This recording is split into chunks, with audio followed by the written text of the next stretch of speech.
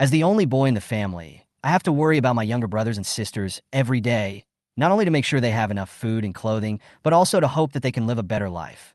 Today, with the charcoal sold from the mountains, I can finally breathe a sigh of relief. At least my whole family can have a good meal tonight. But on my way home, fate gave me a huge turn. I suddenly stepped on something, which made a faint creaking sound. I looked down and found a corner of the cloth exposed on the thick snow. The pattern was delicate, and the touch was soft. It was obviously not ordinary cloth. I was confused. Why would there be such a piece of cloth in such a desolate forest? As I was thinking, I suddenly smelled a faint human scent, and my heart tightened.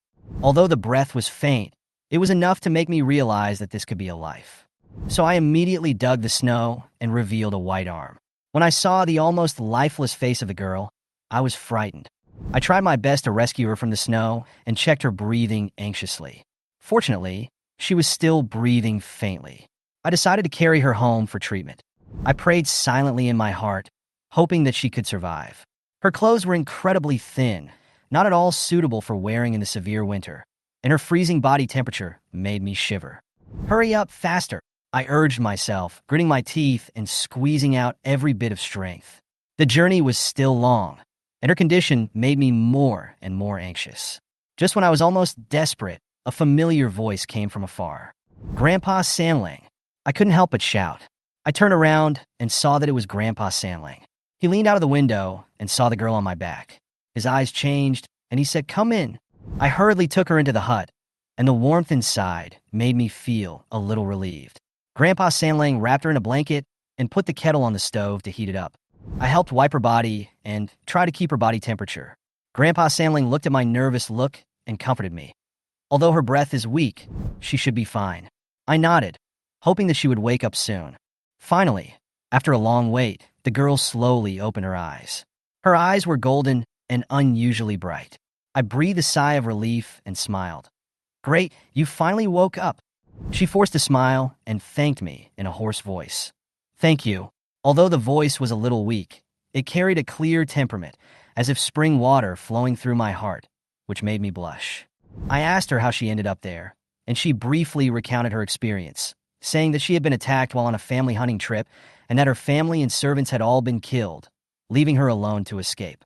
Although her tones sound sincere, I can tell from my own sense that this seemingly fragile girl is actually hiding a huge secret. And I, Tanjiro Kamado, am just an unintentional passerby in this story, and the future adventure has just begun. Chapter 3. Last night, Yu Xiao and I decided to let her stay at my house for a while until we find her family. After all, her current situation was dangerous. If she was discovered by those bad guys, she might be captured like Tianzi. At this time, the snow was still falling, and the surrounding scenery had hardly changed. The branches of the trees were bare, and the whole world was covered with heavy snow, which seemed quiet and monotonous. Yu Xiao and I walked and talked about family matters. "Yu Xiao, my mother's cooking is delicious. You must try it later." When I said this, my heart was filled with pride and warmth. Although I am still young, I always feel that my family is my most solid support. I can feel the warmth in my bones, and I hope Yu Xiao can feel some comfort here. Yu Xiao smiled and responded, "Then I'm sorry to bother you." "Thank you very much." "It's okay. My brothers and sisters will be very happy to see you," I said, with a smile unconsciously on my lips, my heart full of anticipation. My pomegranate eyes were clear, reflecting the winter sunshine, and the conversation with Yu Xiao made me feel particularly cordial. "By the way, Yu Xiao, you don't have to use honorifics anymore. We are friends now," I said easily, feeling that everything was very natural. Yu Xiao nodded. "Okay, Tanjiro is such a kind person." Her smile was gentle, and her words were sincere, which warmed my heart. As we continued walking, I enthusiastically told her about interesting things at home. It was obvious that I really love my family. However, at this moment, I suddenly smelled a strange smell. The air was filled with a mixed smell of rust and fishy smell, which was disturbing. "It's the smell of blood." My heart skipped a beat, realizing the seriousness of the problem. I immediately quickened my pace and rushed towards home. "No way. Is anyone hurt? The smell is so strong. It's impossible for them to just be injured." I ran anxiously, feeling uneasy, until I finally saw my home. "How is it possible?" I stood at the door, stunned, unable to believe the scene before my eyes. The blood had dyed the entire house red. The door of the room was broken, and the floor was covered in blood. Two bodies were lying quietly in the pool of blood. The surrounding snow had melted and turned a shocking red. My heart felt like it was stabbed by a knife, and the pain almost made it impossible for me to breathe. Ah! I screamed in despair, almost losing my mind and rushing towards the two bodies. That's my family, my sister Nezuko. Nezuko held Rokata's body with one hand, and her small body had turned cold. Looking at them, I could hardly believe that my sister had died here. If she hadn't been covered in blood, I would have naively thought that she had just fallen asleep. Yu Xiao rushed over, and when she saw this scene, a trace of shock flashed in her eyes. I could feel something was surging in her heart, but she didn't say anything and stood aside silently. The comfort of words seemed so pale and powerless at this time. I couldn't control my emotions and kept mumbling the names of my loved ones. Mother, Hanako, Tao Shigeru. At that moment, all the joy and warmth seemed to be ruthlessly wiped out. Everything in the past turned into meaningless bubbles. I lost everything. I had nothing left. Just when I was overwhelmed by deep pain, Yu Xiao's voice suddenly came from behind me. Tanjiro. She called me in a low voice, drawing my attention back. I came back to my senses and saw her kneeling next to Nezuko, saying anxiously, "She's still breathing." I stood up suddenly, carried Nezuko on my back, and ran desperately towards the town, praying in my heart. Everyone is dead, but Nezuko. I must save Nezuko. Yu Xiao followed me, her eyes following Nezuko closely, but she didn't say anything. Her eyes were filled with mixed emotions, as if she understood what was about to happen. I'm afraid Nezuko is about to turn into a demon. Sure enough, not long after, Nezuko began to wake up gradually, and she struggled on my back. I knew that her body had changed, and the fear and helplessness in my heart surged up again. Tanjiro, be careful. Yu Xiao suddenly shouted and rushed towards me, trying to catch me, but she was a step too late. I lost my balance and fell from a height. Tanjiro. Yu Xiao's anxious cry warmed my heart. Fortunately, the snow cushioned my fall. Although I was a little dizzy, I was not injured. I quickly comforted her. I'm fine, don't worry. Seeing Yu Xiao about to jump down, I hurriedly stopped her. Don't jump down, it's too dangerous. She hesitated for a moment, then pointed to the front and said, Your sister, she's standing there? I followed her lead and saw Nezuko standing under a bare tree, with her head down, unable to see her expression. Suddenly, she pounced on me, and I quickly pulled out the axe from my waist to block it.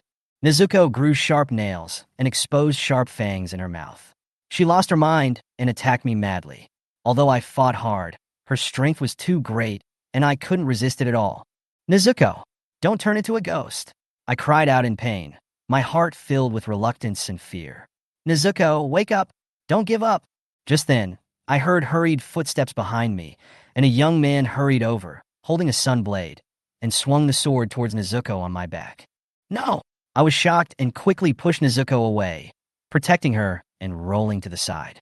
The sword didn't hit, but the sword energy split the snow, and the ice crystal scattered, blocking the view. Chapter 4. Cut the air. I was stunned. The young man in front of me moved too quickly. I didn't expect him to be so fast. My hair was cut off by the sword energy, and my back slammed into the tree. The pain came quickly. Nezuko was hit hard in my arms, and her body returned to its original state. Her body became unusually stiff, but the light in her eyes still exuded the same tenderness as before. At that moment, my heart sank. The man in front of me, wearing a patchwork haori and holding a knife, approached me step by step. I immediately hugged Nezuko tightly in my arms with vigilance, not daring to relax at all. I locked my eyes with his and warned him, Wait, this is my sister. Is that your sister? He asked calmly, his eyes calm, as if he was used to such scenes. Then, with lightning speed, he suddenly appeared in front of me, leaving me no chance to react. Before I could react, Nezuko was gone. She disappeared from my arms and was snatched away by the young man. My heart sank, and I almost had trouble breathing. Nezuko! I quickly stood up, ready to take her back. Don't move.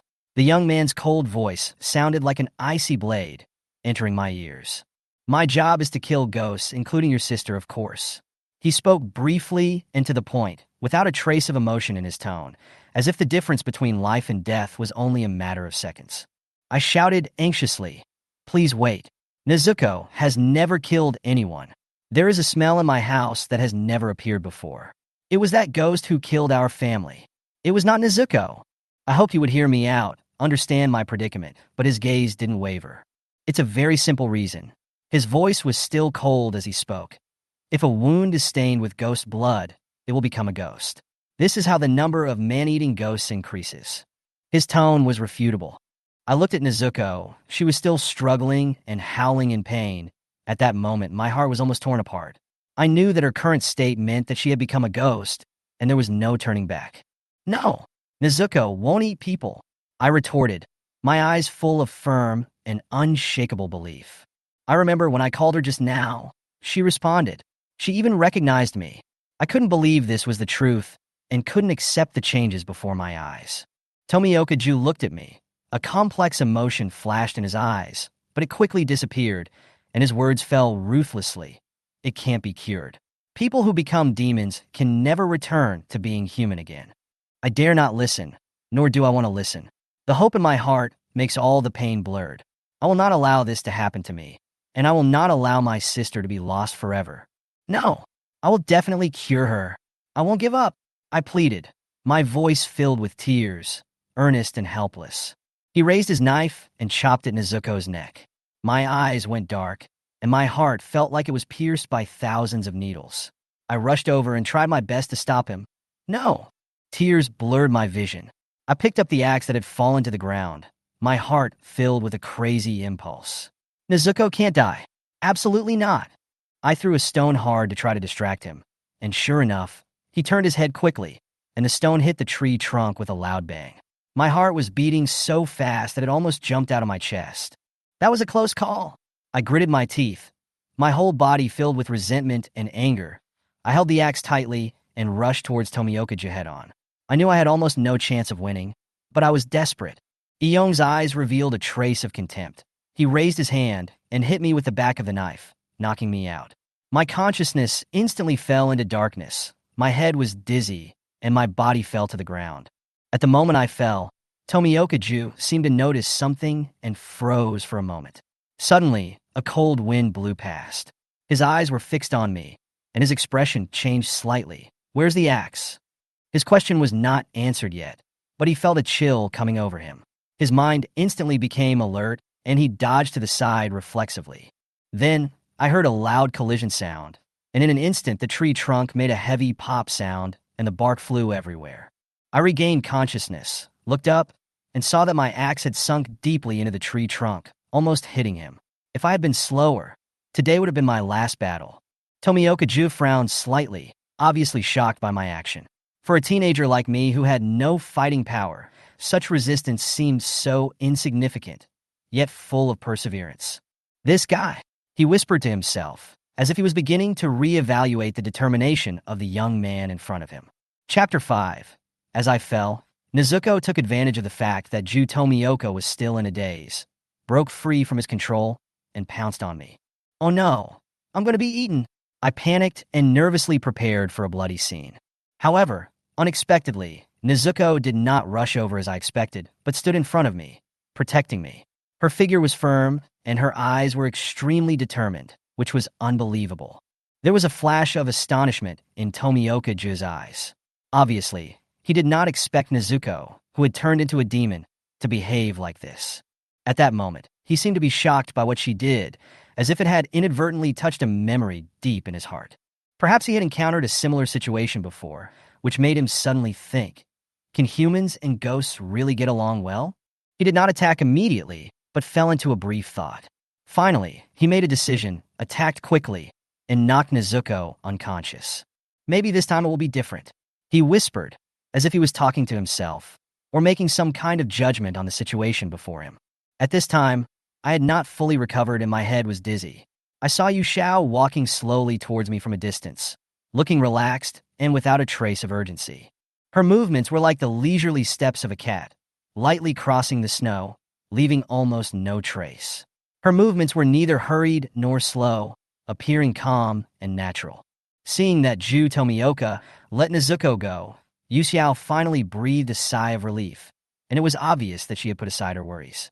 After reaching us, Yu Xiao knelt quietly and gently placed Nezuko and me on his legs, as if to make us more comfortable. Although her body temperature was also low, it was much better than the cold snow. At this moment, Tomioka Ju seemed to take out a coat from somewhere and threw it to Yu Xiao without hesitation. She was stunned for a moment. Then she covered Nezuko and me with the clothes and gave Ju a grateful smile. "Thank you." Eong looked at her, frowned slightly, and seemed a little puzzled. "Aren't you cold? You are wearing so thin. Aren't you afraid of freezing?" "I'm fine."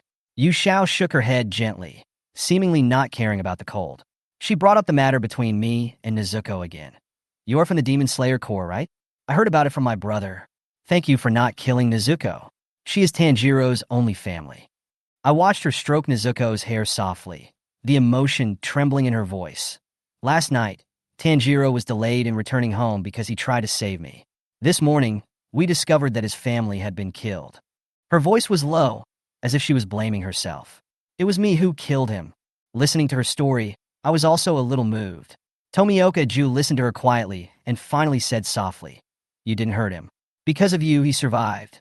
Eong's words made me feel as if I were in a dream.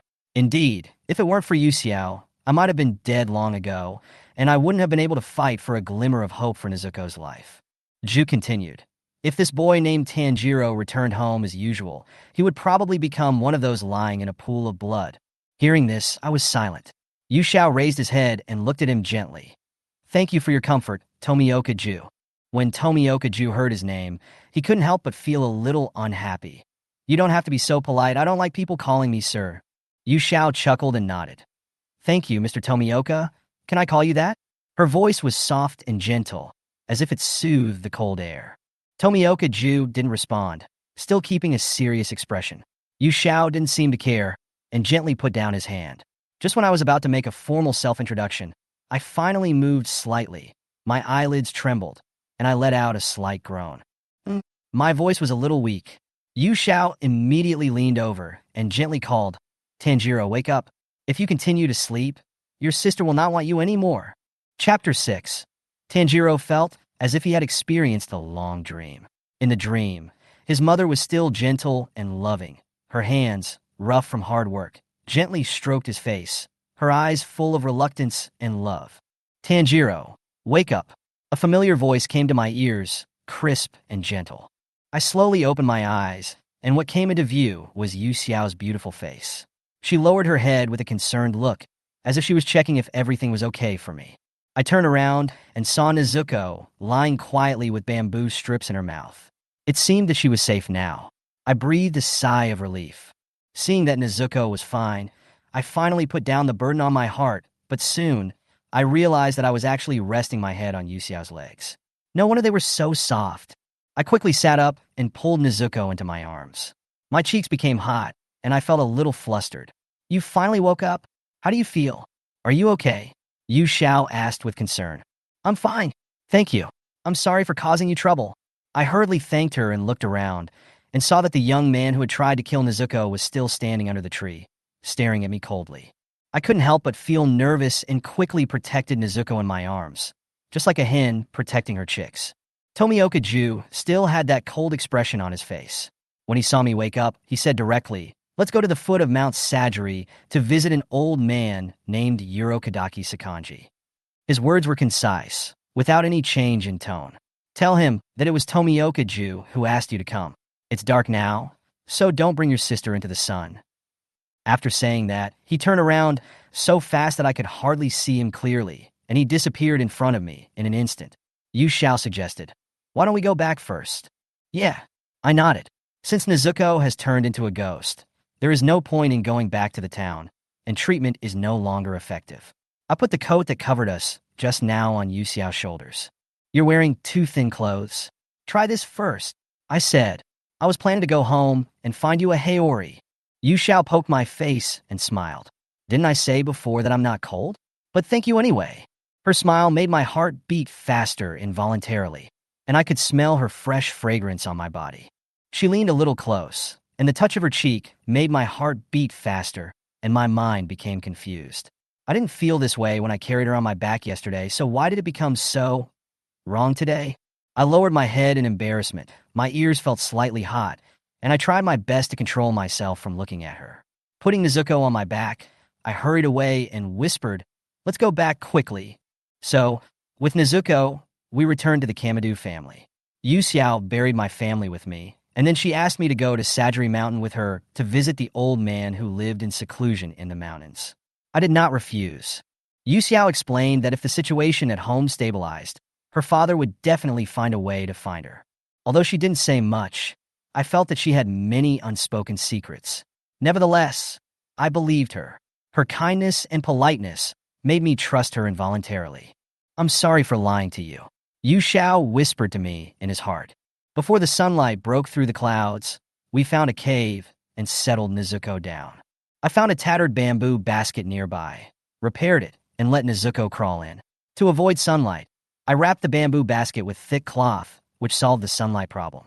I carried the bamboo basket on my back and continued on my way. Yu Xiao wanted to help me share the burden, but I insisted that I could do it myself, and she eventually gave up. As night fell, the moonlight sprinkled on the branches, and we finally found a place to stay for a while. When I released Nezuko, I suddenly smelled the familiar smell of blood. "It smells like blood," I said alertly. Yu Xiao looked at me and nodded. "Let's go and have a look. Someone might be injured." We hurried to the source of the sound, climbed up a series of stairs, and finally arrived at a Buddhist temple. As soon as I approached, my heart tightened. The smell of blood became stronger. The moment I pushed open the door, I couldn't help but stop in my tracks at the sight before me.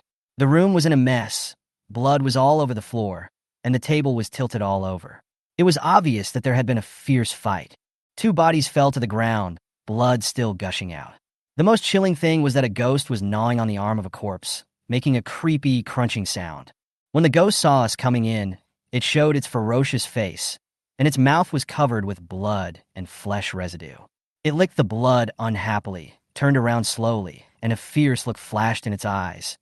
"Dare to disturb me while I eat, I won't forgive you. Tanjiro, be careful." Yu Xiao grabbed me in an instant and quickly dragged me away from the door. "Go!" Her voice was quick and firm. Chapter 7. As we hurriedly fled the Buddhist temple, Nezuko suddenly stopped, staring at the corpse in the house. The saliva dripping from her mouth proved that she was attracted by flesh and blood. No matter how Yu Xiao pulled, she seemed to be fixed and couldn't move. Seeing that she couldn't move, Yu Xiao had to give up on her and pulled me back several steps quickly. Then, the oil lamp in the Buddhist hall went out. Half of the door was kicked open, and it fell heavily on the stone steps not far away. As the door shook, a ghost appeared at the door, its dark green hair loose. There was silence all around, and the air was filled with the smell of blood. It stopped and locked its eyes on Yu Xiao and me, as if it was puzzled by our presence. "Why do I feel so strange?" The ghost fixed his eyes on us, his tone cold and hostile. "Are you guys human?" It obviously mistook us for the same species, only to find that there were actually 2 humans standing in front of it. At that moment, a hint of ecstasy flashed in its eyes, as if it foresaw that a gluttonous feast was about to begin. "Looks like I can have a good meal tonight." The ghost laughed crazily and quickly pounced towards Yu Xiao.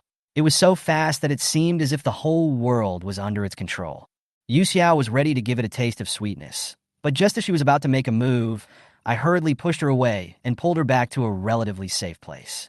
Then, I quickly pulled out the axe from my waist, rushed towards the ghost, and chopped its neck hard. However, the axe only scratched the ghost's neck, and a minor wound did not cause any fatal damage to it. The ghost lowered his head and looked at his jaw. The wound healed at a speed visible to the naked eye and was completely restored. An injury of this degree will heal immediately. The ghost showed a sinister smile.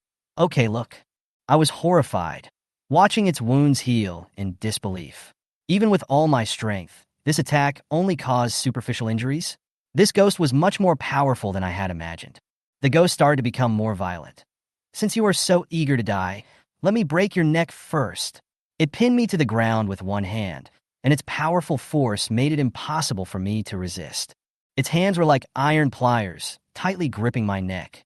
Just when I was about to suffocate, Nezuko suddenly burst out with amazing strength. She kicked the ghost's head so hard that it actually kicked its head off its neck. The head flew out like a football and hit a tree heavily, making a loud crash which scared the surrounding birds and animals away. The headless body was still gushing blood, and the hot blood splashed on my face. I was so surprised that I was speechless. Yu Xiao quickly pulled me up from the ground, and imitating Nezuko's actions, kicked the headless body away hard. Was he killed just like that? I was so shocked that I could hardly believe my eyes. You little stinky brats. Is one of you really a ghost? The head roared from a distance. The voice was filled with unwillingness and anger, and it was obvious that it was not dead yet. It's still talking. I looked at the headless ghost head in horror. The ghost body was headless, but it was still alive. Before we could react, the ghost body quickly climbed up and attacked us again. New arms grew from the bottom of its head, and it actually used these arms to support its head, as if it was acting separately, and its appearance was extremely terrifying. Yu Xiao watched all this and suddenly sneered, ready to take action. Tanjiro, I'm going to help Nezuko. You have to be careful. She quickly left me and chased after Nezuko, while I continued to fight the ghost. I swung the axe with all my might, but the demon's head bit the axe blade with amazing strength, trying to pin me down. I could barely resist its force, and at the same time, the demon's headless body began to attack Nezuko fiercely. She had nowhere to escape, and was being pushed to the edge of the cliff by the monster. Seeing this scene, a trace of determination flashed in Yu Xiao's eyes. After gathering strength in her legs, she rushed forward and kicked hard at the ghost's headless body. Goodbye! She kicked out, and the headless body flew out like a kite with a broken string and fell to the bottom of the cliff. Mr. Ghost, are you alive? Yu Xiao shouted easily, as if she hadn't done anything dangerous at all. Her tone was full of teasing.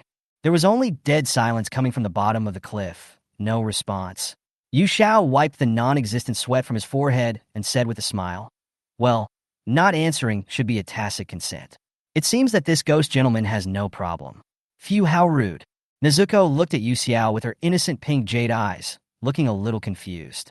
She seemed not to fully understand what had just happened, and her eyes were full of confusion. Yu Xiao gently helped Nezuko up, brushed off the dust on her body, and gently rubbed her head. Are you okay, Nezuko, sister? Nezuko nodded blankly, looking a little confused. Yu Xiao chuckled and sighed in his heart. Although Nezuko has become a ghost, she can still understand what I say. How cute. Not long after, I finally arrived and was relieved to see that Nezuko was fine. It's great that Yu Xiao and Nezuko are both fine. I fixed the head of the headless ghost on the tree with an axe, and its dark green hair was entangled around the trunk, as if trapped by its own death.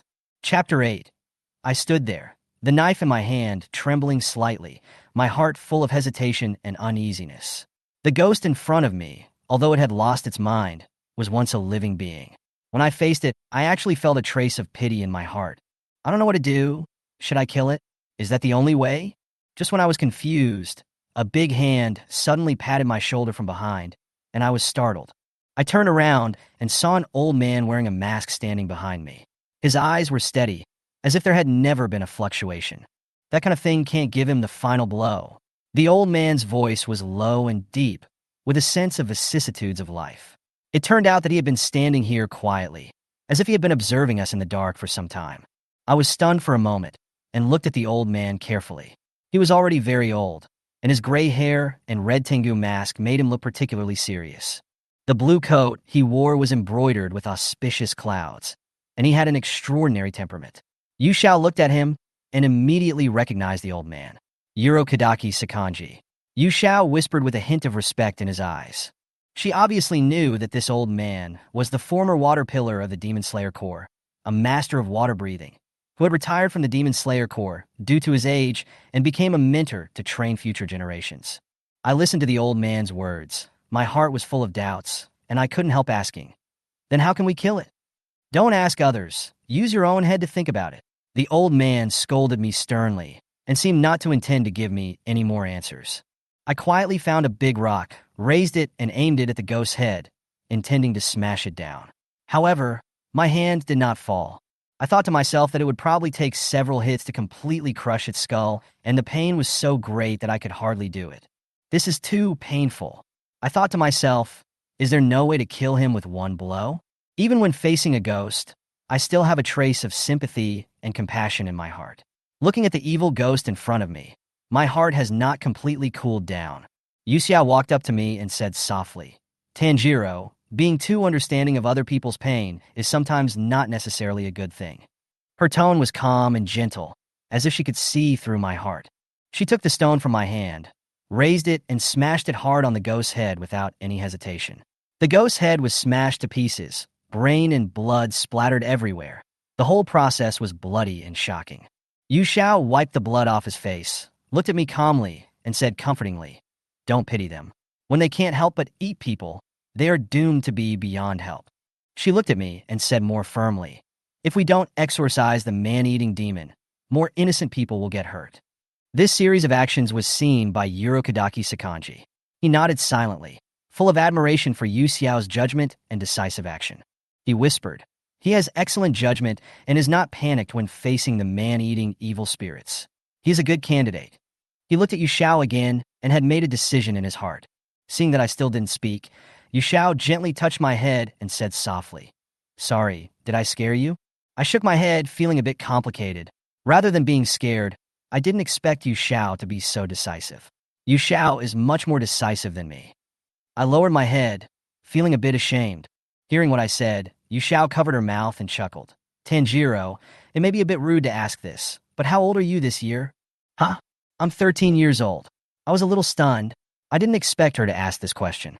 "Is that so?" Yu Xiao smiled, then suddenly pretended to be sad, covering her face, but she couldn't hide the smile in her eyes. Alas, it's so embarrassing to be rescued from the snow by my brother, who is 2 years younger than me. I was shocked when I heard this. I didn't expect Yu Xiao to be older than me. I had always thought she was about the same age as me, but now I realize I was wrong. I suddenly felt a little powerless, and I couldn't help but feel a little frustrated. But maybe it was because of her petite figure and slender limbs that I mistakenly thought she was younger than me. Before I knew it, the night had gradually faded away, the sky began to light up, and the sun rose from the horizon. The warm sunlight dispelled the long darkness and illuminated the earth. The ghost was shattered into pieces and quickly turned into ashes under the sunlight, disappearing into the air along with its evil deeds. Urokodaki Sakanji put his hands together and mourned for the innocent people killed by the demons. Nezuko hid in the temple early and did not come out before dawn. After finishing all this, Urokodaki Sakanji turned around and looked at me and Yu Xiao. "I am Urokodaki Sakanji, the person that Tomioka-ju introduced as you, right?" "Yes, hello Mr. Urokodaki, I am Tanjiro Kamadu," I replied. "This is my friend Yasaka Gyokuyo, and the one in the temple is my sister Nezuko." After hearing this, Urokodaki Sakanji didn't react at all, but suddenly asked a question I had never thought of. "Tanjiro, what would you do when your sister eats people?" I was stunned. This question was too heavy, too hard to bear. In my heart, Nezuko would never become a ghost and would never do such a thing. However, this question made me think deeply. Before I could think of how to answer, the old man suddenly raised his hand and slapped me in the face. "You are too slow to judge," Urokodaki Sakanji said sternly. "When your sister eats people, there are only 2 things you should do. One is to kill your sister first, and the other is to commit seppuku to apologize. Do you understand?" "Yes, I understand."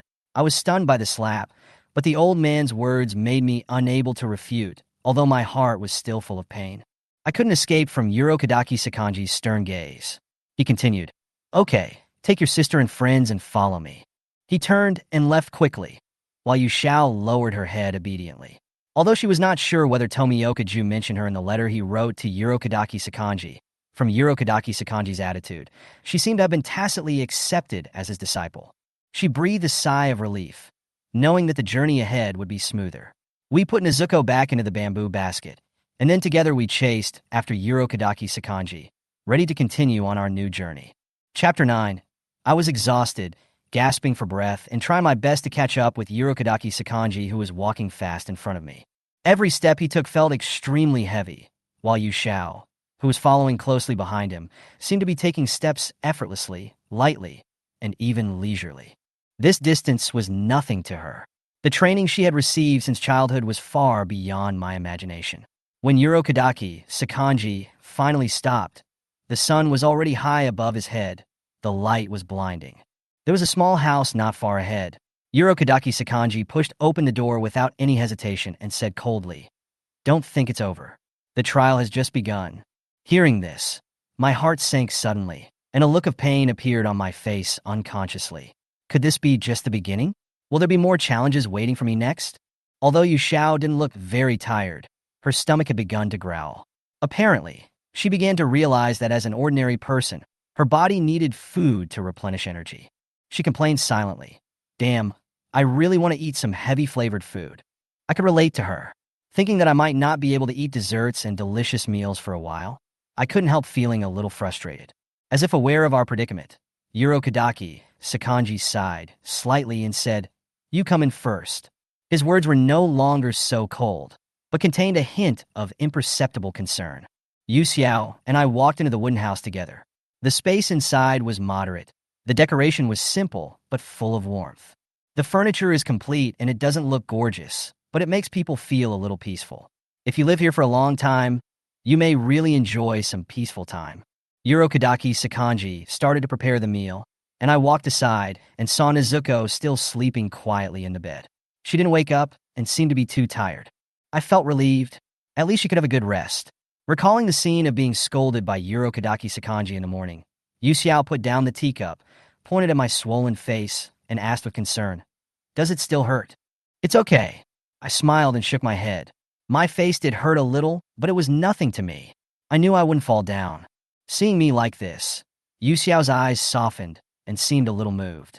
She said softly, "What a sensible child." I lowered my head, not knowing how to respond to her. Although I was only a 13-year-old child, I had lost everything in one night. The road ahead was destined to be even more difficult. Yu Xiao spoke again. "If you want to protect Nezuko, you must become stronger." She paused slightly and looked at me with warmth in her eyes. "Tanjiro, you're a very kind person. Because of this, you have to give more to protect the people you want to protect," she said with a sweet smile. "But don't push yourself too hard. I'll be with you from now on. Let's work hard together, shall we?" Her voice was gentle, and the sincerity in her words made me feel an inexplicable power. This was the first time I felt such deep care from someone. Apart from my family, it seemed that no one had ever cared so much about me. I lowered my head, and my heart was filled with emotion. "I understand. Thank you." "Don't thank me. I didn't do anything." Yu Xiao said this, but her eyes were filled with joy.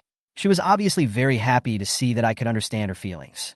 After lunch, we followed Urokodaki Sakanji up to MT Sajiri. He took each of us to different places. After Yu Xiao was taken to the destination, Urokodaki Sakanji just left a cold sentence. "I'll wait for you in the house before dawn." Then he disappeared into the woods, his figure vanishing without a trace in an instant. At this time, Narrow and T Misty was surrounded by darkness. The leaves rustled in the breeze. The air was filled with thick fog, and the thin oxygen made every breath difficult. I looked up and found that everything was quiet except for the occasional chirping of insects. Yu Xiao stood beside me, her golden eyes flickering in the dim environment. She quietly observed the surrounding environment, and it seemed that she soon discovered the traps on this mountain. The traps here were complex in design, interlocking, and extremely dangerous. As long as one of them is triggered, a series of traps will follow, and life and death will be at stake. But for Yu Xiao, these traps are nothing. She had just used her special ability, the Eye of Illusion and Truth. This ability allowed her to see through the essence of everything, even these carefully designed traps. Her steps were light, and she calmly avoided every trap, as if the entire forest was under her control. Although she is now a human being with limited physical strength, and the use of the Eye of Illusion has certain restrictions, she can still handle it easily. She occasionally hums a little tune and walks happily through this dangerous forest. Moonlight shone on the earth, and Yu Xiao finally returned to the hut at the foot of the mountain. Standing outside the hut, Urokodaki Sakanji was a little surprised to see her return safely. He had never expected that the girl could walk out of the trap he had set unharmed. "Since you are back from now on, you are my disciple," Urokodaki Sakanji said, and opened the door. "Go in and rest." Yu Xiao shook his head and responded politely, "Thank you, but I want to rest after Tanjiro comes back." She seemed a little worried. Even though she knew I would be back before dawn, she was still a little concerned. She chatted with Urokodaki Sakanji from time to time, and finally before dawn, she saw me returning from the mountain, dragging my exhausted body. "I'm back." I smiled weakly, and before I finished my words, I fell to the ground and fell asleep. Yu Xiao immediately ran over, helped me up from the ground, and then carefully brought me to Urokodaki Sakanji. Mr. Urokodaki, it's not even dawn yet. Tanjiro has successfully returned. Urokodaki, Sakanji looked at me, his expression behind the mask hard to read. After a long while, he slowly spoke. Tanjiro Kamadu, I recognize you. Chapter 10, Breathing of Water. A little ahead, Linlong left and right. I sent a boy who wanted to become a demon-slaying swordsman to your side. He has the guts to challenge me with his bare hands. Although my family has been killed by ghosts, and my only surviving sister has also turned into a ghost, I don't think she will attack humans. And a girl who can approach me silently. Although this was our first meeting, I felt that she was very special and perhaps had unexpected talents. I feel something different from these people. The boy seems to have a keen nose like you. Maybe he can achieve a breakthrough and inherit. Please cultivate them. I know this is a selfish request, and I hope you can forgive me. Please take care of yourself and continue to improve. This is written hastily by Ju Tomioka. Urokodaki Sakanji put away the letter sent by Kuriyama.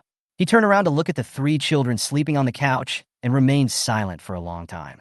After becoming disciples of Urokodaki Sakanji, Gyakusho and Tanjiro received intensive training every day. Mr. Urokodaki did not treat the two differently due to their talents or genders. He always maintained a strict attitude, teaching and supervising them in basic physical training and sword-wielding exercises. It is worth mentioning that Urokodaki Sakanji knew that the traps he set were useless against Yu Xiao, so he canceled her training to go down the mountain, while Tanjiro was still practicing how to avoid traps and go down the mountain. At the beginning, Tanjiro suffered new injuries every day before the old ones healed, but after a few days he gradually adapted and was able to avoid most traps. Even so, after training every day, he still felt exhausted and almost died. It was all thanks to Nezuko that he had the only belief in his heart. Although Nezuko never woke up since she fell asleep that day, Yu Xiao never gets tired of training. Thinking back to when she was at the Yasaka family, she was still very young, probably only about 5 or 6 years old, and she began to learn swordsmanship under the supervision of Mr. Saito. At first, her arms had no strength at all, and she couldn't even hold the bamboo sword properly. The constant swinging of the sword made her unable to even use her hands to hold food after the training. That period was really hard, and she even had to be fed. Later, as time went by, she gradually got used to it and became adept at practicing alone or with Mr. Saito. Today, her swordsmanship has reached top level. These experiences were very novel to Yu Xiao. Before reincarnated into this world, Yu Xiao had hardly learned anything about swordsmanship or the like. Even the wonderful spells like magic were only learned after he met his master in the end. Now she is just a weak, ordinary person who has lost most of her abilities. She can only rely on her human physique and down-to-earth training to achieve what she has today. Well, she felt that she was now a qualified melee mage. So, when Tan Sekiro started practicing going down the mountain with a sword, Yu Xiao had already learned breathing techniques from Urokodaki Sakanji. Conscious breathing allows oxygen to reach every cell in the body. The breathing technique I have mastered is the water breathing. The fully concentrated breathing technique can not only enhance self-healing ability, but also stabilize the mind, further increasing the advantage in battle. Urokodaki Sakanji stood in the open space between the trees and patiently explained to Yu Xiao. Today I will teach you how to practice full concentration breathing. First, keep your upper body relaxed and your lower body steady. Then breathe. Yu Xiao nodded, followed the method he taught, assumed the correct posture, tried breathing, and soon felt the difference. The beating of her heart began to quicken, then gradually stabilized. When she breathed, the blood in her body boiled, and her mental state reached its peak. She could clearly feel that her body had been strengthened to a new level. Urokodaki Sakanji, who was standing by, saw that she got into the state instantly and said that he was used to it. Yu Xiao is a very talented person. Once he masters something, he can quickly reach the top. Not only does he have solid basic skills, but his learning progresses by leaps and bounds. After spending some time together, the shock he received has made him completely numb. Just like just now, he had only given her a simple guide and let her try her luck. This child directly learned how to use the full concentration breathing method. No matter when, Urokodaki Sakanji couldn't help but sigh that Yu Xiao was probably born to be a demon killer. At her current learning speed, she will be able to learn all the forms of water breathing in less than half a month, and becoming a pillar-level player is just a matter of time. Urokodaki Sakanji thought without exaggeration. Well done. Mr. Urokodaki praised generously. Then I will teach you all the sword forms of water breathing. Urokodaki Sakanji held the sword and demonstrated all the sword forms of water breathing in front of Yu Xiao. The blade in his hand produced brilliant blue waves like ocean waves, and along with the sound of gurgling water, it left a trail of dreamy and incredible waves in the air, just as beautiful as the great wave off Kanagawa, described by Hokusai Katsushika. The waving sword is sometimes surging and sometimes calm and gentle, flowing smoothly and naturally. It was not until Urokodaki Sakanji sheathed his sword that Yu Xiao gradually came to his senses. Now that she had seen those marvelous moves with her own eyes, she was so shocked by the beautiful sword shapes that she would never forget them. After that, some time passed, and one day, Urokodaki Sakanji suddenly told her that he no longer had anything to teach her. She was only left with the test of cutting through a huge rock, and then disappeared into the dense forest. Chapter 11. Complete Works, Changzhou. Counting the time, Yu Xiao has been in Sajiri Mountain for almost half a year since he was rescued by Tanjiro. Before this, although Mr. Urokita told her that he no longer had anything to teach her, Yu Xiao still practiced day after day as usual.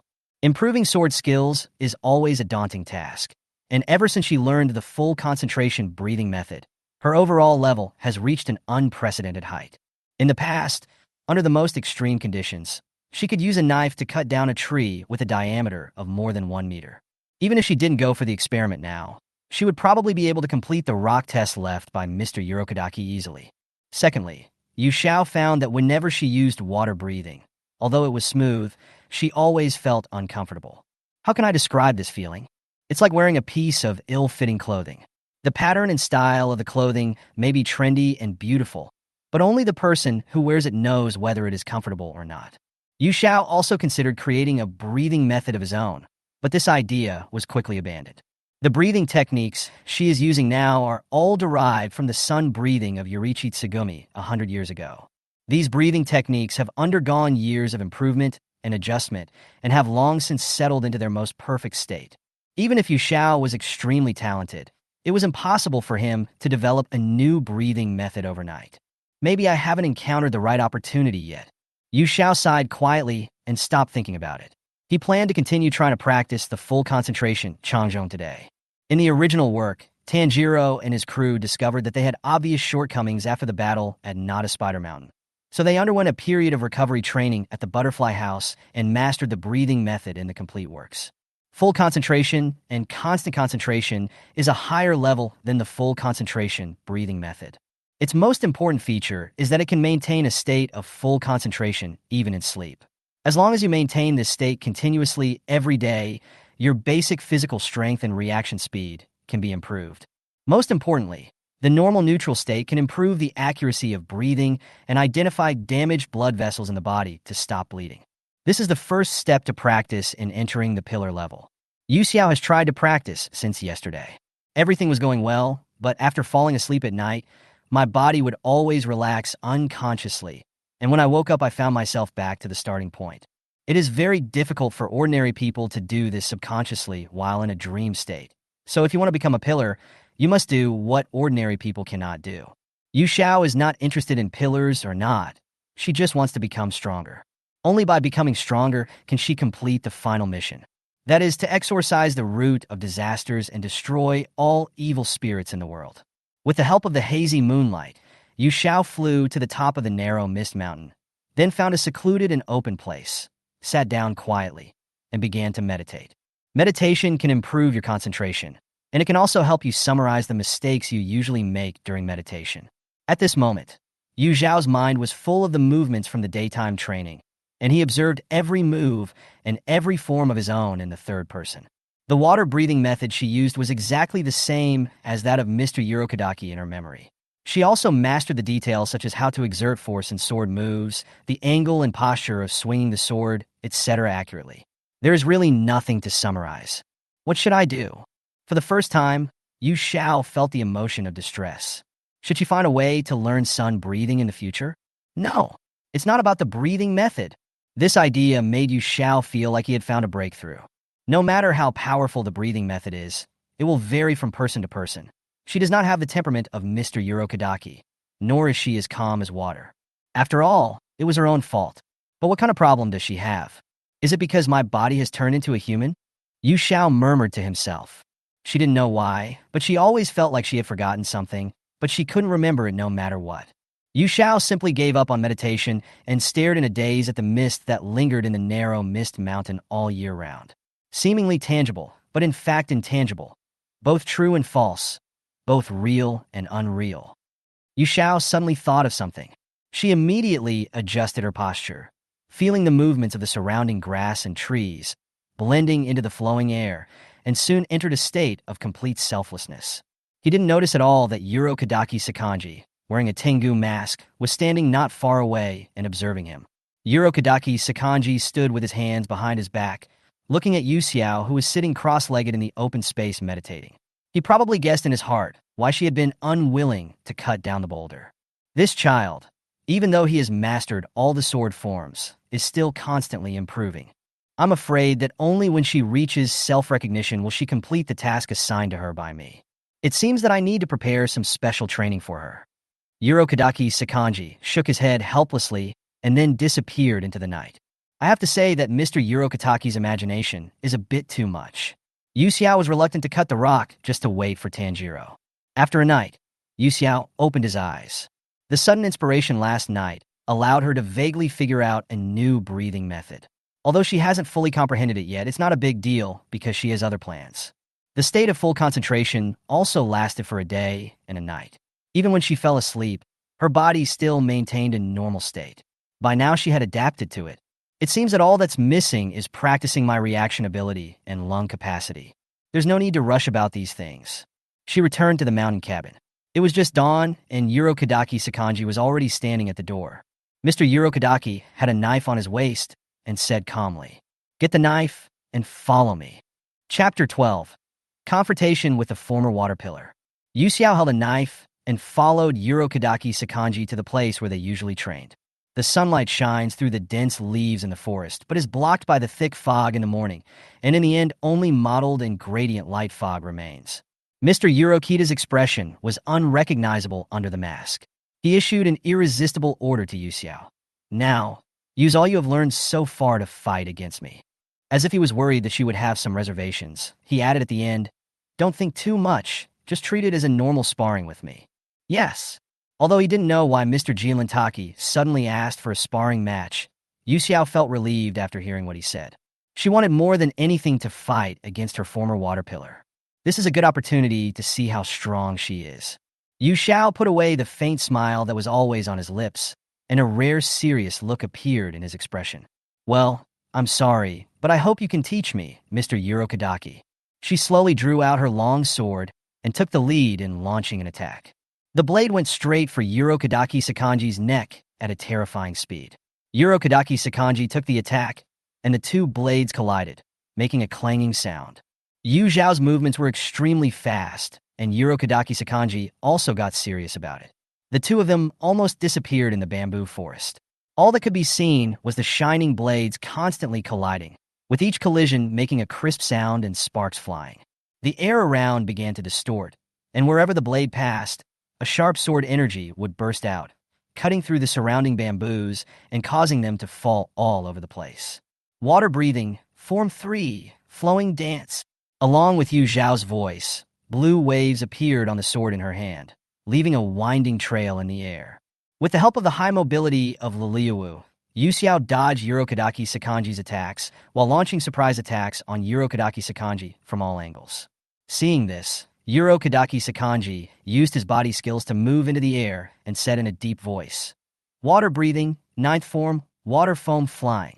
He created splashes of water under his feet and dodged Yu Xiao's attack with extremely fast steps, then used sword moves in midair. Water breathing, Form 8, Taketsubo. The fierce slash came from top to bottom, straight at Yu Xiao's face. It's so fast, and there's no flaw in its movements. Is this the strength of the pillar? Yu Xiao quickly used his knife to protect himself from the attack. The two men fought fiercely, evenly matched. Tanjiro, who had just woken up, could hear the noise from a long distance away. When he rushed over, he could only see two afterimages and sparks from the collision of the blades. This? Tanjiro looked confused. He just took a nap. Why did the teacher start fighting with Yu Xiao when he woke up? "Mr. Urokatsu! Yu Xiao!" Tanjiro shouted loudly. But the two people who were concentrating on fighting couldn't hear anything.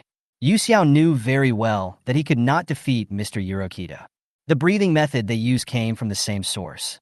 Unless one of them was stronger than the other, she was equally strong as Urokodaki Sakanji, and they had been fighting for a long time without finding a breakthrough. It's not a good idea to keep fighting like this. Yu Xiao immediately activated the Eye of Illusion, using it to accurately predict Urokodaki Sakanji's next move, gradually gaining the upper hand. She thought frantically, occasionally recalling the sword shape she had comprehended last night. I haven't had time to come up with a name yet, but let's try it out first.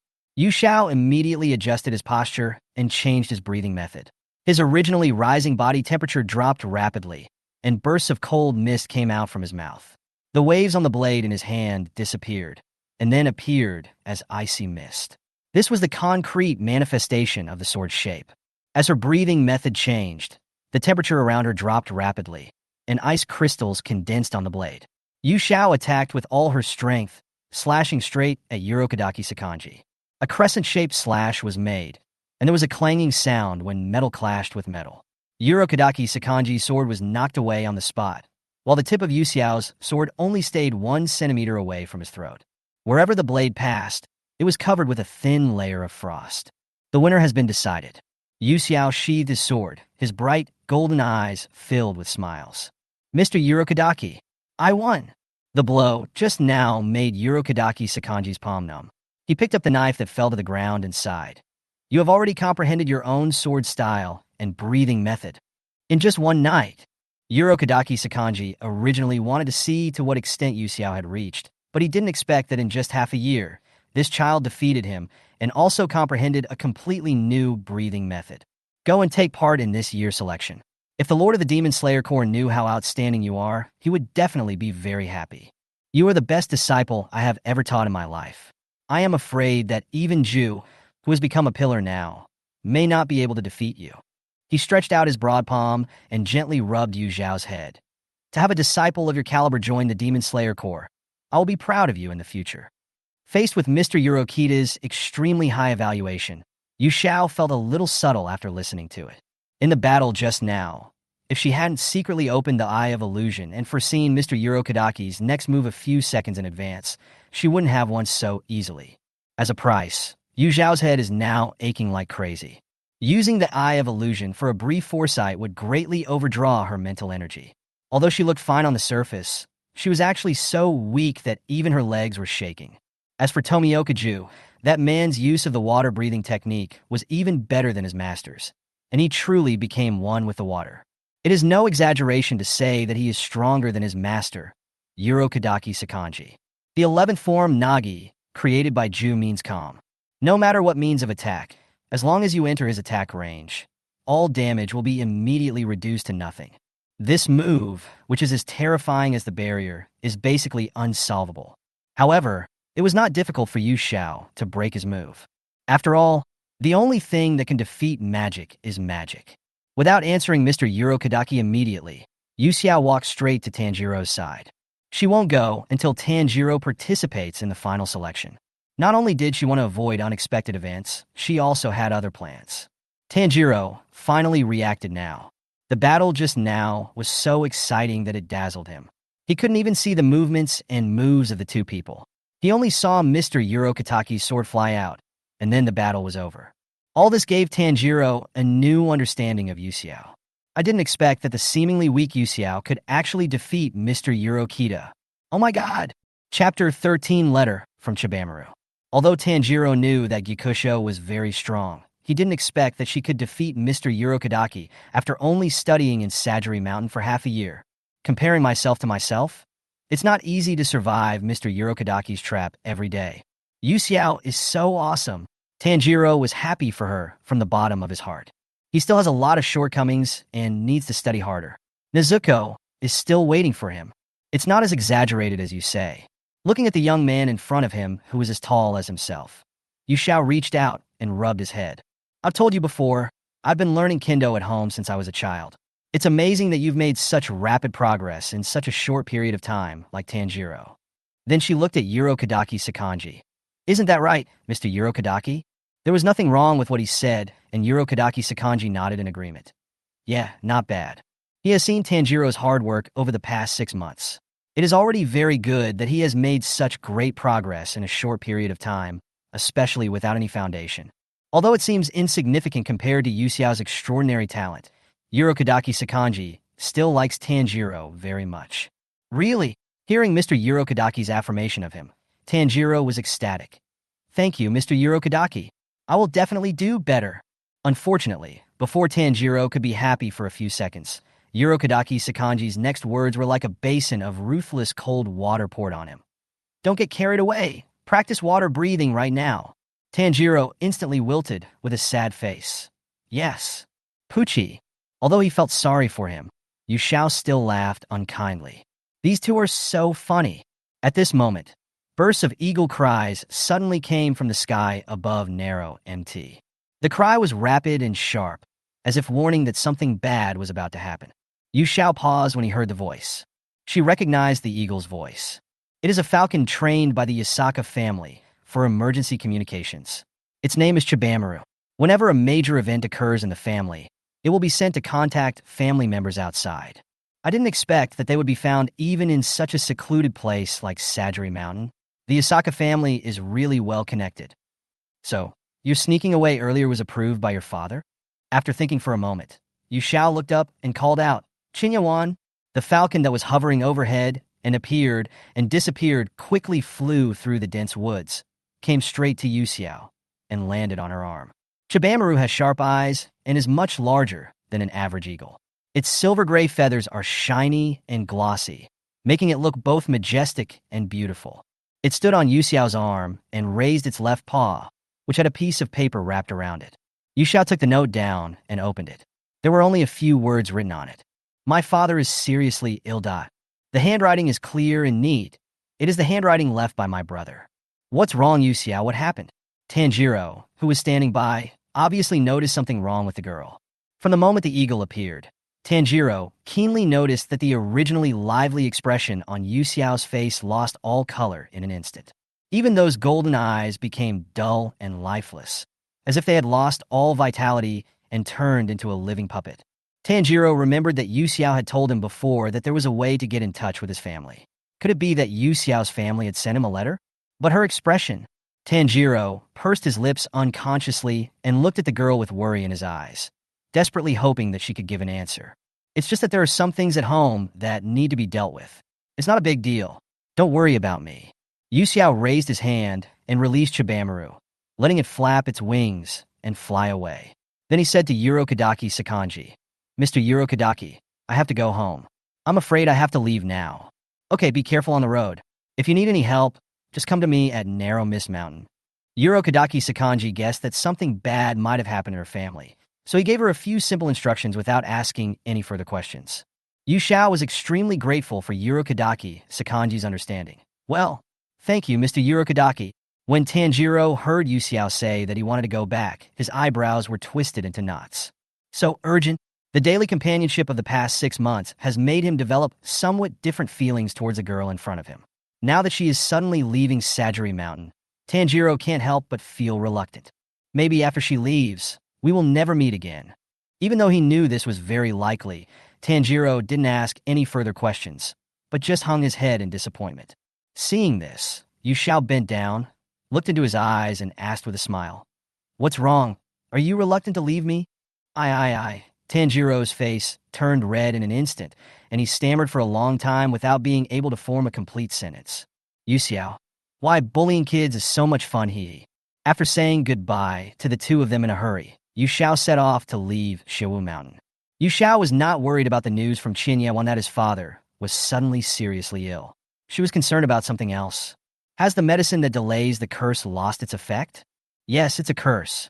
In the world of Demon Slayer, the Ubuyashiki family has been carrying a curse, and all of their children, especially boys, do not survive past childhood. In order to prevent their bloodline from being cut off, the Ubuyashiki clan has been marrying women from the priest family for generations. Although this method cannot completely get rid of the curse, it can at least allow them to survive until their 20s. The source of all these curses is none other than Musen Kibutsuji. Thousands of years ago, Musen Kibutsuji was not a demon, but just an ordinary human being who was born in a samurai family, was weak and sickly, and suffered from serious illnesses. While still in the womb, Utsushika Majiri's heart stopped beating many times, and she was even born as a stillborn baby.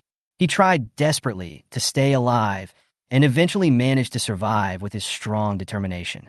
Even so, the doctor who treated him predicted that he would not live past the age of 20. The shadow of death always loomed over Ubuyashiki Masuji. When he was in despair, a kind-hearted pharmacist saved him and gave him the medicine he had prepared, which brought the dying Ubuyashiki Masuji back from the brink of death. However, the medicine was only a semi-finished product.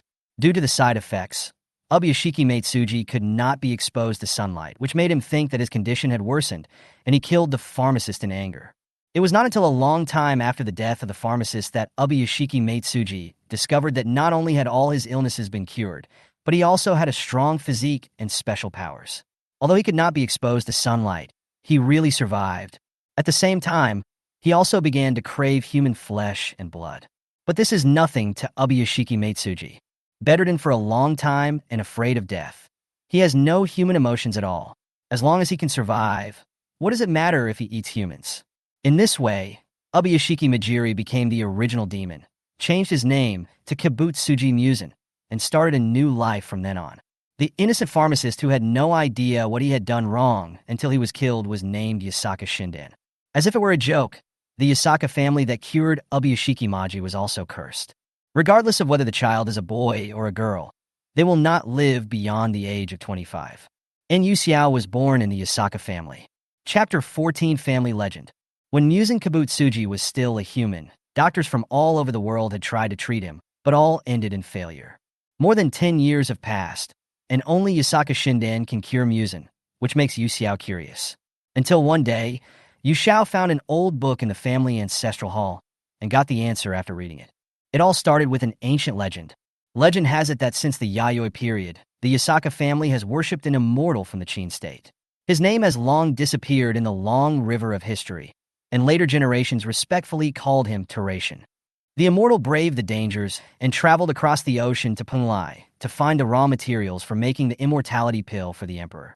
At that time, the ancestor of the Yasaka family was still an ordinary farmer who could only rely on farming, hunting, and picking wild fruits for a living every day. Life was hard in the Yayoi period. Almost everyone could not fill their stomachs. Not only that, they often contracted serious diseases, and many died from them. The immortal who came from far away, Punlai, could not bear to see this scene. So he taught them farming, weaving, medicine, etc. In this way, most people could fill their stomachs and were no longer tortured by illness, and their living standards were further improved. In order to express gratitude to the immortal, people built a statue for her and revered her as the goddess of agriculture and goddess of medicine. A grand sacrifice ceremony was held every year after the harvest. The immortal Dalai was pleased by this and gradually integrated into the mortal world. He happened to marry the ancestor of the Yasaka family and settled in Punlai. After spending nearly decades, he finally found all the medicinal materials needed to refine the elixir. After the elixir was refined, the immortal did not return to Qin directly to report, but planned to let his partner share immortality with her first. No one expected that mortals' pursuit of immortality was against heaven. Although the ancestor who took the immortality pill was no different from ordinary people, as time went by, he became more and more eager for the flesh and blood of his own kind. So he began to kill people secretly to eat without the immortal's knowledge. Because of their special powers, the people killed by the ancestors were completely unable to resist. Some were so desperate that they couldn't even make a sound before they were bitten to pieces and eaten. The number of people in the village was decreasing day by day. Fear made them unable to sleep at night. Amid people's constant pleading, Dalai Immortal had no choice but to accept the reality. She knew that she could no longer be soft-hearted.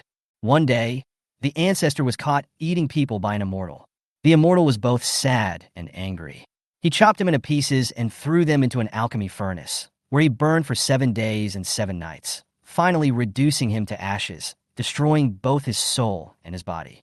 The person who had accompanied him for several years passed away in the most painful way, and the immortality pill that was created was just a cover born out of greed. Immortality will turn people into evil demons who eat their own kind. So what is the meaning of such immortality? In the end, the immortal committed suicide out of hatred, leaving only a few children alive in the world. These children are all descendants of immortals. After a long period of inheritance, the Yasaka family of today was established. Because they inherited the blood of immortals, the Yasaka family would give birth to a genius with golden pupils every few generations. No matter in which field, they all possessed extraordinary talents. The Yasaka family revered them as sons of God, meaning children favored by God. Yasaka Shinden, who cured Muzan Kibutsuji, happened to be a golden-eyed genius born in that generation. With his top talent in pharmacology, Yasaka Shinden created a recipe that is almost identical to the immortal elixir. The most important medicinal ingredient, the blue spider lily, only blooms during the hottest daytime of the year, and its flowering period is only 2 or 3 days, making it very difficult to collect.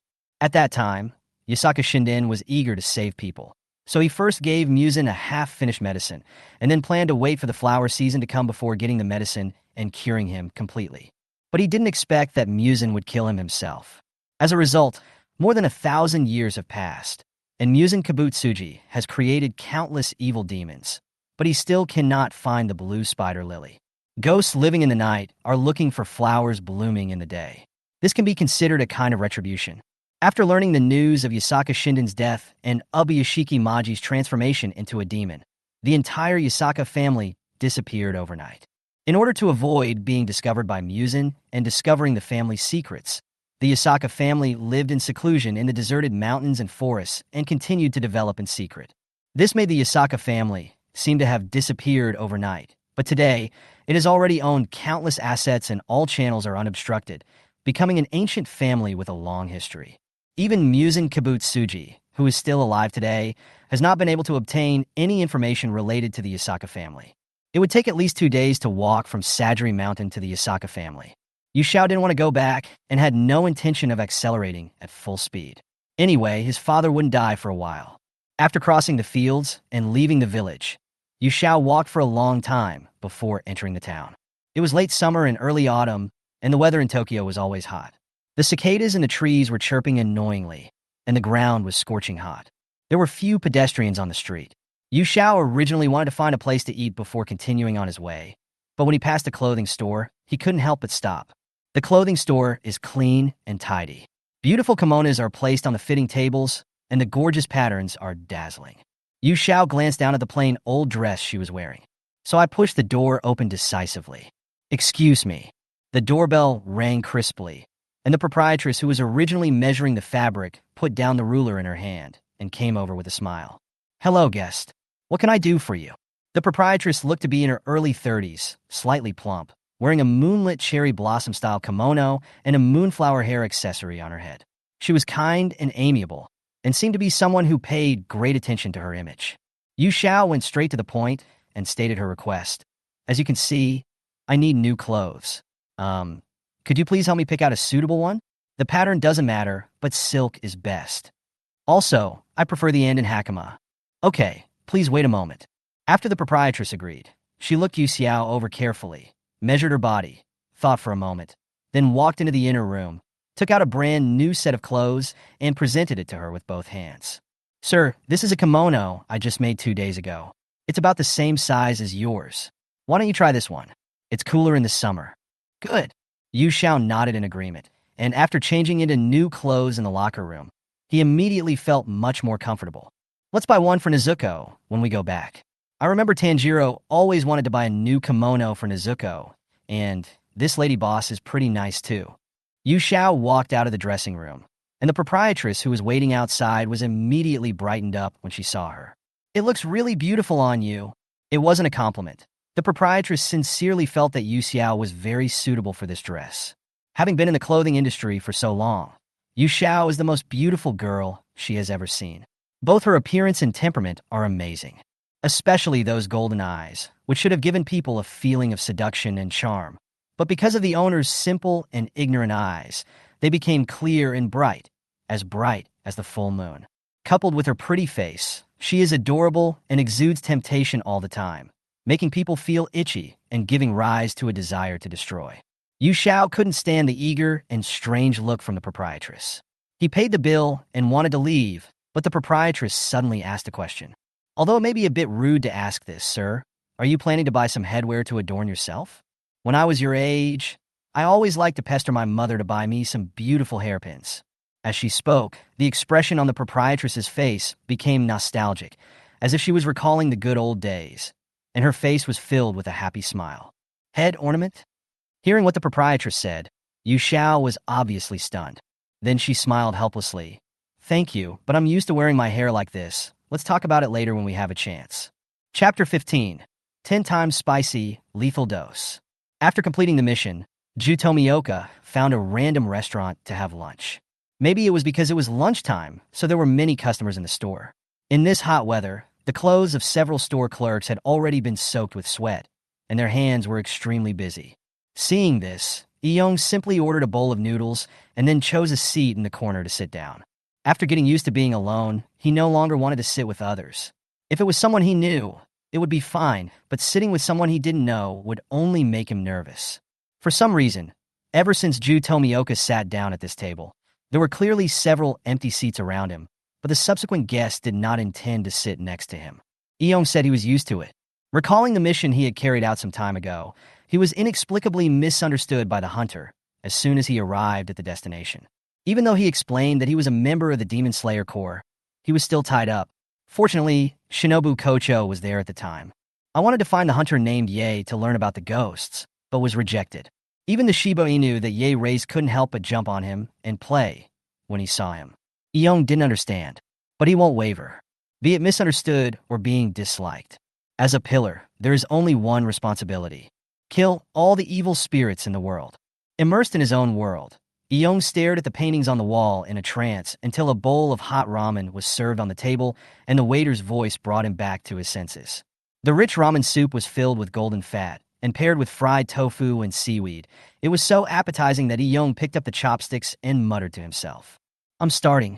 Crash. There was a sound of a door being pushed open. Excuse me. Please give me a bowl of extra spicy pork bone ramen and charcoal grilled sori.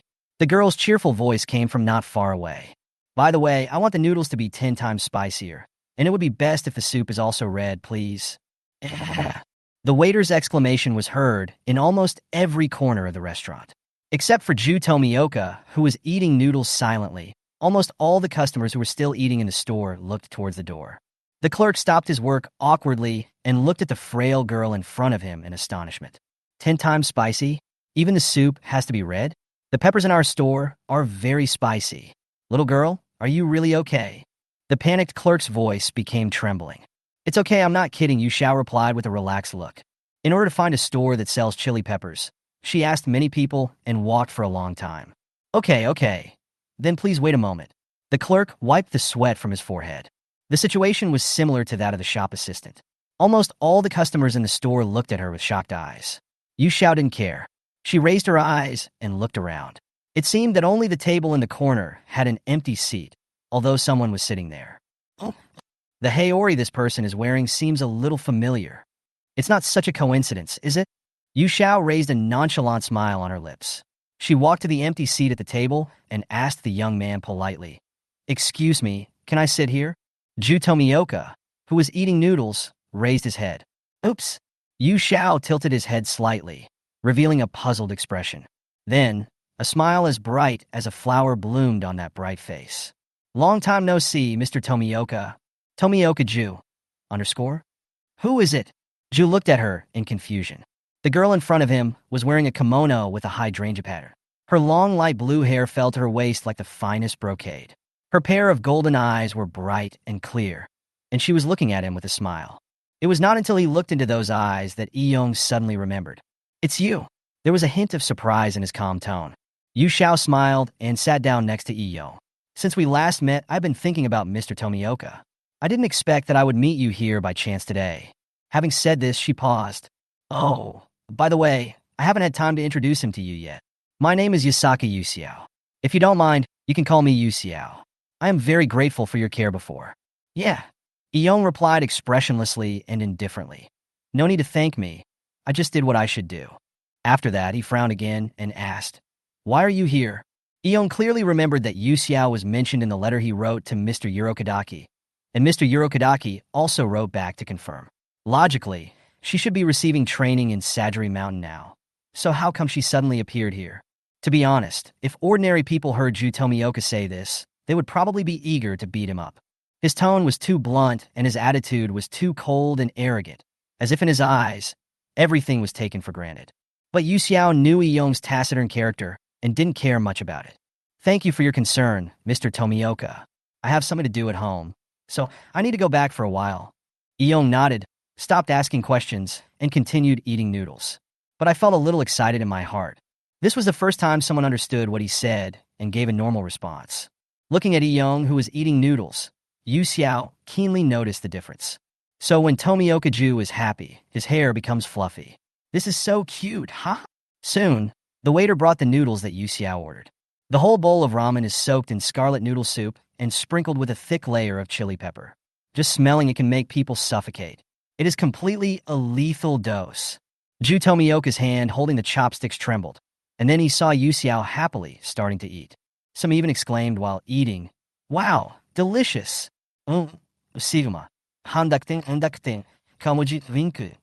After Yu Xiao finished his meal and drank up the soup, he gradually recovered from his shock. Huh. Yu Xiao stretched comfortably. Seeing Yong staring at him blankly, he suddenly thought of something, took out something similar to amulet from his lapel, and handed it to him. By the way, Mr. Tomioka, thank you for helping Tanjiro before. Please be sure to accept this. It contains the secret to getting along well with small animals. I hope it could be of help. I don't need. No, you really need it. Yu Xiao pulled his hand and stuffed it in. Hold it for me. Then I'll be leaving now. See you next time. She waved and turned to leave. Ju realized it belatedly and looked at the extra amulet on his palm, falling into deep thought. My hands are a little cold. Chapter 16. Unknown Delusion. It took almost 2 days for Yu Xiao to return home. The Yasaka family is located in the foothills outside of Tokyo Daoqing. The mansion is spacious and the courtyard is planted with red maples. At this moment, the servant was sweeping the gate with a broom. When he saw Yu Xiao coming back, he bowed in fear. Welcome home, Master Shinsi. Yu Xiao automatically ignored the boring title and asked, how is father? When talking about the master's health, the maid looked a little unhappy. A few days ago, the master of the family was just physically exhausted and weak. His condition suddenly worsened last night. He coughed up a lot of blood and did not sleep the whole night. He just fell asleep now. Why? The maid shook her head and said, we can't find out the reason. Lord Yuchuan has looked through the old history books, but there is no record of such a situation. After roughly understanding the situation, Yu Xiao had some vague guesses in his mind. The Yasaka family has a long history, and the family's old history clearly records a prescription that can delay the curse. With the exception of the so-called sons of God who are not affected by the curse, everyone in the Yasaka family can live to around 40 years old, all thanks to the recipe that has been passed down. Hundreds of years have passed since this mysterious prescription was developed, but there has never been any record of such a sudden deterioration, which shows that the prescription is stable and effective, and the probability of error is very small. I understand. Keep working. Yes. Walking through the courtyard, Yu Xiao arrived at his father's living room. As soon as I opened the door, I smelled a faint smell of blood mixed with a bitter herbal smell from the room. It was obvious that someone had cleaned it up. Yasaka Shoji was lying on the couch, apparently asleep. His face looked haggard, his eyes were sunken, and he looked thinner than usual. Yu Xiao lowered his head and moved closer, using the eye of illusion to carefully observe the inside of his father's body. Yasaka Shoji's organs were failing abnormally quickly, and the blood flow in his blood vessels was also much slower. If this continued, he would probably die within 3 days. Even if you suddenly stop taking the medicine, your body won't deteriorate so quickly. After thinking for a moment, Yu Xiao took out a short knife, cut his index finger, and dripped the flowing blood into Yasaka Shoji's mouth. In addition to possessing extraordinary talents, the descendants of immortals also have another hidden special ability. Super strong, self-healing ability. The blood of the Son of God is filled with powerful vitality, so Yu Xiao, who inherited this ability, can recover quickly from wounds as long as he does not suffer fatal injuries such as a pierced heart or excessive blood loss. No one knew about this matter, and it was not even recorded in the family's old history.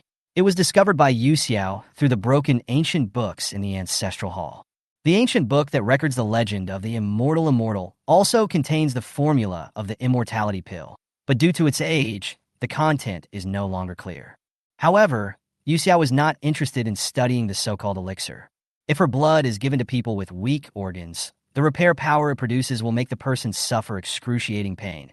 But as long as they can hold on for that period of time, their internal organs will gradually be repaired.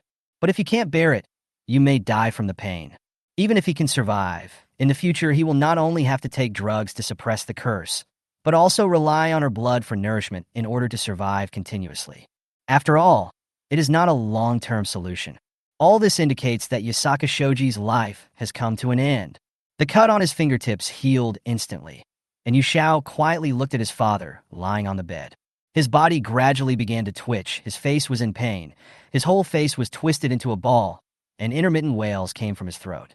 This lasted for about half an hour before it finally calmed down, and I fell asleep again. Yu Xiao then left the room and closed the door. The original medicine can no longer suppress the curse. She now has to find a way to dissolve the blood into the medicine and take it continuously so that her father can survive. But according to Yu Xiao's original plan, Yasaka Shoji's condition could last at least another 5 years. It would not be a problem to follow Tanjiro and kill Muzan within 5 years. And by the way, I could also help the Ubuyashiki family delay the curse. But now it seems that the situation is not optimistic. Walking along the winding corridor, Yu Xiao was thinking about his future strategy and didn't notice at all that a handsome young man was walking towards him not far away. The young man was tall and had long moon-white hair like Yu Xiao. Apart from the teardrop mole under his right eye and the amber eyes, his appearance was surprisingly similar to Yu Xiao. This is Yu Xiao's only brother, Yasaka Gaikuzumi. The first thing Yu Chuan asked Yu Xiao when he saw her was, "Yu Xiao, you're back. Have you seen your father? How is he doing? I need to prepare new medicine for the master of the family. He will not die."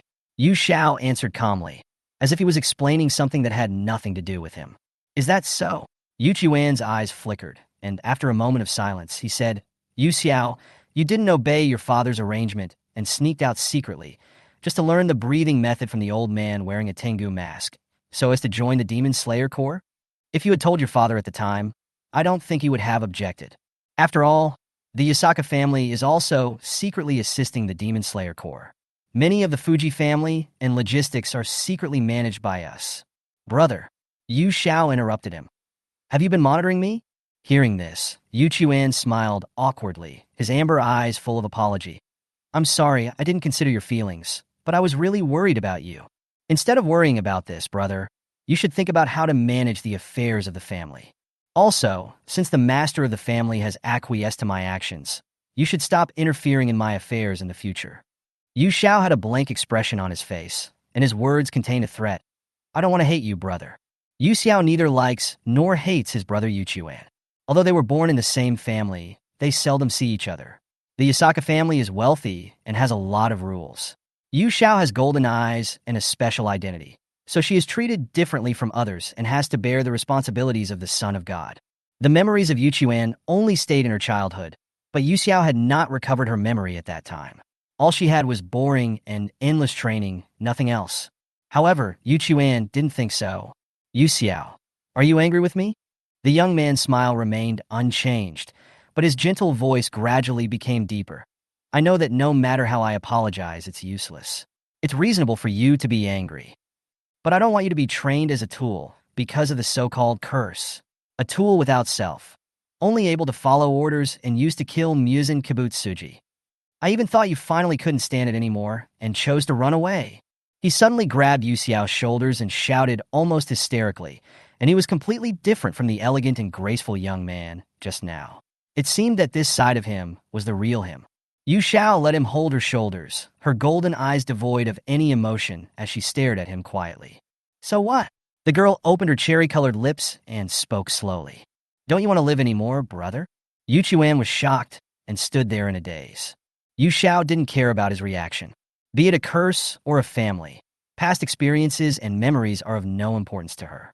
As long as she can complete the mission, she will do it no matter what the cost, even if it means death. However, when he saw that his brother, who was always known for his gentleness, could actually lose control of his emotions, Yu Xiao felt indescribably uncomfortable. Those amber eyes were looking straight at her, besides the look of disbelief in them. Why? Was it so sad? It's like I'm about to cry. Instead of talking about these things, brother, why don't you share more of the family business with father? You will soon be the new head of the family.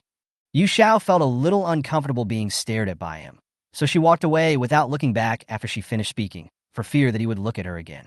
It was unknown how long it had passed before Yu Chuan, who had been standing there in a daze, gradually came to his senses. Yu Xiao. Looking at the direction the girl left, Yu Chuan silently clenched his fists. Is this your answer? The warm wind blew by, and the young man's long, moon-white hair danced lightly in the wind. A meaningful smile suddenly appeared on Yu Chuan's originally stern face. The emotions in his amber eyes were deep and complex, making it impossible to guess what he was thinking. Chapter 17 Return, Tsutomu and Mikomo. Time flies, and more than a year has passed in the blink of an eye. During this period, Yu Xiao made many strange little props in case of emergency. He also created his own breathing method, breathing of storm, and completed 9 corresponding sword shapes. Lan not only represents storm and rainstorm, but also implies clouds and heavy fog. Not only does it have powerful killing power, but it is also improved on the basis of water breathing, making the moves become like fog, both real and illusory. Although it sounds like a combination of wind breathing and mist breathing, it is derived from water breathing and is a completely new and independent entity, and its essence is completely different from the other two. Yu Xiao, who was fully prepared, left the Yasaka family under the cover of night. Before leaving, he did not forget to give Chiba Maru a good education. Chiba Maru, eagle, eagle, eagle. Looking at his wings that were almost plucked out, tears of regret flowed from Chibamaru's eyes. It swore that it would never report anything about Yu Xiao again. Sajiri Mountain is relatively far away from the Yasaka family. In order to shorten the time, Yu Xiao used the newly learned breathing method. Mist breathing, land type, flash storm break. This is the 6th sword type created by Yu Xiao. It can attack at an ultra-high speed that cannot be captured by the naked eye, thus achieving the effect of surprise. It is very suitable for sneak attacks. At the same time, it can also be used to improve physical skills and speed, which is very practical whether traveling or fighting. Yu Xiao rushed to Narrow Mist Mountain at the speed of a meteor chasing the moon. The journey that was supposed to take 2 days was shortened to 1 night. By the time she arrived at the familiar cottage, it was just daybreak. The door was pushed open from the inside. Tanjiro yawned sleepily and looked up to see the blue-haired girl standing at the door with a smile on her face. Yu Xiao, you're back. As if he couldn't believe it, he rubbed his eyes again. I'm back.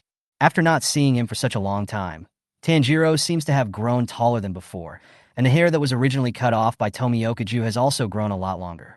I'm really back. Tanjiro suddenly rushed over and hugged her with open arms. Yu Xiao, it's really you, this isn't a dream. I thought I was hallucinating.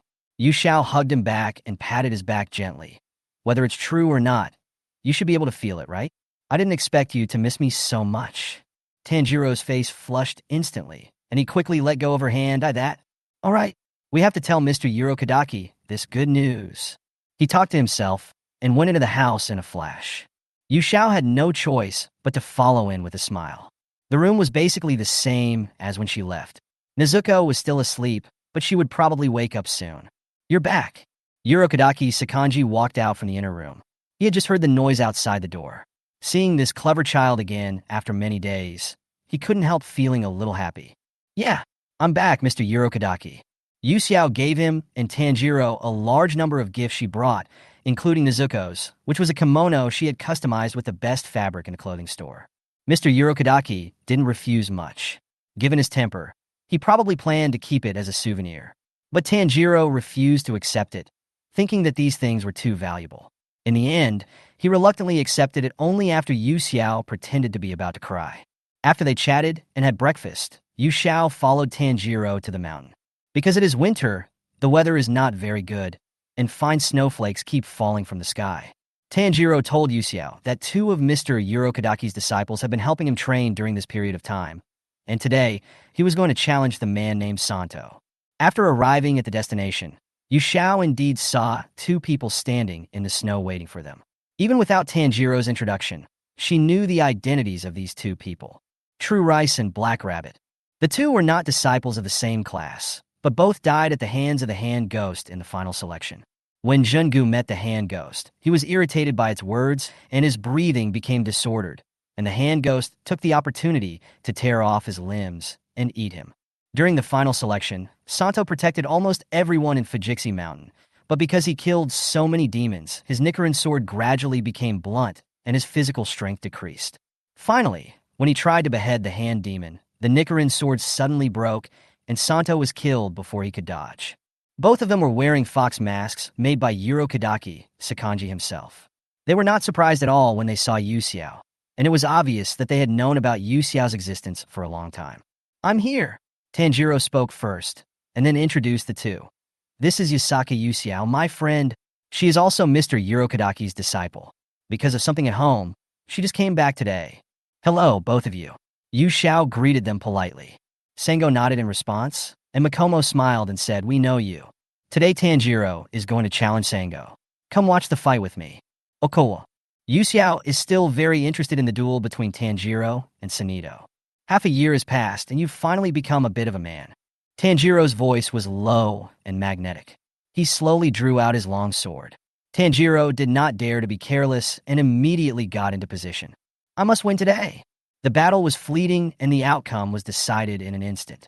It was Tanjiro who took the initiative. The mask of the rabbit was cut off by a knife and slid down from his face to both sides.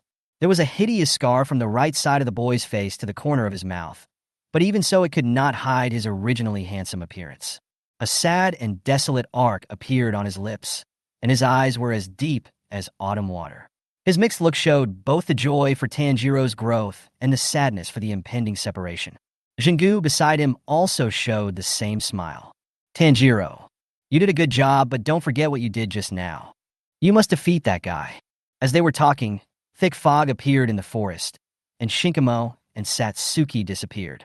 When the fog dissipated, the huge rock in front of Tanjiro had been cut in half, just like Satsuki's mask. It was the long sword in his hand that cut it off. Tanjiro stared blankly at the rock in front of him that was completely split into two. Yu Xiao walked up to him and patted his shoulder comfortingly. "Congratulations, Tanjiro. You have successfully completed Mr. Urokodaki's test." Tanjiro came back to his senses and put away his knife. "Why are Satoshi and Shinkamo gone? I wanted to thank them properly. They must be gone. After all, they are all ghosts." Although he thought so in his heart, Yu Xiao said, "They may have other things to do. By the way, my boulder is not moved yet. Do you want to come with me?" "Good."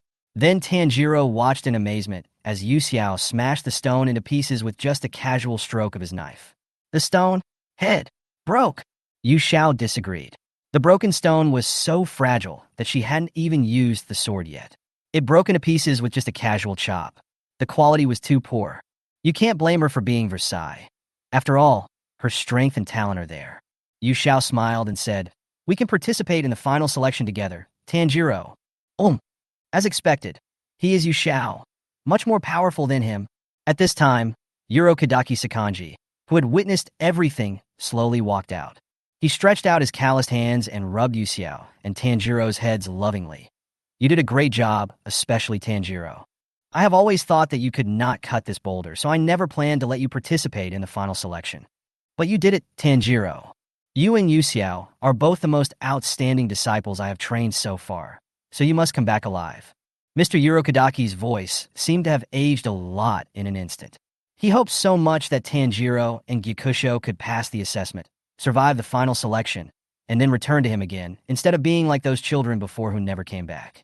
"Mr. Urokodaki, I will definitely do it."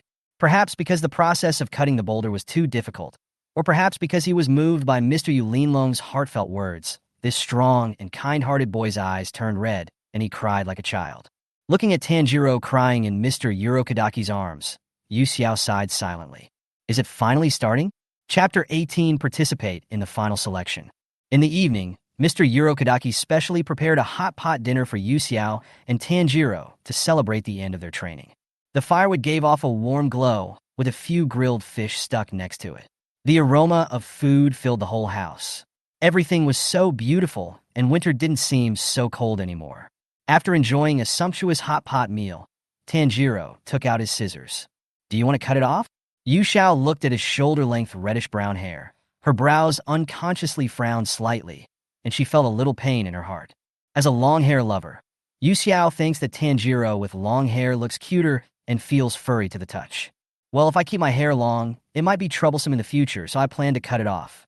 Tanjiro said this, remembering that day when Tomioka Ju cut off his hair with one knife. Long hair can only be a burden. Ah, but I really like Tanjiro with long hair, Yu Xiao said disappointedly.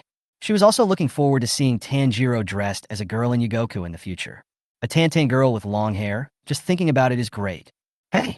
Tanjiro didn't expect Yu Xiao to say that.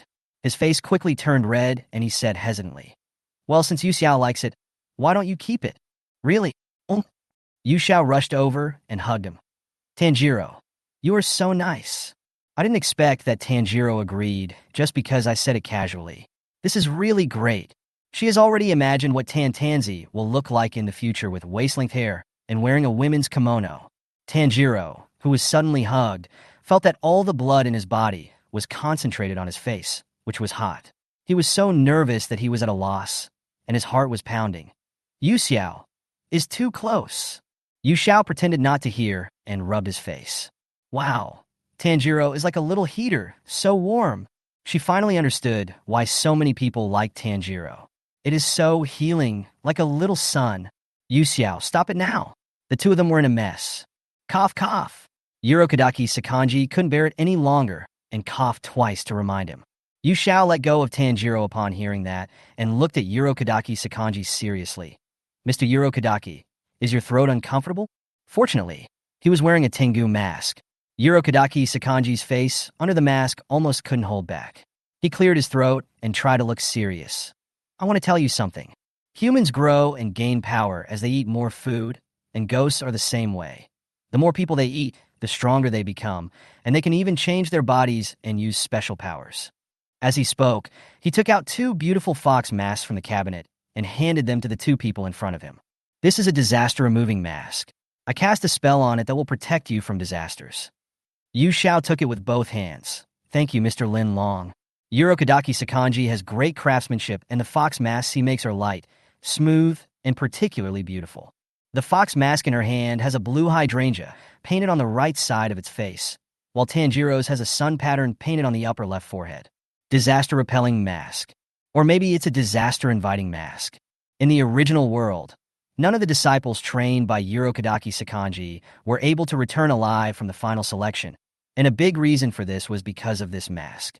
There is a ghost lurking in Fujishir Mountain, and it has survived for several years. The hand demon that was captured by Urokodaki Sakanji was still very weak at the beginning, but in the past few decades, it has been constantly eating people who came to participate in the final selection. Now its strength is close to that of the 12 demons, the lower moon. It won't be long before it can escape from the restraint of the wisteria flowers and bring disaster to the world. The hand demon hated Urokodaki Sakanji to the core, especially the red Tengu mask, which he still remembered vividly. The hand demon knows all the masks carved by Urokodaki Sakanji himself, and anyone who wears such a mask will be killed and eaten by it. Almost all of Urokodaki Sakanji's disciples died on Fujisaka Mountain because of this. Urokodaki Sakanji, who was kept in the dark, knew nothing about this. He made the masks to ward off disasters just to ask the gods to protect these precious children, but he didn't expect to bring them fatal disasters. If the truth of the matter were known, the old man would surely feel extremely guilty and blame himself. In the morning, Yu Xiao and Tanjiro changed into the same style of coat as Mr. Urokodaki. She played with the Nichiren sword in her hand and watched Tanjiro solemnly say goodbye to Nezuko. Before leaving, Tanjiro waved goodbye to Urokodaki Sakanji. I'm leaving, Mr. Urokodaki. Please give my regards to Santo and Makomo. Urokodaki Sakanji's hand, waving goodbye, suddenly stopped in the air. He didn't understand why Tanjiro knew the names of these two dead children. The two walked all the way until night, and a vast sea of wisteria flowers appeared before them. Wisteria flowers hang down from the branches like a waterfall, dreamy and beautiful. After walking through layers of steps, we finally arrived at the destination of this trip, Fujixi Mountain. There were already many swordsmen standing around, among whom Yu Xiao spotted Kaneo Kurakara wearing a pink kimono at a glance. Chanel lowered her eyes with a faint smile on her lips. She wore a butterfly-shaped hair accessory on her side ponytail, looking peaceful and beautiful. Not far away stood a blonde boy, looking dusty and with a look of reluctance on his face. It was obviously my wife Zenitsu. There is also Fushigi Jinya, who has a mohawk hairstyle and a horizontal scar on the right side of his cheek, giving people a feeling that he is irritable and not easy to mess with. As for the rest, well, thank you all for coming to the final selection of the Demon Slayer Corps tonight. In the center of the venue, two doll-like girls said so. They were wearing the same kimono and holding paper lanterns in their hands. One had white hair, and the other had black hair. Yu Xiao knew that they were all children of the Demon Slayer Corps' lord, Ubuyashiki Yoya. The one with white hair is Ubuyashiki Kaname, and the one with black hair is Ubuyashiki Tariya. It is worth mentioning that Ubuyashiki Teriyaki was a boy. Due to his weak constitution, he was raised as a girl before the age of 13, so he wore women's kimono. In Fujiki Mountain, demons captured alive by demon-killing swordsmen are imprisoned, but demons cannot leave here because the mountainside is covered with wisteria flowers that bloom all year round, which are disgusting to demons. But ahead, there will be no more wisteria flowers, and there will be ghosts. As long as you survive here for 7 days, you can pass the final selection. Well, please go, everyone. After listening to the two of them, speaking one after the other, Yu Xiao looked at Tanjiro and said, "It will take 7 days of trials." Fortunately, she was well prepared and brought a lot of delicious food. "Yeah, Yu Xiao, do you want to come with me?" Tanjiro seemed a little nervous. Yu Xiao pondered for a while. "I think it's better for us to separate," she said slowly. "If we work together, the chances of passing the test will increase, but we won't be able to work together every time we become demon slayers. So, for both you and me, it will be more beneficial to act alone. Besides, I believe Tanjiro can pass the test." Yu Xiao said this because he didn't want the original plot to be disrupted because of himself. In Fujisaka Mountain, Tanjiro will definitely kill the demon and pass the selection. He carries the expectations of Sun Tu and Jingu, and the hopes of Urokodaki Sakanji and his disciples. My original intention was to change the fate of the important characters' deaths without affecting the plot, so let Tanjiro face it all. It's definitely not that she wants to slack off. After listening to this, Tanjiro felt that what Yu Xiao said made sense, so the two chose to act separately. Chapter 19. Tan shows off his power. After leaving the area with wisteria flowers, the surrounding atmosphere changed significantly. How to describe it? It was as disgusting as entering a swamp full of rot. Yu Xiao looked around with the eye of illusion. There are not many ghosts in this area, and most of them are alone. There is a distance between ghosts, which is a bit similar to the territorial relationship between animals, and they do not interfere with each other. At this moment, many people are being chased by ghosts. Yu Xiao is not Tanjiro. She doesn't care. Even if I can help save their lives and become a member of the Demon Slayer Corps in the future, when I face evil spirits alone, do I still have to hope for someone to save me? If you want to become a swordsman who slays evil spirits, you must be fully prepared. Yawning out of boredom, Yu Xiao strolled leisurely in the forest, trying to find a good place to watch a show and take a good nap. According to common sense, she should have been discovered by the ghosts long ago, but those ghosts seemed to be unable to sense Yu Xiao's presence. They had passed by her several times, but they were madly attacking others and just didn't come looking for her. There's no way, they're just too weak.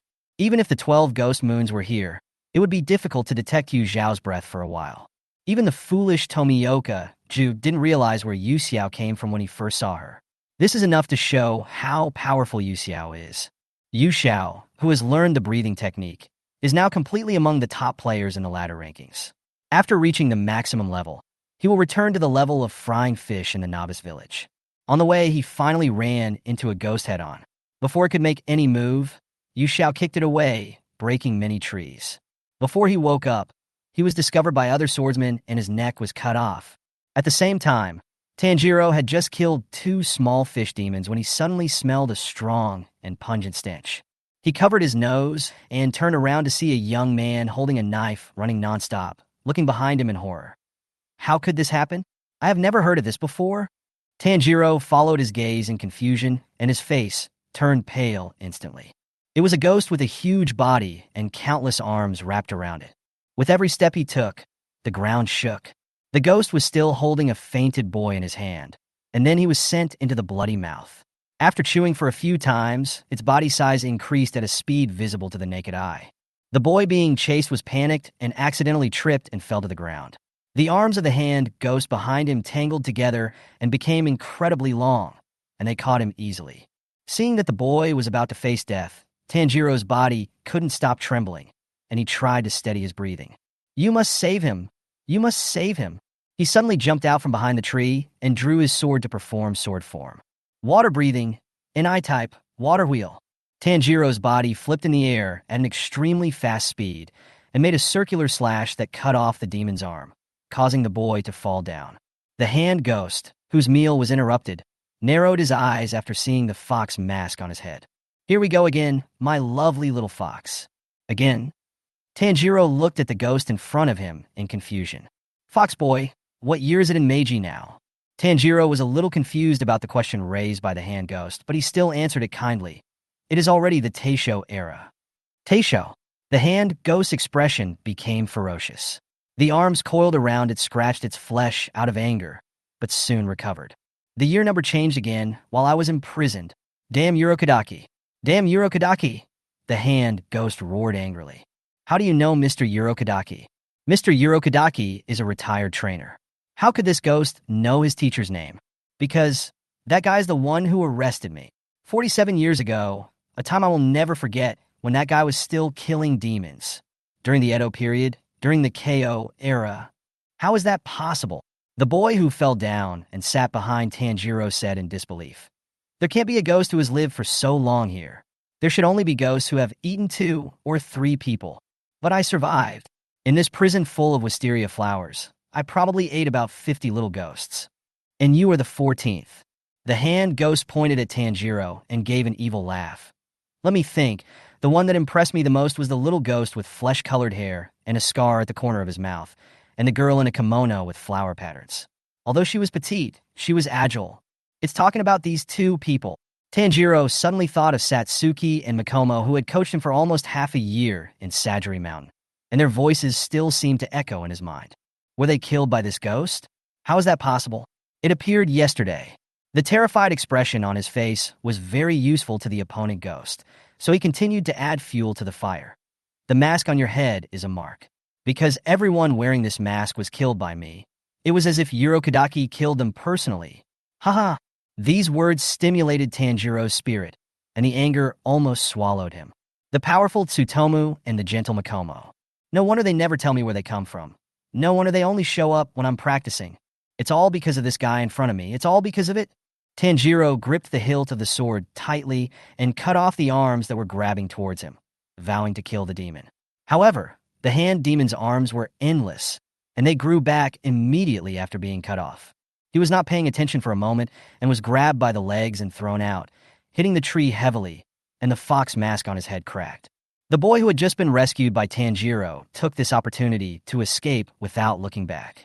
Looking at Tanjiro lying motionless on the ground, the hand demon smiled triumphantly. Another disciple of Urokodaki had died. I wonder what his expression would be. It was just about to swallow Tanjiro into its stomach, but the boy suddenly woke up and dodged with a backflip. The hand ghost was a little shocked. He didn't expect that this brat could still move after enduring such a blow. So what? All of Urokodaki's disciples must die here. It immediately released countless arms, attacking like a tide, but all were cut off by Tanjiro one by one. Tanjiro dodged here and there, but the annoying arms seemed to be equipped with locators, chasing him wherever he went. But this level can't defeat me. After all, that flesh-colored haired brat couldn't cut my neck off. The hand demon constantly interferes with Tanjiro's judgment, trying to break his mind with words. We can't go on like this, Tanjiro, calm down. We have to find a solution. He slowly exhaled and adjusted his posture. All focused, mobilizing all the strength of his body. Tanjiro used those entangled arms to come to the side of the hand demon. Then he saw that the knife in his hand was connected to an invisible line. The other end of the line was facing the ghost's neck. Water breathing, first form, water surface slash. The blade immediately began to show foam like waves, and with a sharp horizontal slash, the hand ghost's head was cut off. The hand ghost only felt that the scene before his eyes was spinning dizzily. In an instant, it seemed to have returned to that night many years ago. The man wearing the red Tengu mask, which frightened it so much that it could not forget it until now, was now facing away from it, slowly putting the sun blade back into its sheath. Chapter 20, The Six Survivors. Tanjiro clasped his hands together and prayed for the dead hand ghost. Then he looked determined, knife in hand, and headed for the next area. On Mount Sajiri, Sano sat on the huge rock that was split by Tanjiro, staring at the quiet night sky in a daze. Tanjiro, you did it successfully. Standing in the snow, Jingu smiled. Yeah. Schwantu's voice became noticeably softer. This way, we can rest assured. More figures slowly emerged in the woods. They have different body shapes and ages. The only thing they have in common is that they all wear fox masks carved by Mr. Urokodaki on their heads. With Tanjiro and Gyakusho, Mr. Urokodaki will never be lonely again. As Mamu said this, his body gradually disappeared uncontrollably. Everyone showed a relieved expression at this time. I really want to stay by Urokodaki-san's side forever. The rabbit under the mask slowly closed his eyes. It's time to go. The figures of the boys and girls disappeared with the wind, leaving no trace. Urokodaki Sakanji, who was meditating in the house, seemed to sense something. He pushed open the door, looked at the empty house outside, and felt inexplicably lost. 7 days passed in a flash, and the arrival of dawn announced the end of the cruel selection. Yu Xiao returned to where he came from and stood on the open space of the torii. At this time, there were only 4 people left alive. Tanjiro turned around and saw Yu Xiao walking towards him slowly. Seeing that she was intact and without any signs of distress, he felt sincerely happy. Yu Xiao, Yeri Kome. Yu Xiao casually glanced at the other people, and after finding that person was not there, he silently walked to Tanjiro's side. How did you get hurt? Having followed her advice and kept his hair long, Tanjiro had no choice but to tie it up, but in the previous battle with the hand demon, he injured his forehead and the fox mask he was wearing was shattered. Tanjiro smiled and shook his head. It's okay, it's okay. He said this to reassure Yu Xiao, but Yu Xiao didn't care whether he was okay or not.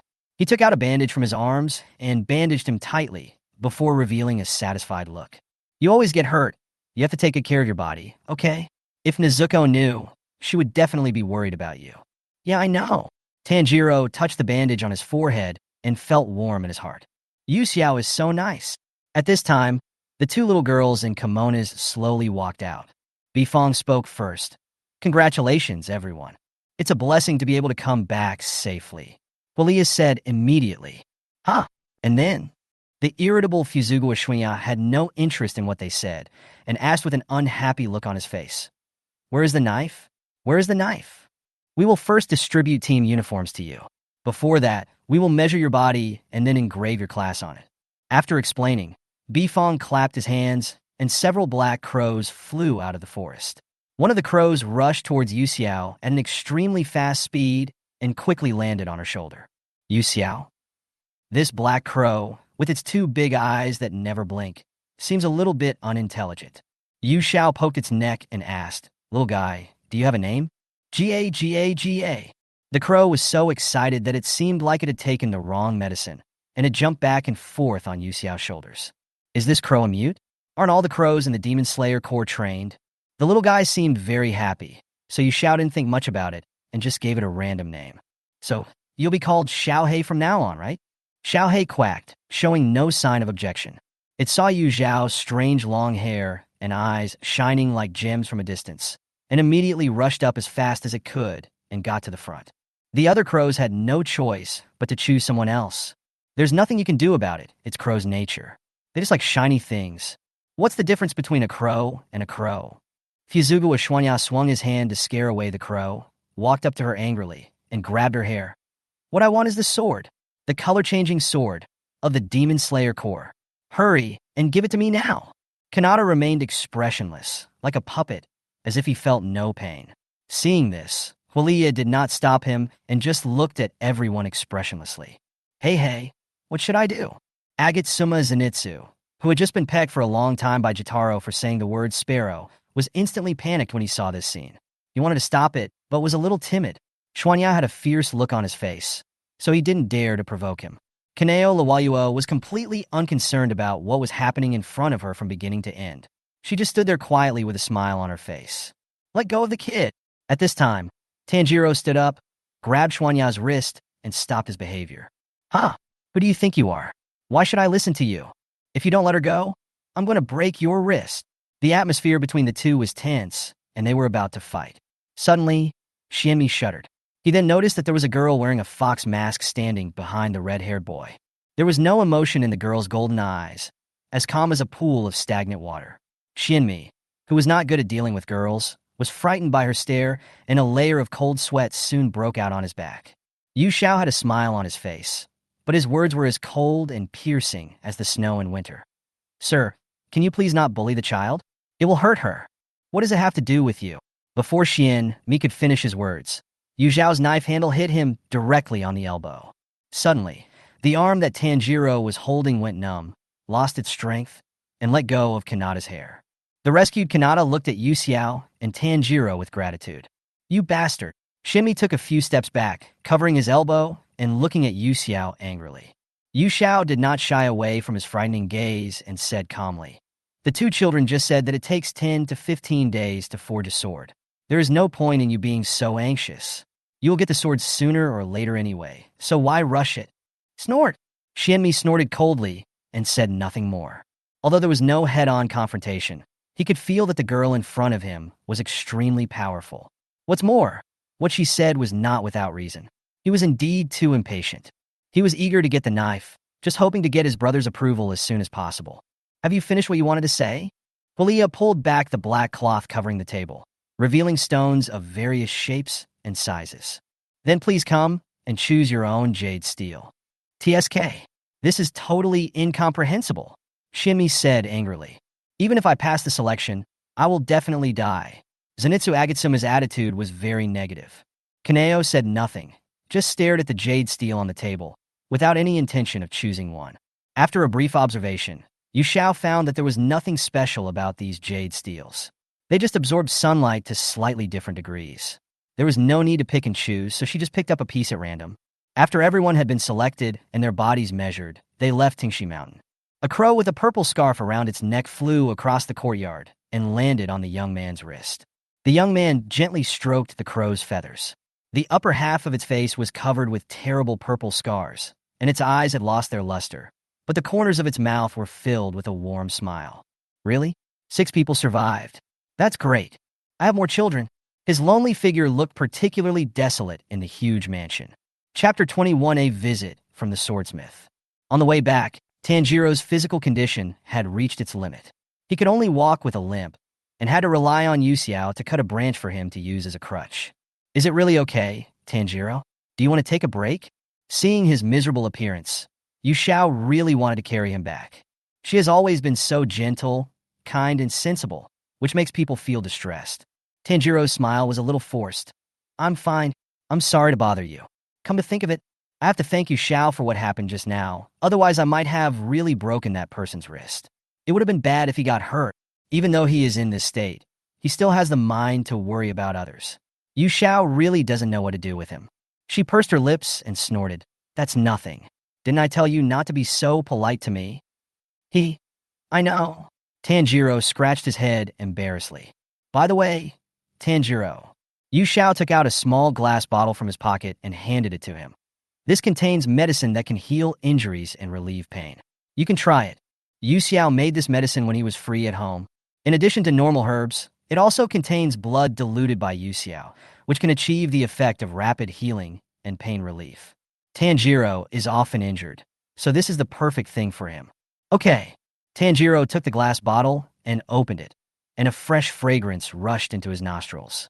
The whitish-white pill is only the size of a soybean and looks like candy. It melts in your mouth, leaving only a slight bitter taste on the tip of your tongue. After just a short while, Tanjiro felt much more relaxed, and the injuries he had sustained on MT Futoshiro were not as painful anymore. What kind of medicine is this? It's amazing. I feel much better now. Tanjiro looked at Yu Xiao curiously. He had never taken such a magical medicine before. It actually worked immediately. It was amazing. Yu Xiao showed a mysterious smile. This is the medicine I developed myself. You can keep the rest with you.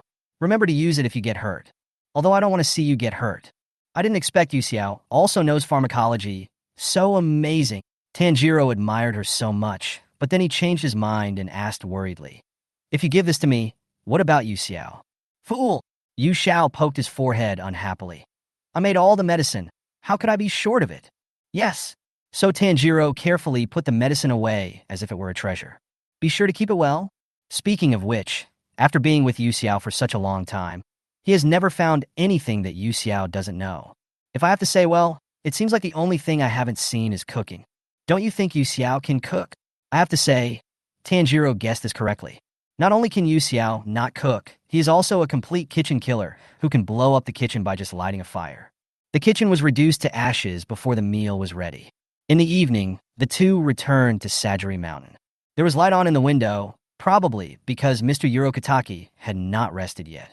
Yu Xiao had just walked to the side of the house when the door was suddenly kicked open with a bang and fell to the ground. Nezuko walked out swaggeringly with a bamboo cane in her mouth. "Nezuko!" Tanjiro called out softly, thinking he was hallucinating. Exclamation point. A familiar voice came into her ears, and Nezuko rushed towards Tanjiro and hugged him tightly.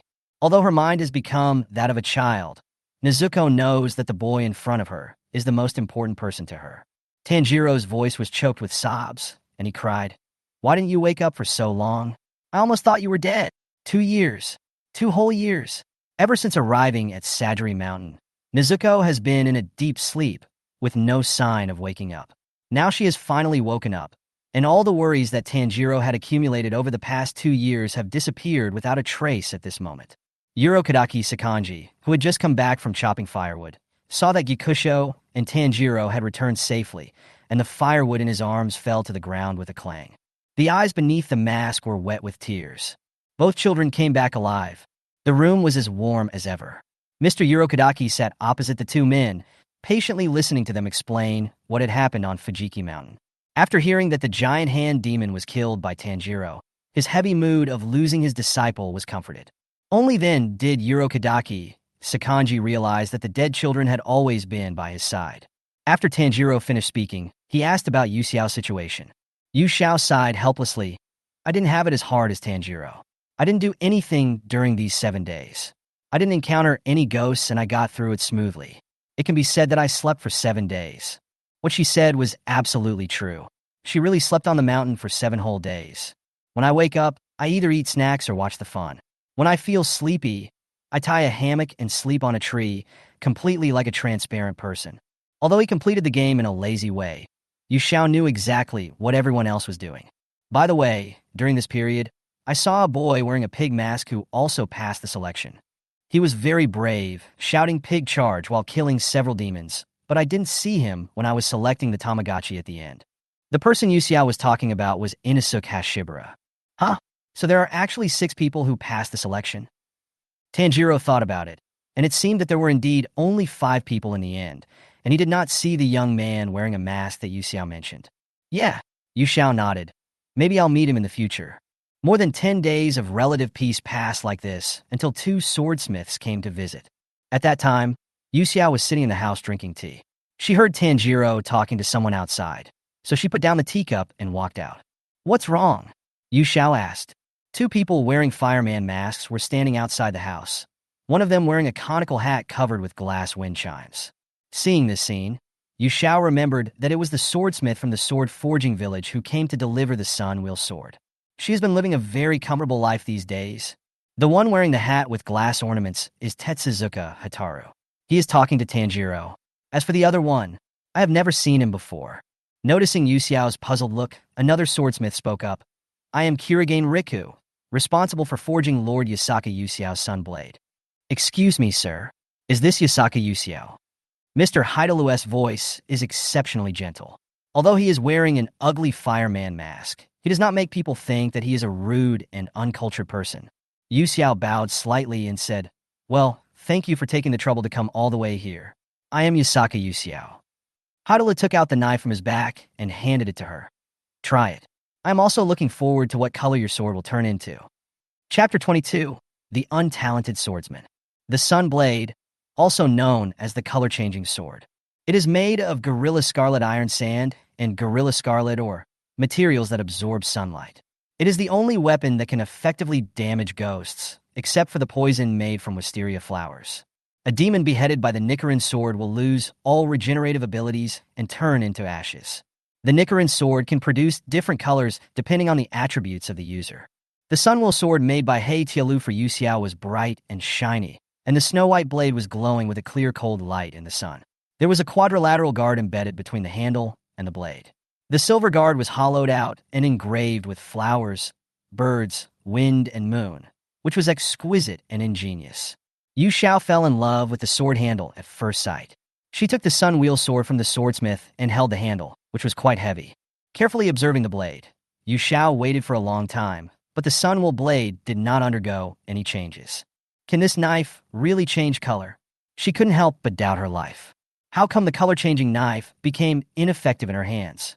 He Tielu looked left and right and said in amazement, I have been forging swords for several years, but I have never seen a colorless sword. Your Excellency Yu Xiao is really special. This sun blade was forged by him himself using jade steel, so there is no way there could be any problem with the material. Then it can only be due to human factors. The sun blade did not change color. There is only one possibility. He Tielu looked at Yu Xiao with complicated eyes under the mask. He was afraid of hurting this weak girl, so he couldn't bear to say this possibility out loud. A colorless knife? Hataru Katsuzuka, who was originally introducing Tanjiro to Yu Xiao, came up to her and saw the unchanged Nichiren sword in her hand. She said with disdain, Nichiren sword without color. You must not have the talent to be a swordsman. Ah! Yu Xiao was shocked.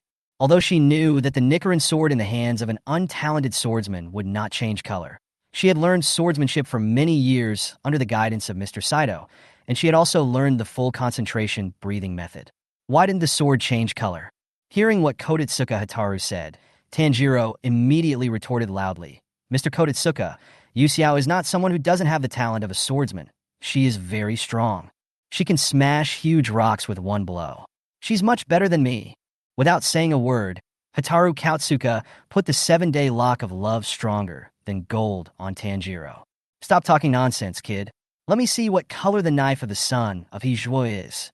Tanjiro was strangled by his arm and couldn't breathe. He struggled in pain. Please let me go. I can't hold a knife like this. After struggling for a long time, Taitsuka Hataru finally let him go. Tanjiro patted his chest with lingering fear. This swordsmith was so scary that he almost strangled him to death. He held his knife carefully and saw the blade slowly turning black from bottom to top. Huh? My knife turned black. Yu Xiao smiled and said, Not bad. Does this mean that Tanjiro is actually more talented than me? The black knife is held by only one person in this world. A man who is favored by thousands of gods, as dazzling as the sun, yet ordinary and simple. The dazzling red hair and Hanafuda earrings were extremely similar to the boy in front of him. Yu Xiao was originally looking forward to his knife, but when he got it in his hand, he didn't have any reaction at all, which was really boring. How about painting it or enchanting it? This thought was dispelled as soon as it appeared. She was not a child. When did she become so childish? Black knife. Hataru Tetsuzuka's voice was full of resentment. Then, he used the 7-day lock of love stronger than gold on Tanjiro. Damn it. I thought I could see a bright red blade. What's wrong with you two? How did Urokodaki teach you? Whoa, please calm down. The scene was very chaotic for a while. Yu Xiao and He Tielu stood silently by the side, looking particularly insignificant. Yu Xiao remembered that the swordsmiths in the sword-forging village valued their swords more than their lives. Once the swords were damaged in any way, they would go into berserk mode, and their combat power was comparable to that of the upper moon of the 12 demon moons. The reason why swordsmiths care so much about the color of the blade is because of the red sword. There is an ancient legend circulating in the sword-forging village. The Scarlet Sun blade can effectively prevent the rebirth of demons. All of them, the knife makers, worked so hard to create a perfect knife just to verify whether this legend is true. If this is true, then the red blade will be a great help to the Demon Slayer Corps, and demon-slaying missions will gain a greater advantage, thereby reducing casualties. Unfortunately, the red blade was not forged, but obtained through the swordsman's own powerful strength. In addition to requiring considerable grip strength to activate it, the red blade stake can also be briefly activated through a huge impact in Nezuko's special blood demon art. Yu Xiao couldn't help but secretly ask, Mr. Heidi, aren't you angry? Why are you angry? Her question puzzled Hai Tilu. As long as I can forge a sunwool blade that can be used by Lord Yu Xiao and bring out its value, that's enough. As for the color of the blade, I don't think it matters. No matter what the people in the knife maker village think, Hydalyth thinks it doesn't matter. As a swordsmith, you only need to forge a high-quality Nichiren sword, And the most important thing is to work hard to fulfill your duties. The ancient legend of the red blade has been passed down to this day without anyone verifying it. Instead of pinning your hopes on illusory hopes, it is better to do what you should do. If Your Excellency Yu Xiao treats this sword as a relative, cherishes it, and uses it to kill more evil spirits, then this will be the greatest affirmation of me. So that's how it is. After listening to this, Yu Xiao was full of respect for the swordsmith. Please rest assured that I will not let your efforts go to waste and will treat this son blade well. She could tell that Mr. Heidi was a man who understood the greater good and was not fussy about details. Just a few words from him made people feel his calm and reserved character. Yeah, Kuro Tetsuko replied calmly, and then shouted to Hitaru Kodetsuka, who was still tormenting Tanjiro. Mr. Kodetsuka, my mission has been completed, so I'll take my leave now. After saying that, he pretended to leave. After hearing this, Hitaru Katsuzuka immediately let go of Tanjiro and stood up from the ground, not forgetting to pat the dust off his body. Boy, this sword is now in your hands, but don't break it. As he spoke, an eerie and terrifying aura emanated from his body, and he made a gesture of wiping his neck. If you dare to break it, I'll kill you, okay? Tanjiro escaped death, holding the Nichiren sword and sweating profusely. He was so panicked. Yes, I will definitely take good care of this sword. After saying goodbye to the two swordsmiths, Yu Xiao immediately received the team uniforms from the hidden members of the Demon Slayer Corps. After seeing that her team uniform was the same style as Mitsuri Kanroji's bare-chested miniskirt, Yu Xiao smiled and chopped the uniform into rags with a knife. Not only that, she also threatened, if I find out that you make this kind of clothes for other girls again, be careful that you will become like this dress, okay? Maeda Masao, the Demon Slayer Corps tailor who came to deliver the team uniforms, was frightened out of his wits, especially after seeing Yu Xiao's kind smile with those strange golden eyes. He wished he had two more legs to run away. The person runs in front, and the soul chases behind. Carrying the scraps of cloth back to the headquarters, Masao Maeda stepped on the sewing machine until it started smoking and worked desperately overnight to make a new set of normal women's team uniforms. Everyone else looked at him as if the sun had risen in the west. This dirty, bespectacled guy has actually changed his personality? Masao Maeda doesn't care about so many things. He just wants to survive. Looking at the normal team uniform in his hand, Yu Xiao didn't say anything more. He closed his eyes and nodded reluctantly. Maeda Masao immediately felt as if he had been pardoned and left Seijuri Mountain, as if he was escaping for his life. He never wants to make clothes for pretty girls again. It's so terrible. Chapter 23, Sick Tanjiro. It was noon and the weather was just right. Yu Xiao sat leisurely under a tree, watching Tanjiro practice swordsmanship. Sweat continued to roll down the forehead of the young man who was swinging the sword hard. The glistening beads of sweat flowed down his slightly angular jawline into his collar. His long crimson hair was tied behind his head, and his Hanafuda earrings swayed in the air with the movements of his hands. His whole body was filled with vigor and vitality. Although there is an obvious scar on the left side of his forehead, it does not affect his handsomeness at all. It is not difficult to imagine that when the boy sheds his immature appearance and gradually grows into a mature man, many women will fall in love with him. After the battle at Fujisakazen, Tanjiro has grown a lot, and now he is becoming more and more adept at using water breathing, and this is largely due to the contributions of Satoshi and Mikomo. Hoo-hoo! Tanjiro panted and stopped after practicing a set of sword forms. He wiped the sweat from his forehead and saw the drowsy girl sitting under the tree. He smiled helplessly and said, Yu Xiao, although it's warm today, you might catch a cold if you fall asleep under the tree. Yu Xiao leaned against the tree and yawned lazily. It's okay. Just take a nap. You won't catch a cold. As he spoke, he changed into a more comfortable position and closed his eyes. Yesterday, she and Nezuko played the ghost game all night long and went to bed when it was almost dawn. Now she is very sleepy.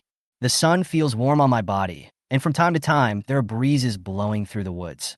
This environment is really conducive to promoting sleep. Tanjiro sighed lovingly, took off his checkered haori, and gently draped it over Yu Xiao, with a softness in his eyes that had never been seen before. Yu Xiao is obviously older than me, but sometimes he acts like a child and throws tantrums. She could have returned home and continued to be a young lady, leading a comfortable life with no worries about food and clothing. But she was willing to accept hard training and pass the selection to join the Demon Slayer Corps with him. She also said things like, this will help more people. She is really kind. It's a great honor that I was able to save her in the snow. Tanjiro couldn't help but think so. He put down the knife, sat next to Yuxiao, and stared at her peaceful face in a trance. The girl was bathed in the sun. Her blue hair was so light white that it was almost transparent. A few playful strands of hair stuck to her cheeks, as if she had not slept very well. Her eyebrows were slightly furrowed, and her pink lips were lightly pursed. Tanjiro raised his hand to smooth away the hair that was in the way. As if sensing something, Yu Zhao's long and thick eyelashes trembled slightly, and then her expression relaxed. Tanjiro immediately panicked.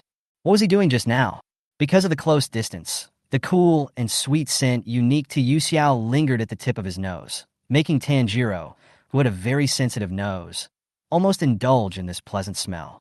His throat rolled, and he covered his chest, which was rising and falling violently out of his control. A thin layer of crimson covered his entire neck and earlobes. My heart is beating so fast. Am I sick? An inexplicable feeling fermented in his heart. Tanjiro closed his eyes and kept telling himself to stay calm. But at this moment, two crows flew over and landed on the tree trunk above their heads. Ga Tanjiro Kamadu. I will convey the order and head to the town in the northwest where the girl is disappearing, said one of the crows. The crow actually spoke. The sudden message interrupted his thoughts, and Tanjiro, who was still immersed in the ambiguous atmosphere, woke up instantly. What's going on? Is dinner ready? Yu Xiao rubbed his sleepy eyes and looked around in confusion. It was the crow from the Demon Slayer Corps who came to deliver the message. At this time, another crow that looked a little dazed said, Yasaka Tamaki, member of the Demon Slayer Corps, immediately head to the village in the northeast. Children are disappearing there one after another. Go investigate. This crow is Xiaohei. What? So you're on a mission? Yu Xiao stood up, and the Haori that Tanjiro had previously worn slipped off. She picked up the checkered Haori that had fallen to the ground and folded her arms around it. It's time to go. Tanjiro looked at her movements, a hint of shyness flashing across his eyes. Yu Xiao, he called in a low voice. That? Haori. At this point, Tanjiro's voice was as soft as a whisper. Can you give it to me? No. Yu Xiao smiled like a cunning fox. Huh? Why? If I gave it back to you, you wouldn't wear the Haori I bought for you. Yu Xiao answered as if it was a matter of course. The kimono she bought at the clothing store has been put on Nezuko, and it is so cute. As for the one she gave to Mr. Urokodaki, as long as he is happy, it doesn't matter whether he wears it or not. But Tanjiro has always been embarrassed, so she had to resort to this last resort. Tanjiro, who was originally confused, turned red in the face after hearing this explanation. Is that so? Let's go. You must listen to me today. Yu Xiao took his hand, her face full of a smile of success. Tanjiro was stunned for a moment when he was held by her, then shyly held her hand back, his heart about to jump out. Oh no, he might really be sick. Chapter 24, The First Mission. At Yu Xiao's request, Tanjiro put on a new Haori. The scarlet Haori and the dark team uniform form a sharp contrast, and the youthful vigor that only young people should have is fully revealed at this moment. Somehow it looks familiar. Yu Xiao suddenly thought of something. Isn't this a smaller version of Tsujikoku Yorichi? If Tanjiro met Muzan and Asakusa with this attitude, he would be so scared that he would explode into 1,800 pieces and run away. Seeing Yu Xiao staring at him intently, Tanjiro asked a little embarrassedly, Is it strange? Absolutely not. Yu Xiao, who was full of evil intentions, answered decisively without blinking. Rather, it's perfect for Tanjiro. Ahem. Tanjiro was obviously a little shy after receiving such an answer. He turned his head, a blush on the tip of his ear, and said shyly, Yu Xiao looks good in the team uniform too. Is there? Yu Xiao looked down at his clothes after hearing that. It seemed like there was nothing special about them. It's true. He nodded repeatedly. The girl in front of me was wearing a light-colored Haori with blue hydrangeas printed on the cuffs and hem. Because it was a women's team uniform, it had a pleated skirt at the bottom. Her legs were straight and white under the skirt, which was very seductive, making people want to take a second look. Tanjiro silently turned his eyes away from those legs. That's so rude. Although he didn't know what was so good about it, being praised always made people happy. Yu Xiao happily put the sun blade on his waist and said, Let's go. Mr. Urokodaki must have been waiting for us for a long time. Pushing open the door, Urokodaki Sakanji was sitting in the main hall. Seeing that both of them were ready to go, he felt reluctant to leave. The children he has personally nurtured are growing up, and now they have to learn to be independent. Before I leave, I have something to say to you. Urokodaki Sakanji picked up the box beside him and handed it to Tanjiro. It is made of Miss Spruce, which is very light, and is reinforced with rock paint on the outside, which also increases its strength. Thank you, Mr. Urokodaki. Tanjiro took the wooden box and found it was very light, without any weight at all. After opening the box, Tanjiro called Nezuko. Nezuko, who was hiding in the dark, shrank down on her own initiative and crawled in. Tanjiro then put her on his back. Nezuko, brother will definitely protect you, he said firmly. He is such a wonderful brother who takes his sister with him wherever he goes. Yu Xiao was filled with emotion. Thinking of his brother again, Yu Xiao felt a little strange. I don't know since when my brother seemed to have become a different person.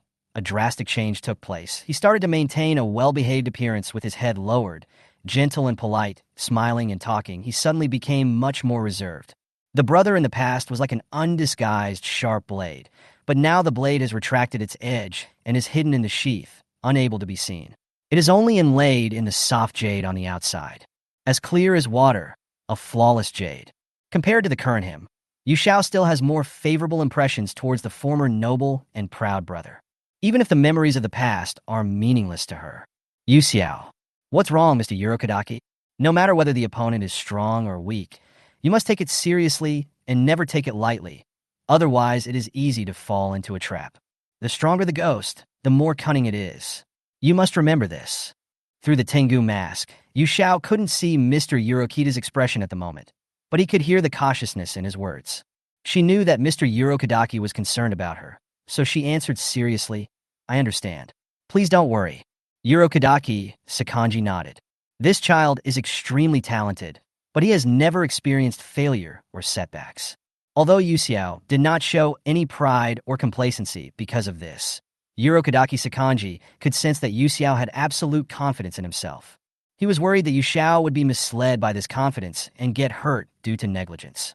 Looking at the two people's backs gradually disappearing into the distance, Urokodaki Sakanji closed the door and sighed silently. It's a good thing to practice more.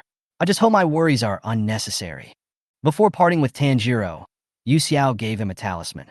Although it looks like ordinary origami, this talisman can withstand one fatal damage and can transmit her location information when it fails. The purpose of doing this is mainly to prevent unexpected emergencies. What if Muzan doesn't play by the rules, breaks down when he meets Tanjiro, and transforms into the Demon King form to fight him to the death? Even if the possibility is very small, she must be fully prepared. After the two separated, Yu Xiao asked the crow standing on his shoulder, Xiaohei, are children the only ones missing in the village to the northeast? Xiaohei shouted with his big, cute eyes and replied, at present, children under 10 years old are missing at night. There may be ghosts. Please investigate carefully. All children, not a single adult? No. Xiaohei's dull eyes didn't even blink. I see. Yu Xiao made a simple initial judgment. If it was a ghost causing trouble, then this ghost should like to eat children very much, just like the swamp ghost that Tanjiro would encounter, which specializes in eating girls under the age of 16. It's my first mission. I wonder what kind of ghosts I'll encounter. I'm looking forward to it. The ridges of the fields were coated with a layer of gold under the setting sun, and smoke was rising from the village at the foot of the mountain in the distance. Crossing the small river at the entrance of the village, through the clear water, Yu Xiao saw a few fish swimming slowly in the gurgling water. The vegetation all around was bare. Because it was winter and it was located to the north, there were almost no crops growing. There were very few people in the village. Only a few men were talking, and the doors and windows of the rest of the households were closed, and the atmosphere was silent and solemn. Yu Xiao hid his body and moved closer. Then he could clearly hear the conversation between the few people. This is already the third time this month. If he's missing, it can't be this frequent. I heard that the one who disappeared 2 days ago was the child of the Yamada family. He just turned 9 this year. The child had always been very obedient and stayed at home at night. But the next morning, Yamada's wife woke up and found that the child was missing. The doors and windows are all locked. He's a kid, so he'll definitely make some noise if he goes out, right? But no one heard anything. Could it be that we accidentally angered the mountain god? Why don't we ask the village chief to find someone to perform a ritual? Who knows? But if this continues, I'm afraid all the children will be lost. It's really too weird. Missing at night, and always with the doors and windows locked? Quite interesting. Yu Xiao had no intention of going forward to ask questions. The people in the village were in a panic. If she suddenly showed up at this time to inquire about the news, she might arouse suspicion and cause trouble. So Yu Xiao secretly patrolled the entire village, and surprisingly, he did not find anything unusual. That's strange. She walked slowly on the path leading to the mountains, and suddenly, she smelled a sweet floral scent. The alluring fragrance came from nowhere, numbing the senses. Yu Xiao just took a light sniff and felt dizzy. She quickly held her breath, used the eye of illusion, followed the source of the smell, and came to a dark place. Unknown small red flowers are blooming around it, and green vines are wrapped around the trunk, which is covered with densely packed brown and yellow fruits, which look like potatoes. After just one glance, Yu Xiao came to the conclusion. It's blood demon magic. The strange fragrance should be emitted by these flowers, and these potato-like things are called dioscoria, which can be eaten after being cooked. But no matter in terms of quantity or size, these yam plants do not seem to be naturally formed, and the area where they grow is in the shade. Few plants like to grow in shaded places, let alone the fruits are so lush. But it makes sense if the vampire magic is performed here, as it won't be affected by the sunlight. That guy might be hiding nearby. Yu Xiao considered using the eye of illusion to search for the target, but the mountain in front of him was so large that it would be tiring just to search for it. As it was getting dark, Yu Xiao thought for a moment and decided to sit back and wait. Since the ghost didn't dare to show up, it meant that it was very cautious. If I acted rashly, it might discover my intention and alert the ghost. It would be better to wait for it to actively look for food and then catch it off guard. Because it was her first time to carry out a mission, Yu Xiao chose a relatively safe method. It was definitely not because she wanted to be lazy. Only 3 children have gone missing so far, and she believed that it was impossible for the ghost to be satisfied so quickly and give up here and flee to the next place. Chapter 25 Fear Engraved into DNA. Asakusa, Tokyo. As night falls, the bustling city is bustling with traffic and brightly lit. Pedestrians come and go on the noisy streets, occasionally speeding up their pace to avoid oncoming trams. Looking around, huge buildings are arranged in an orderly manner. Just by looking up, you can see the magnificent skyscrapers in the distance, which is completely different from ordinary towns. The air was filled with the smell of food and unknown things, and new things that had never been seen came flooding in from all directions, dazzling and overwhelming the visual, auditory, and olfactory senses. Tanjiro had just completed the previous mission without any trouble, and the next mission followed. He walked on the street, holding the sleepy Nezuko's hand. His steps were disordered, and his brain was dizzy and almost stopped functioning. Have cities developed into this? It's night, but it feels like day. The buildings are so tall. What are they? I can't take it anymore. I feel dizzy. Tanjiro was exhausted walking in the crowded crowd. He held his sister's hand tightly, fearing that they would get separated by accident. The street seemed endless, and Tanjiro just wanted to leave as soon as possible. The quiet alley next to it made him feel like he had seen a savior. As he and Nezuko stepped into the alley, 2 overlapping and entangled figures suddenly came into view. Tanjiro was shocked by this scene, and his face was full of shame and anger. He quickly bowed and apologized. "I'm sorry." Then he quickly fled from the alley, as if there was a ferocious beast chasing him. After leaving the city center, the surroundings suddenly became much quieter. Under the dim street lights, a small udon noodle stall was open for business. Only then did Tanjiro realize that he was hungry. He said weakly to the stall owner, "Excuse me, please give me a bowl of udon." "Oh, all right." Nezuko closed her eyes and sat sleepily beside him. Not long after, the noodle stall owner prepared a bowl of steaming udon noodles. Tanjiro picked up the bowl of noodles and was about to fill his stomach, but suddenly he stood up abruptly, and the bowl slipped from his hands and broke on the ground. "This smell!" An expression of horror appeared on his face, and then he picked up the sunblade and ran away. "It's the smell left in the house at that time." The words that Mr. Urokodaki had said now echoed clearly in my ears. "Listen carefully, Tanjiro. There is only one guy in the world who has the ability to turn humans into ghosts. The first person to become a ghost 1,000 years ago. That guy is your family's enemy. And I think that only that guy knows how to turn your sister back into a human. That ghost's name is Kibutsuji Musen." In the vast crowd, relying on his amazing sense of smell, Tanjiro reached out and put his hand on a man's shoulder. "Found you." The young man in the top hat slowly turned his head. The young man had a handsome face and three-dimensional features, but his skin was as pale as wax and lifeless. His slightly curly hair hung down on both sides. His pair of rose-red eyes were like deep pools. His brows were twisted into an arc of impatience, and his thin lips were tightly pursed. When he saw the person behind him, Muzan Kibutsuji's legs went weak, and the fear in his heart instantly reached its peak. A red haori, a high ponytail, a stripe on the left side of the forehead, and Hanafuda earrings with a moon-shaped pattern. It's him, Sugumi Yorichi. Muzan roared madly in his heart. No, impossible. It immediately rejected this idea. That person died of old age a long time ago. He can't be that person. Calm down. Judging from his body's shape, this boy is obviously a child. The one on his forehead is not a stripe but a scar. Many subtle details on his body are different from the person in his memory, which makes Muzan feel slightly relieved. If it hadn't been for careful observation and thousands of years of experience, it would have nearly broken into 1,800 pieces to escape. Even so, a crack appeared on Muzan's originally perfect mask. Tanjiro was just about to draw his sword and chop the demon in human skin in front of him. But before the sword was completely unsheathed, an innocent child's voice brought him back to his senses. "Dad, what's wrong?" Hearing the sound, Muzan Kibutsuji revealed half of the body of the child in his arms. She was a young girl with a pair of big, watery, and innocent eyes, staring at Tanjiro intently. When Tanjiro saw this, his pomegranate eyes were filled with rage, like lava, and the anger in his heart burned more and more intensely. This guy, he's actually pretending to be a human. It's okay. It's okay. Wuzan comforted the girl in his arms. Immediately, the depression between his brows dissipated, and a provocative smile appeared on the corner of his mouth. "What do you want to talk to me about? You seem a little flustered." The beautiful woman in a dress also noticed the situation here. She walked to the side of Muzan and asked with concern, "What's wrong? Did you meet someone you know? These two people are undoubtedly human beings." "How so?" Tanjiro had never imagined that this would be the scene when he met Muzan Kibutsuji.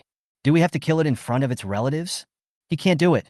At least for now, Muzan Kibutsuji is still playing the role of a child's father. "Is it someone you know?" The woman in the western dress looked at Tanjiro puzzledly. "No, I'm a little confused. This is a child I don't know. Maybe I recognized the wrong person." Wuzan looked coldly at the red-haired boy in front of him. Its right hand grew sharp nails, which it secretly scratched the back of the neck of anyone passing by. A small amount of blood entered the body of the passerby. The man who was scratched stopped and slowly covered the wound. His wife, who was walking beside him, asked in confusion, "What's wrong, dear?" Surprisingly, no answer. The man's whole body was twitching, his blood vessels were bulging, and he pounced on his wife with a ferocious face and bit her shoulder. "Ah!" The bitten woman let out an ear-piercing scream. Tanjiro didn't care about Muzan Kibutsuji. He rushed forward and pinned the demonized man to the ground. The sudden change caused passers-by to stop and watch. The man who had been transformed into a demon was extremely powerful. Tanjiro finally subdued him. The woman who had just been bitten looked at her husband and shouted nervously, "Dear, ma'am, please take care of yourself more than this. Please press the cloth on the wound to avoid excessive bleeding. Ms. Lee, it's very dangerous here. Let's leave quickly." Muzan covered the child's eyes and said to the woman in a dress who looked panicked. Miss Lee covered her mouth with an unsightly expression and nodded. Seeing that Muzan Kibutsuji was about to escape, Tanjiro was unable to spare any time. His kind nature made it impossible for him to leave the man who had turned into a demon alone. He shouted angrily, "Kibutsuji Muzan, I will never let you go. No matter where you go, even if you run to the ends of the earth, I will chase you and chop off your head." Tisk! Muzan Kibutsuji, who had already walked some distance, was extremely annoyed. He didn't understand how this damn brat discovered him. But now that it has escaped, it will definitely not let those guys from the Demon Slayer Corps find it. It will definitely wipe out all the members of the Ubuyashiki family and these troublesome bugs. Chapter 26, Do I Look Like I Will Not Live Long? The chaotic situation on the street was soon reported to the Metropolitan Police Department. Several police officers quickly rushed to the scene. When they saw the man being pinned to the ground by Tanjiro, they shouted, "What are you doing? Let that man go." Was it a drunk causing trouble? Tanjiro had no intention of being distracted. He used all his strength to restrain the man on the ground. Please bring the restraints. Please. One of the policemen grabbed him by the collar at the back of his neck. That's enough. Let him go. No. Tanjiro refused righteously. No one can control him except me. These policemen don't understand the seriousness of the matter at all. When a person transforms into a ghost, he or she will have infinite strength and can easily kill an adult male. If they let him go at this time, innocent people will definitely suffer.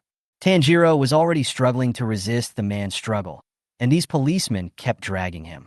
If this continued, it would definitely cause even greater chaos. What should he do? Tanjiro was already extremely anxious. He suddenly remembered the content of a casual chat with Yu Xiao. Tanjiro, do you know that if a person is bitten by a dog, he may contract rabies? Yu Xiao said this after training one night. Rabies? What is that? Tanjiro had never heard of the disease before and was very curious. Under the dim moonlight, Yu Xiao smiled softly and answered patiently. Although the small animals are cute, you must be careful when playing with them. If you are bitten by a small animal carrying this disease, you will contract rabies. People with rabies cannot be cured and can only wait for death. When the disease attacks, a small number of people will be like hungry wolves that have lost their minds and are extremely aggressive, so you must be careful. Ah, is there such a terrible disease? Yes, humans are very fragile. It only takes a small injury or illness to easily take their lives. Once they die, there is nothing left. Having said that, Yu Zhao's expression was surprisingly calm, and his golden eyes, which were as bright as stars in the past, were now covered with a shadow. That was the first time that Tanjiro smelled the scent of loneliness from this girl, who always had a smile on her face. That's right. If I use this reason, they won't stop me. Tanjiro, who had such thoughts, seemed to see a glimmer of hope. He dissuaded him. It's rabies. This gentleman has rabies, so he bites people. I have subdued him now. If I let go, he will continue to attack others. Huh? Several policemen stopped what they were doing and looked at the madman on the ground in surprise. His eyes were indeed very red. An illness could not be ruled out. The police wanted to listen to the boy's opinion and get some restraints from the Metropolitan Police Department. But a police officer turned around and found that the boy was carrying a knife. Hey, this guy has a knife. Then let's arrest them and interrogate them together. Several people took out their batons. After hearing this, Tanjiro felt like a prisoner sentenced to death. While he was trying his best to subdue the demonized man, was the Nichiren sword he was wearing accidentally exposed? Am I going to be captured by them like this? As the batons were about to fall, in desperation, clusters of flower patterns bloomed in the air, blocking the crowd's view like ribbons. Confusing blood, the scent of visual fantasy. The street was divided by these floating patterns. Seeing that the situation was not good, several policemen retreated one after another. Soon, this small area was empty. A beautiful woman in kimono walked slowly towards them, followed by a short-haired young man. Even if it's a person who turns into a demon, you still call him human. Tamayo looked at the red-haired boy with a hint of respect in her eyes. The young man in front of him did not choose to give up even when facing a person who had turned into a demon. His actions undoubtedly touched Tamayo, making her think that it was worth exposing her identity to help the young man. Tanjiro, on the other hand, looked at the two people in front of him in shock. These two people are ghosts. After sending away his so-called family, Wuzan walked into an alley with a cold face. The memory that it had finally lost was revived again, and the Hanafuda earrings worn by that damn boy awakened the fear that had been dormant for many years. Before Wuzan could take a few steps, a man with bared fangs and claws suddenly bumped into him. The man reeked of alcohol, and his face was red, obviously drunk. He looked at Muzan Kabutsuji unhappily and complained, "What are you doing, man?" "Terribly sorry." Muzan's voice was flat, and he was about to leave, but the drunk man insisted and put his hand on the shoulder that Tanjiro had just held down. "Hey, stop right there," the drunk man said in a bad tone. Muzan suppressed his anger, a storm brewing in his eyes. "Sorry, I have something urgent to do." "Huh? What?" Seeing that the man in front of him was wearing a well-tailored suit and looked good, the drunk felt jealous. He reached out and patted him. "Hey, you look good in this suit. It's really annoying." Afterwards, he looked Muzan up and down and taunted him provocatively. "You look very pale. You are not going to die soon, are you?" "Ha ha!" The taboo was touched, and the rage reached its peak. Muzan clenched his fists, and the next second, the drunk was knocked against the wall with a bang, bleeding profusely. Hachi, what did you do to my brother? The companion who was originally watching the show was now mostly sober. The woman rushed to the drunk and found that he was no longer breathing. Hachi is dead. He's not breathing. What? You guy. The big man rushed forward angrily, and just as he was halfway through swinging his fist, he was kicked away by Muzan and fell heavily to the ground without a sound. Within just a few tens of seconds, both of them died one after another. Do I look bad? Wuzan asked doubtfully. Is the skin very pale? It looks like you won't live long. You're gonna die soon, right? It squatted in front of the woman, leaned over, and used its bony hands to caress her cheek lovingly, as intimately as a lover. No, I am a creature that is infinitely close to perfection. Muzan withdrew his hand, placed his index finger on his thin lips, and made a hush gesture. The sharp nails grew rapidly and pierced into the woman's brow. What would happen if I kept giving you my blood? Looking at the emotionally broken woman in front of him, Muzan was like a bored child who had found a new toy. The human body cannot withstand such a huge change, and the cells will be destroyed. The woman convulsed wildly. Her skin turned blue and black, her blood vessels burst, and she twisted her body like a clay figure. Finally, her whole body festered and turned into a pool of blood, leaving only an empty kimono on the ground. Muzan snapped his fingers, and two figures kneeling on one knee appeared. Bring me the head of the demon hunter with the Hanafuda earrings on his ears. Is that okay? He ordered calmly, as if what he had to deal with was just a trivial matter. Yes, sir. Your will is obeyed. After receiving the order, Yabaya and Zushawin didn't even dare to raise their heads and quickly disappeared into the alley. After the two left, Muzan Kabutsuji's body began to tremble uncontrollably. Its mood now is gloomier than ever before. Just like the day I met that person 100 years ago. Chapter 27: The Girl Who Planted Potatoes. The night is cool as water. The huge village was eerily quiet at this time. Only the occasional sound of cold wind blowing dead leaves to the ground could be heard, which was particularly eerie. Crash! A sudden sound broke the silence of the night. Along with the sound of the door being pushed open, a young child walked out. He looked only about 6 or 7 years old. He closed his eyes and left home in a daze as if sleepwalking. There was a woman standing at the door of the house, also with her eyes closed and a padlock in her hand. It was obvious that she was the one who had just opened the door. After the child left, the woman closed the door. She heard a metallic click sound from inside, and the lock was fastened again. The boy, with his eyes closed and without even wearing shoes, was wandering alone in the village. He clearly couldn't see anything, but he seemed to know where the road was. His steps were unsteady, but he didn't stumble. After a while, he walked on the path leading to the back mountain. He didn't notice the figure hidden on the branch not far away. This person is Yusaka Tamashio. On the 5th day after arriving in the village, she finally saw this scene. During this period, every day there were women carrying baskets go to the back mountain of the village. It seemed as if they could not smell, or had already been confused by the strange fragrance of the red flowers. They were only concerned with collecting yam, cooking it at home, and sharing it with their families. Yu Xiao originally thought that he could get results after waiting for 2 or 3 days, but who knew that he would have to wait for 5 whole days? In order not to miss any clues or opportunities, she stayed in the village without leaving and used up all the food she had with her. The only edible thing left on her was a small can of Campito. She really didn't expect that this ghost could hide so well. Yu Xiao sighed softly and followed the controlled little boy as he moved among the branches. The two men moved one after the other for about half an hour. The barefoot boy stopped in front of a hidden cave entrance and stood there with a dazed expression, like a machine that had been cut off from the power supply. At the same time, the sound of footsteps was heard in the cave. A petite girl with short white hair, walked out of the cave. The girl was wearing a red kimono with a collar made of animal fur, which made her look particularly warm.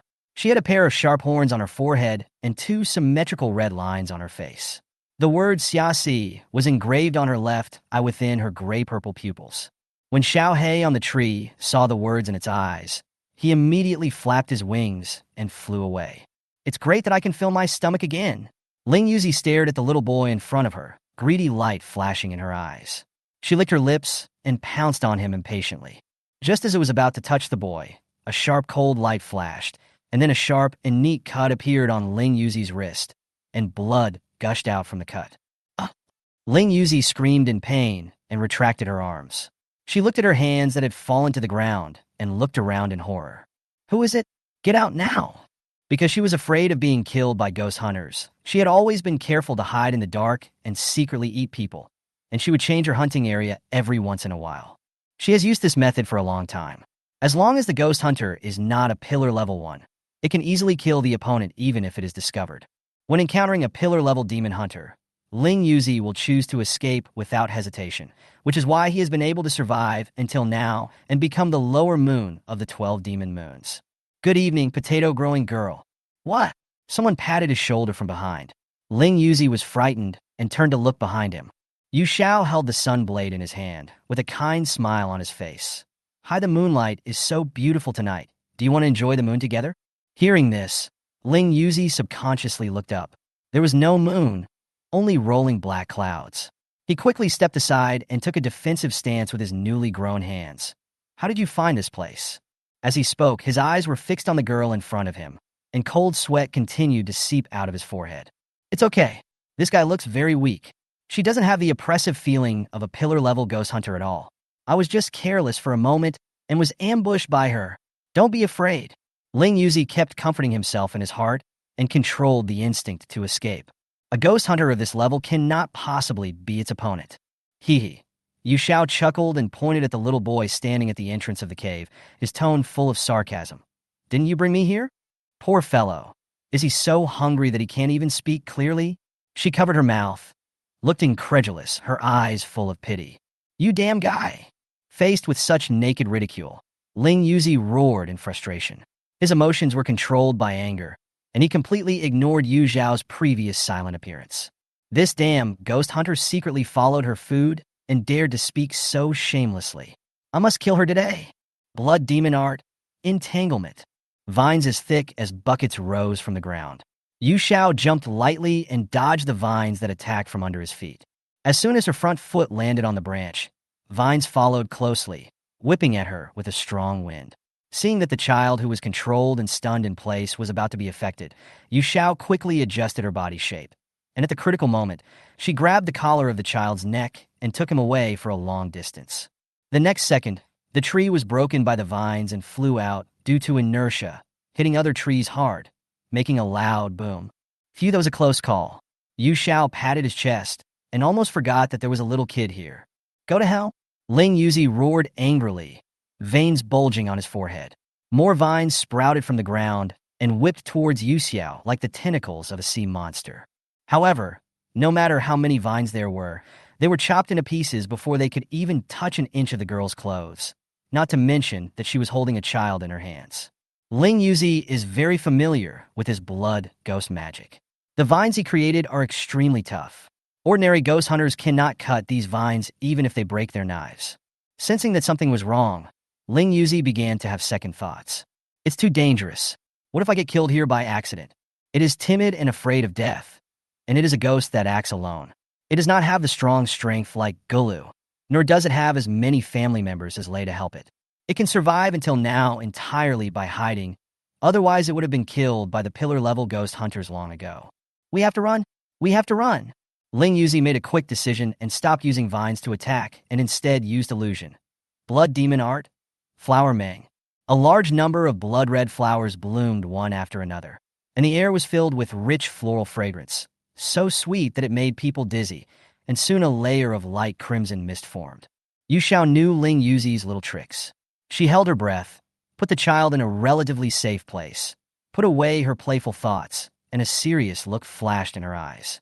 Just now, she was just a little unhappy because she had been hungry for a few days and wanted to tease Ling Yuzi. This guy's a coward. He runs away every time he sees you. It would be bad if I let her go. Chapter 28. Pointless begging for mercy. There's no need to waste any more time. Just as Yu Xiao was thinking this, Ling Yuzi suddenly felt a chill on his back, and his whole body seemed to fall into a damp and cold pool of water, and he shivered uncontrollably. This is a conditioned reflex produced by the creature's instinctive perception of danger, and it quickly uses a move to escape. Blood demon art, blood hidden. As soon as he finished speaking, Ling Yuzi disappeared from the spot in an instant, and his breath also disappeared without a trace. Yu Xiao has already caused it enough fear of death. If it doesn't run away, it might really die. Unfortunately, any other ghost hunter might have let it slip away. But the person it encountered was Yasaka Tamaki. Seeing Ling Yuzi using blood demon technique to escape, Yu Xiao calmly grasped the sun blade and gently touched the white Magatama hanging on the hilt with his little finger. The touched Magatama emitted a bright white light, trembled slightly, and responded with a buzzing sound. Yu Xiao had prepared this Magatama long before she joined the Demon Slayer Corps. It contains a large amount of magic power that she has stored and can be used as a medium to strengthen props. For example, the sunblade in my hand now. However, there is an insignificant additional condition, which is that only she can use it. Anyway, there happens to be a ready-made experimental subject right now, so let's take this opportunity to let her try it out and see how powerful this little gadget can be. In the dense night, a faint golden light shone from Yu Zhao's eyes. After opening the Eye of Illusion and Truth, Ling Yuzi, who had disappeared, reappeared in his field of vision. So it went underground. No wonder its aura disappeared as well. The Zero Yuanzi that turned into a shadow and shuttled underground was incredibly fast. In just a blink of an eye, it traveled a distance of dozens of meters. Mist-breathing land-type flash storm break. Ling Yuzi escaped very quickly, but Yu Xiao was faster than him. With the dual blessing of mist-breathing and Magatama, he turned into a residual image and chased after him at a speed faster than dust and lightning. The distance between the two quickly shortened to within a body length.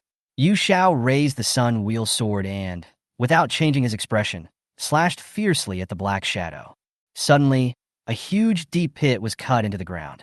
With a deafening roar, the soil mixed with weeds cracked apart, and blood splattered everywhere. Ling Yuzi, who had originally turned into a shadow to escape, was cut in half by this blow.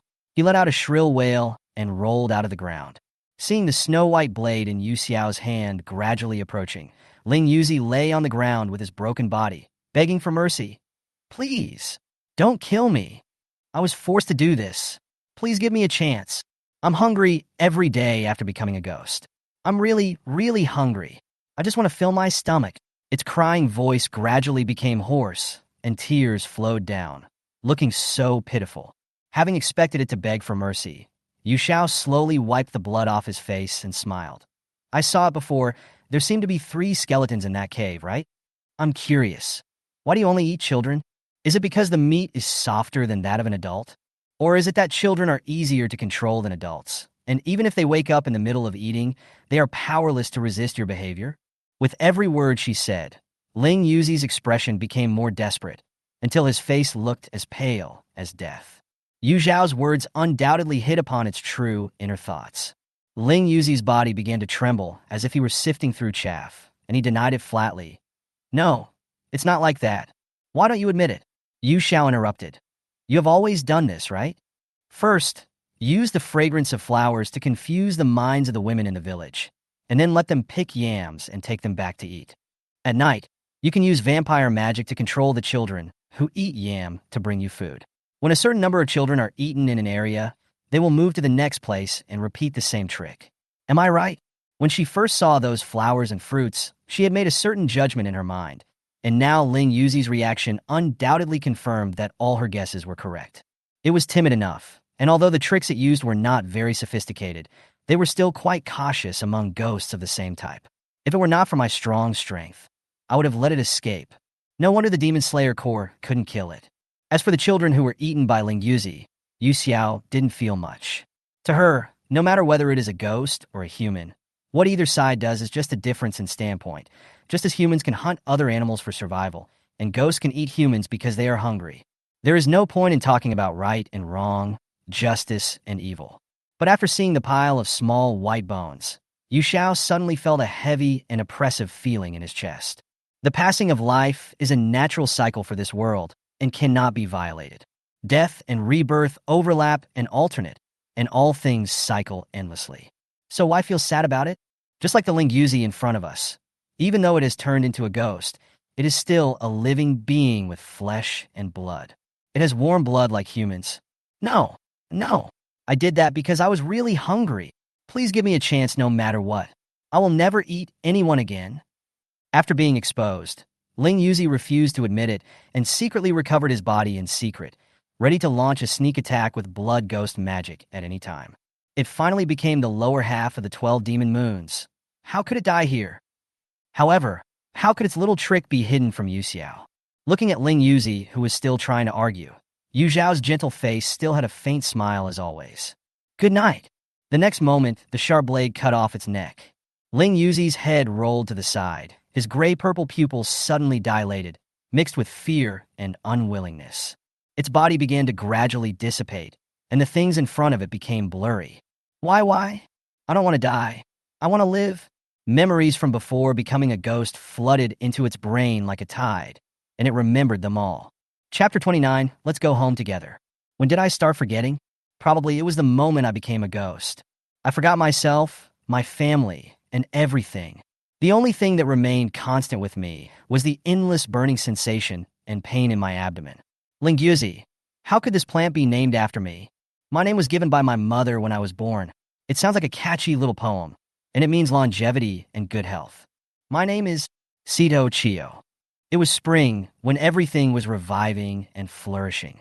Green grass began to grow slowly in the fields. After experiencing the baptism of the cold winter, the small animals hiding in the caves or in the soil woke up one after another. During this season, the mother's belly grew bigger day by day. Chiyoko, do you want a younger sister or a younger brother? My mother always hugged me gently, and her tone was as light as the clouds in the sky. She gently touched my head with her calloused hands. I obediently lay in my mother's arms, listening to the subtle sounds coming from her belly, and shook my head firmly. No, I don't want a sister. I want a brother. Why? Doesn't Chio-chan like a cute and obedient sister? No. I heard my mother's happy laughter, but I shook my head like a rattle. I don't want a sister anymore. I already have a sister. I want a brother. Yes, I already have a younger sister. She is 5 years old this year. Her name is Sito Shizuko. She has short black hair and 2 big watery eyes, just as clear and beautiful as the fawns that my father sometimes brings back from hunting in the mountains. So I don't want an obedient sister. I want a naughty brother. If I have a brother, I can take him to play in the mountains, go fishing in the river, and rob bird nests together. Okay, then mother will try her best to give you a brother, but as a big sister, you must protect him in the future, okay? Yes, I will definitely protect my brother and Shizuko. After hearing my mother's agreement, I nodded happily. Mother sat in the house, staring at the chirping sparrows in the tree outside the window. I was only 6 or 7 years old at that time and didn't notice at all that her face looked so haggard and that there were many more silver strands in her hair. It was not until my younger brother was born that I lay on the edge of the bed, looking at my mother's pale face. When I held her hand, my heart suddenly skipped a beat. My mother's hands were so thin that only dry bones were left, and they were as light as a piece of paper. Not long after, my mother passed away. I didn't understand why she left me and my brothers and sisters behind. I kept pestering my father and asking him, where did my mother go? When will she come back? Doesn't she want us anymore? Since my mother passed away, my father has been emitting a strange smell. I don't like this smell. It's a bit smelly and makes me dizzy if I smell it for a long time. He pushed me away impatiently and said, she has gone to heaven and will never come back. Where is heaven? I want to go to heaven to find her. I didn't believe what my father said. Even if my mother went to a far place, she would definitely come home, because Shizuko and Shota were waiting for her at home. Shota was the name my mother gave to my younger brother before she passed away. She told me that my brother was still young and Shizuko was not sensible, and asked me to take good care of them and be a qualified and competent sister. I looked at my mother, who was barely breathing, and agreed while crying. However, my words did not please my father. He slapped me in the face and roared angrily like a scary bear. Who allowed you to go find her? From now on, don't say such things. After saying that, he picked up the porcelain jar on the ground and walked away staggeringly. All that was left on my left cheek was a burning pain. I watched the rice in the field turn from green to gold, and from gold to white, but I kept thinking about my mother. Why didn't she come back? Is heaven really a fun place? Is it more fun than the creek in the village? I asked the old lady next door, who had snow-white hair. She smiled kindly and said to me, heaven is a beautiful place with everything. Anyone who goes there will live happily forever and will never come back. But Shizuko, Shota, and I are waiting for our mother to come home. After I said this, Grandma suddenly stopped talking. She just stretched out her hand tremblingly and touched my head like a mother. That hand feels cold, I thought to myself. That day, my father went up the mountain to hunt with a bow and an axe on his back. The harvest had been poor in recent years. Shota was already 3 years old, but his face was fleshless and his body was thin and light, as if a gust of wind could blow him down. Shizuko was not much better, but she was very good at forcing herself. She smiled sensibly and said to me, "Sister, I'm not hungry." How could I believe her? I was so hungry that I felt dizzy. I don't know how many days it had been since I had a full stomach. Almost everyone in the village was hungry. After my father went into the mountains, I followed a few neighbors to dig wild vegetables on the hillside, hoping that my younger brothers and sisters would eat more and not get sick from hunger. No one expected that my father would not come back for several days. I don't know what happened. He used to come back every 2 or 3 days at most. When the villagers saw me, they shook their heads and sighed. They always said the same thing in the same tone. "Chiyoko is only 10 years old this year, right?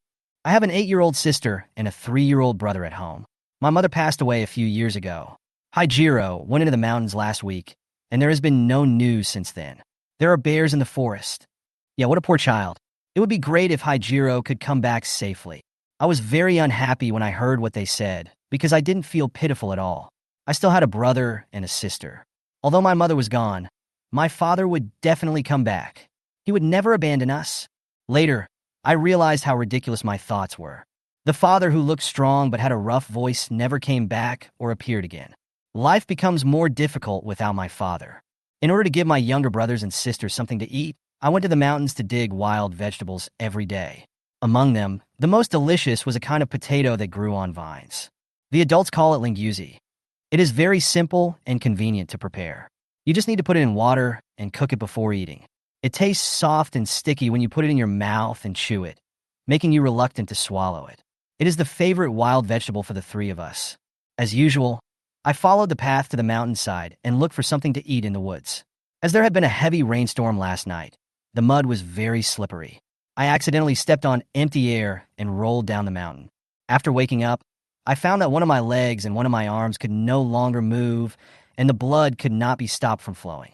But Shizuko and Shota are still waiting for me. I cried in pain, and my kimono was wet and dirty. Even so, I gritted my teeth and endured the pain.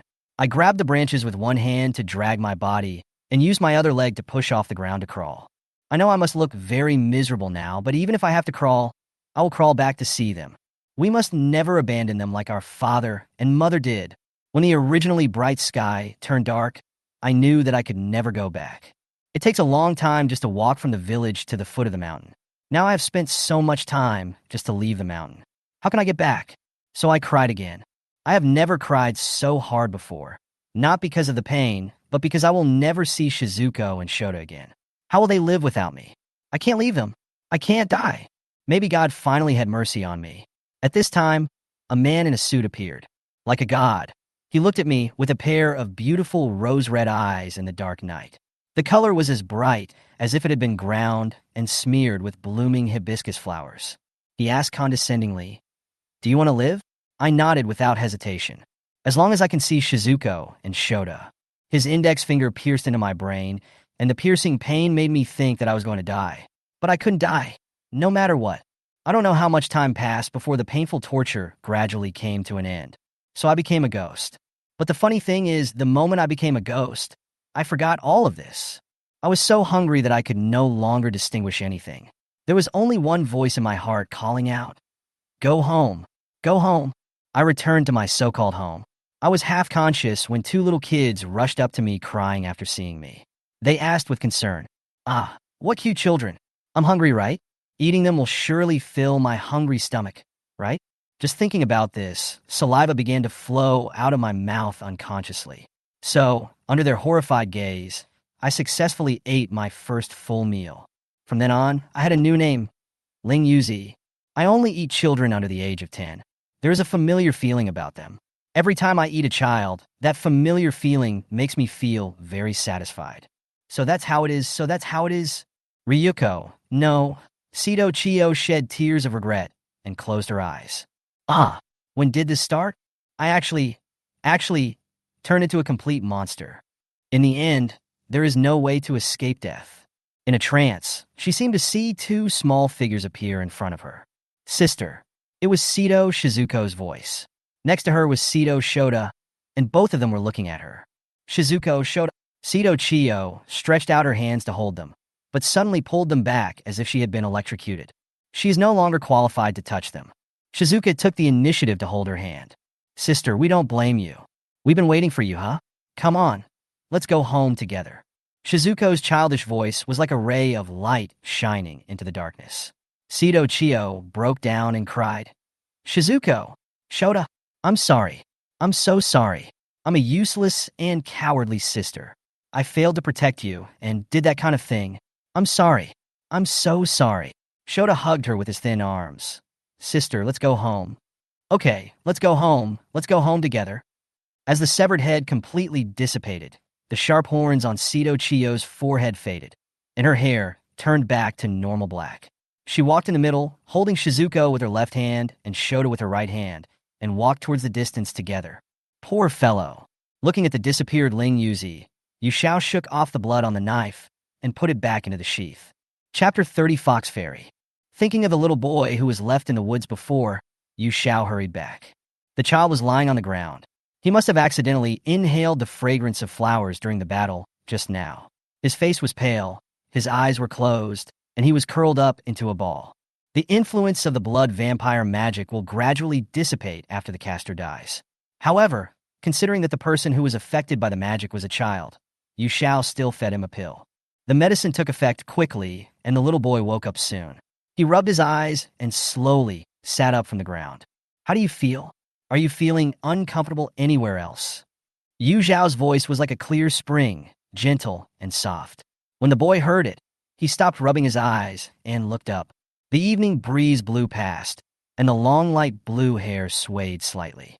The girl's eyebrows were like distant mountains, her skin was like solidified jade, and under her long and thick eyelashes, a pair of golden eyes were sparkling, and there was a hint of smile on her lips. The girl's beautiful face blurs the boundary between human and fairy. Just one glance makes people unable to look away. The boy stared at the girl in front of him in a daze and blurted out unconsciously, Sister, are you a fox fairy? Fox fairy. Yu Xiao found this title quite interesting. She began to think of playing a prank on the child, so she took out the mask for warding off disasters given to her by Mr. Urokodaki and covered her face with it. Yes, my sister is a fox fairy. You are just a kid. How dare you run around at night? Aren't you worried that I will catch you and eat you? The boy shook his head firmly when he heard this. No, Sister Fox Fairy is so beautiful. How could she eat people? Although he didn't know how he escaped, he was not afraid at all at this moment. He felt that he must have met the legendary fox fairy who guarded the rice fields. Poochie. Yu Xiao was successfully amused by the child. Little friend, you are so sweet. Since you were so good at talking, let your sister take you home. Really? There seemed to be sparkling little stars in the boy's eyes. His little hand tightly grasped a corner of Yu Xiao's clothes, fearing that the person in front of him would go back on his word. Then let's go. I want Mom to see Sister Fox Fairy too, and let her know that the stories she told are all true. Yeah, okay. Yu Xiao took the little boy down the mountain and returned to the village. As soon as he saw his own house, the little boy ran to the door excitedly, knocked on the door and shouted, Mom, Mom, open the door. The Fox Fairy is here. It's the real Fox Fairy. After a while, hurried footsteps were heard from inside the door, followed by a sound of metal collision, and the door was pushed open suddenly. When the woman saw the boy, she walked forward and hugged him. Oh my God, kid, how did you get out? I clearly locked the door. What the hell is going on? The boy in the arms didn't understand what was going on. He pointed behind him and said excitedly, Mom, it was the Fox Fairy who brought me back. I really saw the Fox Fairy. The Fox Fairy is a beautiful sister. She has long hair and eyes like gold. What? The woman was startled. She picked up the child and looked at the empty space outside the door. Where was the Fox Fairy? You kid, are you possessed by evil spirits? The woman looked at him worriedly and felt that it was necessary to ask someone to perform a ritual to drive away the evil. She was originally asleep when she was suddenly awakened by a knock on the door. When she opened her eyes, she found that the child sleeping next to her was gone. The door was locked by himself. According to common sense, it is impossible for a child of only 6 or 7 years old to get out without a key. But there was indeed a familiar child's voice outside the house. All this was so strange that it reminded her of the fact that the Yamada family also lost a child a few days ago. It must be because I angered the mountain god. The boy in the arms couldn't understand how his sister, who was by his side just a second ago, disappeared in the blink of an eye. Even when he grew up and grew old, he still could not forget it. One night, a girl as beautiful as a fox fairy took him home with a smile. After sending the children home, Yu Xiao basically had nothing to do. The mission has come to a temporary end. However, Yu Xiao did not expect that this time, a Xiaxianxi would appear while he was waiting. She is obviously still a novice, and it seems a bit unreasonable for her to be killed by a small BOS at the beginning. But then again, Yu Xiao looked up at the crow that was resting on the tree and pretending not to exist. Xiaohei, where did you go just now? When this little guy met Ling Yuzi, he ran away without even saying hello. I don't know if he flew back after seeing me kill Ling Yuzi. If that's the case, this crow. Yu Xiao narrowed his eyes slightly, the meaning of which was self-evident. Gah, Xiaohei on the tree shivered, feeling very cold in his heart and panicking. It also didn't expect that as soon as it came back from reporting the news, it saw Yu Xiao chopping Ling Yuzi to pieces with one knife. Xiaohei, who was originally very worried about Yu Xiao, suddenly felt that he had done something unnecessary and seemed to have been misunderstood. Never mind. Yu Xiao didn't intend to delve into it. She was extremely hungry and desperately wanted to eat something to replenish her strength. She had just eaten the only small can of candied sugar, but the sugar was not enough to fill her stomach, which was still growling. I miss Tanjiro so much. If Tanjiro were here, I would definitely not starve. The rice balls he made were so fragrant and soft, and there was a sour plum inside. Woo, I can't take it anymore. I'm so hungry. Walking to the river at the entrance of the village and looking at the river water flowing downstream, Yu Xiao, who had been hungry for several days, could no longer hold on. His legs went weak, and he fell to the ground. Is this my limit? Unable to control himself, Yu Xiao closed his eyes and fell to the ground and fell asleep. Anyone can do it. Please bring me some sweets. Chapter 31. Flame Pillar. Purgatory Kaijiro. Time goes back half an hour. Xiaohei, who had been following Yu Xiao on a mission, quickly left the scene after seeing Ling Yuzi with the words Xiaxi engraved in his pupils. As a newly selected Gui-level member, he encountered the 12 Demon Moon's lower moon when he was performing a solo mission for the first time. This was undoubtedly a very dangerous situation. If he had not reported and requested support in time, it would likely have resulted in death. The Crows have their own exclusive intelligence network. Xiaohei passed the news that the Demon Slayer Corps' new Kuei rank member Yasaka Tamaki encountered the lower moon of the 12 demons to another crow. Through this step-by-step approach, the report was finally made to the current lord of the Demon Slayer Corps, Ubuyashiki Yoshiya, in a short period of time. I see. The situation is indeed very urgent. The young man's voice was always gentle. He gently soothed the agitated crow and calmly gave orders. The fastest person who can rush to the village in the northeast is probably Kaijiro. Let Kaijiro go there to provide support. Before this, Urokodaki Sakanji and Ubuyashiki Koya had been exchanging letters. He knew that Urokodaki Sakanji had two very outstanding disciples. Among them, the girl named Yasaka Tamashiro is particularly outstanding. Although she does not have a clear belief in killing ghosts, she is willing to use her power to help others. After a period of training, she also realized her own breathing method overnight and defeated the former water pillar, Urokodaki. From any perspective, Yasaka Gyosho's talent is far beyond that of ordinary people. But Ubuyashiki Yoshiya will not gamble on whether she can successfully kill the lower moon. As the lord of the Demon Slayer Corps, to him, every Demon Slayer is his most precious child.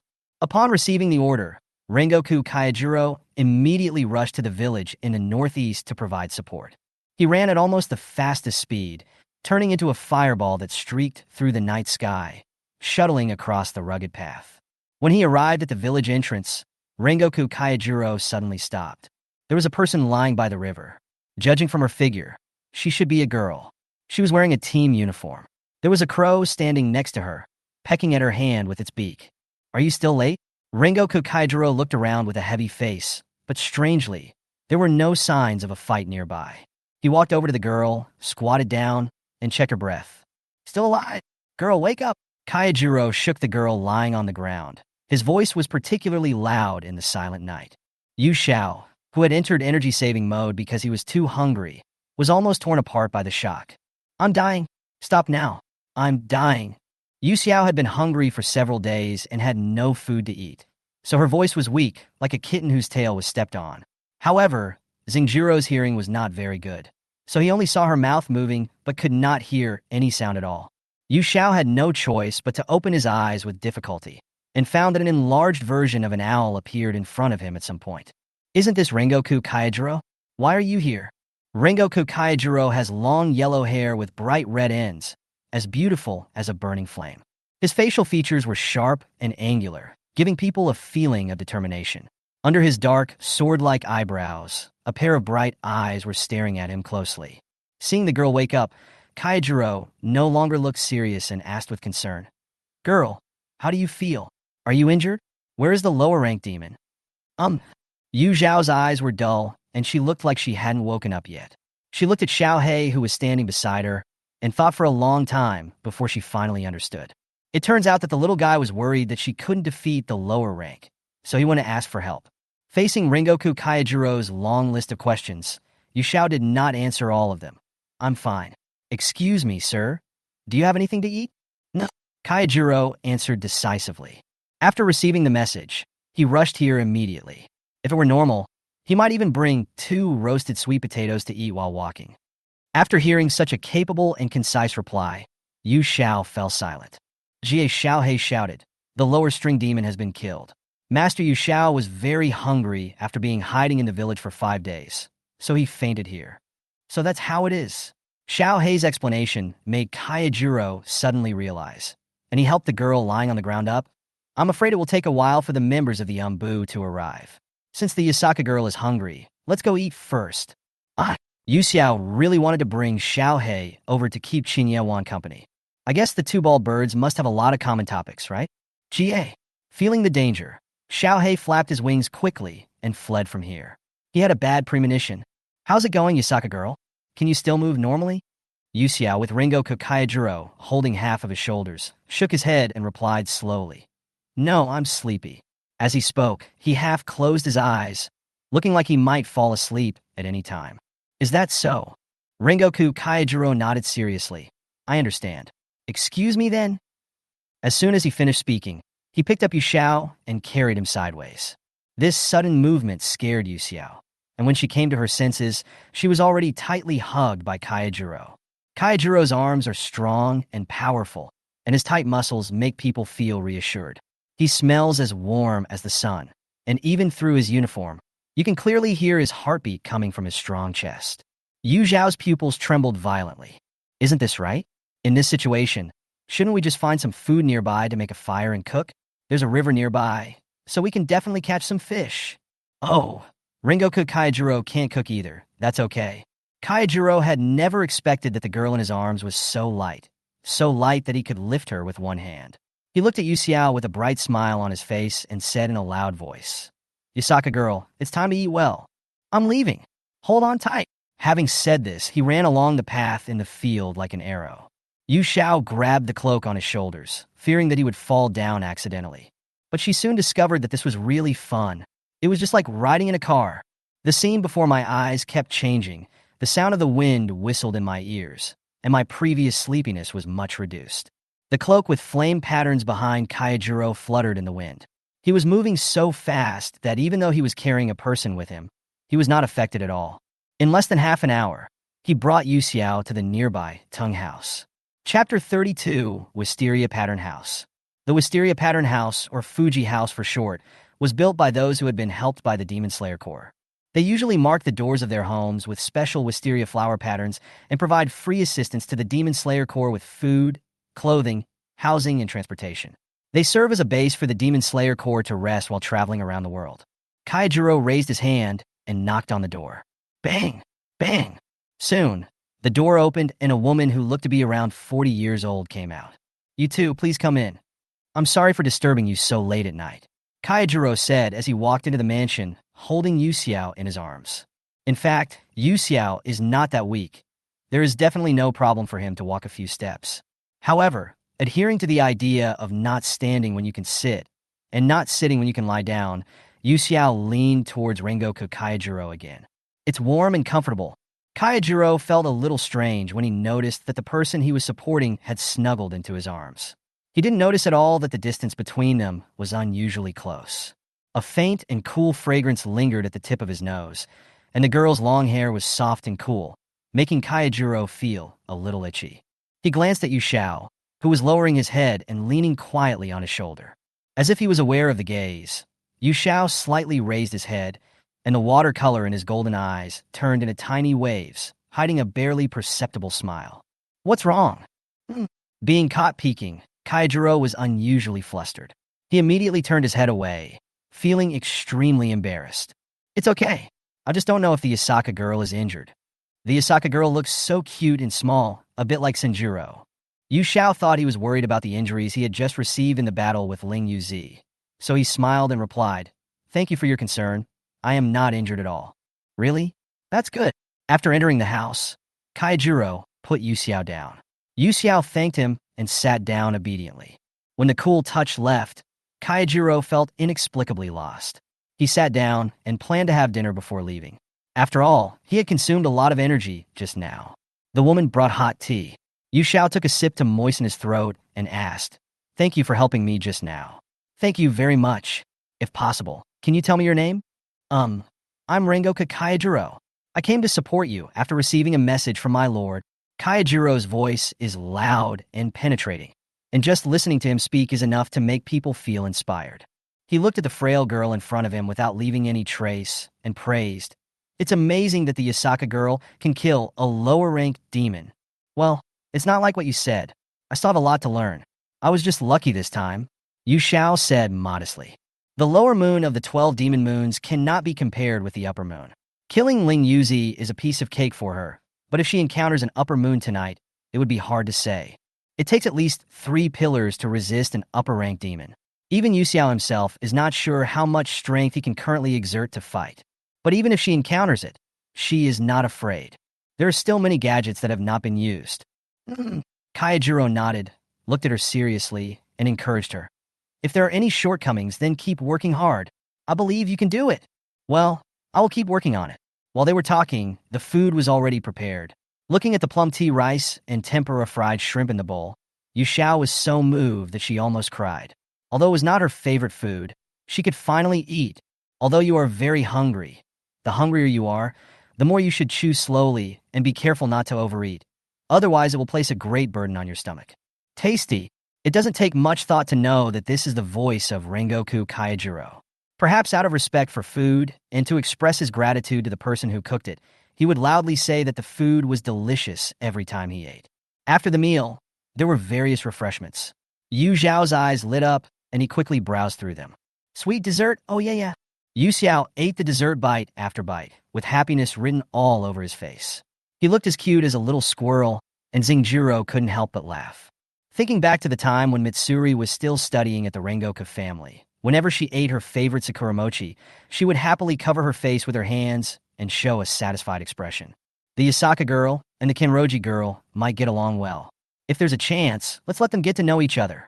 So Kaijiro silently pushed his dessert in front of Yu Xiao. Thank you, Mr. Purgatory." Yu Xiao didn't refuse. Of course, the more desserts, the better. Through this experience and lesson, she decided to bring more delicious food in her 4-dimensional pocket when she has time to avoid going hungry in the future. Kaijiro is ready to leave as he has other important tasks in the Demon Slayer Corps. Yu Xiao suddenly called him and handed over the thing in his hand. "Thank you very much for your help tonight, and please be sure to accept this. This is the amulet I made. I hope you can keep it with you. It can protect you." Is that so? Kaijiro took a look and found that the so-called amulet looked like ordinary origami. It was not expensive, but it contained the girl's thoughts, so he accepted it without hesitation. "Thank you. I'll keep it with me. Bye then." After saying that, he disappeared from the spot. "I was just worried you wouldn't bring it with you." That's right. Yu Xiao gave out another amulet that could withstand a fatal blow. Rengoku Kaijiro was the first pillar to die. In order to protect the safety of the passengers in the infinite train, he consumed most of his energy and was finally defeated by the upper 3 of the 12 demon moons, Akaza. Without the red sword, without the markings, and without the transparent world, he single-handedly stopped Akaza, who wanted to kill Tanjiro, and kept fighting until dawn. All 204 people on the bus survived, and 1 died. He is like the sun that has fallen into the earth, turning into flames and burning himself, dispelling the cold night and bringing warmth. Until the moment of dawn, the flames dissipated and everything returned to silence. Even though he knew he would die soon, Rengoku Kaijuro still kept smiling, and even comforted Tanjiro by telling him not to stop because of his death. Yu Xiao is not sure if he can follow the Infinite Train mission, but if he joins the Demon Slayer Corps, he must follow instructions. Wait, she has already fulfilled the necessary conditions to become a pillar. Kill 50 ghosts or kill 12 ghost moons, but it seems that there can only be 9 pillars? Forget it, let's take it one step at a time. Looking at the empty courtyard, Yu Xiao called out in a low voice. Xiaohei, don't hide. I know you are here. If you don't come out, I'll pull out all your hair. Gah! Along with Xiaohei's terrified cry, a black shadow flew down from the sky and landed on Yu Xiao's wrist. It doesn't want to have its hair plucked, wuh. Do I have any other tasks after this? Not yet. Well, that's good. Yu Xiao showed a cunning smile. She looked at Xiaohei's cute big eyes and said in a gentle and persuasive way, Now I'll give you a chance to be a bird again. Find out what Tanjiro is doing and what mission he will perform next. After you report these to me, I won't pluck your feathers. Xiaohei's body was trembling like a dead leaf in the autumn wind. He nodded obediently, not daring to have any objection, and quickly flapped his wings and flew away. It feels like there is a flood or a beast chasing after you. Chapter 33. Saying one word and saying another. After the battle at the drum residence, Tanjiro Kamado, Zenitsu Agatsuma, and Inosuke Hashibara were all injured and are currently staying at the Fujinoya to recuperate. The doctor comes to see patients every day, and today is no exception. After carefully examining the condition of the 3 people, the doctor told them that their wounds had healed. At the same time, the crow also conveyed a new mission. Go northeast north, northeast north. The next place is northeast north, northeast north. This direction sounded slightly familiar to Tanjiro, and he quickly remembered it. The place where Yu Xiao carried out his mission before was the village in the northeast, right? Is she having some difficulty?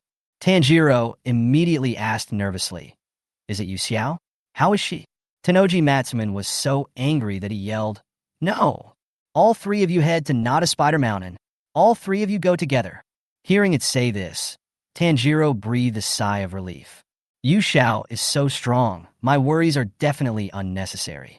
It's just that I don't know how she is doing. Tanjiro, who is Yu Xiao? Zenitsu Agatsuma, who was stroking the wooden box containing Nezuko, stopped, looked at Tanjiro, and asked casually. Yu Xiao is my most important friend. We are both disciples of Mr. Urokodaki. I just passed the final selection with her not long ago. When he heard the words final selection, Zenitsu had an impression in his mind. When preparing to select the Tamagotchi, Tanjiro had an argument with another person because of the white-haired girl. He wanted to go up and help, but the person looked too fierce, so he didn't dare to go. Finally, it seemed that a girl with long blue hair came to the rescue. Unfortunately, he didn't have the mind to pay attention to the girl's appearance at that time. Is Yu Xiao the girl with blue hair? Well, yes, she's a very good person. When he said this, Tanjiro's pomegranate eyes flashed slightly, and a smile unconsciously appeared at the corners of his mouth. I really want to see you right now. Ah! Seeing him like this, Zenitsu smacked his lips in disgust and got goosebumps all over his body. Tanjiro, your expression is disgusting. You don't like that girl named Yu Xiao, do you? Uh-huh. Tanjiro, who was originally sitting, stood up with a bang. He almost tripped over his own clothes because of his swift movement. A thin blush appeared on his cheeks, and he loudly retorted, I didn't. Your answer is not decisive at all. Tanjiro, looking at the helpless Tanjiro, Zenitsu gave a teasing smile. Oh my, I never thought that Tanjiro would have such a side. Absolutely not. Tanjiro said word by word through gritted teeth. But when he heard the word like just now, he was obviously stunned for a moment. Just like then, his heart began to beat uncontrollably again. His loud defense just now seemed like he was trying to cover up his guilty conscience. Did he really like Yu Xiao, as Shani said? Absolutely not. To him, Yu Xiao was just a close and important friend. What's more, she was 2 years older than him. Zenitsu didn't mind Tanjiro's inconsistency at all and continued to tease. Really? But I can already hear your abnormal heartbeat. It's like thunder, right? Tanjiro is so dishonest. His hearing has been much more sensitive than that of ordinary people since he was a child. Even at a short distance, Zenitsu could still hear Tanjiro's restless heartbeat. How is it possible? Upon hearing this, Tanjiro froze in shock, his face full of disbelief. Ha ha ha! I didn't expect Tanjiro to show such an expression. Ha ha! It's really wonderful. Agatsuma Zenitsu pounded the ground and laughed so hard that he couldn't stand up. Before he could be happy for a few seconds, he was suddenly punched on the head. Ah! As expected, there were screams like a pig being slaughtered. Shut up! The one who made the move was Inosuke Hashibara. He withdrew his hand, his face beneath the boar mask full of impatience. Because of the strange words said by that weak-looking old woman, his feet still feel light and fluttery. He finally calmed down and sat in the corridor to think, but was annoyed by the noise of these two people. Hasn't everyone received the mission? Let's get going now. He couldn't wait to kill a few more ghosts to vent his anger. Sorry, Inosuke, I disturbed you. We have to set off now. Tanjiro scratched his head embarrassedly. He and Zenitsu were indeed very loud just now, which inevitably had a bad influence on others. Why? It's me again. Agatsuma Zenitsu, with a big bump on his head, shed tears of grief and anger. He was the one who got beaten last time. Why was he the one who got beaten again this time? Before setting off, the old lady from Tung's house took out the flint. Then please let me spark. Okay. Tanjiro and Zenitsu stood up obediently. This action left Inosuke confused. The flints in the old lady's hands collided, sparks flew, and Inosuke didn't know what was wrong with him. He rushed forward and tried to make a move. What are you doing, old woman? Fortunately, Tanjiro was quick-witted and grabbed his waist, thus stopping him. Zenitsu, who had just been beaten, was very unhappy. He shouted angrily at Inosuke. The old lady is sparking for us to drive away the bad luck for us, because we are about to go on a dangerous mission. Inosuke then stopped, and the two big eyes on his head mask looked a little cute at this time. The old lady kept her kind smile and said, "No matter what time it is, please live with pride. I wish you good luck in martial arts. Thank you for your blessing." Tanjiro and Zenitsu bowed in thanks. Several people followed the guidance of the crow and left Tung's house. On the way, Inosuke was puzzled by the old lady's behavior and asked the two, "What was the old lady doing just now? What did she mean by what she said?" "You really don't understand anything." Zenitsu was speechless. Why would he be assigned to carry out a mission with such a person? This guy is just like a beast. Tanjiro seemed to be more patient with Inosuke's doubts. It's normal for Inosuke not to understand when he hears something like this for the first time. If you want to be proud, you should know exactly where you stand and be proud of it, and not let the outside world shake your beliefs. Then the old lady prayed for our safety, so she used flint to spark to dispel the ominous evil, so that our next move would be smooth sailing. After listening to Tanjiro's explanation, Inosuke's doubts were not resolved, but increased. What is my position? Why should I be proud of it? What is belief?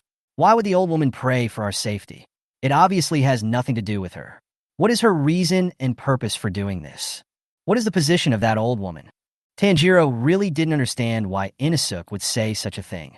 It was obvious that everything the old lady did was out of concern and kindness for them. Humph. He snorted sullenly, no longer answering Inosuke's question, and quickened his pace. Why are you running? Don't think I will lose to you. Seeing this, Inosuke accelerated and chased after him. Hey, wait for me. Zenitsu, who was left behind, followed with a bitter face. Chapter 34, Not a Spider Mountain. The stars retreat, and the full moon hangs high in the night sky. Before entering the mountain, Zenitsu suddenly stopped. Wait a minute, he called out to the two people walking in front. Tanjiro and Inosuke stopped, and both looked back at him. What's wrong? The closer we get to our destination, the scarier it gets. Don't you feel it? Zenitsu huddled up in fear and sat on the ground. Huh? What disgusting things are you saying? Inosuke crossed his arms across his chest, looking very unhappy. I just don't want you to say that, you pighead. Zenitsu pointed angrily at the mountain not far away. Don't you feel anything? Tanjiro looked in the direction he pointed, but there was clearly nothing there, etc. There seemed to be a strange smell in the air. Tanjiro frowned and started moving his legs first, and Inosuke followed closely behind. Hey, wait a minute, you guys. Don't leave me alone. Looking at the two people going away, Zenitsu could only suppress the fear in his heart and followed them. After all, it's more terrifying to stay here alone. On the outskirts of the woods, a young man in team uniform fell to the ground, a Nichiren sword still in his hand. When he saw the three people rushing over, tears rolled down his eyes. Save me. What's wrong with you? Are you okay? Tanjiro was about to go forward to help him. But the boy suddenly flew up strangely, as if he was grabbed by a pair of invisible hands and dragged into the woods. Ah, I'm hooked! I'm hooked! Save me! The young man struggled, his desperate cries echoing throughout the forest. Until the moment he sank into the forest, his figure completely disappeared. Ah! Zenitsu was so frightened by this scene that he covered his mouth. He took 2 steps back, his pupils trembling violently. How could this happen? Tanjiro clenched his fists, and suddenly, he smelled that strange smell again. The smell is stronger than before. I'm gonna save him, he said firmly. The person was right in front of me, but I couldn't save him. Inosuke knocked Tanjiro's arm away and stood up from behind him. I'll take the lead, and you just hide behind me and tremble. After saying that, he rushed into the woods without looking back. Looking at the 2 people going away, Agatsuma Zenitsu squatted alone, not daring to move forward. The 2 men walked in the woods that blocked out the sun, their bodies covered with spider silk. There are surprisingly many spiders here. Whether it is the branches or the grass, they're all covered with spider webs. Every few steps I take, the annoying spider silk will get tangled up in my body, making me feel very uncomfortable. Not far away, a young man, also wearing a team uniform, was observing his surroundings vigilantly. Tanjiro walked up and patted him on the shoulder, which scared the boy. We are here to provide support. I am Tanjiro Kamadu, a member of the Gue class. Tanjiro whispered to the boy. Gue? After hearing this word, the boy looked disgusted. Why not Ju? It's the same no matter how many Gue there are. It's meaningless. As soon as the boy finished speaking, an iron fist hit him directly in the face. Inosuke. Tanjiro looked stunned. Why does he always like to use his fists? Shut up, Gampakuro. Inosuke pushed Tanjiro away and grabbed the boy's hair, with white air coming out from his pig-headed nostrils. Stop talking nonsense, you coward. Explain the situation to me now. What this guy just said made him feel very upset. What do you mean by good level pillar? If that's the case, then this guy's existence has no meaning at all. What are you doing? Let go. The boy tried to pull away the hand that was grabbing his hair, but he found that his strength was completely inadequate to shake the man wearing a pig head mask. So he had to compromise and said, I know. Let go. I'll tell you right now. Inosuke then lost his hand. The young man with the middle-parted hair is called Murata. After receiving the order from the crow, he came to the Nada Spider Mountain. There were 10 of them acting together. Shortly after entering the mountain, the other team members didn't know what was going on, and they all drew their swords and started killing each other. Murata was lucky and was fine the whole time, so he was able to meet Tanjiro and Inosuke alive. This actually happened. Tanjiro felt unbelievable after hearing this. No matter what, it was impossible for companions to draw their swords against each other. There must be something else at work. This is most likely the result of a ghost hiding in the mountains using blood magic. Suddenly, a strange sound came from the surroundings. The sound was like the clanging sound of a silk thread stretched too tight, which made people's scalp tingle. Murata's face turned pale instantly. That's the sound. Everyone started killing each other after hearing this sound. Several people immediately became nervous. There were shadowy figures in the forest. Several team members in team uniforms walked out from the darkness. Their movements were strange, and they walked as if they had lost their souls. Murata recognized them at a glance. These people were the team members who had worked with him before. He was just about to open his mouth to remind them, but unexpectedly, the team members suddenly attacked, rushing towards him waving the Nichiren sword stiffly. Murata quickly dodged to the side and avoided the attack. The other team members also rushed up, waving knives. Are these guys all idiots? Don't they know that fighting among team members is strictly prohibited? Inosuke pulled out 2 swords from his waist and threw away the bandages wrapped around them. Just let me chop them all. No, Tanjiro objected. After all, these people are our companions, and there are still people alive inside. So annoying. Although he complained a lot, Inosuke chose not to take action. While dodging, Tanjiro suddenly smelled a strange, sweet smell from the back of one of the team members. He swung his sword, and something invisible seemed to break, and the team member fell to the ground soon after. Tanjiro understood instantly and shouted, It's the strings.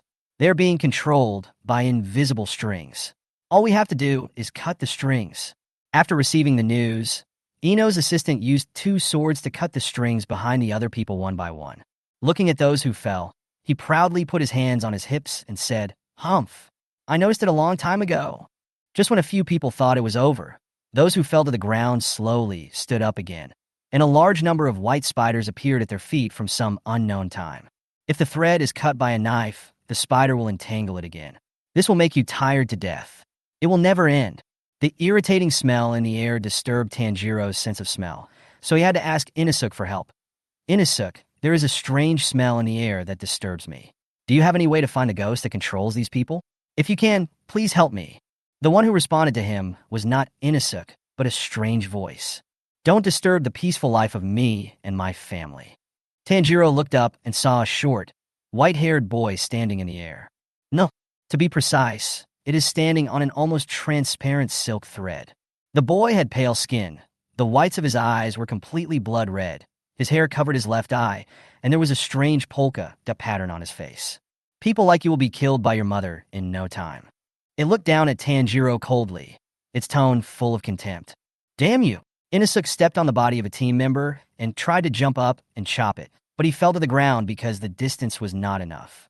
The ghost boy didn't seem to have any intention of staying here, and left barefoot on the silk thread. Is it that guy? Inosuke asked. I'm afraid not. Tanjiro shook his head and continued to clean the threads tangled around the team members. Please, Inosuke, first think of a way to find the ghost that is controlling us. Chapter 35, Will the Pig-Headed Boy Dream of the 12 Demon Moons? I'm so annoyed with you. Forehead Taro, I get it. Inosuke stuck his two swords into the ground. He calmed down, stretched his arms, and began to sense the changes around him. Breath of the Beast, 7th form, spatial perception. As the name of the move suggests, Inosuke Hashibara's spatial perception can sense the flow of air and subtle changes in airflow through his skin, thereby locking onto the fighting spirit emanating from the target. The prerequisite for using this move is that you must stay fully focused, and the opponent must show fighting spirit, otherwise it will be very difficult. With Tanjiro and Murata defending him from the attacks of the other team members, Inosuke took this opportunity to successfully find the location of the demon. Found it, he pointed in a direction. I can feel a very strong aura over there. Really? Tanjiro praised happily. Inosuke is amazing. Inosuke fell into a brief, mysterious silence. That light feeling came back. Now that we found the target, you guys go ahead and I'll block this place. Murata waved his sword to block the attacks of the controlled team members, trying hard to buy time. But, Mr. Murata, if you're alone, I am your senior after all. Go. I know all we need to do is cut these strings. As long as we find the ghost that controls these people, everyone can be saved. Okay, I understand.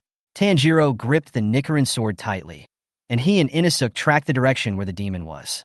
After listening to the report from Yakuza on the situation at Nada Spider Mountain, Ubuyashikiyoya immediately dispatched Insect Pillar, Kocho Shinobu, and Water Pillar, Tomioka Ju to provide support, as the 12 demon moons might be lurking there. The moonlight is so beautiful. Shinobu Kocho looked up at the bright moon hanging high in the night sky. Her gentle voice came from the side. Ju Tomioka had a blank expression on his face, and his feet were moving fast.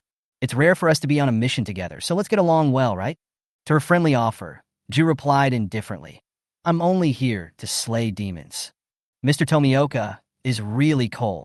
Shinobu Kocho was not angry even though her suggestion was ignored. She still had the same gentle smile on her face, and her purple eyes were as beautiful and clear as crystal, making it impossible to guess her emotions. Then let's split up. I'll go to the west to take a look. Staying with such an unromantic person like Mutu would only make people feel uncomfortable. So Shinobu Kocho decided to go somewhere else to see if anyone needed help. No. Iong had no objection to this. If two people act separately, the efficiency will indeed be greatly improved. On the way here, they had already seen many dead team members. Even one more second of delay could result in more casualties. At the same time, Inosuke Hashibara also fell into trouble. Although the demon that controlled the silk thread was successfully killed by Tanjiro, another big guy appeared. This guy looks so disgusting. His whole face is covered with densely packed eyes, like a living spider. It has neither nose nor lips, only exposed jagged fangs and a pitch-black bloody mouth covered with smelly saliva. Even Inosuke, who lived in the mountains and lived with wild beasts, could not withstand such a mental blow. When he first saw the ghost, his face under the pig mask froze for a moment. So ugly. It's so ugly. But he was already at a disadvantage and had no time to feel sentimental about it. The spider ghost had its arm chopped off by him just now. After shedding its skin, its body became more muscular, and it knocked Inosuke away with just one punch. The ribs that had just recovered not long ago were broken again due to a crack. Breath of the Beast, third Fang, tear with fangs. Inosuke held the sword with both hands and launched a powerful cross-cutting attack, but the serrated blade broke into two pieces the moment it touched the spider ghost's skin. How is it possible? Without giving him any chance to think, the spider ghost swung his fist and knocked him away, hitting the tree trunk hard.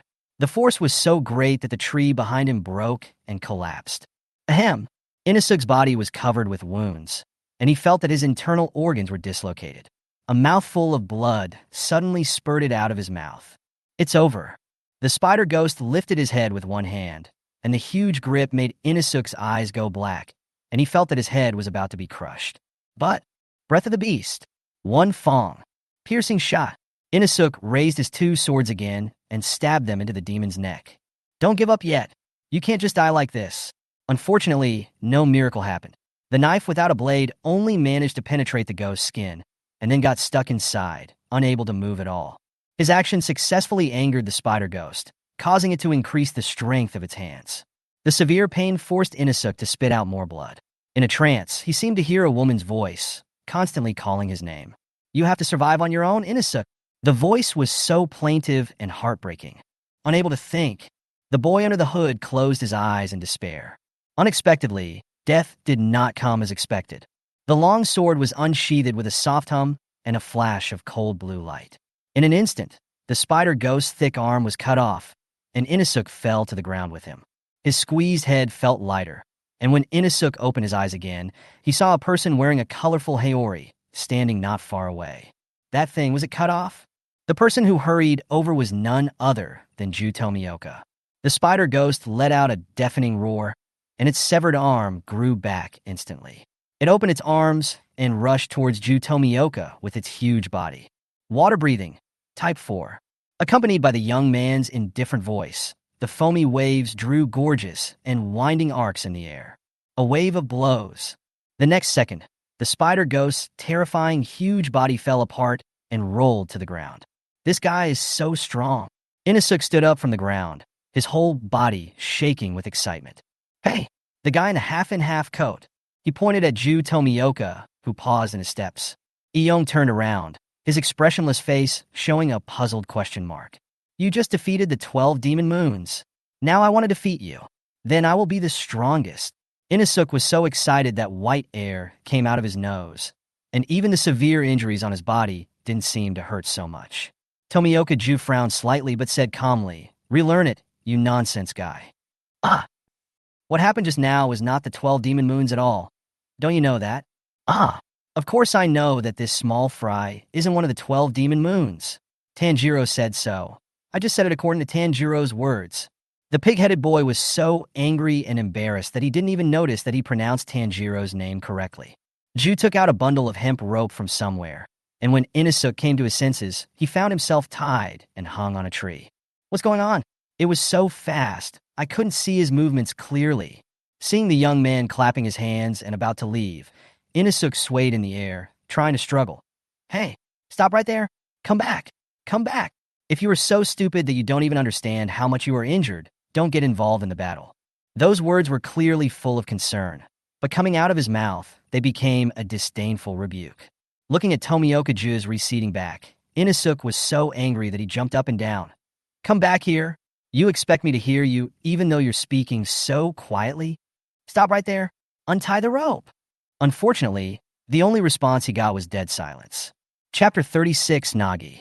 Tanjiro, who separated from Inosuke, met the ghost boy again. Its strength was stronger than all the ghosts it had encountered before. With just a silk thread, it cut the sun blade in its hand into two pieces. Boy, give me your sister, and I will let you go. Such unreasonable and ridiculous remarks successfully angered Tanjiro. Impossible. How could I hand my sister over to a guy like you just to keep myself alive? You don't even understand what family is or what the bond between family members is. You think you can stop me? Lei sneered, stretched out his 5 fingers, and a silver thread pulled out from his fingertips. With a wave of his hand, the thread rolled up Nezuko behind the tree and pulled her to his side, landing steadily in his arms. Look, isn't she here? Nezuko struggled to break free from Rue's grip, but this guy was incredibly strong. If it weren't for the restriction of the bamboo yoke, she would really bite Rue's arm. Nezuko, who was forced into a corner, stretched out her sharp nails and scratched Lei's cheek, and bloody red blood gushed out instantly. "Give me back my sister!" Tanjiro dodged the whips and swung half of the blade to chop at Rue's neck. The two collided with a clanging sound. "The knife! Can't even cut through? You think you can cut my neck?" Rue raised his leg and kicked Tanjiro away. He wrapped Nezuko's body with silk threads and hung her on the tree above his head. "My body is harder than any string. You can't even cut my string, and you dare to cut my neck." Cough! Tanjiro coughed up blood and stood up again. Seeing her brother being hurt, Nezuko howled in anger and tried to break free from the threads. "Be quiet for a moment. I am your brother now." Lei waved his hand irritably, and the silk thread tightened immediately, instantly cutting Nezuko's skin. Blood flowed out and dripped onto the ground. "Nezuko!" Tanjiro looked at his sister above his head nervously, his heart tightening. "Give her back to me." His tone was colder than ever before, and there was no gentleness in his pomegranate eyes. Nezuko is the only relative he has in the world who depends on him for survival. She is his last line of defense, and Rue's behavior has undoubtedly touched his reverse scale. A stream of white mist came out of Tanjiro's mouth. He calmed down and concentrated on his breathing technique. A large amount of oxygen was transported to his lungs, madly squeezing his body to its limits. Blue waves appeared on the half-broken blade. Water breathing, pick up form, flowing. With a spinning and tumbling motion, the blade will cut the silk threads controlled by Lei. With each swing, the next attack will be further strengthened. This is the strongest sword form in water breathing. As long as the number of rotations and leverage is enough, the slash will be stronger. He wants to use this move to cut off the ghost's neck. Lei stretched out his hands. His pale fingers turned blood red, and silk threads stretched out from his fingertips. Blood demon art, Kess prison. The red threads gathered into a huge net that enveloped Tanjiro. The threads were so sharp that they were even sharper than a blade. If they were touched, they would definitely be cut into pieces like the careless team member before. But the strength of the life cycle is not enough. If it continues like this, are we going to die here? Let Nezuko be taken away. As death approaches, Tanjiro's mind begins to see the revolving lantern of his life. It was a snowy day. My father wore a sacrificial hunting robe and danced the Kagura dance all night long in the snow. With every breath, the cold air around him caused a stinging pain in his lungs. Tanjiro looked at his mother beside him and asked in confusion, "Mom, why can Dad, who is so weak, dance barefoot in the snow all the time? I just feel like I'm freezing from breathing." The mother didn't say anything, but just smiled gently and looked at him with loving eyes. "There's a method to breathing, Tanjiro." The father's emaciated body was just skin and bones. He gently stroked Tanjiro's forehead with his dry hands. As long as he masters the right method, Tanjiro can dance in the snow all day long. These earrings and the Kagura dance are the only things that must be passed down, no matter what. The memories hidden deep inside came to mind, and the water dragon on the blade turned into a dazzling fire dragon, cutting off all the red lines. At the same time, Nezuko, who had fainted due to the pain, was awakened by her mother's voice. "Blood demon art, blood explosion." Nezuko clenched her fist with one hand and burned the silk thread that was hindering Tanjiro's movements into ashes. The pink flame and the red flame intertwined to create a dazzling light. Tanjiro took this opportunity to rush to Rue's side and launched a powerful slash. The god of fire Kagura, round dance. The flames leaped, and an arc-shaped slash was launched, instantly cutting off Lei's neck. "It's over." The head rolled off, and Tanjiro fell to the ground exhausted. Strangely, the head did not turn into ashes, but was picked up by the headless body and replaced. How could this happen? Is the Nichiren's sword useless? Tanjiro's heart was filled with alarm when he saw this scene. The breathing method and the attack just now had exhausted all his strength. Now he couldn't even stand up. "Do you think you cut my neck? I cut it myself with a thread. It really makes me angry. I have decided to kill both of you. No one will be spared." Lei's face was distorted with anger. Blood demon art, killing I cage. Immediately afterwards, red lines denser than before merged into an impenetrable net, surrounding Tanjiro and Nezuko from all directions. Go to hell? The threads closed in, and Tanjiro could only watch helplessly as he and Nezuko were chopped into pieces. However, what he didn't expect was that a figure suddenly jumped out from behind him, accompanied by the sound of gurgling water, and the entire silk net shattered and fell off in an instant.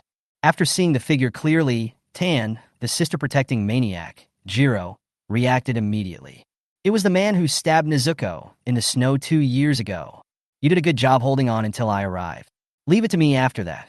Just like in his memory, the young man was wearing a patchwork haori and comforting him. His reliable look was reassuring, but Tanjiro couldn't relax at all. The haori he was wearing became tattered, several strands of his hair were cut off, and Nezuko was also injured while helping him. If Yu Xiao saw how miserable I am now, he might be angry. Tanjiro thought helplessly, feeling a little sad. I wish I could be a little stronger. They started popping up one after another from just now. Are you guys done yet? Stop getting in my way. Frustrated, Lei stretched out his hands and wove a high-density thread that formed a vortex. Blood Demon Art. Keisai rotation. The red line took the shape of a cocoon and appeared in front of Ju in the blink of an eye. Ju remained calm, and the blue blade lightly tapped the ground. Water breathing. Form 11, Nagi. It's calm. It was as if he had entered a mirror world where the water and the sky merged into one. The water surface was calm and without any waves. All the threads disappeared into thin air the moment they entered Eong's attack range. How is this possible? The originally confident Lei's pupils suddenly shrank. He could not understand what had just happened, and the silk thread unraveled on its own. Lei wanted to use the blood demon technique again, but the next second, its head rolled to the ground. Eong slowly put the knife back into the sheath. Chapter 37, I like Mr. Eong very much. With Rue's death, Tanjiro smelled a strong scent of sadness. Before becoming ghosts, most of them had their own families and their own lives. The headless body fell beside him, and Tanjiro stretched out his hand with pity and covered the snow-white clothes. I hope you can atone for your sins and be happy as a human being in your next life. He closed his eyes and prayed in his heart. Unexpectedly, Jutomioka suddenly stepped on the empty piece of clothing. Don't sympathize with the man-eating ghosts. Even if he keeps the appearance of a child, he is nothing more than an ugly monster that has lived for several years. Please take your feet away. Although the pain in his body made Tanjiro unable to move, his hands tightly grasped Rue's clothes, and he loudly retorted, "Those evil ghosts are naturally not worthy of sympathy. But when facing the ghosts who feel remorse for what they have done before dying, although I cannot forgive them, I will never trample on them. At least they once existed as humans." His tone was sonorous and powerful. Ju was startled and accidentally glanced at the girl next to Tanjiro, who had a bamboo cane in her mouth. It was not until he saw the bamboo cane that Ju finally remembered and looked at Tanjiro in astonishment. It's you. Has the boy who protected his sister in the snow now officially become a member of the Demon Slayer Corps? He really works hard. Suddenly, a figure approached quickly. Sensing the murderous intent, Ju didn't think twice and instantly drew out his Nichiren sword to protect Tanjiro behind him. Clang! The blades collided, making a crisp sound. The one who launched the surprise attack was none other than Shinobu Kocho, who had previously proposed the split-up action. Seeing that her attack was blocked, Shinobu Kocho immediately spun in the air to adjust her body and landed steadily. Her graceful movements, like flowing water, contrast with the butterfly wing pattern on her feathers, making her look like a dancing butterfly. Faced with Ju's act of protection, Shinobu Kocho was very puzzled. Why are you hindering me, Mr. Tomioka? You clearly said that you can't get along well with ghosts, but now you're trying to protect a ghost? She tried hard to maintain a bright smile, but there was a chill in her words. That's why everyone hates you. Shinobu Kocho pointed the tip of the Nichiren sword at Ju, and impatience flashed across her eyes. Okay, Mr. Tomioka, please move aside. Unexpectedly, Eong did not make any move, but retorted seriously. I am not hated. It really is. Kocho Shinobu sighed in annoyance, as if she couldn't bear to expose him. I'm sorry. It seems that you don't realize that you are hated. I'm sorry for saying so much. Tanjiro, who was standing by, silently held his sister in his arms, looking at the two people confronting each other, and felt that his mind could not keep up with their conversation. But he knew that the girl with the butterfly hair accessory was definitely here to kill Nezuko. Eong was about to explain himself about being hated, but at that moment a girl's voice was heard from the forest. That's not the case. In an instant, 3 pairs of eyes looked in the direction of the sound. A girl with long light blue hair walked out from the shadows of the woods. The girl was wearing a dark team uniform and a hydrangea pattern haori. In her arms, she was holding a paper bag filled with taiyaki. Facing the three people's uniform gazes, Yushao didn't mind at all and said with a smile, "I really like Mr. Iyo." As soon as these words were spoken, the whole audience fell silent. "Actually, I'm not the only one," Yushao muttered to himself. "There are also Mr. Urokodaki, Tanjiro, Nezuko should also count. Anyway, we all like Mr. Ju. So Mr. Iyong is not hated. Shinobu Kocho. Tomioka Ju. Don't. Why am I still here? Nezuko Kamadu. Azizi. Looking at the three people in front of him, who were all stunned at the same time, Yu Shao fell into deep thought. Did she say something wrong? She just saw that Ju Tomioka looked really pitiful just now, so she decided to help him out. Yu Shao. Iyong called the girl's name softly, breaking the awkwardness first. The latter smiled back and nodded at him.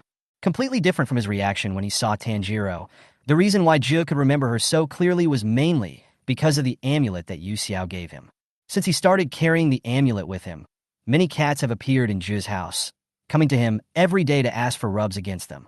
It is a very healing scene. He had always been grateful to Yu Xiao, and even had a meal at the restaurant where they met, hoping to meet her again one day and thank her in person, even though we haven't met since then.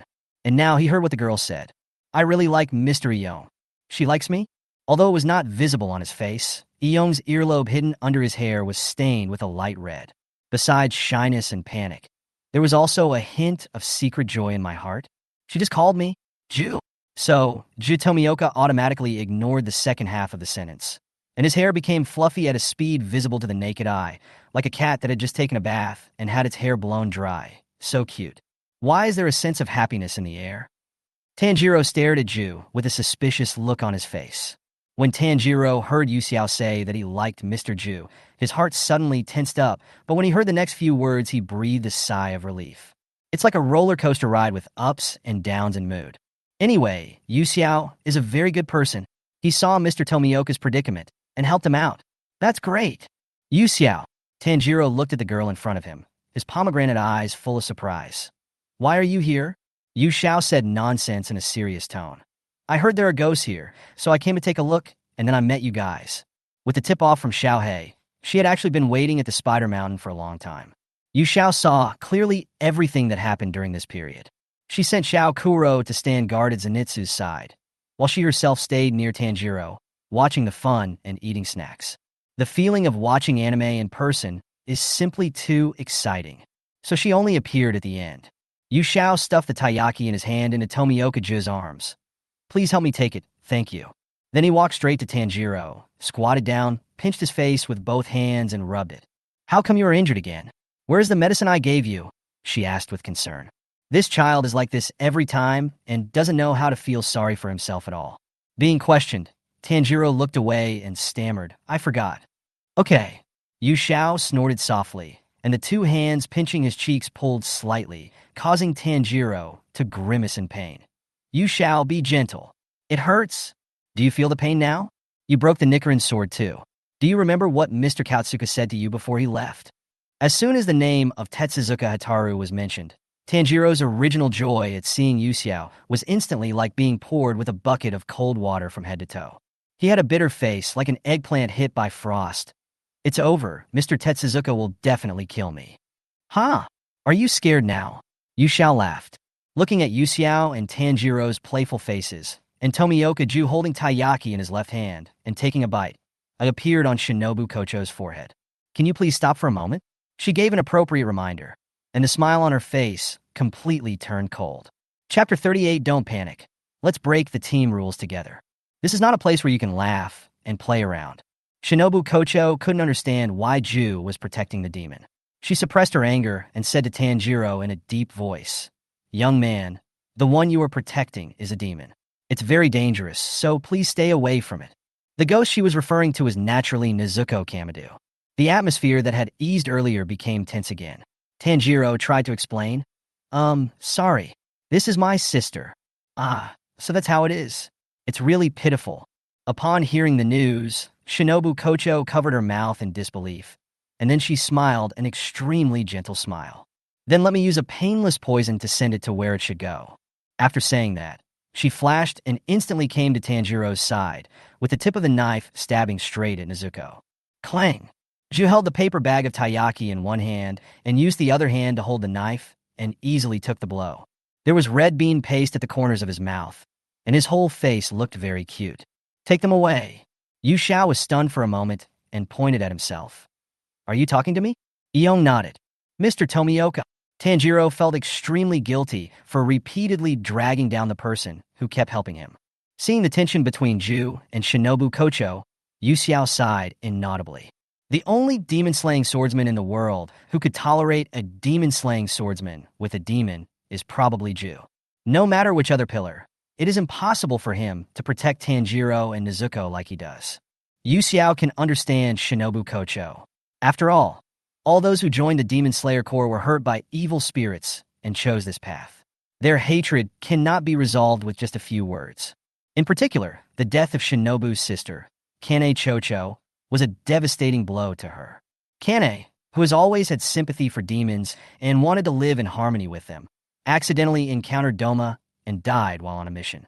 When she was on the verge of death, Kane told Shinobu to quit the Demon Slayer Corps so that she could live an ordinary and happy life.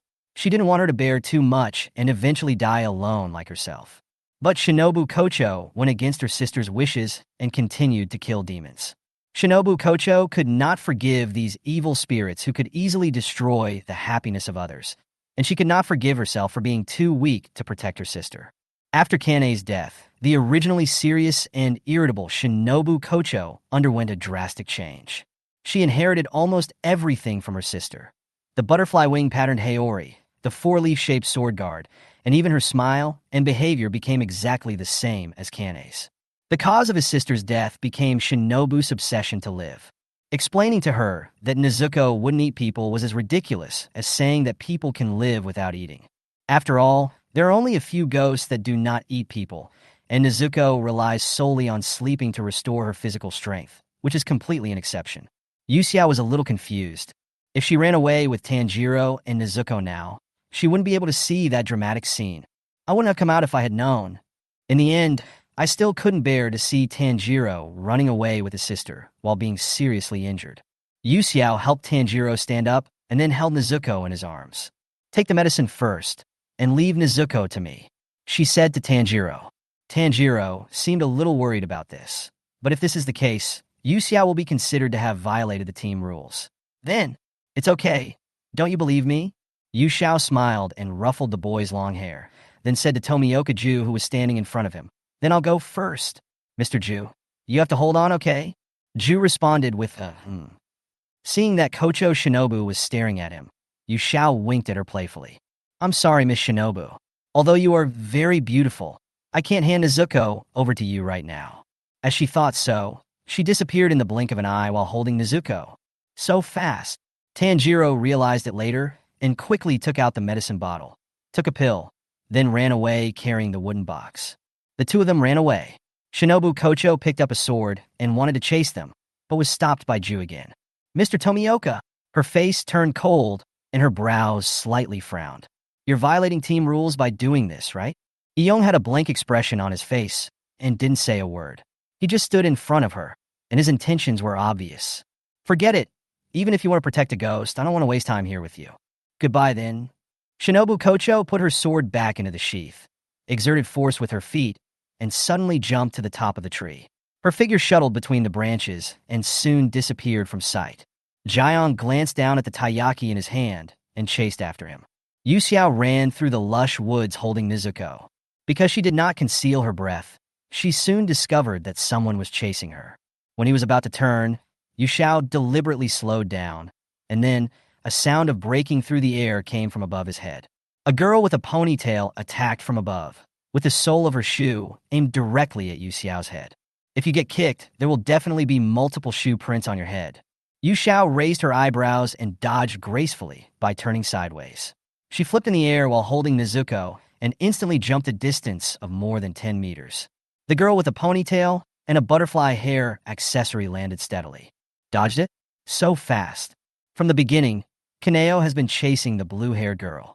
The two have kept a fixed distance from each other from beginning to end, and now. So, Is this a loophole she deliberately left for herself? Good evening. Yu Xiao stood not far away and greeted Shineo politely. Because of the action just now, her long hair accidentally brushed Nezuko's forehead, which made her feel a little itchy. Nezuko, who was being held, woke up, touched her forehead, and stared at Yu Xiao blankly. Kaneo had a smile on her face, but there was no emotion in her pink-purple eyes. As if she thought Yu Xiao didn't know, she pointed at Nezuko and reminded her, "That child is a ghost." "Yeah, I know." Yu Xiao lowered his head and gently combed Nezuko's long hair with his hands. Nezuko squinted her eyes happily and looked like she was enjoying it very much. She looked at Shineo with a smile in her eyes. "Look, she won't attack me at all. Isn't she cute?" "I don't understand." Kaneo took a few steps forward and was about to draw her sword when suddenly, several dark shadows flew in from the sky. "Gah! Pass the order! Pass the order!" The ravens were circling above the woods, their shrill voices making people feel uncomfortable. "An order has been received from headquarters. Capture Tanjiro and Nezuko and bring them back to headquarters. Tanjiro, wearing a scarlet Haori. There's a wound on your forehead. Bring back Nezuko, the demon girl biting the bamboo. Bring her back." The sound of crows echoed throughout the forest. On the other side, Ju, who was chasing Shinobu Kocho, had just finished eating taiyaki and was about to restrain Shinobu Kocho, but at this moment he heard the sound of crows, and their chase ended there. Yu Xiao put Nezuko down. "It looks like we don't need to fight anymore." Kaneo silently withdrew her hand from the hilt of the knife. Although he really wanted to help Tanjiro during the trial of the pillars, Yu Xiao didn't know where the headquarters of the Demon Slayer Corps was. She is just a small Gua-level member. It is impossible for her to follow them, right? Yu Xiao felt weird at the thought of Tanjiro facing trial. Why do I feel like the child I raised with so much effort is being bullied by others? Chapter 39. The Trial of the Pillars. The logistical members of the Hidden Department quickly rushed to the scene to clean up the mess. Two of them were escorting Tanjiro forward. He inadvertently looked up and caught a glimpse of Yu Xiao, and his eyes lit up. "Yu Xiao! Nezuko!" Those pomegranate-colored eyes were full of joy, and Yu Xiao seemed to see a furry tail wagging wildly behind him. "How can you be so cute?" Yu Xiao tried his best to resist the urge to touch her head and walked forward holding Nezuko's hand. "Why are you still tied up?" Tanjiro had his hands tied up from behind with hemp rope by the two hermits, but he didn't mind at all. "It doesn't matter. They were both on a mission, and I have to stand trial because I violated the team rules." The more Tanjiro spoke, the more unsure he became, and his voice gradually became smaller. "I see." Yu Xiao looked at one of the Eans, who was carrying the wooden box that Nezuko used to sleep on. "It will be dawn soon. Can we let Nezuko go back?" "Ah." After hearing this, the member of the Hidden Department put the wooden box on the ground and murmured, "This box is so small. Can she fit in it?" "Okay." Yu Xiao opened the wooden door. Nezuko was already familiar with this and immediately shrank her body into the size of a child and crawled in. The hidden member picked up the box again and exclaimed, "It's amazing. Yeah, it's obviously a ghost, but it has no desire to attack at all." Both of them were wearing veils, leaving only their eyes exposed. But judging from the voices, the one carrying the box was a woman, while the one holding Tanjiro was a man. "Then I'll leave first, but you..." Yu Xiao looked at him and hesitated to speak. Tanjiro smiled and said, "Don't worry, Yu Xiao. I will be fine." "Stupid. At this time, if you still care about other people's feelings, you are either stupid or something like that." Yu Xiao gently stroked his cheek, the blood on which had already coagulated. "Does it still hurt?" Feeling the soft and cool touch on his face, Tanjiro closed his eyes comfortably and rubbed against Yu Xiao's palm, feeling sweet in his heart. "It's okay. It doesn't hurt at all with Yu Xiao here. It feels so good to be cared for by her." Yu Xiao gently pinched his face, feeling a little helpless. "Idiot." The two hermits standing next to them. "Why do I feel full for no apparent reason?" Watching Tanjiro being taken away by two people, Yu Xiao was about to leave when a member of the Hidden Department hurried over. She walked up to Yu Xiao, looked him up and down, and asked respectfully, "Excuse me, are you Yasaka Yu Xiao?" Yu Xiao paused. "It's me. What can I do for you?" The hermit bowed to her and said, "The Lord has personally issued an order. Please go to the headquarters. Since it is the Lord's intention, it is most likely because of what happened a few days ago." Yu Xiao immediately replied, "Okay, I understand." Going to the Demon Slayer Corps headquarters was more troublesome than imagined. First, you had to blindfold yourself and then be carried on the way by members of the Hidden Corps. It took a long time before this torture finally ended. It was already bright in the sky. Yu Xiao took off his blindfold. Dense wisteria flowers were blooming all around him. Occasionally, there were 3 or 2 birds singing. From afar, the purple sea of flowers stretched endlessly, like a paradise. Common black pine is planted in the courtyard, and the green plants are well-maintained and look pleasing to the eye. Yu Xiao followed Yin to a relatively open space. As soon as she arrived, she saw that many people were already waiting there. As the last person to appear, she naturally attracted more attention. In an instant, almost everyone's eyes were focused on the blue-haired girl. Yu Xiao was not in a hurry. He stood quietly aside, lowering his head in thought. Tanjiro, who was kneeling on the ground, was happy at first when he saw Yu Xiao, but then he became worried. Is Yu Xiao going to be judged too? Isn't this the Osaka girl? Rengoku Kaijiro was the first to speak, breaking the stiff atmosphere. Hello, Mr. Purgatory. Yu Xiao greeted him with a smile. Did the Osaka girl also violate the team rules? Then she will be punished together with this boy. Rengoku Kaijiro said loudly, with a serious face. Is this girl also harboring a ghost? Her golden eyes are so gorgeous that it's unpleasant. Let me behead her in a gorgeous way. The one who spoke was the sound pillar, Tenjin Yuzui. His white hair was tied in a ponytail, and he wore a forehead protector inlaid with diamonds. His left eye was painted with radiating red makeup. His arms were strong and full, each with a golden arm bracelet. He stood out among the crowd. A gorgeous beheading. Yu Xiao pursed her lips tightly, and her whole body trembled, almost causing internal injuries. In the eyes of everyone, her appearance looked like she was trembling with nervousness and fear. What shape is that cloud? Kasumahara Takedo, Michiro, stared blankly at the sky. Michiro is the youngest of the 9 pillars and also the most talented. In just 2 months, he mastered the breathing method and realized his own Kasumi breathing. Michiro has long black hair with light blue ends. His eyes are bright and clear, but the only flaw is that his eyes seem a little empty. What a poor child. Rock Pillar, Gyumi Eye of sadomasochism, clasped his hands together, tears streaming from his completely blind eyes. He was of burly build with a horizontal scar on his forehead. He was wearing a brown cassock with the words Namo Amitabha written on it and a string of prayer beads around his neck and on his hands. Compared to these things, how will Tomioka deal with it? There was a person lying on a branch in the courtyard, pointing at Tomioka-ju. His heterochromatic eyes, green on the left and gold on the right, were filled with displeasure. He's not even tied up. It gives me a headache just looking at him. According to Butterfly, Tomioka also violated the team rules, right? The snake pillar Iguro Abanai can't mention Tomioka-ju in every 3 sentences. If you don't know, you might think there is some love-hate relationship between him and Ju. Xiao Baniai was wearing a black and white striped haori, had neck-length black hair, a bandage on her mouth, and a small snow-white snake coiled around her neck, hissing as if agreeing with what its owner said. Ju Tomioka, who was called out, remained silent. He looked at Yu Xiao, who was daydreaming. His deep blue eyes were quiet and cold. No one knew what he was thinking. Mr. Iguro is still tangling like a snake, so difficult and awesome. The love pillar, Kenroji Mitsuri, is a very cute girl. She wears an open-cut team uniform and has long pink hair tied into 3 braids with grass-green ends. She has a teardrop mole under each of her light green eyes. At this moment, she is looking at Iguro Abanai on the tree with a blushing face. It doesn't matter anyway, right? Didn't Mr. Tomioka follow us obediently? We can talk about the punishment later. Shinobu Kocho smiled and said, Tanjiro Kamadu, as a member of the Demon Slayer Corps, why do you have to bring demons with you? Facing the questioning of Shinobu Kocho, Tanjiro told the truth. That ghost is my sister. She was attacked when I left home. When I came back, everyone was dead. But Nezuko won't eat anyone, either now or in the future. She will never hurt anyone. Don't just say such nonsense. After all, it is natural for you to protect your family. Your words are unbelievable, and I won't believe them. Ihei Zyabaniai on the tree sarcastically said mercilessly. He is possessed by a ghost. Kill this poor child quickly and give him relief. Beiminji Xingming's eyes were filled with tears. That's not the case. Please listen to my explanation.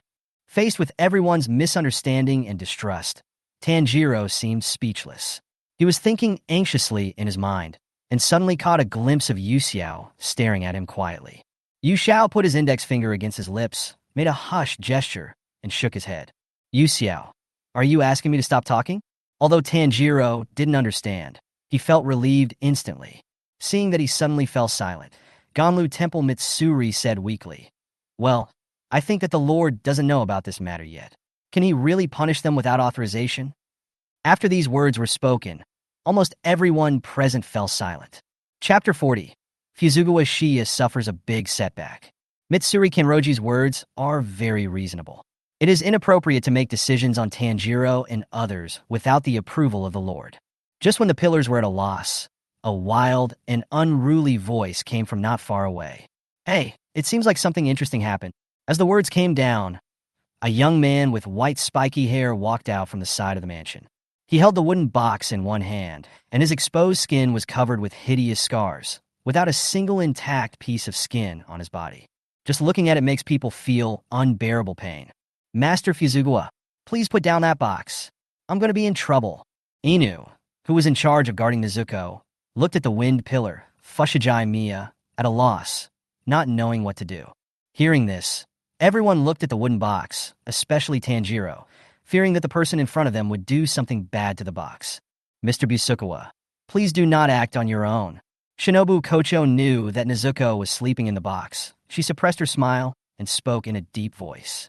It is indeed hard to accept that Tanjiro Kamadu, a demon-killing swordsman, is traveling with a demon, but the boy just admitted that his sister is involved. There is currently no way to prove whether Nezuko will eat people, but Shinobu Kocho was unhappy with Fuzukawa's behavior. After all, the Lord has not arrived yet, and given Fushigi Miya's temper, it is hard to guarantee that he will not do something out of line. What were you talking about, kid? Shima completely ignored Shinobu Kocho's words and stared at Tanjiro with a terrifying look. Seeing that the situation was not right, Yu Xiao finally took action. Excuse me, could you please give me some time to speak? She stepped forward and stood between Tanjiro and Shiya. If things continue to develop this way, Nezuko and the box will be in trouble.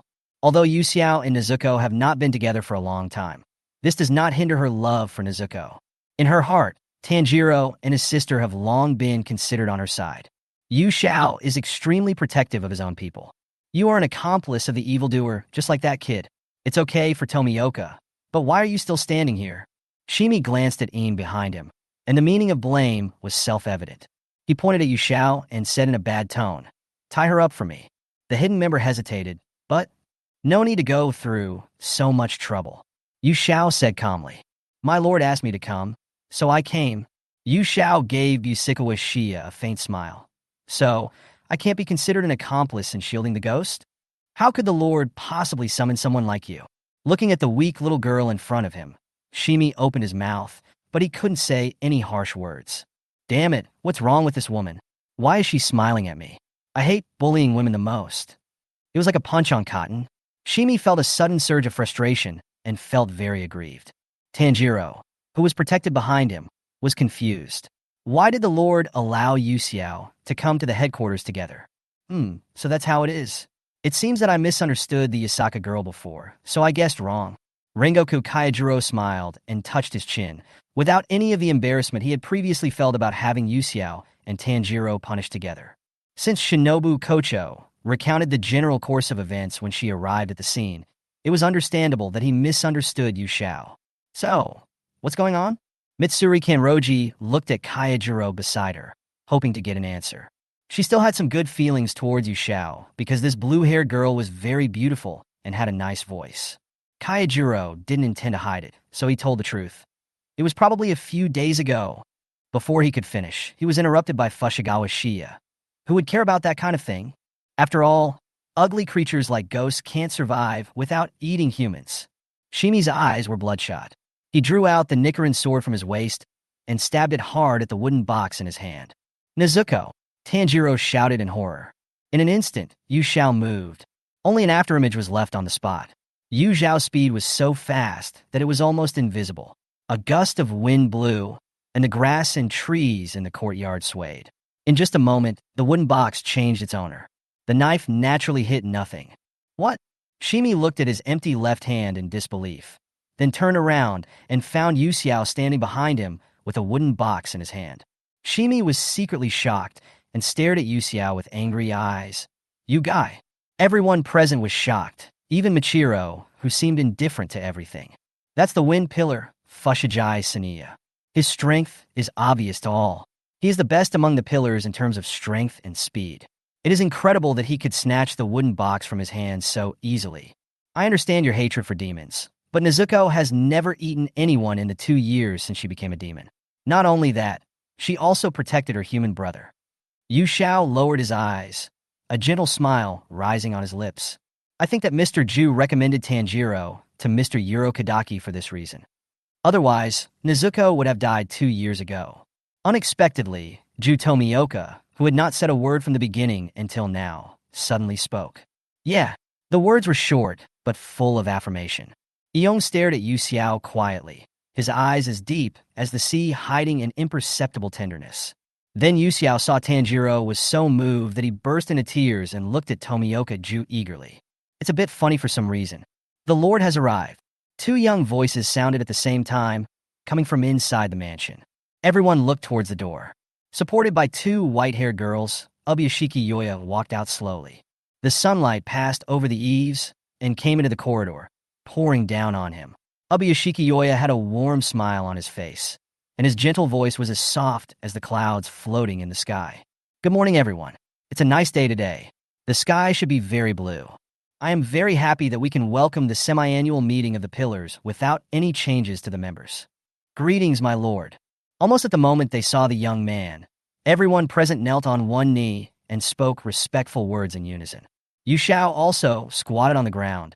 Tanjiro was tied up, and sitting on the ground was not much different from kneeling. Yu Xiao squatted their board, counting the stones on the ground. As a member of the Yasaka family, one must serve the family from beginning to end and must not have any second thoughts. Since Yu Xiao is revered as the son of God, he must not only abide by the family rules but also obey and enforce them thoroughly. Yu Xiao respects Ubuyashiki Yoya, but she cannot break the rules, so she came up with this compromise. If she shows loyalty to others, it would be tantamount to betraying the Yasaka family. And her behavior successfully attracted the attention of Fushigi Miya. Shimi was the closest to Yu Xiao, and the others all kept their heads down, and with the feather robes covering their eyes, they didn't notice that Yu Xiao was being clever. Shimi was wondering before, thinking that this girl was quite sensible. At least she knew how to respect the lord of the Demon Slayer Corps. He didn't expect that this girl didn't kneel down at all, but was just squatting on the ground pretending. "You rude guy. Kneel down quickly when you see our lord," Shimi scolded in a low voice. I knelt down. Yu Xiao couldn't help but roll his eyes in his heart. Didn't she squat down? Even though her other knee didn't touch the ground completely. How did she still get discovered? Shia was very angry at her lying with open eyes. "Is that what you call kneeling? How could you wrong me?" The 2 men started arguing again, and the others looked at Yu Xiao. From their point of view, Yu Xiao was indeed kneeling, and they didn't know what Shimi was arguing about. If Shimi knew this, he would probably be so angry that he would vomit blood. "Okay, Shimizu, stop arguing." The Lord spoke up at this time. Yu Xiao has just joined the team and is not very clear about many things. Even if there are some things that are not well thought out, it is understandable. Since he couldn't see, Yaya didn't know what kind of attitude Yu Xiao had in his mind that made Fushigi Shima so obsessed with him, but since the other pillars didn't say anything, it must be a big problem. Yu Xiao is a newcomer after all, so it is inevitable that she will do things in a way that is not thoughtful enough, so I helped her out. "I agree with what my lord said," Yu Xiao echoed, then secretly stuck out her tongue at Shimi, as if saying, "What can you do to me?" Which made Shimi so angry that veins on his forehead bulged and he stared at her with flaming eyes. If that gaze could become reality, Yu Xiao would probably have died countless times by now. There was no other way. Even if he was angry, he couldn't lose his temper. He could only grit his teeth and answer, "Yes." Now that the Lord has spoken personally, there is no point in pursuing the matter further. "Excuse me, but before the meeting of the pillars begins, I would like to explain this boy named Kamadu Tanjiro who has a demon. What do you think?" So he turned his attention to Tanjiro. Chapter 41. Guarantee with your life. "Yeah, sorry to disturb you," Ubuyashiki Yoya said in a calm tone. "I recognize Tanjiro and Nezuko, so I hope everyone can recognize them as well." Even if it's my lord's request, I find it hard to agree." Beiminji Xingming had tears streaming down his face and was the first to express his opposition. "I object to this magnificently. It is really hard to accept a demon slayer with demons. Tenjin Yuzui also disagreed with letting a swordsman with a demon join the Demon Slayer Corps. I will obey the Lord's wishes. There was a moving light in Mitsuri Kenroji's eyes as she looked at Ubuyashiki Koya. She is currently the only pillar who has expressed approval of Tanjiro and his siblings. Mitsuri's trust and respect for her lord made her unconditionally obey all of her lord's opinions. Whichever it is, I will forget it immediately. Takedo Michiro looked up at the sky with empty eyes. Everything would be forgotten eventually anyway, so it didn't matter to him. I can't trust you. I can't trust you. Iguro Obana pointed at Tanjiro with disgust. In the end, he's the most annoying guy. Even the upright and enthusiastic Rengoku Kaidro loudly expressed his opinion at this time. Although I respect the Lord from the bottom of my heart, I really cannot understand this idea. I strongly oppose it. The Demon Slayer Corps is the one that kills demons. I hope you can punish Tanjiro Kamadu and Tomioka. Fushigawara Minoru requested sincerely. Except for Michiro, 5 of the 9 pillars expressed their opposition. For them, there is only one purpose for joining the Demon Slayer Corps, to kill evil spirits. Everyone here has an irreconcilable feud with ghosts.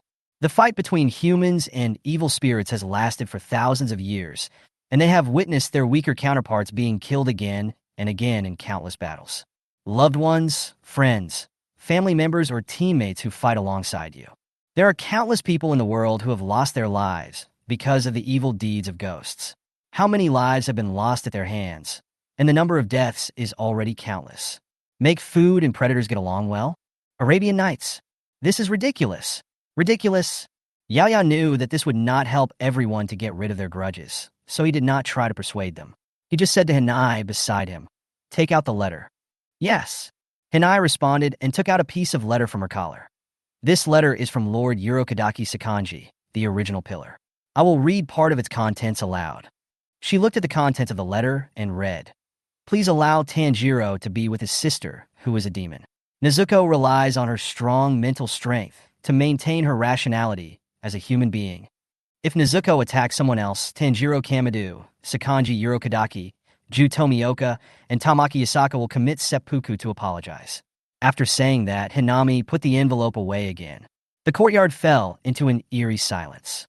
No one expected that there would be 4 people willing to use their lives to guarantee that ghosts would not eat people. Even Tomioka-ju, a pillar, chose to believe in Nezuko. Tanjiro glanced at Yuxiao, who was squatting beside him, then looked at Iyong, who was kneeling on one knee, and felt a sour feeling rising to his nose. I couldn't help but let the tears fall. Why, for me? After losing his family, his only blood relative was Nezuko, who turned into a demon. And now Mr. Urokodaki, Mr. Tomioka, and Yuxiao, these 3 are willing to guarantee their lives for him. How can he not be moved? How will he repay? Looking at Tanjiro with tears streaming down his face, Yuxiao sighed silently. A gentle child should be treated gently. Why are you crying? It really makes me feel so sorry for you. Mr. Urokodaki actually mentioned the matter of the letter to her one night a long time ago. Yuxiao agreed without hesitation. It's not because she knows Nezuko won't eat people, but because she believes in Nezuko. Even if she was asked to make a judgment without knowing the plot of the original world, Yuxiao would still choose to believe Nezuko. Shiya was very emotional. His eyes were bloodshot. What does seppuku prove? If you want to die, go ahead. It's not a guarantee at all. Kayajiro brings up the same point. As Fuzugawa said, if you kill people to eat them, there's no way to undo it. People who have been killed can't come back. Indeed. Yao Yao expressed his understanding of the 2 people's concerns. So, my lord, the 2 voices sounded at the same time.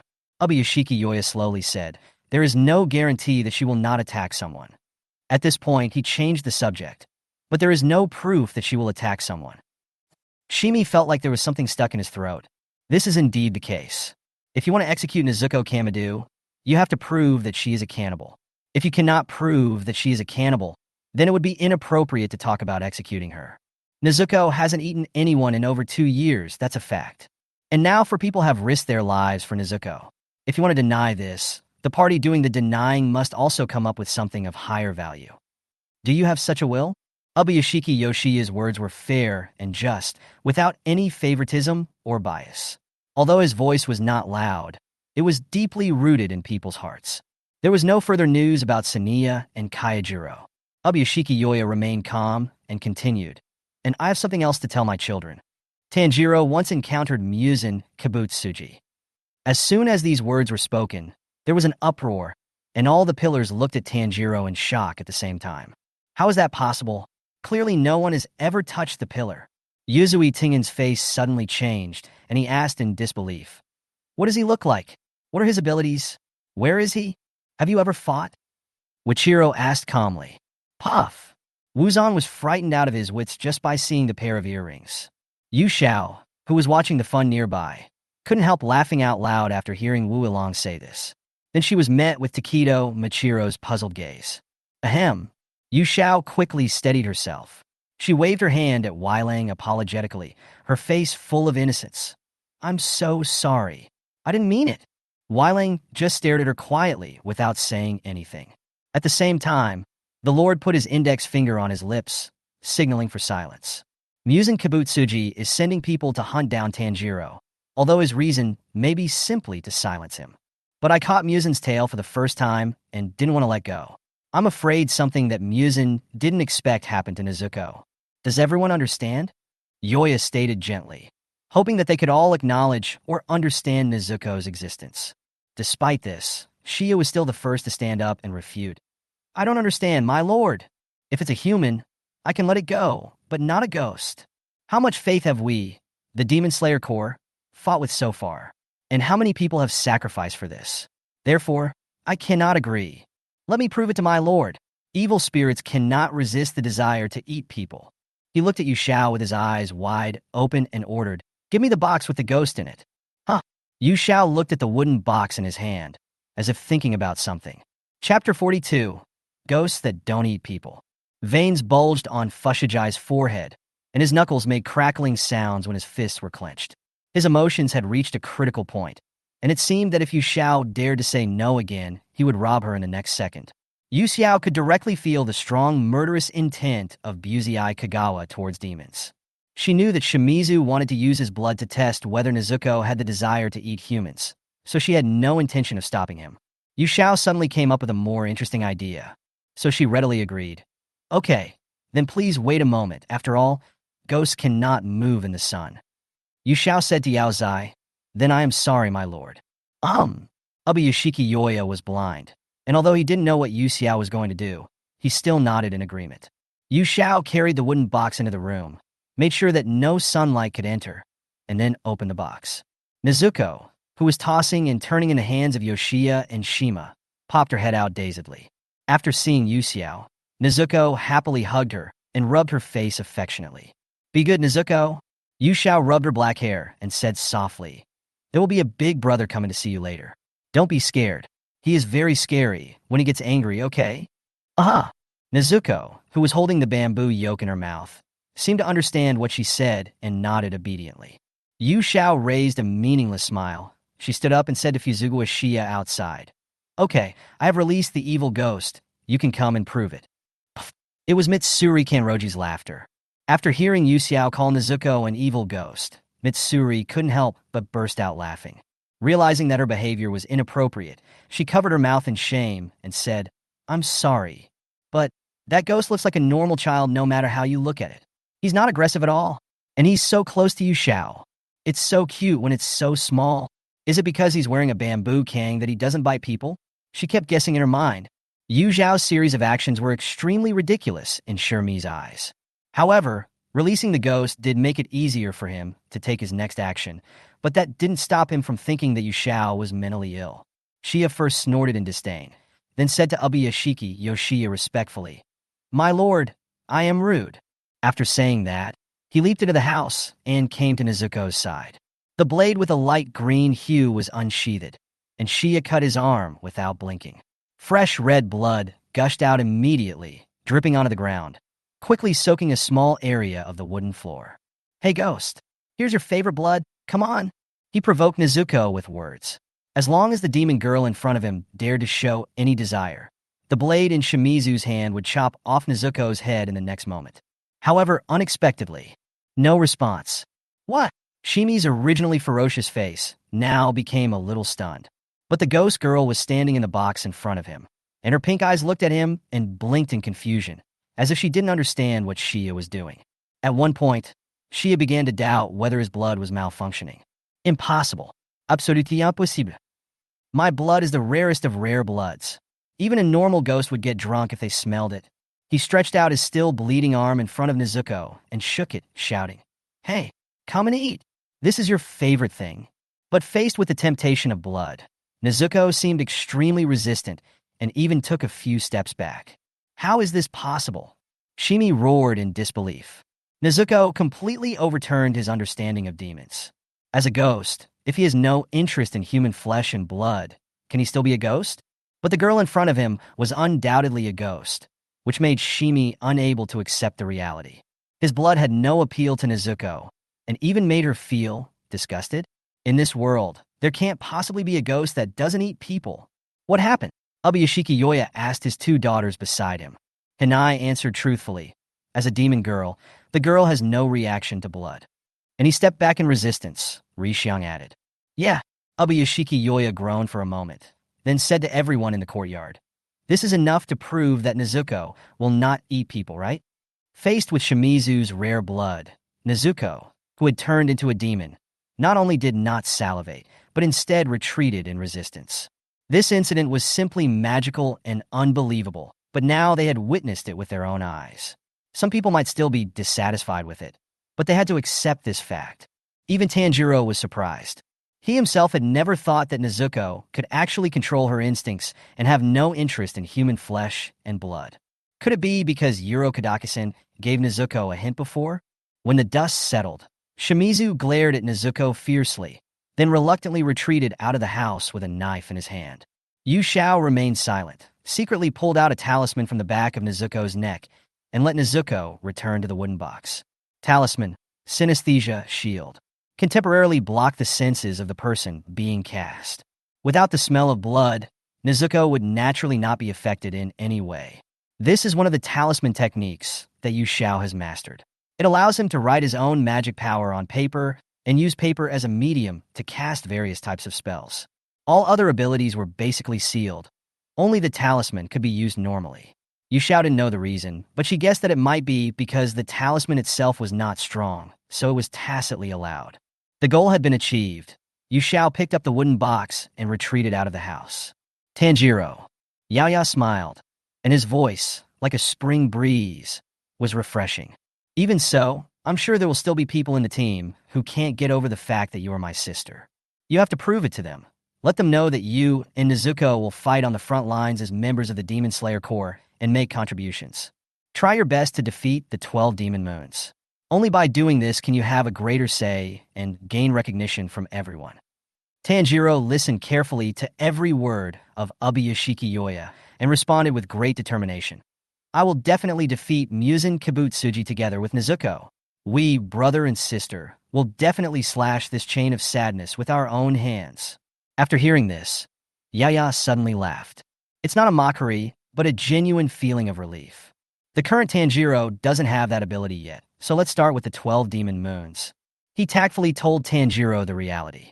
Tanjiro realized what he had said, and his face turned red. Yes! Poof! Mitsuri Kenroji bit her lip, and her whole body was trembling. Mitsuri, you have to hold it in? Don't laugh! You must not laugh!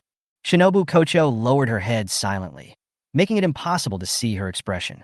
Even Beiminju Xingming, whose eyes were often filled with tears, put his hands together and tried to purse his lips. Then there's Shia. You can't always bully kids who are younger and younger than you. When Fuzugawa Shia was called, his face instantly fell.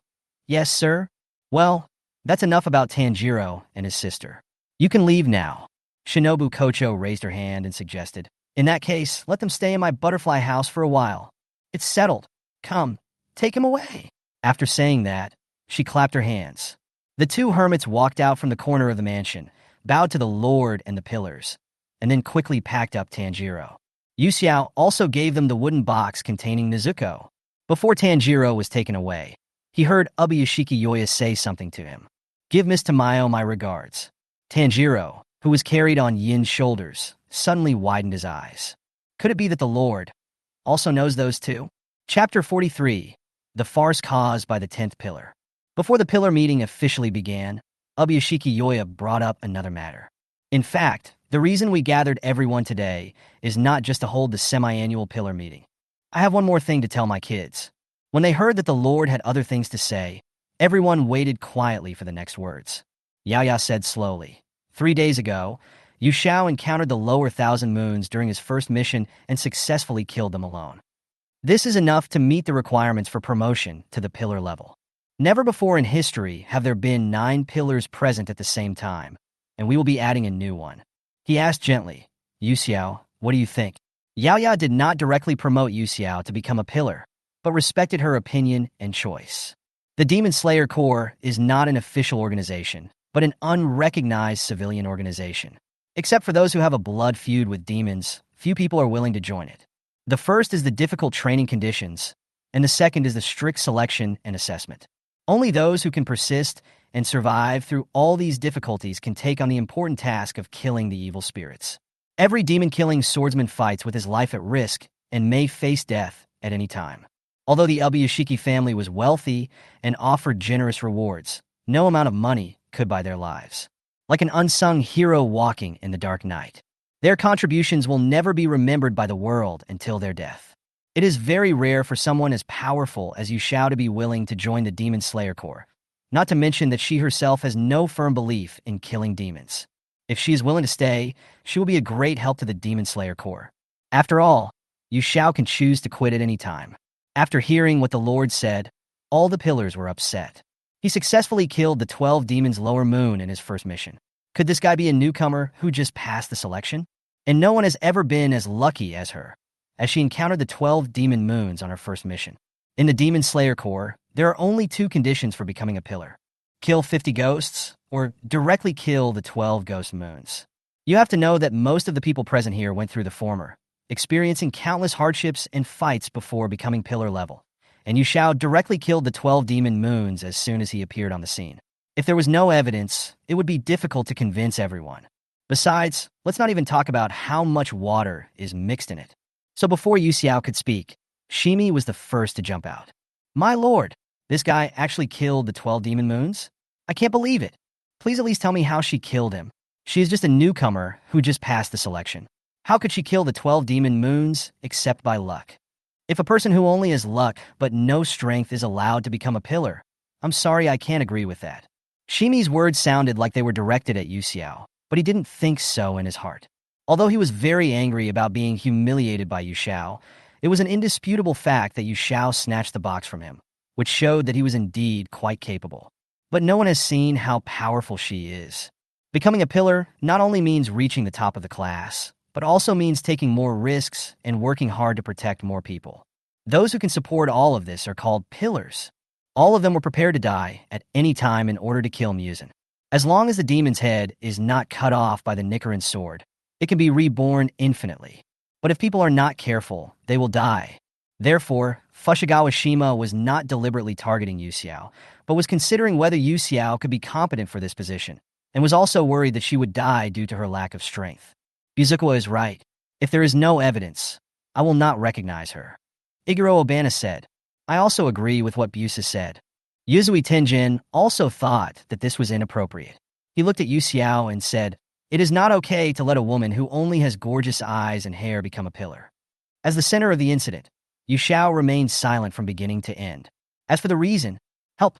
Why does she want to laugh when she hears Yuzue Tianyuan talking? Yu Xiao is still trying hard to hold back her laughter. Are my hair and eyes really gorgeous? Why does he keep using the word gorgeous in every sentence? Yes, facing the doubts of several people, Yaya understood their doubts clearly. After receiving the report from the crow, Kaijiro immediately went to provide support. But by the time he arrived, the battle was already over. Kaijiro, please describe what you saw. Yes, sir. Kaijiro agreed, and then said loudly, 3 nights ago, the Lord ordered me to go to the village in the northeast to support the Yasaka girl. When I arrived, the battle was over, and the Yasaka girl was lying there. Dash. Before Kaijiro could finish his words, a hand covered his mouth. At some point, Yu Xiao appeared behind him and covered his mouth with his hand, preventing him from saying anything. Yu Xiao leaned over to Kaijiro's ear and whispered, Mr. Rengoku, I think unimportant things can be completely skipped. What do you think? The girl's warm breath fell on his ears, making him feel tingling. Kaijiro shrank his neck unconsciously and looked at Yu Xiao with his bright eyes, looking innocent. Hey, what are you doing? Seeing this, Fushigi Miya stood up and grabbed Yu Xiao's wrist. Go on, Purgatory, don't be partial to this guy. He grabbed Yu Xiao's wrist with great force, and Yu Xiao tried to pull it for a long time but failed. Then a dramatic scene happened. Eong stepped forward and grabbed Shia's arm, his eyes as sharp as a knife. Let her go. Seeing Ju grabbing Sanemi, Iguro Abanai immediately stood up and grabbed Ju's arm tightly with her hand. I should be the one saying this to you, Tomioka. The four people just stood there in a stalemate, and the scene was very chaotic for a while. Then Mitsuri laughed for the second time. She lowered her head and covered her red face, stammering. I'm sorry. What's wrong? The courtyard became noisy, and Ubuyashiki Yoya was very confused. Ubuyashiki Hika was dumbfounded, and in the end it was Ubuyashiki Hinami who explained the situation to him. Lord Yu Xiao just covered Lord Yenju's mouth. Then Lord Fengzhu grabbed Lord Yu Xiao's wrist. Lord Shueju then grabbed Lord Fengzhu's arm, and Lord Snake Pillar grabbed Lord Shueju. Yu Xiao, Sania, Ju, and Abanai. Ubuyashiki Kanzuya recited the names of the four people in a deep voice. The four of them instantly let go of their hands and returned to their original positions. Yu Xiao explained to Ubuyashiki Yao with an apologetic look on his face. I am very sorry, my lord. I just did that in a hurry. I hope Mr. Purgatory can give a brief summary. I don't want to waste everyone's time because of me. It would be strange if that were the case. We'll be doomed if Rengoku Kaijiro tells those embarrassing things. Rubbing his red wrist, Yu Xiao stared at Shimi with resentment. You actually use so much force on a weak woman like me. This is really too much. When Shia saw her aggrieved expression, he turned his head away coldly. He didn't mean it. Yu Xiao, be careful next time and don't do anything rude in front of everyone, okay? Yaya reminded with a smile. Yes, I'm really sorry, my lord. I won't do it again next time. Yu Xiao expressed his apology sincerely. Hearing her sincere attitude, Yaya motioned for Kaijiro to continue. Okay, Kaijiro, try to be brief from now on. Yes, sir. Kaijiro suddenly turned his head, gave Yu Xiao a meaningful smile, and then began to tell the story seriously. Seeing his suspicious smile, Yu Xiao raised his hand and wiped the non-existent sweat from his forehead. There's something wrong with this owl. Chapter 44, Storm Pillar. After Kaijiro's brief summary, the pillars finally understood what had happened. It turned out that after bringing Yu Xiao back to rest, Kaijiro returned to the village again. Since it wasn't far from Fujiya, we arrived there quickly. The logistics team also happened to arrive at the scene. There was still a patch of vegetation on the back hill of the village that had not completely disappeared, and the air was filled with the alluring fragrance of flowers. Ian quickly cleared that area. Kaijiro found footprints left by a child on a mountain path and followed them all the way to a hidden cave. When he went in, he saw only the bones left behind by the zombies. There were 3 complete skeletons, and it was easy to tell from the small skulls that they were all young children. Kaijiro felt extremely heavy-hearted and buried the children's bodies with his own hands. Several trees at the entrance of the cave were broken. Judging from the degree of fracture of the trunks, they must have been broken by a whip-like object. In an open space relatively far away from the cave, a huge deep pit was forcibly created, and the breath of ghosts completely disappeared here. The ghost was killed with one blow. Kaijiro saw all of this with his own eyes. In order to more clearly confirm the true situation that night, Xiaohei, the crow assigned to Yu Xiao, was also summoned to the mansion, and the stories told by the man and the bird were almost the same. Facing the 12 ghosts Yu Xiaoxianxi, Yu Xiao not only waited patiently, but also killed him with one strike. His strength is unquestionable. In this way, no one would object to Yu Xiao becoming a pillar anymore. So, what does Yu Xiao think? Faced with everyone's tacit agreement, Yaya once again threw the question to Yu Xiao. Yu Xiao thought about it and found no reason to refuse. Becoming a pillar will only benefit her in her future actions, and the control over her actions will be further weakened. So, thank you, my lord, for your appreciation of me. It is my honor to become a pillar. Yu Xiao agreed decisively. Good. Hearing her agreement, Yaya let out a faint smile. Every pillar present has his own pillar name. Has Yu Xiao thought of his own pillar name? The name of the pillar? Yu Xiao blinked. It seems that the other 9 pillars are named according to breathing methods. Since the breathing method I use is derived from water breathing, I might as well use that. Well, my lord, I've thought about it. Yu Xiao replied. The breathing method I'm using now is the mist breathing method I created myself, so the word mist will do. The storm pillar. It symbolizes the storm. It's a really good name for a pillar. Yaya exclaimed in praise and immediately returned to the topic. Then, from now on, Yu Xiao will be everyone's companion. Without further delay, let's start the semi-annual meeting of the pillars. Yes, speaking of the pillar meeting, it is actually a meeting between the pillars to exchange information, discuss plans, etc. Very boring. At least that's what Yu Xiao thought. The most useful information at the moment is that Musen Kabutsuji once appeared in Asakusa. But that's all. Killing as many demons as possible is actually of little use. Although it can reduce the death of ordinary people, as long as Musen Kabutsuji is still alive, more demons will be created. Otherwise, this stalemate would not have lasted for 100 years. Seeing the sky outside the window gradually darkening, Yu Xiao secretly touched her belly. It's hard.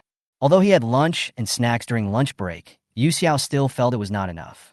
Sweet dessert. Moto Moto. Yu Xiao stared at Ju Tomioka, trying to question him with his eyes. Where is my taiyaki? As if he sensed that someone was looking at him, Iyong suddenly felt uneasy. Iyong frowned slightly, turned his head, and crashed into a golden lake. Yu Xiao was sitting next to Meili, only a short distance away from him. The warm orange candlelight shone through the thin veil, blurring her outline and the smile on her lips. Those golden eyes seemed to contain a piece of crushed stardust, emitting a little warm light, and were incredibly gentle. Iyong suddenly remembered what Yu Xiao said to him last night. His calm water surface was like a stone thrown into it, causing ripples. A strange feeling came from his chest again, and his heart felt as if it was gently tickled by a feather. Iyong turned his head away stiffly, not daring to look into Yu Xiao's eyes. Oh! Seeing his guilty look, Yu Xiao knew that the taiyaki must have been eaten up. Yu Xiao sighed silently. Yu Xiao, do you have any ideas? When Ubuyashiki Yoya suddenly called his name, Yu Xiao was stunned for a second. Then he quickly sat up straight and responded, Yes, I do have something to say, but this issue needs to be discussed with the Lord alone. Oh, he didn't expect Yu Xiao to give such an answer. The meeting happened to be coming to an end, so Yaya said, Then today's meeting will end here. Yu Xiao will stay for the time being. Yes, sir. Although everyone was confused, they didn't say anything. The main hall was soon empty, leaving only the 2 sisters, Ubuyashiki Hinami and Hika. Seeing that Yu Xiao was hesitant to speak, Yaya said, Hina and Rixiang are both my children, Yu Xiao. Don't mind. If you have something important to say, just say it. Yu Xiao glanced at the 2 white-haired girls, and after considering for a moment, he decided to get straight to the point. If I remember correctly, Musen Kabutsuji was originally from the Ubuyashiki family, right? Your body seems to be eroded by the curse. After sending everyone else away, Yu Xiao's tone became noticeably more serious. Yes. Yaya didn't mind this. He nodded, feeling very surprised. It was true that he was being eroded by the curse, but how did Yu Xiao know about it? Almost no one knew about this except his blood relatives. And the fact that Musen Kabutsuji once had the surname Uzumiyashiki. As if guessing what he was thinking, Yu Xiao continued, I not only know how Musen became a demon, but also know what purpose he has achieved in everything he has done so far. There was a hint of smile in Yu Xiao's words. Actually, I'm very happy to see you today. My lord, are you interested in hearing my past stories? Upon hearing this, Ubuyashiki Yoya changed his usual behavior, put away his smile, and looked serious. He sat upright and said, You can talk about it. Yu Xiao then told him all about the past of the Asaka family.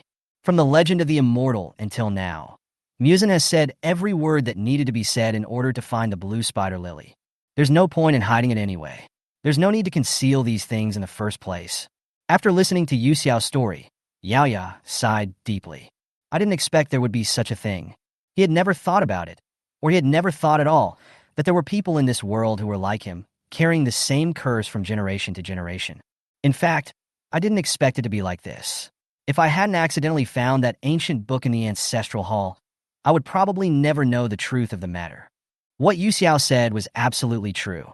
She hadn't expected that Musen had such a deep connection before he turned into a demon. What are your plans next? After understanding the whole story, Yaoya returned to his original calm appearance. but the tone of his voice when talking to Yu Xiao changed. It feels like the original superior-subordinate relationship has directly turned into an alliance relationship. After all, the identities of the two are almost the same. They are both from large families with a long history. One is the current lord of the Demon Slayer Corps, and the other is the son of God with immortal blood flowing in his body. I'm afraid I have to disappoint you. I don't have any specific ideas for the time being. No one knows the whereabouts of Muzan Kibutsuji, so it is rather difficult to take the initiative to find him. Yu Xiao said slowly. Whenever he encounters danger, Muzan will hide in the Infinite Castle. Infinite City is a different dimension created by the blood demon art of Mingve. With the power she has now, let's wait for the opportunity. But please don't worry about it. It won't be long before the era of ghosts will come to an end. Maybe it's because of my immortal bloodline. My intuition has always been very accurate, so you must take care of yourself. Yu Xiao expressed his meaning very obscurely. That's about all I have to say. Please take care of me in the future, my lord. Yaya smiled softly.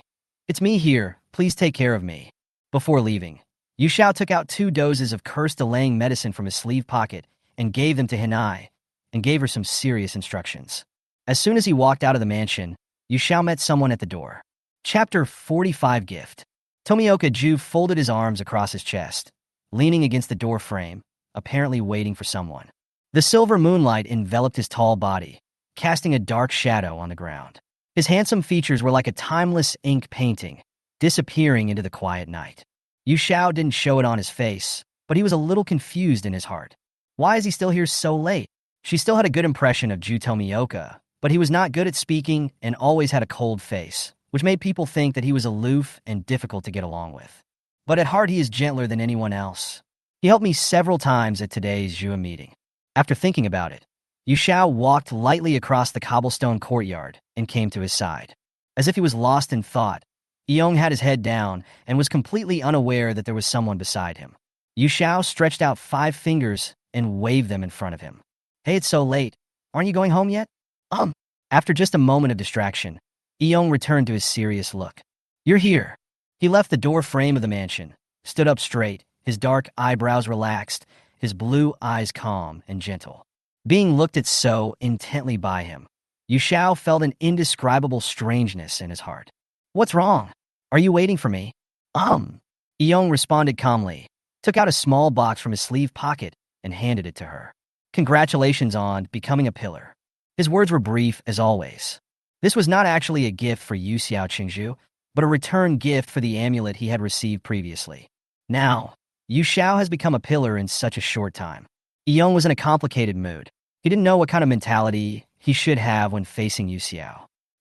Yu Xiao tilted his head slightly, unable to hide his surprise. For me? Thank you. She took it with both hands, looking at Yong with anticipation in her eyes. Can I open it? Yong nodded slightly. The pink wrapping paper looked very girly. Yu Xiao tore off a corner and opened the box. Inside was a headband. The red bow hair tie was unexpectedly plain, but on second thought, it was definitely the type that the Gaiakai would choose. Isn't it great to receive a gift from him? Yu Xiao was very happy. This was the first time someone had offered her a gift. She picked up the bow headband with great joy, her eyes sparkling. Wow. Thank you, Mr. Eon. I like it very much. It's a great souvenir. I must keep it as a treasure.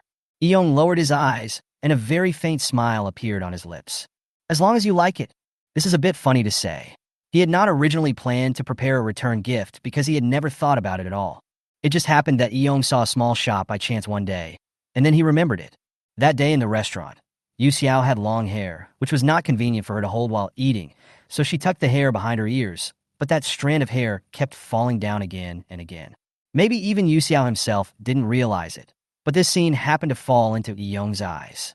He thought it was very troublesome, so he silently remembered it in his heart. Through the glass window, a wide variety of hair accessories were neatly arranged on the counter. Yong's eyes flickered slightly, and after hesitating for a moment, he pushed the door and walked in. The owner of the shop is a woman who looks very young. She was a little surprised to see Yong walk into the store alone.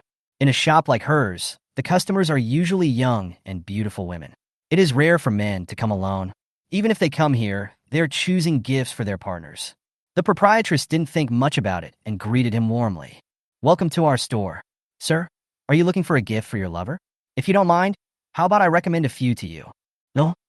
After hearing this word, Eong was slightly startled, shook his head in confusion, and denied it. Not a lover. Eh. The lady boss was stunned for a moment, then quickly responded, "What kind of hair accessories do you need, sir?" Eong didn't answer, but just looked around. These hairpins are gorgeously crafted and exquisitely made, dazzling the eyes. But Eong feels that they are not suitable for Yu Xiao. The long light blue hair is already beautiful enough, and adding anything else would seem cumbersome. Eong couldn't help feeling distressed. His eyes moved around and finally fixed on the merchandise cabinet in the corner. There is a bow hair accessory placed on it, which looks very simple. He pointed to the row of shelves. That one. The proprietress looked in the direction he pointed and saw the bow headband she had placed on the shelf. "Those hair bows, sir?" Ju nodded. The boss lady felt ashamed of his straight male aesthetic. The sales of this kind of bow hair accessories are actually not very good. Young girls like to wear some beautiful hairpins, and their pursuit of beauty has long stopped at simple bows, so she put it on the shelf in the corner. I don't know what this gentleman is thinking. The proprietress thought to herself as she took off the headbands one by one and presented them to the owner with both hands. You can look at what color style you need, and here are all of them. Various colored bow headbands were quietly displayed in the box in her hand. When Eong saw the red bow headband among them, his expression was a little dazed. He stretched out his trembling hand and grasped the red bow hair tied tightly in his hand. Yu Xiao put the bow hairband on her wrist and felt very happy, as if she had eaten cotton candy, soft and sweet. Yu Xiao felt embarrassed when he remembered that he had bullied Eong before, saying that he was hated and thought he was a fool. Yu Xiao pursed her lips, her delicate white fingers entwined with her long hair in front of her chest, and she hesitated for a long time before speaking. "Mr. Eong, I called your name without your permission." "Yeah." Eong responded calmly, without any disturbance. Yu Xiao asked tentatively, "Do you mind?" Eong frowned and said nothing. His dark blue eyelashes cast a shadow on his eyelids. A warm current flashed across his eyes, and after a long while, he finally uttered a word. "You asked me to call you Yu Xiao." The courtyard was silent for a moment. Then suddenly the evening breeze blew, and the leaves began to whisper to each other, rustling like weaving. Yu Xiao seemed to understand something. She looked up and met Eong's deep and dim blue eyes, and suddenly an interesting idea came to her mind. "Mr. Eong, thank you very much for your gift, but..." Having said that, Yu Xiao acted embarrassed and looked quite troubled. Eong looked at her quietly, waiting patiently for what was to come. "Actually, I'm not very good at taking care of my hairs. I'll just leave it down." What she didn't expect was that the young man was silent for a moment, and then said, "I will." "Ah!" Yu Xiao blinked, completely different from the expected answer. "Then, Mr. Eong, you..." Before she could finish her words, Eong agreed directly. "Good. Chapter 46, tie your hair for you." Eong's house is as plain and simple as he is. There was only a small patch of green bamboo planted in the backyard of the mansion. The bamboo joints were intertwined and shadows were heavy.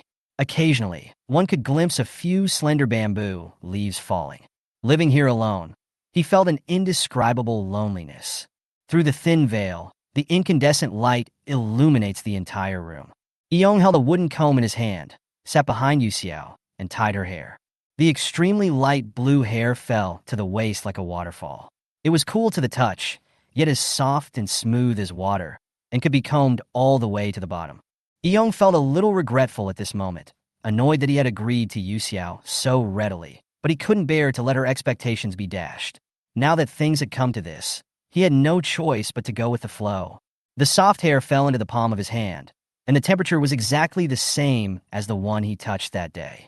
The two of them sat quietly in the hall, speechless for a while. The distance seems a little too close. The girl had a faint fragrance on her body, like a cedar covered with morning mist, now emitting a light and peaceful fragrance.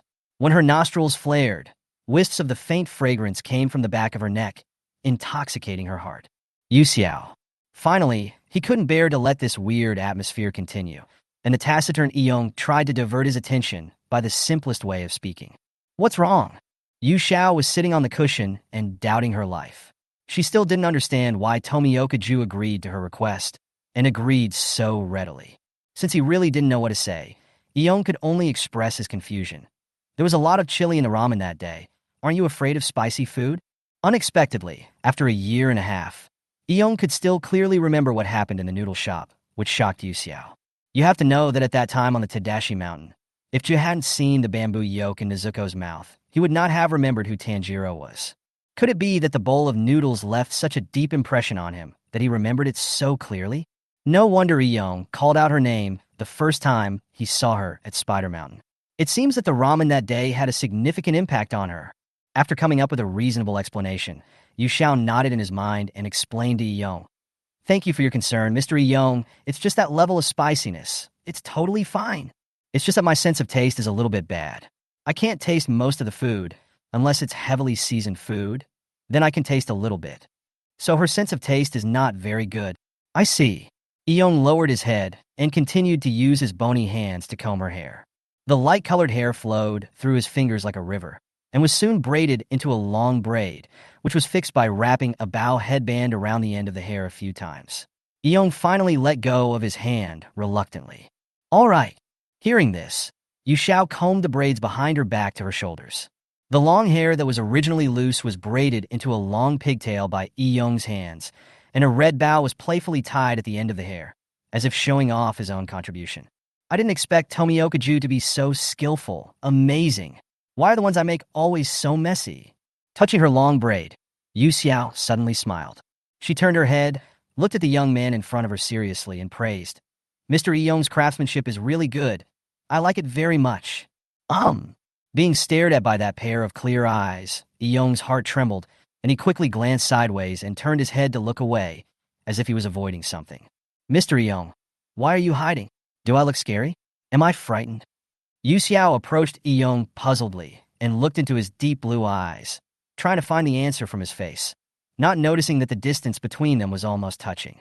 A blush slowly climbed up the young man's ears. His sexy thin lips were tightly pursed, and a hazy blush like the sunset slowly appeared on his fair cheeks. How can it be scary? It's obviously very beautiful. When they first met, Yu Xiao's unique eyes left an indelible impression on Iyong's heart. Those golden eyes are filled with brilliant stars. Once you look into them, you will have the illusion that there is no one else in my sight, only you. Just one glance is enough to make people fall in love with it. Jian Iyong didn't reply for a long time, and Yu Xiao couldn't help but want to play a trick on him. Yu Xiao narrowed his eyes slightly, revealing an expression that seemed to be smiling, but not smiling. Look carefully, Mr. Iyong is really handsome. Just looking at Mr. Ji like this makes me feel hungry. Such ambiguous words reached his ears, and Iyong retreated as if he had been electrocuted. He stood up from the tatami in a panic, his face so red that it seemed like blood was about to drip out. Her raven blue eyelashes trembled slightly, and her already magnetic voice became even more hoarse. I am not food. Puff! Yu Xiao couldn't help but let out a low laugh with his hands covering his lips. I'm sorry, Mr. Iyong. I hope you don't mind. I was just joking. Yu Xiao couldn't help yawning, but I'm really hungry. I'll go get some refreshments. After Iyong finished speaking, he left in a hurry without looking back, and it seemed like he was escaping in a hurry. By the time he prepared the food, Yu Xiao was already lying on the tatami, with his eyes closed and breathing deeply, obviously asleep. Worried that she would catch a cold, Iyong put down what he was holding and took out the bedding from the compartment and made the room for her. Looking at the defenseless and peaceful appearance of the girl, Iyong felt so soft in his heart that he hesitated for a long time. But finally, he leaned over and picked her up, as if he had done something wrong and was afraid of being discovered. Iyong's heart was beating like a drum. He carefully placed Yu Xiao on the bedding and gently covered her with the quilt. Have a good rest. The tone of his voice when he spoke was so gentle that he himself was not even aware of it. After a night's sleep, my first reaction upon waking up is hunger.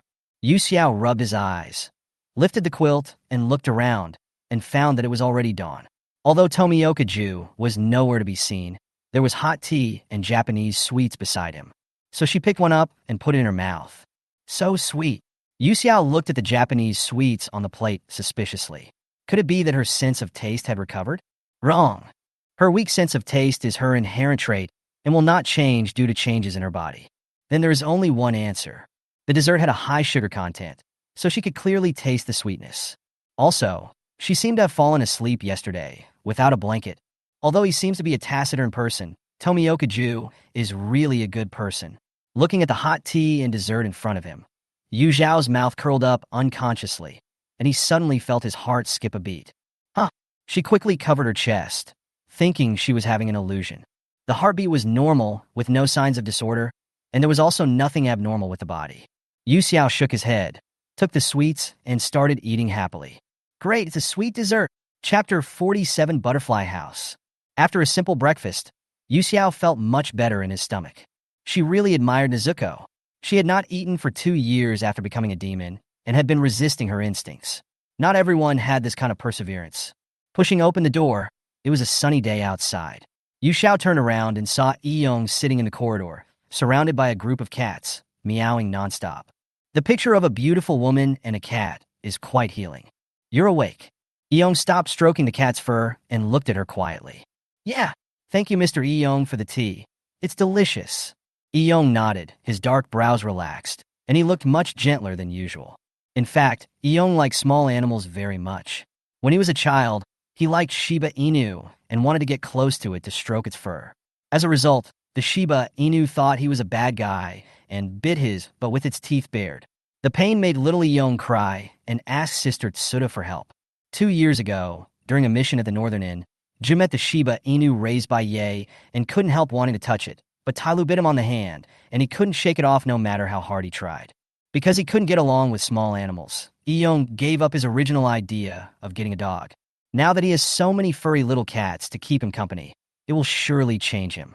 Yu Xiao plans to go to the butterfly house to see how Tanjiro is doing, as well as Inosuke and Zenitsu. The three of them suffered a lot of injuries at Nada Spider Mountain. After bidding farewell to Yong, Yu Xiao called upon Xiaohei, the crow, to lead the way for him. The butterfly house is equivalent to the Demon Slayer Corps Hospital and is currently managed by Shinobu Kocho. Shinobu Kocho is proficient in pharmacology. Not only does she have superb medical skills, she also developed wisteria flower poison that is effective against demons. She used the wisteria flower poison to make up for her own lack of strength, killed countless evil demons, and eventually became the insect pillar. All injured demon slayers will be sent to the butterfly house for treatment and rehabilitation training. When he arrived at the butterfly house, there was no one inside, so Yu Xiao had to walk along the path in the courtyard. Winter has not yet completely ended, but the scene in the butterfly house is full of spring. Several colorful butterflies flap their wings and fly happily in the air, which looks pleasing to the eye. Speaking of which, it seems that the weather and temperature are very suitable whether it is the headquarters or the butterfly house. It is really a nice place. Not long after he walked out, Yu Xiao heard a loud noise coming from the mansion. Following the sound into the room, the door happened to be open. As soon as Yu Xiao walked in, he saw a girl standing next to the yellow-haired boy and teaching him a lesson. Don't repeat the same thing every day. Mr. Zenitsu, you are seriously injured. Please take the medicine quickly. The girl had twin ponytails and wore a dark blue butterfly hair accessory. It was obvious that she was Aoi Kanzaki, and the person lying on the hospital bed in a light green hospital gown was Zenitsu Agatsuma. Excuse me. Yu Xiao walked into the room. Besides Agatsuma Zenitsu, there were also Tanjiro and Inosuke in the room. All three of them were lying neatly on the bed. Yu Xiao, when Tanjiro saw her, he suddenly sat up in bed. Yu Xiao knew what he was going to do and quickly stopped him. Don't move. Why are you in such a hurry to get out of bed when your injury hasn't healed yet? The medicine she gave could only achieve quick treatment and analgesic effects, but it did not mean that internal injuries or broken bones could be repaired instantly. When Tanjiro heard Yu Xiao telling him not to move, he immediately stopped getting up and sat obediently on the bed. Kanzaki Aoi looked back at Yu Xiao and asked, "Who are you?" She saw that Yu Xiao was neatly dressed and did not look injured, so he probably did not come for treatment. "I'm here to visit Tanjiro," Yu Xiao replied. "Tanjiro?" Kanzaki Aoi looked at the red-haired boy sitting on the bed and reminded him, "Okay, but this is a place for patients to recuperate. Please don't make loud noises." "Okay." Without paying any attention to Zenitsu Agatsuma, who was in a daze, Yu Xiao walked straight to Tanjiro and sat down on a stool. "How is it? Are you still feeling unwell?" "I'm fine." Tanjiro smiled gently. "I'm much better now. I just need to rest for a while." As for Zenitsu and Inosuke, he suddenly noticed that Yu Xiao's hair was tied up behind her and asked in confusion, "Did Yu Xiao tie her hair up?" Yu Xiao put the braid behind her back to her shoulders and tied a red bow on it. "The hair rope was given to me by Mr. Yong because I was promoted to a pillar by the Lord yesterday. So it was given by Mr. Ju." "Wait, Gyakusho became a pillar? This is so powerful." Tanjiro looked shocked. It seems that those people who were in the Lord's courtyard yesterday were all pillars, including Mr. Tomioka, a total of 9 people.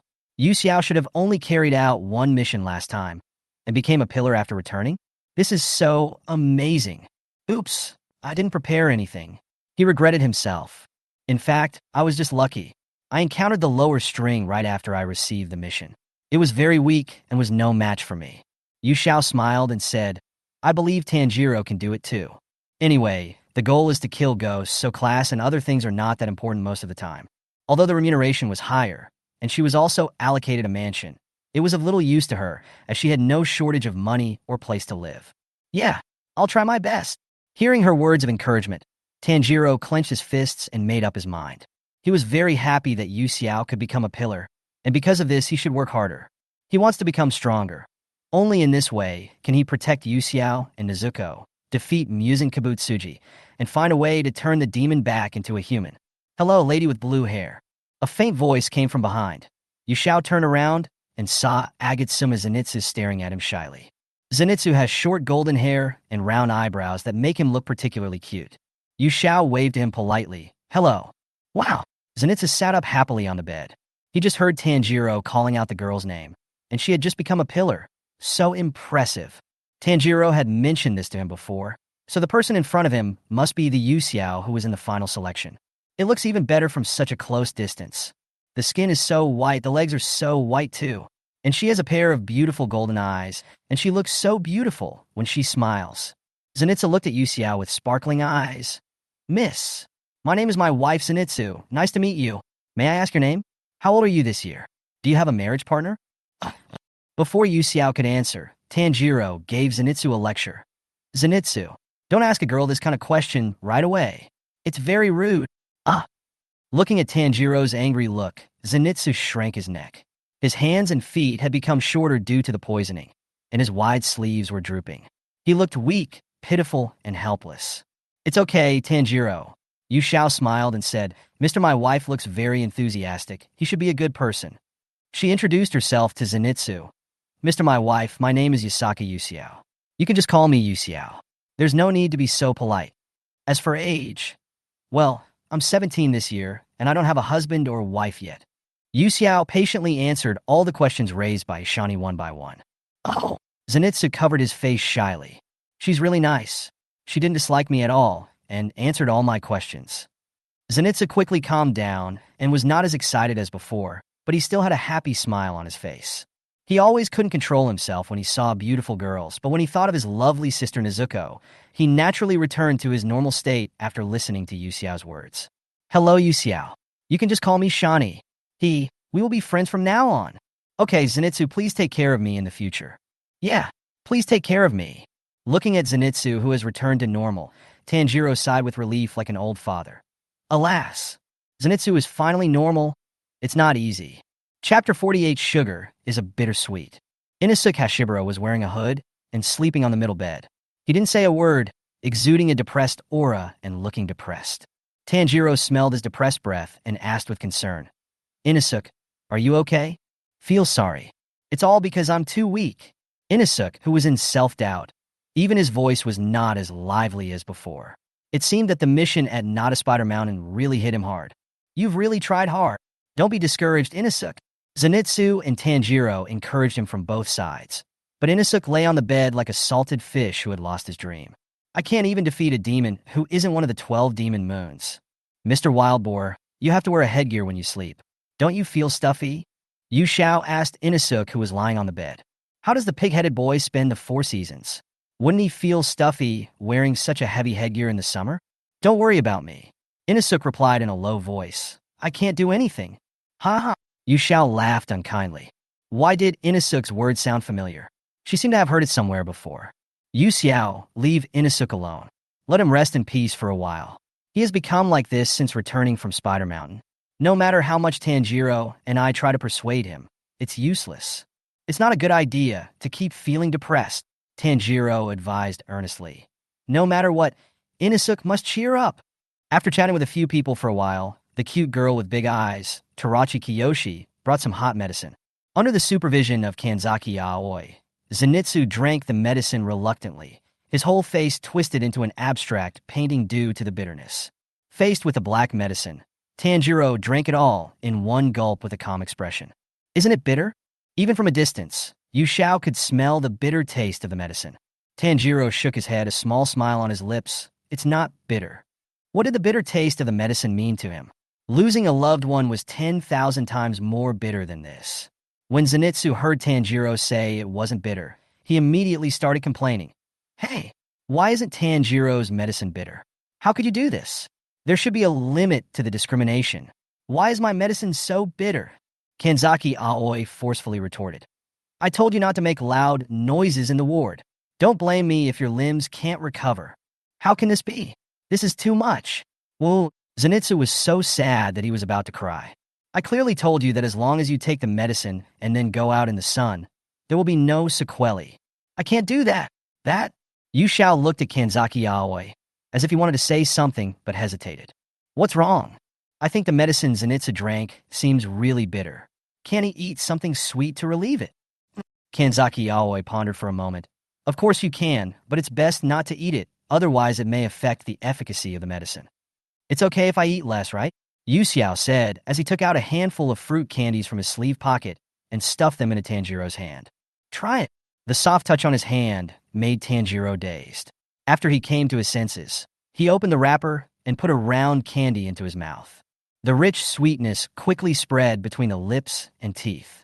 The bitterness that remained in the mouth after taking the medicine was dispelled by this sweet taste, leaving only the rich sweetness on the tip of the tongue. It tastes so sweet. My mouth is no longer bitter anymore. Thank you. Remembering that Yu Xiao had said before that he didn't like being thanked by him, Tanjiro got stuck in the middle of the words he was about to say and didn't continue. Yu Xiao chuckled and pinched the back of his hand. Just say what you want to say. There's no need to hold it back. Tanjiro is a polite and good boy. But after hearing this, Tanjiro lowered his head in disappointment and muttered softly. I am the eldest son, not a child anymore. Why do you always treat me like a child? Yu Xiao heard his mumbling clearly.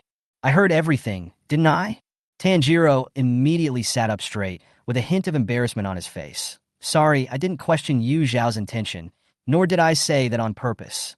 Tanjiro's attitude was very sincere, but there was an inexplicable sense of distress in his heart. Don't treat me like a child. I can protect you too. Even if I can't do it now, I will work harder every day in the future. One day, I will stand in front of you like you did for me. How could Yu Xiao not see what he was thinking? It's easy to get hurt if you push yourself too hard. In her eyes, Tanjiro was just a 15-year-old boy. It is too cruel to let a 15-year-old boy complete the task of killing Muzan Kibutsuji. At his age, he has not had the relaxation and freedom he should have. Not only that, he has lost everything he can lose.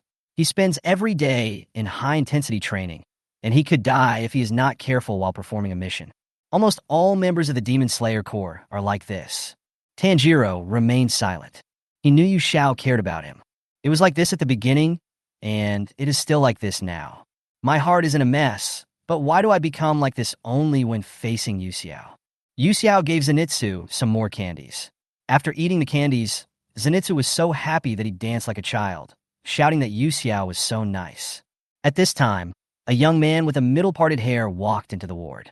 He first greeted the people in the room with a smile, then was stunned when he saw Yu Xiao. He stood at the door and hesitated for a long time before walking in timidly. Murata bowed respectfully to Yu Xiao. Hello, Lord Yasaka. Yu Xiao had seen this young man before, in various senses. Road Pillar Murata. During yesterday's meeting, Murata was summoned to the headquarters to report on the situation at Nada Spider Mountain. Facing a bunch of gazes from the pillars, Murata trembled in fear and wished he could find a hole in the ground to crawl into. Mr. Murata, good afternoon. This is the Butterfly House, not the headquarters, so you don't have to be so reserved. Although Murata still felt panicked after hearing what Yu Xiao said. He came to visit Tanjiro, but he didn't expect to meet the new Lord Stormpillar. It would be bad if I met Lady Butterfly again. As he was thinking this, Murata suddenly heard a gentle female voice coming from behind him. Hello. This sound. When Murata turned around, he saw Shinobu Kocho standing behind him with a friendly smile on her face. Hey, Master Zhu, Butterfly. Hello. What I thought was exactly what I wanted. The sudden appearance of Kocho, Shinobu, scared Murata so much that he even stuttered. He quickly bowed to Kocho Shinobu and said, "Sorry to bother you. I have something else to do. Goodbye, Lady Kocho." After saying this, he slipped away, not forgetting to close the door before leaving. Huh? Goodbye. After watching Murata leave, Shinobu Kocho looked at Yu Xiao. Oh, I didn't expect Lan Zhu to be here too. Chapter 49. Good brothers add fuel to your fire. Yu Xiao was not surprised by the appearance of Shinobu Kocho. "Ms. Butterfly, hello." "Hello, Miss Yasaka." Kocho Ninja smiled. "The red bow is very cute and suits you very well." "Ah, thank you." Yu Xiao didn't quite understand. She just had a pigtail, so why did so many people notice it? However, Shinobu Kocho's next words quickly cleared up her doubts. "It was so late yesterday, and Mr. Tomioka was still waiting for you outside the Lord's mansion. Because of this behavior, he was severely ridiculed by Mr. Iguro and Mr. Fuzugawa. After the meeting last night, Iyong's strange behavior naturally attracted everyone's attention. In addition to the little eye contact between Yu Xiao and Iyong during the meeting, Shinobu Kocho guessed that Yu Xiao's hair tie might have been given by Iyong. As early as after the mission 2 years ago, Shinobu Kocho discovered that Ju seemed to have changed until the appearance of Tanjiro and his sister, which completely confirmed her guess. Mr. Tomioka really is a kind person at heart. If it were her, she would definitely not be able to spare Nezuko's life like Ju did. Thinking of the scene yesterday, where the 4 people were holding each other and no one was willing to let go first, Shinobu Kocho couldn't help laughing. Maybe even Iyong himself didn't realize that he was so nervous about Yu Xiao. "You're such an idiot." Well, Mr. Tomioka may not be good at speaking and is not sociable, but he is unexpectedly a good person. He seems to get along well with you. If you have time, please talk to him more often. Shinobu expressed his meaning implicitly. Although she knew that Ju Tomioka was not popular, Yu Xiao did not expect Ju to be so humble. He was standing outside the Lord's mansion waiting for someone and was ridiculed by Iguro and Fushagawa. She really wanted to write the word miserable on Ju's leg. "Thank you, Miss Butterfly. If I have time, I will visit Mr. Iyong often." Seeing that Yu Xiao agreed, Butterfly Shinobu didn't mention it anymore.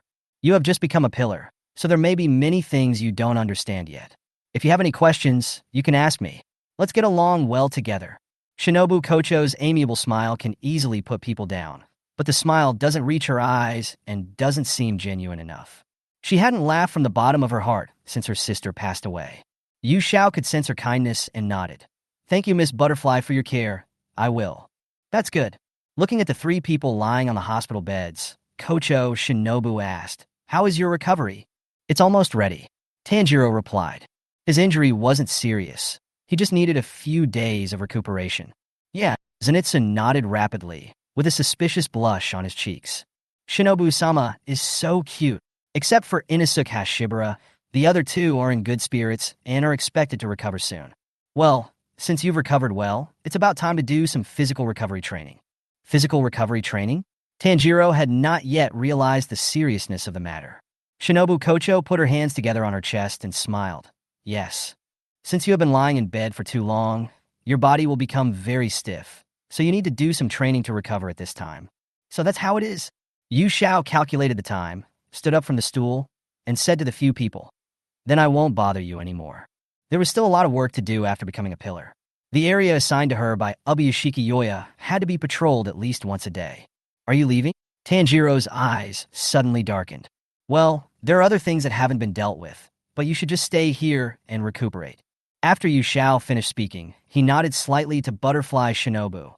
"Miss Butterfly, I'm sorry to trouble you." "Why would it be troublesome? You're always welcome in the Butterfly House." "Thanks." Not long after Yu Xiao left, Kocho Shinobu also left.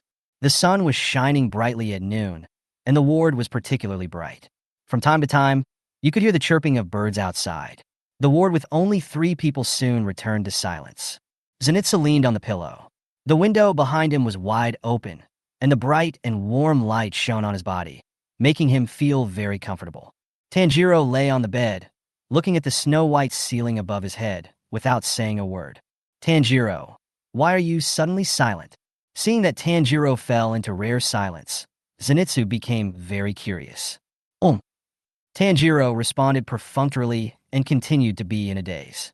"Don't suddenly get lost in your own world, idiot. Your voice and your heartbeat have already given me all the answers, right?"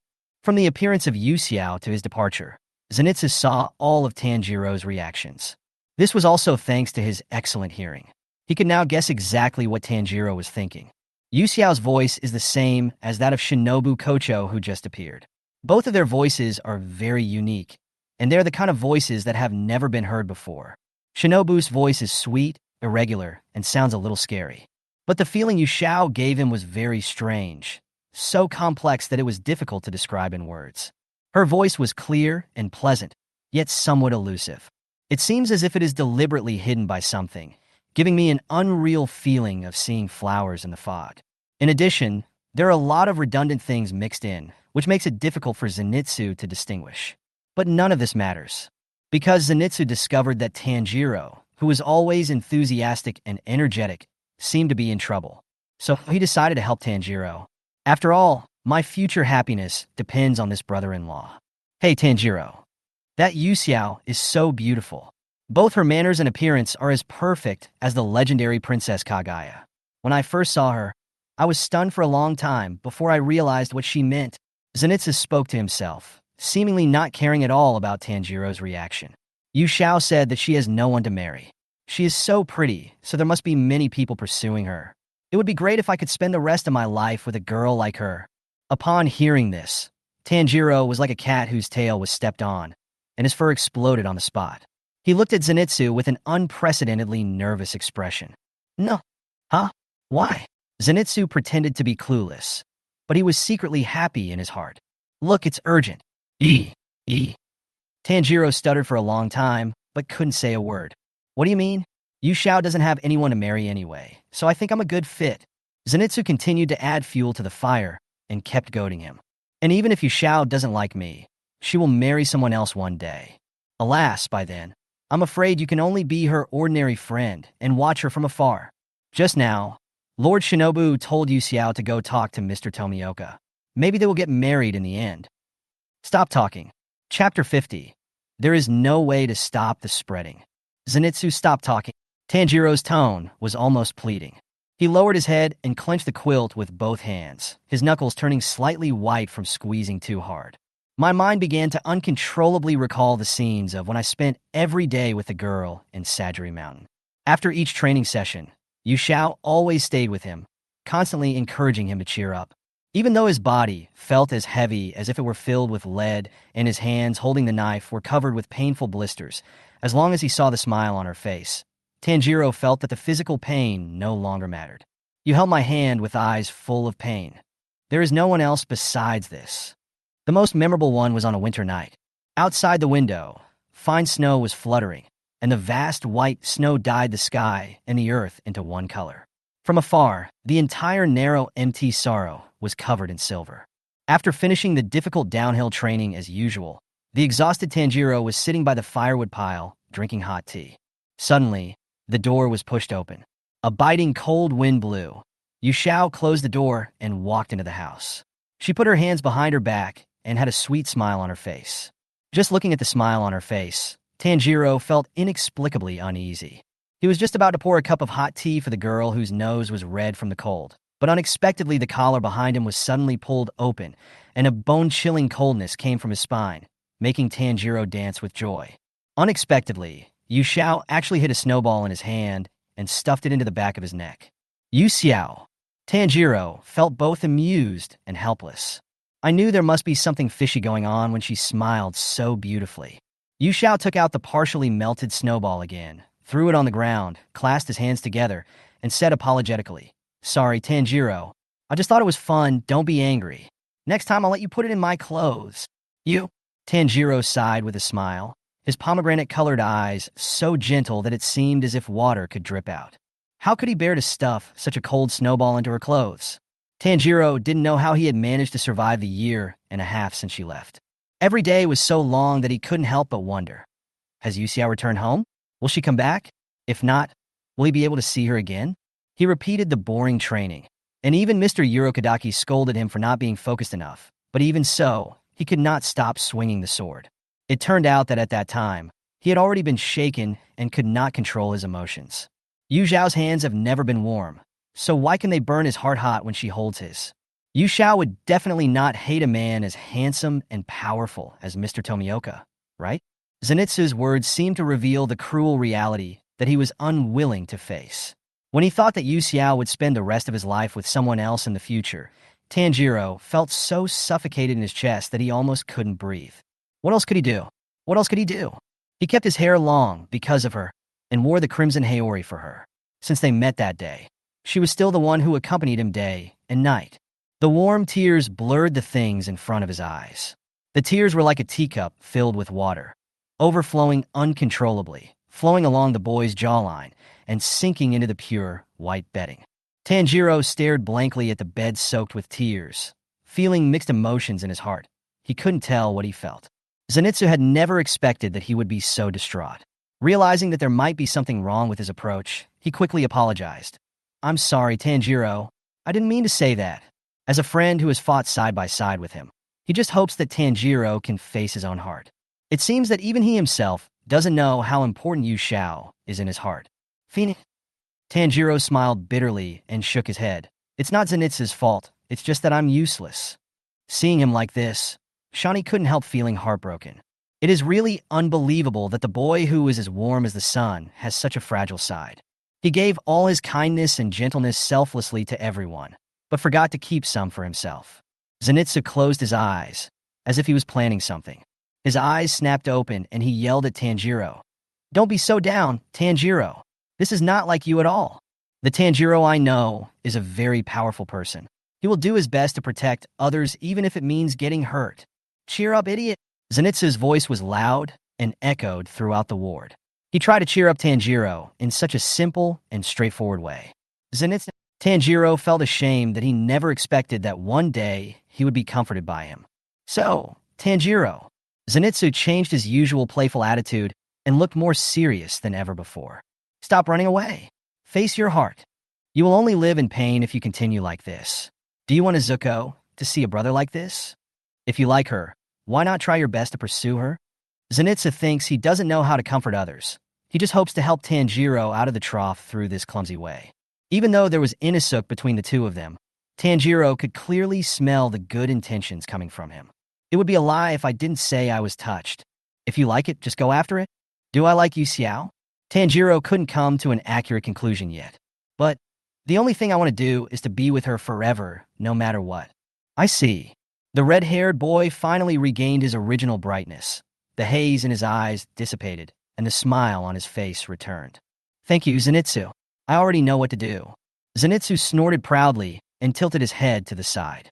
"If you knew how good I am, please let me marry Nezuko in the future. I'm afraid." Tanjiro stopped there. It's not that he disagrees, but Nezuko is still a demon now. Even if she can return to being an adult in the future, Tanjiro will respect her own decision. After trying to comfort him for so long, but not getting even a verbal promise, Zenitsu was so angry that he beat his chest and stamped his feet.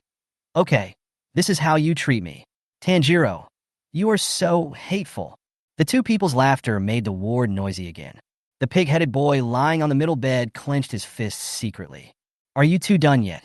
Inosuke couldn't bear it any longer, and he took a deep breath. "If you keep making noise, get out of here." Chapter 51, A New Plan. Daocheng District, Tokyo. The sky began to turn pale in the east and gradually brightened. The huge old house is hidden among the foothills. A blue-haired young man in black riding hakama is walking through the winding corridor with his sleeves fluttering. The camellia flowers in full bloom under the corridor brush past his feet, and the morning dew wets his tabi, dropping many petals. The young man had gentle eyes and a hint of smile on his lips. He pushed open the door and walked into the ancestral hall, where a statue of an immortal that had been worshipped by his family for generations was displayed. The statue is not big, about the same size as an ordinary adult, and judging from its appearance and body shape, it is an adult woman. The woman stands with her eyes closed, a red flower ornament on her brow. Her long hair combed into a bun. She wears a blue Lucien skirt and has a serene and compassionate face. I don't know how long this statue has been there. Yuchuan only remembers that this statue of the immortal has always existed since he was a child. No one knows his name. They just respect him as the immortal who came here. As usual, Yasaka Gai Kuzumi took out a stick of incense, lit it, and inserted it into the incense burner to prepare for the worship. However, when he pulled his hand out, he accidentally bumped into the edge of the incense burner. Suddenly, The pain in his hand made his handsome brows frown slightly. The incense burner was moved, revealing a small piece of paper scraps. Yuchuan was a little confused. Someone would come to clean the altar every day. So how come there were still some paper scraps left? He reached out and picked up the yellowed paper scraps. The paper was surprisingly brittle and shattered into pieces with the slightest touch. After thinking for a moment, Yuchuan moved the incense burner and did not find any other scraps of paper. Holding the hollow bottom of the incense burner, Yuchuan suddenly felt that he had touched somewhere different. The four-cornered incense burner is black all over and in the shape of a rectangle. It has exquisite totems and carvings on it, and looks quite heavy. Yuchuan lifted up the incense burner and observed it carefully, and soon discovered the difference. So there's a secret compartment under the incense burner, he murmured. Pushing open the secret compartment at the bottom, a tattered ancient book immediately fell out from under the incense burner and lay quietly on the altar. Yuchuan gently picked up the ancient book and began to read it carefully. The paper pages had become very fragile due to their age, but fortunately the handwriting on them was still clearly visible. However, Yuchuan became more and more frightened the more he read, until his brows were furrowed in thought. This book actually records the legend of immortals and the recipe for the immortal elixir. Not only that, it also explains that the blood of the descendants of the golden pupils contains a powerful vitality that can not only heal themselves, but also heal others. Recalling that his father's condition suddenly worsened a year ago, Yu Xiao had just returned home at that time and stabilized his father's condition. Yuchuan understood instantly. No wonder Yu Xiao was able to cure my father in such a short time. Yuchuan was shocked by the hidden truth. Eternal life. As a descendant of the Yasaka family, Yuchuan knew that he would not be able to live to the end of his life. Because of Muzan Kibutsuji's curse, even with the help of medicine, he can only live to around 40 years old at most, and he may die at any time due to the worsening of the curse. What he didn't expect was that there was such a deep origin hidden behind the curse. He always thought that if he couldn't kill Muzan Kibutsuji, the curse would never end. But now the recipe for the elixir of immortality has provided him with new ideas. It's just that the recipe for this pill is badly damaged. I don't know how many medicinal ingredients are missing. Yuchuan lowered his eyes in disappointment. If we rely on Yu Xiao's talent, I'm sure he can develop a perfect prescription like the real ancestor did. Yu Xiao. He was very obedient when he was little, and he would call me brother cutely. Complex emotions intertwined in his amber eyes. Yuchuan took the ancient book, rearranged the incense burner, and left the ancestral hall. Master of the family. A man in a brown kimono saw Yuchuan and hurried forward with an anxious look on his face, whispering, Kibutsuji Muzan has appeared. Yuchuan's pupil shrank when he heard this. What? Here's what happened. The man explained in detail.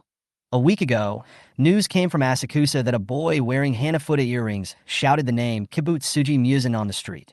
At that time, an attack broke out on the street. A passerby went crazy without warning and bit his wife on the spot. He was stopped in time by the boy wearing Hanafuda earrings. Before that, the boy had a brief confrontation with a man wearing a top hat and a suit. Due to the chaos, the Metropolitan Police Department was dispatched immediately after receiving the news, and the man in the top hat disappeared from the crowd. However, a strange thing happened later. Yuchuan glanced at him and motioned for him to continue. Seeing this, the man slowly said, the police who originally wanted to arrest the boy were stopped by the strange patterns. When the patterns floating in the air dissipated, the boy had disappeared. After hearing the whole story, Yuchuan raised his eyebrows and said, as you said, those patterns floating in the air are indeed very likely to be blood demon magic. But, he sneered and questioned, just because we heard the child shout, how can we know that it was Muzan Kibutsuji who showed up in person? For several years, the Yasaka family has been secretly collecting intelligence and tracking the whereabouts of Muzan Kibutsuji, with the aim of waiting for the right opportunity to completely kill him in one fell swoop. So many years have passed, and there is still very little information about Muzan Kibutsuji. Even if it is discovered, there is a high probability that Muzan Kibutsuji will discover it and kill him, so the information transmitted back is very little. Furthermore, Muzan not only lived for thousands of years, but also possessed terrifying supernatural powers that allowed him to change his appearance at any time, making it even more difficult to find information about him than finding a needle in a haystack. Now he suddenly received the news that Muzan appeared in Asakusa, which made Yuchuan suspicious. As you thought, At first, none of us believed that it was Musin who showed up. We thought it was the 12 demon moons or some other demon. The man went on to say, but after further investigation, we found that the man in the top had disappeared mysteriously, along with his wife and children. They all disappeared as if they had evaporated from the face of the earth. The dead will naturally not appear again. From this incident, we can judge that this ghost is accustomed to hiding in a crowd. Once discovered, it will immediately abandon its old identity and start a new life. It does fit the behavior of Musin Kibutsuji, but the information is too general, and there is no conclusive evidence to prove that the man in the top hat is Musin Kibutsuji. Looking at the neatly planted camellia trees under the corridor, Yuchuan asked nonchalantly, "Well then, coincidentally, a murder occurred in a remote alley that night. The murderer is the man wearing a top hat, Yu Yen. It is exactly the same as what was recorded in all the previous materials. He has a pair of rose-red, vertical pupils like a beast." Yuchuan's body stiffened for a moment. Then he heard the man say something even more shocking. The boy wearing the Hanafuda earrings is a member of the Demon Slayer Corps. His name is Tanjiro Kamadu. He used to live in the Kumatori mountain area. His ancestors made a living by selling charcoal. He has a very good nose. The Hanafuda earrings he wore on his ears and the place he lived in are consistent with the legendary wandering swordsman. Even those who knew the breathing method of breathing of the sun were basically slaughtered by Musin and Kokushibo. But the legend about the man who walked the world like a god was fully recorded. What a coincidence! After receiving so much important news at once, Yuchuan closed his eyes and kept organizing his thoughts in his mind. Kibutsuji Musin, that cunning guy, once he shows up once, he won't reveal himself again. It's useless to continue searching. Why not just give it a try? A bold and crazy plan quickly came into Yuchuan's mind. No venture, no gain. Rather than passively searching, it is better to take the initiative. It's time to end this ridiculous farce that has lasted for 1,000 years.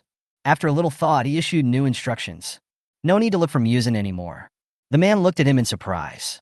The blue-haired young man had a mocking smile on his lips. His amber eyes were deep and dark, like a poisonous snake lurking in the dark night, ready to strike. I have a whole new plan now. Don't ask why it's so short. The author is just too tired to draw the pictures. Chapter 52, The Unpredictable Takedo. A cold light flashed, and then a black head rolled to the ground, and in the blink of an eye it turned into ashes and disappeared before his eyes. The silver-white blade exuded a chilling coldness under the moonlight. A string of blood beads fell off the knife, and the blade returned to the sheath with a slight sound. Yu Zhao's eyes were calm, and there seemed to be a faint smile on her lips. She turned her head to look at the boy behind her and said in a brisk tone, "Mission accomplished." Weiling nodded and said nothing. Not long ago, the Lord gave him an order to support a team of ghost-killing members who were in trouble. Yu Xiao happened to be hanging around the headquarters at that time, so the two of them came together. There were a total of 3 alien ghosts in this mountain village. Because they ate a large number of people and the 3 ghosts cooperated very well, they played around with the Demon Slayer Corps members. One of the ghosts was able to create an invisible barrier, which made it difficult to deal with. Weiling attacked the leader without hesitation, while Yu Xiao took on the task of killing the other 2 ghosts. The 3 ghosts were forcibly separated by the 2 men and suddenly lost the advantage of teamwork. The barrier ghost, whose supernatural power had no lethality, chose to escape on the spot, and Wichiro chased after it without any hesitation. In a short while, the barrier ghost died under his knife. Weiling was just about to go back to check on Yu Xiao's situation when he heard a loud boom. When he arrived, he saw this scene.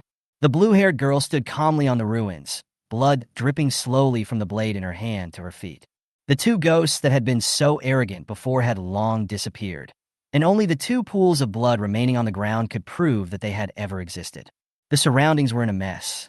The originally intact house was destroyed, leaving only wood chips and debris. I'm afraid the loud noise I just heard was caused by the destruction of the house. Weiling lowered his eyes silently. I didn't see the move. Seeing that he seemed unhappy, Yu Xiao took out a piece of chocolate from his pocket and threw it to him without thinking much. Tokitokun, kon. Weiling caught the chocolate thrown from the air with one hand. He looked at the small square wrapped in tin foil with confusion. There was no fluctuation in his light blue eyes, but he frowned. What's this? Food. Yu Xiao tore open the chocolate wrapper, put it in his mouth, and took a bite, then answered vaguely. Sweet things can make you happy because they contain sugar. Won't you try it? I'm not hungry. After hesitating for a while, Weiling put the small cube away and said, I'm going back first. Seeing that he was about to leave, Yu Xiao quickly put his knife in his pocket and followed him. Are you in such a hurry to go back? Oh, by the way, Takedo-kun, why do you look so absent-minded every day? Can you smile? Why are you laughing? Michiro was puzzled by her words and asked, Like you? I. Yu Xiao tilted his head and pointed at himself. Then a harmless, sweet smile appeared on his face. Yes, just like this. It's so fake. Michiro commented expressionlessly. Yu Xiao did make a lively expression, but Weiling could see it at a glance. Hidden beneath the smile, those golden eyes had a gem-like brilliance, clear and beautiful, yet emotionless. Even she herself didn't seem to notice it. Obviously, the whole person is filled with joy. Is that really the case? Yu Xiao put away his smile. His expression instantly fell. He covered his face and complained sadly. Wow, I'm going to cry. Weiling didn't know what to say. Can dolls cry? In his eyes, Yu Xiao was like an exquisite and beautiful doll. Smart, yet lifeless.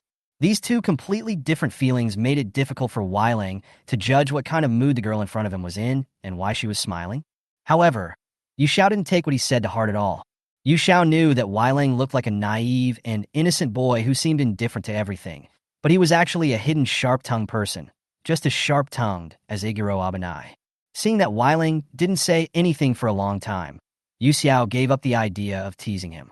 Originally, she chose to talk to the youngest pillar in the Demon Slayer Corps because she was bored, but she didn't expect that she accidentally silenced the other party.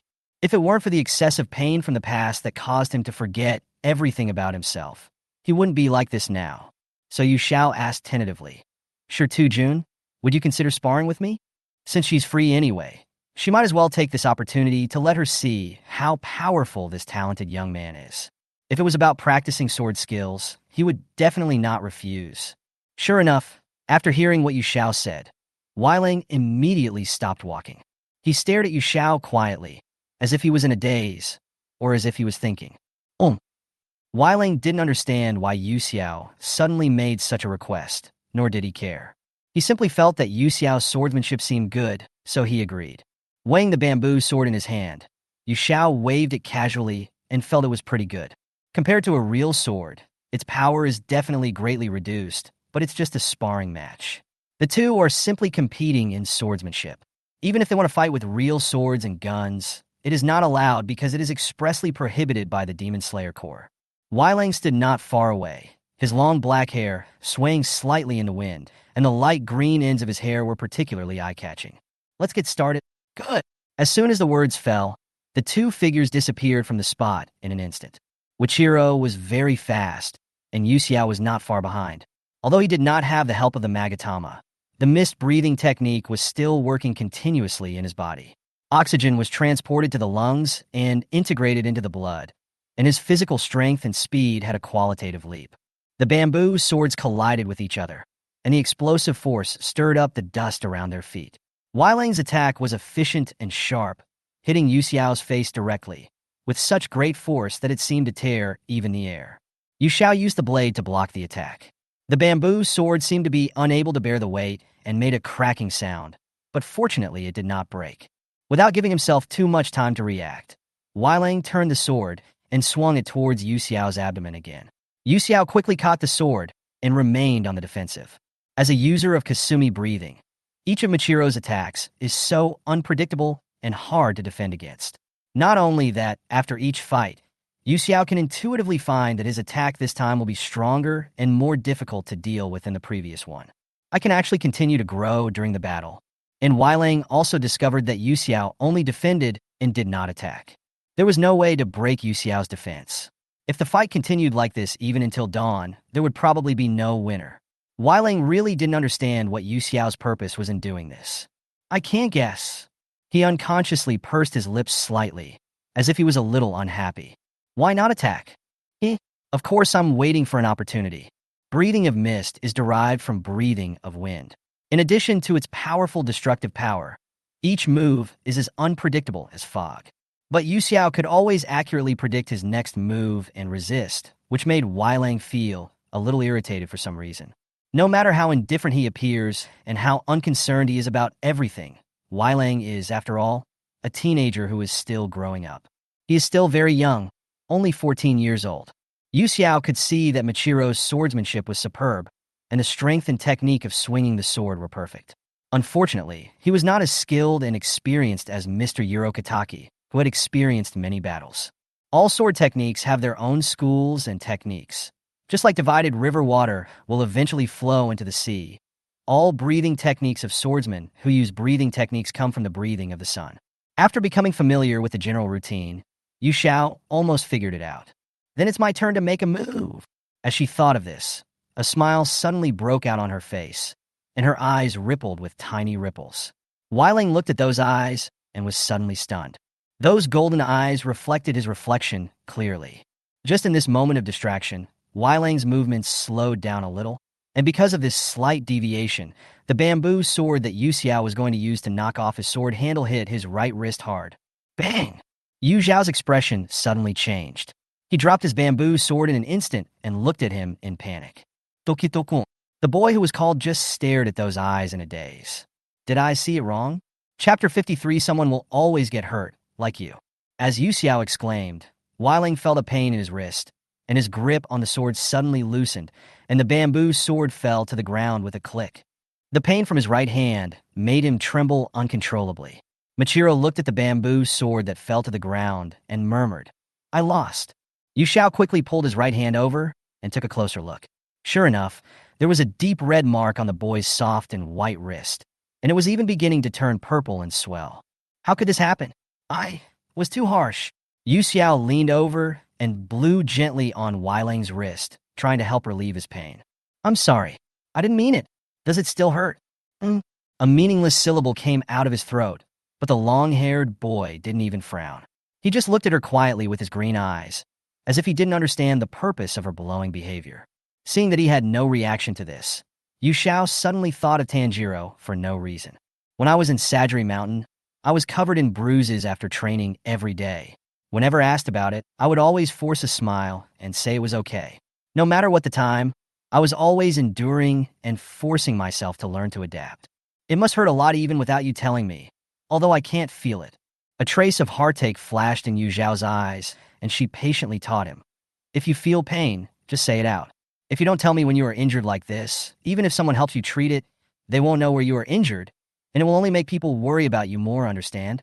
Keeping an unchanged expression, Michiro tilted his head, but he was very confused in his heart. Such a familiar feeling. Has anyone ever told me that? A vague figure gradually emerged in my mind, a young man who looked similar to me, but I couldn't see his expression clearly. His voice was so angry, yet so familiar. Idiot! If it hurts, just say it. Hiding it like this will only make me more worried. The boy leaned over and exhaled gently through his mouth, blowing on his skin knee, which was probably the wound caused by the fall. If you do this again, I will leave you alone.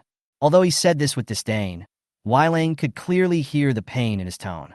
The boy dropped the axe he was using to chop wood and squatted down with his back to him. Come on up, I'll carry you back.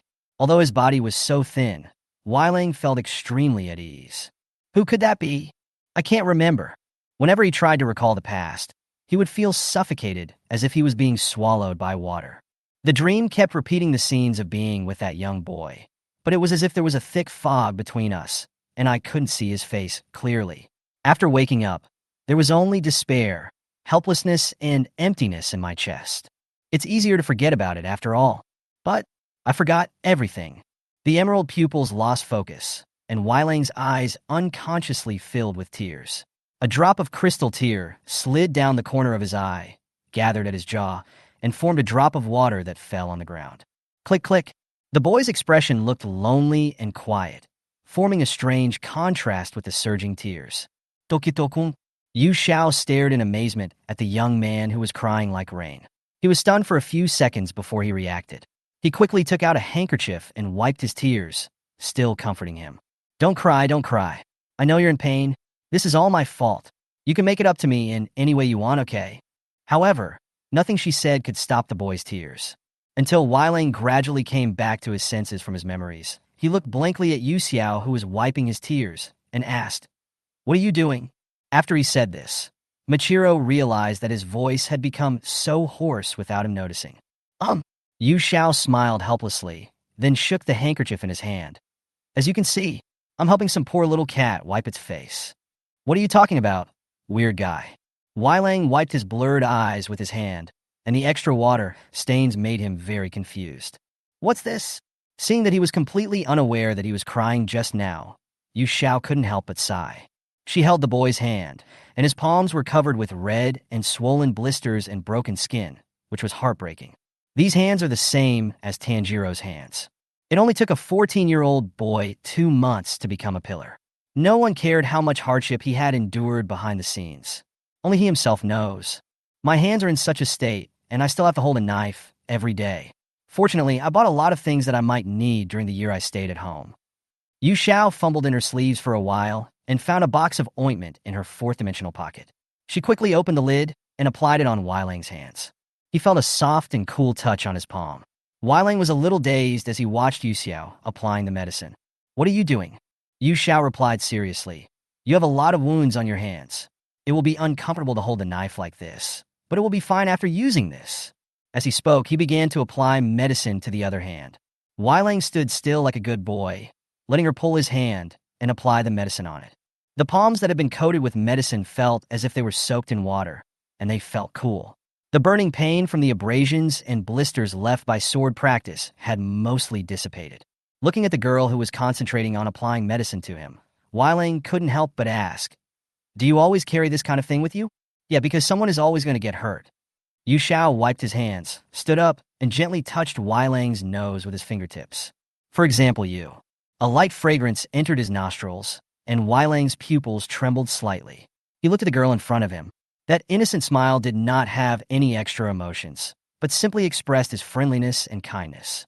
It is as pure and beautiful as a flower blooming in the morning dew, exuding an irresistible attraction that makes people want to get closer involuntarily. The earlier doubts now had answers in an instant. Perhaps only a pair of eyes like this can make that kind of expression perfectly. This fragile girl and her golden eyes were all engraved firmly in Weilang's heart. Yu Xiao originally wanted to continue teasing Weilang, but when he saw him looking at her with a gloomy gaze, the corners of his mouth twitched. What's wrong? Why are you suddenly looking at me like this? Weilang thought for a long time before asking seriously, Who are you? This time, it was Yu Xiao's turn to be silent. So, after all this time, Michiro doesn't even know who she is? This is too discouraging. After all, I've met him at the pillar meeting, and we often run into each other at the headquarters and even say hello. Yu Xiao only now understands the benefits of righteousness and courage. I'm sorry, Mr. Yong. I shouldn't have thought you were stupid before. At least you still remembered me, gave me gifts, and helped me tie my hair. Yu Xiao lowered his head and stuffed the ointment into Weilang's arms. Apply it once a day, and don't hold anything in your hands before the ointment dries. Then he picked up his sunblade and left without looking back. The girl's back gradually faded away. Weilang looked at the small box of ointment in his arms. His brows softened unconsciously, and a faint smile appeared on his lips. I remember that, Miss Doll. Chapter 54, Physical Recovery Training. After only a few days, Tanjiro's body had fully recovered. Among the three, he recovered the fastest. Because Zenitsu Agatsuma's body has become smaller, he will need to wait about 2 more weeks to fully recover, and Inosuke Hashibara suffered internal injuries from the spider demon, and his ribs that had just recovered were broken again. So he'll have to wait at least another week before he can get out of bed. After examining Tanjiro, Shinobu Kocho brought him to the dojo. Since she had other things to deal with, the task of arranging training naturally fell on Kanzaki Aoi. The first thing to do is stretch your body, Kanzaki Aoi said, pointing to the 3 sisters with big eyes beside them. Those children will help Mr. Tanjiro recover his body that has become stiff from lying down for too long. Yeah, Tanjiro nodded, not quite understanding. Then let's get started. Tanjiro followed the instructions and lay on the cushion. His feet were held down by Nakahara Sumi and Takata Naho, while Tarachi Kiyoshi stood behind him, grabbed his arms, and then pulled them back suddenly, causing a scream. Ah! My waist! My waist is going to break! Because he was lying on the ground with his hands being pulled and bent backwards, Tanjiro was like a piece of dough being flattened by a rolling pin. He couldn't help but scream out in pain. He really suspected that his spine would break if he continued stretching like this. Please hold on. The stern Kanzaki Aoi did not stop because of his wailing. After about half an hour of stretching training, Kanzaki Aoi clapped her hands, and the three sisters with big eyes let him go. Dragging his almost disabled body, Tanjiro stood up from the mat with difficulty, rubbing his almost broken waist, still with lingering fear. I won't have to do this kind of training every day. Kanzaki Aoi naturally heard his whispers. Every day. Don't think that the training is over just because you finish it today. Ah. Tanjiro wanted to cry, but had no tears. Cheer up. Next is reaction training. Kaneo Karika was in charge of the reaction training. Two people sat at the table with cold tea on it, which gave off a strange smell. The rules are very simple. You just need to splash the tea on the table onto the opponent's face. If the opponent tries to grab the teacup, you can defend yourself by stopping his movement. Kaneo smiled, and with a command from Kanzaki Aoi, before Tanjiro could even touch the teacup, the cold tea poured directly on his face. This is so fast. It was over before he could even see Kaneo's movements. Continue, Kanzaki Aoi gave the order. As soon as he finished speaking, another cup of tea was splashed on his face. Continue. This round of reflex training finally came to an end when Kaneo had spilled all the tea on the table. Despite the unpleasant smell brought by the tea, Tanjiro successfully turned into a drowned rat, wet from head to toe. He soaked in the bathtub and washed his hair carefully, still unable to understand why Kaneo was so fast. There were several opportunities to defend, but before he could even pick up the teacup, Kaneo took the initiative. Well, Tanjiro patted his face and encouraged himself. Don't give up. If you get discouraged just like this, you won't be able to protect anything. After washing up and returning to the ward, Zenitsu looked at him curiously and asked, How do you feel? What kind of training is it? Well, it's actually okay. Tanjiro smiled, a little tired. It's just some training to help the body become more flexible, as well as training on reaction ability and dodging. As he said this, he lay listlessly on the bed and covered himself with the quilt. Sorry, Zenitsu. I'm a little tired. I'll take a rest first. Oh, you should take a rest first. Zenitsu heard the weakness in his voice and didn't know what he had been through. I always feel bad when I think that I will have to undergo the same training as Tanjiro in 2 weeks. Tanjiro has been repeating the recovery training for several days. Although he has adapted a lot better recently than at the beginning, he still cannot beat Kaneo Kuraraka in reaction training. Tanjiro couldn't help but feel a little depressed. Even the three sisters with big eyes who were helping him stretch noticed his listlessness. Mr. Tanjiro, what's wrong with you? Tarachi Kiyoshi, who had shoulder-length hair, asked concernedly. Tanjiro responded subconsciously, then shook his head. I'm fine. Oh. Seeing that he said so, Kiyoshi Tarachi felt embarrassed to ask any further, so he lowered his head again and helped him stretch his arms. The dojo was exceptionally quiet, and occasionally one could hear a few birds singing outside the house. Tanjiro let his thoughts wander, and in a trance, he seemed to see a blue figure appear at the door. Am I hallucinating? Just as Tanjiro was stunned, a head popped out of the door of the dojo, silently. A pair of golden eyes stared at him intently and waved his hand. Jade! Tanjiro's brows were raised with joy, and just as he uttered a syllable from his throat, he suddenly noticed that the girl at the door nervously put her index finger on her lips. He quickly fell silent and glanced at Kanzaki Aoi guiltily. Kanzaki Aoi looked at him suspiciously. What were you shouting just now? Tanjiro was totally incapable of lying. His facial expression became strange, and he spoke haltingly. I suddenly felt a little hungry. Kanzaki Aoi stared at him, feeling very suspicious. But then I thought it was almost time for lunch. Okay, that's enough. She signaled the three sisters with big eyes to stop training. I'm going to prepare lunch. You can take a break for a while. Thank you. Tanjiro breathed a sigh of relief, as if he had been pardoned. I'm sorry, Aoi-san. I'm really sorry for lying to you. Looking at the door again, Tanjiro found that the blue-haired girl was waving at him. He stood up from the mat and said to Kanzaki Aoi, I'll go out for a while and be back soon. After saying that, he ran away in a hurry without looking back.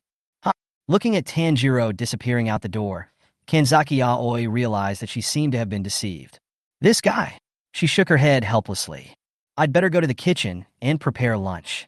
Tuepter visi kumentavisi, Rio no katsekun, lian kaoru. Yu Xiao hid behind the tree outside the butterfly house and called out softly, Tanjiro here. Tanjiro quickly came to her side and found that Yu Xiao was not wearing the team uniform as usual, but casual clothes. Yu Xiao doesn't have any mission today. Um, Yu Xiao nodded briskly. I came to you after I finished everything. Let's go out and play together today. Huh. Tanjiro never expected that Yu Xiao came to him just to play, although the two would occasionally sneak down the mountain to play when they were in Sajiri Mountain. Now that they have joined the Demon Slayer Corps, they're busy carrying out missions and training every day and have no extra time to relax, let alone play. Thinking about how he had lied to Miss Aoi just now in order to sneak out to see her, Tanjiro felt very conflicted. But the training is not yet complete.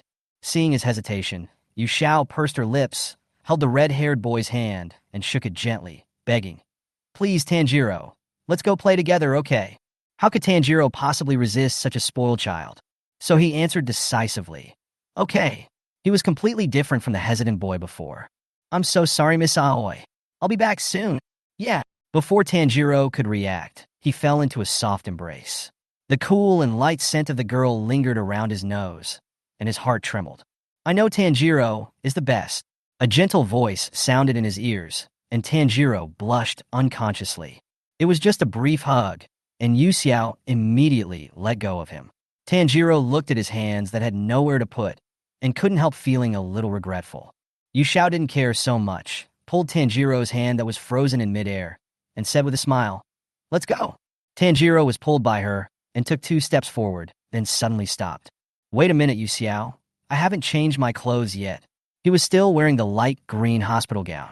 It's okay. We're not going to town to play. Yu Xiao took him and trotted out of the butterfly house, fearing that they would be accidentally seen by the butterfly, which would be the end of their lives. Tanjiro followed her along the mountain path and asked, Where are we going? It's a very beautiful place with lots of flowers, Yu Xiao said with a mysterious smile on his face. You'll know when you get there. Good. Hearing her say this, Tanjiro felt a little excited. It doesn't really matter what kind of place it is. As long as you are here, it's better than anything else. Yu Xiao and Tanjiro walked together in the dense woods. The two of them stepped on the soft leaf carpet, making a fine crunching sound.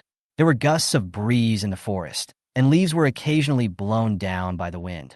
Yu Xiao stopped, made sure the direction was correct, and then bent down to walk through the bushes. She turned around and said, This way. Tanjiro followed through. Along with the sound of gurgling water, the view in front of you suddenly opens up.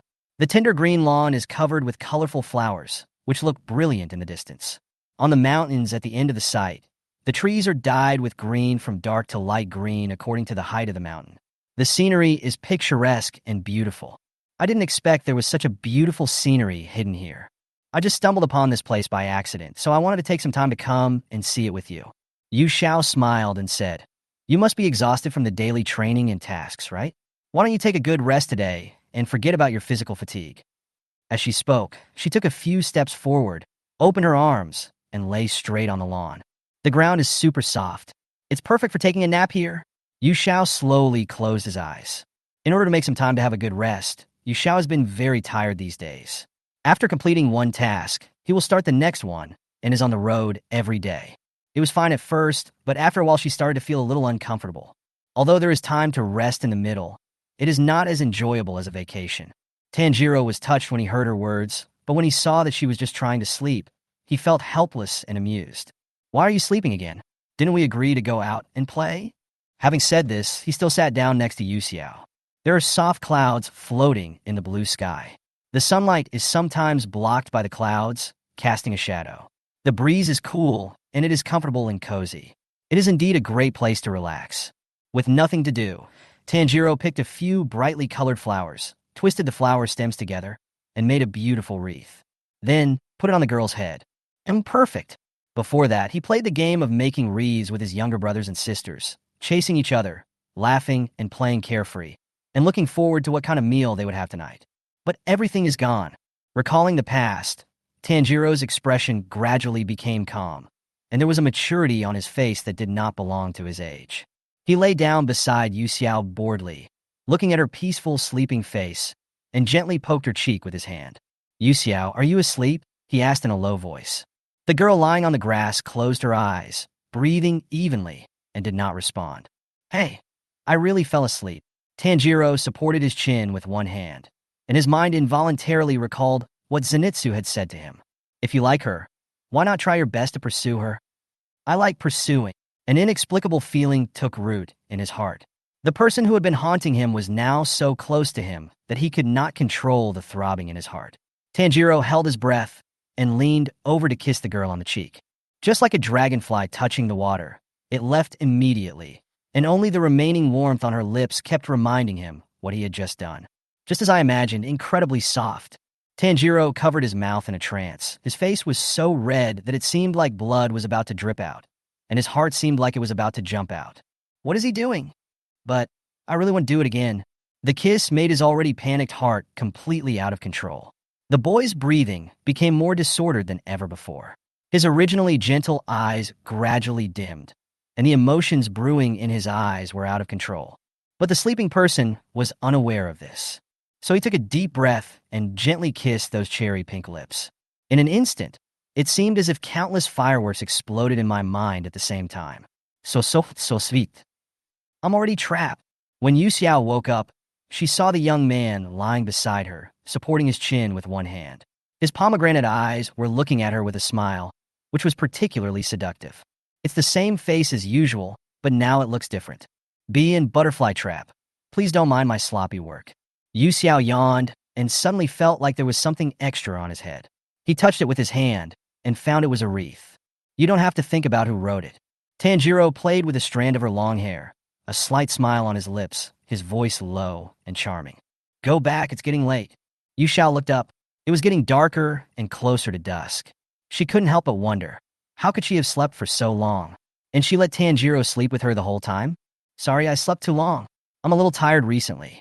We agreed to go out and have fun, she said apologetically. Tanjiro was in a very good mood and looked at her gently. It's okay. Yu Xiao just needs to have a good rest. Don't worry about me. I'm really happy to be able to hang out with you. Yu Xiao breathed a sigh of relief, still feeling a little guilty. She pointed to a small river not far away and suggested, why don't we go back later? There are fish in that river. How about we catch some and grill them? Last time she collapsed by the river because she was too hungry, she was still thinking about eating grilled fish. Now that Tanjiro is here, there will be no problem if she lets him grill it. Tanjiro smiled indulgently.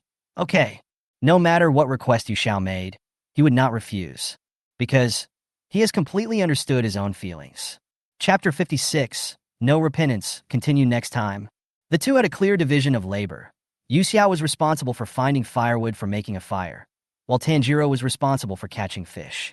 Yu Xiao piled the firewood she had found by the river. She saw Tanjiro holding a branch as a long sword, staring at the water with full concentration, and suddenly shouted in a deep voice, water-breathing seventh form, Shizuku, ripple strike. The branch instantly sank into the water, and when it was taken out, 2 fish were already skewered on it. Yu Xiao couldn't help laughing secretly, hiding aside. Ha! You actually used water-breathing to catch fish. If Mr. Urokodaki saw you, he would definitely give you a beating. In this empty and quiet place, the girl's laughter was particularly clear. When Tanjiro turned around, he saw Yu Xiao squatting on the ground with his back to him, laughing so hard that his whole body was shaking. Stop laughing, Yu Xiao. I'm really serious about catching fish. Tanjiro pursed his lips angrily, his earlobes slightly red. Yeah, no more laughing, huh? Although he agreed verbally, Yu Xiao still couldn't help himself, and it took him a long time to recover. She brushed off the dust on her hem and asked, Tanjiro, do you remember when Mr. Urokodaki taught you the full concentration breathing method at Sajiri Mountain? Tanjiro put the branch with the fish on it aside and answered casually, yeah. Do you remember that time? The time when Mr. Urokodaki made you become one with the water? Of course I remember. What's wrong? That time, in order to make him learn to become one with the water and understand the method of full concentration breathing, Mr. Urokodaki threw him directly off the waterfall. He drank a bellyful of water at that time, and it also caused him considerable psychological trauma. Tanjiro suddenly smelled a bad smell, and he stared at the girl with a vigilant look. Why do you mention this? Yu Xiao came closer to Tanjiro, and immediately a sweet and harmless smile appeared on her face. Why are you looking at me so anxiously? I won't eat you. As he said this, he calmly hid his hands behind his back. This familiar smile? Tanjiro's heart suddenly started to alarm. Wait, Yu Xiao, you are not going to. Before he could finish his words, he was pushed directly into the river by Yu Xiao. There was a splash, sound and water splashed on the surface of the river. The moment Tanjiro was pushed down, He choked on a lot of water into his nasal cavity. He groped to stand up and coughed twice uncomfortably. Ahem! Fortunately, the river was not deep, only up to his chest. Tanjiro stood in the water, wiped his wet face, and pretended to be angry and shouted, Yu Xiao, I'm sorry, Tanjiro. Don't be angry. Yu Xiao squatted down and said seriously, I'm helping you practice becoming one with the water. He looked as if he really cared about him. In fact, Yu Xiao knew very well that Tanjiro would never blame her. As long as it doesn't cross his bottom line, Tanjiro's good temper will indulge any of her mischief. She held out her hand to the boy in the water. Come up, let's make a fire. Tanjiro's Adam's apple rolled, and he swallowed the words back. He couldn't really be angry, let alone angry at her.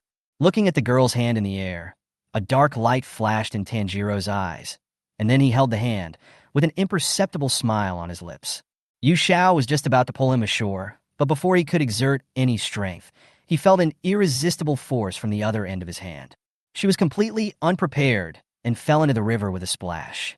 Yu Xiao had never learned to swim, and she was very panicked after falling into the water. She flapped her wings desperately, making big splashes of water and gurgling bubbles from her mouth, completely unaware that her feet were already on the ground. Help, cough, cough, cough. The feeling of water entering her nose was really uncomfortable. Yu Xiao closed her eyes and struggled frantically to get out of the water. Just as she panicked, a warm body hugged her from the front. Tanjiro put his arms around the girl's slender waist and held her tightly in his arms. He has always been the one being teased and bullied.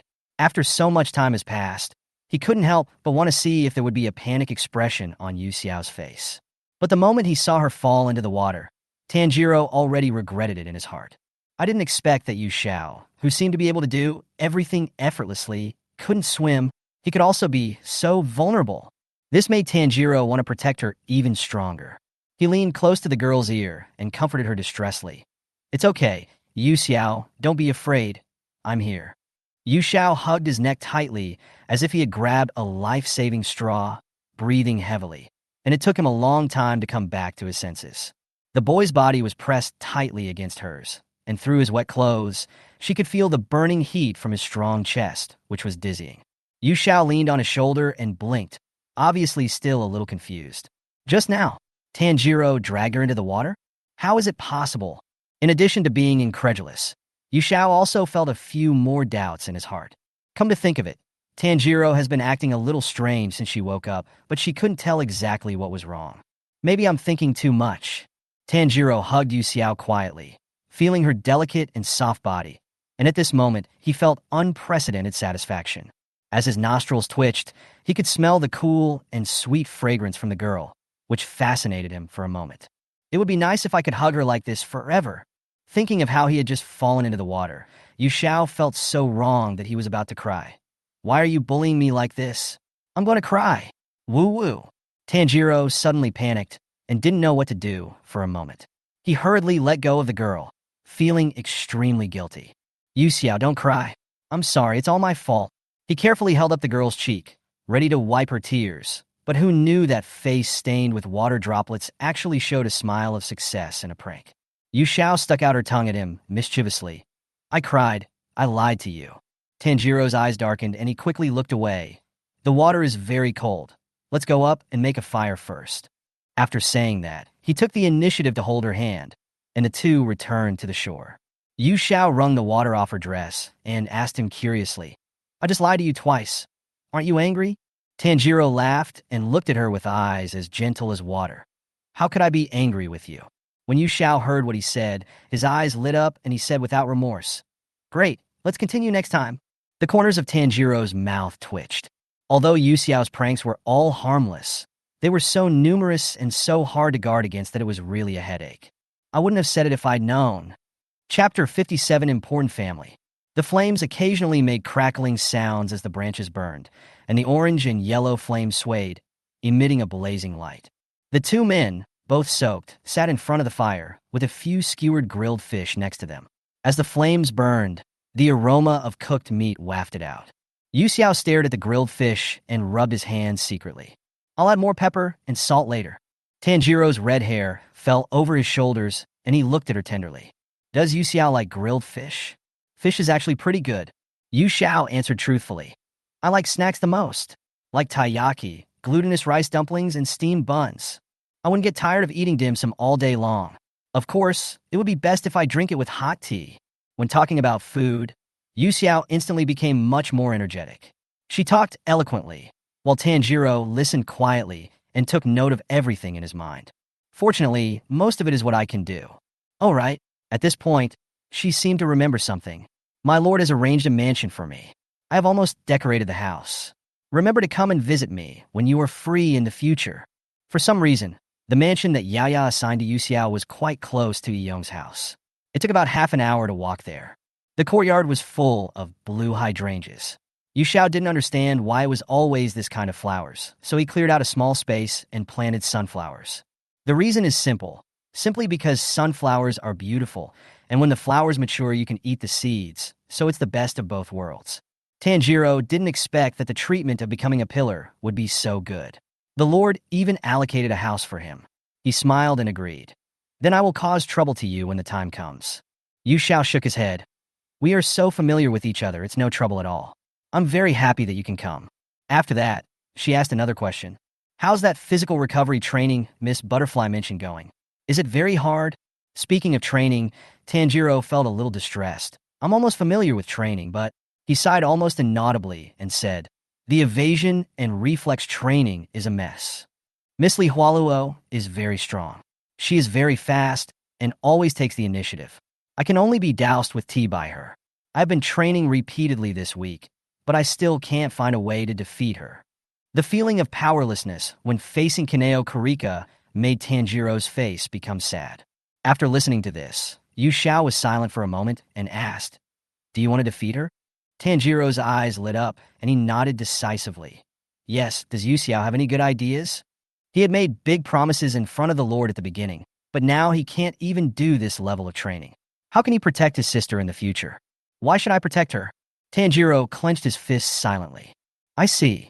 Yu Xiao put away his smile, looked at him seriously, and said slowly, I don't have any good methods. I can only tell you some things I have realized myself. The water breathing that we learned from Mr. Urokodaki has a total of 10 sword forms. Each breathing method requires a matching sword form to be complete. For example, if I comprehend my own mist breathing and create a corresponding sword form, then I can no longer use water breathing, and I also can't use mist breathing to create a water breathing sword form. That's true. Tanjiro agreed, having experienced this deeply. I used the fire god Kagura on the Nada Spider Mountain. Because of the change in breathing method, I lost my strength on the spot after cutting off the demon's neck.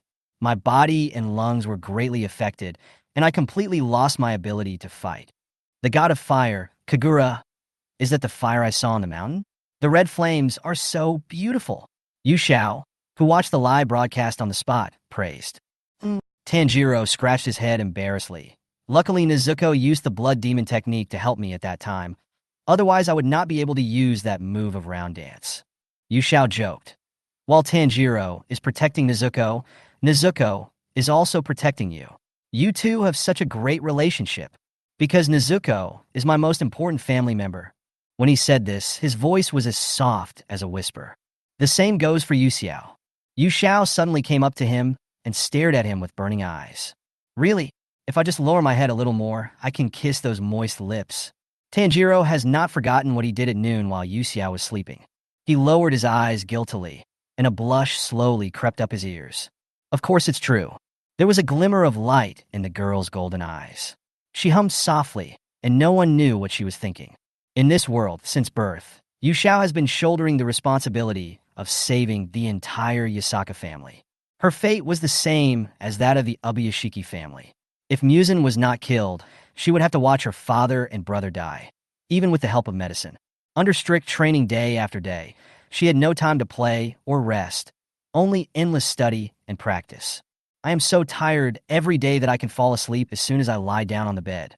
I remember that my brother would often come to see me when I was a child, but I don't know since when he seemed to have become a different person and became the perfect heir in my father's eyes. The result was that Yu Xiao returned to the original starting point. She had never even met her biological mother. Yu Xiao had no memory of his mother and was never able to clearly see her face until her funeral one day. I only heard from Sister Taniko that her mother, Shahoin Ri, was a peerless beauty who was so gentle that no one could hate her.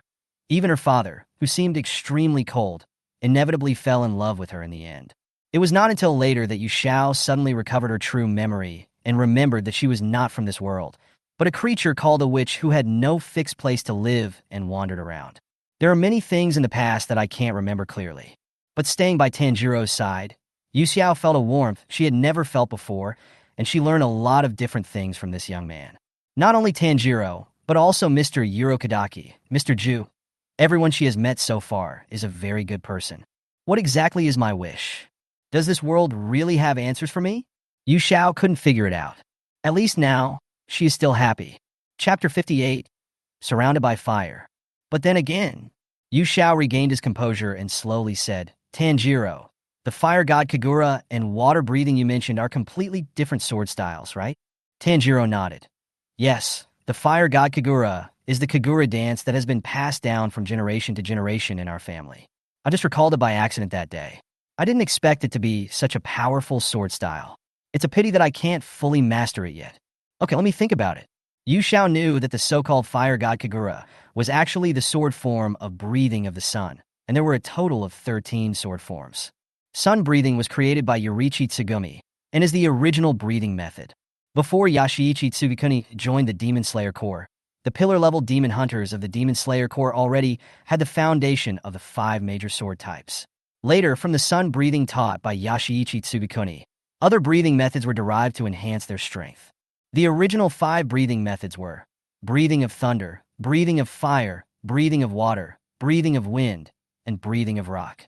All other breathing techniques are derived from this basis. The breathing method can only exert its true power when it complements the corresponding sword style. In order to fully unleash the power of fire god Kagura, one must use the corresponding sun breathing technique. Tanjiro currently does not fully understand the sun breathing technique, and his physical strength is also insufficient, so he will feel uncomfortable every time he uses it. Yu Xiao didn't know how to control the sun breathing, but all breathing methods, tracing back to their source, were derived from the sun breathing. No matter what kind of breathing method it was, there must be a commonality. So she decided to give Tanjiro an idea from this point of view. After all, even the weak Tanjiro Kamado can dance the Kagura dance all night long, so she believes that Tanjiro will be able to comprehend the sun breathing soon. Yu Xiao said to him, if you want to use the fire god Kagura, you must master the corresponding breathing method. You can only figure it out by yourself. I can't help you, but all breathing methods are common. She smiled and said, as long as you master the correct breathing method, Tanjiro will not feel tired even if he keeps using the fire god Kagura. Yu Xiao's words made Tanjiro involuntarily think of his father. His father once said the same thing to him, but he could never understand the key point. What exactly is the correct way to breathe? I'm actually really stupid. Tanjiro's eyes wandered, his expression becoming increasingly gloomy. During the 2 years in Sajiri Mountain, if it weren't for the guidance of Sanasaji and Makomo, I wouldn't even be able to learn how to breathe water. Yu Xiao suddenly placed her fingertips lightly on his lips. Don't say that about yourself. You are unique. When their eyes met, the girl's golden eyes seemed to sparkle with bright stars. Tanjiro was stunned. Yu Xiao withdrew his hand, and a faint curve appeared on the corner of his lips. Do you know why Mr. Urokodaki wants you to learn to become one with the water? Tanjiro shook his head. Water may seem weak, but it is actually strong. Even rocks can be turned into sand under the influence of water. Streams gather into rivers and eventually flow into the sea. The sea embraces all rivers and can accommodate everything. Only by becoming one with the water can one understand the true meaning of water breathing. Mr. Urokodaki said that only when your heart is as calm as the surface of the water can you become a powerful demon slayer swordsman. I couldn't reach that level, so I created my own breathing method. At this point, Yu Xiao's expression gradually calmed down. Tanjiro seemed to understand what she said. Yu Xiao knows a lot. No wonder she is so powerful. It's not as great as you say. Yu Xiao smiled and touched his head. I just hope I can help you.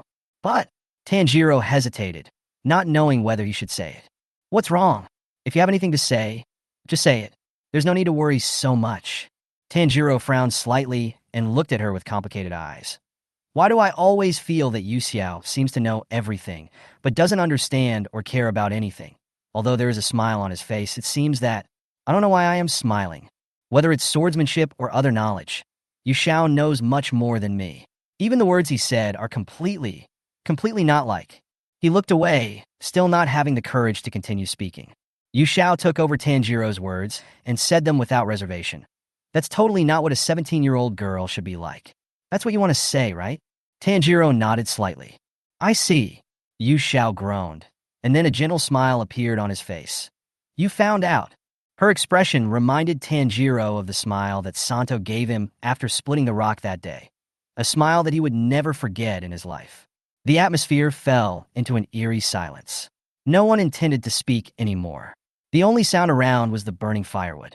At this moment, Tanjiro suddenly smelled a scent so faint that it almost blended into the air. A faint, lonely smell came from Yu Xiao.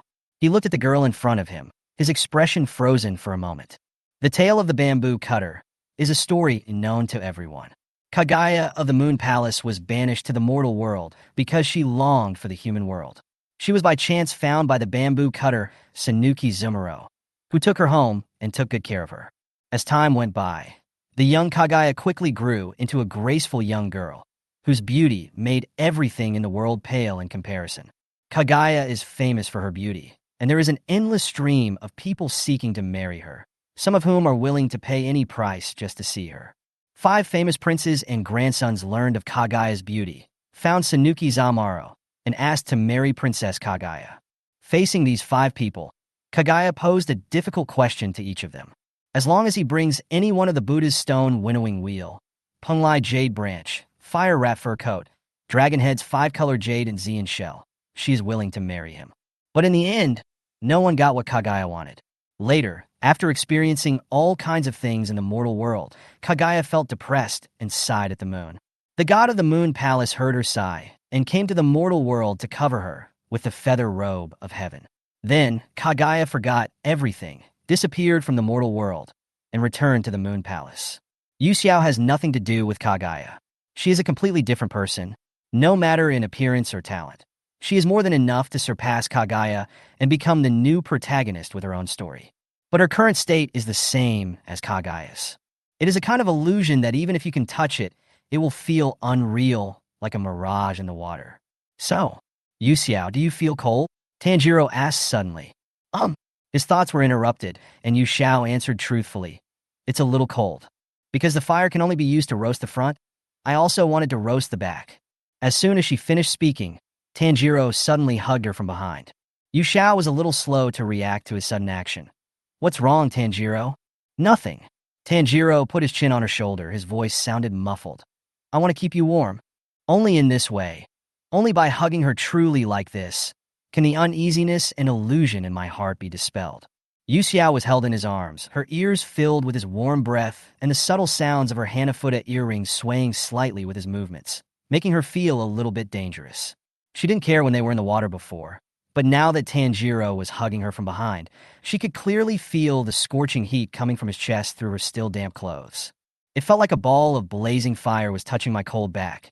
I'm surrounded by fire. Wait, fire?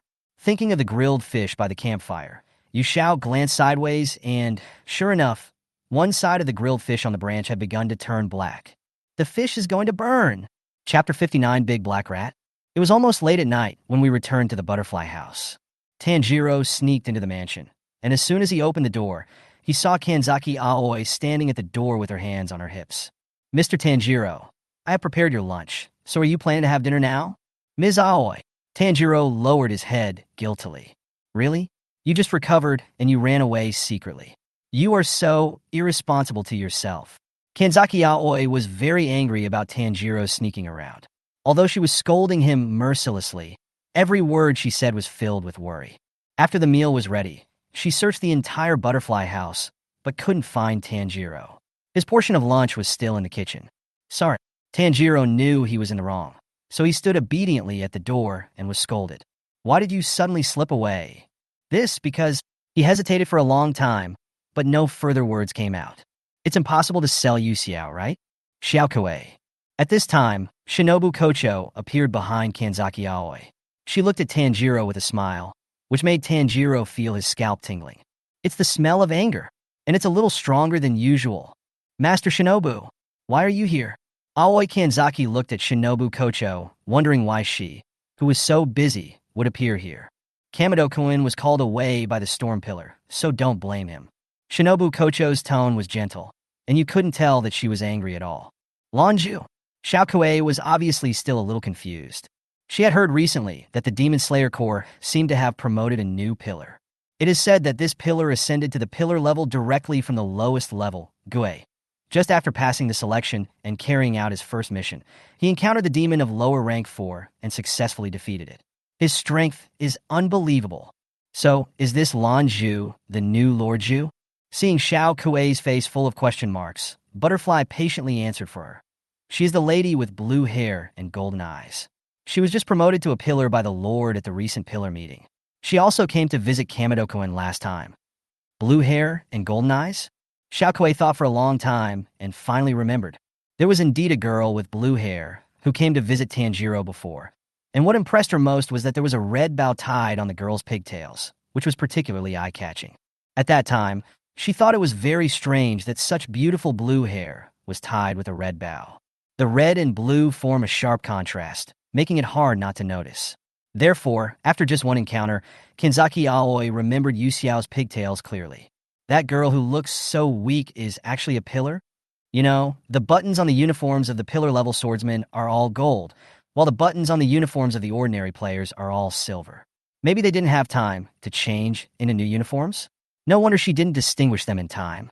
Seeing that Kanzaki Aoi looked like she understood, Shinobu Kocho continued. At noon, Miss Yasaka's crow came to the butterfly house and said she had something to do with Kamado-kun. But she changed the subject and looked at the red-haired boy outside the door, her voice a little low. Kamado-kun actually had the heart to come back. These slightly teasing words made Tanjiro choke on the spot. Shinobu Kocho looked very happy with her smile, as if she didn't care about this matter at all. Kamado-kun is really disobedient. Although Miss Yasaka sent her crow to tell me that she borrowed you temporarily, it is unforgivable that Xiao Aoi worried for a whole day and came back in the middle of the night. How about this? As if she had thought of a good idea, Shinobu Kocho clasped her hands together and said, "It seems that Kamado-kun's body has recovered very well. So starting from tomorrow, the content of the training will have to be doubled, okay?"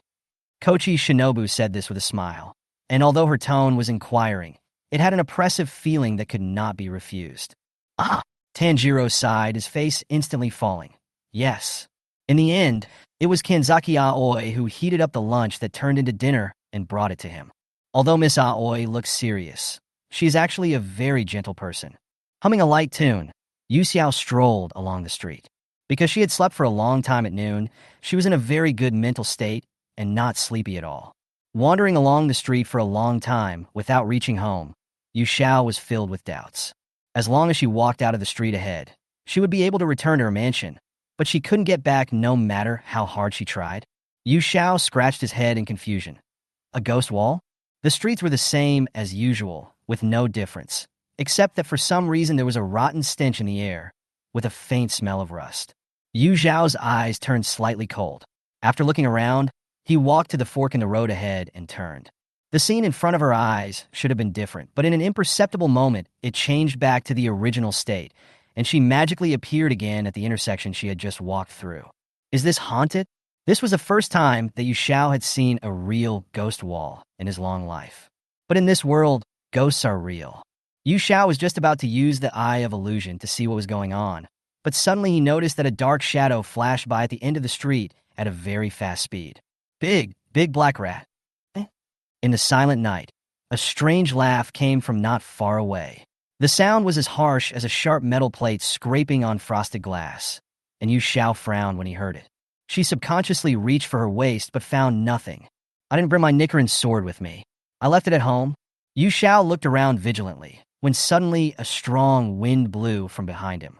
Sensing the murderous intent behind him, Yu Xiao quickly used his toes to jump onto the outer wall of a mansion. Almost at the same time she left, a big hole was instantly dug out where she had been standing, and the flat ground and mud burst, almost flying onto her head. With the help of the dim moonlight, Yu Xiao looked back and saw a black and white figure standing not far away. The man had long black hair like seaweed, but it spread out strangely and flew in the air. It It was wearing a white kimono and had the appearance of a beautiful girl. The whites of its eyes were completely black, and its blood-red eyes were staring at Yu Xiao. Oh, what a quick move. The ghost made a harsh and unpleasant sound, obviously marveling at the fact that his sneak attack just now had not been successful. You're really beautiful from this perspective. I really like your face. The hairy ghost licked his lips with his scarlet tongue and laughed with joy. So jealous. So jealous. But she will be mine soon. Ha ha. As it spoke, its hair flying in the air became incomparably long. Those strands of hair were like countless arms, bringing gusts of wind and piercing towards Yu Xiao. Yu Xiao, who didn't have the Sunwolf sword with him, had to dodge back and forth on the wall. It's called a wall, but it's made of bamboo. The hair of the hair ghost was very flexible. The bamboo wall attacked, but it could not withstand the terrible force, and it exploded one by one with a crackling sound and scattered on the ground. Yu Xiao immediately opened the Eye of Illusion and Truth, and the scenes before him no longer repeated themselves, and the ghost wall immediately collapsed. It was just a crude sleight of hand to deceive the eyes. No wonder she was going around in circles here. Yu Xiao shuttled quickly between the houses, and the hairy ghost behind him chased him closely. Because he could not attack Yu Xiao, he roared angrily. His scary long hair whipped the tiles of the houses into pieces wherever he passed. Chapter 60, The House is Yours. This ghost's hair looked very difficult to deal with, so Yu Xiao didn't even consider using close combat. It would be bad if he got entangled. Now she just wanted to go home quickly, get a knife, and chop the ghost to death. Hey! The ghost, who couldn't catch up with Yu Xiao, let out a shrill roar. The sharp sound almost pierced people's eardrums. Yu Xiao immediately covered his ears to avoid being hurt by the sound. Stop right there, the ghost roared. What are you yelling about? Come and chase me if you have the guts. Loyalu. Yu Xiao turned around and made a face at it, which made the ghost very angry. How dare this damn human being? He is so arrogant in the face of it. The furious hair ghost grew countless hairs, like a ball of dancing seaweed. Wherever it passed, the long hair whipped it into a mess. People living on the street were awakened by the loud noise it made. The lights in the houses lit up one after another. As soon as people opened the door, they saw a twisting black shadow running on the wall with a young girl running in front. What is that thing? Oh my God, there's a ghost. Go find the police. There's a monster. People were terrified and screamed in varying degrees of alarm. Some began to run out of their homes to seek help from the police. It's so noisy. Shut up. The hairy ghost was annoyed by the shouting of the people, so it waved its long hair and split several strands of hair into whips towards the houses on both sides, wanting to kill all these people. Yu Xiao paused when he saw this, his face turning a little cold. Troublesome guy. She didn't want to expose her special abilities in front of so many people, but innocent people were about to be involved, so she had to take action. Quickly taking out a piece of talisman paper from his arms, Yu Xiao put 2 fingers together and threw the talisman paper out. The talisman paper instantly turned into a ball of orange-yellow flame and flew towards the ghost. Flame talisman, swift fire. What? The sudden change frightened the hair ghost, and it quickly pulled back its hair and frantically whipped the oncoming flames, trying to put out the fire. If it was an ordinary fire, it would have been dispersed. But the moment the ghost's hair touched the flames, its originally flexible long black hair was ignited with a bang, and the orange-yellow flames quickly burned from the ends of the hair to the roots. Ah! For a moment, the streets were filled with the miserable screams of female ghosts. The hair is one with it, and it will naturally feel great pain when it suffers continuous damage from the flames. The people who were almost attacked by the hair fell to the ground, gasping for breath after surviving the disaster. They had no idea what was going on. That ghost thing was so terrifying. The flames continued to burn and could not be extinguished no matter what. Seeing that the fire was about to burn his scalp, the hair ghost stretched out his hands, grew sharp nails, and cut his scalp fiercely. Suddenly, a large piece of flesh and blood fell from its head and landed on the ground. The next second, the flames devoured the piece of flesh and blood, turning it into ashes. If it had been half a minute later, it would have ended up like this burnt scalp. Blood flowed down from the top of his head like a spring, and the hairy ghost's entire face was soaked in blood. The missing skin on his head was quickly repaired by the powerful self-healing power, and his long black hair grew out again. It stared at the girl in the distance with a ferocious face, as if it wanted to eat her alive. I originally just wanted to cut off your face, but now I have changed my mind. said the ghost in a deep voice. I'm going to kill you, and grind you up, and throw you in the gutter, and let the rats eat your body. The hair ghost roared, and as its hair continued to grow longer, faces of young girls appeared among its thick hair. Those faces had different shapes, but the only thing they had in common was that they all had expressions of extreme fear. Even though he knew that Yu Xiao could use strange magic, Fa Gue showed no fear at all. It has never suffered such a big loss since it became a ghost, especially when the opponent is a weak little girl. It must cut this guy who hurt it into pieces today. Yu Xiao didn't have time to play with it, and he had to use the talisman paper just now. Simple little spells are fine, but talismans with greater destructive power like the one just mentioned consume a lot of mental and magical power to draw. Disposable props are extremely precious as each one is used up. Now that his mansion is right in front of him, he might as well take out the sun blade and chop it down with one blow. This hairy ghost is just an ordinary alien ghost. Killing it would be as easy as cutting melons and vegetables, right? Yu Xiao was just about to jump into the courtyard to get the knife when the Fa Gue behind him rushed up like crazy. Its hair whipped everything around it, destroying all the houses and walls, and raising so much dust that it was impossible to see the surroundings clearly. Yu Xiao was forced to take a few steps back to avoid the hair that was attacking from the air. It didn't matter that she hid, because the ghost directly demolished her house.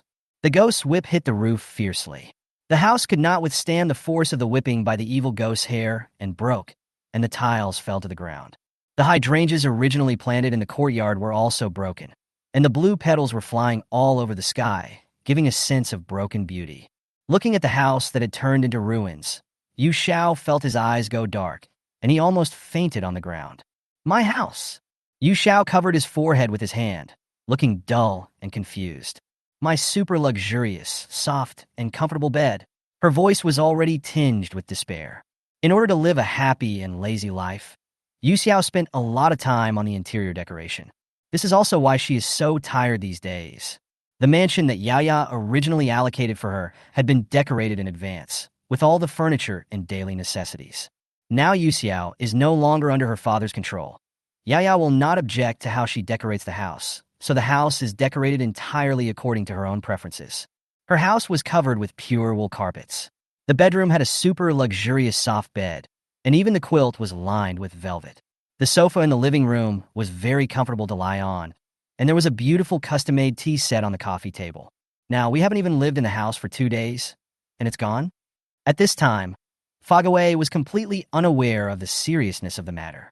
Looking at the girl standing in a daze in front of him, the ghost thought she was frightened by him and grinned. Hee, aren't you very good at running? Why don't you run anymore? Weren't you so arrogant just now? Come on, keep setting me on fire. Yu Xiao lowered his head, clenched his fists so tightly that his expression could not be seen clearly. You scum! Her body trembled slightly because of uncontrollable anger, and the words that came out of her mouth seemed to be squeezed out from between her teeth, and every word was spoken with great force. Since you want to die, I will grant your wish. Yu Xiao suddenly raised his head, and there was only an icy chill in his golden eyes. I was not satisfied with the previous one, so I changed it with Eye Assistant. Chapter 61. Taken in by Mystery Young? In the world of Demon Slayer, in addition to humans and demons, there is also a special existence. Soul. Whether human or ghost. After death, they will transform into spirits and go to the underworld to be judged. Innocent souls can get the chance to reincarnate and continue living as human beings, while guilty souls will be punished until they have atonement for all their sins before they can be reincarnated as humans. Whether innocent or guilty, in essence, their existence will not disappear. If the soul dissipates, then everything about this person will be completely annihilated and will no longer have the possibility of existing. Yu Xiao originally wanted to get rid of the ghost directly and send it to reincarnation, but this thing was so ungrateful that it not only chased her for several blocks, but also demolished her house. Yu Xiao was so angry that she wanted to beat it to pieces. In her 17 years, she had never been as angry as she was today. Iron Fist, a modification of Pop's emoji pack. Everyone is welcome to use it. Unlike her usual nonchalant look, a hint of coldness emerged on the girl's flawless face, and endless murderous intent was revealed in her golden eyes. Holding the black talisman paper between his fingers, Yu Xiao was just about to kill the ghost in front of him, when at this moment, a figure quickly approached the ghost. Water breathing, type 4, wave of strike. The black-haired young man jumped up, and the azure-blue blade in his hand emerged with water waves. The blade swung out a winding water curtain in the air. Then, he landed steadily behind the hairy ghost, his movements as fast as lightning. Huh. Fa Gue seemed a little stunned when faced with the young man who suddenly appeared. Suddenly, it felt a slight pain coming from all over its body. The ghost covered his neck in disbelief, his two blood-red eyes still staring at Yu Xiao. The next second, its head and body were separated and its limbs fell apart. The young man had his back to Yu Xiao. He had shoulder-length black hair that was slightly messy.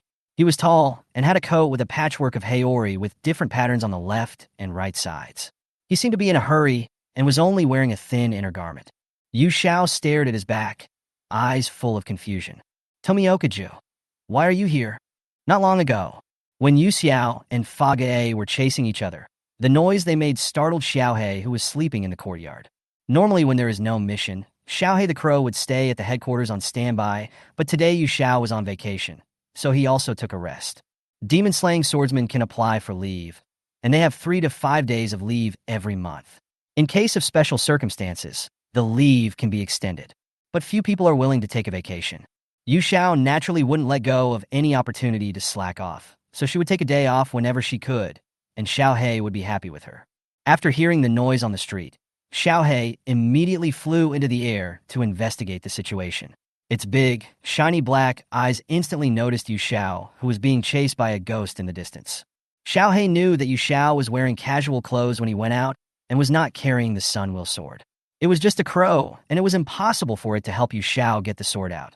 So it flew quickly to Yong's residence to ask for support. After all, he was the closest. At that time, Tomioka was already resting. The room was pitch black. Yong lay down in bed early, but he didn't feel sleepy at all. I tossed and turned, unable to fall asleep. As soon as I closed my eyes, the blue-haired girl's long, silky hair entangled around my fingers. The soft hair was so smooth that I couldn't let it go. Yong couldn't tell whether it was a dream or an illusion. Maybe it was a dream, and in the dream, Yu Xiao always had her back to him.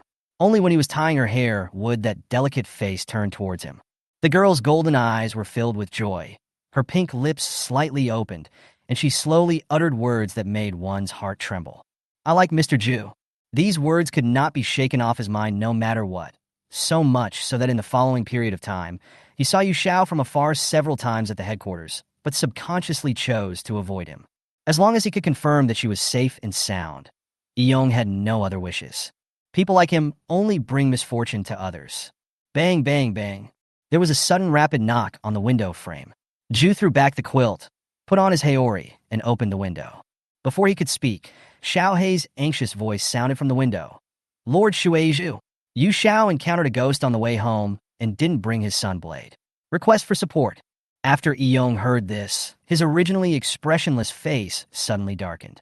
He didn't even bother to dress himself and just went out with a knife in hand. Lead the way. In just a few minutes, Yong arrived at the scene. So the previous scene happened. Xiaohei, the fastest shaking legend in history. The long sword was sheathed, and after the ghost had completely dissipated, Yong turned around and looked at the girl behind him. Why don't you bring the sunblade? His first words were neither concern nor worry, but rebuke. He was blaming Yu Xiao for putting himself in danger. What's the difference between a demon-killing swordsman without a Nichiren sword appearing in front of a demon and a dish on the table? The dead hair ghost was just an ordinary alien ghost. If she had encountered a stronger ghost today, or one of the 12 demon moons, and if he had not arrived in time, what would the consequences be? Yong didn't dare to think about it. Only he himself knew how worried he was about the girl in front of him. Faced with Yong's questioning, which was obviously tinged with anger, Yu Xiao didn't know how to respond for a moment. Yu Xiao put away the talisman paper silently and lowered his head like a child who had done something wrong. I'm sorry, Mr. Yong. I'm causing you trouble. Because he was in a bad mood, Yu Xiao's voice sounded a little muffled. But the answer Yong wanted was not an apology. In his opinion, ghosts can make countless mistakes, but the ghost-killing swordsman cannot make any mistakes. But seeing Yu Xiao's depressed look, he swallowed the words of rebuke that were about to come out of his mouth. Yong frowned, and his voice was much softer than before. Go back. Im will come to deal with this. Where can I go back to? Yu Xiao said softly, pointing at the ruins behind him. That's my home. Zhu looked in the direction she pointed. What came into view was a mess. The house had collapsed. Broken tiles were scattered all over the ground. A huge gap had been made in the bamboo wall, and the blue petals scattered on the ground seemed to be silently mocking his words. He finally understood that the demolished house was her home. At this time, Xiaohei, who was left behind, flew back. When it saw that its new home, which had been intact not long ago, was turned into ruins, it fell straight down from the sky. Fortunately, Eong was caught by his quick eyes and hands. God! Xiaohei, lying in Eong's palm, cried weakly as if he would die soon. Xiaohei, my nest. You shall build it for me personally. It's so comfortable and soft. It's gone. After spending these days together, Xiaohei has been completely assimilated into Yu Zhao's lazy spirit. Although Yu Xiao could be scary sometimes and often threatened to pluck its hair, he actually never did so.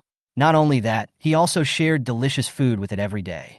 It dared to say that it was the happiest among all the crows. Not only could it take vacations with Yu Xiao, but it also had good food and drink every day. Now its happy little home is gone. Looking at the depressed duo of a man and a bird, a trace of struggle flashed in Yi Yong's deep blue eyes. The girl in front of him was too outstanding. For an incompetent man like him, who had always lived under the protection of others, Yu Xiao was unapproachable. But he couldn't just stand by and watch her. Eong sighed helplessly. Well, his voice was so soft that even the breath through his nostrils could blow it away. After a moment of silence, Eong finally chose to compromise and said to the girl in front of him, "Let's go."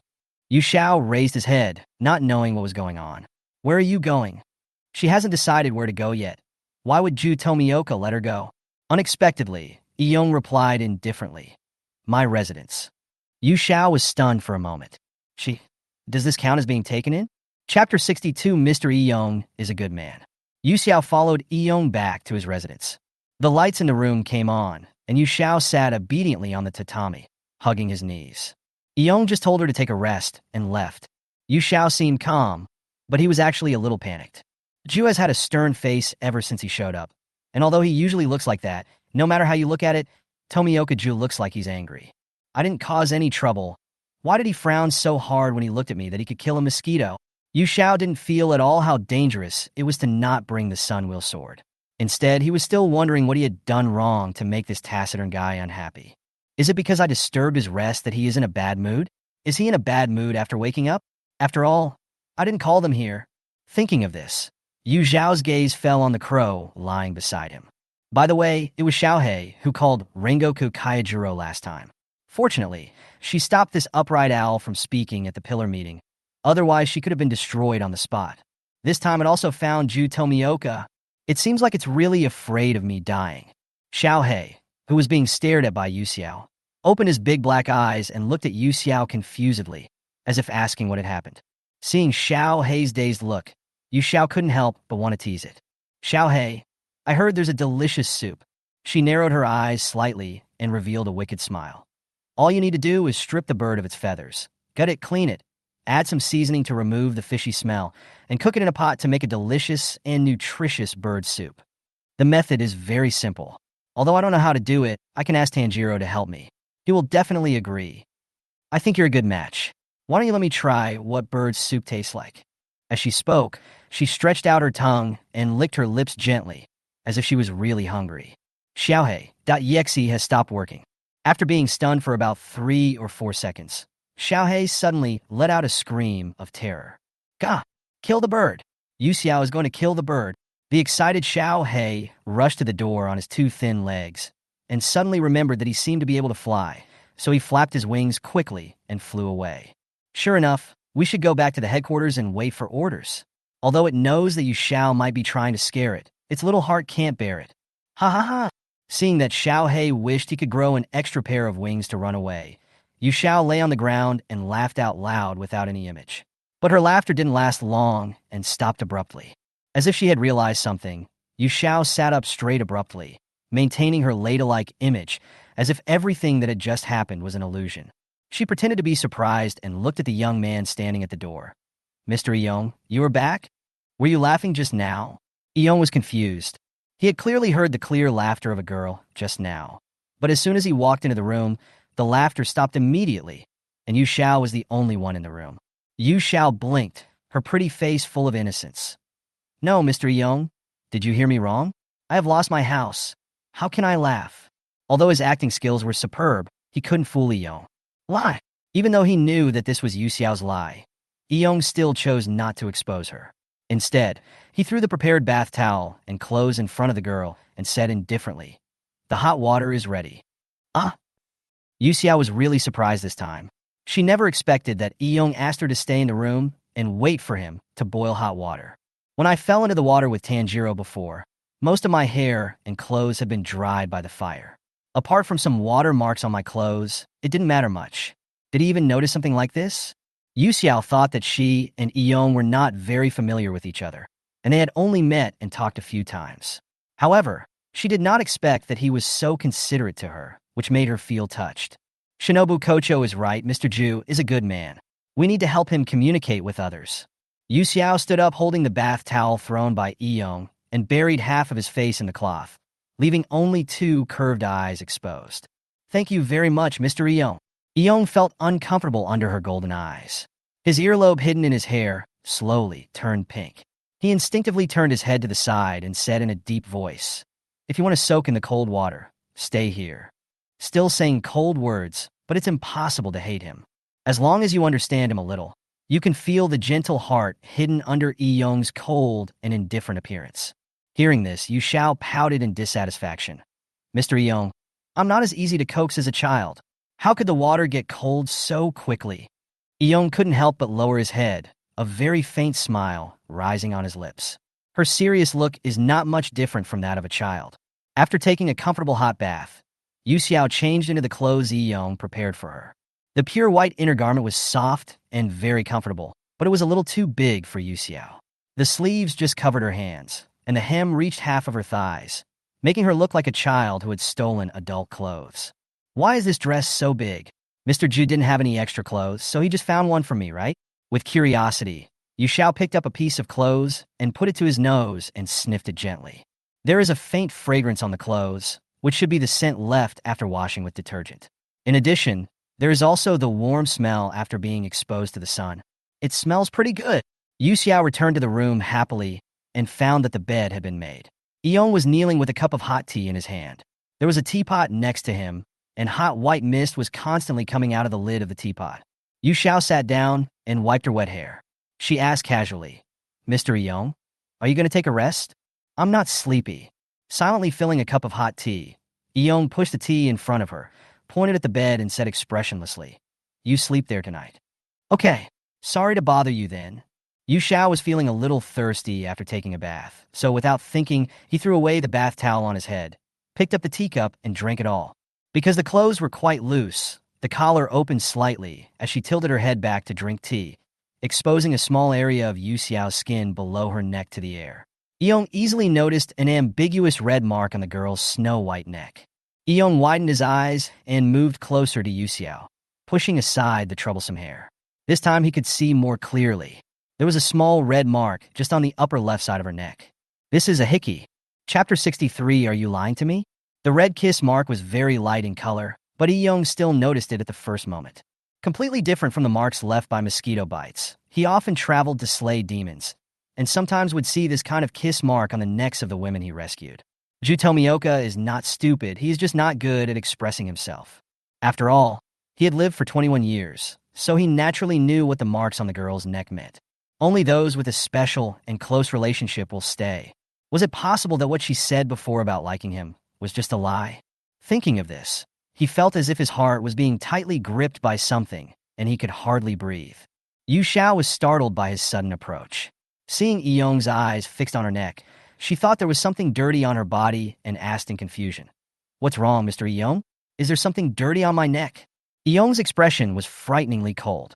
He lowered his eyes, poked the red mark on the girl's neck with his fingertips, and asked, "Who left it?" The red kiss mark appeared so abruptly on her neck, so annoying, yet impossible to erase. "Who left it?" Yu Xiao was confused and touched the place where Young poked, but didn't feel anything unusual. "I don't feel anything. Why don't you bring a mirror?" She was interrupted before she could finish her words. "Red." The young man pursed his sexy, thin lips, frowned, and his deep blue eyes were surging with undercurrents. He stared straight into the owner of the pair of golden eyes, trying to find a flaw. "What's the matter, Mr. Young?" Yu Xiao was frightened by his stare and was completely confused by what he said. The confusion and helplessness on the girl's face did not seem fake. For some reason, this made Young feel a little relieved.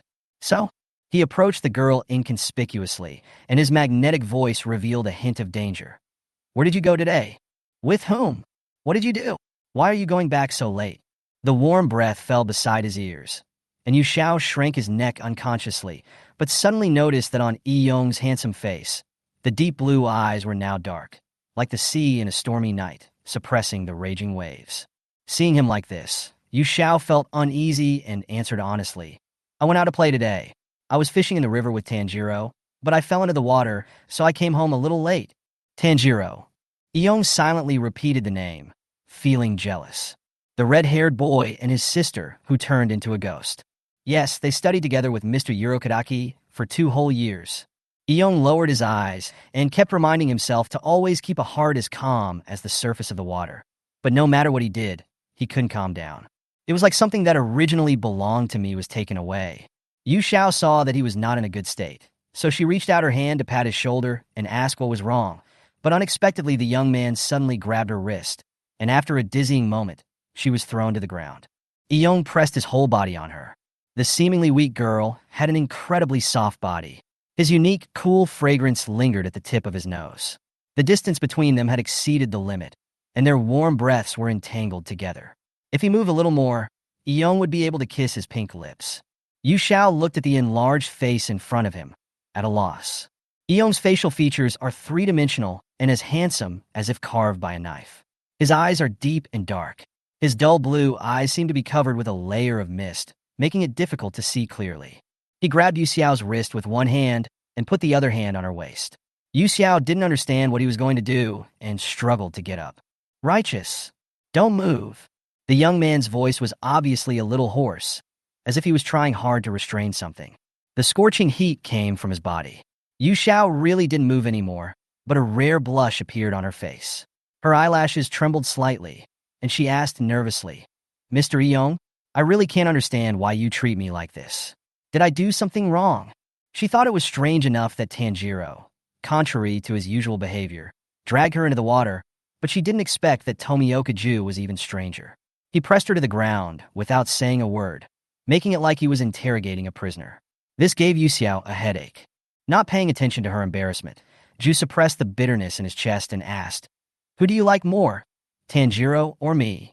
Please don't ask me such questions. Also, get off me quickly, it's very heavy." Like a large furry pet acting coquettishly, Young rubbed his face against hers. "You haven't answered me yet." He should have known long ago that hallucinations and dreams were just excuses for his own imagination. If Yu Xiao had not suddenly confessed his feelings that night, he would not be as eager to get a positive answer as he is now. Yu Xiao sighed slightly. "How do you want me to answer?" Young's low voice became a little aggrieved at this moment. "Are you lying to me? You said you liked me before?" Yu Xiao fell into deep thought. She did seem to say something like that back when they were on Spider Mountain. After a little thought, Yu Xiao came to a conclusion.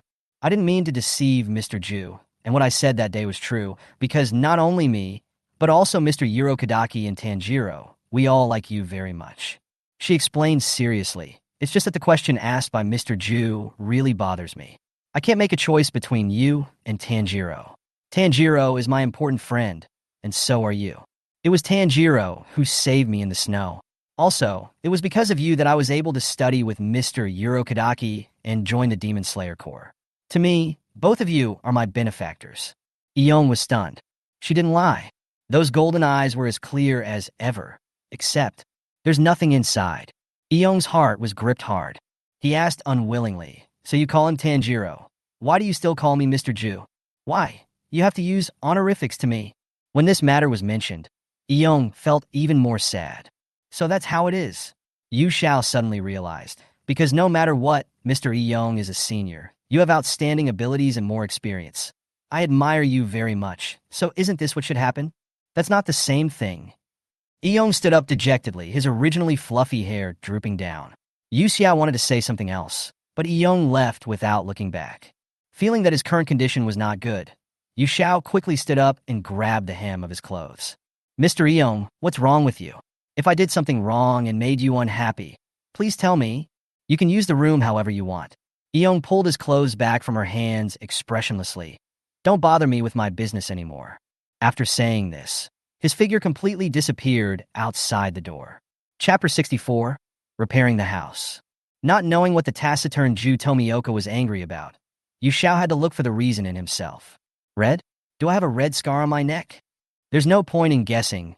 You still need to confirm it with your own eyes. Yu Xiao rummaged in his four-dimensional pocket for a long time and finally found a small mirror. She picked up the mirror and looked at herself carefully. After looking for a long time, she found that there was indeed a small red mark on the upper left side of her neck. However, the color was very light, and it was not easy to find if you didn't look carefully. She really didn't expect that Ju Tomioka had such good eyesight that he could see it at a glance. Touching the small red mark with his hand, Yu Xiao did not feel any pain or itching. That's weird. Could it be that I was accidentally hurt by that ghost? Yu Xiao recalled the previous scene. She had been dodging left and right, and there was still a considerable distance between her and the hair ghost. Although the hair ghost had long hair, it could not even reach her clothes. Apart from that, there was no possibility of her getting hurt. Even if it was a mosquito bite, there was no discomfort on the neck and no swelling, which did not make sense. Yu Xiao was thinking about various possibilities, but suddenly remembered that when Eong mentioned Tanjiro, even his tone of voice became a little gnashing of teeth. Could it be related to Tanjiro? But there was no way Tanjiro could hurt her. Even if she was injured, the wound would heal quickly without leaving any scars. Let's ask some other time. Yu Xiao put away the mirror and wandered around outside the house, but he couldn't find any trace of Ju Tomioka and didn't know where he had gone. She had no choice but to go back to her room, crawl in a bed, and fall asleep. Let's look for him tomorrow and find out the truth. After all, he has helped me so many times, and I don't want to make him angry. The next morning, Yu Xiao still didn't find Jian Eong, but a member of the hidden department brought her a sunblade and a team uniform. Yasaka-sama, here are your Nichiren swords and team uniforms. Yu Xiao was happily petting a cat. A bunch of cats were surrounding her and rubbing against her. She really couldn't free her hands, so she just pointed to a place for him and said, "Thank you, just put it there." The hermit stood straight, revealing only two bright black eyes under his mask. After he put the things in the designated place, he bowed respectfully to Yu Xiao. "Lord Yasaka, we will build your mansion soon. Please rest assured." Are you starting to repair it now? Yu Xiao didn't expect them to move so quickly. It seemed like she would be able to move back soon, but the furniture, after sighing inwardly, Yu Xiao still smiled and thanked them. "Thank you for your hard work. Yin's work is not easy either. Thank you very much." The young man under the veil blushed, and then bowed deeply again. "This is what we are supposed to do. It's nothing. I have always heard that the pillars in the Demon Slayer Corps are difficult to get along with, especially the Wind Pillar, who looks like someone who is not easy to mess with. I didn't expect that the Storm Pillar in front of me is not only very beautiful, but also speaks so gently to her. She is also considerate of his work. As expected, the best members of the Demon Slayer Corps are girls. They are gentle and pretty. They also rush to the front line to kill demons and protect everyone. They are really amazing." After chatting with this lively and lovely hidden member for a few minutes, Yu Xiao returned to the house and changed into the team uniform. She had originally planned to invite several other pillars to join her. After all, she had just been promoted not long ago, and it would be best if she could have friendly exchanges with other colleagues. Unfortunately, it would take a lot of time to buy new furniture now. Considering the accident caused by the ghost encounter last night, Yu Xiao came to the headquarters and prepared to report to the Lord. With the breeze blowing and the sun shining brightly, inside the headquarters mansion, Ubuyashiki Yoya was standing in the courtyard, staring into the distance in a trance. The white-haired girl Hinai was by his side, supporting him all the time. "My lord, good morning," Yu Xiao greeted. Yao Yao looked in the direction of the voice and said with a gentle smile, "It's Yu Xiao. Good morning. I heard that you encountered an evil spirit on your way home last night, and your mansion was destroyed. Fortunately, no one was injured. Naturally, someone reported to him what happened last night. Yu Xiao was on vacation and didn't bring the sun blade on the way home, so he was chased by a ghost all the way. Finally, Eong showed up in time and killed the ghost." Yao Yao knew the details. It was only during the subsequent appeasement work that the hidden department reported that some people said that a ball of fire suddenly appeared and attacked the Fague, which allowed several of them to escape. The situation was quite chaotic at the time, and Yu Zhao's action of throwing the talisman was very covert, so no one noticed that it was her who did it. They only saw a ball of fire flying over, and then the ghost caught fire. Yao Yao was somewhat confused. His intuition told him that this matter was related to Yu Xiao, but he would not ask any more questions. Everyone has their own little secrets, especially Yu Xiao, who is descended from the blood of an immortal. Since she didn't say anything, she must have her own reasons, so Yao Yao didn't ask too much. As long as Yu Xiao is willing to stay in the Demon Slayer Corps, even for one day, she will be a member of the Demon Slayer Corps and a trustworthy partner.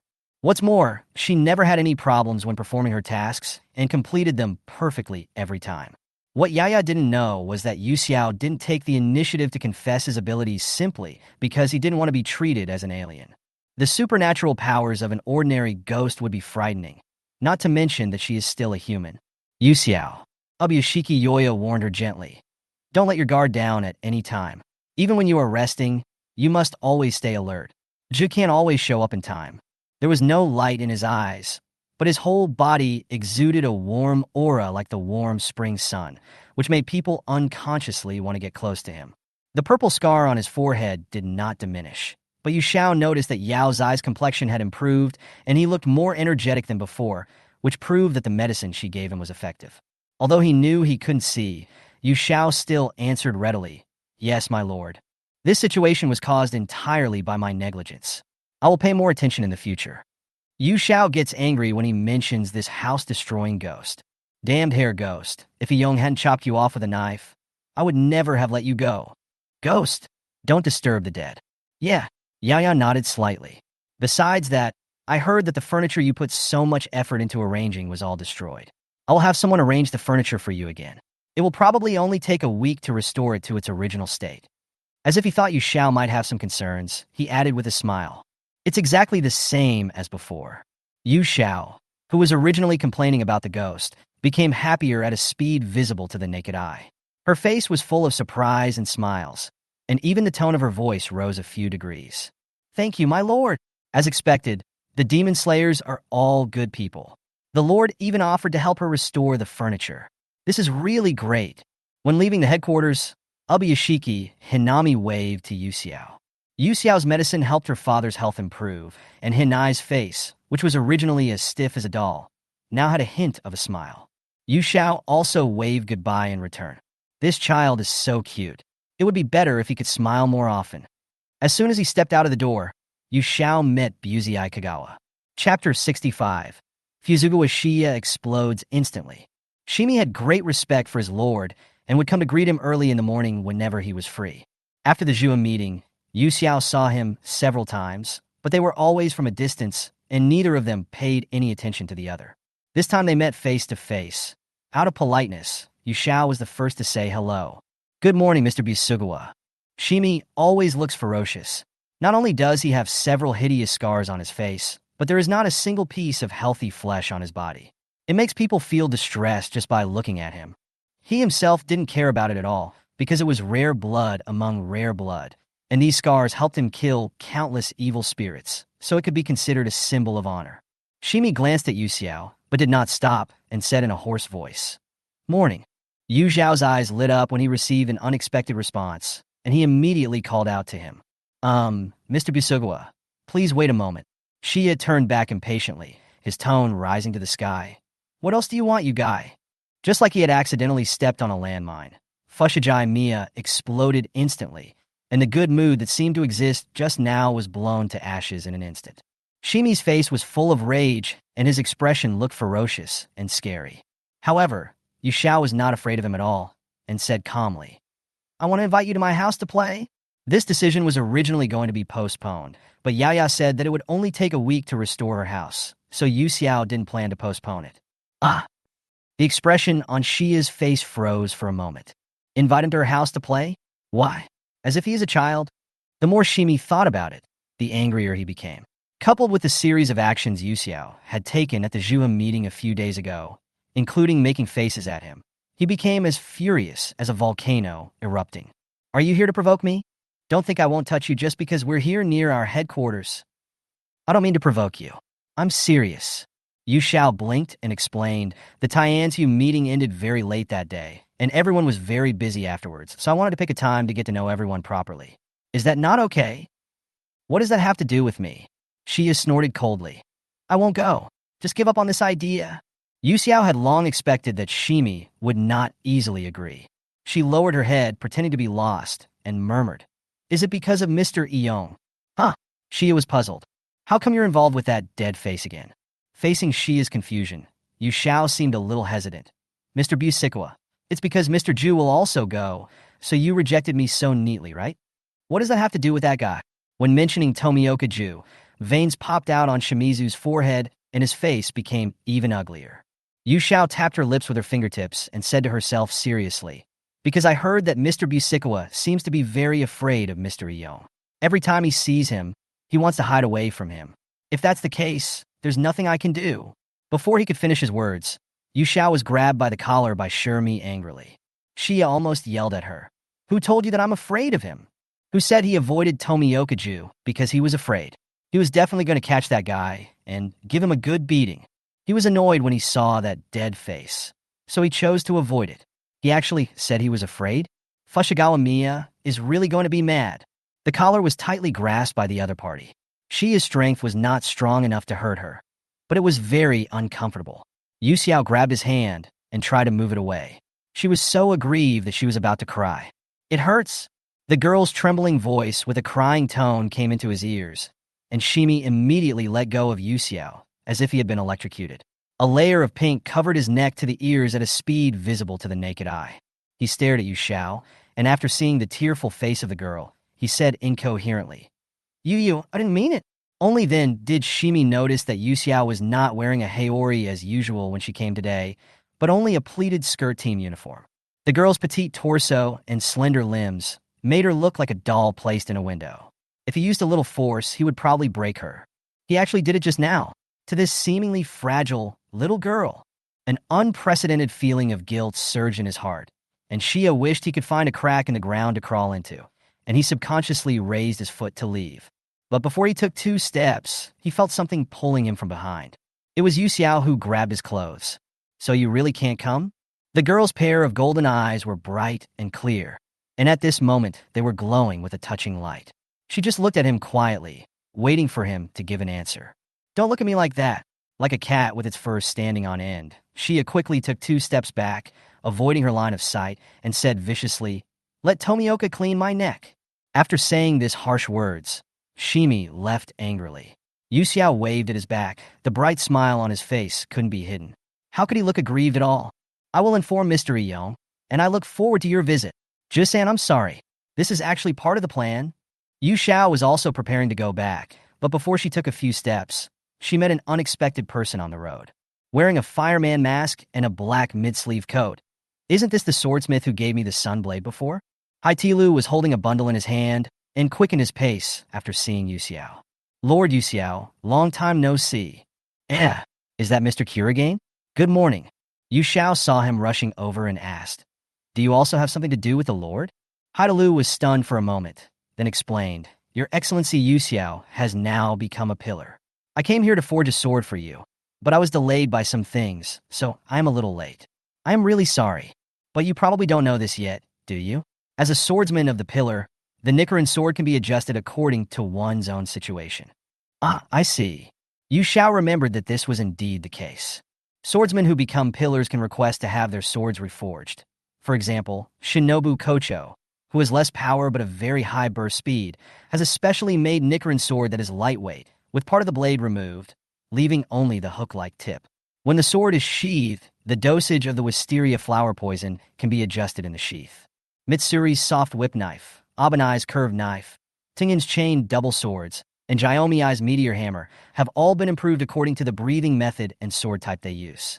At the same time, if there is no need to forge a new sword, the 4 characters of Urguri Myth will be engraved on the original blade to highlight the identity of the pillar.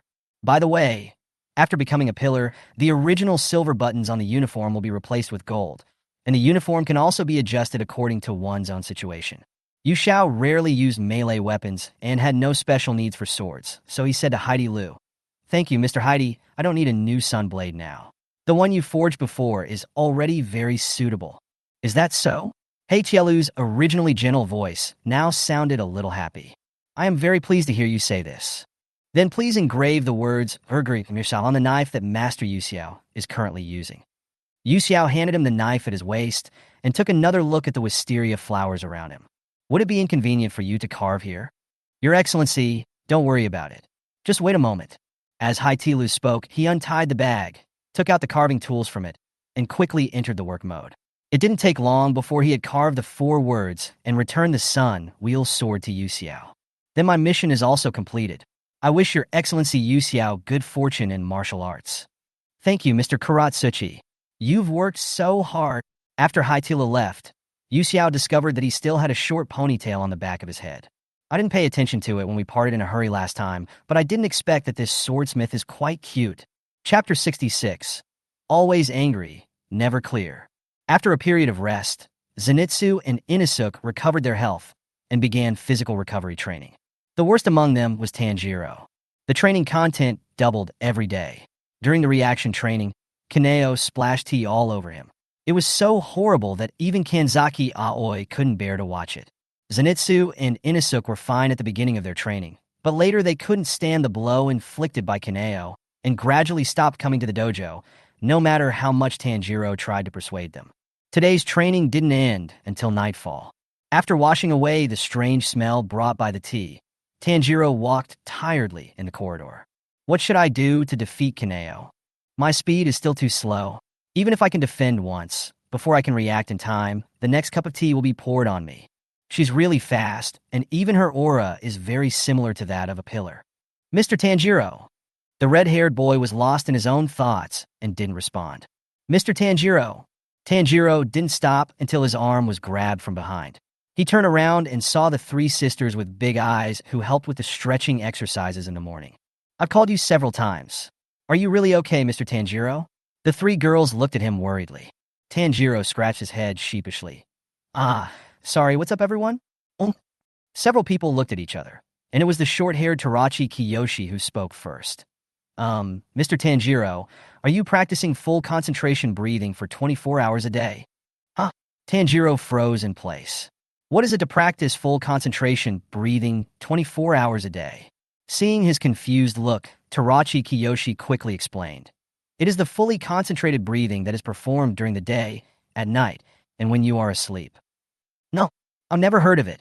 Is it really possible to do something like that? Yes, there is a huge difference between those who can do it and those who can't. Tarachi Kiyoshi answered seriously. The 3 sisters patiently explained to Tanjiro the breathing method in the complete collection. After learning that Kaneo Kurikano had completely mastered this breathing method, Tanjiro also began practicing it. In addition to the necessary daily physical recovery training, he also forced himself to do strength and speed training in the butterfly house, while constantly working hard to practice the breathing method in Quan concentration at Changzhou. All his efforts were seen by Shinobu Kocho. Zhu's tasks are very tedious. In addition to hunting ghosts and daily patrols, he also has to collect information about ghosts, teach his stepson, etc. It is really tiring.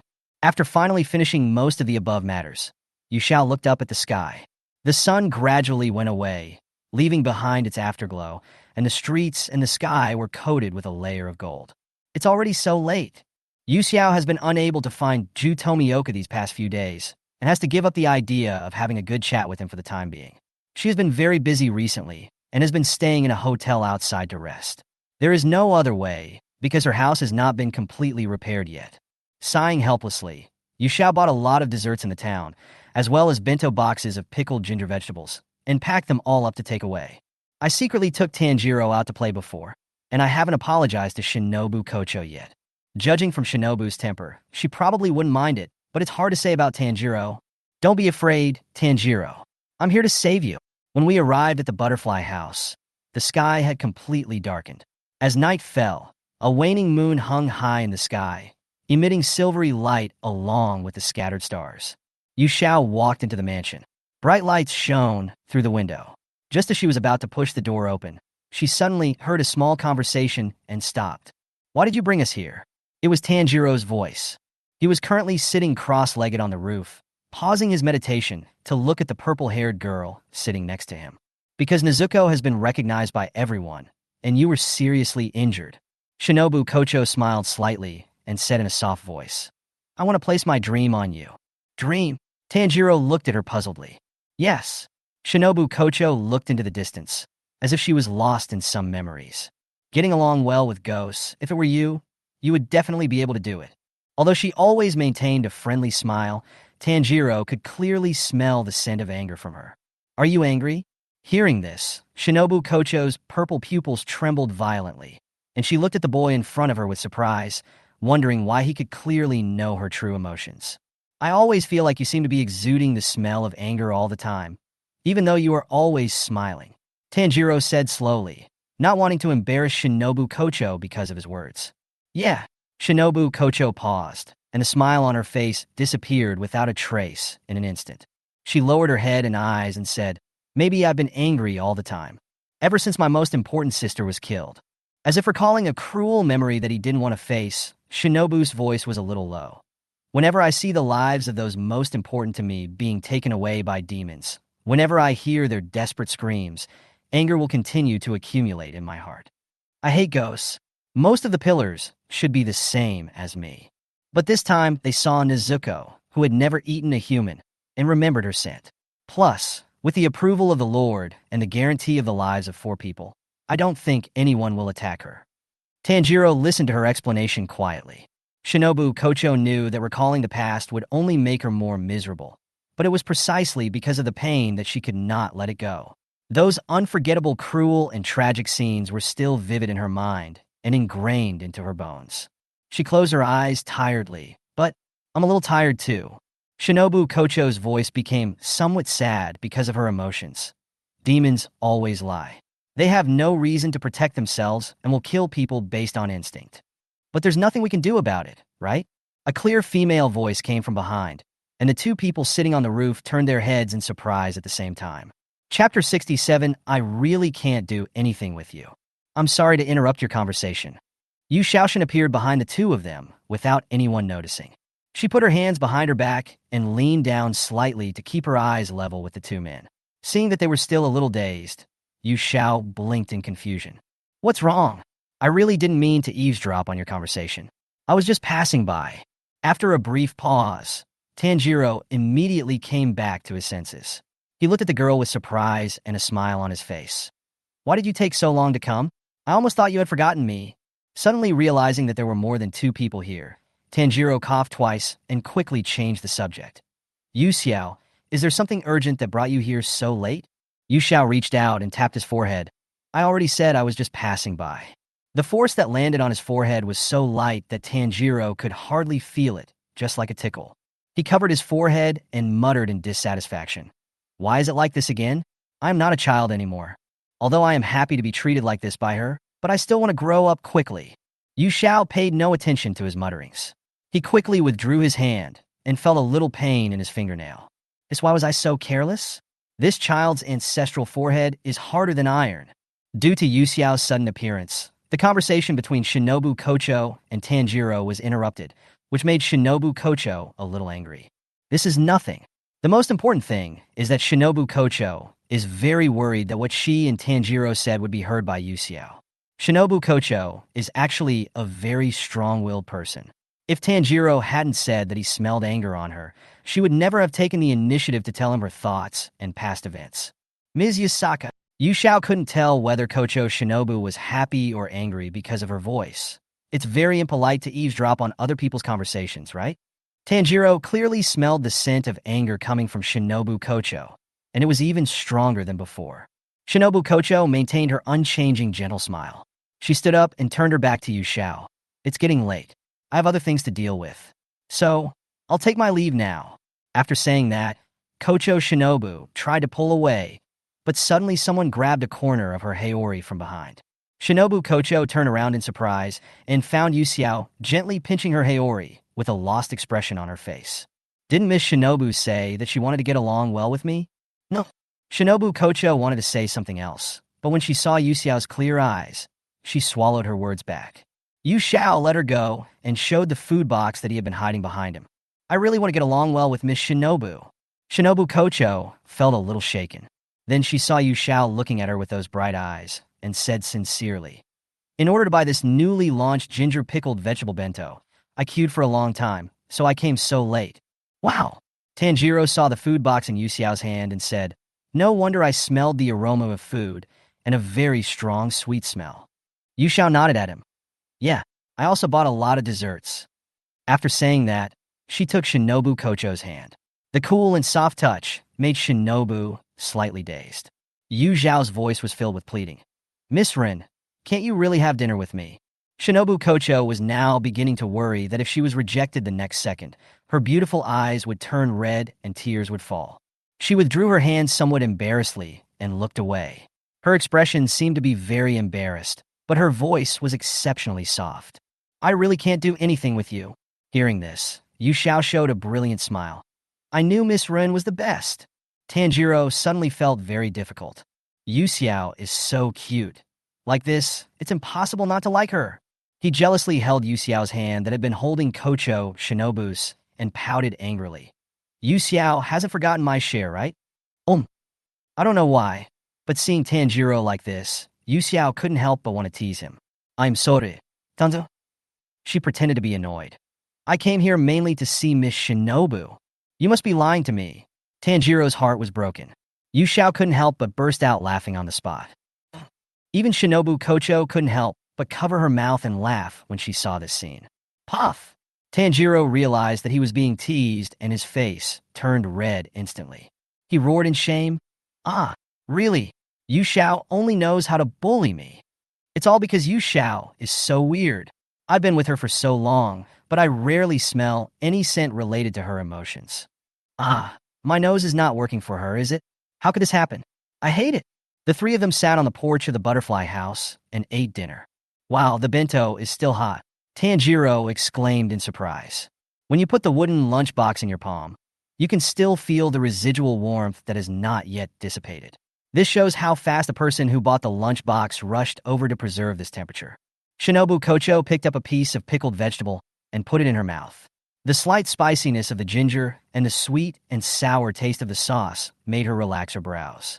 "Come to think of it, when I first met Miss Yu Xiao, you were holding a paper bag of taiyaki in your hand." Because she heard Yu Xiao call her Miss Shinobu, Butterfly Shinobu also called her by her name. As a result, the relationship between the two became much closer. "Aha!" Yu Xiao, who was sitting between the two of them, responded vaguely and did not intend to explain the reason. She would never tell anyone about the embarrassing experience of fainting from hunger by the river. "I endured hunger because I didn't want to trouble the villagers who already had little food. This matter must be kept a secret. Actually, I'll feel much better after I get some sleep. Anyway, there's no way I'll starve to death." Tanji-kun joined the Demon Slayer Corps because of Nezuko, so why did Miskikusho do it? Asked Shinobu Kocho curiously. Except for Mitsuri, who has a good relationship with her and is looking for her ideal husband. The rest of the people in the Hashira chose this high-risk profession basically because they have an irreconcilable feud with demons. Shinobu Kocho couldn't see that Yu Xiao had any hatred towards ghosts, so she asked this. "Miss Ren, just call me Yu Xiao." Yu Xiao stopped picking up the food in his hand, thought seriously for a moment, and replied, "Actually, the reason is far-fetched. I'm afraid that telling it will make Miss Ren unhappy." "Don't worry about my feelings." Shinobu Kocho smiled slightly. "I will not be dissatisfied with you no matter what if you can contribute to the Demon Slayer Corps." Miss Shinobu is such a nice person, so Yu Xiao smiled and told his reasons. "Actually, I joined the Demon Slayer Corps because I was bored." "Ah?" Shinobu Kocho was stunned. "Ahem." Tanjiro, who was eating his lunchbox nearby, almost choked to death when he heard her answer. Chapter 68, Are We Friends Now? Even though he knew very well that Yu Xiao might be joking, Tanjiro's emotions were still affected by her words. Ahem. The violent coughing caused the boy's handsome cheeks to turn slightly red, and his Hanafuda earrings swayed with his movements. Tanjiro covered his mouth and coughed continuously. Yu Xiao reached out his hand with concern, gently patted his back, and helped him regulate his breathing. "I was just joking. Why did you choke suddenly? Are you okay?" Tanjiro was wearing a thin, light green hospital gown, so he could clearly feel Yu Xiao's soft, boneless hand on his back, helping him to breathe. After a short break, Tanjiro felt much better and his coughing stopped. He looked at Yu Xiao tenderly, smiled, and shook his head. "It's okay. It doesn't matter. It feels like you say that every time. Yu Xiao withdrew his hand a little dissatisfied, took out the tea set from the food box, poured a cup of hot tea, and handed it to Tanjiro attentively. I don't know if you like it or not, but I only brought black tea. Drink some first to slow down your mood. Fortunately, the food box she brought was big enough, and in addition to the lunchbox and dessert, she also brought hot tea. The rich aroma spread out. Tanjiro took the teacup. His nose was filled with the aroma of black tea. What a nice smell. The snow-white bone china teacup has gold stamp patterns printed on the edge. It is exquisite and small, and looks very valuable at first glance. Tanjiro carefully picked up the teacup and took a sip. The taste was very light, with a citrus fruit aroma mixed with an unknown floral scent. Apart from that, it was also slightly bitter but not unpleasant. It tastes weird, but it's delicious.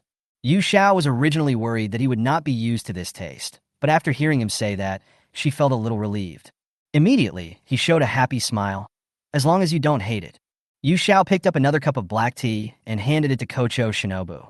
Miss Shinobu, do you want to try it too? Kocho Shinobu nodded and took it. Thank you. After taking a sip, Shinobu Kocho put down the teacup. When she was at Mitsuri's house before, she treated her to black tea. Shinobu Kocho couldn't say she liked the peculiar taste, but she didn't hate it either. Just noticing Yu Xiao's expectant eyes, she gave a pertinent comment. It smells really good. Then she saw little stars seem to be twinkling in Yu Xiao's golden eyes. Yu Xiao, oh, ponto, oh yeah, Tanasai. Shinobu Kocho thought she was really funny like this, so she silently covered her mouth and turned her head away. Yu Xiao is just like a little kid, lively and naughty, but also a little quirky. No wonder she couldn't see it. No, it should be said that she didn't know. As a bystander, Shinobu Kocho saw it clearly. Ever since Yu Xiao appeared, Tanjiro looked at Yu Xiao with the same admiration that only lovers have. The love in those pomegranate-colored eyes was about to overflow, but Yu Xiao couldn't see it at all, and I didn't even notice it. Shinobu Kocho lowered her eyes silently. In addition to Tanjiro, Tomioka Ju is also very special to Yu Xiao.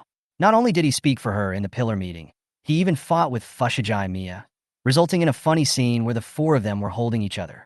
So, who should she help now? If she remembered correctly, these three people were from the same school, so why not let them love and hate each other? Yu Xiao didn't seem to know about it anyway. Though judging from Tomioka-san's personality, he wouldn't do that. Just pretend you didn't see it. The scheming Shinobu Kocho decisively chose to watch the fire from the other side of the river. All right. Shinobu Kocho suddenly remembered something important, so she said to Yu Xiao, the last time I examined the Lord, I found that the Lord's condition had slowed down and his physical condition had improved. He said that this was all thanks to Yu Xiao. Does Yu Xiao also know a lot about pharmacology? Shinobu Kocho remembered that after the meeting, Yu Xiao had a private conversation with the Lord. Naturally, she wouldn't ask too much about other people's privacy. However, she has been responsible for taking care of Ubuyashiki Yoshia's physical condition. During this period, no matter what method she used, she could not alleviate the Lord's condition. Unexpectedly, it was easily solved by Yu Xiao. Shinobu Kocho wanted to borrow some medicine for research, but was politely declined by her lord. This made her even more curious about Yu Xiao. Now that the person involved was right in front of her, she asked directly. Well, although she was mentally prepared, Yu Xiao was still a little overwhelmed when she was suddenly asked this question. Fortunately, she had given Hinai some instructions at that time. Sure enough, the Lord must be sick. That's why he behaves like that. Tanjiro muttered to himself. He knew that Yu Xiao knew pharmacology, but he didn't expect her to be so capable. Thinking back to the Lord with an exceptionally gentle voice, Tanjiro was very grateful that he recognized him and Nezuko. Such a good person, but he got sick and lost his sight. God is really unfair. Facing the puzzled look of Shinobu Kocho, Yu Xiao took out the speech he had prepared in advance. I'm actually not particularly proficient in pharmacology. I'm not as good as my brother, who has been learning medical skills. What she said was completely true. Yu Xiao seldom studied medicine because he thought it was too troublesome. He was too lazy to even read the books and would only flip through them when he remembered.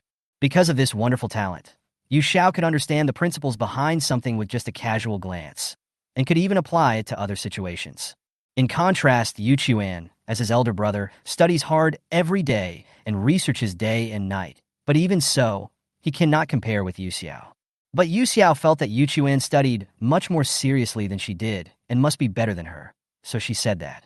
Yu Xiao said slowly, The Asaka family has many medical books, some from 1,000 years ago, are still preserved. The entire study is full of them.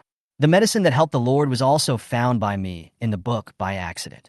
If Miss Shinobu wants, I still remember the prescription and can write it down for you. Yuxiao didn't mind giving the Kocho, Shinobu, the prescription, but she was worried that Shinobu would study the medicine she gave to the birthing house. Of those two medicines, one is very special and can only be used when the situation worsens. If Shinobu Kocho takes it for research and finds out that her blood is mixed in it, she will be in trouble. When Kocho heard her say this, she immediately understood. So that's how it is. Even books from such a long time ago have this. Yuxiao's family is really powerful. If it's possible, then I'll leave the prescription to Yuxiao. She still wanted to study why this prescription was so magical. Yuxiao nodded. I will write to Miss Rin later. At this time, Shinobu Kocho stood up and said, It's getting late. I've already had dinner. Thank you very much for your hospitality. I have other things to do, so I'll take my leave now. Please wait a moment. Yuxiao hurriedly called her.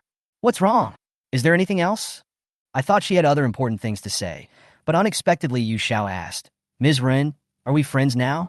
This cute and childish question made Butterfly Shinobu couldn't help but chuckle. She slowly approached the girl and gently touched her forehead with her fingertips, with an ambiguous smile on her face. You can't bribe me with just a meal. Goodbye then. After saying that, Shinobu Kocho disappeared like a gust of wind. Yuxiao stared blankly in the direction where she disappeared. The butterfly flew away. Only Tanjiro could smell the scent left by Shinobu Kocho before she left. It sounds like a tease, and it seems a bit funny. Looking at the blue-haired girl who was still in a daze next to him, Tanjiro pursed his lips. Why does it feel a bit strange? Chapter 69, Unnoticed Feelings. After Shinobu Kocho left, only Yuxiao and Tanjiro were left. The night was quiet, and the light coming through the window was a little dim outside, but it was enough to make out the surroundings. Yuxiao ate dessert while asking him, How's the training going? Can you catch Miss Li Huahua's tea? She had not forgotten Tanjiro's troubles and knew that he had suffered a lot during training. Kaneo Kurokaraki, the stepson of the Butterfly Sisters, is proficient in flower breathing and has mastered the breathing method in the complete works Changzhong long ago. Whether in swordsmanship or speed, her strength is enough to rival the pillar level. After a long period of training, Tanjiro finally won the reflex training after successfully mastering the Changzhong breathing method. Hearing Yuxiao asking about his situation with concern, Tanjiro couldn't help but feel very happy. He supported his chin with both hands, and his garnet eyes stared at the girl's face intently. I've been working hard to master the full concentration breathing method for 24 hours a day. My recent training has been very good. I can at least defend a few times. I believe I will be able to defeat Miss Li Hualuo soon. At this point, Tanjiro realized that his breathing had stopped since he was concentrating. Tanjiro tried to return to his previous state, but found that his originally orderly breathing was obviously a little disordered. He was unable to enter the perfect state several times, so he simply threw this breathing method out of the window. After all, nothing is more important than the girl in front of me. That's good, Yuxiao said to himself, silently lowering his eyes and staring at the tip of his shoes in a daze. Liwa Luoxing Naihu. Yuxiao has seen her several times. The first time was during Tung Shishan selection. Kaneo is very beautiful, like a plum blossom blooming alone in the cold wind, quiet and beautiful. Her pink and purple eyes are clear and bright, making people love her at first sight. When he was escaping with Nezuko on the Not a Spider Mountain, Yuxiao heard Kaneo speak for the first time. Her voice was very soft and particularly pleasant. She was a very lovely girl. Most importantly, Kaneo will become Tanjiro's future wife. Yuxiao doesn't care too much about this. Tanjiro is a gentle and good boy. He and Kaneo will definitely be very happy together. But she is a little undecided now. She should have told Tanjiro about the practice method in the full collection of regular exercises a long time ago. During the long time in Sajiri Mountain, Yuxiao never took the initiative to help Tanjiro with training. Instead, he often took him around, joked with him, and told him some useless knowledge. Every time Tanjiro practiced the sword form taught by Mr. Urokodaki, or performed the most basic physical training, Yuxiao just sat aside and watched quietly. Yuxiao was actually very conflicted. While she hopes Tanjiro will work hard to become stronger, she can't bear to let him suffer. Every time she saw Tanjiro getting hurt, she couldn't help but feel heartbroken. This child's life is hard and cruel. The happiness he works so hard to maintain is like a dreamy bubble that bursts with a slight poke. And Yu Xiao witnessed his suffering firsthand.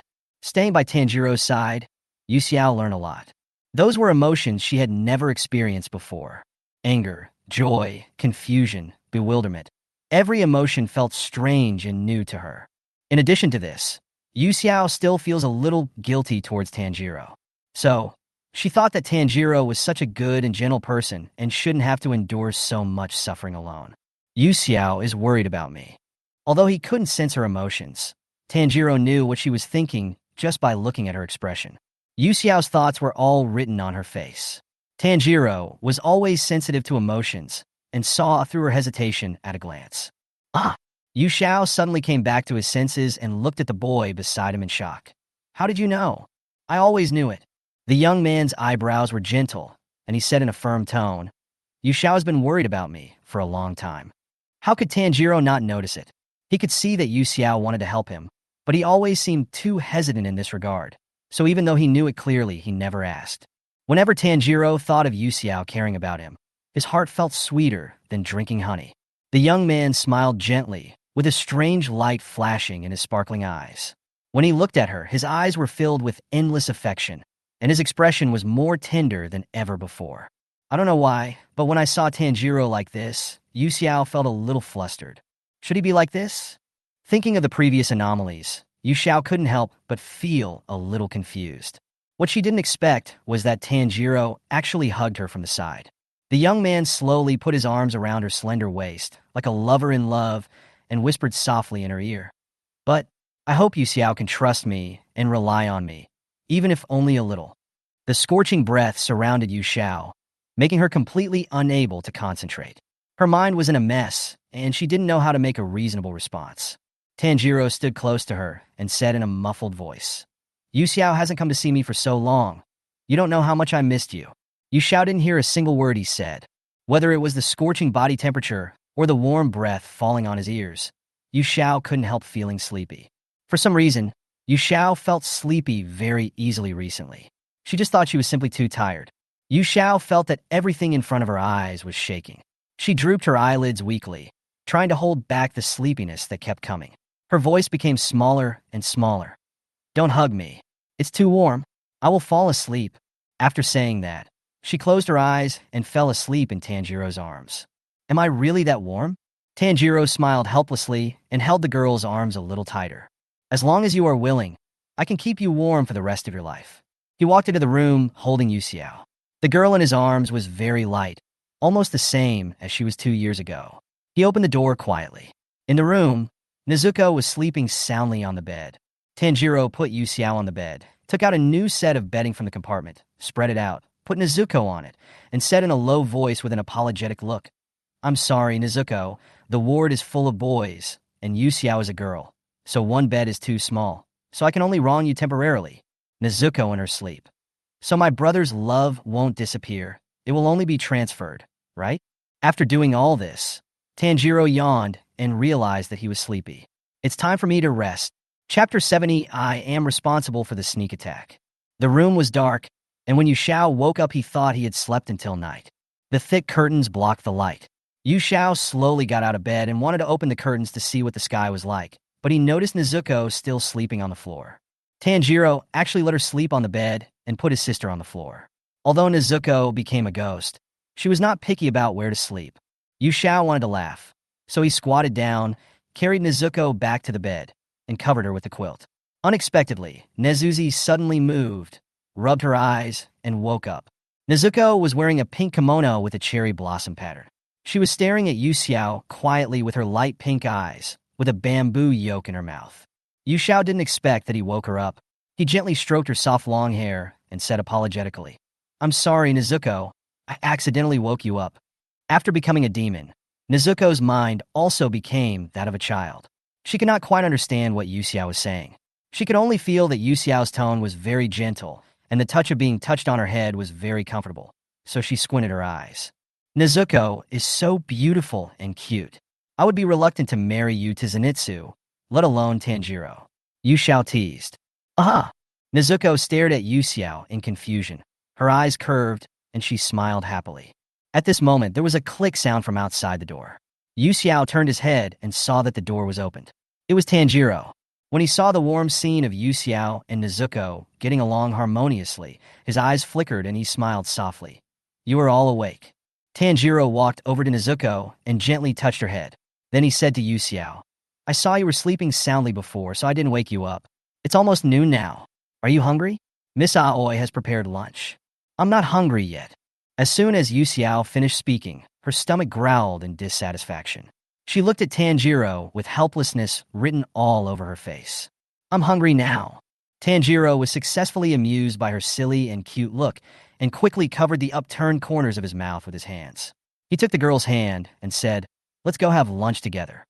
Feeling the scorching temperature coming from the palm of her hand, Yu Xiao nodded in agreement and did not pull her hand away. Tanjiro's hand was very warm, which made her feel very comfortable. I originally wanted to ask about what happened on his neck that day, but after waking up, Yu Xiao had completely forgotten about it. After having lunch with Tanjiro, Yu Xiao simply stayed in the butterfly house as there was no other mission for the time being. Sitting in the shade under the eaves, Yu Xiao avoided the glaring sunlight and watched Tanjiro practicing in the courtyard, just like he did in Sajiri Mountain. The breeze is cool and the years are peaceful. The red-haired boy wielded a bamboo sword, concentrating on practicing the sword form of the god of fire Kagura. Regarding the breathing method in the complete collection, Tanjiro has mastered about 80% to 90%. Although my normal breathing technique may be interrupted occasionally during sleep, my lungs are now stronger than ever. Although using the fire god Kagura is still a bit difficult for Tanjiro at the moment, he can still practice it completely and learn more from it. Yu Xiao carefully observed Tanjiro's every movement and step of swinging the sword and found that he was making rapid progress, much stronger than when he was on Nada Spider Mountain. This was closely related to his day and night efforts. After Tanjiro finished a full set of exercises, he was already exhausted and out of breath, with beads of sweat on his forehead. There was a burning and stinging sensation in his lungs. Tanjiro tried hard to suppress the discomfort, put down the bamboo sword, and sat next to Yu Xiao.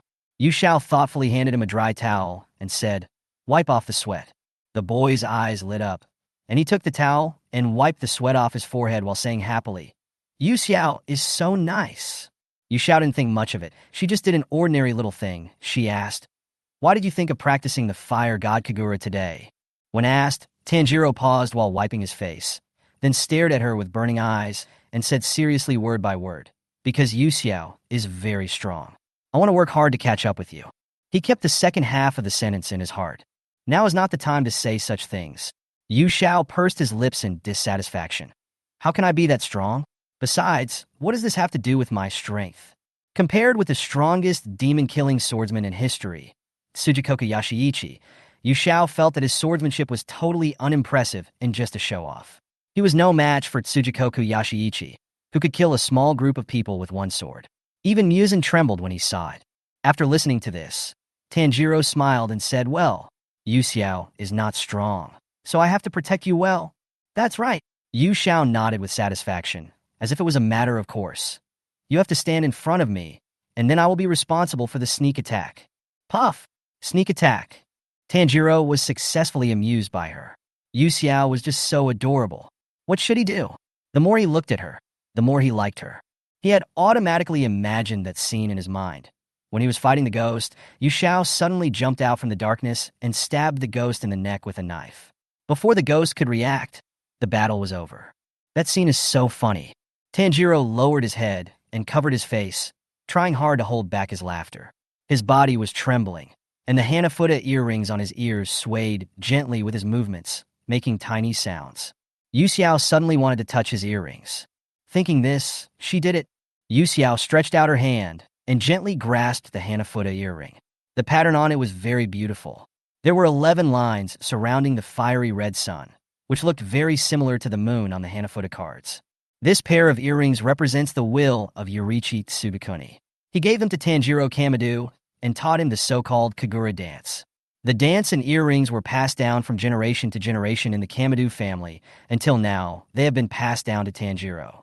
The earrings are very beautiful and light in texture. If you look closely, you will find that they bear the marks of time. Yu Xiao observed the earrings intently stroking them gently with her hands, completely unaware of how ambiguous her actions were. Tanjiro's laughter suddenly stopped. The girl's face, so close to him, made him breathe disorderly. He dared not move, and his heart was pounding. Tanjiro felt his whole body getting hot, especially his face. The girl held the earrings in her hands, and her gentle breath fell on the side of his neck, feeling like she was caressing his skin, tingling. The rich fragrance filled his nostrils. Tanjiro closed his eyes and took a deep breath. "Yu Xiao," he called softly, his voice a little hoarse and unbearable. "Don't rush me. Let me take a look." Without noticing the boy's red cheeks, Yu Xiao took the earrings and looked at the back again. Tanjiro was so aroused by her that he could hardly bear it anymore. He now has only one thought in his mind: want to kiss her. The impulsive thoughts got out of hand, and a layer of mist filled Tanjiro's pomegranate eyes. He clenched his fists, resisting his body's instincts, and kept telling himself, "No, not now. That would scare Yu Xiao." Just as Tanjiro was about to fall into despair because of this sweet torture, a female voice sounded, instantly waking him up. "What are you doing?" Chapter 71, I'll Take Good Care of You. The person who came was none other than Kanzaki Aoi. Kanzaki Aoi put her hands on her hips, looking down at the two of them condescendingly, and when she noticed the overly intimate behavior between them, she couldn't help but frown. The girl and Tanjiro were very close. From her point of view, Yu Xiao seemed to be kissing the side of Tanjiro's face, and Tanjiro's whole face turned completely red like a ripe apple. This is a butterfly house. Injured swordsmen often come and go here. It's really inappropriate for Tanjiro and this girl to be so affectionate with each other in broad daylight. "Ah, it's Miss Aoi." Tanjiro was the first to react. Yu Xiao immediately turned his head and looked at Kanzaki Aoi with a confused look on his face, still holding Tanjiro's earrings in his hand. "What's wrong, Miss Aoi?" After seeing Yu Xiao's innocent face and the Hanafuda earrings in her hand, Kanzaki Aoi guessed that she might have misunderstood. Who would look dumbfounded when actively doing something like this? Ju Tomioka. "It wasn't me, I don't know." In addition, Kanzaki Aoi suddenly felt that Yu Xiao's long light blue hair looked a little familiar. She seemed to have seen it when she was busy in the kitchen before, but she didn't pay much attention to it. Now that she saw the long hair, she finally remembered.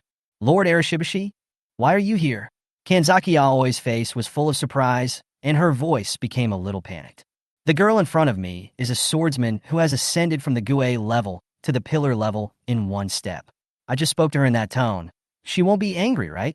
Thinking of this, Kanzaki Aoi felt a layer of cold sweat on her back. Unexpectedly, Yu Xiao not only showed no sign of being angry, but instead gave her a kind smile. "I'm here to watch Tanjiro practice. There's no need to be so nervous, Ms. Aoi." She loosened Tanjiro's earrings and spoke in a calm and gentle tone, which made people unconsciously want to let down their guard. "Miss Aoi, you can just call me Yu Xiao. Thank you for your hospitality at noon. The lunchbox made of eel is delicious." Yu Xiao's approachable and gentle attitude made Kanzaki Aoi feel relieved instantly, and she couldn't help but recall the scene when she first met Yu Xiao. The difference from before is that Yu Xiao did not tie the red bow today, so Kanzaki Aoi felt that she looked familiar, but couldn't remember it for a while. Hearing Yu Xiao asking her to call her by her name, Kanzaki Aoi seemed very hesitant. But although Yu Xiao seems to be a very easygoing person, she dare not neglect him. After all, every pillar is the most respectable person. They're the most important main force of the Demon Slayer Corps. Only those who support all of this can be called pillars. Yu Xiao could see Kanzaki Aoi's concerns. "Don't worry so much, Miss Aoi." Then she stood up, held her hand, and said sincerely, "Ms. Aoi usually takes care of patients, and her work is really hard, so don't be so formal. I also want to get along well with Miss Aoi." Kanzaki Aoi felt very shy when Yu Xiao held her hand affectionately and asked about her well-being. A blush slowly appeared on her serious face. She took 2 steps back in panic, but stopped abruptly because she was afraid that she would let go of Yu Xiao's hand. Kanzaki Aoi coughed twice to cover up her nervousness. "Ahem, Master Yu Xiao, I understand." This was her last act of stubbornness. If she didn't address Yu Xiao with respect and called him by his name, she would feel that she was being rude. Tanjiro glanced at the shy Kanzaki Aoi, then at Yu Xiao, who looked very happy. He felt happy for her, but also a little jealous. "I feel relieved that Yu Xiao gets along well with other people, but why? Is she so warm to girls?" It's understandable that he thinks so, because Tanjiro didn't know how Yu Xiao spent the 15 years before he met him. Life was like a prison. When I stretched out my hand, there was a snow-white wall. When I looked up, there was the sky with four corners. Every day, I received a variety of training without interruption, without a single day of rest, and even mistakes were not allowed. Yu Xiao never mentioned his family affairs and rarely talked about his past. Tanjiro only had a general understanding of her situation. If Yu Xiao didn't say anything, he must have his own reasons, so he wouldn't ask. As long as Yu Xiao is willing to talk, he will be willing to listen no matter how long it takes, even for a whole lifetime. But when he saw that she had a good relationship with other girls, Tanjiro couldn't help feeling jealous. What if I become like that? No way. He dismissed the thought as soon as it came to his mind. Tanjiro Kamadu, you are the eldest son. How can you think like that? You are so pathetic. Tanjiro stared at Yu Xiao's profile with resentment, but the latter didn't care at all and was even chatting happily with the girl in front of him. Then we will be friends from now on. Xiaokui, can I call you that? Yu Xiao smiled and let go of her hand. Okay, Master Yu Xiao. Kanzaki Aoi agreed readily, but then felt that she was too flustered, so she quickly restored her meticulous and serious expression. She said to Tanjiro, Mr. Tanjiro, afternoon training is about to begin. Lady Kaneo is waiting for you. Ah, so fast. Tanjiro answered subconsciously, and then looked at Yu Xiao reluctantly. Yu Xiao. Yu Xiao knew what he wanted to say. I'll accompany you. She smiled. I'll take good care of you. Keep going, okay? Okay. I will definitely do my best. Tanjiro was instantly filled with fighting spirit, and the slight jealousy he had just felt disappeared without a trace in an instant, and he felt extremely sweet in his heart. Yu Xiao is the best after all. In the dojo, Yu Xiao and the three sisters with big eyes sat together watching Tanjiro train. The three cute little girls kept cheering Tanjiro on. Mr. Tanjiro, come on. Yu Xiao rested his elbows on his knees, supported his cheeks with both hands, and looked at him with a smile. Seeing the sweet smile on the girl's face, Tanjiro blushed uncontrollably. Following Kanzaki Aoi's order, Tanjiro took the first step. As soon as he picked up the teacup on the table, it was quickly intercepted by Kaneo. Tanjiro then tried to grab the teacup with his other hand, but was intercepted by Kaneo again. The two of them moved their hands back and forth so fast that afterimages appeared. Finally, Tanjiro found the right moment and placed the teacup on Kaneo's head. The tea smelled bad, so he didn't want to pour it on Kaneo. That would be too rude to a girl. That's it. Xiaokui announced to stop. Having persisted until today and finally won, Tanjiro couldn't hide his surprise and said to himself, I did it. I won. Kaneo was still a little stunned. She didn't understand why Tanjiro put the teacup on her head. Couldn't he just pour the tea on him directly? Xiaokui looked at Tanjiro with some admiration in her eyes. It had not been easy for him these past few days. Mr. Tanjiro won this time. Congratulations. The three sisters with big eyes hugged each other happily. Tanjiro-san finally won. That's great. Tanjiro stood up in a flash, and he shouted to Yu Xiao excitedly. I succeeded. I did it. Yu Xiao, did you see it? Yu Xiao silently buried his face in his arms and curled up into a ball. Ha! Seeing the girl's reaction, Tanjiro realized how childish his behavior was. He scratched his head shyly, and his neck to his earlobes turned red. Why am I becoming less and less like myself? Chapter 72, Just Follow Your Heart. After hearing that Tanjiro successfully passed the training, Inosuke Hashibara couldn't sit still. Together with Agatsuma Zenitsu, he found Kocho Shinobu, and after learning about the full concentration, Changjong breathing method that Tanjiro currently mastered, he also started to learn it. The result was that both of them fell to the ground. The scheming Shinobu Kocho used the provocation and motivation methods on the two people respectively. The two people who were encouraged put in their best efforts and started high-intensity training, as if they were injected with chicken blood. Yu Xiao watched the three people running around on the wall busily. It was so lively, and inadvertently caught a glimpse of Luoyuo Kanai standing alone beside the well. Looking at her somewhat lonely figure, Yu Xiao's heart moved slightly. After thinking for a while, he stood up. Earlier, Shinobu Kocho suggested to Kaneo whether they should train together as they were from the same class, but Kaneo smiled and did not answer. At this time, Chanaho took out a coin, threw it in the air, then caught it with her hand, opened it, and saw that the result shown on it was the backside. She lowered her eyes somewhat disappointedly. No! Miss Kaneo is always alone. A gentle and clear female voice came from behind her. Kane turned her head suddenly and saw a girl with waist-length hair looking at her with a smile. The girl's golden eyes were dazzling, bright as stars, and clear as if they had been washed by water, making it impossible to look away. Long light blue hair. Kaneo quickly remembered that she had met the girl once before. The swordsman who was protecting the demon. A hint of surprise flashed across her pink-purple eyes, and then she smiled politely. Hello. Yu Xiao saw her tossing the coin just now. She pretended to be nonchalant and said to Shineo, Is it a coin-tossing game? I've never played it before. Can I play with Miss Shineo? Kaneo didn't answer, but shook her head slightly at Yu Xiao. So, it's not possible? What a pity. Seeing her lost expression, Kaneo felt a little embarrassed and didn't notice the cunning that flashed in her eyes. Her original intention was not to reject Yu Xiao, but to tell Yu Xiao that tossing a coin was not a game. But she couldn't express it. Being stared at pitifully by Yu Xiao with those golden eyes, Kaneo felt a little confused for a moment. She knew that it was her lack of response that caused the other party to misunderstand her, and a thin layer of sweat appeared on her forehead. Being stared at by Yu Xiao, Kaneo looked a little embarrassed. I climb. Finally, all you have to do is flip the coin again. Yu Xiao followed the coin with his eyes.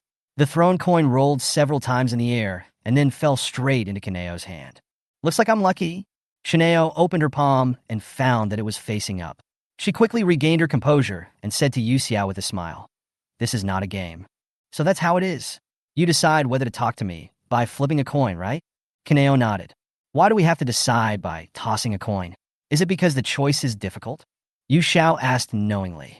She knew Kaneo's past. Born into a poor family, she had little to no food to eat every day. Not only that, she also had to endure beatings from her parents. Relying on her keen vision, Kaneo avoided fatal blows and barely survived. Before her, several children had been beaten to death. This went on until one day, her parents sold her to someone else at a low price. The young Kaneo had no feelings about this, and her heart was calm. For her, it's the same wherever she goes. There was no escape from beatings, no escape from insults, no escape from hunger. The buyer was holding a hemp rope, and at the other end of the rope was tied the already numb Chanel. She was thin and had messy hair, as if a gust of wind could blow her down. Kaneo just followed the man, waiting for a future that was almost the same. While passing the bridge, Kaneo met the person who changed her life. The two sisters, Kane Kocho and Shinobu Kocho. Kane's gentle voice seemed to have a magical power that could reassure people. She stopped and asked Kane's name. The buyer impatiently wanted to scold Kane away, but her sister Shinobu Kocho threw a handful of coins at him. After successfully creating chaos, she took Kane away and ran away. Because of her past experiences, Kaneo has closed her heart and never makes choices on her own initiative. Even when facing the butterfly sisters who treat her well, she responds to what they say as if she has received instructions. Butterfly couldn't stand such a child and complained madly, but Kane smiled gently and handed her a coin with the words watch and package written on it. Using this, even Kaneo can make a choice alone. Isn't this too casual, sister? It's okay. Shinobu, one day you'll meet someone you like, and maybe Kaneo will change for him or her, right? Those warm memories are engraved in Chanel's heart. This time, Kaneo did not flip the coin again. Instead, she kept a polite smile and said to Yu Xiao, goodbye. Yu Xiao's question was beyond her scope of answer, so Kaneo stopped answering, trying to make Yu Xiao give up asking questions and leave. Yu Xiao, who was rejected, did not leave, but took out 2 candies from his sleeve pocket. Apple or strawberry? Which flavor do you like, Miss Chanel? Like a machine, Kaneo repeated, goodbye. Sometimes it's really hard to make a choice. Yu Xiao said to himself, completely ignoring her goodbye. Under Kaneo's puzzled gaze, Yu Xiao pulled her hand and placed both candies in her palms. A bright smile broke out on Yu Xiao's face. So, I decided to give them all to you. The slightly smiling voice rang in Chanel's ears. Sometimes I want to eat lemon cake, but I also don't want to give up the other flavor of strawberry cake, so I will have both. Just follow your heart, Miss Kaneo. Even if the result of your choice is not ideal. So what? At least you have chosen the one you long for in your heart, and you won't regret it after that. Ah! Kaneo looked down at the 2 extra fruit candies in her hand. The wrapping paper was almost transparent, and she could clearly see the round candies inside, which had colors as clear as crystal. Why? If you ask me why, there's no particular reason. Maybe because I saw you were often alone and didn't talk much, so I took the initiative to come and chat with you. No. Yuxiao was a little worried before that if she suddenly approached Kaneo to talk to him, she would be disliked. But judging from her current appearance, Kaneo didn't seem to dislike her. Then let's train together? Is that okay? Kaneo was surprised and hesitant at the same time, but she had just failed in the coin toss. Could she still train with him now? It's okay. Yu Xiao smiled and took her hand. Let's go. Everyone will be very happy if they know you've joined, especially Zenitsu. He will definitely welcome you warmly. Kaneo followed her, holding the two candies tightly in her hands. Follow your heart. Can I really do this? Chapter 73, Mask of Pain. A few days later, Tanjiro and others successfully waited for the two swordsmiths, Tetsuzuka Hataru and Tetsunamori. Having successfully trained, Tanjiro completely forgot what Hataru Tetsuzuka had said to him long ago. Seeing the two swordsmiths, Tanjiro went to greet them happily. Hataru Kotetsuka was walking far away, but when he saw him, he pulled out a kitchen knife from his waist and chased Tanjiro across 18 blocks with the knife in hand. Tanjiro, who is not even afraid of ghosts, is like a mouse seeing a cat in front of Tetsuzuka Hataru. He runs around with a strong desire to survive. After making a fuss for several hours, Hataru Tetsuzuka finally let him go. Although he still had a lot of dissatisfaction and resentment in his heart, Hataru Tetsuzuka still gave the new sword to Tanjiro. Tetsunamori, who came with him, also forged two new Nichiren swords for Inosuke. Inosuke held two swords, and the snow-white Nichiren sword soon turned into a smoky blue color. As if he remembered something, Inosuke ran to the courtyard with the two swords and turned over some pebbles. Then he smashed the blade hard. When the mild-mannered Tetsunamori saw this, he immediately flew into a rage and shouted at Inosuke, "I'm going to kill you, you bastard. Look what you've done."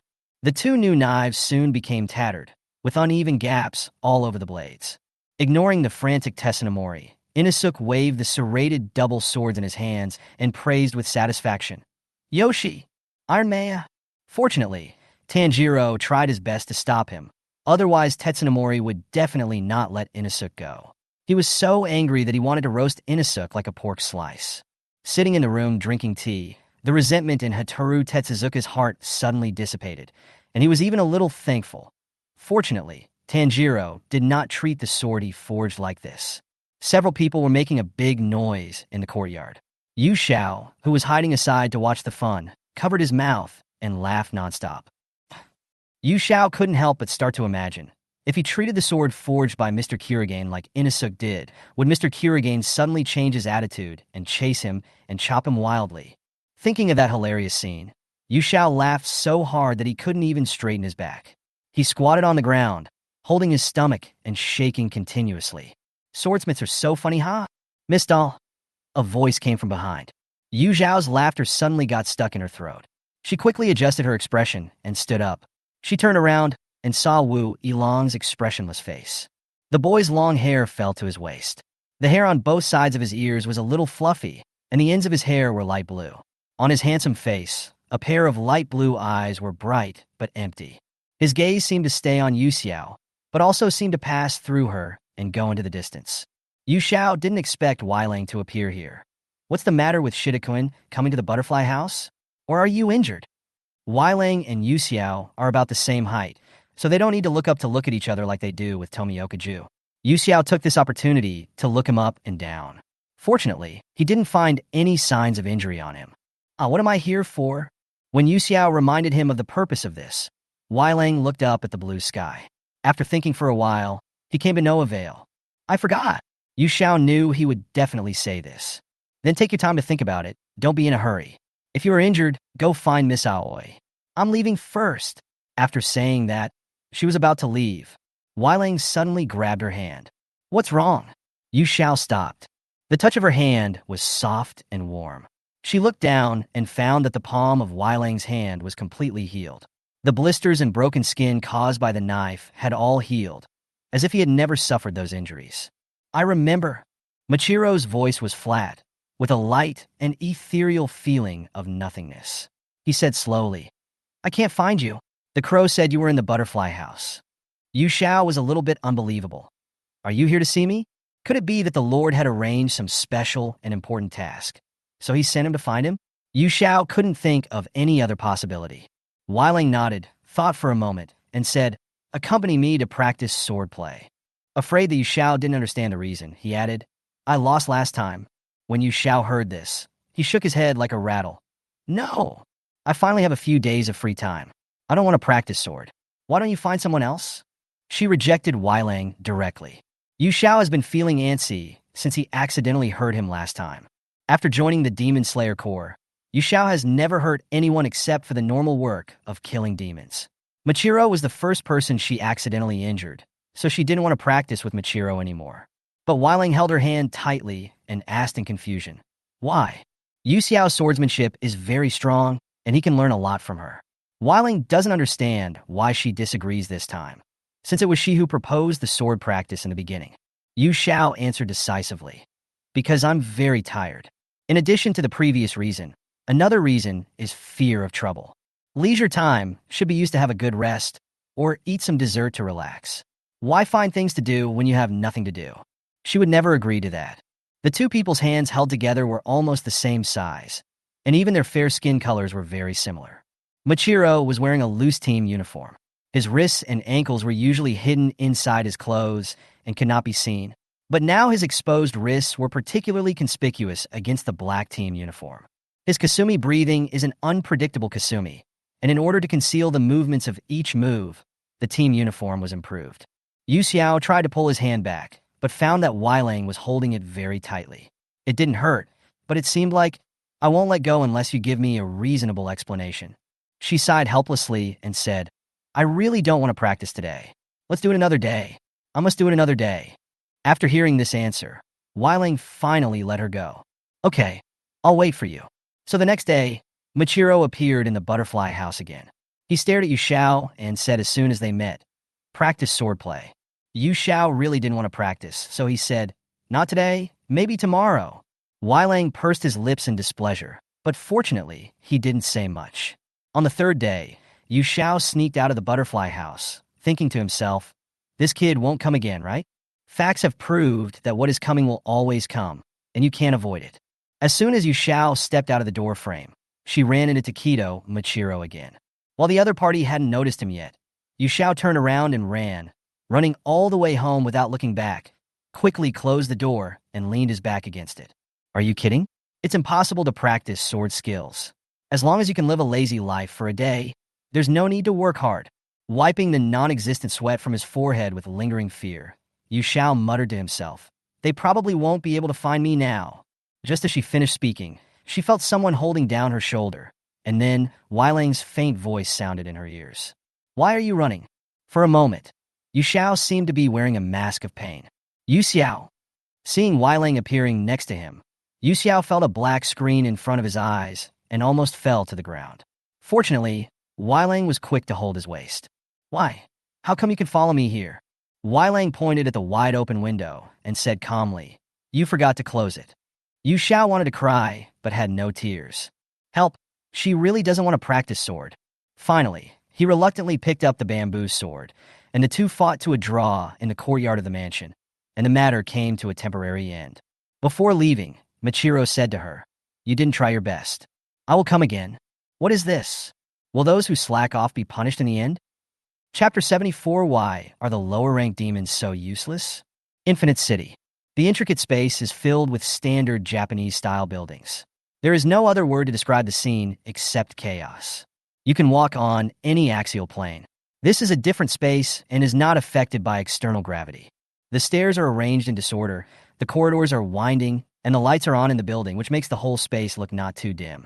Even so, the environment still exudes a bit of depression. Shortly after dying of exhaustion, Musen Kabutsuji ordered Naruto to summon all the lower moons. Zheng. There was a sound of a lute being plucked, and the four remaining lower strings were all gathered on top of the empty building.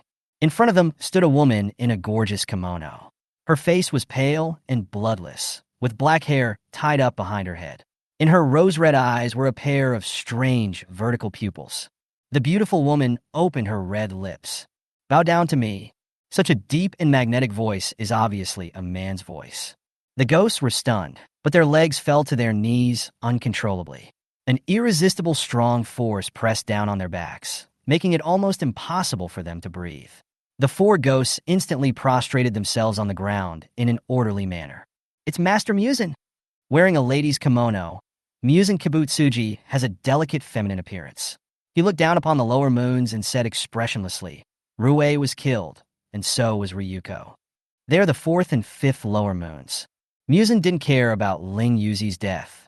That loser who can only run away when he sees Zhu is more timid than a mouse.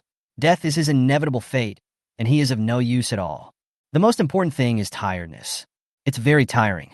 The fate of the two was so similar that Muzan felt like he saw his past self in Rue. The self who was trying so hard to survive. Give blood is Muzan's special pardon for Rue. Muzan acquiesced to Rue's game of house and allowed him to turn other ghosts into his family. The entire lower moon has survived to this day only because of Rue's existence. Otherwise, they would have been killed by the Demon Slayer Corps at any time. Muzan would have eliminated all of this garbage, with new faces replacing new faces. However, tiredness eventually made it disappointed. Ryuko was killed by a blue-haired girl, while Rue was killed by a young man wearing a patchwork haori. As the king of demons, Muzan can control demons through cells. He can read minds, spy on them, and issue remote commands through cells, etc., allowing demons to serve him, kill the pillars, or search for blue spider lilies. Muzan saw clearly the scene before the two lower moons died. There's only one thing I want to ask. Its emotionless voice seemed to sentence all the ghosts present to death. Why are all the lower-ranked demons so useless?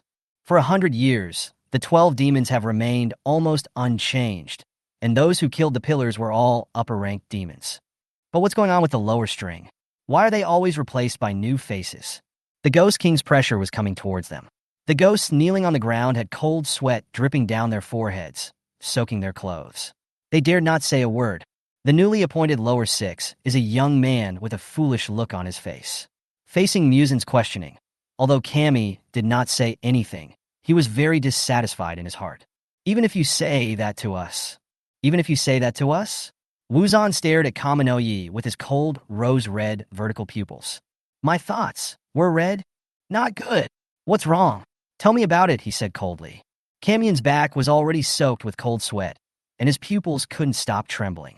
Please forgive me, Master Muzan Kibutsuji. Muzan's arm grew into a tumor-like flesh and blood tissue, covered with eyeballs and a few creepy mouths. It controlled this arm to roll up Kami, who was still crying and begging for mercy. Please have mercy. Forgive my disrespect. Bang! The flesh and blood covered with eyes opened its bloody mouth and swallowed the cauldron into its stomach, leaving no bones behind, and finally burped. The blood poured down like heavy rain onto the heads of the other three ghosts, and the scene was horrifying. Why did it turn out like this? The sick leaf kneeling beside felt the danger of death. It didn't want to die inexplicably like the Camion. It became a demon just to survive, and it would accept eating humans. But now it is like an ant that can be killed by a simple pinch from Muzan. So what is the point of it living until now? I finally became one of the 12 demon moons. If my thoughts are seen through, I'll die anyway, so I'd rather just sit there and wait for death. The sick leaf jumped up from the ground and fled at full speed. Although the space in front of it looked complicated, it didn't mean there was no way out. It could definitely escape. When Bingyi came to his senses, he found that his body had been torn apart. Muzan casually threw the head in front of the two remaining ghosts. Let's just disband the lower string, it said mercifully. Anything else you want to say? The panic of the winch has reached its peak. I can still serve you. If you can give me a little more time, I will definitely be of use, it promised solemnly. Rokuru believes that as long as he demonstrates his value, Muzan will never abandon him. Muzan's tone was extremely cold, and he asked, Tell me specifically what you are for, when, and how can you be of use? With your current abilities, what can you do for me? Blood! The death of the first two made Lulu panic. As long as you can reward me with more blood, I will definitely become a more powerful ghost and fight for you. Muzan's patience with the lower moon's incompetent performance has reached its limit, and his face and forehead are full of blue veins. Why should I give you my blood? How shameless. Who the hell are you? It's not like that. Listen to me. When Ruri saw that the situation was not good, he wanted to explain himself, but Muzan interrupted him directly. Shut up. There's nothing wrong with that. I can't make mistakes. All decisions belong to me. My words are absolute. You don't have the right to refuse. If I say it's right, then it's right. You actually gave me instructions. You deserve to die." After saying that, Muzan controlled his flesh and blood arm and swallowed the wheel. 3 of the 4 lower string creatures died, leaving only one young man kneeling on the ground. Wuzan looked at it and said, "Do you have anything else to say?" Nightmare's expression was a little dazed, and there was no fear in his eyes. On the contrary, he was filled with excitement. "You are quite right." A suspicious flush spread across its cheeks. "It's like a dream to be able to do it yourself. Before you die, you can see other ghosts in pain. I love seeing other people in pain the most. Thank you for keeping me until the end." Muzan was quite satisfied with Nightmare's performance. No rebuttal, no excuses, only obedience. This can be considered a qualified subordinate. As a subordinate, you should obey its orders unconditionally. You should die for it unconditionally. The other lower string stars were like stray dogs, either barking or running away. It was truly a disgusting sight. Muzan controlled his flesh and blood to grow fangs, which instantly pierced into the artery in Nightmare's neck. "I've taken a fancy to you." Its voice sounded very pleasant.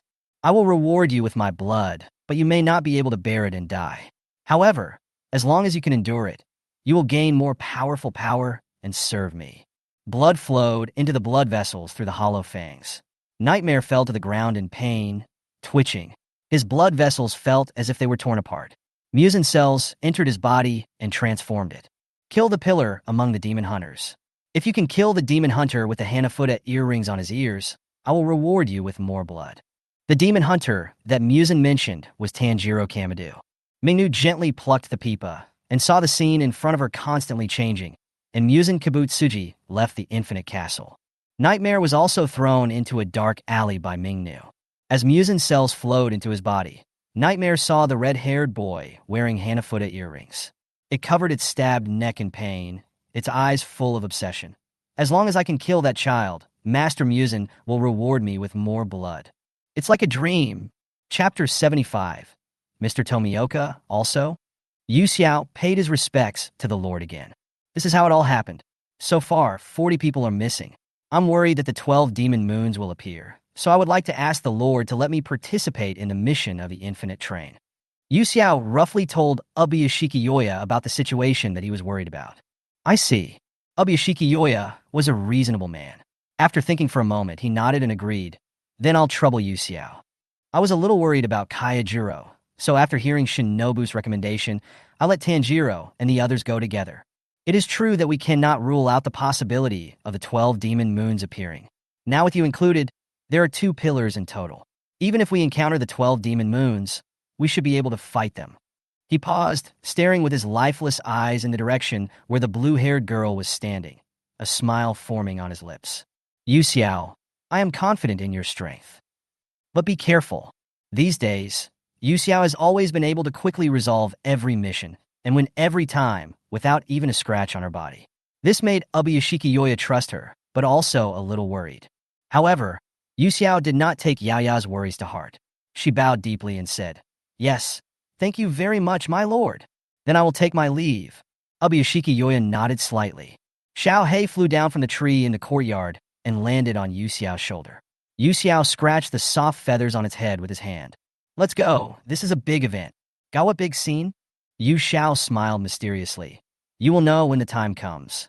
After receiving the mission, Tanjiro and others prepared to leave the butterfly house. Tanjiro said goodbye to everyone in the butterfly house and promised Kenzaki Aoi that he would bring her share of the fight together.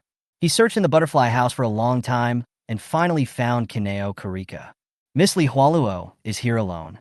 Kaneo was sitting in the corridor outside the mansion in a daze, and there was no response to Tanjiro's voice. Tanjiro had no choice but to bend down and call her. "Miss Kurikaro! Miss Kurikaro!" Exclamation point.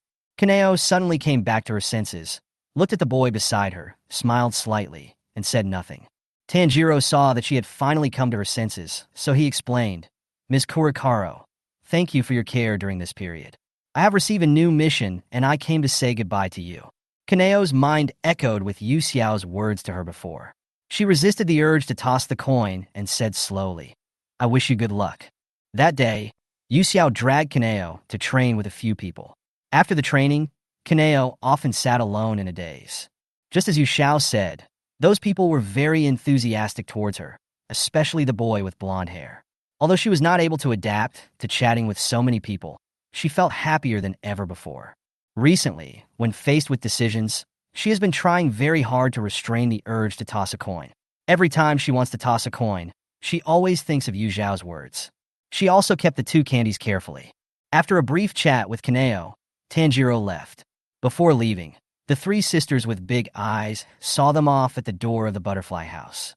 Several little girls took out 3 super large gourds respectively. After Tanjiro, Zenitsu and Inosuke took the gourds. They blew them up at the same time. I succeeded. How amazing! Tarachi Kiyoshi happily handed over a box of rice balls. Please have some. Inosuke took off the pig head mask, revealing his extremely beautiful face, and then he started eating rice balls with both hands. Hey, don't eat now! Agatsuma Zenitsu stopped him from the side. These rice balls are perfect for eating while traveling, but why did Inosuke just pick them up and start eating them? What if there is no restaurant on the road, and it's in the middle of nowhere? Inosuke didn't care about him at all. He stuffed rice balls into his mouth while avoiding Zenitsu's attempts to stop him, and yelled, "What do you care? You're so annoying! I told you not to eat it!" Zenitsu choked Inosuke from behind, but even so, he was unable to stop Inosuke from eating. Tanjiro couldn't help but laugh when he saw how energetic they were. He accidentally saw a young man wearing a patchwork feather robe standing not far outside the butterfly house, so he trotted after him. "Mr. Tomioka!" The Hanafuda earrings kept shaking with the boy's movements. Iong turned around and looked at the boy who appeared in front of him, his eyes moving slightly. "Are we going to set off?" "Yes," Tanjiro replied. Not only did Ju help him and Yuxiao at the pillar meeting, he even risked his life to guarantee that Nezuko would not eat people. Tanjiro was very grateful to him. This cold-faced senior brother seems very aloof and difficult to get along with, but Tanjiro will always remember all the kindness and care he has shown. "I heard that you can achieve full concentration and always hit the target." Keep improving." "I understand." Tanjiro was about to say something to express his gratitude when he heard Ju say something without any context. "Did you do this?"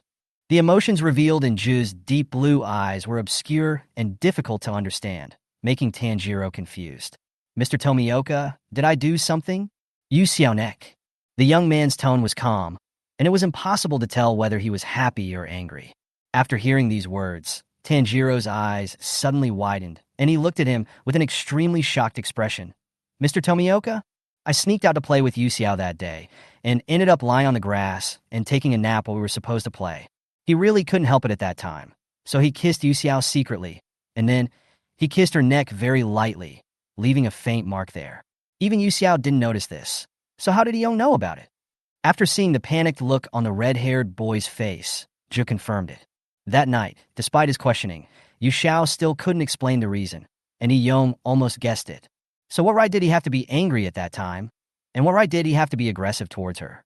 When he thought of the gentle and lovely little girl who had lost her smile, looking at him confusedly with her 2 golden eyes, pulling at his clothes, and asking carefully and softly what was wrong, Yong's heart was clenched. "It's not your fault. I am sorry." He had been avoiding Yu Xiao, hoping that he could calm down in a private environment and question himself why he was so impulsive. Can she forgive me for doing such a disrespectful thing?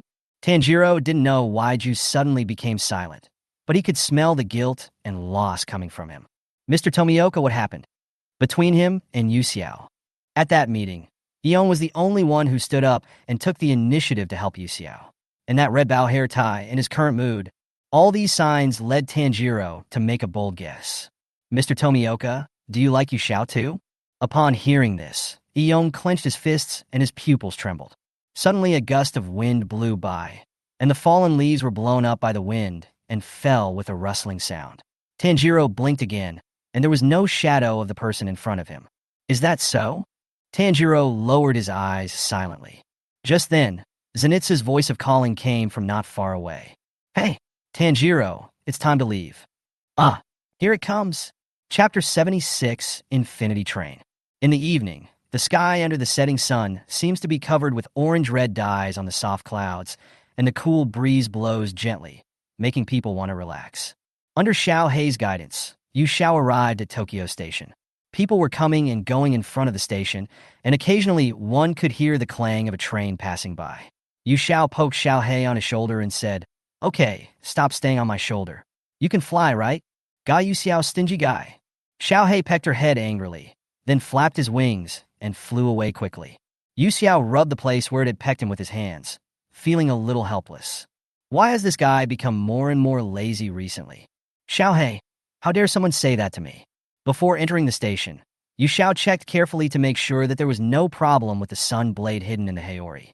Then he bought a ticket for the Infinite Train and got on the train smoothly.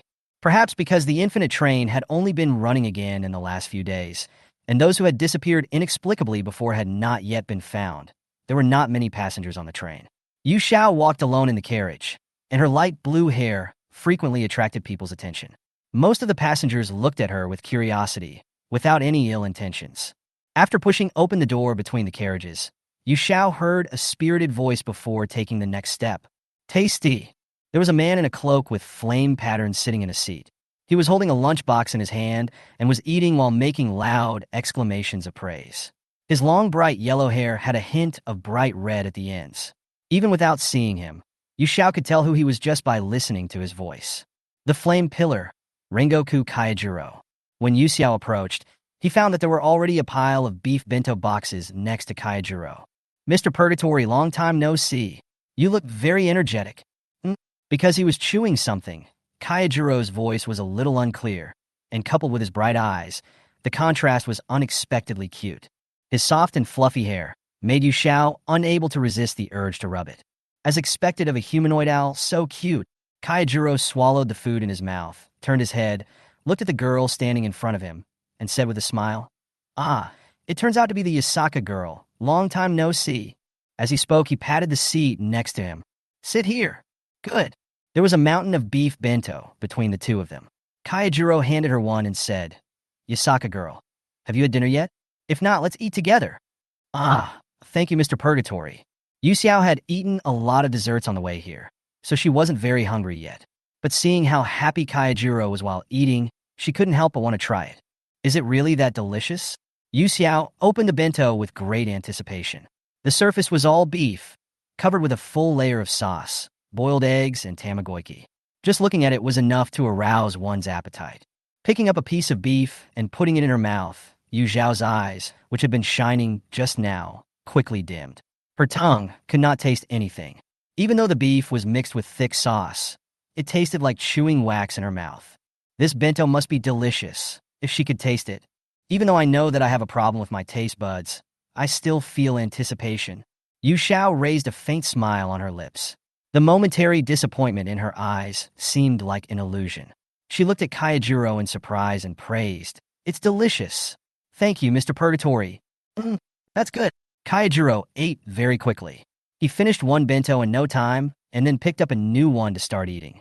"Why is the Asaka girl here? Has she received a new mission?" "Well, about the incident at the previous meeting of the Pillars. I wanted to find Mr. Rengoku and apologize to you. So I asked Miss Shinobu, and she told me that you have been carrying out new missions recently. It just so happens that I haven't had anything important to deal with recently. After learning about the general situation, I applied to the Lord for the mission of the Infinite Train, so I am here." "I see." Kaijiro couldn't help laughing when he recalled the time when she suddenly covered his mouth from behind during the Hashira meeting and tried to threaten him not to reveal the embarrassing thing. Interesting. Really interesting. Holding the beef bento in his hand, Kaijiro remained calm and said seriously, "Don't worry, Yasaka girl. I will never tell anyone about you fainting by the river due to hunger." With that very straightforward face, Kaijiro's loud voice almost penetrated the entire carriage, making everyone in the carriage look over here at the same time. Yu Xiao wants to kill someone now. She bit her lower lip tightly, raised her head, and looked at the man sitting next to her. Her golden eyes sparkled with water, and she said resentfully, "Mr. Purgatory, you did this on purpose." What did you say, Yasaka girl? My ears aren't working very well. I can't hear you. Please repeat yourself." Kaijiro was laughing happily, seemingly unaware of the girl's embarrassment. A kind smile appeared on Yu Xiao's face. "You like acting, right? I'll let you act to your heart's content." She suddenly pinched Kaijiro's thigh, causing him to tremble violently. However, Yu Xiao had no intention of letting him go. She applied a little force with her fingertips, twisting the small piece of leg meat, causing Kaijiro to frown. "Thank you, Mr. Purgatory. I think you can hear me this time, right?" There was a slight pain in the place where he was pinched, but it was just to this extent and was nothing to Kaijiro. He just thought that Yuxiao's act of revenge was childish and cute. Kaijiro kept smiling as he stretched out his big palm and placed it on the girl's rebellious little hand. His fingertips gently stroked the back of her hand. The soft touch made him almost not want to stop this subtle movement. He deliberately lowered his voice. "Yusaka girl, stop making trouble." Yu Xiao gnashed his teeth and said, why don't I understand what Mr. Purgatory is saying? I really want to thank you." While speaking, he did not forget to increase the strength of his hands. Kaijiro held Yu Xiao's hand tightly to prevent her from pinching her further, as it would really hurt. He lowered his head and leaned close to Yu Xiao's ear. "No need to thank me. I've already accepted your thank you gift." The man's deep voice and warm breath fell into her ears, causing Yu Xiao to shudder. The tips of her snow-white ears hidden under her hair were dyed pink, making her look like she wanted to be bitten. Yu Xiao pulled back her hand and saw the smile in his eyes. A frown appeared on her forehead. "Laugh. Laugh as much as you can. When upper rank 3 comes and beats you down, I'll see how you can still laugh." Yu Xiao quickly regained her good mood when she thought that someone would beat up Kaijiro for free. She turned her head to look at the night view outside the train window and hummed an unknown tune happily. Kaijiro, completely unaware of Yu Xiao's evil intentions, started eating the remaining beef bento. 5 ants. Chapter 77, How About Sitting on My Lap? Inosuke Hashibara, who saw a train for the first time, made quite a noise in front of the platform and attracted the attention of the station managers. Several station attendants rushed to the scene and found 3 people with knives. They quickly called the police, which scared Zenitsu so much that he dragged the other 2 people and ran away. As expected of a user of thunder breathing, Zenitsu's escape speed was first-rate, and the few people disappeared in an instant. When he ran to a deserted place, Zenitsu stopped, patted his chest with lingering fear, and let out a long sigh. "I was scared to death." He pointed at Inosuke and complained, "Inosuke, it's all because of you that we are treated like this. Apologize now." Inosuke sat on the ground, still confused about the situation. He felt depressed and a little aggrieved. Why on earth do we have to run anyway? Because the Demon Slayer Corps isn't a recognized organization. How can they go out with swords in their hands? Even if they say it was caused by demons, no one will believe it, and it will only cause panic. Tanjiro looked a little depressed. "We have tried so hard. There's nothing we can do about it. Let's just hide the knife." Zenitsu agreed with Tanjiro's words. He was forced by his grandfather to participate in the final selection. Now that he joined the Demon Slayer Corps, he was at risk of death at any time. He hasn't married Nezuko yet. Several people hid the Nichiren swords they were carrying, and Zenitsu looked around, looking for the police. At this moment, the train suddenly let out a long whistle, and billowing black smoke came out of the chimney at the front of the train. Tanjiro shouted to the others, "Oh no! The train is about to start," Zenitsu said with some concern. "But if the police find out..." Inosuke pushed him aside and rushed out. "I'll go first." Tanjiro followed closely behind, and Zenitsu followed reluctantly. Fortunately, the train had just started and the speed was not very fast, so they got on the train safely. By the way, that Mr. Purgatory is a Hashira, right? Does Tanjiro know him? They had previously received an order from the Crow to meet with Rengoku Kaijiro, the Flame Pillar. Zenitsu didn't know this person at all, so he asked Tanjiro, hoping to get clues from him. "I saw him once not long ago. I remember his smell." The Flame Pillar had very dazzling hair, a strong aura, and spoke with great force, so Tanjiro easily remembered his characteristics. Walking in the aisle of the carriage, Tanjiro tried hard to find the figure of that person. Zenitsu followed behind him, and at the same time restrained Inosuke, who was curious about everything and had to keep an eye on him. This guy Inosuke is full of energy and strength. He can cause a lot of trouble wherever he goes. It will be terrible if he causes more trouble. There were many smells mixed in the car, and Tanjiro felt his nose was a little numb. He pushed open the door and suddenly smelled a familiar smell. Mixed in the air is an extremely light fragrance, like the mist that permeates the mountains before dawn, with a hint of chill that penetrates the bones, and the grass and trees covered with night dew, exuding a light fragrance that is refreshing and refreshing. It's Yu Xiao's scent. Tanjiro looked up and saw the beautiful long light blue hair on the seat of the train. When he got closer, he found that there was a man sitting next to the blue-haired girl. Wasn't it the flame pillar Rengoku Kaijiro? Mr. Purgatory, Yushao is here too. Kaijiro ate his bento bite after bite, praising it over and over again. 5 ants. Yushao had long been immune to the phrase 5 ants that he had repeated dozens of times. She was staring at the changing scenery outside the car window with her chin supported by one hand. When she heard the young man's energetic voice, she turned around with a look of surprise. The red-haired boy with a high ponytail carried a wooden box on his back. His facial features were handsome and gentle, with a hint of youthfulness that had not yet completely faded away. The Hanafuda earrings on his ears swayed slightly, and his whole body exuded vigor and vitality. It's Tanjiro. What a coincidence. Let's sit down and chat. Yushao looked at Kaijiro sitting next to him and the neatly stacked empty lunchboxes, and then he realized, there's no place to sit. Tanjiro smiled and said, it's okay. There's an empty seat next to me. It's the same if I sit in the back. Although he really wanted to sit with Yushao, since Mr. Purgatory was already sitting here, he decided to give up. Yushao pondered for a while, raised his head, and said to Tanjiro in a serious tone, how about trying to sit on my lap? Kaijiro almost spit out a mouthful of rice. Cough, cough, cough. I really didn't expect Yushao to say such shocking words. Kaijiro coughed awkwardly a few times and glanced at the blue-haired girl who was unaware of this, with an unclear look in his eyes. Are the Yasaka girl and the Kamadu boy so close? This must be a joke, right? Tanjiro's face was already red from inside to outside. He waved his hands repeatedly and stammered. I'm afraid it's not a good idea. Let's forget it. It's hard to imagine what it would be like if he sat on Yu Zhao's lap. Yu Xiao's team uniform is a pleated skirt, which is neither too long nor too short, just enough to cover half of her thigh. She sits in her seat with the hem of her skirt slightly rolled up, revealing the fair skin on her legs, which is extremely seductive. Just thinking about it is enough to make one's blood boil. If I sit on it, and she hugs me from behind, whispering in my ear, "Stop it, Tanjiro, don't think about it anymore." Tanjiro immediately shook off these strange thoughts and kept emphasizing in his heart that he was an upright person, and as the eldest son, he must not have such thoughts. But why didn't Yushao say this to me at home? Even if it would be embarrassing, I would definitely sit on it. Seeing Tanjiro standing there, not knowing what to do, Yushao quickly waved his hands.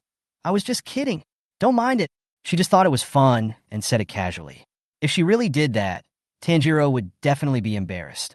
As Yushao was thinking, his eyes suddenly lit up and his gaze was fixed on the wooden box behind Tanjiro. If Tanjiro can't do it, then can Nezuko? As a girl, Nezuko's hair is smoother and softer, and she looks small and soft when held in his arms, so Yushao instantly changed his target. Kaijiro held his forehead and tried to dissuade her helplessly. Yasaka girl, there are many passengers on the train. If I remember correctly, this boy's sister is a ghost. I'm afraid it's not appropriate to do this. Although Nezuko showed no desire for human flesh and blood, Kaijiro was still worried that it would have a bad influence on her. There are no less than 100 passengers on the train. In case of an emergency, not only will they have to protect ordinary people, but they will also have to take care of Nezuko, which will only add a lot of trouble. Letting her stay in the boys' box is the most appropriate choice. Tanjiro agreed. Mr. Rengoku is right, Yushao. There are a lot of people on the train, and Nezuko is still sleeping. Oh, I know. If you two team up to bully me, I won't play with you anymore, Carrot. Yushao turned his head and continued to look at the scenery outside the car window. Tanjiro knew that she was having a tantrum, so he quickly coaxed her. I'm sorry, Yushao. I'll make pancakes for you when I get home. Fragrant and soft pancakes. When he heard that there was a favorite dessert to eat, Yushao immediately turned around and looked at the red-haired boy with shining eyes. If you lie, you will turn into a puppy. Yeah, I won't lie to you. Then I'll have 2. As much as you want. Yeah. They didn't expect that she could be coaxed so quickly, and they both breathed a sigh of relief. Tanjiro looked at Kaijiro and said, Mr. Rengoku? Kaijiro knew what the boy in front of him was hesitating about and said sympathetically, Young man Kamadu, don't worry. Since the Lord has agreed to your sister's matter, I won't say anything more. Sit down and talk about it. Tanjiro didn't expect that he would agree so generously, and his face lit up with joy. Thank you, Mr. Purgatory. Chapter 78 Blue Mop Head. Seeing Tanjiro go to the next car, Zenitsu wanted to follow him, but he didn't expect that Inosuke would rush to the window and keep banging on the glass, shouting, Ha ha, so fast. His wild behavior disturbed other passengers. Zenitsu kept apologizing and dragged the rampaging wild boar away. Inosuke danced with excitement, struggling to break free from Zenitsu's restraints. Ha ha ha! Winnie, let me go. Let me compete with this iron guy to see who is faster. It's so noisy. Be quiet, you bastard. Zenitsu dragged him all the way to the next carriage and happened to see Tanjiro and others talking. As if he had seen a savior, Zenitsu immediately shouted, "Tanjiro, come and take care of it. Inosuke is always so lively and causes trouble." Tanjiro was asking Mr. Rengoku about the fire god Kagura when the conversation was interrupted. He turned around and saw Zenitsu dragging Inosuke with difficulty walking down the aisle.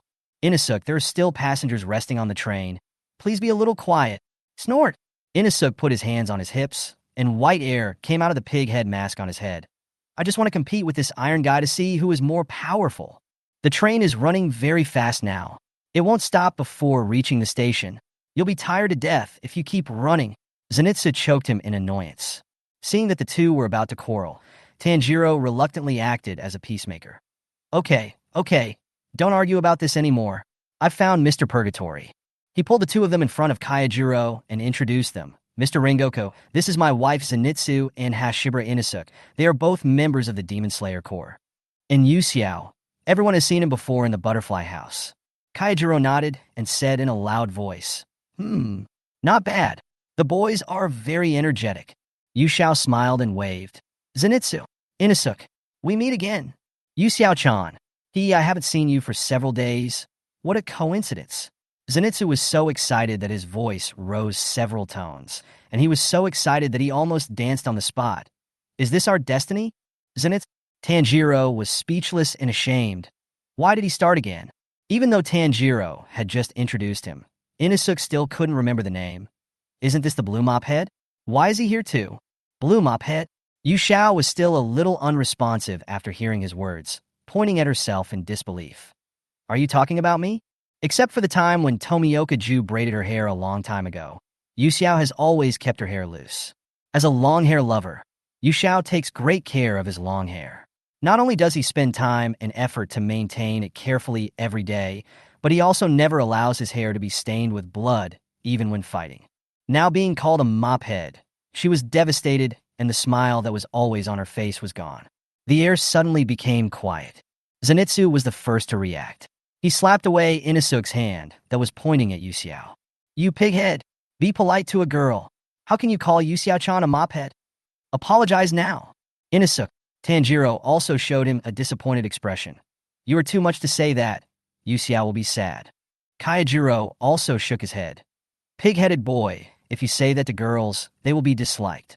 Being criticized and condemned by several people, Inosuke swallowed his saliva and took 2 steps back nervously.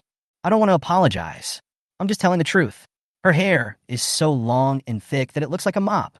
The honest Inosuke didn't expect that an unintentional remark of his would cause so many people to lecture him. The more he thought about it, the angrier and more aggrieved he felt. In the end, he simply sat down on the ground and started to complain. "Quan Balong, and when you only know how to talk about me. And Gula Gula Big Eyes, you all support that woman. I don't care." The few people who couldn't persuade Inosuke hurriedly tried to comfort Yu Xiao. "Yu Xiao-chan, don't listen to that pig-headed guy's nonsense.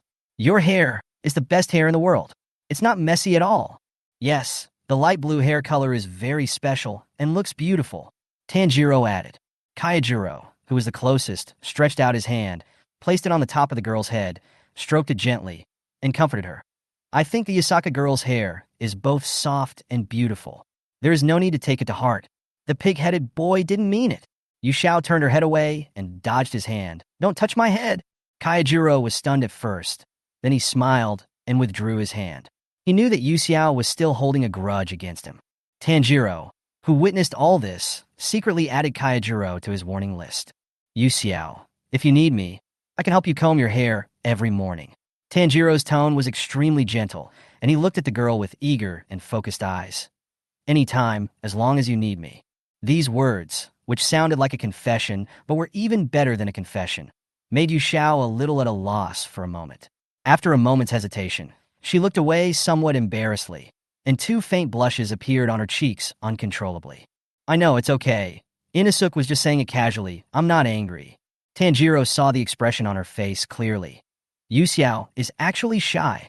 So cute. When we were together before, even if I held her hand or hugged her, it wouldn't be like this today. Why is that? Kamadu boy. Kaijiro suddenly warned.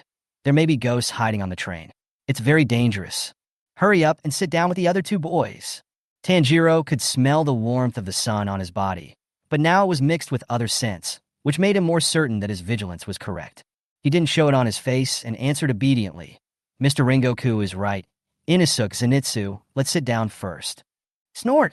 Inosuke, who was called, put his hands on his hips and sat down heavily on his seat with a thud, still muttering insincerely. You all help mop head. I don't care. Not at all. Zenitsu, who was watching from the sidelines, understood everything clearly. He sat down next to Inosuke and couldn't help but say to himself, Nezuko-chan is still the best. Fights between men are so scary. Chapter 79, Lost Ticket. The train continued to run, but there seemed to be something wrong with the overhead lights. They flickered and occasionally plunged the carriage in a brief darkness. Yuxiao didn't know when she fell asleep. She leaned on Xingjiro's shoulder and slept soundly. In order to allow her to sleep more comfortably, Kaijiro lay motionless beside her, his bright eyes looking straight ahead with a faint smile on his lips. Tanjiro was sitting behind the two of them, with the wooden box containing Nezuko next to him. He saw Yuxiao leaning on Kaijiro's shoulder with a complicated expression in his eyes. Before this, the person she leaned on had always been herself, and that had never changed. This made him even more determined to work hard and never let anyone else take Yuxiao away from him. Inosuke and Zenitsu were quite energetic, with the former jumping up and down excitedly, while the latter was extremely nervous as he heard that the ghost might appear at any time. Suddenly, the door between the carriages was pushed open. A man in uniform walked in, his head lowered and his hat brim covering half of his face. Your ticket, please. The weak voice made people worry whether he didn't get enough rest. After being awakened, the lightly sleeping passengers handed in their tickets, which were then deducted a small portion from the ticket by the staff member who looked to be in poor condition. Soon, he walked over to Kaijiro and others. Your ticket, please.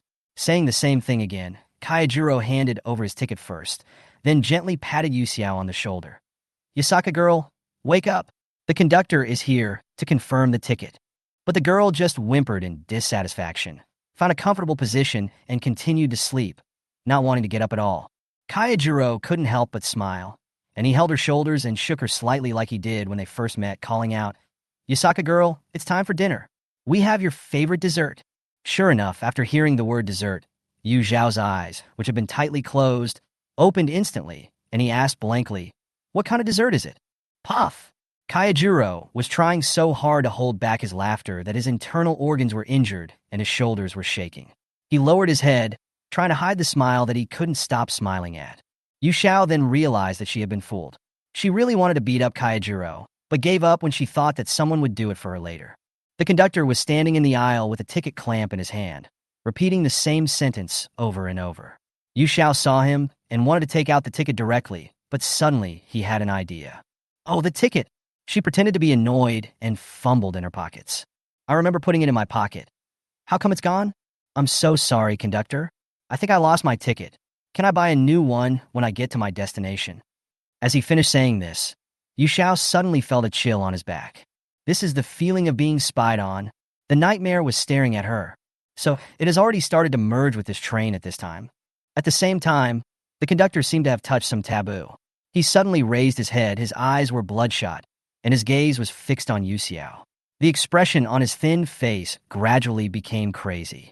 Please, show me your ticket. He now gave Yuxiao the feeling that if she couldn't produce the ticket, he would strangle her to death in the next second. Kaijiro sensed something was wrong.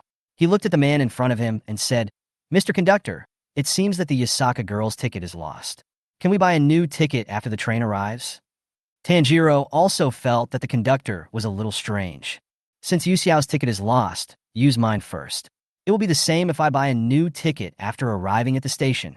He handed over the ticket with one hand, then silently reached behind his back with his other hand and placed it on the handle of the Nikarin sword. This conductor looks a little strange. Is he being controlled by a ghost? But I don't smell any ghost. The conductor did not move, still staring at Yu Zhao fiercely with a terrifying and crazy expression. Zenitsu bit his finger and looked at Yu Xiao's situation with concern. Inosuke watched the fun and laughed. Haha, a mophead can even lose his ticket. I brought it with me. As he spoke, he took out his ticket and waved it towards Yu Xiao ostentatiously. All the passengers in the carriage looked at Yu Xiao, and many of them began to discuss in whispers. Did the kid lie because he didn't buy a ticket? Who knows? I heard her say that her ticket seemed to have been lost accidentally. Her hair color looks weird, and she's wearing student clothes? Is she really a student? She just said she would buy the ticket, so please stop interfering. It's really rude to make a hasty judgment on others. Yu Xiao originally wanted to get away with it, but he didn't expect Yin Ming to be so vigilant. Nightmare's blood demon art has no killing power.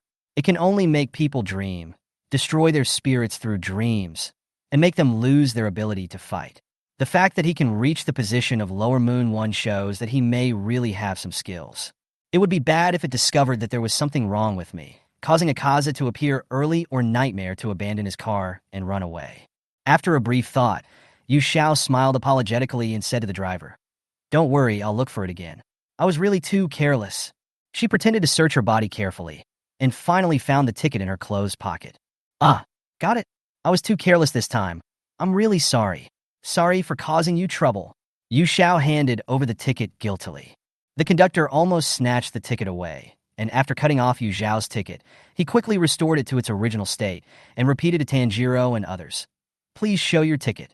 This obvious gap makes it hard not to be vigilant. Tanjiro carefully felt the smell in the air and found nothing unusual. After exchanging glances with the other two, the three of them took out their tickets.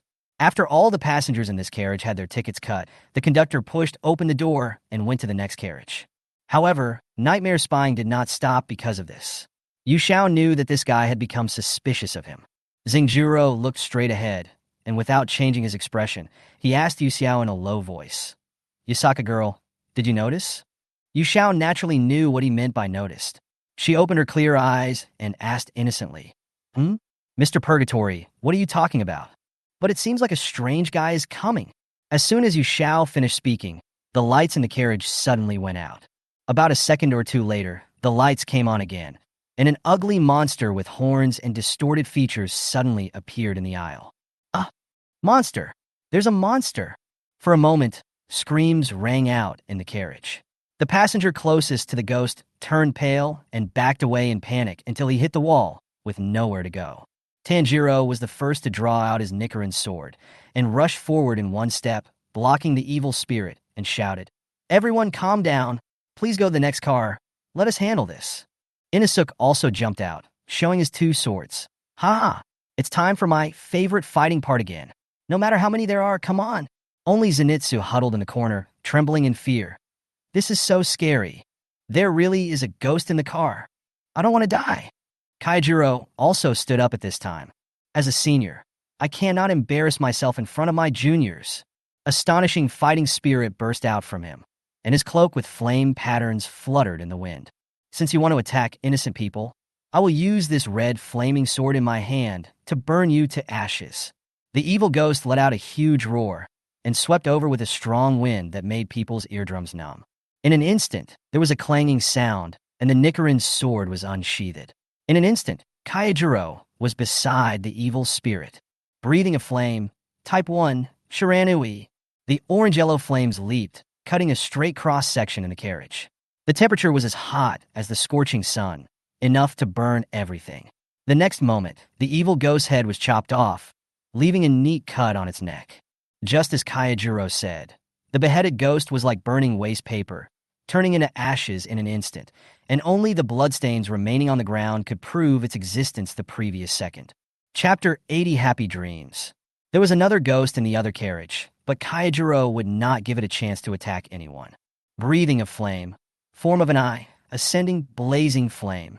Kaijiro slashed from bottom to top, and the flame on the blade turned into an arc, effortlessly chopping off the alien ghost's head. The alien ghost's thin body fell to the ground with a bang and disappeared in an instant. The unrest was thus quelled. Yu Xiao and Zenitsu hid behind and watched the fun, and they didn't even draw out their sun blades. Mr. Rengoku has killed all the ghosts by himself. Should we go back to sleep? Yu Xiao asked Shawnee in a low voice. Yeah, Zenitsu nodded, but he was a little worried. But will there be other ghosts hiding in the carriage? What are you afraid of? Yu Xiao poked his shoulder, his eyes full of sly smiles. Don't you see? Mr. Purgatory is so powerful. There will be no problem with him around. What's more, we have Tanjiro and Inosuke to support us. The two of us just need to hide behind and not make trouble. Her words successfully incited Zenitsu. That's true. Zenitsu turned his back to her and whispered, but I always feel that Yu Xiao-chan is a bit bad. Yu Xiao seemed to sense something and looked at him alertly. Did you just say something bad about me? Shawnee waved his hands repeatedly, not daring to admit it even if he was beaten to death. Absolutely not. Tanjiro had often mentioned Yu Xiao to him. He knew very well that Yu Xiao liked to play tricks on people. If you offend her, you might get a fake snake stuffed into your bed one day, which would be scary to death if you don't know it. Fortunately, Yu Xiao did not pursue the matter too much. Kaijiro had just put away his Nichiren sword when he turned around and saw two heads, one blue and one yellow, hiding in the gap between the seats, looking as if they were trying to escape. Where are the Yasaka girl and the yellow boy going? He asked with a smile. Oh, I told you to hurry up. Look, he's found out. But, Yu Xiao-chan, why don't we go and see if there's anything we can do to help? Zenitsu said hesitantly. Even though he was very timid, Zenitsu felt very guilty about leaving him hiding here and watching his companions fight alone. After all, he was not the kind of person who would abandon his companions because he was afraid. What help can you give me? Yu Xiao tapped his head gently. There must be no ghosts here, and the two of us are totally useless. On the surface, she said this to Zenitsu, but in fact, she was talking to someone else. As expected, Nightmare, who was merging with the train, couldn't help but laugh out loud when he heard this. What a foolish girl. I was actually worried that she would ruin my plans. It's a bit strange, but since you're both in my stomach, I'll eat you gently later. As he spoke, he licked his lips with the tip of his tongue, and a slight blush appeared on his cheeks. It's so wonderful to die in a happy dream. Yu Xiao breathed a sigh of relief when she realized that the feeling of being watched was gradually fading away. It seemed that her acting skills were not bad, and it finally made Nightmare let down his guard a little. Shawnee then said, but if I remember correctly, Yu Xiao is clearly a pillar. That's just good luck. Yu Xiao lied with his eyes open and argued. Do you think I'm similar to the pillars you have seen? Shawnee was stunned and began to look at Yu Xiao seriously. The girl in front of him undoubtedly had a beautiful face. Her light blue hair cascaded down to her waist. Her skin was white and translucent. Her golden eyes seemed to be filled with bright stars, and under her straight nose, her cherry pink lips made people want to kiss her. Observing her from such a close distance, she seemed somewhat unlike a real person, more like a beautiful monster that only appears in strange stories. Zenitsu suddenly felt his heart beating a little faster. He covered his chest with one hand and retreated to the corner as if facing a formidable enemy. Too close. I didn't pay attention to it because I didn't look carefully just now. Now that I realized it, Zenitsu realized that the distance between the two of them was really inappropriate. My heart is already filled with Nezuko, so let Tanjiro come to Yu Xiao. Come on, Tanjiro. I'm rooting for you. Seeing his extremely frightened expression, Yu Xiao's mouth twitched, and he said to Kaijiro, I'm so sleepy, I want to sleep. She pushed open the door, suddenly turned her head, and shouted at Tanjiro. What are you doing standing there? I'm leaving. Tanjiro heard Yu Xiao calling him and happily responded, I'm coming. Then he smiled apologetically at Kaijiro and said, I'm sorry, Mr. Purgatory. Having said that, he chased after him. Hey, Kamaboko Gampu. You are not allowed to leave this king and act on your own. Seeing Tanjiro running away, Inosuke also chased after him, yelling. Only Zenitsu walked cautiously to Kaijiro's side and asked, Mr.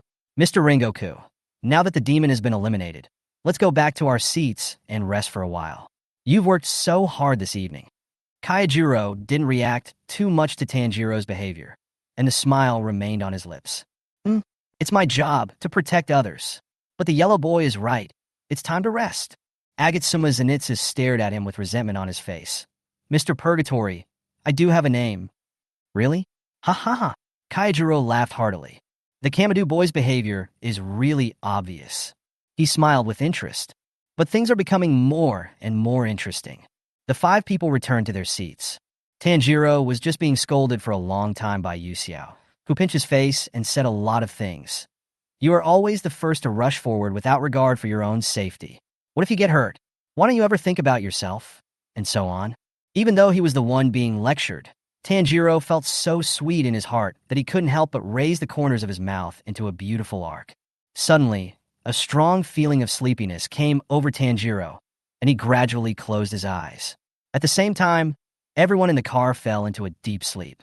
Outside the infinite train, a man in a black slit suit was standing on the roof with his hands behind his back. The man's hair fluttered in the wind. There were square patterns on both sides of his cheeks, and his mint green pupils were engraved with the word "Shi." Go to sleep. Go to sleep, have a happy dream. What supports humans is the mind and spirit.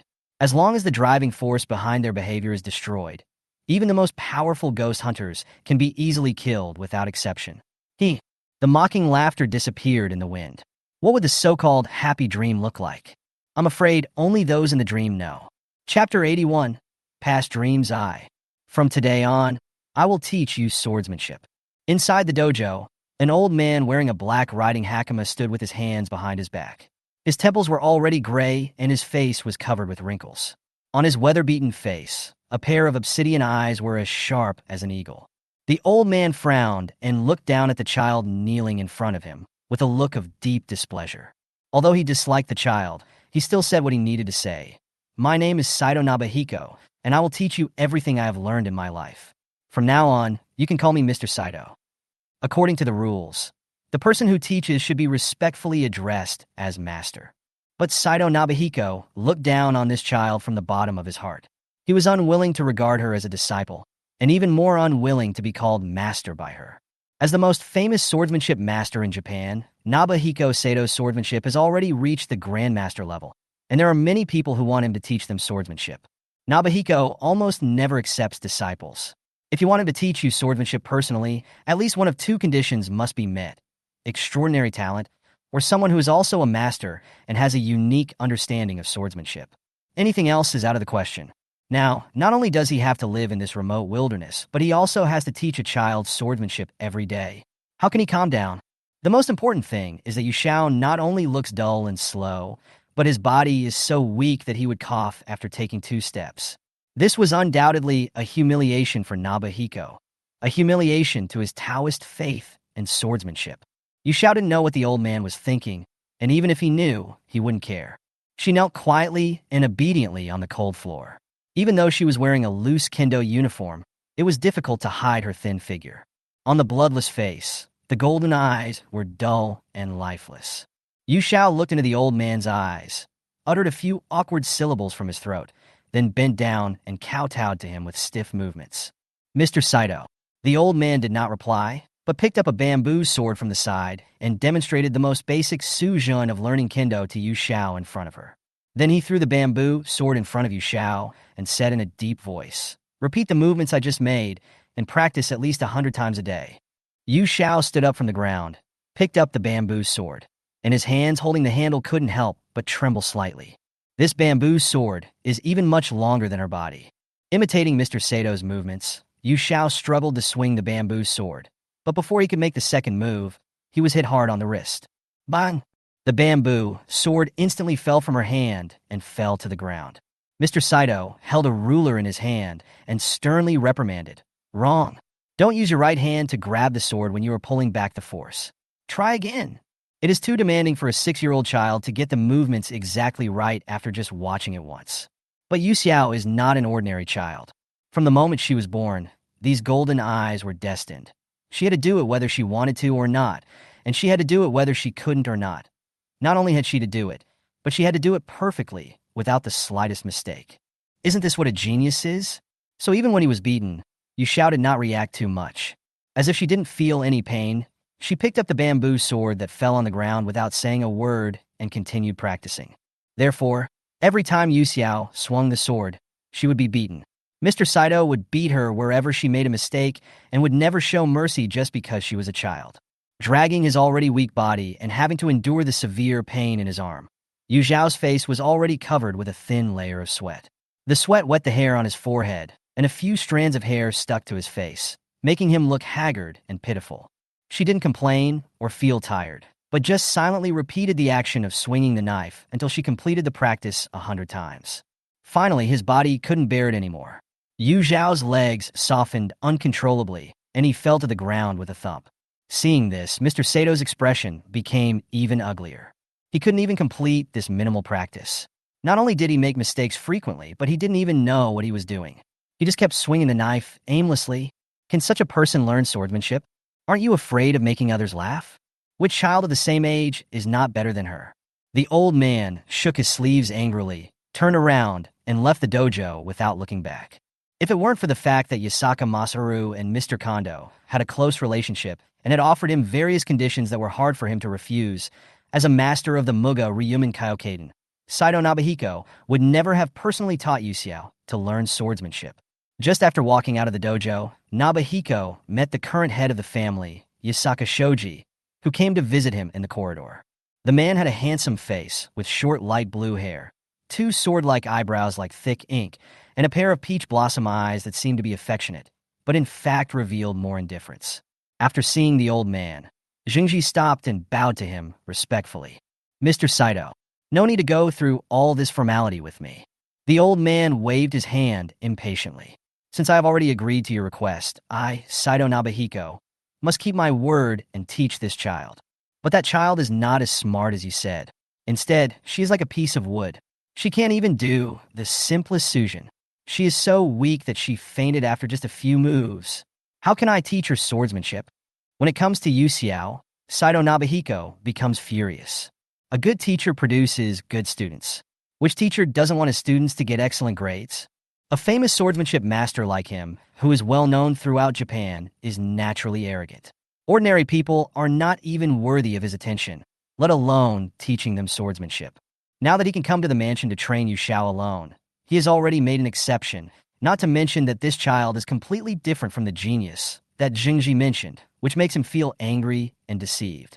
When Jingji heard what he said, the smile on his lips disappeared instantly. "I'm really sorry. I didn't expect to cause you so much trouble. I will do my best to make it up to you. Well, you can do whatever you want." After Saito Nabahiko left, Masaru walked into the dojo and found Yusuke, who had fainted on the ground. As a father, Jingji showed no concern. He just said coldly to the servant who followed him, "Carry her back." "Yes." Immediately, two servants carried Yusuke out of the Taoist temple, one in front and one behind. He was clearly just a 6-year-old child, so light that he could be lifted up with one hand, so there was no need to do this. But no one dared to disobey the order of the head of the family. Chapter 82, Past Dreams, Part 2. When Yusuke woke up again, it was almost late at night. She struggled to get up from the couch and sat up, but her throat felt dry and painful, as if it was on fire, and she couldn't help but cough rapidly. Cough, cough, cough. Someone heard the sound and hurriedly brought a cup of hot tea and placed it to her lips. "Drink it now." The person who spoke was Tianzi, the maid who was responsible for taking care of Yu Zhao's daily life. Feeling tired and in pain, his arms were almost numb. Yu Zhao couldn't use his hands, so he could only put his lips to the teacup and drink the water in small sips.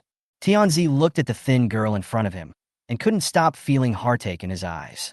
She saw with her own eyes that Yusuke was carried back by two people, one in front and one behind. She quickly dropped the work in her hands, took her in, and held her in her arms. The girl in his arms had her clothes wet with sweat and her eyes closed. Tianzi carefully placed her on the bed and washed her body. It was not until her clothes were undone that Tianzi saw that the girl's wrist hidden in her sleeve was swollen, and her slender arm was covered with black and blue marks, some of which had turned dark purple. These were all injuries left by being beaten. Yusuke has been in poor health since birth. He just turned 6 this year, but weighs less than 40 kilograms. He is as light as a piece of paper when held in my arms. I got beaten so much today on my first day of learning swordsmanship. How am I going to get through the days ahead? Tianzi turned her head away, hiding her face where no one could see her, and wiped away her tears secretly without saying a word. Yusuke knew she was crying, but she couldn't raise her hands, so she tried to comfort Tianzi by leaning her body against hers. "Sister Tianzi, don't cry." A childish voice came out of the girl's mouth, and Tianzi cried even harder. She stretched out her hand, wanting to hold Yusuke's small body in her arms, but was afraid of accidentally touching her wounds. In the end, she just gently touched her head and asked with tears in her eyes, "Yusuke, are you hungry? Let's drink the medicine first and then have dinner, okay?" Yusuke responded obediently. Yeah, because of her poor health, Yusuke had to take medicine every day. The bitter and smelly medicine actually had no effect on her at all. Even if she drank it, it would not improve her weak body at all. But she still took the big bowl of black medicine and swallowed it without blinking. The young Yu Xiao had no thoughts or will of his own. He could only obey blindly and never resist. For her, nothing matters, not even being alive. It doesn't matter who it is except Sister Tianzi, who stays by her side and takes care of her and loves her wholeheartedly. In this family, only Sister Tianzi would call her Yu Xiao, and everyone else would bend down respectfully, bow and call her son of God when they saw her. Yu Xiao could clearly see the fear and avoidance in their eyes. Even if they tried to speak, they would be scared into a cold sweat. The head of the family stipulated that, except for a few specific people, no one was allowed to talk to Yu Xiao, let alone chat about anything in front of her. They had to remain absolutely silent. Only in this way would they not affect her. Earlier, a servant felt that Yu Xiao looked very lonely and couldn't help but say a few words of concern. As a result, he completely disappeared from the Yasaka family the next day. No one knew where he was sent. In any case, it was definitely not a good place. After Yu Xiao discovered this, he felt lost for the first time. There were dozens of people in this huge mansion, but except Tianzi, no one could sit down and chat with her. After finally finding such a person, he disappeared in the end. Since they were all afraid to talk to her, she just had to keep quiet. There was no point in saying anything anyway. So Yu Xiao closed his mouth and turned into an obedient and quiet puppet. This is exactly the effect that Yasaka Shoji wanted. A qualified tool does not need a self, nor does it need illusory emotions. No matter what kind of ties she has, they will only become stumbling blocks on her way to completing her mission. Chapter 83, Past Dreams, Part 3. As the next heir to the family, Yasaka Kazumi works hard every day to learn how to manage the family business. The day's lessons are not over until night falls. After bidding farewell to his teacher, Yuchiwan hurriedly walked on the winding corridor. He threw behind all the knowledge and etiquette he had learned during the day. Now there was only one thing he wanted to do, which was to visit his mother. Since my mother gave birth to my younger sister 6 years ago, her health has been getting worse and worse. Although they lived in the same family, Yuchiwan had never seen his younger sister. Without her father's permission, no one could disturb Yu Xiao. Even her brother Yuchiwan had never seen what his sister looked like. Sometimes he could only catch a glimpse of a small figure and light blue hair. Yuchiwan didn't care about Yu Xiao at all, and even hated it. Whenever he saw his mother lying weakly in bed, a nameless anger would burn and swell in his heart. If it weren't for Yu Xiao's appearance, my mother wouldn't be as weak as she is now, and my father wouldn't have become so indifferent. The courtyard wall was covered with trumpet creepers, which were my mother's favorite flowers. Now that winter had arrived, I was afraid that I wouldn't be able to see those beautiful red and orange flowers for a long time. Yu Qiuan couldn't help thinking. When he arrived at his mother's door, Yu Qiuan stopped, straightened his clothes, and tried his best to make himself look proper. But when he was about to push open the door, he suddenly heard voices of conversation coming from inside the room. The woman's voice was as clear and gentle as water.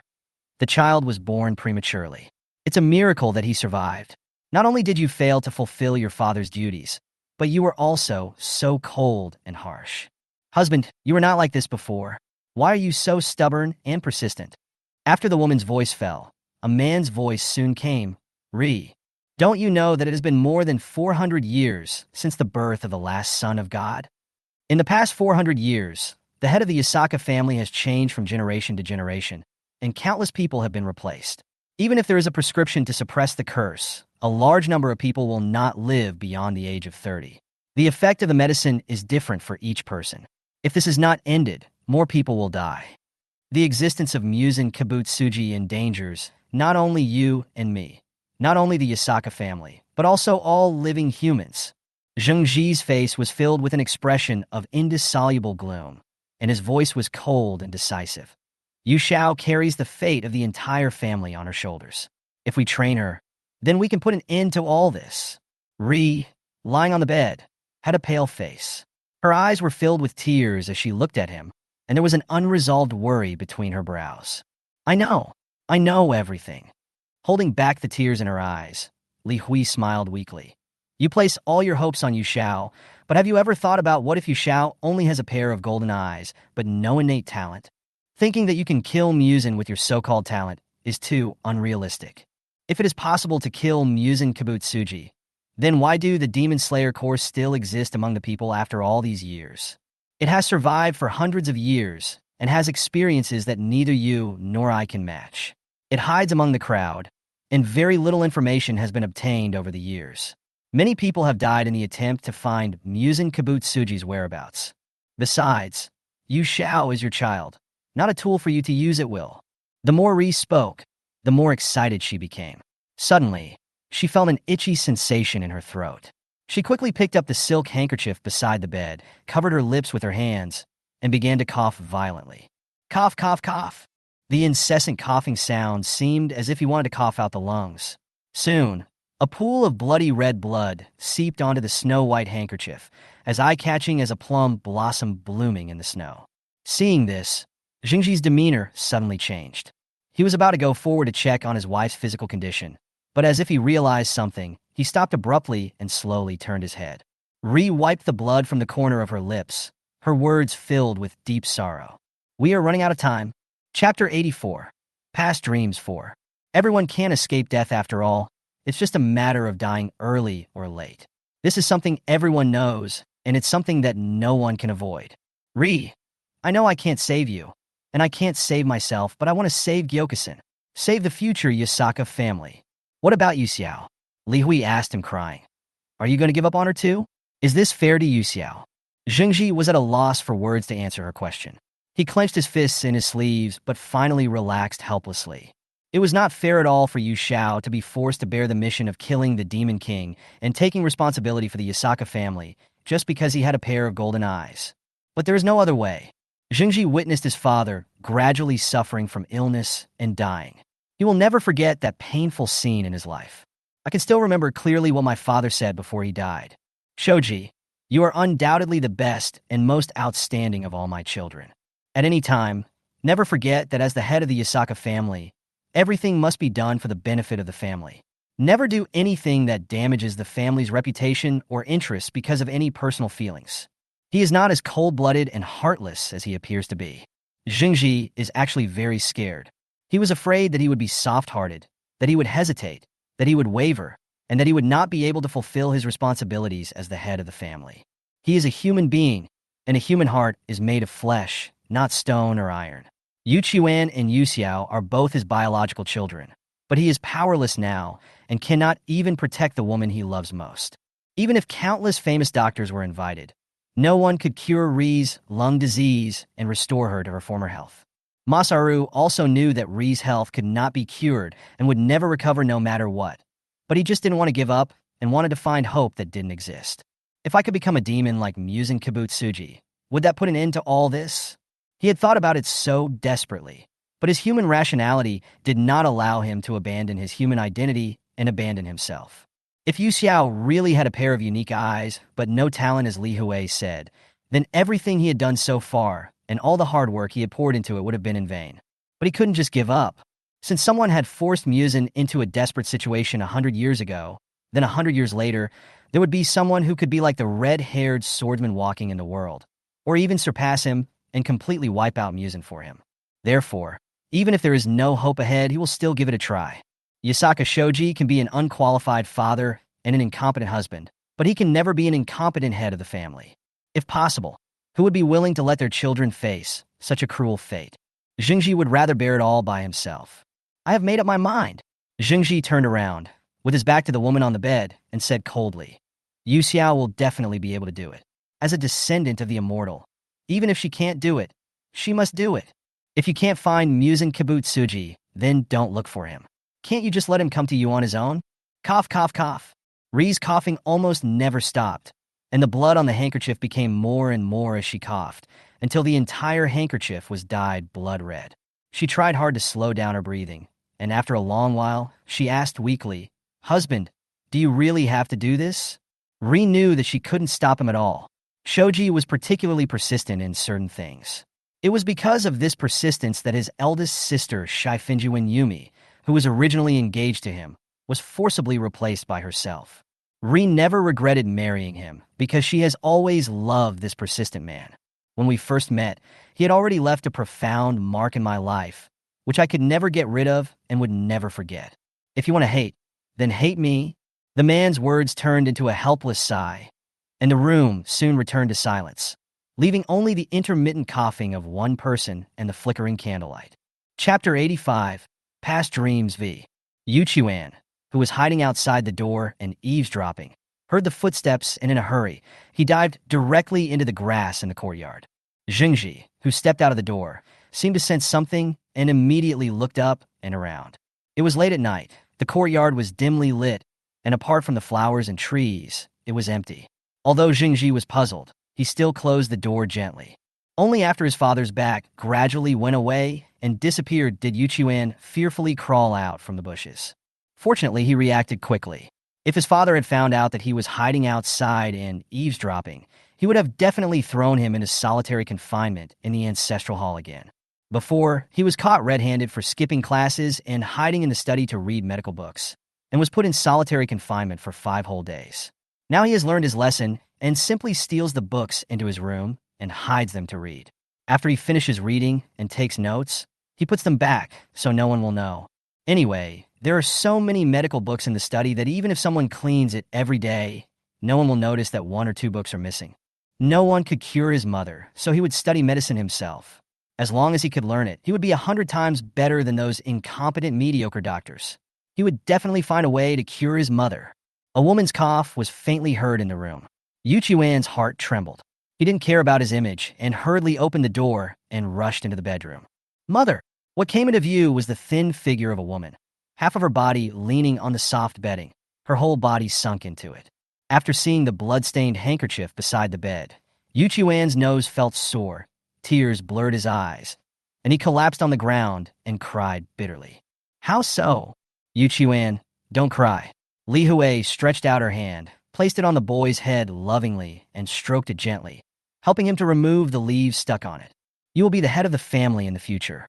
Don't cry easily, otherwise you will lose all your prestige in the family. Yuchuan wiped the tears from her face and said viciously, I don't care about that. Is your health more important to this family than my mother's? Silly boy. Ri sighed and taught him earnestly. There is no eternal companionship in this world. Even if your mother is in good health, she will leave you one day. Now it's just a little earlier than others. We witness the departure of others, and then we see ourselves depart. Everything in the world is beautiful, but short-lived. Mayflies are born in the morning and die in the evening, while cicadas chirp for a season in the summer. Life is so precious precisely because it is short. Ri held on, slowly opened her arms, and took Yuchuan into her arms. Feeling the boy's body trembling uncontrollably due to grief, she comforted him. Yuchuan, both your mother and father are destined to not be able to accompany you throughout your life. Once your father falls, he will never get up again. At that time, this family will only be yours to shoulder. Your father has sacrificed too much for this family. Everything he did was for the future of the Yasaka family. As long as the curse is not lifted, no matter if it is you or anyone else, as long as you have the same blood flowing in your body, you are destined to not have a complete life. Don't resent him, and don't resent fate. In this world, anyone who wants to live is right. Why is it not wrong? Yuchuan couldn't understand and asked with a sob. According to what you said, the guy who caused all this is not wrong either? Yuchuan knew that he had only 20 to 30 years to live, but he couldn't understand why his mother said such a thing. If someone is willing to do anything just to survive, even at the cost of sacrificing the lives of others, then is there nothing wrong with that? Faced with Yuchuan's confusion, Li Hui did not explain much, but just sighed helplessly. Kabutsuji Musen, he is just like all of us, he just wants to survive. After helping his mother drink the medicine, Yuchuan walked out of the room with a sullen face. Looking at the dark sky above his head, his eyes were resolute and full of hatred. Kabutsuji Musen, I will make you pay with blood. But before that, there was one more important thing he needed to confirm. Chapter 86, Past Dreams 6. Because she did unnecessary things, Tianzi was punished. From now on, she became a complete mute and could never speak again. Tianzi was illiterate, so she became mute and her life was undoubtedly ruined. Taniko was originally to be expelled from the Yasaka family, but the head of the family remembered their old friendship. Taniko had served the head of the family's wife for many years, and then worked diligently in the Yasaka family for more than 10 years, so she was given a lighter sentence. Yu Xiao didn't understand the reason, but he knew very well that this matter must be related to him. After all, anyone who talks to her will become unhappy. After that, Yu Xiao continued to study swordsmanship under the supervision of Mr. Saito day after day. And Nabahiko Saito also discovered her differences during this period. Yu Xiao makes mistakes and learns things much slower than the average person, but once she learns, she can master it quickly and bring it to its full potential. This is a very terrifying talent. Sun Yan had no doubt that if he devoted all his efforts to teaching Yu Xiao, then Yu Xiao would be able to master all his life's learning in a shorter time. It wouldn't even take long before she would be able to surpass him and reach the highest realm of swordsmanship and become a master. Sun Yan no longer had the dissatisfaction he had before. Although he was still strict when teaching, his attitude towards Yu Xiao had changed a lot. From the initial disdain to the current shock and joy that cannot be described in words. It feels like a world-famous swordsmith has obtained the best jade steel in the world.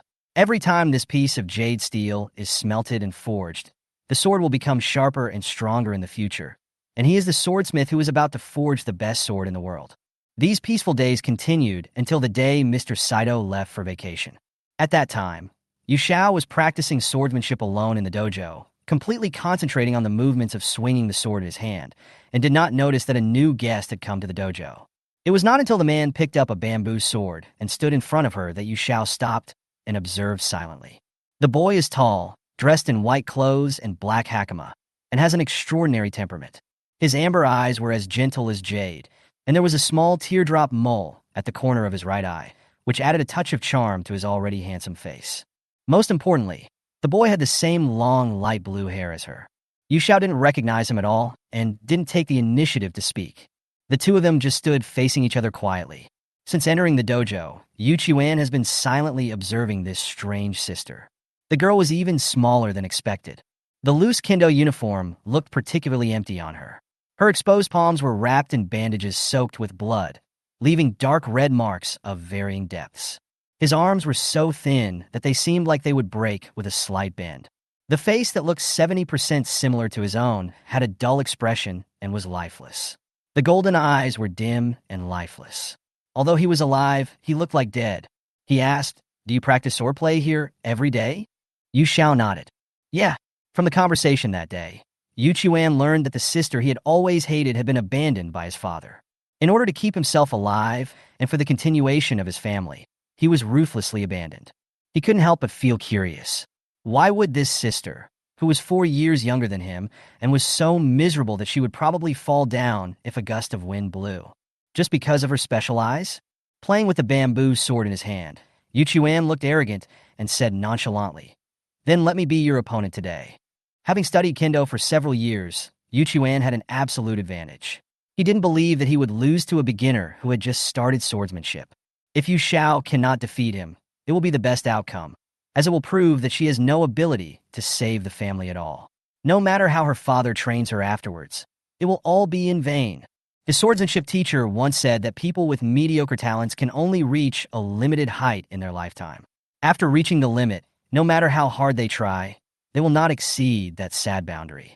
Seeing no hope, father would definitely give up the plan of training Yu Xiao. But if Yu Xiao can really defeat him, then he will do his best to stop his father. Yasaka Tamakazumi would never rely on others for his life and future. The hope of living must be fought for by oneself. Why can you force it on this guy? Yu Qiwan didn't think at all that he was pitying this sister whom he had never met before and who had lived for 6 years. With both hands tightly gripping the bamboo sword, Yu Qiwan's whole body tensed up and he instantly entered combat mode. Let's get started. As soon as he finished speaking, a strong gust of wind blew, and the bamboo sword seemed to hit him with a force of 1,000 pounds. Before Yu Qiwan could even react, he was lying on the cold floor. What followed was a sharp pain from the side of the waist. Hiss! Covering the place where he was hit, Yu Qiwan gasped in pain. The bamboo sword that he had been holding in his hand had been thrown a long distance. The blue-haired girl stood there the whole time, never moving, and even her posture did not change. He raised his head and found that the pair of golden eyes were now staring at him quietly, with a cold and inorganic look. Chapter 87, Past Dreams 7. I didn't even see her moves clearly, and I lost. How is that possible? Yu Qiwan never considered himself a genius. Everything he knew so far was gained through hard work and study. Whether it was kendo or medicine, they were all the result of his hard work day and night. No matter what, Yu Chuan could not believe that Yu Xiao really had the power to defeat him. Unless he witnessed it all with his own eyes, he would never admit defeat. Yu Chuan picked up the bamboo sword again, stood up from the ground, and without a trace of slackness, stared at the girl in front of him with full concentration. Come again. This time, he must find her flaw. Unfortunately, the opposite happened. The moment he came back to his senses, the neat ceiling of the dojo was still in front of him. Yu Chuan subconsciously touched his waist. The place that had been hit was now swollen, and his brain was continuously transmitting unbearable pain to him. I failed to see her movements clearly twice in a row. Why?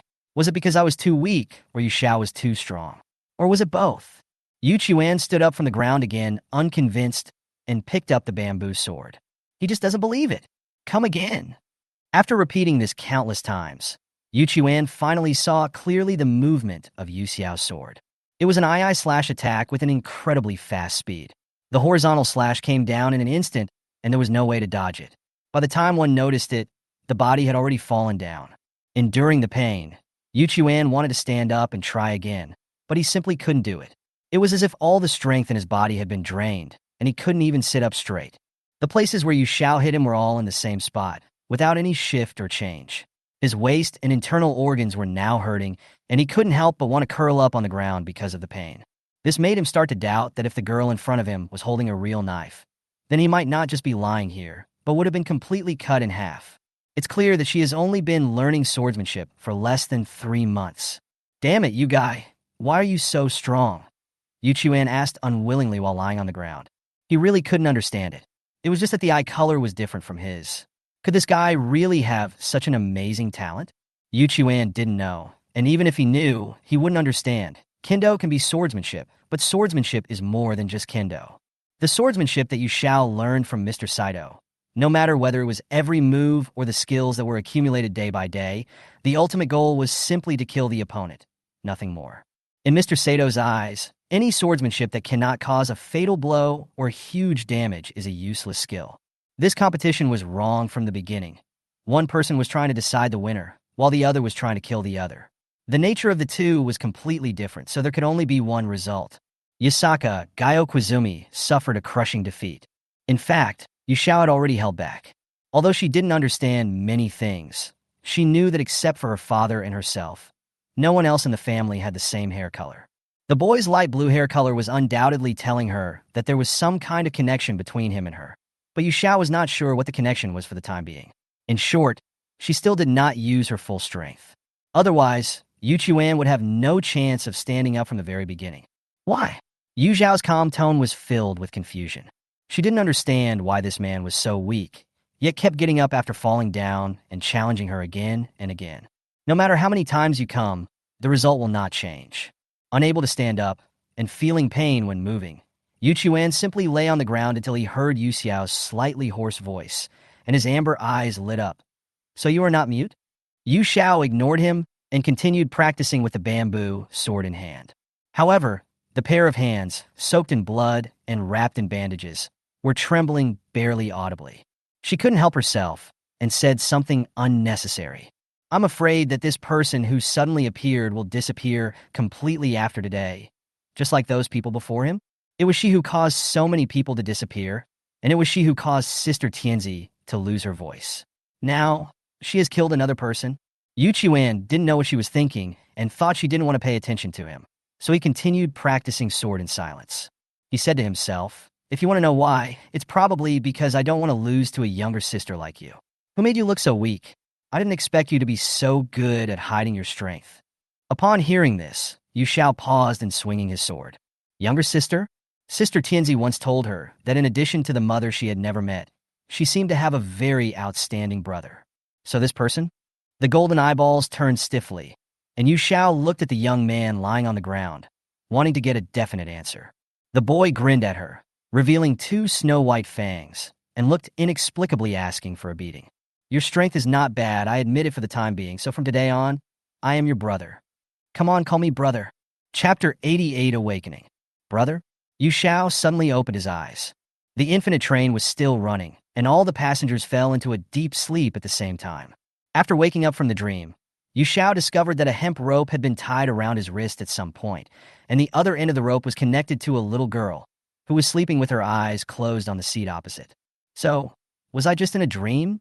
Yu Xiao immediately drew her sword and cut the rope that was in the way and took out the cut ticket from her clothes. She didn't throw the ticket away just to see what nightmare's blood vampire magic would make her dream about. Unexpectedly, feeling annoyed for no reason, Yu Xiao subconsciously clenched the ticket and crushed it to pieces. In the 17 years of her life before this, she had never dreamed like this day. Every scene I saw in my dream was too real.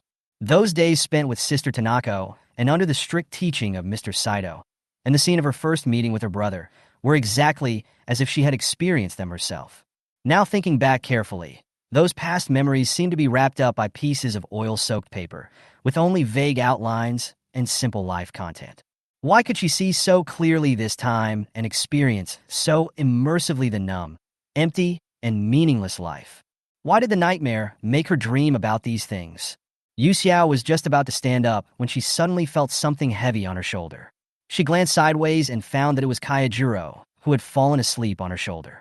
Unable to resist the furry temptation, Yu Xiao secretly reached out and rubbed the bright hair. Wow, so soft, so comfortable. Kaijiro's hair felt better than I had imagined.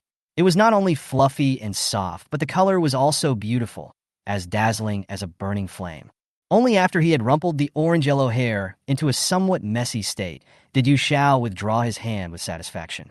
What happens if you offend me? Glancing around, Yu Xiao discovered that the hands of the other people were tied with ropes. This rope is not an ordinary hemp rope. It has the blood vampire magic cast by Nightmare. As long as two people are connected by the rope, a bridge can be formed, thus entering the dreams of others. And she cut the rope the moment she woke up. At this moment, the girl sitting opposite slowly opened her eyes. Seeing Yu Xiao looking at her expressionlessly, she said in disbelief, "I haven't even entered your dream yet. Why did you wake up? Are you surprised?" "Actually, I am surprised too." From what the girl said, it was obvious that they had just tied the ropes and were preparing to fall asleep, and she happened to wake up from her dream at this critical moment. As soon as Yu Xiao woke up, she naturally woke up as well. "Why?" The girl stood up suddenly and roared angrily. "Can't you just sleep like them? Why me? It's all your fault. It's all your fault. It's all your fault. It's all your fault that I can't have my sweet dream." If she fails to complete the task assigned by the severed hand, she will never be able to dream of meeting her mother again. She just wanted to be with her mother, even in a dream. Why did this guy in front of her wake up?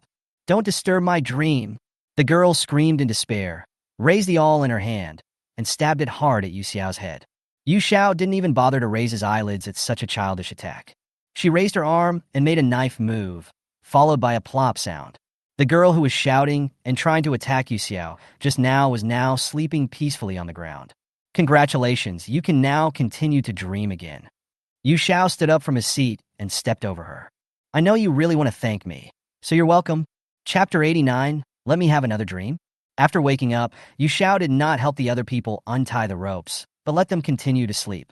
Yu Xiao opened the door and jumped onto the roof. The soles of her shoes made a crisp clicking sound when they touched the iron surface. The strong wind blew with the high-speed operation of the train, lifting her long light blue hair and causing the haori on her body to flutter backwards. A man was also standing on the roof of the car. He was wearing a black high-slit suit with the hem fluttering in the wind, and there were a few strands of bright pink at the end of his medium-length hair. "Era, are you awake? Good morning." Nightmare slowly turned around, looked at the girl behind him, and waved at her with a smile on his face. "Don't you want to continue sleeping for a while? It's rare that I let you have a good dream." "That's what I thought. That's why I came to find you." Yu Xiao smiled calmly. "Can I have another dream?" Yanming saw that not only did she not draw her sword immediately, but she looked calm and did not show any murderous intent. He was originally a little suspicious and cautious in his heart, but after hearing Yu Xiao's answer, he couldn't help but chuckle. "It seems that the things in the dream are really important to you, even as a ghost hunter. Can't you help but ask me to weave a happy dream for you?" This behavior undoubtedly pleased Nightmare. It covered its face with a doting expression, and even its blue eyes were stained with a layer of joyful smile. "Okay, what kind of dream do you want to have this time?" Yu Xiao expected Nightmare's ready agreement. This is due to its obsession with satisfying its sadistic desires by manipulating dreams and playing with human minds and emotions. In fact, most ghosts are like this. except for the lowest level cannibal ghosts who only know how to eat people to fill their stomachs. The ghost's killing behavior is not only out of hunger instinct, but more to see people's collapsed expressions and desperate wails. However, Yu Xiao's purpose is not as simple as just dreaming. Before that, can I ask a question? Nightmare smiled slightly, revealing the mouth on the back of his hand, and said in an extremely gentle voice, "You can ask for anything you want, because it's a beautiful dream. You can let me have a beautiful dream, which means that everything I see and hear in the dream is constructed by you, right?" Yu Xiao calmly analyzed. By reading a certain level of memory, we can find out what the person wants most in their heart, and make them fall into a beautiful dream and not want to wake up. So, what did you see in my memory, or in my dream? How can I tell whether I felt intoxicated, happy, or happy in that dream? This is the biggest doubt in Yu Xiao's mind. Her memories not only include what she experienced in the world of Demon Slayer, but also what she saw and heard in many countries when she wandered there. Although all past memories have become blurred and gradually forgotten with the passage of time. But why did Nightmare insist on extracting her experience when she was still young in this world and using it as material to create dreams? Is it the only thing it can do? Or is it what it wants to do? Nightmare was stumped by her continuous analysis and questioning, and the smile on his face faded. Just as Yu Xiao said, it can indeed clearly know the dream of the person being controlled, read his memory, and then adjust it to create a perfect dream. Without such ability, it would not make those people so eager to dream. Nightmare was about to say something, but suddenly remembered that when he cast the spell before, he could see the dreams of almost everyone on the train. Except for the dream of the girl in front of me, everything is dark. It didn't take it too seriously at the time, but now think about it. The Nightmare froze as if the pause button had been pressed. The blue-haired girl was standing not far in front of it, her pair of golden eyes looking particularly eerie in the night, her gaze fixed on it. Chapter 90, Boys and Girls in Love. Why are you silent? Yu Xiao narrowed his eyes slightly and observed Yin Ming's expression carefully, not missing any details. She took a step forward, and with every step she took, an invisible feeling of oppression came straight at her. A chill ran down my spine, all the way up to my head. The girl in front of him had a frail figure, and looked like a fragile doll no matter how he looked at her. One even suspected that her limbs would be torn off if she was not handled properly. Even the sun blade on his waist seemed to have no intimidating power at all, looking like an incongruous pendant. However, facing such a petite and fragile girl, Nightmare couldn't help but feel nervous. Yu Xiao didn't stop until he reached Nightmare. She clasped her hands together, smiled harmlessly, and pleaded, "Let me have a sweet dream, please." Nightmare suddenly laughed. It laughed at itself for actually feeling a little nervous just now. In the past, it had killed countless people, including swordsmen of the Demon Slayer Corps, and had always enjoyed their expressions of resentment and despair. A person can be easily destroyed by destroying their spiritual core. As long as their spirit and belief in living are destroyed, even if it does not take action, the person will be no different from a dead person. Human beings are as fragile as flowers living in a greenhouse. Once they leave the environment on which they depend for survival and face the cruel world outside, they will be crushed to pieces and merge into the mud on the ground. This little blue-haired girl actually begged it to cast a spell. Was she fearless and not afraid of death? Or did she not know what she was talking about? Since you've asked me like this. Before it could finish its words, the boy's roar came from the wind. Can't.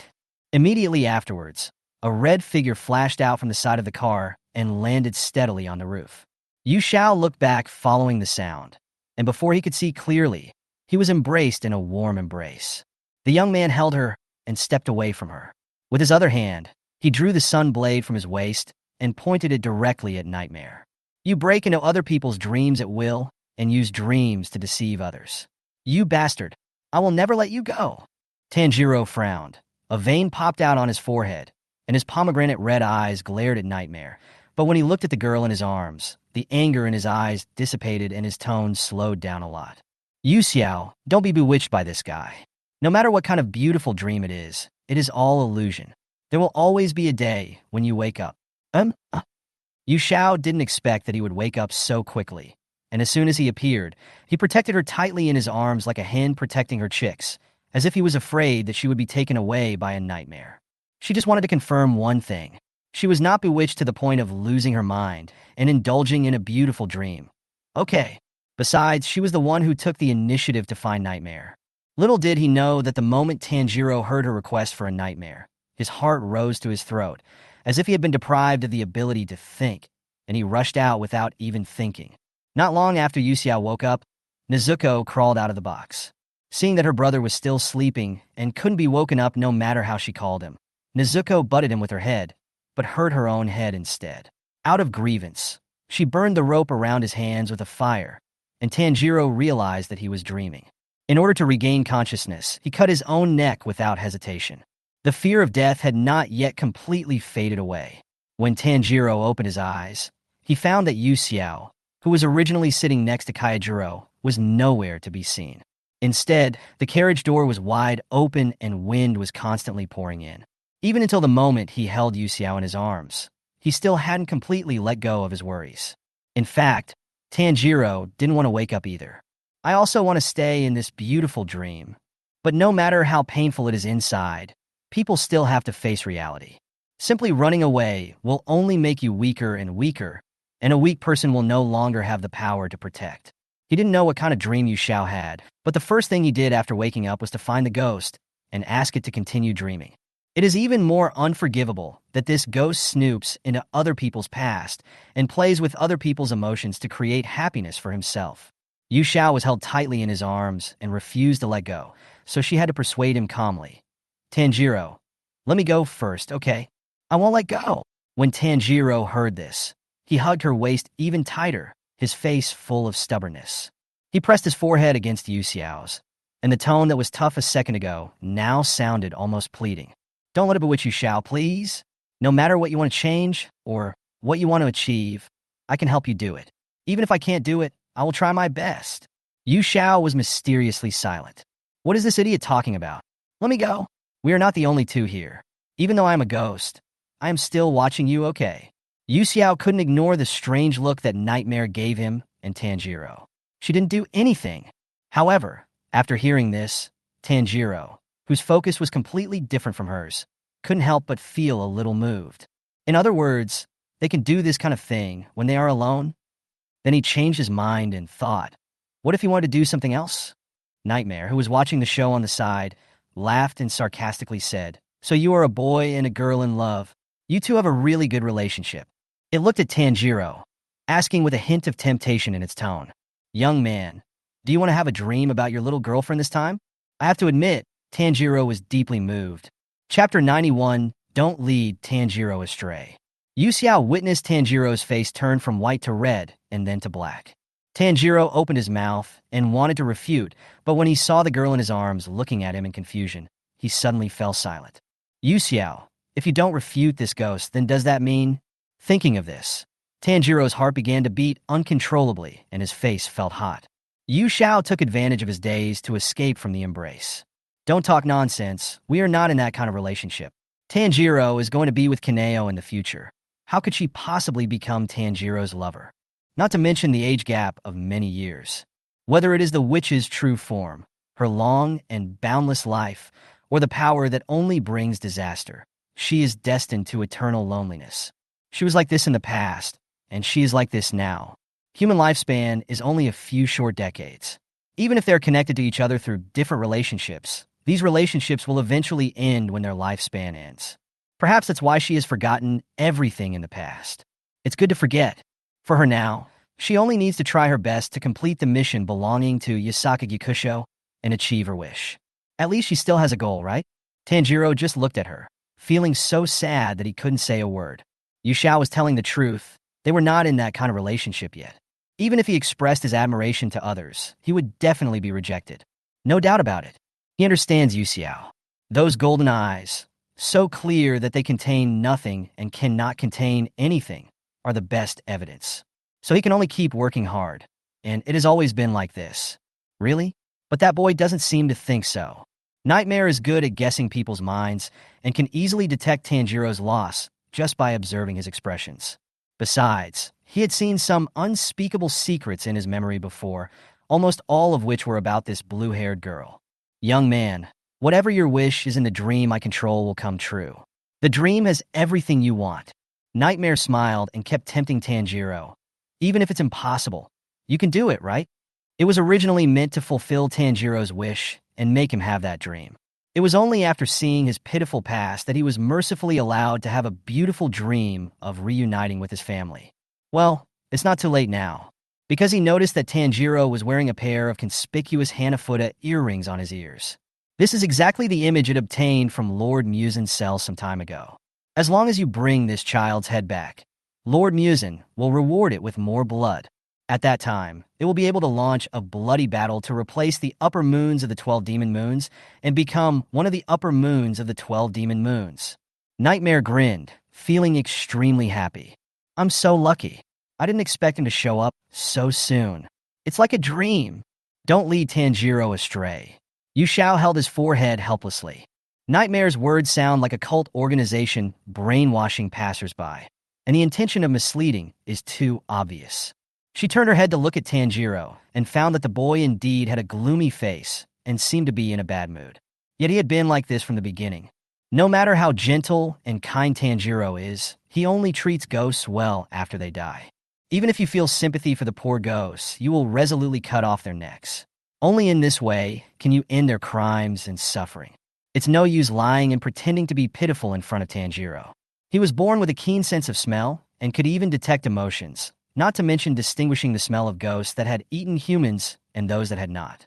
Even if Nightmare broke its tongue tonight, Tanjiro would not be able to listen to a word it said. Yu Xiao didn't want to waste time, so he said to Yin Ming, "Don't waste your breath on these trivial matters. You don't want us to delay until dawn, do you? We won't attack you, so just use the blood vampire technique now, okay?" Chapter 92, I do feel a little sleepy. No, Tanjiro objected subconsciously. He couldn't understand why Yu Xiao had to let this ghost cast a spell on her. What is she longing for? Are the things in her dreams really that attractive to her?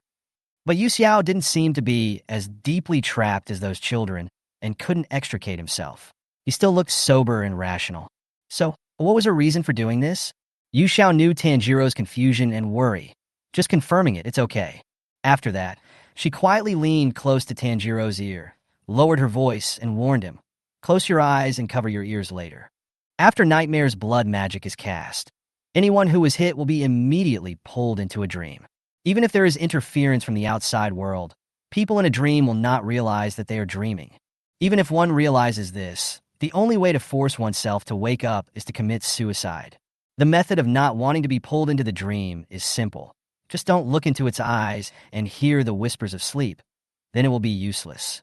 In addition, Nightmare itself does not have many means of attack and cannot pull people into dreams, so it is basically useless.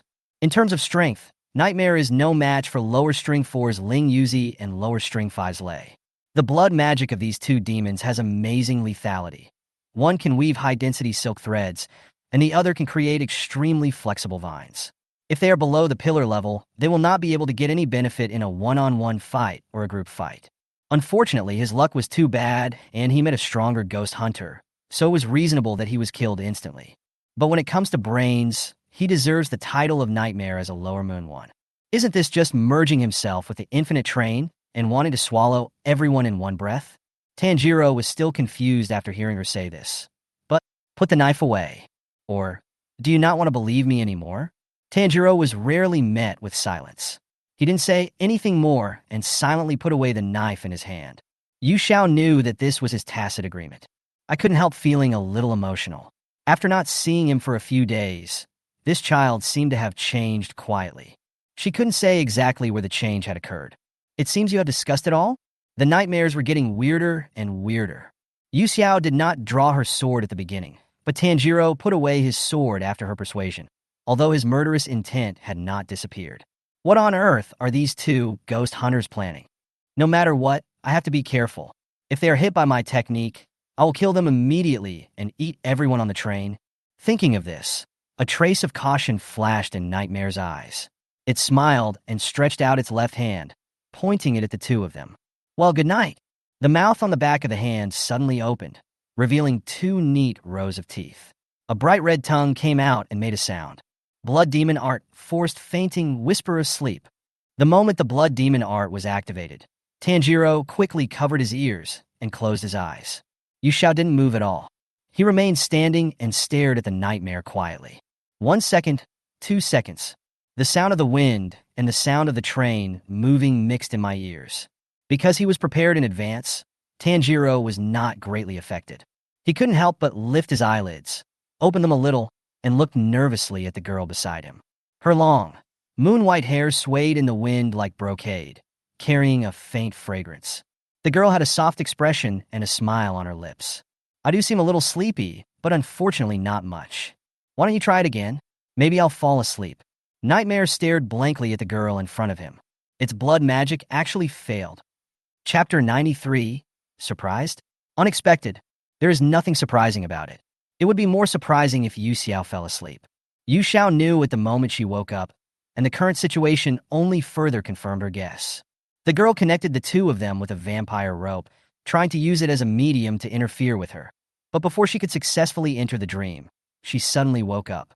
There is only one answer that can explain it. Her mind instinctively defended itself. In addition to having a long life, a witch must also possess immense and infinite mental power. Otherwise, even if one possesses eternal life, one will fall into despair uncontrollably until one completely collapses. Although she is now a flesh and blood body and is subject to various restrictions, even so, the mental power she possesses is unfathomable. Nightmare, a blood magic that can only affect the mind, has no effect on her. Therefore, the dream she saw after falling asleep on the train could not have been created by a nightmare. Those scenes are memories of the Yasaka family, right? Stern Mr. Saito, gentle Sister Tego, and the brother who is determined to win. If the awakening of memories 2 years ago is a revelation, is my wish to regain my past memories? Yu Xiao quickly rejected this idea. Impossible. Only things that have lost their value will be forgotten. Why else would she forget? So this time it was Yu Xiao's turn to mock Nightmare. It's a bit regrettable. It seems I can't have a sweet dream. Not only Nightmare, but even Tanjiro couldn't believe it. He had just followed Yu Xiao's instructions and closed his eyes and covered his ears, so he was not forced into the dream. Even so, his head was still a little dizzy. On the other hand, Yu Xiao was calm and composed, as if nothing had happened. Is it true that this ghost's blood magic is really ineffective against her? Nightmare had never expected a scene like this. Tanjiro had prepared himself in advance, so it was understandable that he was not hit by the technique. However, Yu Xiao stood there and took the blood demon technique head on, but he didn't react at all. What is going on with these two people? And from the very beginning, the blue-haired girl seemed to know it very well, as if she could see through all its abilities. You two ghost hunters are really weird. Nightmare refused to believe in evil, and seeing the opportunity to surprise him, he cast another spell, Sleep. The mouth on the back of its hand closed instantly, emitting a circle of blue light. Tanjiro was just a little bit late in covering his ears, and as a result, he was hit on the spot, his eyes rolled back, and he passed out. Yu Xiao grabbed him in time to prevent him from falling out of the car. Have you had enough fun? It's my turn to make a move now, okay. Nightmare was really panicked this time and used blood ghost magic several times in a row. But facing Yu Xiao, its magic was like a stone sinking into the sea without any response. How is that possible? There was no time to think. Yu Xiao's attack had already arrived in front of her, so fast that she couldn't even see the movement of her attack, not to mention that she was using only one hand. He drew his sword, swung it, and put it away. Nightmare only saw the last step clearly. With a flash of silver arc, its neck separated from its body and fell onto the roof of the car. Even though the body was separated, the nightmare still did not disappear. Yu Xiao squatted down, looked at its eyes with words engraved on them, and said with a hint of mockery, "Let me tell you a good news. There are actually 2 pillars on this infinite train. One of them is the man who looks like an owl, and the other one is me. Are you surprised? You are also a pillar." Nightmare's pupils constricted, obviously unable to accept this reality. You actually sent out 2 pillars for this operation? Why didn't I sense the powerful aura of a pillar-level person from you? Yu Xiao burst out laughing. I have to thank you for letting down your guard against me in advance. Otherwise, if you had heard the conversation between Zenitsu and me later, you probably wouldn't have merged with this train and would have chosen to run away instead. Mr. Nightmare, you should think about how to separate from this train as quickly as possible. Chapter 94, Nightmare Breaks Defense. Nightmare could swear that it had never let any human escape. Anyone it targeted would be killed or eaten by it after it had enjoyed its desperate expressions. It has always been very careful in its actions and will never leave any trouble behind. That is why it has been able to climb to the position of Lower Moon 1. Yu Xiao not only clearly stated its name, but also knew its blood demon magic very well, which made Nightmare feel surprised and frightened at the same time. This girl looks weak, but her strength is unfathomable. The most terrifying thing is that she is not affected by my spell. Although he thought so in his heart, from the outside, Nightmare did not show any fear and was not panicked at all. I've been feeling very strange since just now.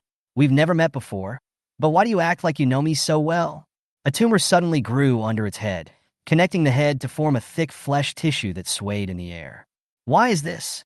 Could you please answer this? Yu Xiao was not at all surprised that Nightmare was not dead yet. Even if you cut off this shell, it won't cause any harm to it, because the infinite train is its true body. You want to know the reasons so badly? I won't tell you.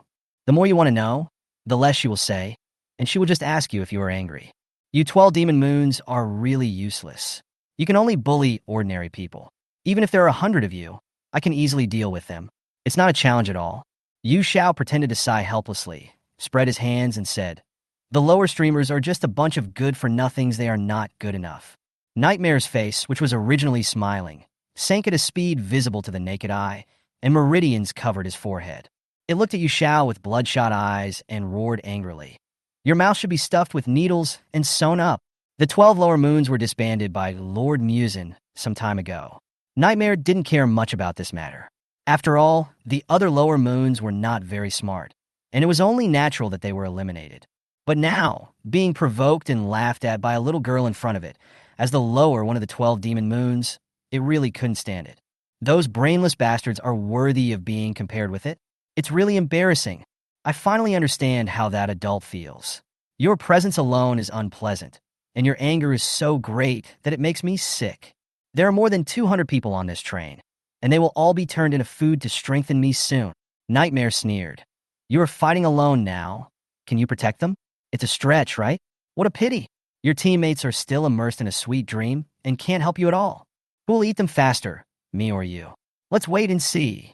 After saying those harsh words, Nightmare merged into the wireless train and disappeared without a trace. Seeing that his goal had been achieved, an extremely mischievous smile slowly appeared on Yu Xiao's face. You young ghost, you can't stand just a few words. Your psychological endurance is too poor.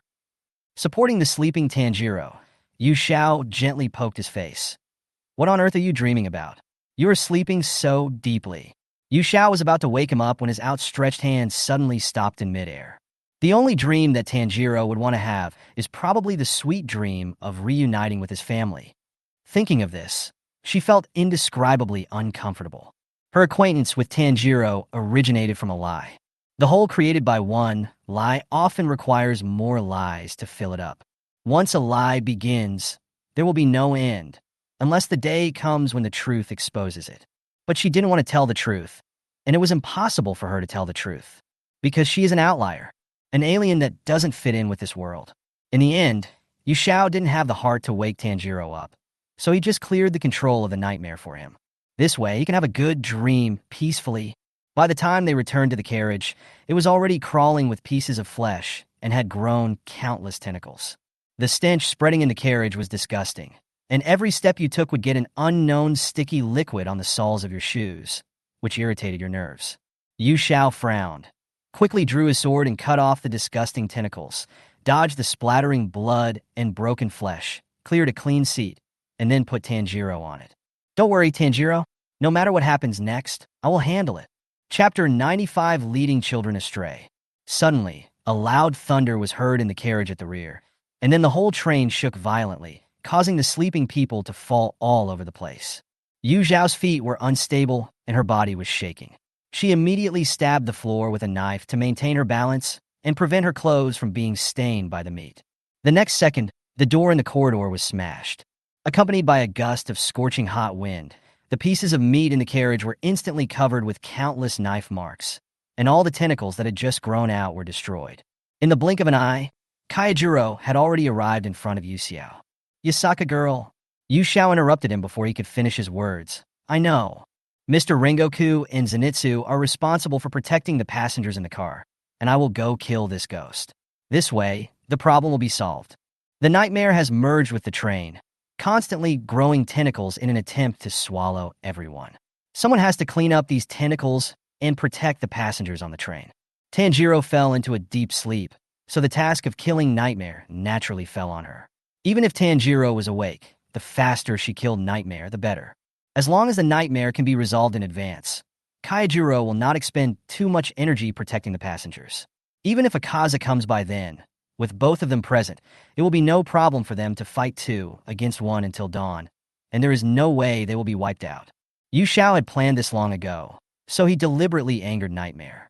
As long as it doesn't try to escape in a short period of time, everything will go smoothly as she predicted. The two people's ideas coincided. After hearing what she said, Kaijiro was slightly stunned, but soon he regained his smile. As expected of a Yasaka girl, I'll leave everything to you from now on. Leave it to me. No matter what, Yu Xiao is still a member of the Demon Slayer Corps, and her position is the highest pillar level. The Lord takes such good care of her. It is really unreasonable for her to continue to slack off every day while getting paid. Haha! Kaijiro laughed heartily and rubbed her head with his hands. The Yasaka girl is really reliable at the critical moment. You are not allowed to touch my head. Seeing her hair being messed up by him, Yu Xiao suddenly became anxious and raised his hand to give him a friendly punch. When Kaijiro saw that the little fox was so tickled that its fur stood on end, he ran away on the spot, even faster than when he came, leaving only a string of laughter echoing in Yu Xiao's ears. It would be better if Akaza beat this guy to death sooner rather than later. There's no way. I have other things to do now, so I can only let this grudge go for the time being. Yu Xiao held the sun wheel sword in his hand, climbed out of the carriage, and ran straight to the locomotive. Nightmare's neck was there. Before she could take 2 steps, a rough voice came from behind her. Hey, mop head! Zuaping Yi's assistant, holding 2 swords, called Yu Xiao from behind and rushed her aside wearing a pig head mask. Did you notice that? That guy has now merged with this iron thing, and the place with the strongest ghost aura is right in front. Yu Xiao already knew about this, and said perfunctorily without even turning his head. Yeah, got it. Her undisguised perfunctory attitude made Inosuke jump up and down in anger. What's your attitude? Are you trying to steal the credit from me? And don't ignore me. Yu Xiao didn't have the mood to tease him at the moment, so he walked all the way to the front of the car. Inosuke followed closely behind her, and although he kept yelling, he still honestly cleaned up the tentacles that emerged from the roof of the car. It was much more convenient to have him covering their retreat. The front of the train was loaded with coal for power. Without any hesitation, Yu Xiao chopped open the ceiling of the train with a knife and jumped in. The staff in the car was startled and yelled at her in horror. What are you doing? Get out! This is not the place for you. It's exhausting to drive all night. I think you need a break. After Yu Xiao finished speaking, he flashed forward and knocked him out with a knife. The man immediately fell to the ground, motionless. Such a simple and crude method completely stunned Inosuke. That's too straightforward. You will try this next time? Just as Yu Xiao raised her knife and prepared to chop off the front of the car, something unexpected happened. The flesh and blood clinging to the front of the car quickly gathered together, forming countless bloody hands, grabbing towards her. Yu Xiao immediately picked up the man on the ground and threw him to Inosuke behind him, then swung the knife diagonally from top to bottom. Breathing of mist type 3 divine, sand mist dust dispersion. The Magatama hanging on the hilt vibrated slightly, and the silver blade light flew through the air. After piercing through one of the bloody hands, it instantly split into 2. As long as the sword light penetrates the target, it will continue to split. The more targets there are, the more hits there will be. Not only that, the power has not weakened at all. Silver arcs of light were as fast as lightning, and in an instant they chopped all the attacking bloody hands into pieces of flesh, which then fell to the ground with a crackling sound. Chapter 96. Morning Mist Frost. The sword swung by Yu Xiao will cut off any obstacles in its path. Unless the object it touches cannot be completely cut off, the more you cut, the more will split. Whether it is the number after the split or the terrifying destructive power, it is frightening. The only flaw is that if this sword is dodged, the subsequent split will not be triggered, and the power will naturally not be released. Even so, since Yu Xiao's sword was so fast, it would be extremely difficult to dodge it. Inosuke on the side couldn't help swallowing. I thought that big-eyed Gulu looked very strong, but I didn't expect this blue mop head to be even more amazing. One swing of the sword is equivalent to countless slashes. How on earth did this guy do it? How can this be repaired? The locomotive had already had its ceiling cut off by Yu Zhao's sword, and now it was slashed by countless sword lights, suffering severe damage and becoming shattered, leaving only the floor to step on. Seeing that the troublesome flesh and blood tissue had been cleared away, Yu Zhao tightly gripped the sun-wheel sword and exhaled bursts of white mist from his mouth. The Magatama emitted a faint fluorescence, and the snow-white frost soaked the blade. A layer of crystal frost spread from the soles of Yu Xiao's feet, covering the entire front of the car in an instant. The cold air penetrates the clothes and directly invades the body through the skin, making people's teeth chatter. Yu Xiao suddenly made a fierce horizontal slash towards the ground beneath his feet. Breathing of mist, type 1 morning mist dyed with frost. The neat semi-arc slash was like a silver waning moon, splitting the floor beneath his feet in half. The explosive force even cut the railroad tracks in two. The train suddenly let out a series of shrill screams. The front of the train was completely separated from the carriages. It left the track and overturned out of control. Inosuk was still standing there in a daze, not realizing that the train was about to overturn. Seeing this, Yu Xiao grabbed him and the fainted conductor, jumped off the train, and landed safely. With a loud rumbling sound, the infinite train completely overturned to the ground.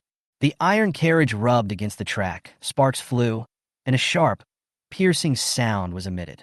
After sliding briefly for a distance, the train lost propulsion and paralyzed on the ground.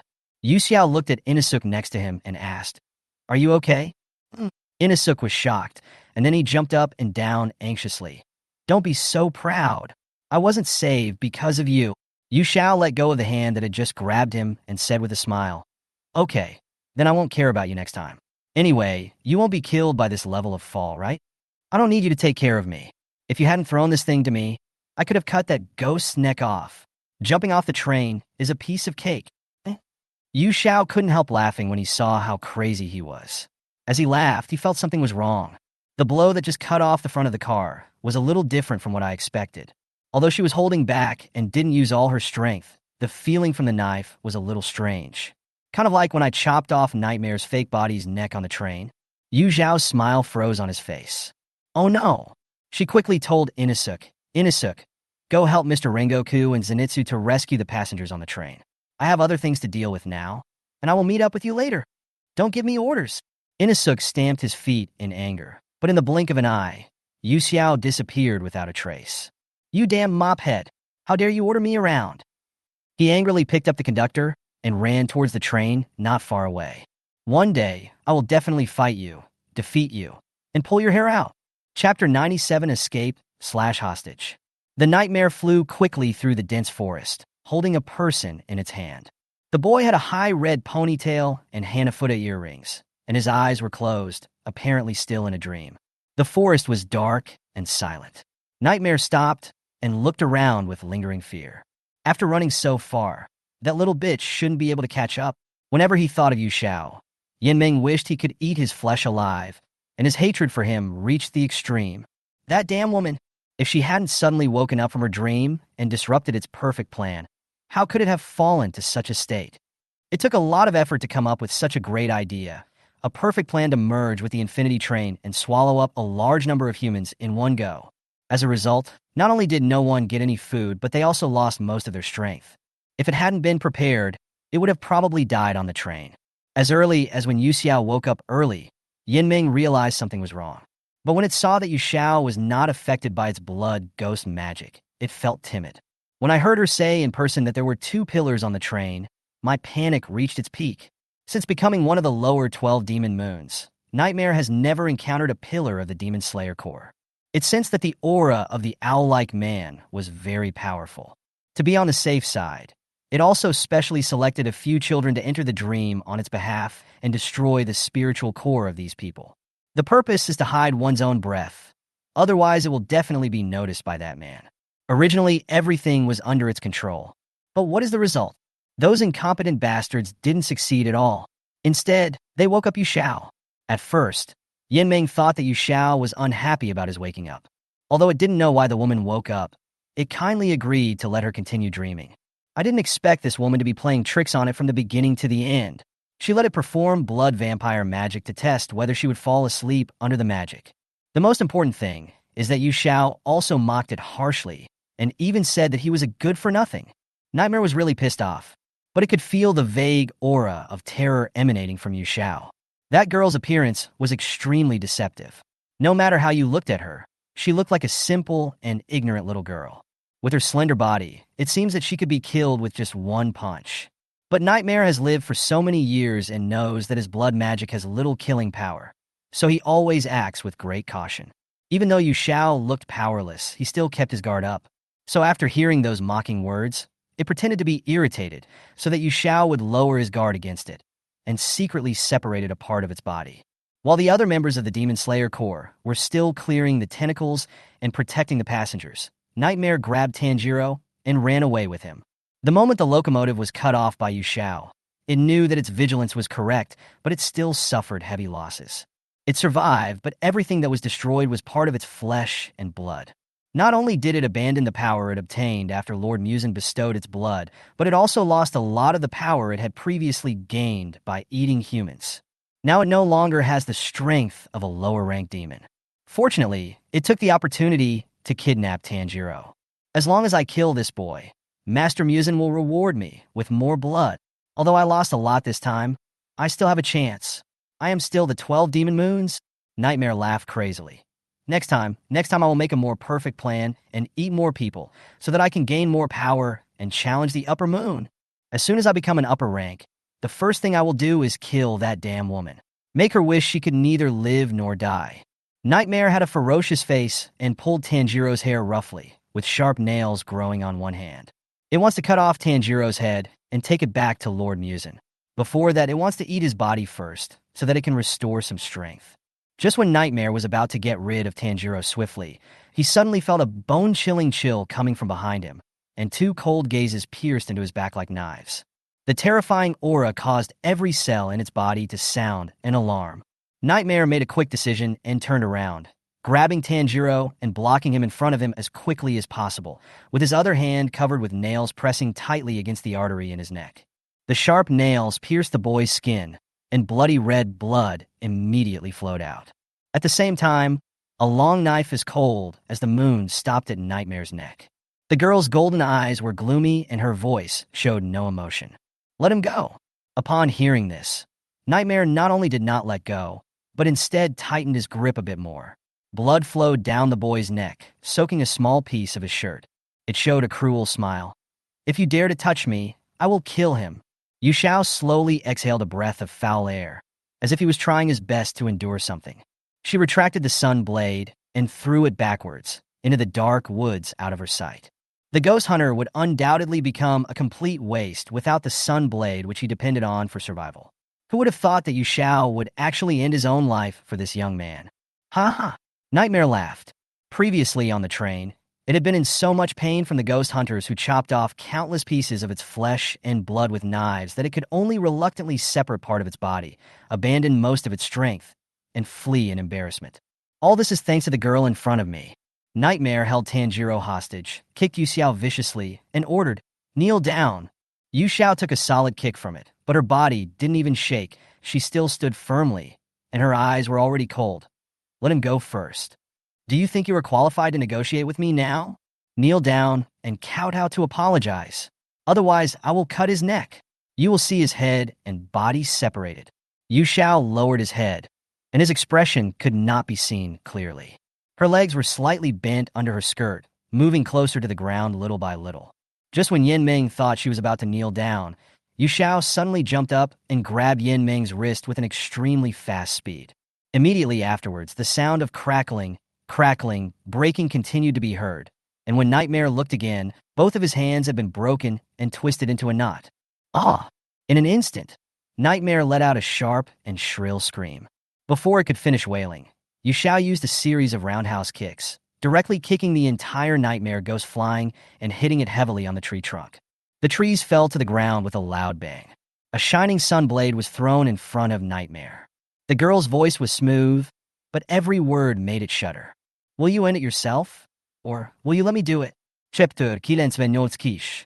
The sword thrown in front of Nightmare was the Nicaran sword that Tanjiro always carried with him. Why? You don't want to die? The blue-haired girl looked down at it condescendingly, her pair of golden eyes looking as eerie as a monster in the dark night. Nightmare's wrist was recovering slowly. He raised his head as if waking up from a dream and looked at Yu Xiao in disbelief. Why? Why do you damn ghost hunters have to hinder me? I'm only one step away from becoming the upper moon of the 12 demon moons. If it weren't for you and that man, my plan would have succeeded long ago. What's the point of those humans living? They'll die anyway. Isn't it the same whether they die early or late? Instead of wasting it like this, why not give your life to me? Ghosts can live forever. Ghosts are the most perfect creatures. Nightmare was roaring at Yu Xiao like a madman. It's obviously trying so hard. One goes to great lengths, even if it means sacrificing most of one's flesh and blood, just to stay alive. Why does one have to die if his neck is chopped off by the Nicaran sword? This is not fair at all. Ghosts are supposed to be the most perfect existence in the world. These damn ghost hunters can only live for a few decades at most. No matter how powerful they are, they will die. Even though ghosts are afraid of sunlight, they are still hundreds of times stronger than humans. So, Yu Xiao sneered. Didn't I give you a chance? Every time he killed a ghost, Yu Xiao would instinctively kill it with one blow. His moves were quick and decisive, without any dragging of feet. The 2 times she tolerated it were not out of fear, but she was trying her best to suppress her body's instincts. She didn't want to kill Nightmare with just one simple blow, as that would be too easy for it. Having been with Tanjiro for such a long time, Yu Xiao never wanted to bully him. Even when she saw him practicing sword diligently and getting his hands cut and bleeding, she would feel distressed for a long time. The reason why Spider Mountain resisted taking action that time was because of his consideration for the god of fire Kagura. Besides, Rue was killed by Ju, who arrived at the scene later, so there was nothing to say. And Nightmare actually dared to use Tanjiro to threaten her and even hurt him.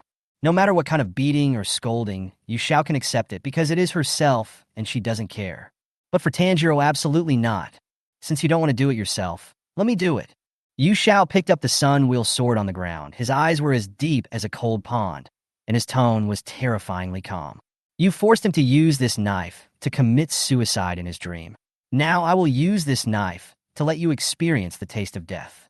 No. Nightmare tried to step back in fear, but bumped into a broken tree stump. It doesn't want to die yet. Ironically, now that the tables have turned and the identities of the perpetrator and the victim have been reversed, Nightmare can no longer accept it. Didn't those innocent humans he had killed also long to live? Don't worry, your death won't be a pleasant one. I already know your regeneration speed. Before you die completely, experience what it feels like to be killed and eaten by those you toyed with. Nightmare was completely desperate. Impossible? Impossible. This is definitely a nightmare. How could I be killed by you? Yu Xiao had an expressionless face. He raised the knife in his hand and stabbed it fiercely at the ghost on the ground. The unwilling roars and wails gradually faded away, and until they completely dissipated, Nightmare kept staring at Yu Xiao with resentful eyes. It wants to curse this damned woman. Curse her to die, a miserable death. Die without a complete body. Yu Xiao crushed its eyeball with one foot, turned around, took out a handkerchief, and wiped the blood off the knife. After use, the dirty handkerchief was thrown away casually and burned in the air. When it hit the ground, only the embers of the fire remained. With the help of the shiny blade, Yu Xiao could clearly see his slightly furrowed brows and his lips pursed in displeasure. Don't make such an expression. Yu Xiao closed his eyes and raised his unchanged faint smile to make himself look gentle and kind enough. Then he mobilized the magic power in his body for the first time in a long time and cleaned the blood-stained clothes. After cleaning up, she came to Tanjiro and returned the knife first. The young man was lying on the ground, still dreaming, with the skin and flesh on the left side of his neck turned out and blood all over. Fortunately, he had not interrupted his breathing method, and the temperature was low at night, so his blood had coagulated, so he was not seriously injured. Yu Xiao quickly took out everything that could be used to heal the wound. There were still a lot of medicines, but none of them could heal the wound instantly. After thinking it over, he took out one from the few talisman papers. Healing talisman. Painless healing.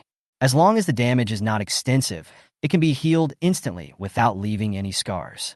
She didn't have much talisman paper to begin with, and most of it was saved during the year and a half she spent at home. Without a magic circuit, she had to force the magic to work, causing her to feel dizzy for a long time after each drawing. The stronger the effect, the more serious it was, especially for the few cards she used as trump cards. Yu Xiao took a look at the only black talisman paper, which was densely covered with red spells and exuded an ominous aura. This is her biggest trump card. In a fit of rage that day, she almost threw me to a small minnow, although she wouldn't really throw me away. The talisman paper disappeared instantly, turning into scattered fluorescent spots, which wrapped around the wound on the boy's neck, and soon the damaged skin and flesh became intact and flawless. Yu Xiao then breathed a sigh of relief and woke up Tanjiro. The boy slowly opened his eyelids. His eyes were a little confused, and it seemed that he was not fully awake yet.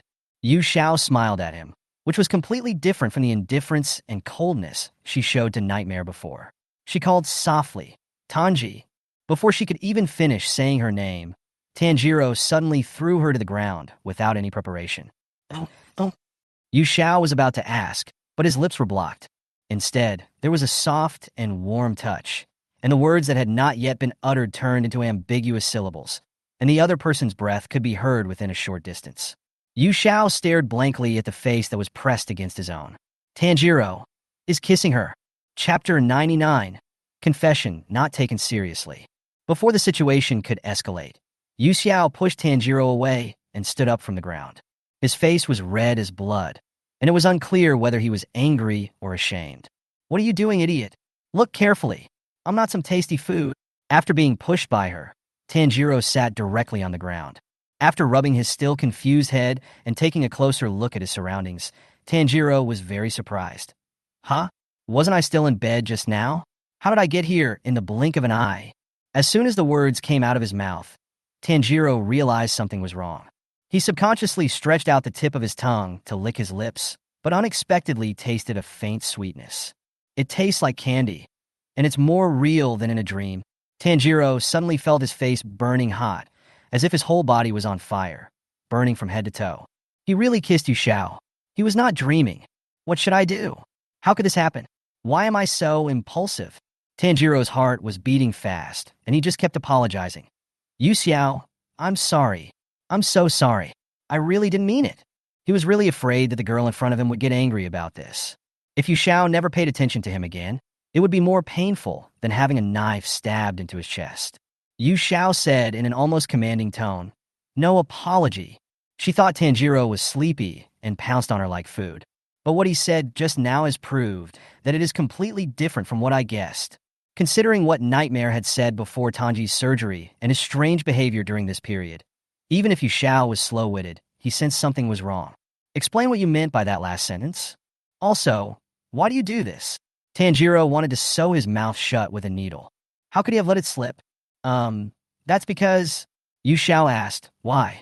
I. Tanjiro was forced into a corner, his eyes rolled up, and he explained with an extremely stiff expression. "I had a dream before. I dreamed that I was in bed, sleeping." "Lie." Yu Xiao exposed him on the spot. Tanjiro, who was taught by his parents to be an honest, reliable, and good child, would never lie. Whenever he tells a lie, his expression becomes very unnatural and can be seen through at a glance. This was the first time Yu Xiao saw Tanjiro lying. This made her even more curious about the content of the dream. What kind of dream could make Tanjiro lie to her, just to get away with it? While still awake, doing that kind of thing? The more Yu Xiao thought about it, the more confused he became. His face turned red as if it was about to bleed. He used both hands to turn the boy's head over and forced him to look at him. "Look into my eyes when you speak. Don't lie." Tanjiro tried to avoid her scrutinizing gaze. But no matter where he looked, those golden eyes would follow him closely, leaving him with nowhere to escape, and he could only close his eyes. As soon as I closed my eyes, the disgusting scene in the dream came into my mind again. In the dream, the girl who was cuddling with him on the bed had long light blue hair that was cool to the touch, and it flowed like brocade, spreading under his body. The originally clear eyes were filled with tears and lost focus, and the delicate face was covered with tear marks, making a mess. Broken pleas and whimpers kept escaping from her beautiful lips, every bit of which was frantically plucking the string called reason. It feels like walking on a tightrope with an invisible abyss underfoot. If you are not careful, you will fall and be smashed to pieces. It is so stimulating that your adrenaline rushes and every nerve in your body is tense with excitement. If it was the first half of the dream, it wouldn't be a big deal, but the rest of it was almost all. Tanjiro's nose suddenly felt hot, and it seemed as if something was flowing out uncontrollably. I reached out to wipe it, but only got a handful of blood. He actually had a nosebleed. Ah, this is so embarrassing. Tanjiro, you are the eldest son. How can you get so excited about something like this that your nose bleeds? Tanjiro roared madly in his heart. When Yu Xiao saw this, her beautiful eyes widened with a look of shock. Tanjiro, you are not. Tanjiro thought she had guessed something, and he immediately became anxious, not caring about his bleeding nose, and loudly argued, "No, I like Yu Xiao. That's why I did something so rude. I'm really sorry for causing you trouble." Ah. Yu Xiao originally wanted to ask him if it was because she pushed him too hard, causing him to become too emotional and causing his blood vessels to rupture and bleed. I didn't expect Tanjiro to use such an excuse to evade her. Yu Xiao sighed helplessly, not taking the words to heart at all. "I know I pushed you too hard. It's okay if you don't make up such an excuse. Don't worry, I won't be angry." As usual, she rubbed Tanjiro's head. "Well, don't take it to heart. It was just an accident. Let's go back first. Mr. Rengoku and Inosuke are waiting." Tanjiro slapped her hand away. He lowered his head and silently practiced breathing techniques to stop the bleeding nose and wipe the blood off his face. In Yu Xiao's opinion, are all the things I said just excuses? No, I mean, maybe I'm thinking too much. Yu Xiao was not annoyed, even though he slapped his hand away. She thought Tanjiro was still feeling guilty for his reckless behavior, so she said considerately, "You were hit by the blood demon technique of the nightmare, and it's normal that you haven't recovered after waking up. After all, the girl on the train was the same. Anyway, don't think too much." Really? Tanjiro had expected this to happen, and although this confession was an accident that happened in a hurry, the result was not surprising at all. Even though I've imagined it countless times, my heart still aches when I'm ignored in person. Yu Xiao. He always has a cheerful expression and says just the right words, which makes people involuntarily like him and unable to feel the slightest bit of disgust. It seems that nothing can make her angry, except that she sometimes pretends to be angry. Even if she is really annoyed, she will quickly put on a smile. He is very friendly to everyone and looks very well behaved. His lively and cute appearance is also very likable. But only when you really get close to Yu Xiao, you will slowly discover that there is always an insurmountable gap between you and her, like a transparent barrier that will gently and tenderly keep out anyone who tries to get close. There is also the subtle sense of loneliness and the occasional confusion. From these signs, it is not difficult to find that there are many contradictions in her. Everyone is contradictory, but Yu Xiao is special. Her contradictions are not caused by a variety of complex emotions, but are simply self-contradictions. It's like you're deliberately pretending to be someone else, but underneath the glorious appearance is an empty void. What should I do? If even the fact that I like you needs proof. Tanjiro dusted himself off and stood up from the ground. I'm not making excuses, and I'm not kidding. He looked at Yu Xiao seriously, with a slightly sad smile on his face, and spoke word by word. "I like you." Chapter 100 Reasons for Liking. The red-haired boy stared at her intently. Yu Xiao was slightly stunned, and for a moment he didn't know what expression to put on when facing Tanjiro. But she quickly thought of something, nodded towards Tanjiro, and replied, "Yeah, I know." "You know?" Tanjiro felt very unbelievable, and even the sadness he had just felt disappeared without a trace in an instant because of her words. Yu Xiao knew that he liked her?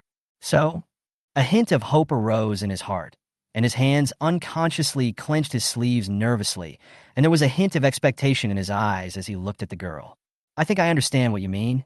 Looking at the boy's face full of surprise, Yu Xiao was a little puzzled but still explained, "Because Tanjiro has always been very good to me, and didn't you say the other day that I am your most important family member? Although I've never heard you call me sister, it doesn't matter. After all, Tanjiro is also a very important person to me." The girl gently played with her long hair in front of her chest with her jade fingers and gave an easy answer. She looked up at the dark night sky, her beautiful face now peaceful and gentle, and said, "Well, it should be dawn in a few hours. Shall we go back early? I'm still waiting to eat the pancakes you made." "Heh!" Tanjiro suddenly let out a low laugh. He took a step forward and placed his hands on the girl's shoulders, forcing her to look up at him. In the dim woods, Tanjiro's figure completely blocked out the faint moonlight, casting a pitch-black shadow. Only then did Yu Xiao notice that the boy in front of him had grown a lot taller than he was 2 years ago and had already surpassed himself. The long hair that was left because of her was combed neatly and tied behind his head, leaving only a few shorter strands covering his forehead, adding a touch of beauty to his already handsome appearance. The crimson haori suits the boy perfectly. He is completely different from the young and shy boy who was frozen in memory, wearing a haori with ikamatsu pattern. This made Yushao feel panic for no reason. She couldn't help but shrink her shoulders and wanted to step back, but she held back. I didn't do anything wrong. Why are you panicking? That's weird, Yushao asked. What's wrong? Is there anything else you want to say? The matter of the infinite train has not been resolved yet. If you are not in a hurry, can we talk about it later? Tanjiro's expression was gloomy. His thin lips moved slightly, and two syllables came out slowly. Elder sister? Yushao was a little surprised when he suddenly called her sister, and she was unable to give a correct response immediately. For some reason, Yushao always felt weird when she heard Tanjiro calling her like that. Was it her illusion? However, the next second, Tanjiro's answer made Yushao completely dumbfounded. I never thought of you as a sister. Huh? What do you mean? Tanjiro leaned close to her ear and whispered, I like you, Xiao. I want you to be my lover and my wife. Do you understand? This news was like a bolt from the blue, and it completely shut down Yu Zhao's brain. What does this mean? Shouldn't Tanjiro's favorite person be Kurarana Kaneo? Why did it become me? Kaneo is the one who will become his wife. It seems like something's wrong. Yu Xiao had never imagined, or rather, she had never thought at all, that Tanjiro would fall in love with her. Lover, wife, etc. That's not funny at all. And this love has gone too far, right? This kid has even started talking nonsense. Yu Xiao's understanding of the word like is to feel interest in something or something and have a certain degree of liking for it, which can be called liking. Just like she likes to eat desserts, not only because of the pleasure her body feels after taking in sugar, but also because she subjectively has a greater interest in sweets than other foods. However, Tanjiro's words completely overturned her understanding and added new, more abstract concepts to it. Like more than just like. Perhaps it also contains complex emotions such as admiration, affection, or even love. Yu Xiao put away her usual casual attitude. She stood stiffly like a stone statue. Sweat began to ooze out of her palms. Her pair of golden eyes stared straight at the young man in front of her without blinking. Tanjiro, you should be awake now, right? Yu Xiao asked tentatively. Yeah, I am sober.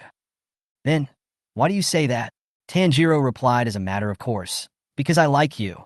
No, it's just, Yu Xiao bit her lower lip and said stutteringly. Well why do you like me? Reasons? There are many. Those feelings that had been pent up in his chest and buried in the deepest part of his heart. Now that he told her in person, Tanjiro calmed down and even felt relaxed. It was Yu Xiao who always accompanied me. During those days in MT Sajiri, every time I was training to go down the mountain, no matter how hard or tiring it was, even if I was covered in wounds from traps, as long as I thought that you were still waiting for me, I had the courage to persevere. Because I know that no matter how late it is, Yu Xiao will always be waiting outside the door for me to come back. The boy's expression was more serious and determined than ever before, with a light blush on his face. His gentle eyes were filled with deep affection, causing Yu Zhao's cheeks to blush uncontrollably. It was Yu Xiao who cleaned my wounds the first time I was injured. It was you who held my hand lovingly and cared about me. You always appeared when I needed you the most, encouraging and comforting me with your gentle voice. When I came to my senses, my heart was already filled with you. Even if you tease me, I am willing to do it because Yu Zhao's smile after the prank is successful is very cute. The way his eyes light up when he sees sweets is very cute, and the way he pretends to be angry is also very cute. Your every move makes my heart beat fast. Stop talking. Yu Zhao's face turned red as he spoke. He couldn't bear to listen any longer and wanted to find a hole in the ground and jump into it right there. She held her forehead, feeling dizzy all over, and it seemed as if the ground under her feet was not soil, but light and insubstantial cotton. Why? All of Yu Zhao's doubts and confusion turned into a short sentence. Why at this moment? Why do you like me? Why did it turn out like this? Why do you say such things? Isn't that what I should have done? It was Tanjiro who saved me 2 years ago. If it weren't for you, I would have been buried in the snow and died, right? And anyone else would do the same, right? Because Tanjiro is a good person and deserves to be cared for. A hint of hurt flashed across Tanjiro's eyes. He saw Yu Xiao trying desperately to explain herself and push him away, and his heart ached as if it was being cut by a knife. So everything she did was a way of repaying a favor? That really is a repayment so gentle that it makes one feel cruel. But he doesn't need it. It's just like Yu Xiao said. If another girl had appeared that day and treated me like you did, I might have fallen in love with her. Tanjiro smiled bitterly. But the person who appeared in front of me was no one else, and there was no one else. Only you. Chapter 101, The Awakened True Heart. Faced with Tanjiro's sincere outpouring of his true feelings, Yu Xiao was shaken. She knew very well that she had been lying all along, and that her kindness to Tanjiro was nothing more than the guilt caused by the deception. However, she did not realize that she had been overly concerned and interfering in his affairs since some time ago, causing this feeling that was supposed to belong to someone else to lean towards her. This is undoubtedly wrong, and it was not Yu Zhao's original intention to create such a situation. However, she is no longer an outsider now, having been imprisoned without knowing it, like a moth chasing a fire, instinctively flapping her wings to chase the light, until the flames burned her and woke her up. Tanjiro is an upright and kind-hearted person, always treating others with a sincere heart. His gentleness is neither as continuous as the autumn rain nor as loud as the summer rain, but like the drizzle of spring, soft and delicate, truly just right. It was this tenderness that attracted Yu Xiao all the time, moved her, and made her want to get closer involuntarily. But the broken memories of the past kept reminding her that those who are different from others can never integrate into the crowd. Those who had been kind to her, gave her warmth, and taught her what emotions were, inevitably left one after another because of her. What followed was people's abuse and condemnation. The disgusted and hateful looks formed countless insubstantial knives that pierced into her chest and shattered her fragile heart. Even if she were pierced by a sharp blade, she would not bleed, nor would she die. There is nothing else except pain. The little emotion left in my heart does not contain any resentment or hatred. What remains is only the glory and regret that I have seen. So she took away the characteristics of those she loved and began her endless wandering. Until one day, she met Fist Lin, who was despised by the world as a witch, and took her in. I gradually can't remember what happened later on. Why? Yu Xiao blamed himself for the problem and thought hard. He began to examine himself for the first time in a long time and finally realized that he was the one with the problem. She didn't know when she got lost. After abandoning herself and letting things go for so many years, she was already tired of thinking for herself. Her eyes instinctively followed others to the point that she completely forgot about herself. Only then did she realize that her fragmentary and chaotic memories of the past and her current memories as a human were all merged together, making it extremely difficult for her to identify herself. She even forgot her real name before this. If she was her in the past, then who is she now? Yasaka Gyokuyo? I seem to have lost myself? Yu Xiao, realizing this, fell into endless self-contradiction. She felt confused and rummaged through the fragmentary memories in her mind, trying to recall her real name. The more I thought about it, the more my headache got. It felt like my head was about to explode, but I still stubbornly refused to give up. Tanjiro suddenly smelled a very terrible smell on her body. It was a smell so desperate that it almost made his nose fail. It was filled with confusion and pain, and a mixture of strong regret and loneliness, choking him and almost making him lose his sense of smell. What on earth is this? Before he had time to think about it, Tanjiro saw Yu Xiao's face turning paler and paler. Those golden pupils lost their luster and became empty and numb, as if they had been deprived of consciousness and were gradually dying. He immediately called out to the girl, "Yu Xiao, what's wrong with you?" This exclamation successfully brought Yu Xiao back to his senses. As his eyes moved, the girl with a fresh breath soon came back, and the terrible smell disappeared along with her, as if what Tanjiro had just seen and heard was just an illusion. Tanjiro knew very well that it could not be an illusion. He had realized a long time ago that Yu Xiao had been hiding something from him. He wanted to ask, but she didn't want to say. Putting aside his unnecessary and messy thoughts, Yu Xiao took a deep breath. The expression on her face was very calm, revealing a sense of fatigue. She moved the two hands on her shoulders away, as if to Tanjiro, or to herself, saying, "It's okay, I'm okay." How can it be okay? Tanjiro couldn't control his emotions. He showed reluctance and suppressed his emotions again and again, then spoke carefully.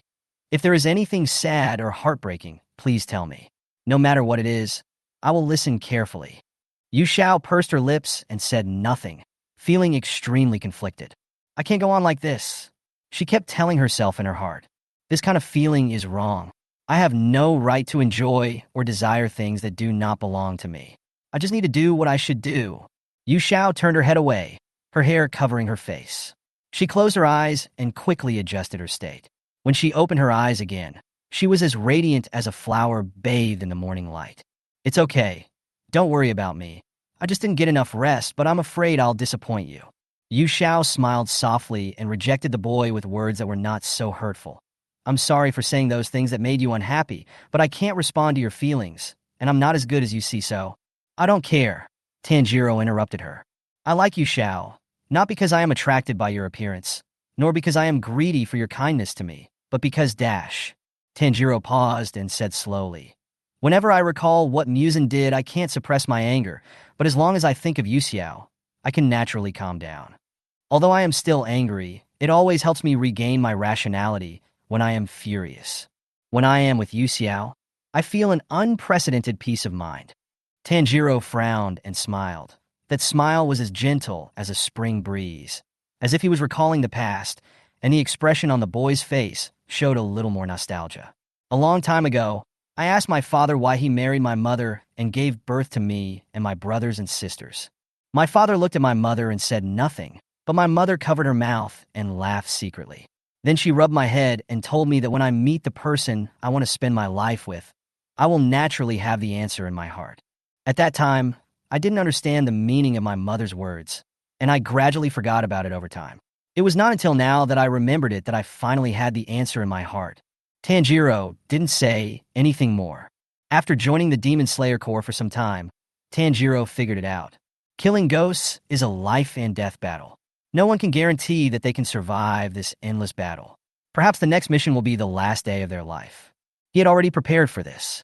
It doesn't matter whether Yu Zhao's answer is a rejection or not, as long as I can convey my feelings to her. So he just confessed all his feelings, did not make any promises easily, did not ask her if she agreed, and did not mention a word about the future. Don't do this again, Tanjiro. I don't deserve you to do this. Just be like you were before, please. Yu Xiao spoke incoherently, but did not notice that his voice was gradually choking. She didn't have the courage to face it again, nor did she want to watch anyone leave again. Tanjiro's words were undoubtedly shaking her, trying to awaken her long-forgotten, corrupt, and fragile heart. Tanjiro said nothing, but stretched out his arms and gently held her in his arms. But if that's the case, won't Yu Xiao be even more lonely? Just one sentence made Yu Zhao's already shaken heart no longer calm. It shouldn't be like this is wrong. But really it's so warm. Without resisting his embrace, Yu Xiao closed her eyes, listening to the sound of the wind blowing the branches in the distance, listening to Tanjiro's breathing, listening to her own regular heartbeat. She slowly reached out her hand, greedily hugged him back, truly feeling the burning temperature. Her reason seemed to be split into two, and she was struggling in her mind. She warned herself, don't be greedy, don't desire things that don't belong to you, don't repeat the same mistakes, but she couldn't help but yearn for it. Just like this, even if it's just a moment of warmth. Please, just this once. Tanjiro. I'm listening. Actually, Just as Yu Xiao was hesitating to reveal herself, dots of fluorescent light suddenly appeared around her.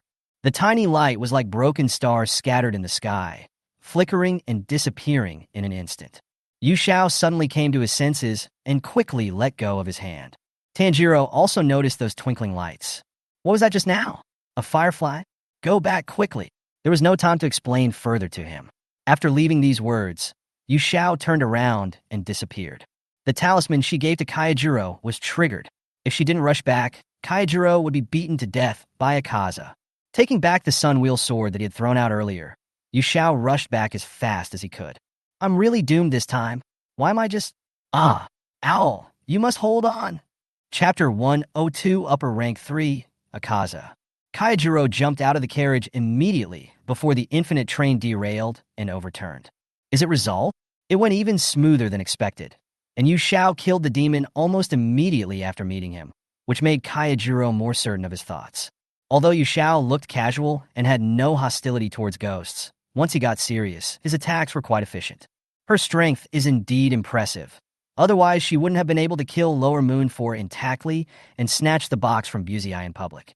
And judging from Yu Xiao's daily greetings, She does not seem like an ordinary girl, but she is willing to join a high-risk organization like the Demon Slayer Corps.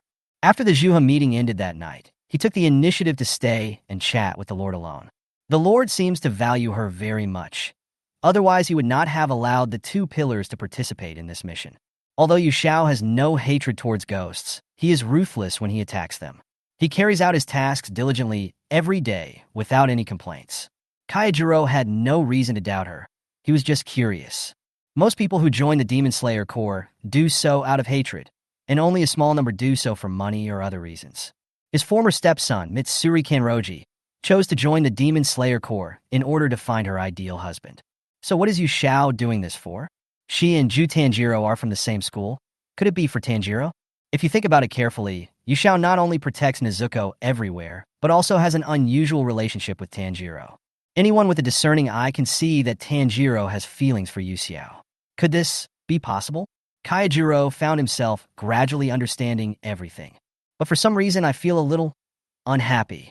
After a brief pause, my thoughts returned to reality. The pieces of flesh clinging to the train stopped attacking one after another, and slowly turned into ashes and dissipated. Kaijiro put away the Nichiren sword and went to check on the passengers in the carriage. Fortunately, all the passengers were alive, but they suffered varying degrees of injuries due to the train overturning. Inosuke ran back carrying the train conductor, and when he saw Kaijiro, he threw him to the ground with a bang and left him there. He raised his two swords wildly and shouted, "Gulu Gulu Big Eyes." Kaijiro turned around and saw that he had no injuries and was in good spirits. He smiled and said, "Well done, pig-headed boy. I am the king of the mountain. I don't need your approval." Inosuke was anxious. Why were these guys so annoying? That old woman, the forehead Taro, the mop head, and now even this big-eyed boy are saying things to him that make him feel so lighthearted. It's so annoying. Inosuke, who has been living with wild beasts ever since he can remember and has never received any love, feels uncomfortable when he hears such words of concern. He snorted, put his hands on his hips, and said to Kaijiro, "The ghost that merged with the train has been killed by Lanmao." After the iron guy flipped over, she ran away for some reason. "I came to find you," and Winnie. Although he didn't want to admit it, Yakusho and Kaijiro were indeed very powerful, and Inosuke couldn't deny that. "Really? That way everyone will be safe." Kaijiro smiled knowingly and ordered, "Before Ian arrives here, pig-headed boy, come with me and help the injured as much as possible." So the two of them took on the task of rescuing the wounded. Zenitsu and Nezuko were protecting the passengers in the last carriage. They were both in the carriage when the train overturned, so they suffered a great impact and fainted at the same time. Inosuke was trying to wake him up. In the carriage near the head, many people were crushed under the train. Kairo moved the injured out, let them stay aside to have a good rest, and comforted them. At this moment, a loud noise came from behind, and at this instant, Kaijiro felt an extremely terrifying pressure. He immediately turned around, stood in front of everyone, held the knife in both hands, and took a defensive stance. The gray mist formed by the dust quickly dissipated, revealing a man with short pink hair squatting not far away. The man was wearing a pink cardigan, plain shorts, and a string of prayer beads on each ankle, dressed like a warrior. The exposed upper body has full muscle tones, and the arms are strong and explosive. From the abdomen to the arms, and even the face, there are dark blue tattoos representing sinners. The golden pupils revealed endless coldness, and were engraved with the words Upper Rank 3. Kaijiro remained calm, but was horrified in his heart. Upper Rank Demon. As humans are already at a disadvantage, the Demon Slayer Corps has very little information about the Upper Moons, almost nothing at all. Even the team members who have seen the Upper Moon demons are all dead, and no one can survive to pass back the information. The aura of this ghost was extremely terrifying. Just by standing at a distance, Kaijiro's hair stood on end, and every cell in his body sounded the alarm. "You are the pillar, right?" A magnetic voice came into his ears, and the pair of eyes with words engraved on them were staring at him with a smile. "I can tell at a glance that your strength and fighting spirit have been tempered through thousands of trials and tribulations and are close to the highest realm." Kaijiro did not dare to slack off and replied with a serious face. "I am the Flame Pillar, Rengoku Kaijiro. Aimakaza." Akaza raised an eyebrow, a sly smile on his lips, and held out his hand to him. "Kaijiro, I admire your strength. I have a Sparasi proposal. Why don't you turn into a ghost? Just like a pyramid scheme leader, Akaza, an upper-rank demon, not only did not initiate an attack, but instead called Kaijuro's name affectionately and extended an invitation to him. If it's you, you're qualified to be chosen by that master. The fighting spirit you exude is only one step away from reaching the realm of the supreme and most powerful. However, the fragile human body and limited lifespan will prevent you from ever taking this step. So become a demon, Kaijuro. As long as you become a demon, you can continue to hone your skills and fight endlessly without having to worry about your lifespan. Even if you get injured, you can recover quickly. Kaijuro's eyebrows raised when he heard this, and his expression quickly turned cold. He righteously denied it. Impossible. Although human life is short and fragile, it is precisely because of this that it is precious. Strength is acquired through continuous efforts. Relying on transforming into a ghost to gain powerful strength is not your true strength. I cannot accept that. My values are fundamentally different from yours. No matter how many reasons you give me, I will not turn into a ghost. This decisive and thoughtless rejection did not make Akaza angry, but instead made him laugh. Ha! You really are worthy of being my opponent, Kaijuro. Akaza took a step forward and stepped heavily on the ground, causing it to crack and stirring up a circle of dust. Activate the ritual. Destroy the killing needle. As the words came down, a 12-pointed snowflake pattern extended out from under Akaza's feet, with a different number written on each corner of the snowflake. The 12-cornered snowflake formation emitted a faint blue light, filled with an icy and cold feeling. Akaza clenched his fist with one hand, took a horse stance, and assumed a fighting stance. Then let me see how far you, as a human being, can go. Kaijuro pursed his lips and said nothing, holding the Nichiren sword tightly in both hands, ready to fight. Chapter 103, Protection of the Stars. Akaza became more and more excited as the fight went on, and even when he looked at Kaijuro, there was a hint of admiration in his eyes. Why? Ghosts don't age, get sick, or die easily. Only the chosen ones are qualified to become ghosts, and the talent you possess has already satisfied this requirement. As long as you become a ghost, you can fight with me endlessly. Don't you want to be at the top of the world and be the strongest? Kaijuro. At this point in the battle, Kaijuro was gradually losing the upper hand. His ribs were broken by Akaza, and even his left eye was injured. He could only use his other eye to observe the battle situation and defend himself, which was very difficult. Kaijuro had no time to pay attention to Akaza's nonsense. All things in the world follow the cycle of birth, aging, sickness, and death. Old people will gradually decline and eventually die. This is a natural law that cannot be violated. But even after their death, new life and new hope will be born again. So no matter how much Akaza talked, Kaijuro would never waver in his belief. Seeing that he didn't answer, Akaza kept smiling. It's a pity that I have to kill you here. If you have a few more years, your moves and strength will be more advanced. Dodging Kaijuro's slash by turning sideways, Akaza stepped back, putting a small distance between the two. Destruction killing random style, Akaza's aura suddenly changed. He swung his arms and threw several punches. The dark blue fist wind he swung out seemed to carry a tremendous force, breaking through the air and smashing straight towards Kaijuro. Breathing of fire. Form 5, Flame Tiger. Kaijuro did not back down. He concentrated all his strength on the blade and turned himself into a ferocious tiger like red flame, pouncing towards Akaza. Bang, bang, bang. The blade collided with the dense fist wind, causing a series of deafening explosions. Inosuke, who had discovered the battle and wanted to rush to help but was ordered to stay where he was, felt a chill in his heart, and his eyes under the pig mask were fixed on the two figures at the center of the explosion. Gula Gula Big Eyes. When the smoke cleared, the two people who were fighting stopped attacking at the same time. Blood slid from Kaijuro's lips, dripped onto the ground, and quickly melted into the soil. Kaijuro tried hard to regulate his breathing, but his hand holding the knife never relaxed at all. Even when faced with such a huge disparity in strength, there was no intention of retreating, because behind him, there are still 200 living lives. Keep fighting with me, Kaijuro. Don't die. After much difficulty, he met Akaza, a swordsman with great talent who was dedicated to the pursuit of perfection in martial arts. He was reluctant to let Kaijuro go and did not want him to die. Even though he hadn't used his full strength yet, as a human, Kaijiro had already shown strength that made him one of the strongest among the strong. It was a pity that he was limited by his physical body. Whether it is the slow healing ability of humans after being injured, or the physical strength that is constantly consumed as the battle progresses, Kaijiro will only go downhill in this battle until he dies. Even if you fight with the intention of sacrificing yourself, it will be useless. Look at your current state, Kaijiro. Akaza said this, his eyes filled with regret. No matter how fierce the slash you used on me was, the wounds inflicted would heal in an instant. But what about you? Your left eye was destroyed, your ribs were almost shattered, and your internal organs were damaged. These injuries are irreparable. If you were a ghost, even if you were injured like this, you would be able to recover in the blink of an eye. For a ghost, this level of injury is nothing. Akaza touched his chest. The wound that Kaijiro had cut from his ribs to his left shoulder was now only a bloody mark.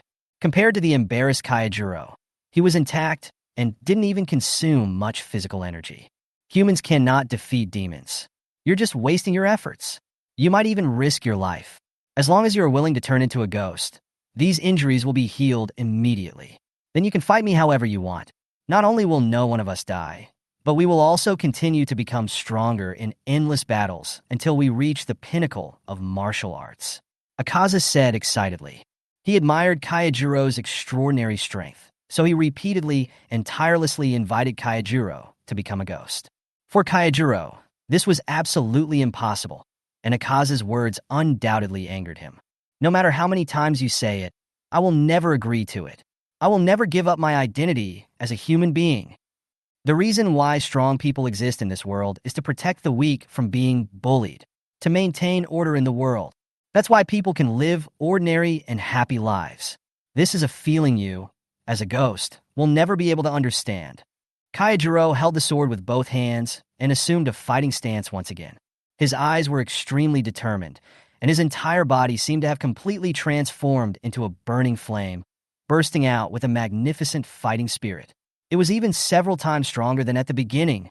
No one here will die, and I will fulfill my duty to the end, until the last moment of my life.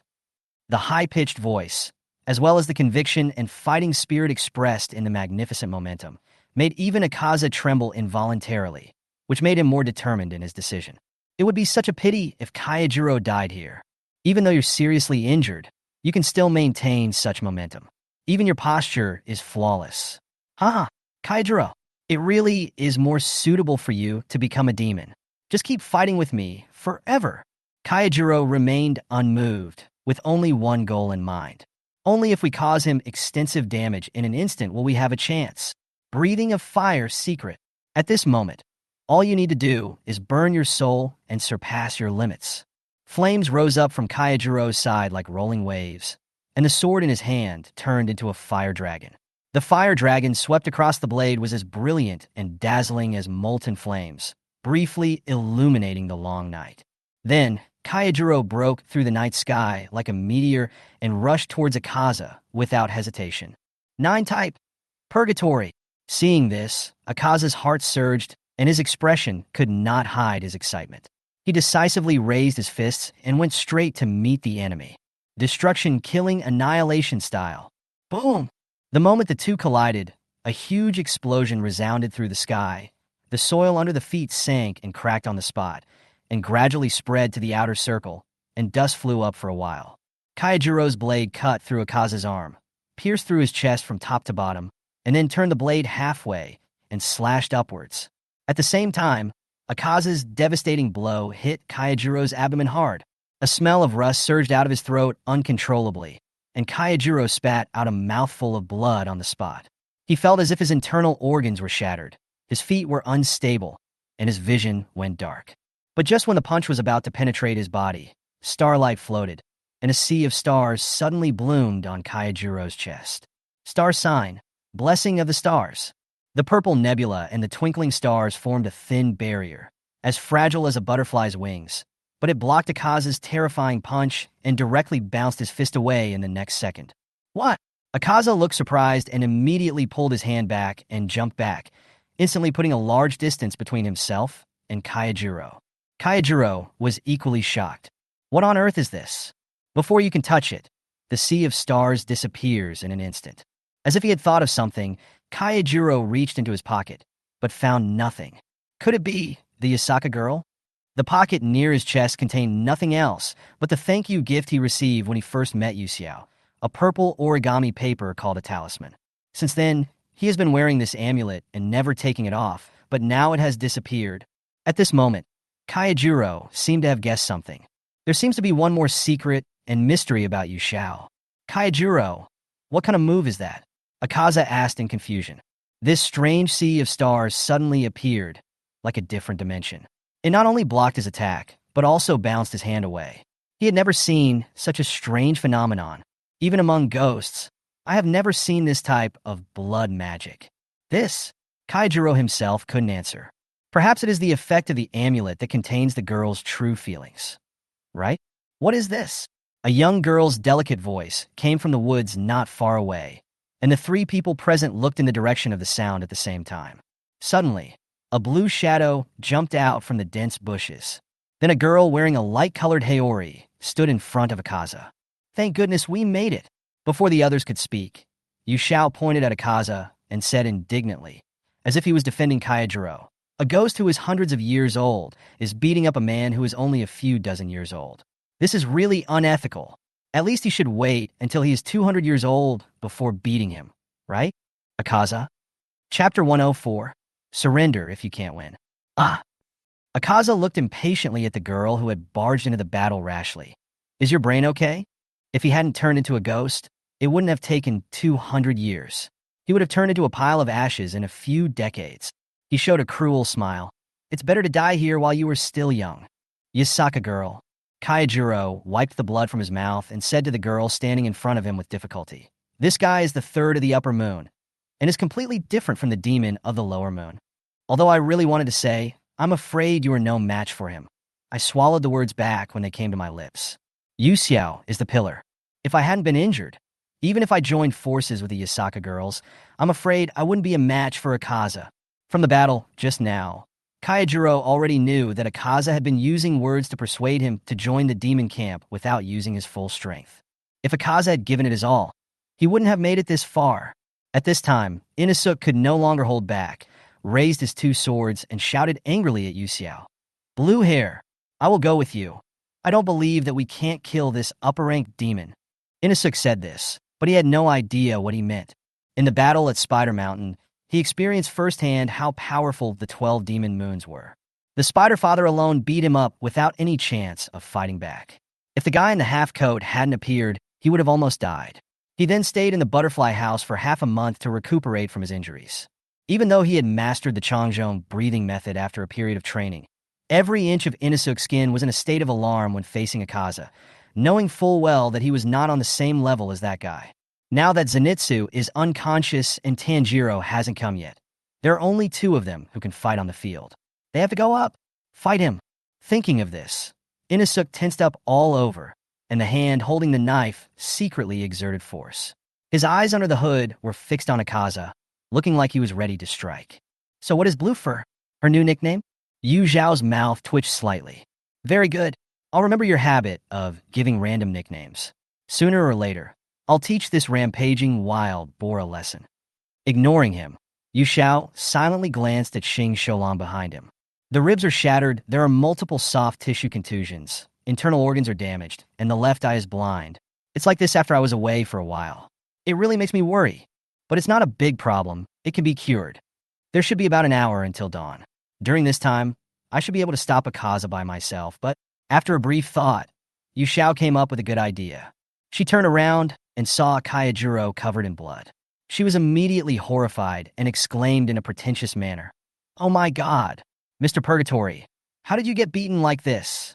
He was injured so badly that even his eyes were hit unevenly. This is really too much. The terrified expression and exaggerated acting skills made Kaijiro's eyelids twitch, and he felt scared. Yasaka. Kaijiro was about to persuade her not to cause trouble, but the girl quickly covered his mouth with her hands and stuffed something into his mouth. He felt a round thing go down his throat and couldn't vomit even if he wanted to. Yasaka girl, what did you give me to eat? This scene seems familiar. Yu Xiao blinked at him, pretending nothing happened, and gently wiped the blood off his face, saying, "Since Mr. Ringoku is so badly injured, it seems that I am the only one left. Inosuke will be responsible for taking care of Mr. Ringoku." Inosuke didn't understand what she was doing. He just thought she was looking down on him. He said angrily, "Blue hair, what do you mean? Do you look down on me? I said I will fight you together. Why are you so persistent? Or is it?"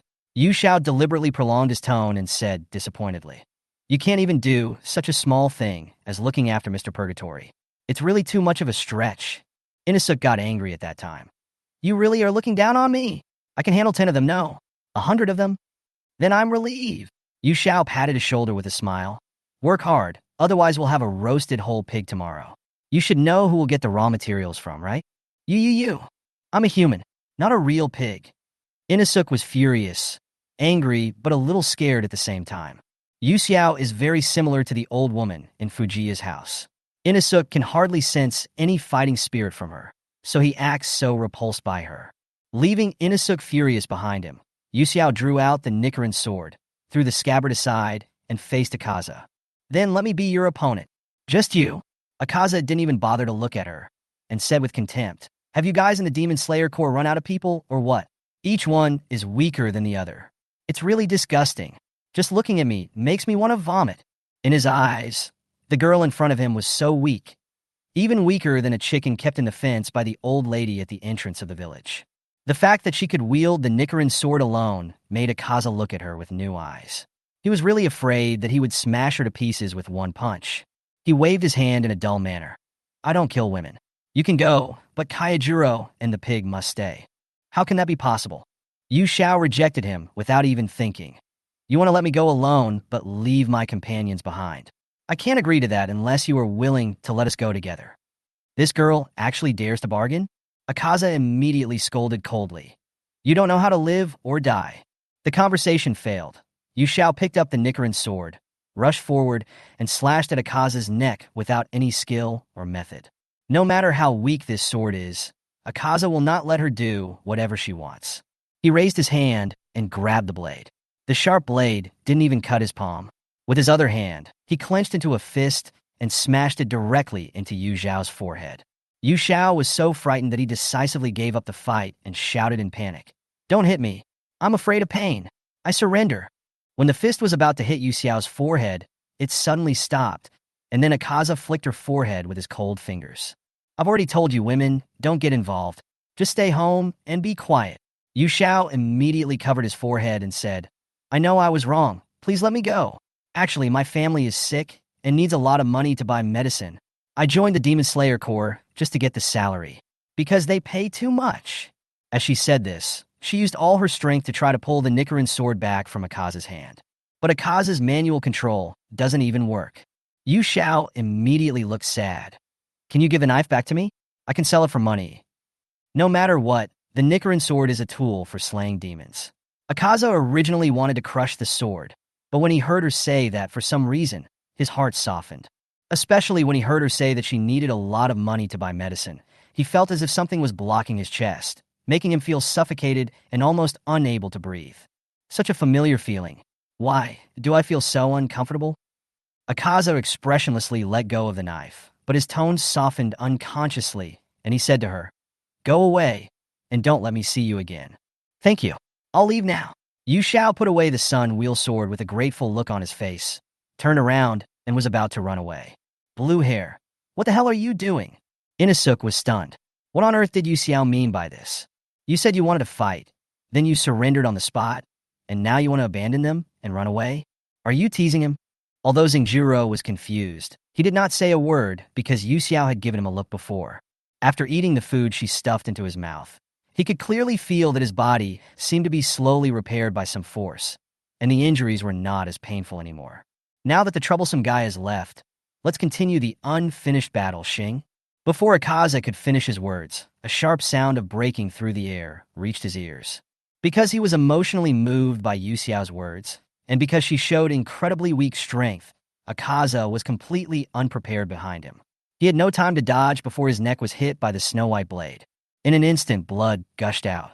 And behind him, the girl who was supposed to leave had an extremely sweet smile on her pretty face.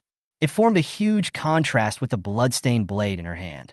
Missed breathing, type 1 morning mist dyed with frost. Chapter 105, Chatterbox Akaza. This unexpected attack came from behind, fast and fierce. The blade, shining with a cold light, instantly cut into Akaza's neck, tearing a piece of flesh. Just as he was about to take the head, the blade was stopped firmly by a powerful force and could not move at all. Akaza blocked the knife with one arm, his expression grim and anger rising in his eyes. Court death. Seeing this, Yushao did not hesitate at all, as if he had expected it.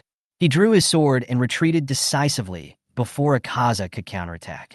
As if she had no idea what she had just done, Yushao still had a sweet smile on her face. I'm a weak girl, so I can be forgiven for being a little clever, right? If it weren't for the bloody knife dripping onto the ground, Akaza might have really believed that she was as innocent and harmless as she appeared. However, the wound on his neck reminded him that the girl in front of him was no ordinary person. You actually hid your strength. I underestimated you. Akaza touched his neck and was surprised to find that his recovery speed had slowed down. The wound that was cut by the girl with the sun blade was now covered with a thick layer of snow crystals. The biting cold spread from the hideous wound to his entire left shoulder, causing his blood vessels to be temporarily frozen and unable to heal instantly. Interesting, really interesting. Akaza originally thought that tonight would be like his usual gain, but unexpectedly, he received an order from Lord Muzan while on his way to search for Higanbana. Not only did he encounter a strong man like Kaijiro, but now there is another Yuxiao. A smile appeared on his face again, and his eyes became fiery as he looked at Yuxiao. Woman, tell me your name. You want to know? Yuxiao said with a smile. Then I won't tell you. She didn't want to be called by her name affectionately by Akaza, like Kaijiro did. Akaza couldn't help but laugh when he heard her childish answer. Huh. Then I'll beat you until you tell me yourself. Yasaka. After saying this, he stomped his left foot hard on the ground and unfolded the compass again. A 12-pointed snowflake pattern appeared from under his feet, emitting a cold blue light. At the moment when the snowflake formation unfolded, Yuxiao, who was originally smiling, gradually turned cold, because she clearly felt that Akaza's compass had actually captured her. Even though she possessed the ability to block breath, she was still captured by Akaza's compass. That invisible power is attached to her. How is it possible? As long as I don't actively reveal my aura, even Tanjiro can't smell my emotions, and Inosuke can't detect it either. Why can Luo Jun still capture my fighting spirit? Yu Zhao's expression was more solemn than ever. Yu Zhao originally thought that by relying on her own unique ability of breath blocking to conceal her own breath, she could avoid the perception of Akaza's Luo needles. But she did not expect that reality would mock her harshly. Akaza's compass can clearly sense the opponent's every move and use it to accurately avoid attacks. The stronger the fighting spirit displayed by the opponent, the more obvious the compass needle's perception will be, and the higher its strength and accuracy will be. Otherwise, it will be weaker. In order to avoid being sensed by the Luo needle, one must be able to have no fighting spirit or hide the fighting spirit completely. There is only one way to completely hide your fighting spirit. There was no time for her to think, as Akaza swung his fist at her with great force. Yu Xiao quickly swung her sword to resist his attack.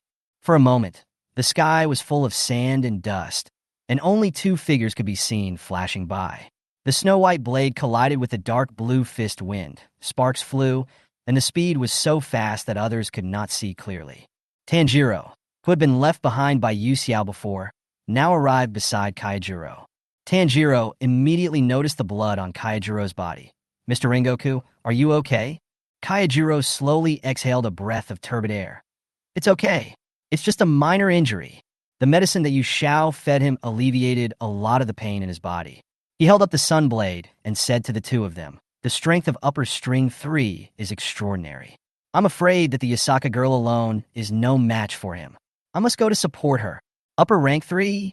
Just hearing the words upper rank made Tanjiro take a deep breath. Even Kaijiro, who was a pillar, was injured so badly. He really couldn't imagine how strong the upper moon demons were. Yu Xiao is now fighting against upper rank 3 alone? You didn't see it just now. The blue-haired monster almost chopped off the head of the pink-haired tattooed monster. Inosuke said to Tanjiro angrily. It would have been better if that damn upper demon hadn't reacted. Unfortunately, the knife was blocked by him. It's so infuriating. Really? Tanjiro looked not far away and found that he could not see the movements of the two people at all. He could only see flashing figures and sword lights. That was a battle he couldn't get involved in. Why? Why am I so weak? He felt a deep sense of powerlessness in his heart. How can I catch up with you? Kamadu boy, cheer up. Kayajuro looked ahead, observing the battle situation, and said in a loud voice, training requires perseverance. What you can't do now may not be impossible in the future. If you are too obsessed with something, it is easy to lose yourself and fail to correctly understand yourself, which will be counterproductive. Kayajuro could see how eager he was to become stronger. More haste, less speed. Everything requires a gradual process. Being too obsessed with something will only make you sink deeper and deeper. Kayajuro said. Before seeing his chance, he rushed forward and joined the battle, leaving Tanjiro alone in his thoughts. It's counterproductive. Huh? Akaza's regeneration speed is very fast. No matter how many times Yu Xiao swings the sword, the wounds will always heal in the next second. Even the arms that were cut off by her can grow back immediately. This forced her to constantly use the one type to slow down Akaza's recovery speed. However, Akaza was even more terrifying than she had imagined. After a few moves, his body completely adapted to the icy frost, and his healing speed was gradually no longer affected by it. Your sword skills are truly superb, Akaza praised in surprise. Until now, I have never met a demon-slaying swordsman who is stronger than you in terms of skills. With such strength, there is no doubt that you're a pillar level like Kayajuro, right? You're so annoying. Yu Xiao was really annoyed and couldn't help but retort. Akaza is simply a chatterbox. He has been talking almost nonstop since the fight started. I really can't think of any reason why you would reject me. Akaza obviously has more patience towards the strong. He persuaded Yu Xiao. Yasaka, with your strength, that adult will definitely recognize you. If you become a demon, you will definitely become one of the upper ranks. Then I will keep fighting with you. Until we... It's so noisy. Yu Xiao was so annoyed that veins popped up on his forehead. He could no longer endure it. So he grabbed something from his sleeve pocket and threw it at Akaza's face. Those round red balls hit Akaza and were smashed into pieces by a punch, exploding into red powder on the spot. Cough, cough, cough. Akaza coughed twice. It turned out to be pepper bomb. This thing was useless to Oni and couldn't cause any substantial damage. Its power was even less than that of Wisteria pollen, but it successfully interrupted Akaza's speech. Yu Xiao took this opportunity to launch a surprise attack. Breathing of Mist Form 4, Mist Breathing, Fong Tuo. The snow-white Nichiren sword turned into the fangs of a wild beast at this moment, piercing into Akaza's neck accurately and swiftly. At the same time, a red flame suddenly jumped up beside Yu Xiao, and an orange-red sun blade chopped towards Akaza's neck. Breathing of Flame, Type 1, Shiranui. Chapter 106, Joint Siege. The orange-red Nichiren sword burst into flames and slashed towards Akaza's neck. Yu Xiao reacted quickly, twisting the blade and coordinating with his attack, and the two of them worked together from inside and outside to try to chop off Akaza's head. You're so badly injured, but you still want to continue fighting with me, Kayajuro. Is it really okay? Even though he was attacked by two people at the same time, Akaza still seemed to be at ease. He held the Nichiren sword around his neck with one hand to restrict Yu Xiao's power, and clenched his right fist, creating a strong wind and hitting Kayajuro's blade hard. Ding! This punch made Kayajuro's palm numb, and his hands lost strength uncontrollably. The Nichiren sword chopped on Akaza's fist, barely leaving a line of blood. Are you really not going to reconsider my previous proposal? This is your last chance. Kayajuro. Kayajuro gritted his teeth, increased the force of the knife, and chopped off half of Akaza's palm. No matter how many times you repeat it, my answer will not change. His severely injured body was not enough to support him to continue fighting, but he couldn't give up just like that. He had to at least help Yu Xiao. Even if they can't defeat Akaza, as long as they can hold out until dawn, they still have hope. Ghosts, once exposed to the sun, are doomed to die. Really? Then go to hell? There was a gleam of excitement in Akaza's eyes. He laughed wildly, grabbed the sun blade that Yu Xiao had stabbed into his neck, and pulled it out. The wound on the broken neck was hideous and blood gushed out like a fountain, but it healed completely in the next moment without leaving even a trace of scar. Akaza raised his eyebrows and sneered. Yasaka, your sword skills are indeed good and your speed is fast, but it's a pity that your strength is not enough. After saying that, he clenched the blade, closed his 5 fingers, and suddenly exerted force, trying to break Yu Zhao's sun wheel sword. Don't forget I'm here. I don't know when it started, but Inosuke came behind Akaza. Inosuke rushed forward like an arrow, with two overlapping swords in his hands. Aiming at the back of Akaza's neck, and with a loud shout, he launched a fierce slash. Breath of the Beast, Second Fong, Blade Chop. Akaza's expression suddenly changed, with endless murderous intent in his eyes. He swung his fist and smashed backwards without looking back. Ain't the. At the critical moment, Kaijiro slashed Akaza's arm with a knife, clamping him tightly and creating an opportunity for Inosuke. You are overestimating yourself? Akaza's aura surged, and with a wave of his arms, he pushed back Yuxiao and the other man, dodged Inosuke's serrated knife, and jumped into the air. Destruction kill, air style. Accompanied by sonic booms, Akaza threw several punches in the air. The invisible air fist tore through the air and smashed down on the three people on the ground. Yuxiao's pupils constricted. The speed of this chi fist was too fast. She could dodge it herself, but the same could not be said for Inosuke and the seriously injured Kaijiro. Breathing of the mist Type 5, rain, crossing the mist desolate sky.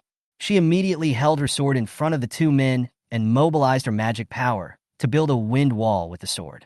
Those invisible air fists hit the wind wall like raindrops falling into the water, creating ripples before disappearing. Seeing that Yuxiao had neutralized his move, Akaza was a little surprised, but more excited. It's a move I've never seen before, Yasaka. You really didn't use your full strength. Yuxiao was just about to open his mouth to retort him, but he noticed that Tanjiro flashed in the corner, and then suddenly appeared behind Akaza, swinging two extremely sharp blows at him. The god of fire Kagura. The burning red mirror. During his training at the Chuya, Tanjiro's physical fitness improved a lot, and he also practiced the fire goddess Kagura to a certain extent, so it was no longer as painful to use as before. But in front of upper rank 3 Akaza, who has hundreds of years of combat experience and is extremely powerful, these moves of his are simply not enough. What's more, Akaza's compass needle was still in the open state. Any action of all the people present could not escape the perception of the compass needle. Even if 4 people surrounded and beat up a ghost, they could not gain the upper hand. No matter how many weaklings come, it's useless. Akaza's face was distorted with anger. He easily blocked Tanjiro's slash and swung a devastating punch straight at Tanjiro's forehead. Tanjiro. Seeing that Akaza was going to kill Tanjiro, Yuxiao no longer cared about anything else and rushed forward as fast as he could. He instantly appeared in front of Tanjiro and blocked his punch for him. The blade and fist collided fiercely, and several sparks popped up, which were particularly conspicuous in the night. Yuxiao resisted with all her might, but the power of Akaza's punch was different from the previous ones. He did not hold back any strength, so that the soil under her feet shattered and formed a pit. That frail figure once again blocked his way. Tanjiro's pupils shrank and his voice trembled. Yuxiao, don't worry about me. Yuxiao tried to maintain a calm tone. Take good care of Mr. Purgatory. He is seriously injured. I am enough here. But Tanjiro wanted to argue something, but Yuxiao rejected him outright. No buts. Believe me. Yuxiao turned his head and looked at the pair of worried eyes behind him and said firmly, I won't lose. Tanjiro didn't say anything more. He lowered his eyes to hide the complicated emotions in his eyes and took a deep breath. Okay, I understand. It would be useless even if he persisted. He knew that he could not help. Not only that, it might also affect Yu Zhao's concentration on the battle. Why again? Tanjiro clenched his fists and reluctantly withdrew from the fight. So your name is Yuxiao. As if he had obtained some rare treasure, Akaza's expression changed from anger to joy. Silently reciting the name, Akaza's lips curled up into a smile. Strange name, but very good. Chapter 107. This must be a very humiliating feeling, right? Yuxiao didn't appreciate Akaza's praise at all. Being praised by a ghost is not something to be happy about. Also, we are not familiar with each other, so don't call me that. This guy kept talking during the fight, which prevented her from thinking of countermeasures and was very annoying. Yu Xiao thought that as long as she ignored him, he would feel bored and give up talking to her, but she never expected that Akaza would be so talkative. Shouldn't it be Doma who would talk nonstop? Yu Xiao couldn't help but ask this question in his heart. Oh! Akaza chuckled and didn't take it seriously. He retracted his punching hand and confronted Yu Xiao with great interest. Yu Xiao, I originally thought you would be different, but I didn't expect you to be as stubborn as Kaijiro. Yu Zhao's initial surprise attack really caught him off guard. After all, No one had ever dared to launch a sneak attack in front of him, especially such a low-level method as backstabbing. If she had met an upper-ranked demon below herself today, she might have been killed by this unexpected blow. Of course, the prerequisite is that she could be tricked. However, for some ghosts, it is useless even if their heads are chopped off, such as Daki, who still has a brother. For some reason, Akaza always felt that Yu Xiao seemed to know him. It was as if she had calculated that he would not attack a woman, which was why she launched a sneak attack without scruples. But he had never seen Yu Xiao before, nor had he ever seen anyone with long light blue hair like her, so it was very strange. But no matter what he asked, Yu Xiao refused to say anything. This made Akaza feel a little dissatisfied. Don't you understand? Even if the four of you come together, it will only add a few more people to die. Akaza spread his hands calmly. Human life is as humble as the weeds on the ground and can be trampled on by anyone. I really can't understand. The two boys you just tried so hard to protect will still be weaklings even after 10 or 100 years. Even if they don't die here today, they will die at the hands of other ghosts tomorrow. Akaza clenched his fists suddenly, his expression showing anger that he himself was not even aware of. The weak don't deserve to live. His remarks completely angered Yu Xiao. Tanjiro is not weak at all. What Yu Xiao could not tolerate the most was that those who gave their all received no rewards and were even trampled upon. The hand holding the knife was now covered with blue veins and was shaking wildly, which was enough to show how angry the person holding the knife was. Tanjiro only studied with Mr. Urokodaki for 2 years before joining the Demon Slayer Corps. Inosuke also stayed in the mountains the whole time. No one ever taught him the breathing method, but he realized the breathing of the beast on his own. Compared to you, a ghost who has lived for hundreds of years, the two of them are indeed not as good as you, but that doesn't mean they are weak. Suddenly, Akaza felt the fighting spirit of the girl in front of him suddenly surged, like a raging sea, rolling up a huge wave, sweeping over him in an overwhelming manner. The intense anger and murderous intent almost swallowed him up, but it disappeared without a trace in the next moment, as if it was an illusion. You keep calling me a human and a weakling, as if you know everything. After all, aren't you also a human who turned into a ghost? Now that you have lost your human identity, what qualifications do you have to comment on humans? What qualifications do you have to spit on humans? The anger was about to overwhelm Yu Zhao's sanity. Only the taut string in her mind was still struggling to hold her back. Where did this anger come from? Is it just because you can't bear to see those who work hard not getting any rewards? Akaza was speechless and said through gritted teeth, "You bastard." He glared at Yu Xiao and said in a grim tone, "Don't think I won't kill you just because you are a woman." "Okay," Yu Xiao sneered. "Then come and try to kill me. In order to prevent you from being unable to kill me, let me tell you one more thing. Don't you want to know why none of us would choose to become ghosts? The answer is actually very simple." Yu Xiao suddenly gave an extremely vicious smile. Then he said slowly, "You can only hide in a dark corner and never be able to see the sun. This must be very humiliating." When saying the word humiliation, Yu Xiao deliberately emphasized his voice. As soon as she finished speaking, a cold voice sounded in Akaza's mind. "Kill her." Akaza's pupils shrank. He never expected that his boss would give him orders at this time. Master Muzan? According to common sense, he had already received orders from Lord Muzan, so he would naturally deal with all the members of the Demon Slayer Corps without leaving any alive. So Lord Muzan is now giving him the order to kill Yu Xiao, because he doesn't want him to let Yu Xiao go? Don't make me repeat it a second time, Akaza. Wuzan's cold voice sounded in his mind again, and that attitude, even tougher than usual, did not allow him to refuse. Akaza had no doubt that if he dared to say no or had the slightest thought of resistance, he would turn into a pool of blood in the next second. This is the oppressive feeling from the Ghost King. Yes, Dot. Akaza closed his eyes, and when he opened them again, he had put away his playful attitude and became serious. Because he could never bring himself to kill women, he had let many people go in the past. But this time, it was an order given by Lord Muzan himself, and he had to obey. If you want to blame someone, you can only blame the ignorant girl in front of you who angered the Ghost King. Destruction kill, kick style, flowing flash group of lights. Akaza raised his leg and kicked Yu Xiao hard. The high-speed kick made his toes flash blue, as dazzling as fireworks exploding in the night sky. He must end the battle quickly, get rid of these 5 ghost hunters, and go back to report to Lord Muzan. Chapter 108 Crazy Stepping on Landmine.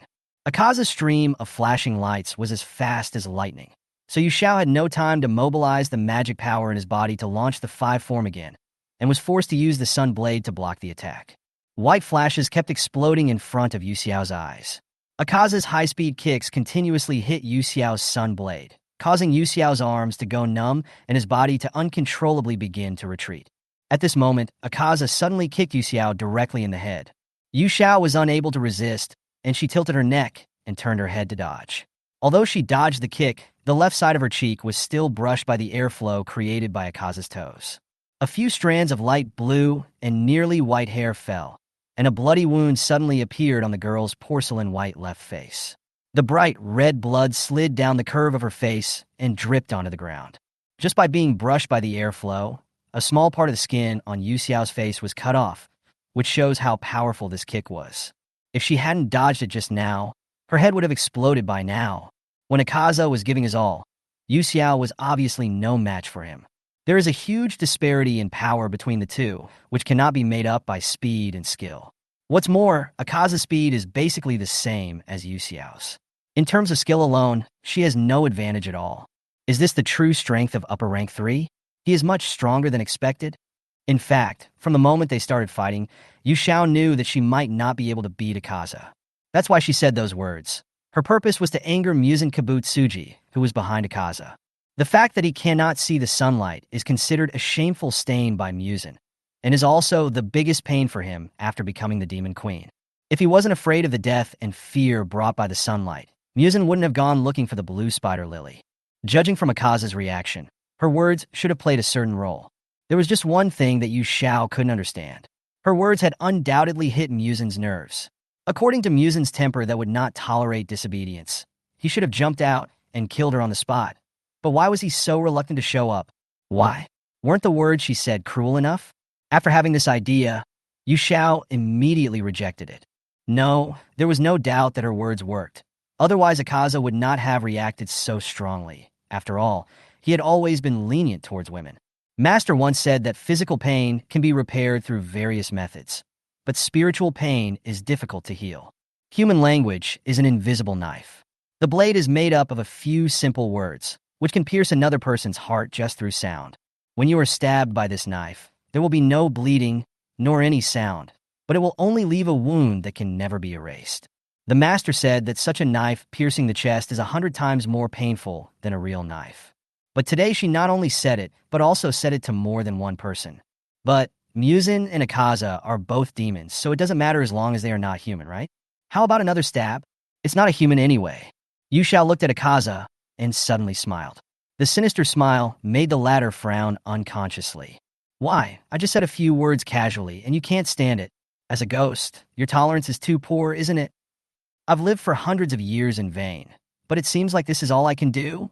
As expected, Yu Xiao opened her mouth with sarcastic words, coupled with her meaningful expression, which made Aozu so angry that the veins on his forehead throbbed.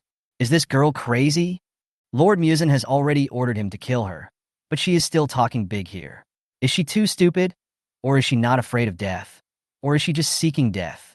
At the same time, in a room filled with strong Western-style decoration, a boy standing in front of a bookcase had the book in his hand instantly turned into powder. On those fair little hands, one can clearly see the protruding veins. The boy's originally gloomy face became even gloomier at this moment. Those dark eyes suddenly turned into a bright rose red, and their vertical pupils were filled with endless rage. Chapter 109. Game in the Mist. Muzan has been secretly observing Yu Xiao through Akaza's eyes. When Wu Zhan heard Yu Xiao say those words, he couldn't bear it anymore. Not being able to live a normal life under the sun has been a worry for him for thousands of years and is also his most painful point. The burning of the sun would bring death, and he would be doomed to live in darkness like a dirty rat. For Muzan, this is a shame greater than the sky, a stain that can never be washed away, far greater than the shame that he was forced into a desperate situation by Tsugari Yorichi and had to explode into thousands of pieces of flesh to escape. This damn girl. Where on earth did she come from? Muzan was so angry that he was shaking all over. The aura of tyranny surrounded him, shaking the entire room. The chandelier on the ceiling was shaking wildly, and it could fall down at any time. He originally wanted to take action to get rid of Yu Xiao directly, but he quickly calmed down. Something's wrong. Yu Zhao's words were said directly to Akaza, but there was a sense of innuendo. Although he was clearly behind the scenes, he was still accurately provoked to anger. After all, he was a ghost who had lived for thousands of years. After a little thought, Muzin guessed the general idea. This girl not only knew that he was hiding behind the scenes, but also knew that she could observe her through Akaza. Moreover, he had an inexplicable sense of familiarity with Yu Xiao. A month ago, in the picture sent when Ling Yuzi died, the person holding the knife was a blue-haired girl. This is nothing. After all, the lower moon is worthless and is useless except for causing panic and chaos and creating trouble for the Demon Slayer Corps. Otherwise, he would not have abolished the lower moon himself after he died of exhaustion. But today Muzin saw it very clearly. He was sure that he had never seen Yu Xiao before, and he had never seen any swordsman with light blue hair before. Only those eyes.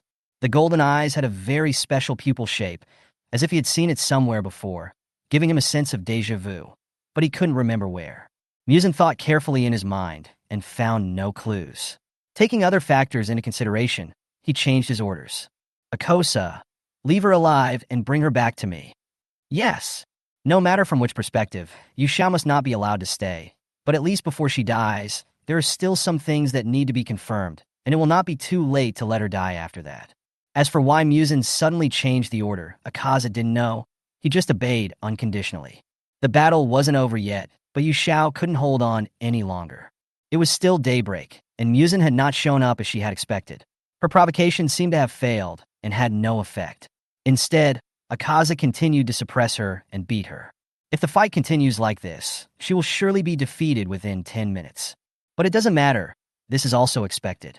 Yu Xiao wiped the blood off her face. She basically didn't feel any pain. Her sense of pain had long since become dull. Injuries of this degree had no effect on her at all.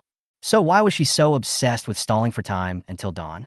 From the moment he stepped onto the infinite train, whenever Yu Xiao thought about Rengoku Kaijo being defeated, the plan of delaying time and waiting for dawn automatically appeared in his mind, as if he had fallen into a trap of fixed thinking.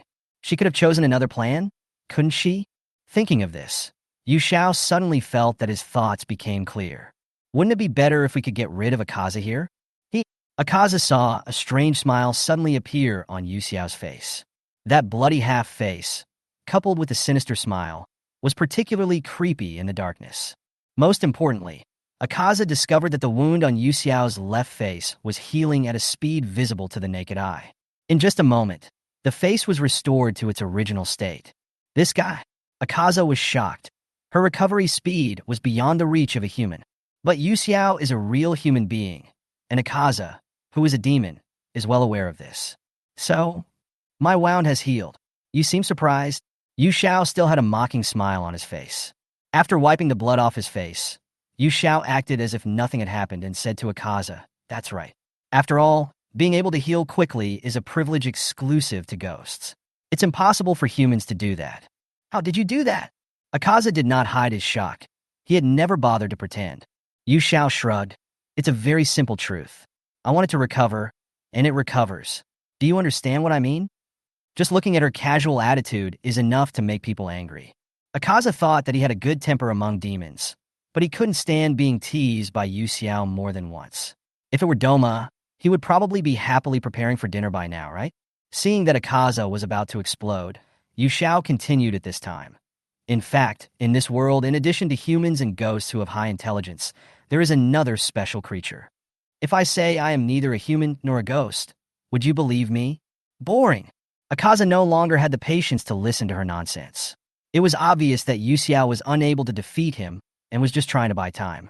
There was no way he would believe anything she said again, and there was no way he would give her this chance. Destruction, killing, annihilation style. Akaza gathered his fists and suddenly lunged towards Yu Xiao. Mist breathing U-type, mountain mist sweep. Yu Xiao swung his sword continuously, and every time he swung it, a dim light curtain would be cut out. His fists kept colliding with the sun wheel sword, but were dissolved by a strange force and gradually lost their power. Akaza fought faster and faster, and his attacks became more and more fierce, but Yu Xiao always remained calm and resisted his attacks. The dim light curtains waved by Yu Xiao soon formed thick fog. As Yu Xiao swung his sword more and more times, the fog became thicker and thicker. The thick fog blocked Akaza's vision and entangled Yu Xiao. She almost merged into one with the fog. As he fought, Akaza discovered that Yu Xiao was gone. What's with all this damn fog? His compass needle was not closed, but perhaps because of the interference of the fog, the compass needle, which originally had a weak sense of Yu Xiao, could hardly capture Yu Xiao's fighting spirit at this moment, and could only sense her approximate position. We must leave this foggy area. The lack of the precise perception of a compass was very disadvantageous to Akaza, so he quickly ran in one direction, trying to get out of the fog. Yu Xiao, who was in the dark, naturally knew his intention. Now that you are here, it's not easy to leave. By wrapping herself in thick fog, Yu Xiao further concealed her breath, which not only hindered Luo's perception of her, but also created a favorable environment for herself. So next, it's her turn to make a move. Chapter 110. A thought, a moment of life. Akaza wanted to leave the fog, but was always attacked by Yu Xiao, who suddenly emerged from the fog. Luo Jin's perception was reduced in the fog, which resulted in him being able to passively respond to Yu Xiao's attacks. Mystification. Akaza punched the Nicaran sword that was stabbing towards him. The blade suddenly tilted, and the hand holding the knife and the sleeve disappeared into the fog in an instant, without even a shadow left. Do you think you can delay time until dawn using this method? How naive. Although he said this, Akaza couldn't help but become impatient in his heart, for he knew that he didn't have much time left. The previous battle with Rengoku Kaijuro had already taken up too much time, and it would be dawn soon. If he were to be trapped by Yu Xiao in this way again, when the sun rises, not only would he be unable to complete the task assigned to him by Lord Muzan, he would probably have to die here. As the third of the upper moons among the 12 demon moons, even if Akaza dies, he can only die at the hands of someone stronger than him. Killed by the sun? You must be kidding. Oh. A girl's slightly sarcastic laugh came from the fog. If the sun really kills you, it would be the best of both worlds for me. Hidden in the thick fog, Yu Zhao's figure was as fast as a ghost. She had taken advantage of the fog to use a lot of talisman paper to increase her speed and strength. Relying on these external bonuses, combined with breathing techniques, the power she can exert has been greatly enhanced. Even if she fights Akaza head-on, she will not be at a disadvantage in a short period of time. But she didn't want to delay it any longer. What she had to do now was to kill Akaza before sunrise. After all, isn't it more advantageous to keep the initiative firmly in your own hands than to wait for the sun to appear? Mist breathing, land type, flash storm break. Yu Xiao kept changing his position back and forth in the fog, and while restraining Akaza, he swung the sword faster and faster. Every time she swung her sword, a silver arc-like slash would be produced, and after those silver slashes flew out, they were frozen in the air as if time had stopped, and in the blink of an eye, an impenetrable net was formed. The slashes were launched from different angles as Yu Zhao's position changed, but without exception, they were aimed at the same direction. Even so, Yu Xiao did not stop swinging his sword. She knew very well that these blows alone were far from enough to kill Akaza. Therefore, other cards need to be used. Yu Zhao's mind moved, and a piece of white origami immediately appeared in his hand. Shikigami, a paper figure. This paper man can transform into her appearance and fight under her control, and the strength he displays is exactly the same as hers. The only drawback is that when the paper man is destroyed, the user will suffer a certain degree of backlash. Everything has a price. I originally wanted to save it for use against Doma. Yu Xiao clenched the origami in his hand, and a hint of nostalgia appeared in his golden eyes as clear as water. The ability to write on paper by concentrating magic power and use paper as a medium to perform talismans was not taught by her master, the witch Fistlin. Long before she met her master, she had known and made friends with many people. But because of the difference in lifespans, those who were kind to her and helped her all left her without exception. She can still use this ability now, perhaps because the person who taught her in the past and the era she is currently in have something in common.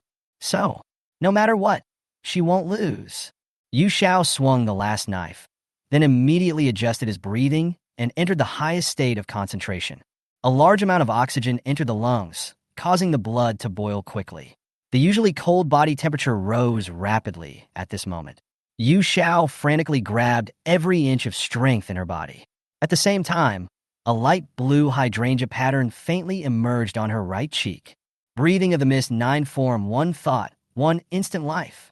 Suddenly, the silver sword lights that were frozen in the fog were activated at the same time, and hundreds of sharp slashes shot out like a rainstorm in an instant, killing Akaza. In the face of this sudden terrorist attack, Akaza, who was in the fog, did not hesitate at all and immediately used his unique skills. Destruction Kill, Final Style, Green Shadow, and Chaotic Remnant Light.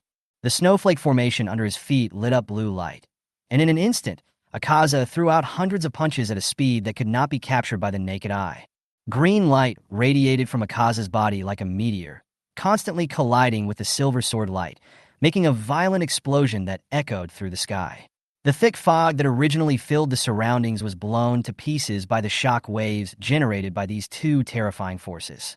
Before Akaza could completely resolve Yu Xiao's attack, the Luo needle under his feet sensed that a weak fighting spirit was rapidly approaching behind him. How is this possible? With such intensive attacks, she won't be able to dodge them even if she's fast. Akaza was horrified. Countless blue missiles were fired continuously with Akaza as the center, but Yu Xiao avoided them all perfectly at a tiny angle. Breathing of Storm, Form of 5, Rainforest Storm, Reed Buds.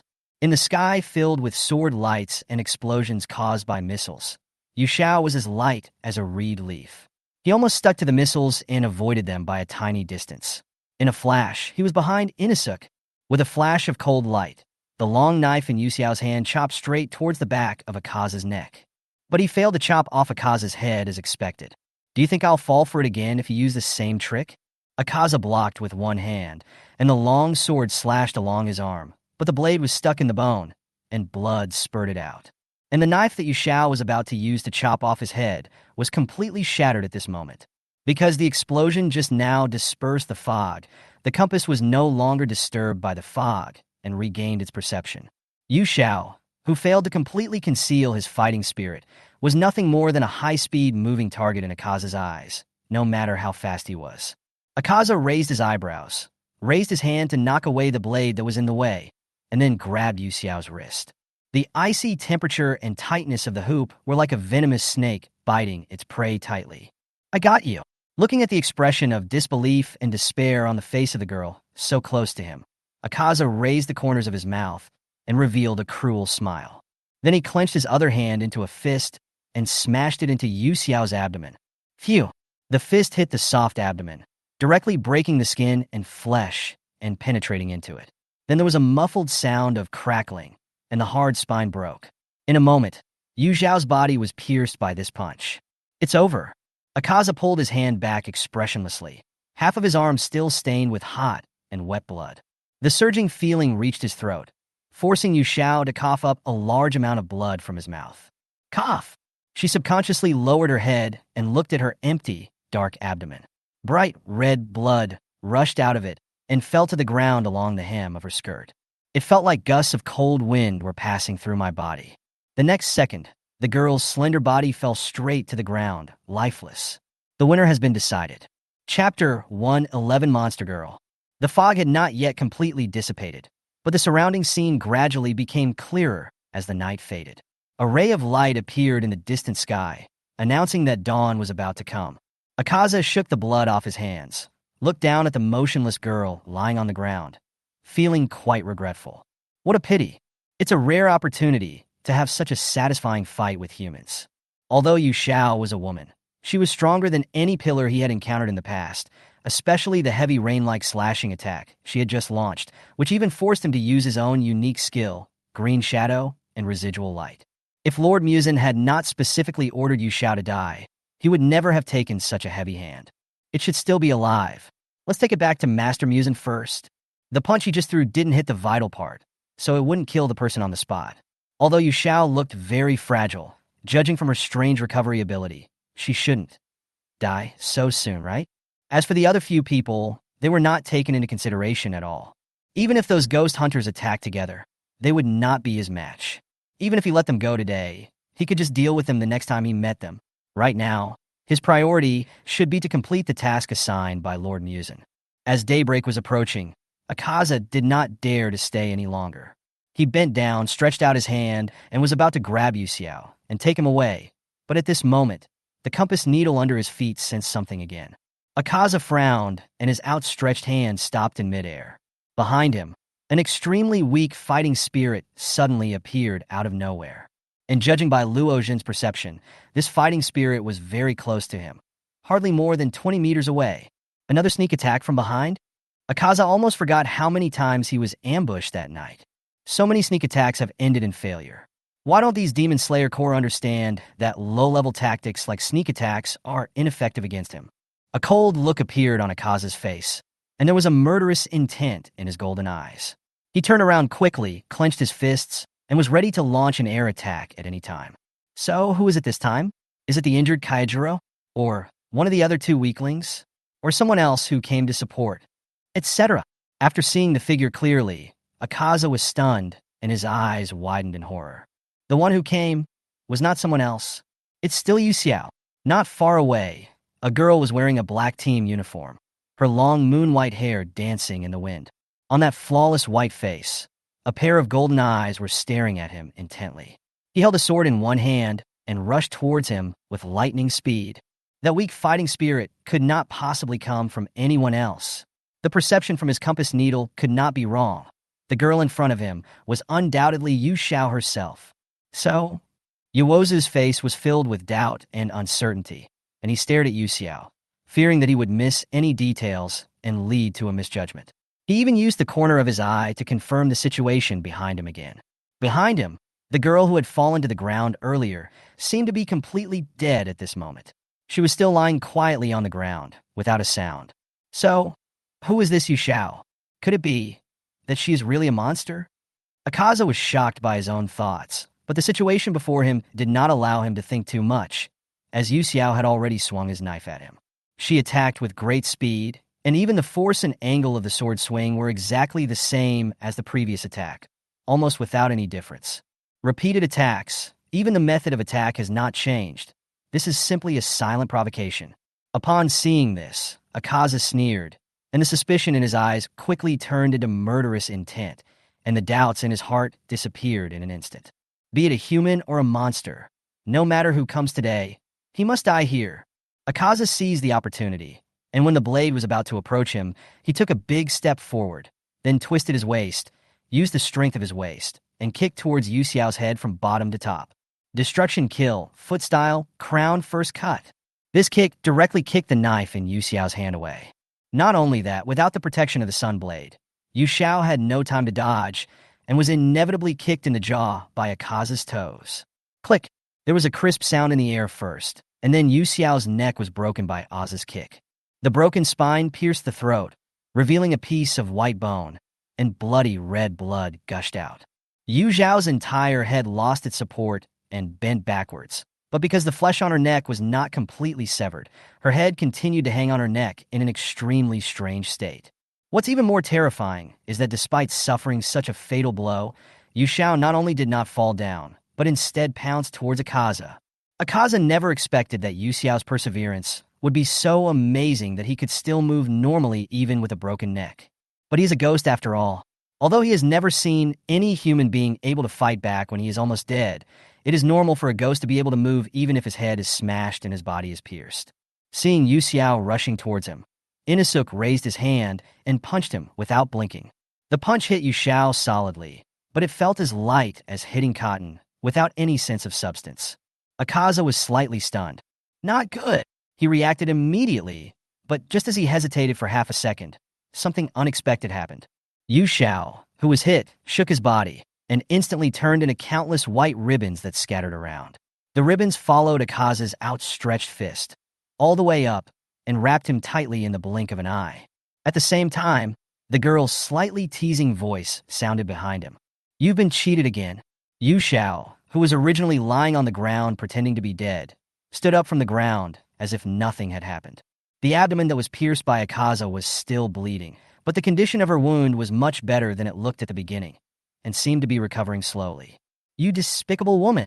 Knowing that he had been tricked again, Akaza's teeth were chattering, and he was extremely angry. This hateful woman! He really shouldn't have believed a single word or action she said from the beginning to the end. She should have been beaten to death before. But it was too late. Even half a second was too late. The ribbons wrapped around him were extremely flexible. No matter how much strength he exerted, he could not completely break free from the restraints in a short period of time. And the Sun Will sword in Yu Zhao's hand didn't give him any chance at all. Mist breathing, ninth form, mist burial.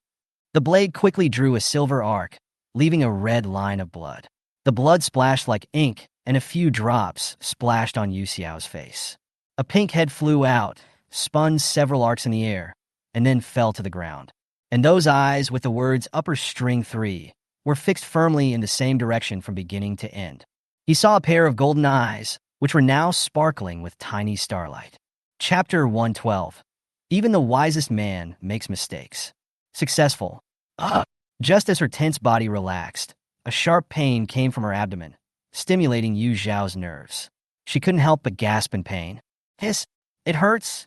Yu Xiao didn't feel it when she was highly concentrated just now, but now that she relaxed a little, the pain from the wound caused cold sweat to break out on her forehead. I have overestimated my ability to recover. The injuries she suffered this time were much more serious than all the injuries she had suffered in previous training combined. So much so that this dull and numb body can clearly feel the pain. Akaza's punch not only broke her ribs, but also went straight through them, causing serious damage to her internal organs and even her spine. If she had not prepared in advance and used talisman paper that could speed up regeneration, then even if she healed herself quickly, she might still die from excessive blood loss. Covering the wound on his abdomen, Yu Xiao smiled bitterly. In fact, the moment she changed her mind and decided to turn from defense to offense, a plan had already emerged in her mind. Make sure everything is arranged clearly for Akaza. The content of the plan is very simple and is roughly divided into 3 parts. In the first part, which is the very beginning, Yu Xiao deliberately exposed her super recovery ability in order to make Akaza suspicious of her. It is impossible for humans to recover instantly no matter what. Only ghosts have strong physiques and considerable recovery abilities. Correspondingly, the more people they eat, the stronger the ghost is, and the faster its recovery will be. Only the upper-ranked demons can recover instantly. In addition, she deliberately used meaningless words to induce him. So as expected, Akaza became somewhat suspicious of her. After completing this part, the next step is to create a favorable combat environment for yourself as much as possible. Her Breath of Mist, apart from its speed and technique, also features a key word: weird. It attacks as fast as the wind and is unpredictable. The more complex and chaotic the battle environment is, the more advantageous it is for Yu Xiao. Her and I form exists precisely for this reason, and it is no exaggeration to say that it is a core skill. It can not only make up for the deficiencies in the environment, but also effectively resolve the opponent's offensive and put the opponent in a passive position. While reducing your own risks, you can also use the cover of fog to launch a counterattack, which can be said to kill 2 birds with 1 stone. With a favorable environment, it is time to reach the most critical part of the plan: the timing of the attack. Akaza's compass can sense fighting spirit, making his dodging and attacking as accurate as if he were attracted by a magnet. On the contrary, once Luo Jun loses his perception of fighting spirit, Akaza's combat capability will drop significantly. Only those without fighting spirit and those who open up the transparent world can completely avoid the perception of the compass. But no matter which method he chooses, Yu Xiao cannot meet the conditions in a short time. That's why she kept changing positions in the fog, launching irregular attacks on Akaza, making it impossible for him to leave the foggy area, and creating the illusion that she couldn't win and was stalling for time. The real purpose of Yu Xiao in the fog was to buy himself time so that he could perform the first half of the 9 forms, 1 thought, 1 moment of life, and force Akaza to use the final form, Blue Shadow, Song Tsangwang, to deal with it. At that time, she would use paper figures to attack from both sides, 1 in front and 1 behind, and at the same time launch the second half of the 9-type Storm Burial. Then Akaza would surely die. As a person who is not from here, Yu Xiao knows Akaza's characteristics very well and has an absolute intelligence advantage, while the other party knows nothing about her. Under such favorable conditions, her plan was undoubtedly feasible, which was why the first 2 parts of the plan went so smoothly. But Yu Xiao did not carry out the order any further. The reason is that the possibility of failure is taken into account. What if Akaza was not beheaded as she had imagined, but instead defended against her attack? Hypothetical plans are ultimately empty talk without substance, and no one knows what the outcome will be after all this happens. The unknown future is full of endless variables, and her eye of illusion is the key to solving all of this. Through future vision, Yu Xiao can briefly observe the future, confirm the future results with his own eyes, and turn the unknown into the known. However, the side effects of the Eye of Illusion are too great, and she is subject to various restrictions. She can only observe for a maximum of 5 seconds. If she looks any longer, she will explode. This was already her limit, not to mention the persistent headaches that would follow. However, the result was that Yu Xiao saw his own miserable defeat. Even with a powerful killer move like the instantaneous creation, it would not be fatal to Akaza, who was the upper rank 3. Akaza's blue shadow remnant light completely blocked the thousands of slashes she had made. By the time she used the second half of Storm Burial, it was too late. As long as there is a trace of fighting spirit, Luo Jun can sense her. So she failed, and because of the paper doll clone, Akaza hit her on the head with a punch, and she died on the spot. Now that he knew the result of his own death, this plan naturally could not go forward. Therefore, Yu Xiao calculated from countless futures a method that would not cause too much loss and could perfectly behead Akaza. Only when you are in danger can you survive. The first part of the plan will be carried out as usual, but the order of launching the final fatal blow will be changed. If Yu Xiao's real body attacks first, Akaza will spare her life for some reason, and then the paper man will attack later to make her look real, and Akaza will definitely kill her the second time. A paper figure whose head is knocked off will not die immediately. Only an instant kill or crushing trauma can make the paper figure ineffective on the spot. Taking advantage of this, he gained the 0.5 seconds that could decide the outcome. While Akaza was in doubt, Yu Xiao immediately controlled the paper man to transform into a ribbon, trapping Akaza. Finally, the fallen Yu Xiao launched a fatal blow to Lan Zong, sending Akaza away. So we have a scene of Akaza being beheaded now. Although I lost a paper man, a speed regeneration talisman, and suffered such a serious injury, but I was able to make Muzin lose an upper rank 3. This is simply too much of a deal. It's a huge profit. Yu Xiao secretly calculated in his mind. The sky above his head became brighter and brighter, and a red that could be vaguely seen rising in the distant sky. The sky was finally bright, and Yu Xiao breathed a sigh of relief. Let me think. What should I eat to reward myself when I get back? After all, we should let Tanjiro cook. It would be best if he could give us unlimited pancakes. Yu Xiao was muttering to herself, coughing up blood, but her face showed an expectant expression. She had already begun to imagine a scene where there was a large table of desserts in front of her, allowing her to eat whatever she wanted. After shaking off the ghost blood on the knife, Yu Xiao suddenly saw that Akaza's head, which had fallen to the ground, was still staring at him, and his whole body froze. It hasn't disappeared yet. Before he could finish his words, Yu Xiao stopped on his own. She suddenly remembered that even if an upper-rank demon had his head chopped off by the Nichiren sword, he might not die immediately, and might even break through his limits and become stronger. But won't Akaza see Koyuki after his head is chopped off? Wouldn't he remember the past, give up his identity as a ghost, and step into the other side with Lin Shui? Didn't he? Bang! The bandages wrapped around the headless body suddenly exploded into countless pieces and scattered. Akaza's body was freed from its restraints and rushed directly towards Yu Xiao. Yu Xiao's heart suddenly started to ring with alarm bells, and she raised her knife and made a vertical chop. However, she had only swung the knife halfway when the paper man attacked her, and she spat out a large mouthful of blood. Akaza's fist came towards her, bringing with it a gust of strong wind. Yu Xiao's hand holding the knife was shaking wildly, and she tried her best to block it, but the knife was bounced away by the terrifying force of the fist, and that punch hit her shoulder solidly. A strange electronic music seemed to ring in his ears, full of malice, and then Yu Xiao was blasted away like a cannonball, smashing heavily on the ground. Bang! A hole suddenly appeared on the ground, and broken cracks extended from the inside to the outside. Looking at Yu Xiao again, he was covered in blood. The wound that had just healed not long ago was torn open again, and the spine that was only connected by a layer of periosteum was broken into 2 pieces again. Chapter 113, Who is Holding? Who is Sighing? Yu Xiao. Yasaka girl. Mop head. 3 different exclamations sounded almost simultaneously. Tanjiro rushed forward first, but when he saw the girl on the ground, his eyes turned red and he fell to the ground weakly, as if all his strength had been drained away. No! How could it be? The girl on the ground was covered in blood, with a dark bloody hole on her abdomen. Blood was rushing out of the wound, and the piercing wound almost occupied half of her waist, which was a shocking sight. Tanjiro just felt like his whole world was collapsing. It was not long ago that he mustered up unprecedented courage and poured out his true feelings to her, and gently embraced her under the witness of the hazy moonlight and the evening breeze in the forest. Clearly, just a second ago, she was standing in front of him, vowing to him that he must believe in her. If the girl's chest was not still rising and falling, and there was still a faint breath at the tip of her nose, he would have thought that she— Blood.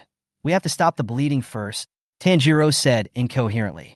When Inosuke and Kayajiro arrived, they saw Tanjiro cutting his red Haori into pieces like a madman and quickly bandaging Yuxiao's wound with them. Yasaka girl. Yasaka girl. Kayajiro knelt beside Yuxiao and kept calling her, but no matter how he called, the girl never responded. Yu Zhao's half-open eyes were unfocused and his consciousness was hazy. There was only endless darkness before my eyes. I could see nothing and hear nothing. She instinctively tried to stand up from the ground, but her body was already at the end of its strength and did not allow her to move at all. He just moved his body slightly, and a surge of blood surged in his throat. Unable to suppress it, he spat out another mouthful of blood. There was a wet and hot feeling between his lips and teeth, and his nose was full of fishy smell. I can't fall. I can't fail. In a trance, Yu Xiao seemed to be back in the Yasaka family, and the man who made her feel fear from the bottom of her heart was staring at her coldly with his strange eyes. Your mission is to kill Muzan Kibutsuji, no matter what means you have to use. Even if it means you and he both perish, you must kill him. Do you understand?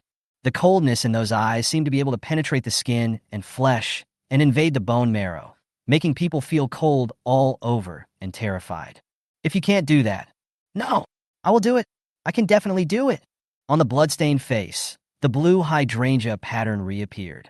Yu Zhao's eyes were bloodshot, and he completely ignored the injuries on his body, trying his best to stand up. We can't fall here. Akaza must be killed. Muzan must be killed. Only then can she complete her task, her mission. Kayajiro instantly realized Yuxiao's intention and shouted at her anxiously. Yasaka girl, stop now. If you continue to overuse the full concentration breathing technique when you're injured like this, you'll die. But Yu Xiao couldn't hear his cries at all. Like a controlled puppet, he held the sun blade tightly in his right hand and tried to stand up by supporting himself on the ground. Almost. Breathe. Adjust your breathing. Stand up. Hold the knife. Keep Akaza. At least let Akaza stay here. Let him bake in the sun. But it hurts my body. I can't move. As if being in an endless fire of karma, Yu Xiao felt as if his body and internal organs were filled with magma, burning along with the dancing flames. Well, a sigh came from somewhere. Yu Zhao's struggle to get up suddenly stopped. Her body was burning hot, as if her heart and lungs were being eaten away by fire, and she was in excruciating pain. But at this moment, a pair of soft yet somewhat cold hands gently stroked Yu Zhao's cheeks, bringing back a bit of her sanity. You still like to force yourself? A gentle voice came from the unknown darkness. A mysterious breath, accompanied by the gorgeous sea of stars, flashed briefly, soothing Yu Zhao's pain and bringing her consciousness back to reality. Yu Xiao slowed down her breathing. The darkness in front of her eyes was no longer dark. She could hear voices. She saw Tanjiro and Kayajiro surrounding her. She said in a hoarse voice, "Everyone is here." Fortunately, she had secretly gestured to them beforehand, telling them not to enter the fog. Otherwise, with the indiscriminate attack caused by the instantaneous birth of a thought and the residual light of the green shadow, they would definitely be injured by mistake. This was the only thing she could be thankful for. Yu Xiao, seeing that she regained consciousness, Tanjiro felt like he had grabbed a life-saving straw and regained hope. Tanjiro's eyes were filled with tears. He gently held the girl in his arms and said in a trembling voice, Yu Xiao, hang in there. Everyone from the hidden department will be here soon. Miss Butterfly will definitely heal you. Yasaka girl, you've done very well. Don't force yourself anymore. Kaijuro's brows were filled with worry. I've finished. Thank you. Yu Xiao was very clear about her condition. She was not going to die yet, but her injuries were too severe and she needed some time to recover. However, it will probably take some time for the broken bones, especially the spine, to heal completely.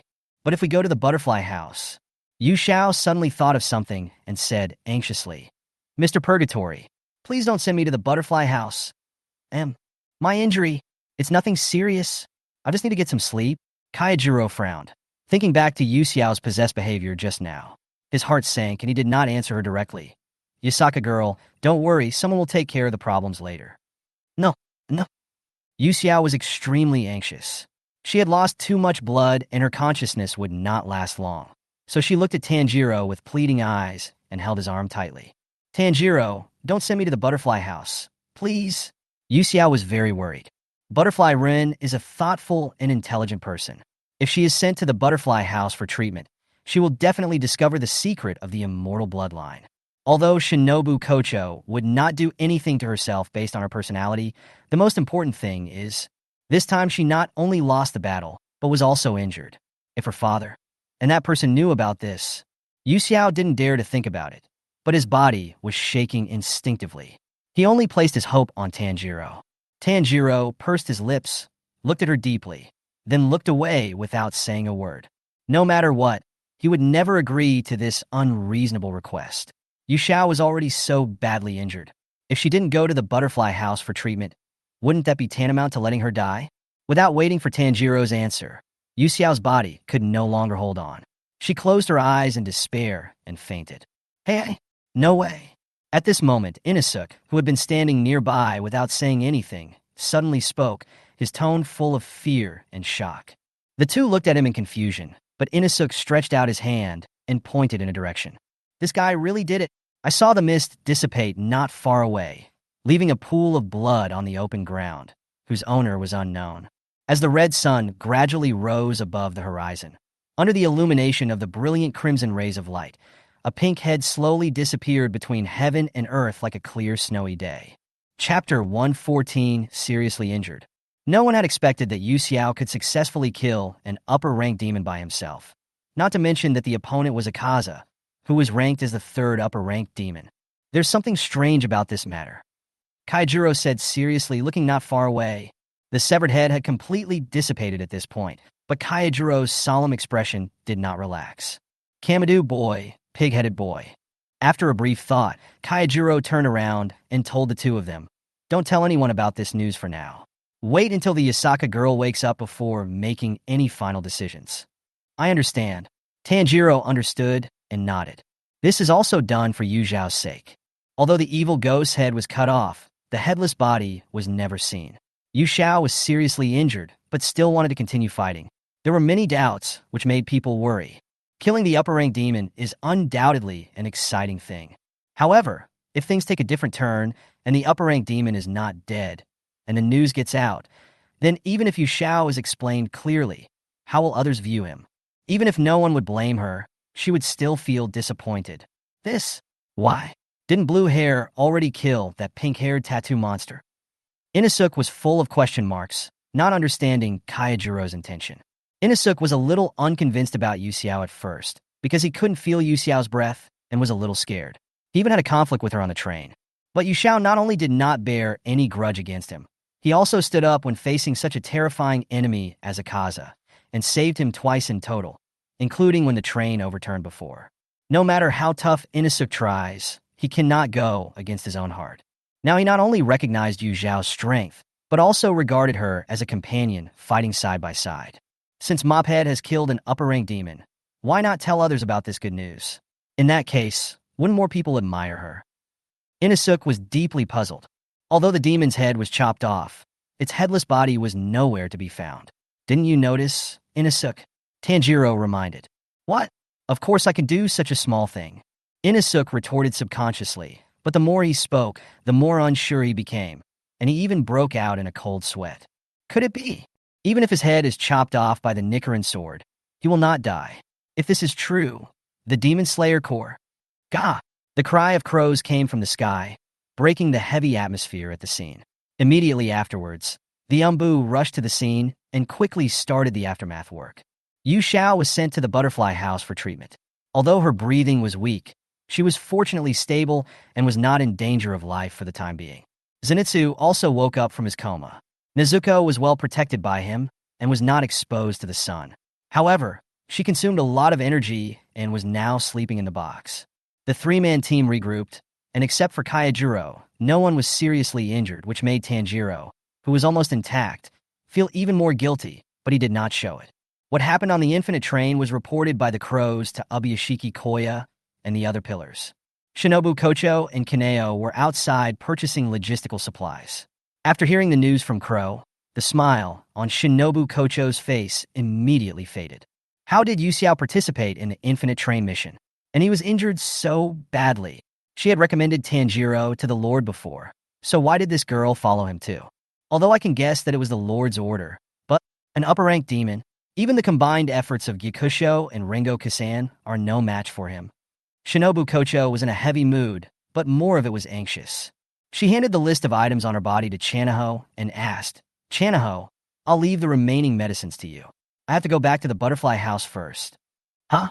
But before Kaneo could finish her words, Shinobu Kocho disappeared like a gust of wind, leaving her alone staring blankly at the passers-by on the street. "Yuxiao, will you be okay?" Kaneo lowered her eyes, but held the list full of words tightly in her hand. "I'm shopping alone, so I have to hurry up, buy it, and go back." Mitsuri Kanroji was sitting under an umbrella, preparing to enjoy her tricolored dumplings. But after hearing the message from the crow, she covered her mouth in disbelief.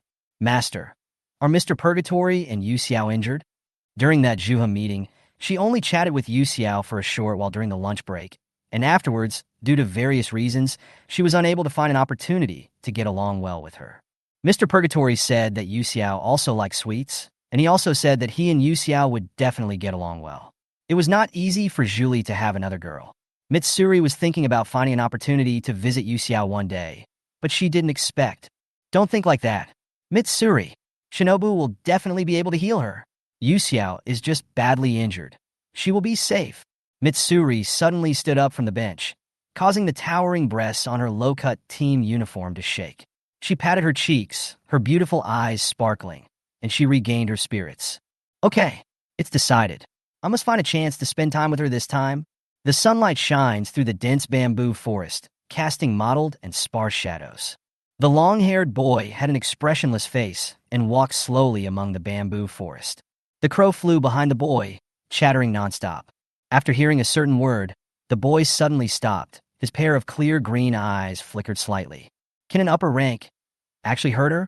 Yuzui Tenjin was collecting intelligence, but when he heard the news from his crow that the upper-ranked demons and the two pillars Rengoku and Gikusho were injured at the same time, his face darkened.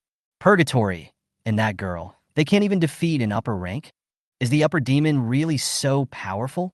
There is no doubt about Kaijuro's strength. Although he doesn't know Yuxiao very well, Yuzui Tenjin, who was born in a ninja family, can keenly feel that Yuxiao and he may be the same kind of people. It's not that he thinks Yuxiao is also a ninja, but Yuxiao has the numbness and confusion of being used as a tool while carrying a certain mission. Even if it is hidden deeply, he can still feel it. After receiving the news that Yuxiao was seriously injured and unconscious, Ihei Zayabanii said coldly without even raising his eyes, "It must be that girl who held Purgatory back." Even someone as strong as Kaijiro could be seriously injured when facing an upper-ranked demon. This was hard for Obana to accept. He thought that he had to go find Kaijiro and confirm it in person before he could accept this fact.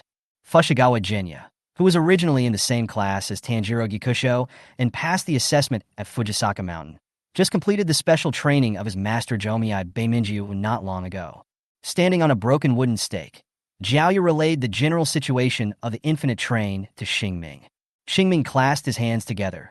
2 lines of tears slid down his strong face, and he chanted Buddhist mantras. Namo Amitabha. In the courtyard, Fushigawa Miya was holding a square handkerchief and wiping the sunblade. Broken bamboo joints were scattered around him, and there were hideous scars on his violent face. "Humph! That girl has learned her lesson this time. If she continues to act so playful and unruly all day, I will teach her a lesson." Although Shimi said this, he was actually very worried. Yuxiao could at least kill a lower-ranked demon alone, so his strength couldn't be too bad. Besides, there were more than 2 pillars involved in this mission, and an upper-ranked demon could seriously injure both of them. Shia stopped wiping the blade, veins all over his hands. "Evil ghosts, I swear to kill you all." The black-haired young man, wearing a patchwork haori, slowly closed the door of the mansion and was about to leave when a pitch-black crow flew over and landed on his shoulder. "Is Yuxiao injured?" On the young man's cold and handsome face, his thin lips were slightly pursed, and there was a hint of melancholy in his deep blue eyes. I did such an excessive thing and misunderstood her.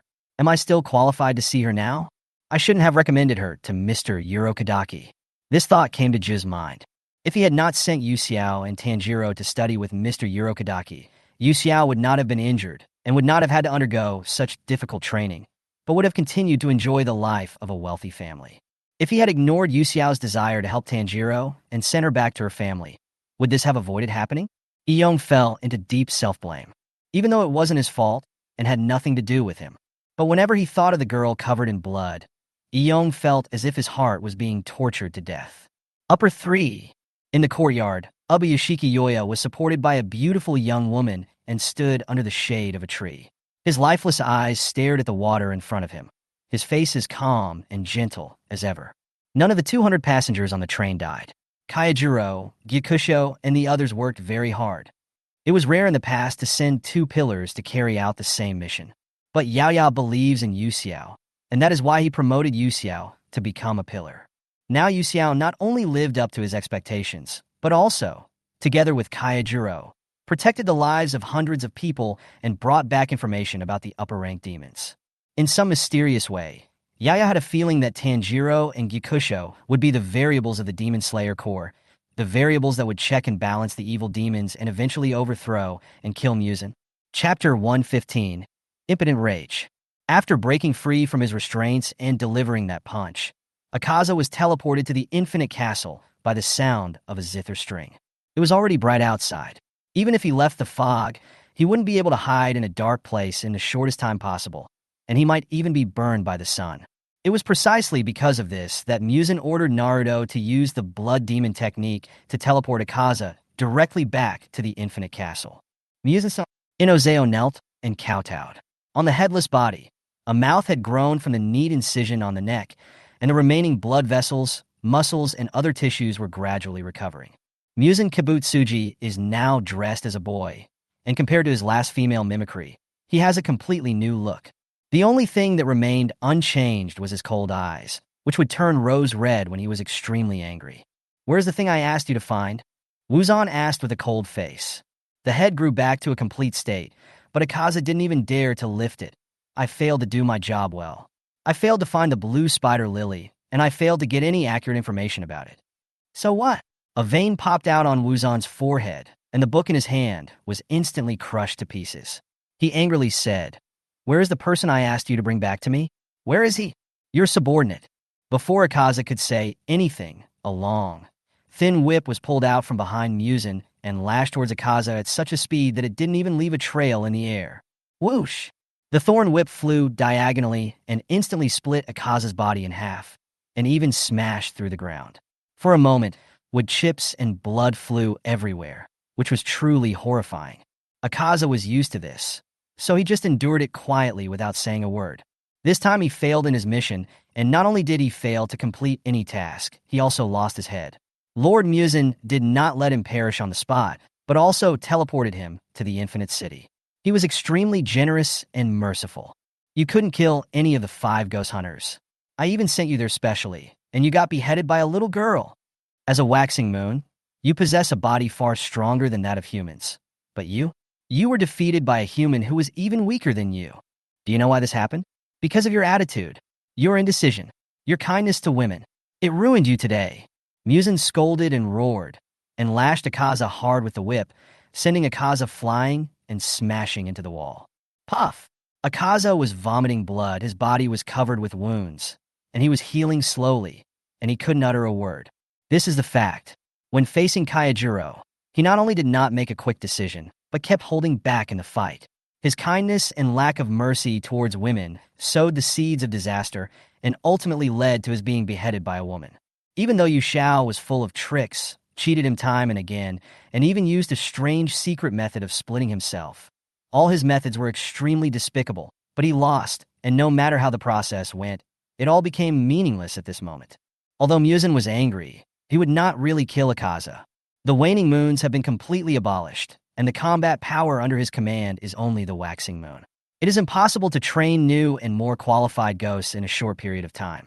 In addition, during this period of time, the group of mad dogs in the Demon Slayer Corps have been biting very hard, and the number of low-level demons has been continuously reduced. Demons who can exert strong combat power are particularly important at this moment. Although he was angry, he was only angry at Akaza for not being cruel and cold-blooded enough. During these hundreds of years, apart from Kokushibo, who could be called a partner, the person he valued the most was Akaza, and he had high hopes for him. If Akaza could be as cruel as Doma, he would definitely not have been beheaded by a woman today. When Wuzan thought of Yu Xiao's mocking expression and the words that seemed to imply something to him, he trembled with anger. He could obviously kill Yu Xiao himself, but he was afraid to do so. His instinct told him that Yu Xiao was not so easy to deal with. If he had shown up at that time, the girl might have used some weird thing to deal with him. If he was implicated, wouldn't it be a disaster? The game would not make up for the loss. During the Heian period 1,000 years ago, Onmyoji became famous. His ability to exorcise evil spirits alone caused him to suffer a lot at the time, and he hated those people even more. Could it be that the girl is a descendant of an Onmyoji? I can't rule out this possibility. I didn't expect that after so many years, those guys are still alive. They are really haunting. All in all, it was because Akaza was careless. Otherwise, with his ability, he would never have been beheaded. Akaza, I'm ashamed of you. The entire Infinite Castle was filled with Muzin's roar. And besides that, there was the sound of Akaza being beaten. Lord Muzin. In a corner of the entrance hall, a black-haired woman in a kimono was kneeling, holding a pipa. She suddenly spoke, interrupting Muzin's punishment. Mingnu, what's the matter? Muzin turned his head to look at Mingnu, with a cold light in his rose-red vertical pupils. Half of Mingnu's face was covered by her long hair. She lowered her head. In the dim entrance, it was difficult to see the expression on her face. Lord Upper Rank 1 requests to see you. Oh, Wuzan was a little surprised. Why did Kokushibo choose to see me at this time? Although Wuzan was a little confused, he still agreed and said, let him in. Zhang. The pipa was plucked again, and immediately one more person appeared in the dim and chaotic space. Lord Muzin, a swordsman with red hair tied in a high ponytail, wearing a purple snake-patterned kimono and a black riding hakama tied around his waist, appeared in front of Muzin. The swordsman was tall, but not burly, with red hair that fell to his shoulders. On the left side of his forehead and the right side of his neck were red markings that looked like burning flames. The strangest thing is that he has 3 pairs of eyes on his face, which makes people afraid and dare not look at him. Kuroshibo, why are you here? Seeing Kokushibo suddenly teleported to the Infinite Castle, Muzin was a little surprised, but his anger had mostly subsided, and he took back the whip behind him. Akaza also had a chance to catch his breath. He didn't care whether Kokushibo would see his miserable appearance. Otherwise, he would not be able to bear it if he kept being beaten. Kokushibo nodded slightly to Muzin to show his respect, and then slowly said, Lord Muzin, this matter is not entirely the fault of Akaza alone. Oh! After hearing what he said, Wuzan suddenly became interested. What do you think? The other upper-ranked demons would naturally know about the murder of Akaza, and how could Kokushibo, who was one of the upper-ranked demons, not be unaware of it? But I'm afraid his reason for coming here is not just to plead for Akaza. Akaza was also surprised. He had previously challenged this Upper Moon one to a bloody battle, but was overwhelmingly killed in an instant. According to the rules, the losers will be devoured by the winners and become nutrients. But Kokushibo did not do so. He was willing to give him the opportunity to become stronger, and even said something like, I hope you can kill me one day. That girl is of extraordinary birth. Kokushibo stopped talking halfway, then lowered his head and glanced at Akaza vaguely. After being punished and reprimanded, there was no point in keeping Akaza in the Infinite Castle. Besides, Kokushibo didn't seem to want others to know about this, so Muzin ordered retreat. The next second, Akaza was teleported into a dark room. The old dojo was dark and dim, but it made Akaza feel somewhat relaxed, and the injuries on his body healed at that moment. Compared to these, the girl's figure was all in his mind now. Fireworks, snowflakes, kimonos. Under the starry night sky, the girl stretched out her hand to him. Although he couldn't see her face clearly, Akaza thought that she was probably smiling. Mr. Kamaji. The graceful figure and soft voice made Akaza's heart flutter, and he couldn't calm down for a long time. Kamaji. Repeating the name silently, Akaza suddenly laughed at himself. I'm not the person you're looking for, and I'm not Kamaji. I'm Akaza. The Kamaji you're talking about is probably already dead. Chapter 116, Be Obedient in Front of the Doctor. Butterfly House. Kaijiro was lying on the clean white bed, his body wrapped in bandages. Because his left eye was accidentally injured by a Kaza in the previous battle, Kaijiro can only see things with his other eye for now, but he still looks full of energy. Shinobu Kocho, who was treating him, also breathed a sigh of relief, but there was a hint of confusion on her face. Although I was injured, fortunately, it's not serious. As long as I continue to receive treatment for a period of time, my body will be able to fully recover, and my eyes should also be able to return to normal vision. Kaijiro nodded. Well, thank you for your hard work, Butterfly. No, this is what I should do. Shinobu Kocho showed a smile on her face, but it didn't seem so harmonious with her slightly furrowed brows. There is just one thing that makes me feel very strange, Mr. Purgatory. Did you receive any other treatment before returning to the Butterfly House? No, Kaijiro answered truthfully. Although it's a bit embarrassing to say this, Butterfly, you should know that I was carried back by force, right? Huh. Everyone is so enthusiastic. It's really hard to resist him. After the hidden department arrived, they naturally sent Yu Xiao, who was the most seriously injured, to the Butterfly House first. Kaijiro originally wanted to go back by himself. After the infinite train lost control and collapsed, many passengers were injured. If he went back by himself, he could save a small amount of human resources and help more people. But the people from the hidden department saw that he was covered in blood, so they put him on a stretcher without saying a word and carried him back to the Butterfly House, so he was lying on the hospital bed so early. Is that so? That's right. Shinobu Kocho thought thoughtfully. As Kaijiro said, Shinobu Kocho also knew the purpose of his doing this. The members of the Demon Slayer Corps, especially the Pillars, have always been selfless and will not cause trouble to others for their own reasons. Besides, it wasn't a problem at all. This is also the most troublesome thing for Shinobu Kocho. Even though you are injured, you still give priority to others. What if this delays treatment and causes your injury to worsen? As a doctor, the last thing I want to see is patients who insist on being sick, wait until their condition worsens, and only come to seek medical treatment when they can no longer bear it. Regardless of the reason, this behavior is incorrect. But Butterfly, I think I still have to tell you. Kaijiro took a moment to calm his breathing again. It's true that I didn't receive treatment from anyone else, but when I was injured, the Yasaka girl gave me some medicine.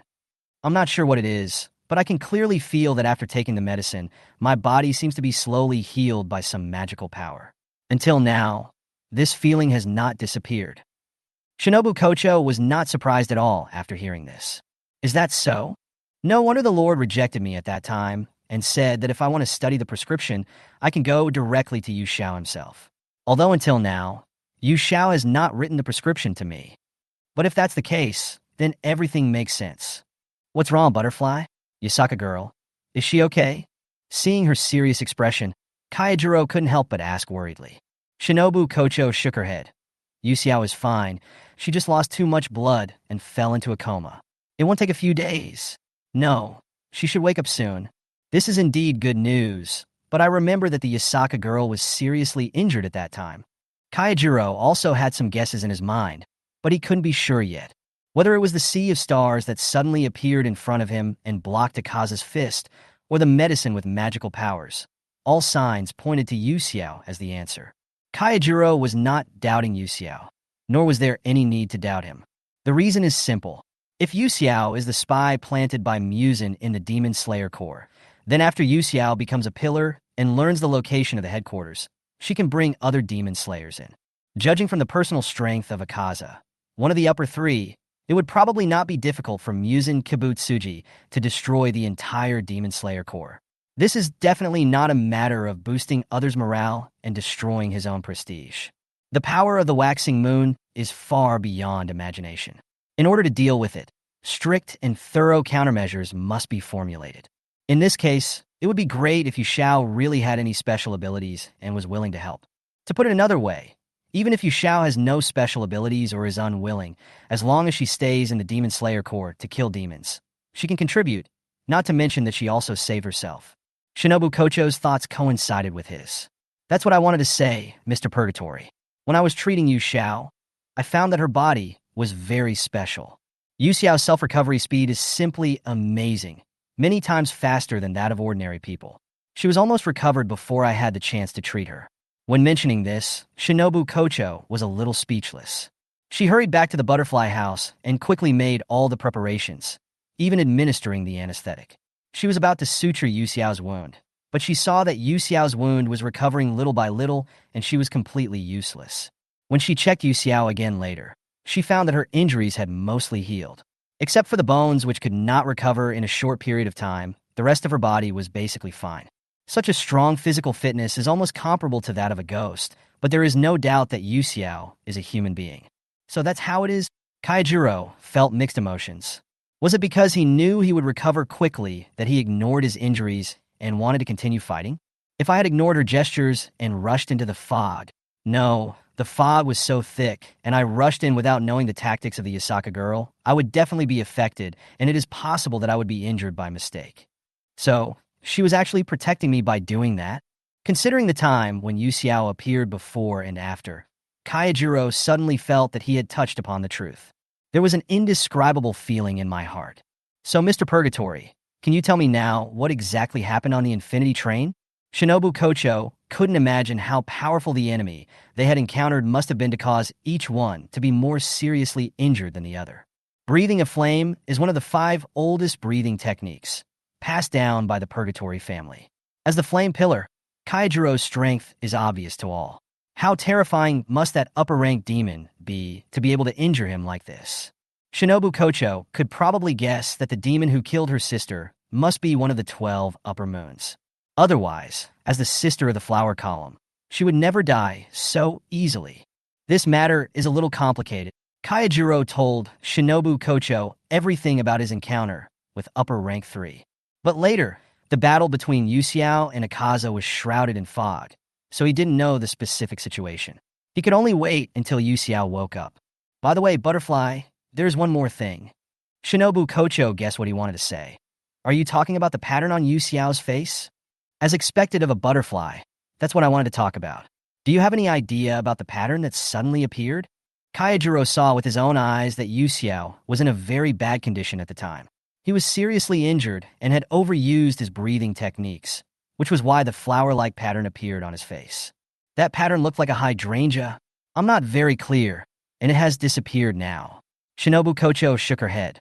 But I found that when the pattern was still there, Yu Xiao had a severe high fever, his body temperature reached 39 degrees, and even his heartbeat was more than twice as fast, even exceeding 200 beats per minute. Shinobu Kocho said, the light in her eyes dimmed slightly. At that time, she really didn't know what to do. Yu Xiao was covered in blood, with a huge cut on his chest. His heartbeat and body temperature were so scary that she was really worried to death. I saw Yu Xiao playing hide-and-seek with Shineo and the others in the butterfly house a few days ago, but after not seeing her for a few days, she has become a completely different person. But on second thought, Shinobu Kocho soon discovered that Yu Xiao, who said he wanted to get along well with her, was actually having so much fun with other people that he even forgot to write the prescription for her. It's really very good. Butterfly Shinobu took a grudge against Yu Xiao in her heart. The pattern disappeared very quickly, and Yu Xiao's body temperature and heartbeat returned to normal after that. His body's self-healing speed also improved. I haven't studied it in depth. I can only roughly speculate that the appearance of the hydrangea pattern may affect Yu Xiao's self-healing speed. Shinobu Kocho analyzed. Kaijiro agreed with her speculation. Well, if that's the case, if such a pattern appears on Yu Xiao's face again in the future, I think we should pay close attention to it. It would be bad if it affects her health. I will ask the Lord later, or check the notes left by the previous flame pillars to see if there is any record of this situation. Once there is any new discovery, I will inform you immediately. Shinobu Kocho nodded. Well, I will also do my best to look up relevant information, but at this point, Kocho, Shinobu's beautiful eyes moved. A faint smile appeared on her lips, and she joked. I never thought that Mr. Purgatory would be so concerned about Yu Xiao's affairs. Ahem. Kaijiro was choked by her, and felt that he was being too obvious. So he quickly covered his lips and coughed twice, and said seriously, Isn't it the job of a senior to pay attention to the physical condition of the juniors? Really? Shinobu Kocho smiled slightly. But why is Mr. Purgatory's face so red? You're seeing things. Kaijiro denied it flatly. Blushing is impossible, absolutely impossible. That's right. Looks like I need to get a mirror and have Mr. Purgatory check it out on the spot. Shinobu Kocho found what he said quite interesting, and as she spoke, she prepared to leave. There's no need for this, Kaijiro said with a forced smile. He really couldn't take on Shinobu Kocho's moves. There's nothing he can do, because the other party's rank is higher than his. Okay. Butterfly, Shinobu couldn't help but laughed out loud. It's not her fault. Who knew Mr. Purgatory would have such a strange expression on his face? It's really hard to see. Then I won't bother you anymore. Mr. Ringoku, just stay in the butterfly house and recuperate. Don't run around or move around. I don't know what will happen if you pull the wound. Shinobu Kocho smiled gently, but her smile was frightening. Kayajiro felt as if a drop of cold sweat was rolling down his forehead. I understand. Sorry to trouble you then. Now he really needs to thank those who carried him back. Chapter 117, The Crashed Ideal City. There's light. The sky was dyed gray and black by the rising smoke, making it difficult to distinguish between day and night. However, there was still light from the burning flames that illuminated the earth. The tall, densely packed buildings had now been reduced to ruins. Corpses were strewn across the ground, and the entire place was scorched earth. It is hard to imagine what happened here, but at least it is not difficult to see how prosperous this place must have been before it was destroyed. Boom, boom. There was a loud noise overhead. A floating island that was held up in the air by some incomprehensible force seemed to have lost its support and fell uncontrollably from the dark clouds. After landing, there was another loud noise as expected. It felt like a meteorite crash. The moment the sky island came into contact with the earth, a terrifying shock wave was created, destroying the already wreckage of the earth in an instant. The dust and smoke gradually dissipated, and countless huge, twisted figures appeared on the crashed island. Among them, you can also see a white-haired girl wielding a silver hammer that is far larger than her body, fighting against those ugly monsters. Go to hell! The girl held the huge hammer in one hand and swung it out with a devastating blow. The surrounding space was almost torn apart by the power of the hammer. However, there was no fear in the eyes of those dark monsters with absurd shapes, distorted and hideous faces. Even under such a horrific attack, many monsters were smashed to pieces, exploded into black liquid splattering everywhere, but they still rushed towards the girl. There are too many. There is no way to kill them all. Every time a monster falls, the black liquid it produces will be swallowed up by the next monster, making them taller, more ferocious, and more powerful. The girl was in dire straits under the siege of monsters, but she still tried hard and desperately to protect the small space behind her. There is no other reason. It's no use, stop it. Suddenly, a weak female voice came from behind the girl. Although there were shrill roars and screams all around, the girl wielding the giant hammer still heard them. But it did not stop the attack. Stop! The weak voice was still trying to persuade the girl. Their target is me. As she said, these bad beasts are not targeting the white-haired girl in front of them. But it was the beautiful woman lying on the ground behind the girl, covered in wounds. No, I will never leave my master alone, said the white-haired girl in resistance, then raised the giant hammer and smashed it hard on the ground. Boom! The impact of the giant hammer swept out, smashing the ground. Countless evil beasts surrounding the girl were blown to pieces by the hammer, briefly opening up a small safe space. The girl took this opportunity to condense a magic circle in her palm. Space magic, holy land of light. A faint white halo burst out from the girl's palm, and countless dazzling light streams spread out, instantly forming a semicircular barrier composed of a faint white halo, covering the girl and the woman behind her. And those evil beasts that kept emerging from the darkness roared angrily and attacked the barrier frantically, fighting until they were dead. It won't last long if this continues, and the barrier will break sooner or later. Master! The girl quickly put down the huge hammer in her hand, knelt beside the woman, and checked her condition. However, what is despairing is that the girl's master, Fisterlin, a witch with extremely powerful magic, was polluted in the endless battle with the evil beast. It won't be long before she is assimilated and becomes one of the countless bad beasts. Stop! This is destiny. We cannot defy the will of the world. Fistlin's voice was intermittent, and there was deep fatigue in his words. Her spirit and consciousness will soon dissipate under the erosion of pollution. But she still looked at the girl in front of her tenderly, with a loving yet sad and weak smile. Let's leave here.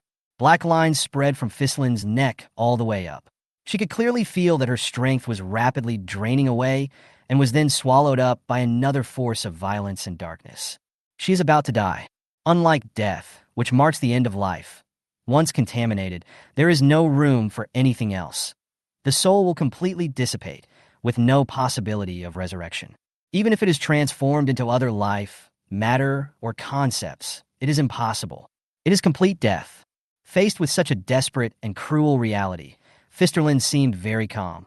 She had already accepted her fate. The only person she cared about, and the person she was most reluctant to leave, was the girl in front of her. "Master, I won't let you die. I will definitely save you," the girl said with tears on her face, and was very determined. "I don't want to lose anyone anymore. No matter who it is, I don't want to lose again." The girl stretched out her hands and held Feslin's arms, then closed her eyes, circulated her power, and began to absorb all the pollutants in Feslin's body. A miracle happened. The black lines that originally covered Fisterlin's skin were actually gradually fading away. The pollution was transformed into a special kind of energy and absorbed by the girl. But the white-haired girl soon discovered that this endless pollution was like a bottomless pit. Her method could not solve the root of the problem at all. Even her hands began to show black lines. "Stop, you'll be contaminated too." Fistlin used all his strength to pull back his hand and stop her. "No, master, please. Don't resist. I will definitely save you. I will never let you disappear like this." The girl held her arms tightly, not wanting to give up. Fisterlin smiled bitterly and shook his head. A crystal tear rolled down her purple eyes. "Master? Witches are creatures that cannot shed tears." But her master cried. "Why? I'm sorry. I can't hear you clearly. What is the master talking about?" "Don't be afraid of losing. If you choose not to start because you are afraid of losing, you will lose more. Although the witch's life is long, it will also come to an end."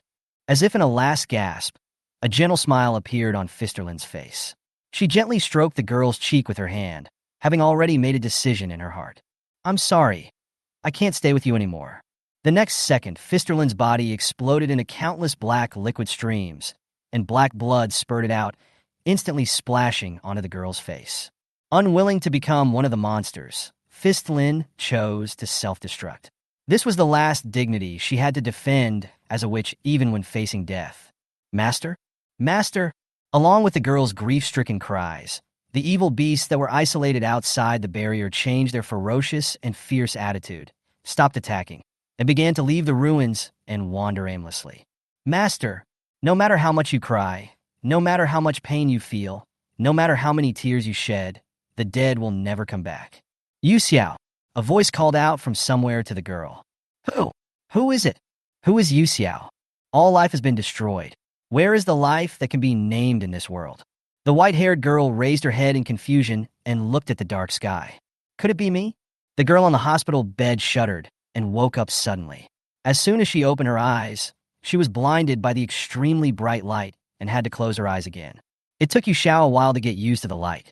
Her eyelashes trembled slightly, and she half opened her eyes, looking at a corner of her vision. "Ju, mister?" After making the sound, Yu Xiao felt as if his throat was scraped by a knife, burning with pain, and his voice was very dry and hoarse, not at all as clear as usual. But she doesn't care about that. "How are you?" A man's low voice came to my ear, full of concern and worry. On Tomioka Ju's poker face, which never changed, there was a hint of obvious worry at this moment. His deep blue eyes stared quietly at the girl on the hospital bed, paying close attention to her condition at all times. To be honest, he was really scared just now. Eong originally wanted to take a quick look at her secretly in the butterfly house late at night when no one was around. Unexpectedly, he ran into the girl on the hospital bed, who looked painful and mumbling madly. She kept speaking a language he couldn't understand and seemed to be repeating the same word over and over. Fortunately, she finally woke up in response to her own call. Yu Xiao stared at the ceiling above his head with a dull expression, his golden eyes dim and lifeless. "I don't know." Just now, she seemed to be lost in a memory, but because she woke up suddenly and her memory was very confused, she couldn't remember clearly now. But Yu Xiao could not forget that memory. The indescribable grief made her almost crazy and collapsed. Even now, even after waking up, she could hardly control the sadness and fear. "Do not leave me." Eong frowned, seeming a little unhappy. He suddenly straightened up, turned around, and walked out the door. "Don't go."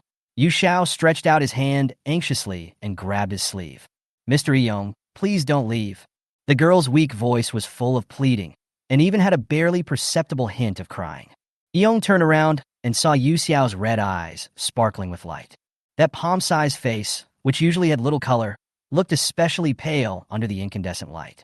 Young silently looked away, opened his thin lips, and said softly, "I won't leave." Chapter 118. On this shore, overwhelmed by despair. After hearing the answer, Yu Xiao did not let go of his hand immediately. The fear in her memory made her afraid that if she let go, the person in front of her would disappear like some important person. She nervously grasped Young's sleeve, her fingertips slowly tightening, and asked again, "Are you really not going to leave?" "Yeah," Young responded, letting her pull on his sleeve, no emotion visible in his deep blue eyes. "Just gonna get some water, let go," he explained so clearly rarely. Yu Xiao was stunned for a moment, then quickly reacted.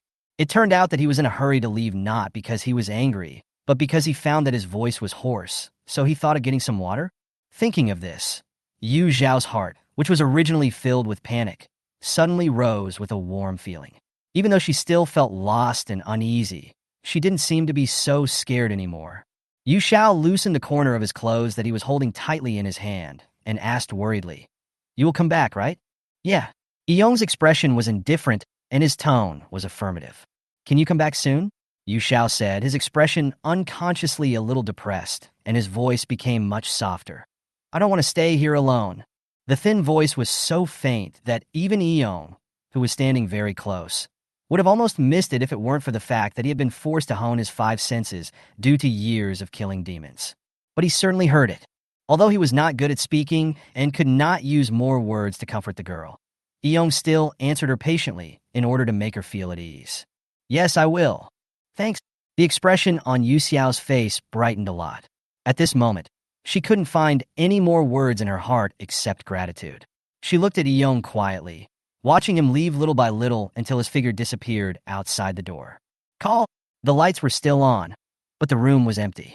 Yu Xiao was the only one in the entire ward, and the silence was so quiet that one could hear a pin drop. There was a clock hanging on the wall, and the second hand was moving regularly around the numbers. Yu Xiao looked up and saw that it was already 1 o'clock in the middle of the night. No wonder the curtains were drawn, and it was still so dark outside. How long had he slept? Yu Xiao thought of the infinite train. Kaijiro and the others should be okay, right? Although he was seriously injured, he should not be seriously injured after taking his own medicine. As for Akaza, he was able to move even though he had his head chopped off by himself. It is very likely that he has broken through his limits and will never be afraid of the Nichiren sword again. But why is this? Yu Xiao couldn't figure out what reason allowed Akaza to overcome the Nichiren sword in the end and break free from her restraints. If she hadn't reacted quickly and tried to lean her body to avoid the vital parts, Akaza's punch would not have simply hit her shoulder. I'm afraid that from that moment on, Akaza no longer regarded her as a woman, but an opponent worth killing. Yu Xiao could feel the terrifying aura and endless strong fighting spirit coming from Akaza at that time. What should we do from now on? Rengoku Kaijuro survived, which is a good thing, but Akaza is no longer afraid of the Sunblade. Only sunlight can completely kill him. What is this? Is it equivalent compensation? Wait. Yu Xiao reached out and touched his abdomen, which was covered with bandages, but the wound had healed. Apart from a little stuffiness in his chest when he breathed, there was no pain or feeling of emptiness. It was she who received this punch, a blow that could not be avoided according to the prediction of the Eye of Illusion, and it was also the real cause of Rengoku Kaijuro's death. Equivalent compensation. Recalling everything that happened before, from his failure in learning the breathing method on his own to his thoughts being disturbed on the infinite train, Yu Xiao suddenly understood something. She couldn't cast powerful magic directly because, in addition to not having a magic circuit, she was also suppressed by the laws of the world. It is also because of this that the Eye of Illusion cannot play its full role. Yu Xiao originally thought that the existence of the law was to balance everything in the world, so he accepted it. But now it seems that things are far more complicated than that. Yu Xiao's mind was in a mess. She imagined countless worst-case scenarios and had a headache. No wonder that guy threw himself into this world through reincarnation. If you want to realize your wish, you have to pay the corresponding price. Wish, what is my wish? Yu Xiao couldn't help but recall the memory just now. A destroyed land, evil beasts born from darkness, a fallen city in the sky, and the master. Yu Xiao slowly closed his eyes, and the figure of a woman emerged in his mind. She had long, slightly curled dark purple hair, and was wearing a black retro dress. She had a graceful figure, a pair of violet eyes with a moist gaze, and a beautiful face. At this moment, she was smiling gently, and that smile made her extremely nostalgic. Master, for no apparent reason, the tip of my nose felt sore. Although she didn't want to recall the past, Yu Xiao could no longer deceive herself. She could not forget Fistlin and those who had helped her and try to love her. But the more she thought about it, the sadder she felt. She couldn't do anything. Even if she learned magic, she couldn't really revive them. She could only let them fade away in her memory. Until now, she couldn't even tell who she was, to the point that she had forgotten herself.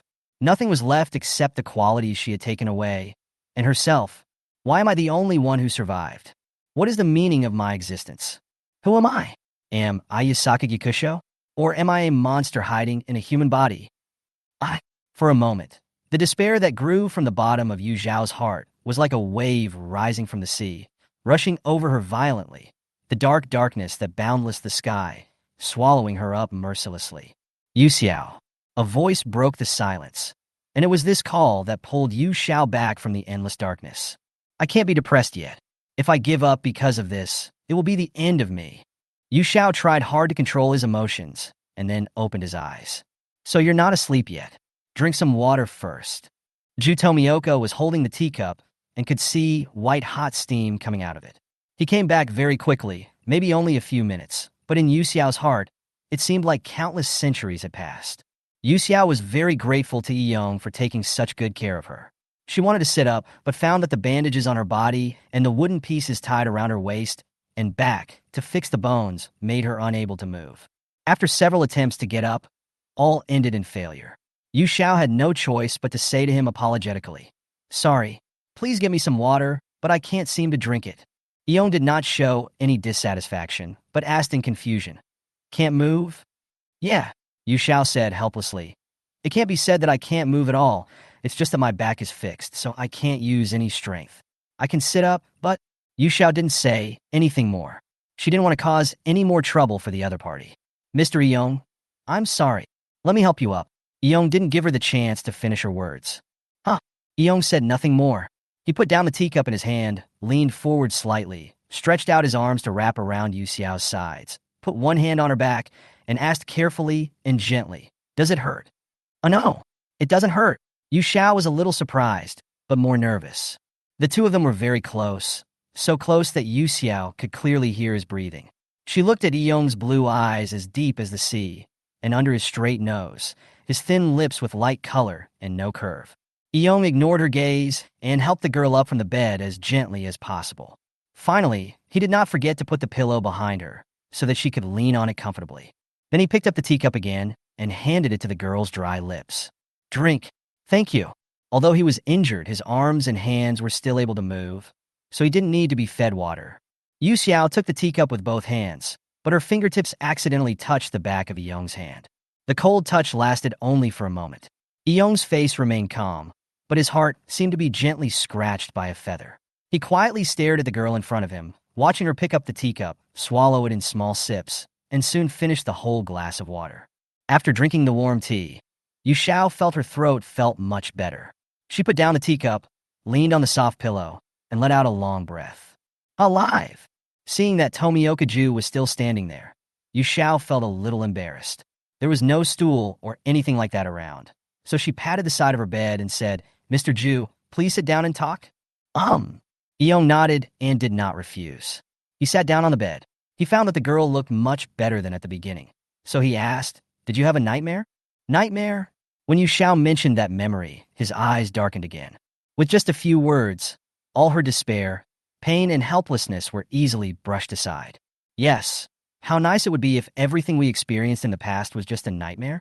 In that case, even if she felt sad after waking up, she could throw herself into her master's arms and cry and act like a spoiled child, and let her touch her head and listen to her comforting her, saying it's okay. But that was not a dream at all. It was something that really happened. So she had to stay awake and remind herself that she and humans were different after all. Yes, I had a nightmare. Yu Xiao simply continued speaking along with Yong's words.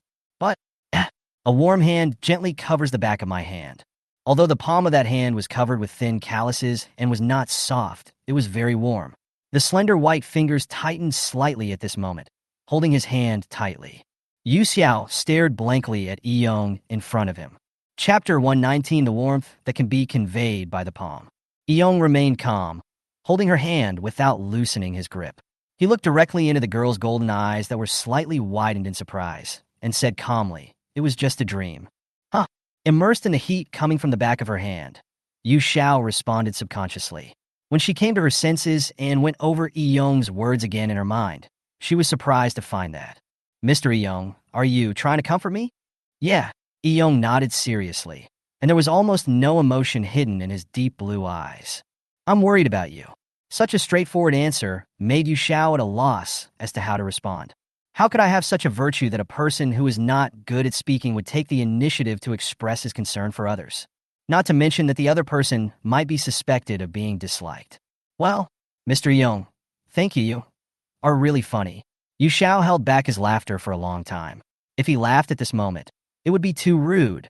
Fortunately, her slightly pale face finally showed a slight smile, and her expression became gentler. "Interesting? What's interesting about me? Did I say something wrong?" Yong lowered his eyes and thought silently. It was true that I visited the butterfly house late at night because I was worried about her health, and there was nothing wrong with that, but why did she look so happy? Because I worry about her, she is happy? Thinking of this, Tomiokaju's originally confused eyes suddenly became much clearer, and it could be said that he suddenly became enlightened. Even his usually cold and stiff expression relaxed a lot. Counting the days, it has been almost half a month since the last time the two met. It was a rare opportunity for him to live in harmony with Yong. After much hesitation, Yu Xiao finally expressed his doubts. "Mr. Yong, why haven't I seen you during this period? Is it because you are very busy with work?" Yu Xiao did not bring up the topic directly, but chose to ask indirectly. No matter what, Tomioka-ju had done him a favor, and Yu Xiao didn't want to pursue his strange attitude that night. It was an insignificant thing, and it should be let go. There was no need to keep holding on to it.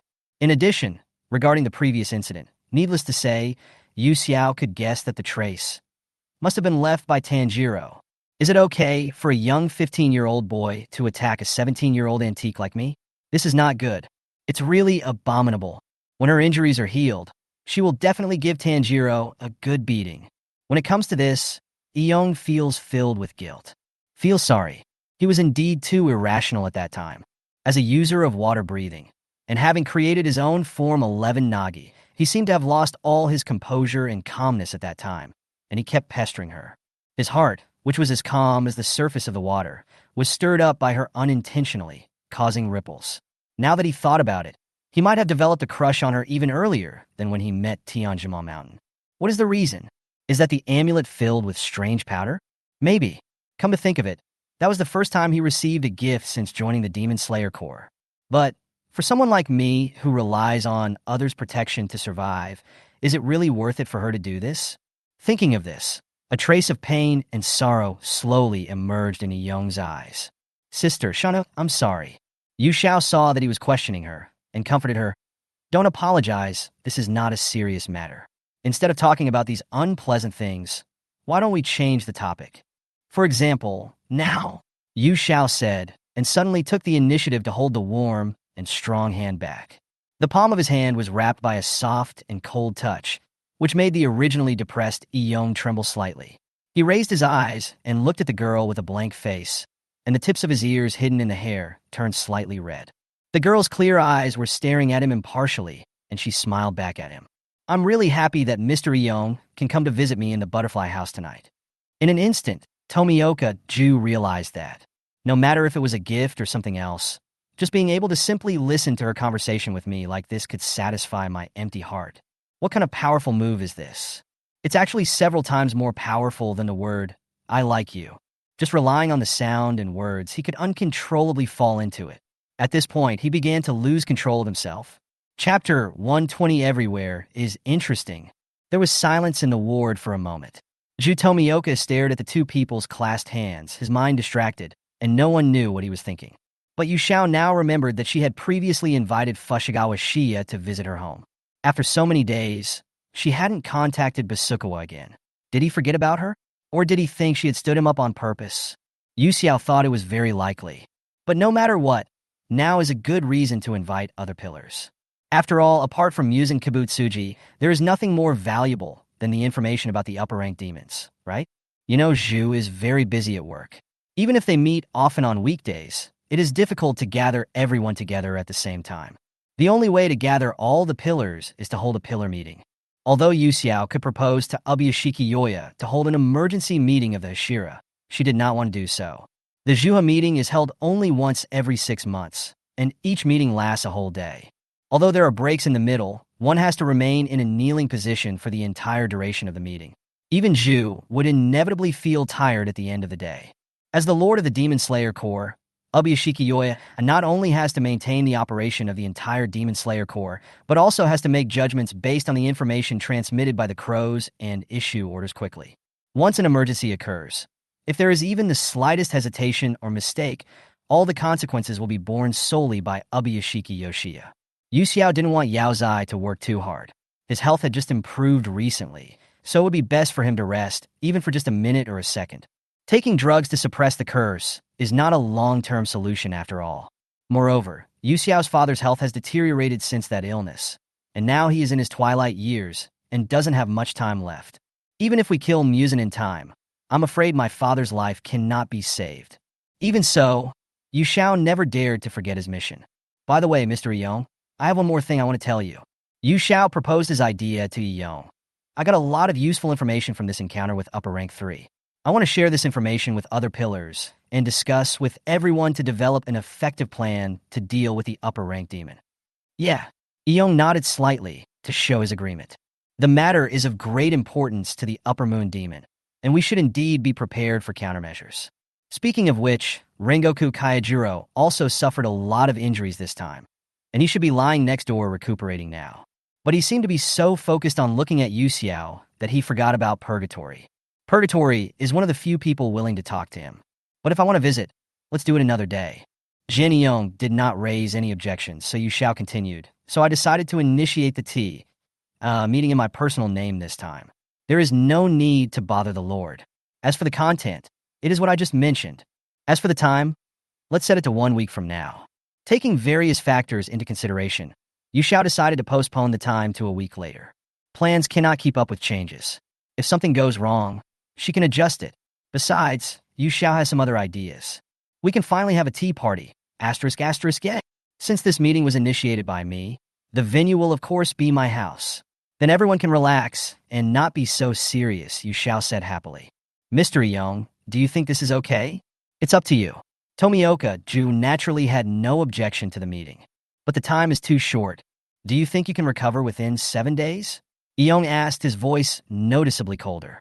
He remembered that at that time, the crow sent a message saying that Yu Xiao was seriously injured and unconscious, and was carried back to the butterfly house by Yin. Moreover, there was a piece of wood fixed on her back, which showed that she had suffered serious trauma. As expected, it was her spine that was injured. It was definitely not as easy as she appeared. My self-healing speed is much faster than that of ordinary people. So what? Yu Xiao felt that there was no point in explaining further, and Yong didn't want to listen to her explanation at all. So she decided to change her strategy. Time may be a bit tight, so I'll decide later. After saying that, she secretly glanced at Ju and found that his expression had relaxed a little, so she continued to set the trap. In this case, everyone will come by then. As a member of the pillar, Mr. Ju will definitely not be absent, right? Yong moved his lips and was about to say something, but Yu Xiao took the lead. If you don't come, I'll be very sad. Yu Xiao covered her eyes with her hands. I will be so sad that I will cry. Yong was silent. She was so sad that she cried just because of such a small thing. It was obvious that she was lying to him, right? He's just not good at communication. He's not stupid. But knowing that she was lying, Yong finally chose to compromise.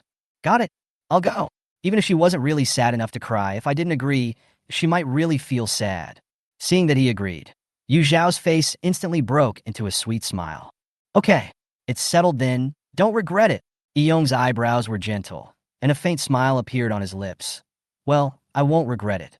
Compared to the distraught look when she just woke up, he still liked to see her smiling and full of energy. Yu Xiao blinked in surprise. She never thought she would see a smile on Tomioka Ju's face. But she soon got over it. Ju Tomioka doesn't really have facial paralysis. He's just used to being alone and lacks communication. He usually looks cold and indifferent, perhaps because of the pain he suffered in the past, which often made him immersed in sadness, and he forgot how to show his emotions on his face. The result is, Ju's smile looks a little weird. It's not quite right to describe it as strange. It should be described as abrupt. How can someone smile with a straight face? Haha, Yu Xiao really couldn't hold it in any longer. Even though she covered her mouth, she couldn't stop herself from laughing out loud. Question mark? Yong's eyes were full of confusion. Did he make a mistake again? Ahem. Yu Xiao coughed twice, and under Yong's puzzled gaze, he defended himself seriously. I'm sorry, Mr. Yong. I was so happy to hear you agree to my request that I couldn't help laughing. Yu Xiao gently shook their clasped hands, blinked, and asked, You won't blame me, will you? Is that so? Yong always felt that something was wrong, but he couldn't put his finger on it. Yu Xiao was afraid that he would ask after realizing what was going on. So he quickly changed the subject and said, I heard from Miss Shinobu before that Mr. Yong rarely speaks, so his relationship with the other pillars is not very good, and no one knows you very well. But I think that Mr. Yong and I get along very well, and it's not as difficult to get along with as I imagined. Yong couldn't help but frown. Is he difficult to get along with? But he felt that, except for those pillars who were not willing to pay attention to him, the relationship between him and the other pillars was not that bad, right? Especially Fushijai Miyabi. Every time he saw him, he became particularly excited. And there is Iguro Obane, who always greets him enthusiastically and proactively. Although they didn't seem to like him very much, they were still willing to talk to him under such circumstances. They were the few good people around. As for the issue of speaking, Yong felt that he did speak less, but he didn't stop talking at all, right? I don't know why. They don't seem to understand what I'm saying and always have strange expressions on their faces. This can't be entirely blamed on him, right? We were clearly speaking a common language. So why was Yu Xiao the only one who could understand it? Yong seemed to have thought of something and shook his head in his heart. I'm not hated. If Yu Xiao knew what Yong was thinking at this moment, he would probably laugh all day long.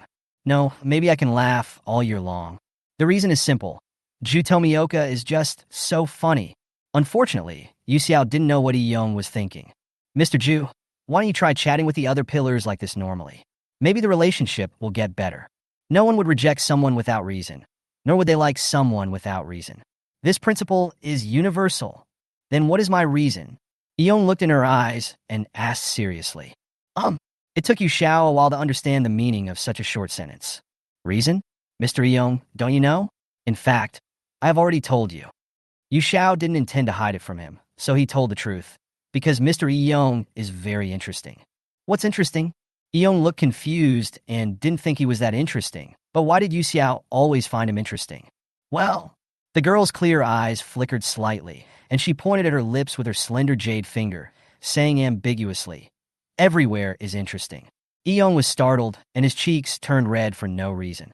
Chapter 121, Shy Butterfly Shinobu. The next day, Yu Xiao opened his eyes and found that there were still empty beds around him. He felt relieved and stretched slowly. It was the time of day and night when people were most sleepy, but Yu Xiao felt refreshed. She slept very soundly and dreamlessly that night. Although the bed was a little hard, her physical and mental strength had recovered a lot. Getting out of bed, Yu Xiao immediately took off his clothes and began to untie the bandages wrapped around his body. Without the restraint of the bandages, his chest seemed to feel a little heavier, which made Yu Xiao a little uncomfortable. The difference between bones and muscles makes most women's bodies naturally more flexible than men's. At the same time, they have to bear additional burdens, which is very unfavorable in combat. Therefore, Yu Xiao has always worn a chest wrap. Although it is bad for your health, you will get used to it after a long time. Yu Xiao looked down at his abdomen, where there was a scar the size of a baby's fist. The newly grown tender flesh was hideously pink.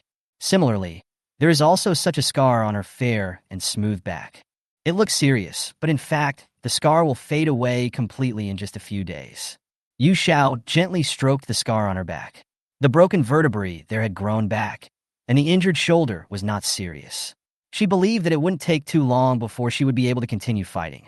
After putting on his clothes again, Yu Xiao began to move his limbs.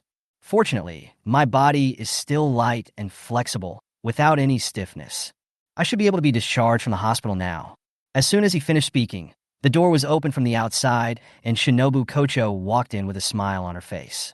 Allah Allah, could it be that I didn't take good care of her? which made Yu Xiao want to leave the butterfly house. This is really sad.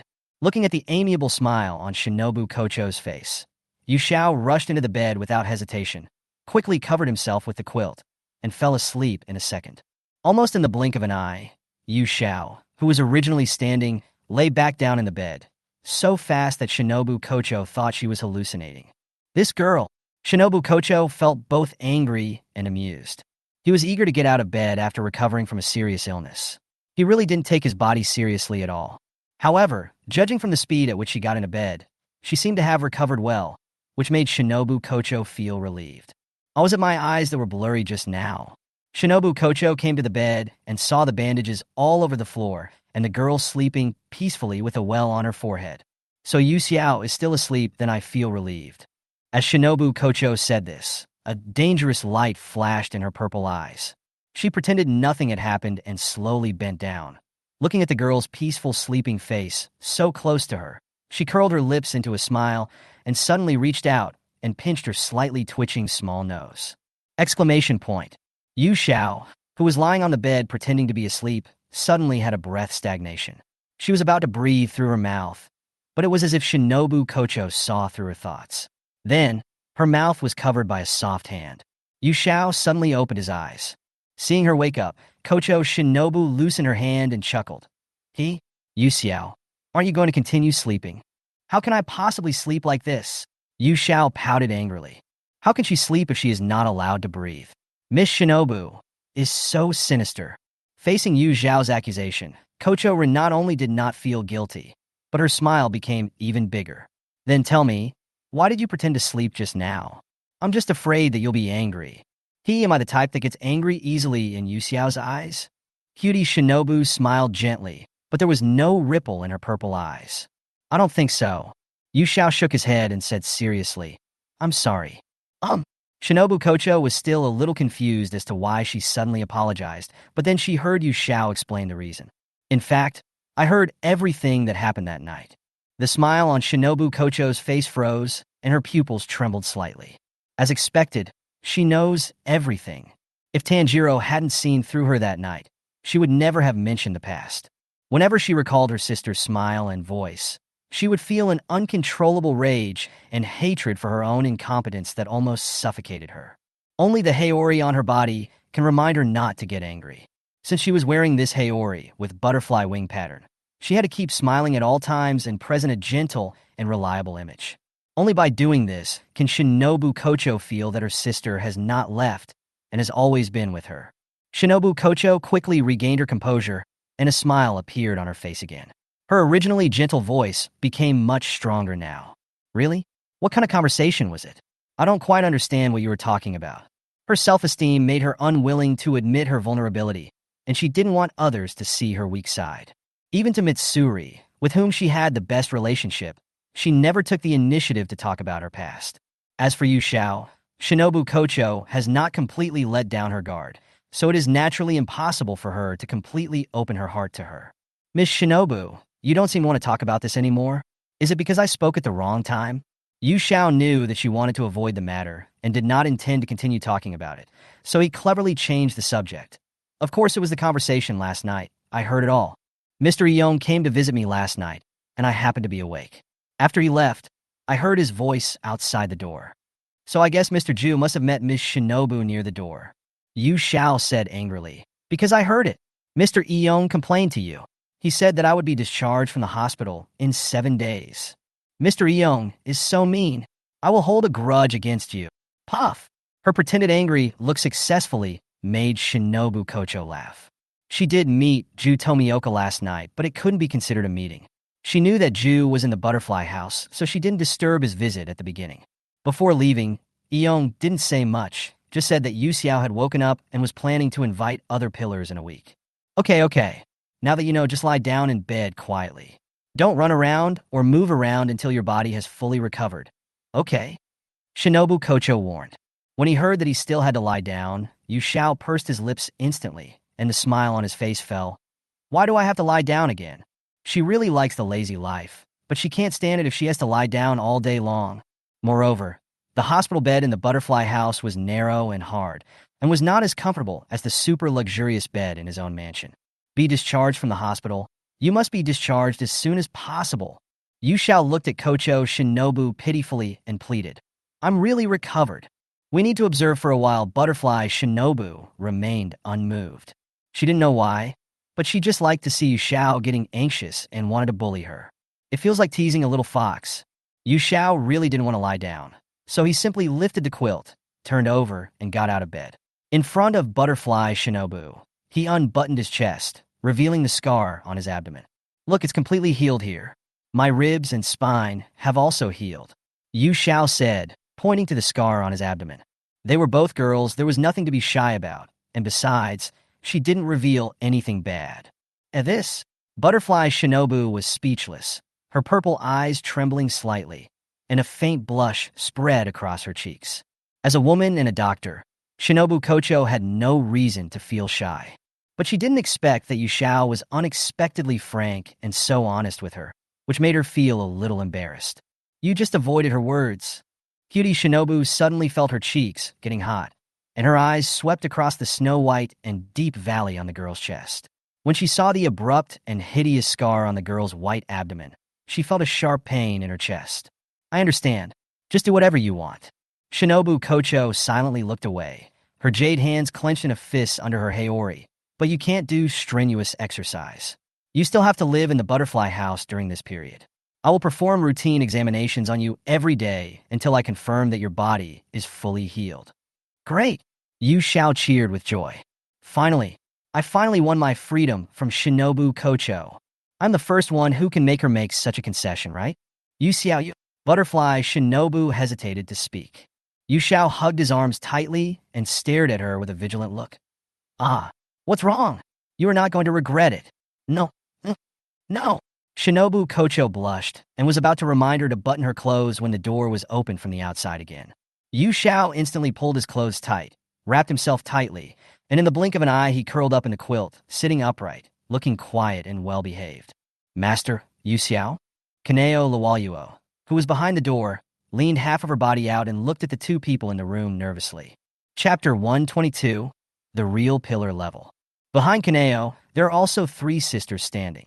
Kanzaki Aoi, Kokio, Koho, and Kosumi. Yu Xiao. Several people simultaneously cast concerned glances at the girl on the hospital bed. Yu Xiao was now fully dressed and sitting upright on the hospital bed, as if nothing had happened. Why are you all standing outside the door? If you have anything to say, please come in first. The five people outside the door then entered the room. Lady Yu Xiao, how is your health? Are you okay? Kanzaki Aoi looked at her with concern. Yeah, it's really not a big deal after such a serious injury, the three sisters with big eyes asked at the same time. Xiaoqing, with shoulder-length hair and a tear in the corner of her eye, looked very pitiful. Even Kaneo, who usually keeps quiet, couldn't help but ask, Yu Xiao, are you okay? Kaneo no longer relied on flipping a coin to decide whether to speak, because Yu Xiao had told her before to follow her heart. Moreover, Yu Xiao often came to the butterfly house. With her around, Kaneo gradually stopped using the coin and decided what to do based on her own thoughts. Even though she sometimes encountered difficult options, Kaneo still subconsciously wanted to solve it by flipping a coin, but as long as she thought of Yu Xiao and the candy she gave her, Kaneo finally restrained herself. I don't know why, but Kaneo always feels a sense of satisfaction when doing things after deciding on her own. I'm fine. I'm really sorry for making everyone worry about me. It's all because I was too careless, Yu Xiao said apologetically. After hearing this, Kanzaki Aoi secretly breathed a sigh of relief. I'm glad you're okay. Yesterday, she witnessed Yu Xiao covered in blood, and even now when she thinks back on it, she still feels a lingering fear. Fortunately, Yu Xiao woke up from his coma just one day later and seemed to be in good condition. Otherwise, Kanzaki Aoi would have been worried to death. Yu Xiao is her most beloved and respected pillar-level swordsman besides Shinobu Kocho, and is a friend as important as Kaneo. It can be said that anyone who has frequent contact with Yu Xiao will dislike her. After all, who can resist a girl who has a beautiful face, a gentle and lively personality, and speaks in a pleasant way? Anyway, Kanzaki Aoi definitely can't refuse. Lord Yu Xiao, don't be so hard on yourself. Even the most powerful swordsman will get injured when fighting evil spirits. We just hope that you can be safe, Kanzaki Aoi said sympathetically. Yes. The three cute girls with big eyes surrounding the bed echoed in unison. Kaneo also smiled. I'm glad you're all right. I really appreciate everyone's concern for me. Yuxiao never expected that his lying down would cause so much worry and concern from so many people. This was the first time she had been treated like this, whether in the past at the Yasaka family or in the current Demon Slayer Corps. This made Yuxiao feel flattered. At the same time, he felt panic in his heart and couldn't help but start to reflect. Can someone like me really get their care?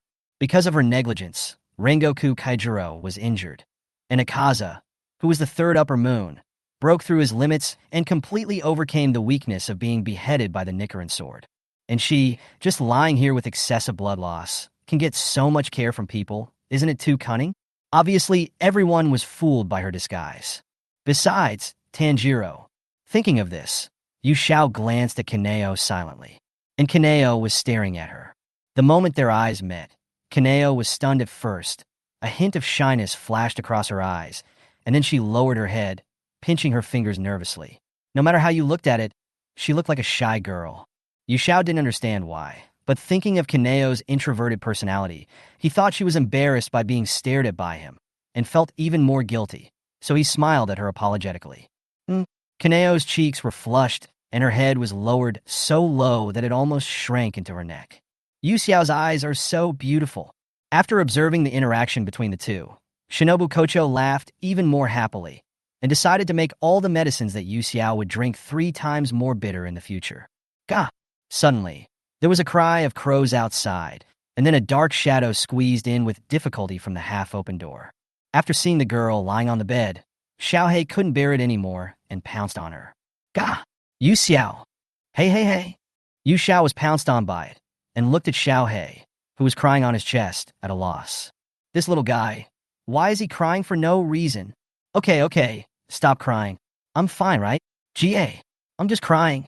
What do you care? Whoa, Xiaohei cried very sadly. When it saw Yuxiao falling unconscious in Tanjiro's arms, it felt that its entire bird life was hopeless. In Xiaohei's world, only Yuxiao treats it the best.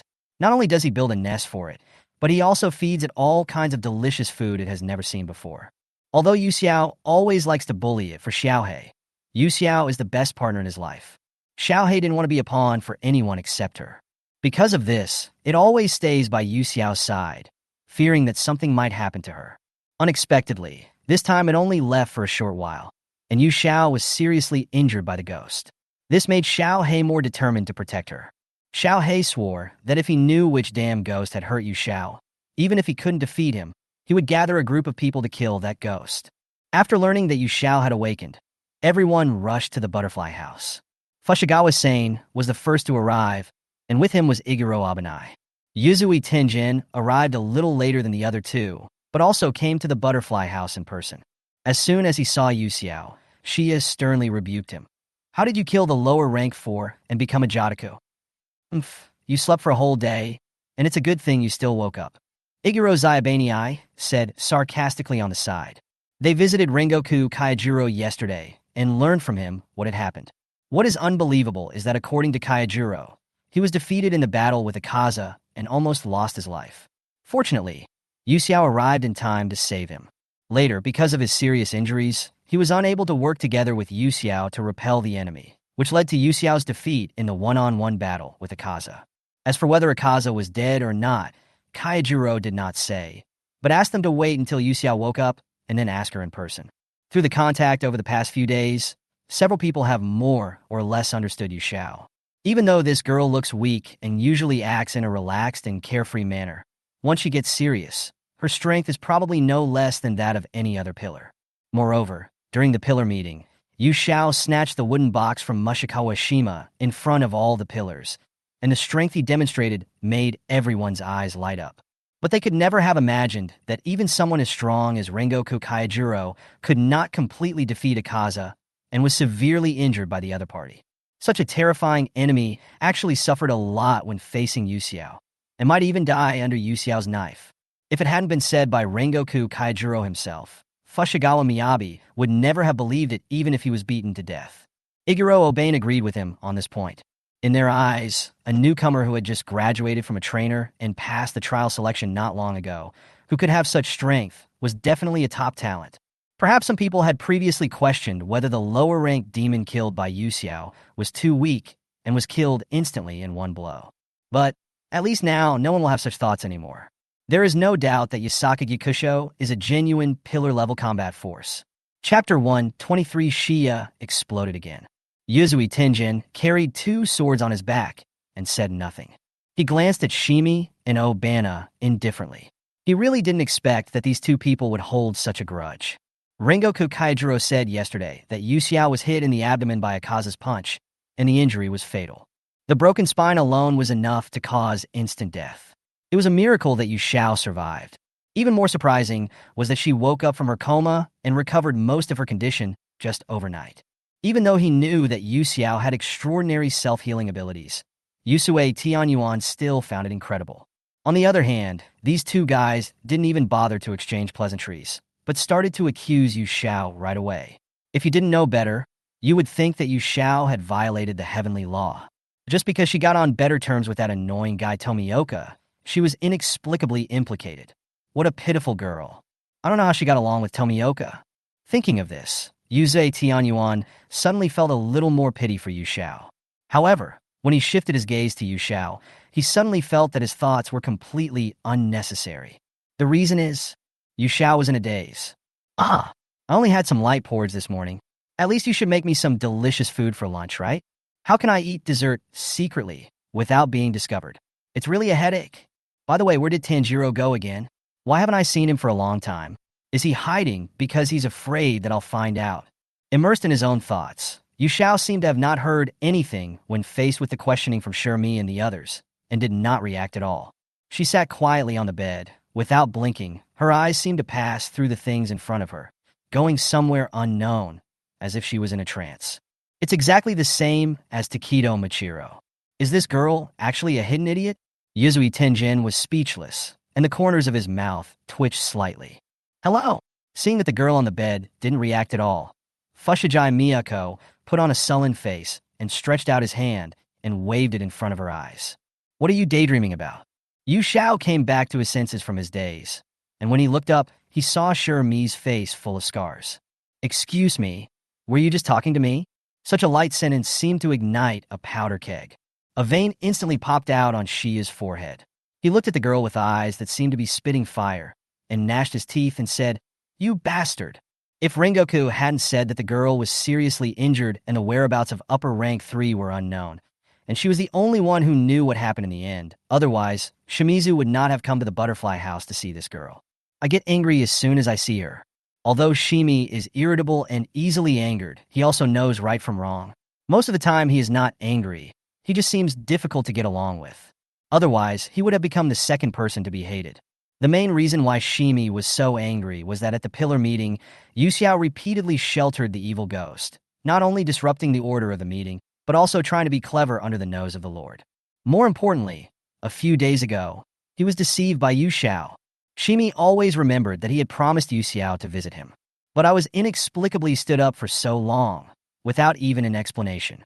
This made Shimi feel like he had been completely fooled, and the more he thought about it, the angrier he got.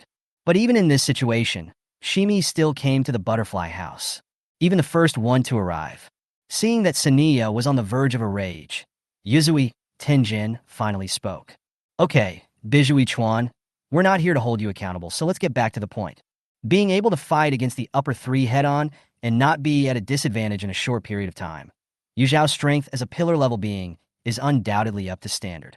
Although she was seriously injured in the end, she at least protected Purgatory and fought for the arrival of Dawn, which prevented any casualties.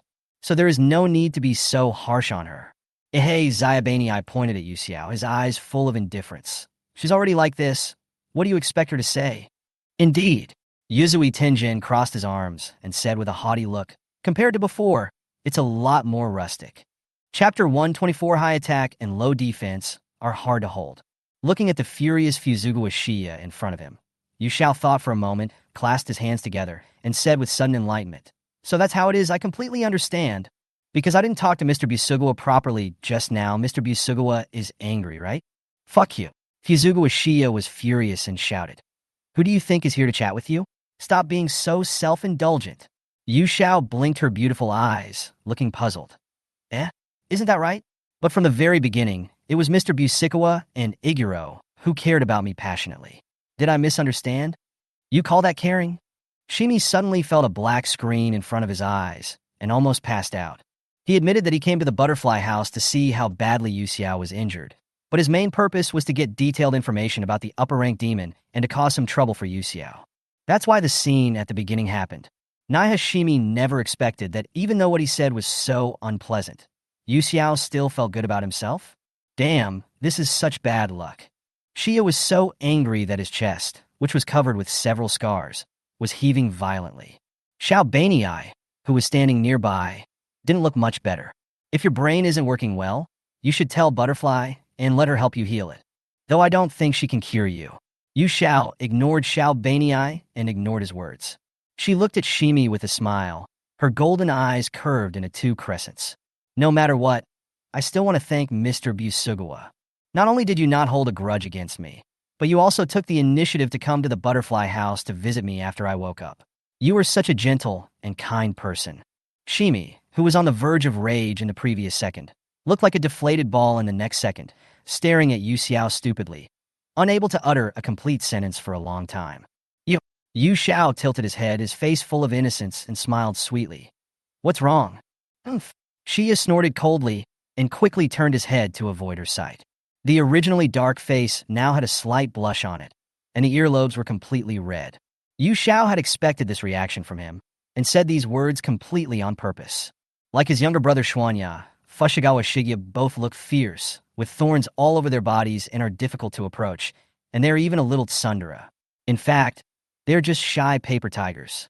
To put it bluntly, it is not worth praising, especially when facing girls. Oh my, I never thought that even such a hot-tempered wind pillar-sama would be shy. Yu Xiao covered her lips and smiled softly, her eyes full of mischief. Shimi was both ashamed and annoyed, and was completely unaware of this.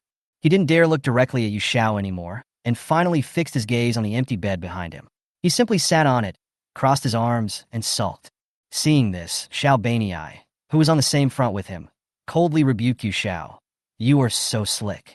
At the same time, the white snake Diwan coiled around his neck was staring at Yu Xiao with a pair of red eyes and making a hissing warning sound. Thank you for the compliment.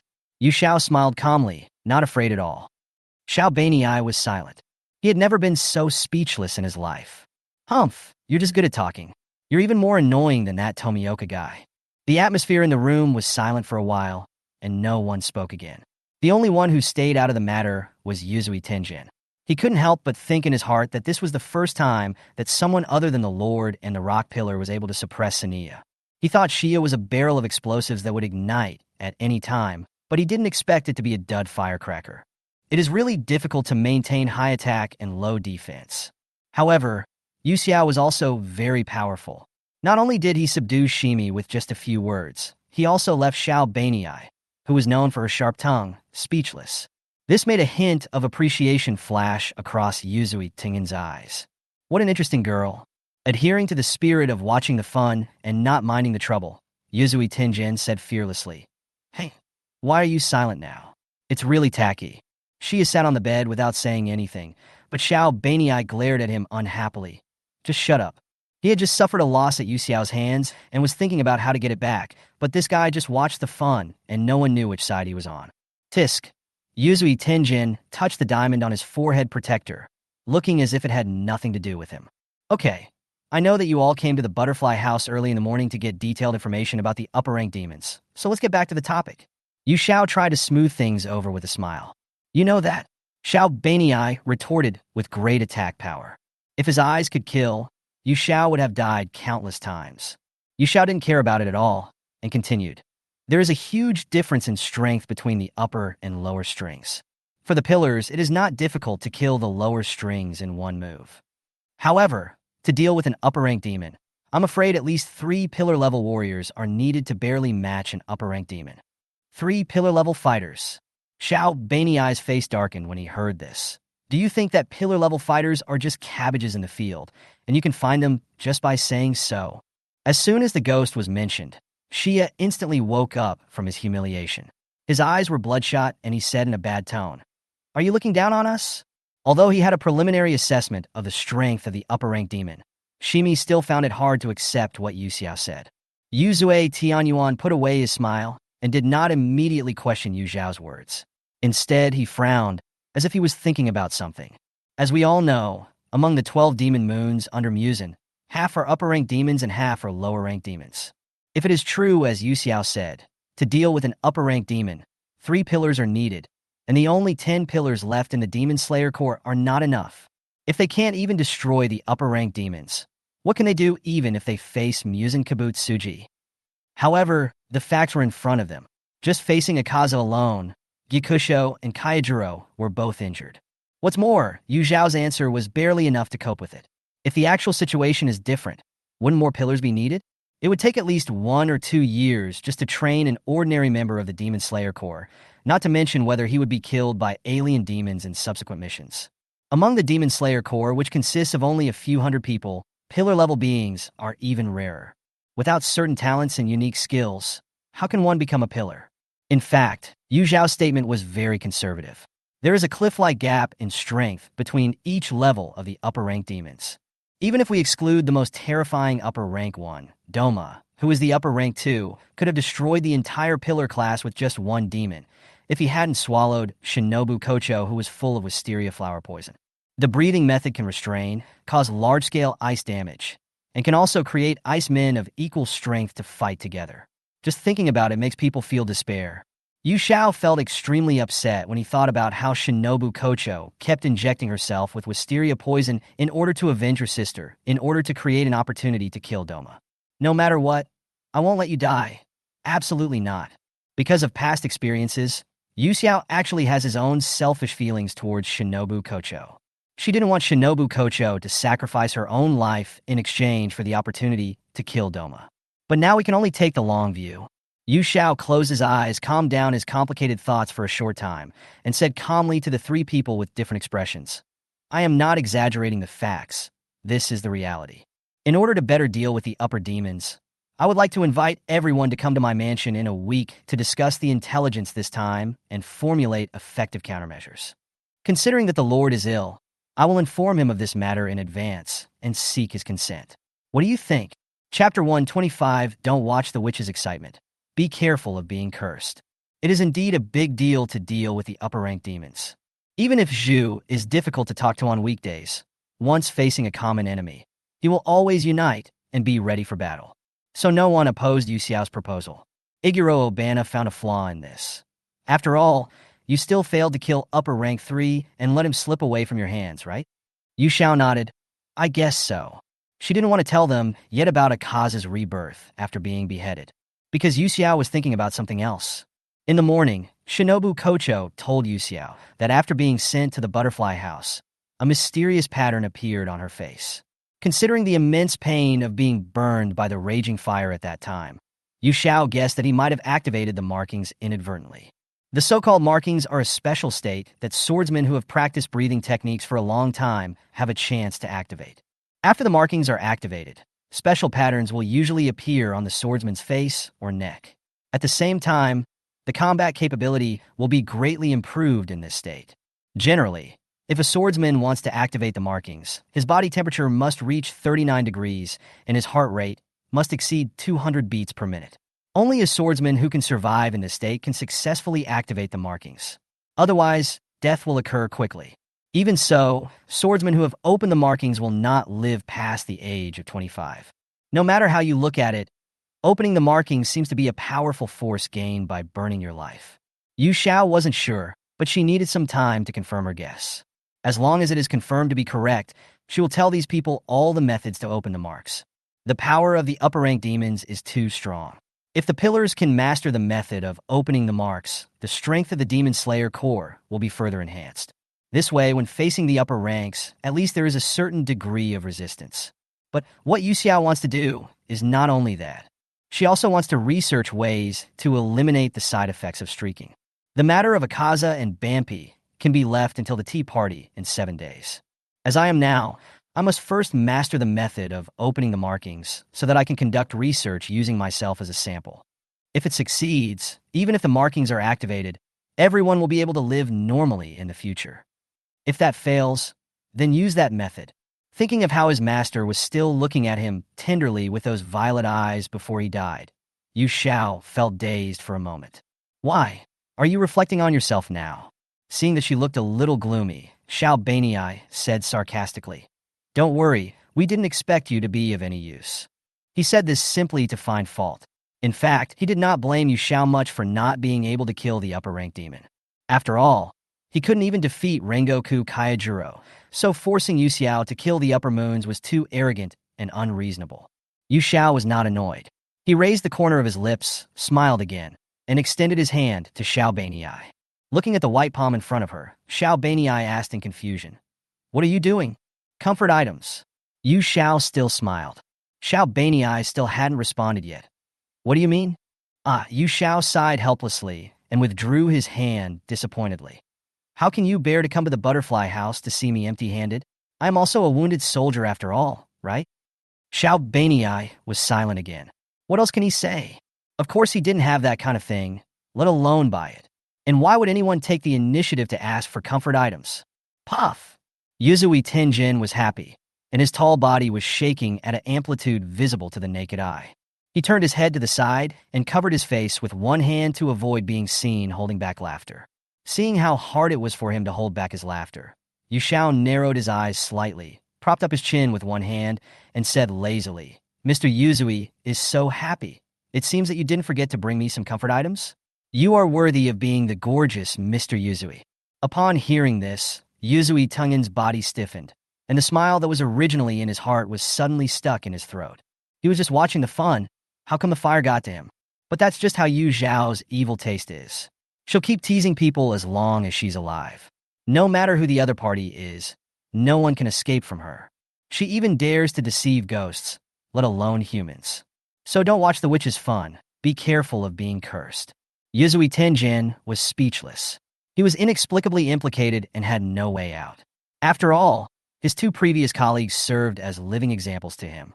Instead of thinking about how to deal with it, it's better to slip away as soon as possible. "I suddenly remembered that I have a long-term investigation mission recently," he said seriously. "Yasaka, you should stay in the butterfly house to recover for the time being. I won't disturb you. Perhaps only Butterfly can handle her." Yuzui Tenjin thought about it and still felt that his three wives were good. He was secretly glad that he did not marry a difficult female ninja like Yu Xiao. "Is this a mission from Yoshiwara Yuko? I didn't expect you to start investigating so early." Yu Xiao collected his thoughts and didn't plan to tease him anymore. "Okay, I wish you all the best." Yuzui Tenjin responded, turned, and left. Before leaving, he looked at the other two people meaningfully. "You run pretty fast." Xiaobanai mocked, and then said to Shia, "Buzugawa, let's go. If I continue to stay like this, I will only feel suffocated." Yu Xiao is a very weird girl. No matter how serious the words are said to her, she doesn't care. It's as if she punched cotton. If this continues, she will be the only one who will feel upset. He had not yet reached the point where he had to fight Yu Xiao to the death. It was just that as a fellow pillar-level ghost hunter, Xiao Baniai couldn't stand Yu Xiao's laid-back and carefree attitude. However, surprisingly, Xia had no intention of leaving. "Hey, please go first. I have something to ask this girl." Xiao Baniai didn't ask any more questions. "I know." He turned to look at Yu Xiao, his eyes full of warnings, and threatened. "You'd better not die so easily, otherwise I, a fellow pillar, will feel ashamed." After saying that, he left the butterfly house. Finally, there were only two people left in the room. Shimi supported his thighs with his hands and sat on the bed opposite Yu Xiao in an unruly manner. Before he could speak, Yu Xiao took the lead. "Mr. Busikawa, I'm really sorry that I invited you before, but didn't take the initiative to contact you afterwards." Yu Xiao's attitude was sincere at this time, not as casual as before. She defended herself. "I believe you can see that I am just looking for a suitable opportunity to gather everyone reasonably. Whether it's that matter or you, I have never forgotten it, because I know that since Mr. Busey has promised me, he will definitely abide by the agreement." Shia's face flushed red in an instant. He stared at Yu Xiao and said loudly, "Who told you that I would pursue that matter?" Chapter 126, Her Reasons. Isn't that the case? There was confusion in Yu Xiao's eyes. If it wasn't because she had broken her promise before, then why did Shimi choose to stay and talk to him alone? Could it be related to the Lord? Based on Shimizu's straightforward character and his usual respect and admiration for his lord, it was not difficult for Yu Xiao to guess what he would say next. So annoying!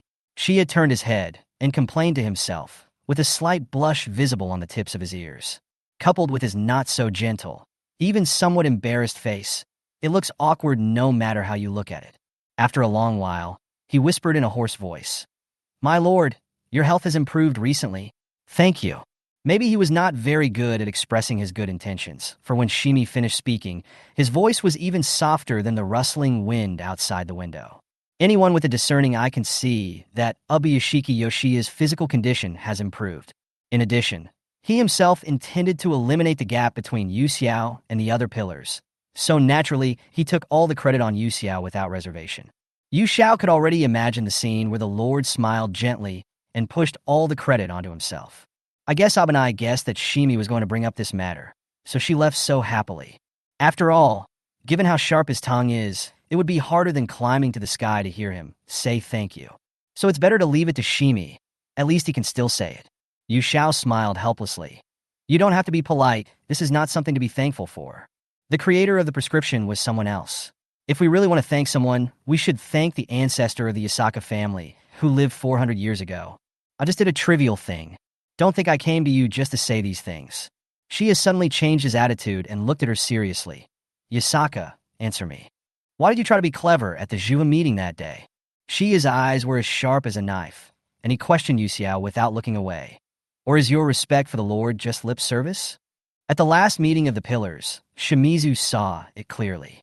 After the Lord appeared, although Yu Xiao knelt on one knee, his knee was raised in vain just for show. For Shimi, who respects his lord very much, Yu Xiao's behavior is undoubtedly a deception and disrespect. If Yu Xiao cannot give a reasonable explanation, then this matter will become a thorn in his heart that will never be removed. Faced with Shimi's questioning, Yu Xiao was neither flustered nor in a hurry to defend himself. She took a deep breath, then asked calmly, Mr. Busikawa, what do you think kneeling on one knee to the Lord represents? She didn't even think about it and answered directly, respect and loyalty. That's right. Yu Xiao nodded. It may be unreasonable to say this.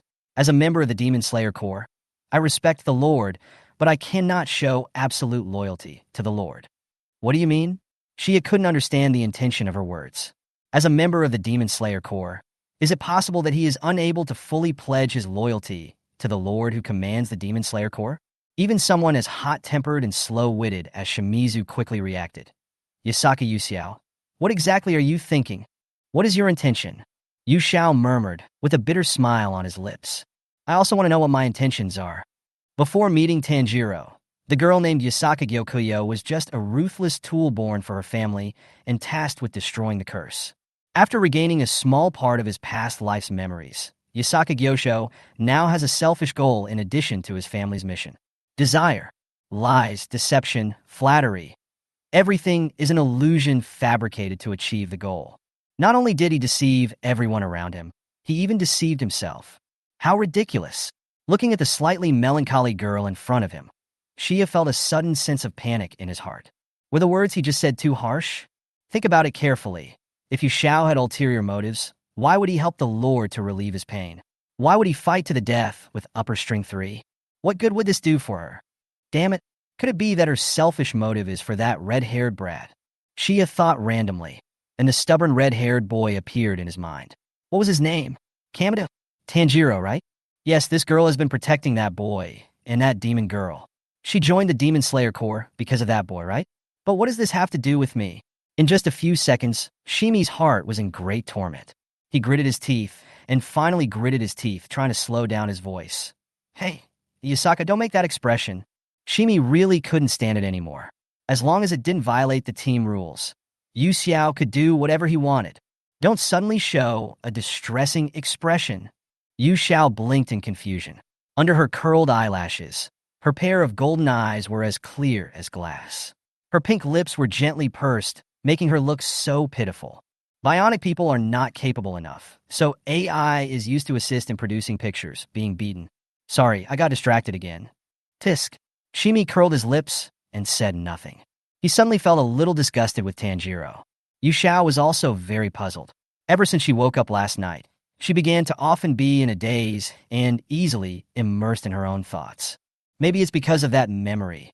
With a silent sigh, Yu Xiao regained his spirits and said to Xia, regarding the fact that I cannot pledge my allegiance to the Lord, it is because of the rules. As a member of the family Yasaka Yu Xiao, the only ones I am loyal to are the head of the family and the family. Apart from that, I cannot be fully loyal to the Lord. Yu Xiao said slowly. If I kneel down on one knee to show my loyalty to my Lord, it would be a lie, a disloyalty to my family, and even more so, a disrespect to my Lord. Xia was completely confused by her. What rules? What family? There is indeed a saying in ancient times that a servant cannot serve two masters, but Yu Xiao is a servant? Hiss, my head is so itchy, I feel like I'm going to grow a brain. Xia was a little impatient and asked casually. So? Yu Xiao thought he was going to get angry again, so he had to continue.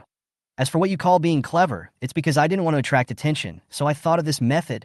And then, Yu Xiao bit her lower lip and hesitated for a long time before continuing. Mr. Busikawa always pesters me, so I made a face at you. I just wanted to take revenge on you. Ah! Xia was stunned, looking at her cheeks which were slightly red due to embarrassment, and suddenly he felt as if something hit somewhere in his chest. Damn, that's kind of cute. Chapter 127, A Flash in the Pan. It took some effort for Shimizu to sort out his thoughts. Because of my family, I can't give you my absolute loyalty, my lord. Shimi was puzzled. Why did Yu Xiao have to go around in such a big circle when the matter could be explained in just one sentence? Could it be? Is she afraid that I can't accept this reason? But it didn't matter. He had no interest in digging into other people's background. As long as Yu Xiao could give a reasonable explanation, it would be fine. After all, there are hundreds of members in the Demon Slayer Corps who can ensure that each of them has no ulterior motives and is absolutely loyal to the Lord. I can barely accept your reason, but I have one thing I must confirm. Although Shimi frowned when he said this, his voice was much gentler than before. Will you betray the Demon Slayer Corps? Yu Zhao's golden eyes widened slightly, as if he couldn't believe that he would ask such a question so directly to his face. But then he thought again. He was indeed an unstable factor. If one day, the head of the family rescinds his order and asks her to quit the Demon Slayer Corps and do something else, can she still disobey? This also leads to a new question. Is the mission entrusted by the family more important, or is her journey in pursuit of her wishes and answers more important? We must repay the family for their kindness in raising us. The master's teachings and lost memories cannot be abandoned. The conclusion is, it cannot be measured.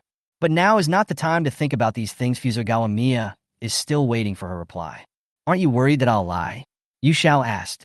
From an observer's perspective, Shima's actions are undoubtedly for the sake of the Demon Slayer Corps, and he is indeed a qualified pillar-level swordsman. But his approach was too straightforward, so straightforward that it made people a little resistant. For a normal person, the best solution for someone they are suspicious of is to observe secretly, and they would never bring up the topic as clearly and concisely as he did. However, compared to being secretly suspected by others, his straightforward approach surprisingly does not cause too much psychological burden on people. After hearing Yu Xiao's question, Shimi's eyes were particularly firm, and he said word by word, "You won't. If you still lie about this kind of thing, then you are really hopeless. Besides," Xia paused, as if he didn't want to say this out loud. "No one thinks that the Lord will make a mistake. Whether it's you, or that red-haired boy, and his sister who turned into a ghost." Yu Zhao's eyes were wide open.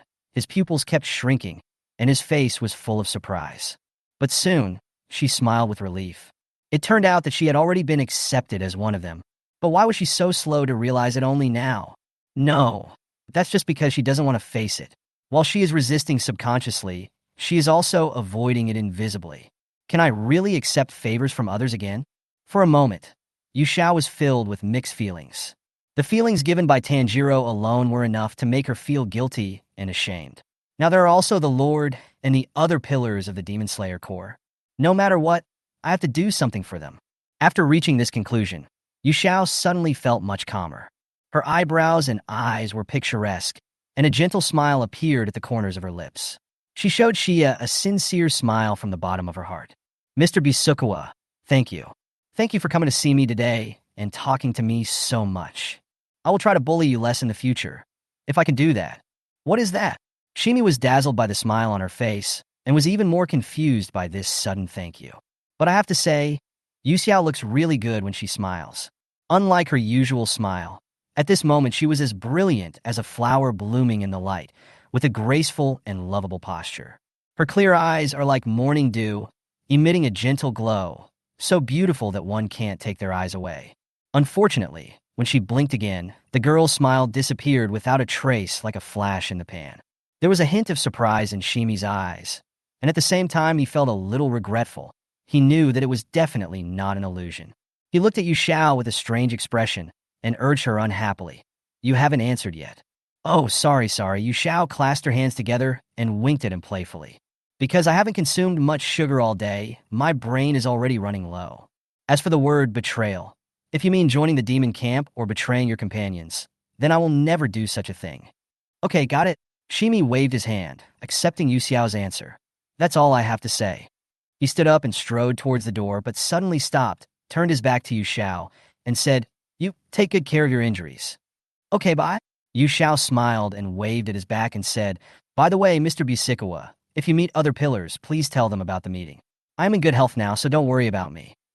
Also, remember to bring some gifts next time you come. Shimi's mouth twitched, and 3 black lines appeared on his forehead. Comfort gifts? Okay, just wait patiently. Forget about it for the rest of your life. Shia's face darkened. He said nothing and pulled the door handle to close the door. Just at the moment before the door was about to close, Shimi seemed to see Yu Xiao making faces at him again. Bang! Shia was so angry that he slammed the door. This girl, I really need to find an opportunity to teach her a lesson. After watching Shimi leave, Yu Xiao waited for a while, then got out of bed and opened the door quietly. The corridor was empty, and taking this opportunity, Yu Xiao went to the next ward and knocked on the door. A powerful voice came from the room. Come in. After getting permission, Yu Xiao entered the room and closed the door. However, before she could turn her head, she heard Zenitsu's surprised cry and Inusuke's excited howl. Yu Xiao-chan. Oh, it's a mop head. Hearing this familiar nickname, Yu Xiao immediately turned around and glanced around the room with a forced smile. Where's my knife? Why is there no knife in this room? There were only 3 people in the boys' ward. Zenitsu was sitting beside the bed with an excited look on his face. Inusuke was wearing a pig head mask with his hands on his hips. Kaijiro was leaning on the bed with gauze wrapped around his left eye. The only one missing is Tanjiro. Chapter 128 What Bad Intentions Can Al Have? Yasaka Girl? After discovering that the person who entered the room was Yu Xiao, Kaijiro got off the bed directly. Without paying attention to Shinobu Kocho's instructions, he quickly walked up to Yu Xiao and hugged her. Mr. Purgatory? Before Yu Xiao could react, she was held in Kaijiro's arms. The burning body temperature made her shiver and her voice trembled. Inusuke's eyes nearly popped out from under his hood. Gula big eyes. What are you doing? Inusuke was very surprised that Yu Xiao was here. But what was wrong with this person? Why was he hugging her? Hiss! Zenitsu took a breath, bit his fingers with horror on his face, and silently lit a candle for Tanjiro in his heart. Tanjiro, your opponent is too strong. You'd better take care of yourself. Kaijiro held the girl's delicate body with both hands, feeling her warm body temperature, and breathed a sigh of relief. Yasaka girl, I'm so glad to see you're safe and sound. He sighed sincerely from the bottom of his heart. Although Shinobu Kocho said that Yu Xiao would wake up soon, Kaijiro never expected that Yu Xiao would not only wake up the next day after being injured, but also seem to be in good mental state. Just overnight, she seemed to have become thinner. Even wearing loose clothes, it was difficult to hide her frail body, and her slender waist seemed like it would break with just a little force. Thinking of the girl's feather-light and soft body when they first met, Kaijiro's eyes dimmed, and his hand on her waist moved up silently. Is she really eating well? Mr. Purgatory, I'm fine now. Please let me go. Yu Xiao was embarrassed and annoyed, her fair face flushed. She wanted to push Zenjiro away, but was afraid of hurting him, so she didn't dare to use too much force. Most importantly, she was only wearing one piece of clothing. If it was so tight, Kaijiro didn't listen and gently touched her back. There was no bandage there, and the wound had healed completely. Even through the thin layer of clothing, he could feel how smooth and delicate the skin underneath was. Ah! Yu Xiao trembled all over when he touched her and screamed instinctively. That high-pitched, rapid voice carried a hint of seduction, and the rising ending note made the 3 people present swallow their saliva at the same time, and a sense of itchiness rose in their hearts. Without caring whether the other person was injured or not, Yu Xiao instantly pushed Xingjuro away, covered his mouth, and his eyes were full of disbelief. How could she make such a sound? I'm sorry, it's not like that. Eh? Eh? Yu Xiao's eyes were filled with mist, and his face turned red. He was eager to explain himself, but he couldn't find the right words. Kaijiro raised the corners of his lips and gave her a meaningful look.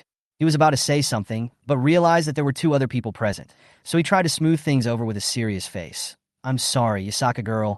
Your body has just recovered. I was inconsiderate and rude. You really didn't mean it. Although he had some doubts in his heart, Yu Xiao still held back. It's okay. I get it. Covering his burning face, Yu Xiao was so embarrassed that he wanted to escape from here. But when he thought of the purpose of coming here, he could only force himself to stay where he was. Fortunately, Zenitsu was very tactful and spoke in time to ease the weird and awkward atmosphere. Yu Xiao, how are you? Are you okay? It's only been a day. Can you walk now? It's most important to rest more and take good care of your body. Zenitsu's face flushed slightly, and it was obvious that he had not recovered from the scream just now. Inosuke, who was standing next to him, was wearing a pig head, so we couldn't tell what expression he had on his face. We could only see that he was in a daze, with strange pink bubbles popping up around him. Don't worry. Shan Yi's concern made Yu Xiao feel warm in his heart, and he no longer felt as uncomfortable as before. My self-healing ability is very strong. I have almost recovered now. Miss Shinobu came to see me this morning and allowed me to move freely, so I am fine. Zenitsu nodded repeatedly, sincerely happy that she was okay. That's great. This little episode passed quickly. During this period, Yu Xiao confirmed Kaijiro's injuries and found that he was in good condition. He only needed a short period of recuperation to fully recover his health, and it would not cause much impact. Although Kaijiro and she suffered a lot of injuries in the Battle of the Infinite Train, fortunately no one died. In this way, Yu Xiao had nothing to worry about. By the way, Yasaka girl, what exactly happened in the battle between you and Akaza in the fog? Kaijiro asked. He really wanted to know what happened at that time. Even from a distance, Kaijiro could hear the deafening explosion coming from the fog at the last moment. It was not long after that Yu Xiao was defeated. Akaza was very strong, and I was no match for him, so I had to use the mist to hold him back and fight him. I didn't expect that I was defeated in the end because of my carelessness. Yu Xiao deliberately concealed the fact that he used talismans and paper figures, and explained the situation in a few words. There was no way. Who could have thought that Akaza would suddenly attack at the last moment? She spent so much money, even using the Eye of Truth to deduce the future, in an effort to kill Akaza, but the result was not satisfactory. Not only did it arouse Akaza's fighting spirit, but it also allowed him to completely overcome the weakness of being beheaded by the Nichiren sword. If we meet again next time, and I want to kill him, I'm afraid I can only wait until dawn and use the sun's rays to kill him.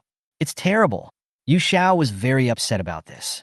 She was a little anxious when thinking of countermeasures, and was also irritated by Akaza's arrogant and contemptuous attitude towards others. Until he finally succeeded in beheading the enemy, he relaxed for a moment and was hit by Akaza's punch. He was knocked away, which made the wound worse, and he lost too much blood and fell into a coma. But she had to do so. If she didn't get rid of Akaza before sunrise, Muzan would most likely let Naruto drag Akaza into the Infinite Castle. By then, there will be no hope of killing Akaza. In short, she failed. Not only did it fail, it also created a big trouble. Yu Xiao rubbed his forehead tiredly. As for the more specific situation, I will explain it to everyone at the meeting in a week. Can we not discuss this for now? It's okay. Yu Xiao-chan, just say whatever you want to say. I don't mind at all. Zenitsu waved his hands and consoled him. You are already very powerful to be able to fight against an upper-ranked demon for so long. If it were me, it would be impossible, and I would probably die soon. So you have to believe in yourself. Yu Xiao smiled gently. Don't belittle yourself like that. I know Shan, he is also very powerful. Zenitsu was overjoyed by the praise. He covered his face and laughed foolishly. Ha! Kaijiro laughed out loud. Before at Fujiya, I told the Yasaka girl to work hard. Now it seems that the one who really needs to work hard should be me. Kaijiro stared at her intently, his eyes as hot as flames, which made Yu Xiao lower her head. What the hell, this guy is a bad guy. I hate him. Humph! You're quite good with that light blue mop head. Inosuke proudly put his hands on his hips. But compared to me, you're still a little behind. Yes, of course I am not as good as Inosuke. Yu Xiao looked at him with a deliberately stern face. You can be made into a charcoal-grilled wild boar, but I can't. In terms of being an ingredient, you are still better. How can you repair it? I am a human being. Don't make any mistakes. Inasuk was so angry that smoke came out of his nostrils, and he stomped his feet. Ha! Everyone was amused by him and laughed. Yu Xiao finally returned to the point and stated the real purpose of his coming here. By the way, do you know where Tanjiro went? Chapter 129, The Quarreling Crows. Tanjiro received a new mission and set off yesterday evening. When mentioning Tanjiro, Zenitsu's expression suddenly became very subtle. Although he hoped Yu Xiao would be safe more than anyone else, he had to leave the butterfly house and embark on the journey of slaying demons again in order to save other people's lives. Tanjiro must be feeling very sad. What does Yu Xiao think of Tanjiro? I feel like Yu Xiao's voice seems to have changed a little, but why can't I hear what the change is? Woo! Zenitsu thought dejectedly, feeling that he was totally unable to help. So it's a new mission, Yu Xiao thought. Unexpectedly, Tanjiro was not in the butterfly house because he received a new mission. But this is too hasty. Only a few hours remained until the Infinite Train mission was completed. Tanjiro was transferred to the next mission without even having enough time to rest. Is this really okay? What happened? Although he was a little worried about Tanjiro, Yu Xiao still keenly noticed the unnatural expression on Zenitsu's face and asked, Zenitsu was stunned at first, then came back to his senses from his thoughts. After hesitating for a while, he said to Yu Xiao, in fact, Tanjiro was supposed to stay in the butterfly house to rest like us, but his crow, Tennoji Matsuman, took the initiative to accept a new mission for him. What? Before Yu Xiao could speak again, Inasuk was shocked first, and his voice involuntarily rose a few notes. So crows can take the initiative to accept tasks? His talkative crow, Acornball, usually does nothing but avoid him, and you can hardly see him at all. He never thought that he could be of such use. Damn that fishcake Gampakuro. How dare he secretly roll up his sleeves behind his brother's back? Inasuk growled like an angry wild boar. Damn you, Gampakuro. I want a new mission too. The light blue mop head and the big-eyed Gula Gula stole the limelight this time. I will kill more ghosts, and then become stronger. The pig-headed boy has quite a lot of momentum.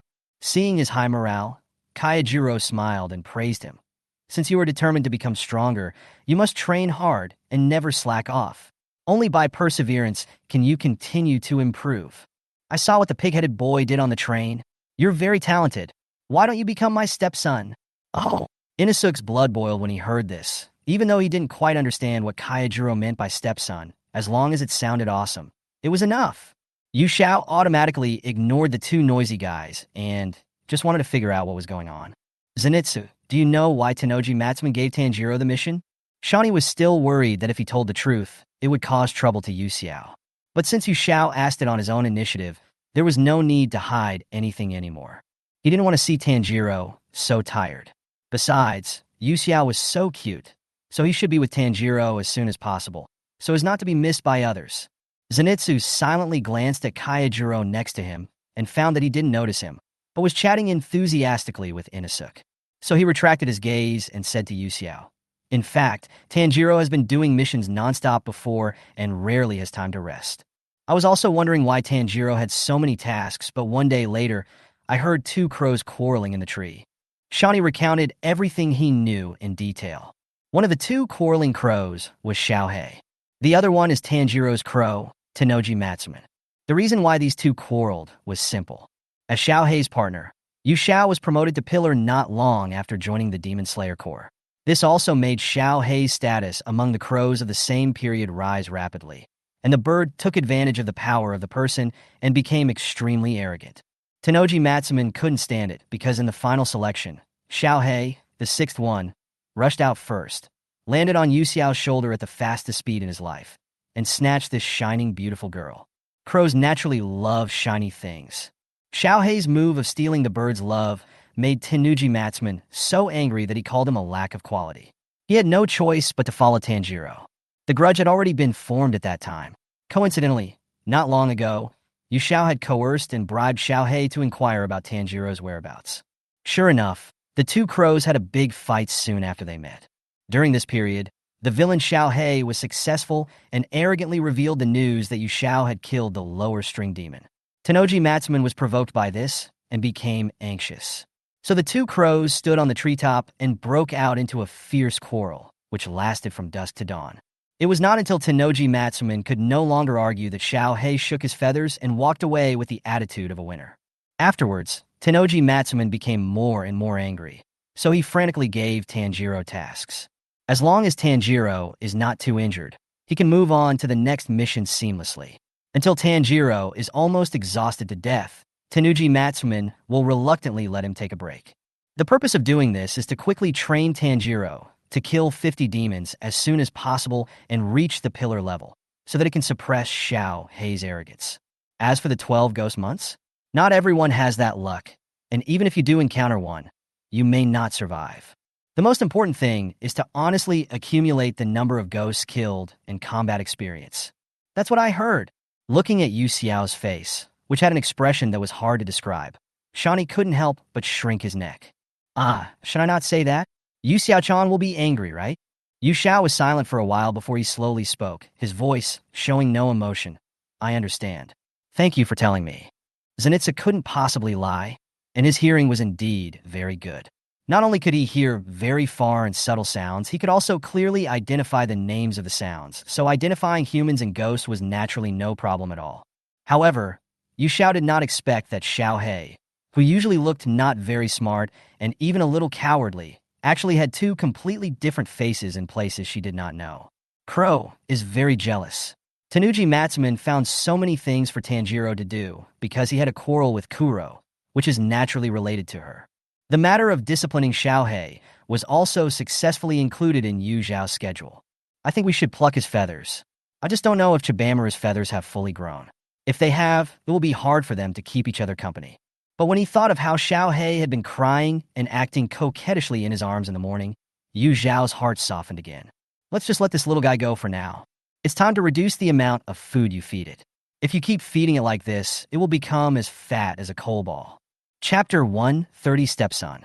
Kaijiro gave Inosuke a brief explanation of the definition of a stepson. After receiving Inosuke's reply that he agreed to become his stepson, he turned to look at Zenitsu. Yellow boy, do you want to be my stepson? The pillar is a coveted figure in the Demon Slayer Corps. To be able to become the stepson of a pillar is something that one would never dare to even think about, and is a once-in-a-lifetime opportunity under normal circumstances. However, faced with such an opportunity, Zenitsu seemed hesitant. Thank you, Mr. Purgatory, but can I really? Zenitsu lowered his head and fiddled with his fingers nervously. He was very sure that if he became Kaijiro's stepson, he would be able to learn everything from Kaijiro. After all, from the way Kaijiro speaks, one can tell that he is a warm, generous, and responsible man of justice. But Shani doesn't think he is qualified to get such an opportunity. There are a total of 6 sword forms and thunder breathing, and he has only learned the most basic form 1. He cannot learn the other 5 sword forms no matter what. Although Grandpa Kawashima, the former sound pillar, never gave up on him, Zenitsu knew very well that a half-baked person like him would die at the hands of a demon sooner or later. Even if I could get guidance from a powerful swordsman like Mr. Purgatory, it would probably be a waste of his kindness. Because his senior brother once said that a crybaby like him who only knows how to do things is destined to have no success in the journey of slaying ghosts. Maybe one day I'll be unlucky and meet a slightly stronger ghost, and I'll be killed and eaten. My wife is a young boy. Kaijiro suddenly spoke, and his mature and loud voice brought Zenitsu out of his uneasy and inferior mood. If you're held back by worry, you won't get anything done. The skills are not acquired overnight. My wife and my son, both are excellent members of the Demon Slayer Corps. That is why I hope you can become my stepsons. Kaijiro patted his shoulder as he spoke. The warmth from his broad palm stunned Zenitsu for a moment. You still have a lot of room for improvement, my young wife. I believe that one day in the future, you will be stronger than you are now. So, my young wife must also believe in herself. Mr. Purgatory. Zenitsu came back to his senses in disbelief, only to find that his eyes were wet with tears. He wiped his face randomly, and his hands were immediately stained with water. Although he was not crying, he couldn't stop crying. This was the first time he received such serious affirmation from someone other than his master. Wow, why am I crying again in front of so many people? It's so embarrassing. I'm going to die. Zenitsu covered his face and didn't dare to look up. When Yi's eyes are like a faucet that's not turned off. Inosuke pointed at Zenitsu and exposed the little trick he was trying to cover up. My young wife. Kaijiro was about to say something when Yu Xiao interrupted him. Mr. Ringoku is really terrible, bullying a little kid. Kaijiro laughed out loud after being accused of bullying a kid for no apparent reason. Haha, this is really bad. In a sense, it is indeed not good to be held hostage by Yu Xiao. Yu Xiao did not seize this opportunity to continue to blame Kaijiro. She pulled Zenitsu closer to her, gently rubbed his head, and whispered, I heard that Nezuko likes masculine boys very much. If Zenitsu becomes strong enough to protect Nezuko. Yu Xiao smiled silently, her words full of temptation. Maybe Tanjiro will agree to let Nezuko marry you. Zenitsu's back suddenly straightened, and his tears stopped instantly. Suddenly, without any warning, he stood up, then slid down to his knees, kneeling at Kaijiro's feet, and said in a voice so loud that he almost shouted, Please accept me as your stepson. Puff! Yu Xiao silently covered his face and turned his head away, but his body was shaking like a sieve. She can't hold it anymore. Help! Why is it so funny? She just wanted to add fuel to the fire so that Zenitsu could become Kaijiro's stepson, but she didn't expect that Nezuko would be so lethal to Zenitsu that she could make him change his face in an instant. Good. Since my young wife is so sincere, Kaijiro didn't really want to laugh at first, but the contrast between Zenitsu's words before and after was so great that he couldn't help but laugh a few times at the end. Inosuke rolled his eyes in disgust. Zenitsu's illness had been going on for a while, and he had long been used to it. So Kaijiro naturally had 2 more stepsons. Originally, Kaijiro had planned to take Tanjiro in as his stepson, but since Tanjiro wasn't around, he put the plan on hold and proposed it to him once he completed his mission and returned to the butterfly house. Yu Xiao also told him about his plan to hold a tea party.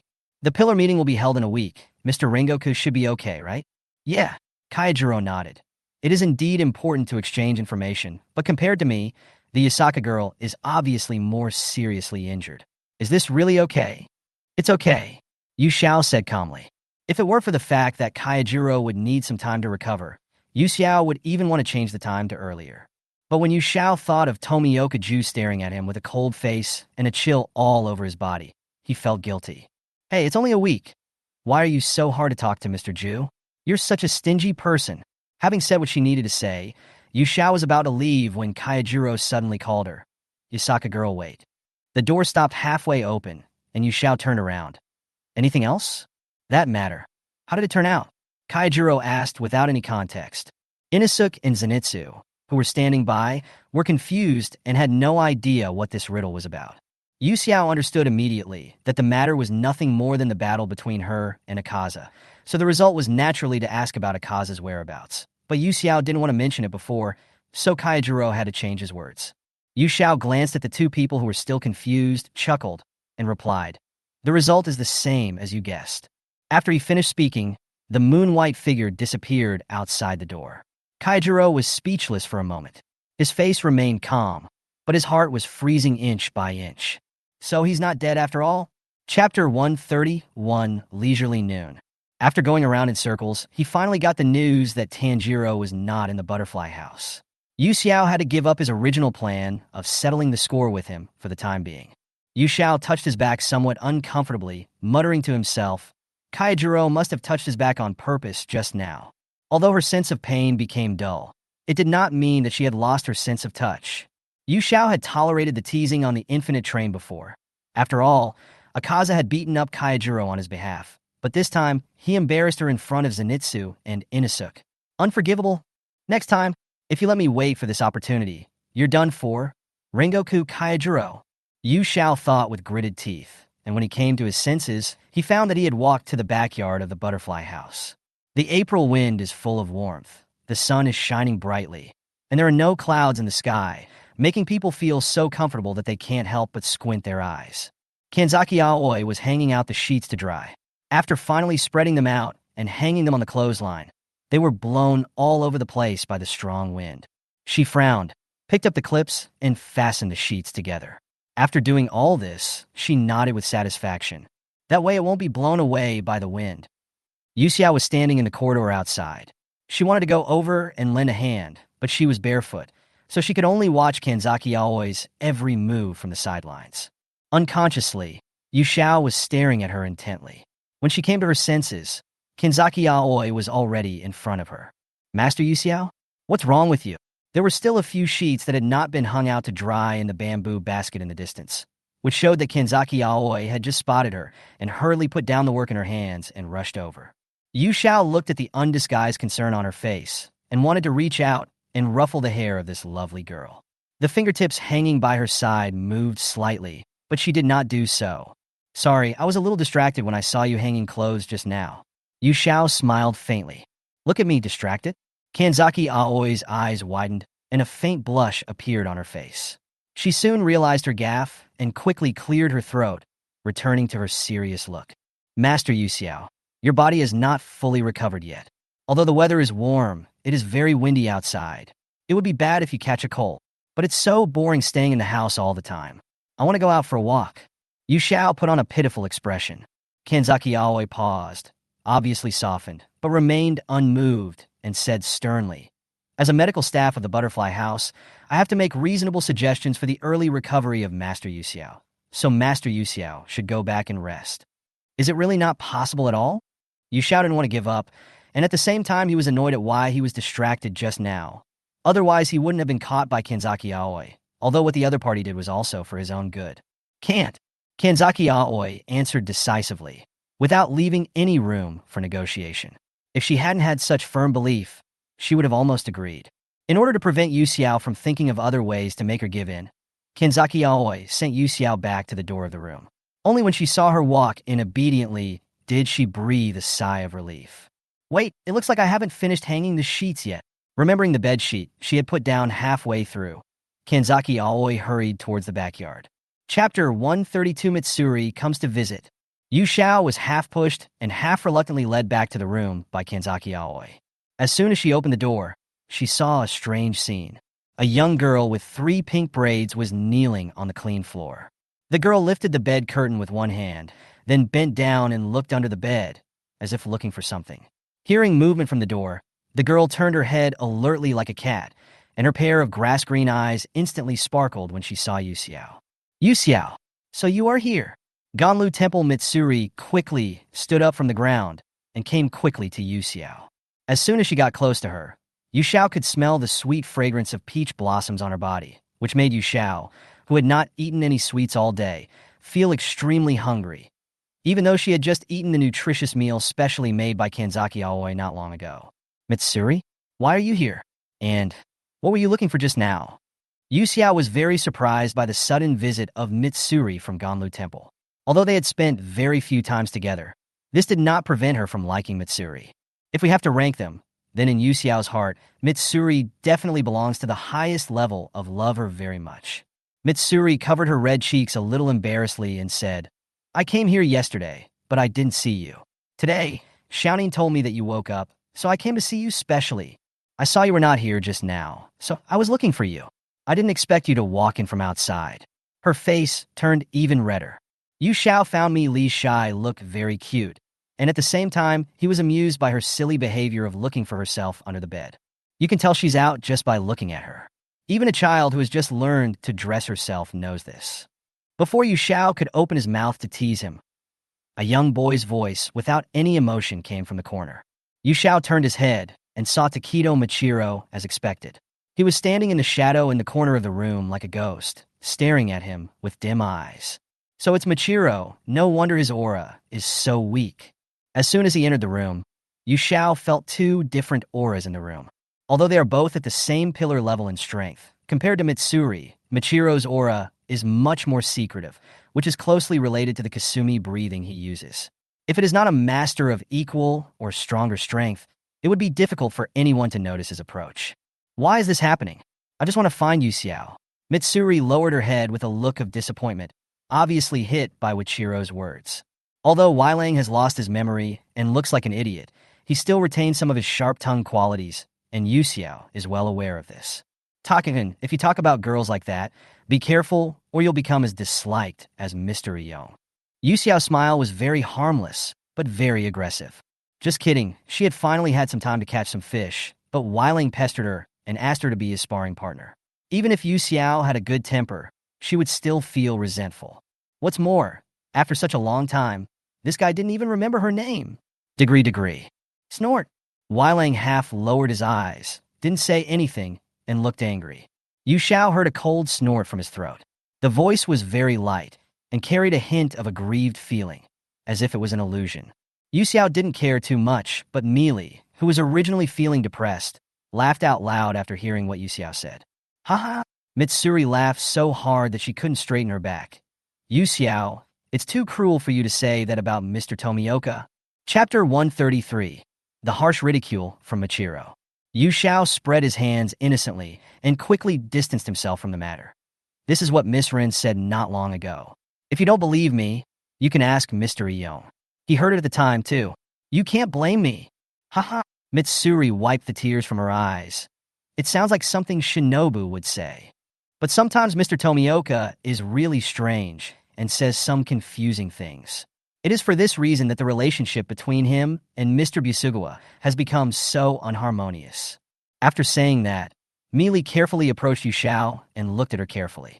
Only after she confirmed that Yu Xiao was fine did she feel relieved. When I came to see you yesterday, I was really worried. Although Xiaoning told me many times that you would be fine, I was still really worried. Thinking of Yu Xiao's haggard appearance, wrapped in bandages all over his body and lying unconscious on the bed, Meili's eyes were filled with heartache. Yesterday, she received the news from the crow, and when she rushed to the butterfly house, there was already a circle of people gathered outside. It can be said that almost everyone in Julie who could be there had arrived.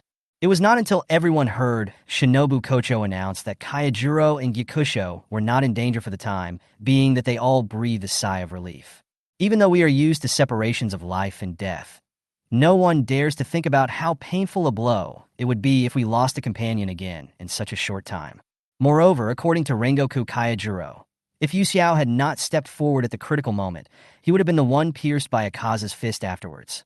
Thinking of this, Meili pursed her lips sadly, her eyes vaguely covered with a layer of mist. She took Yu Xiao's hand and then held it gently. You've been injured so badly. It must be very painful, right? Yu Xiao was stunned for a moment. She looked at Meili's light green eyes. The undisguised concern and worry in those eyes seemed to have turned into substance at this moment, gathering into warm currents that tightly surrounded her from head to toe. So warm and nostalgic. Should you tell her? I can hardly feel the pain. Wouldn't that be troublesome? Yu Xiao vaguely remembered the physical pain he suffered from the harsh education he received when he was young. Even though it was a mixture of blood and sweat, as a member of the family, she could only grit her teeth and endure it silently. This is a responsibility she must shoulder and a mission she cannot escape.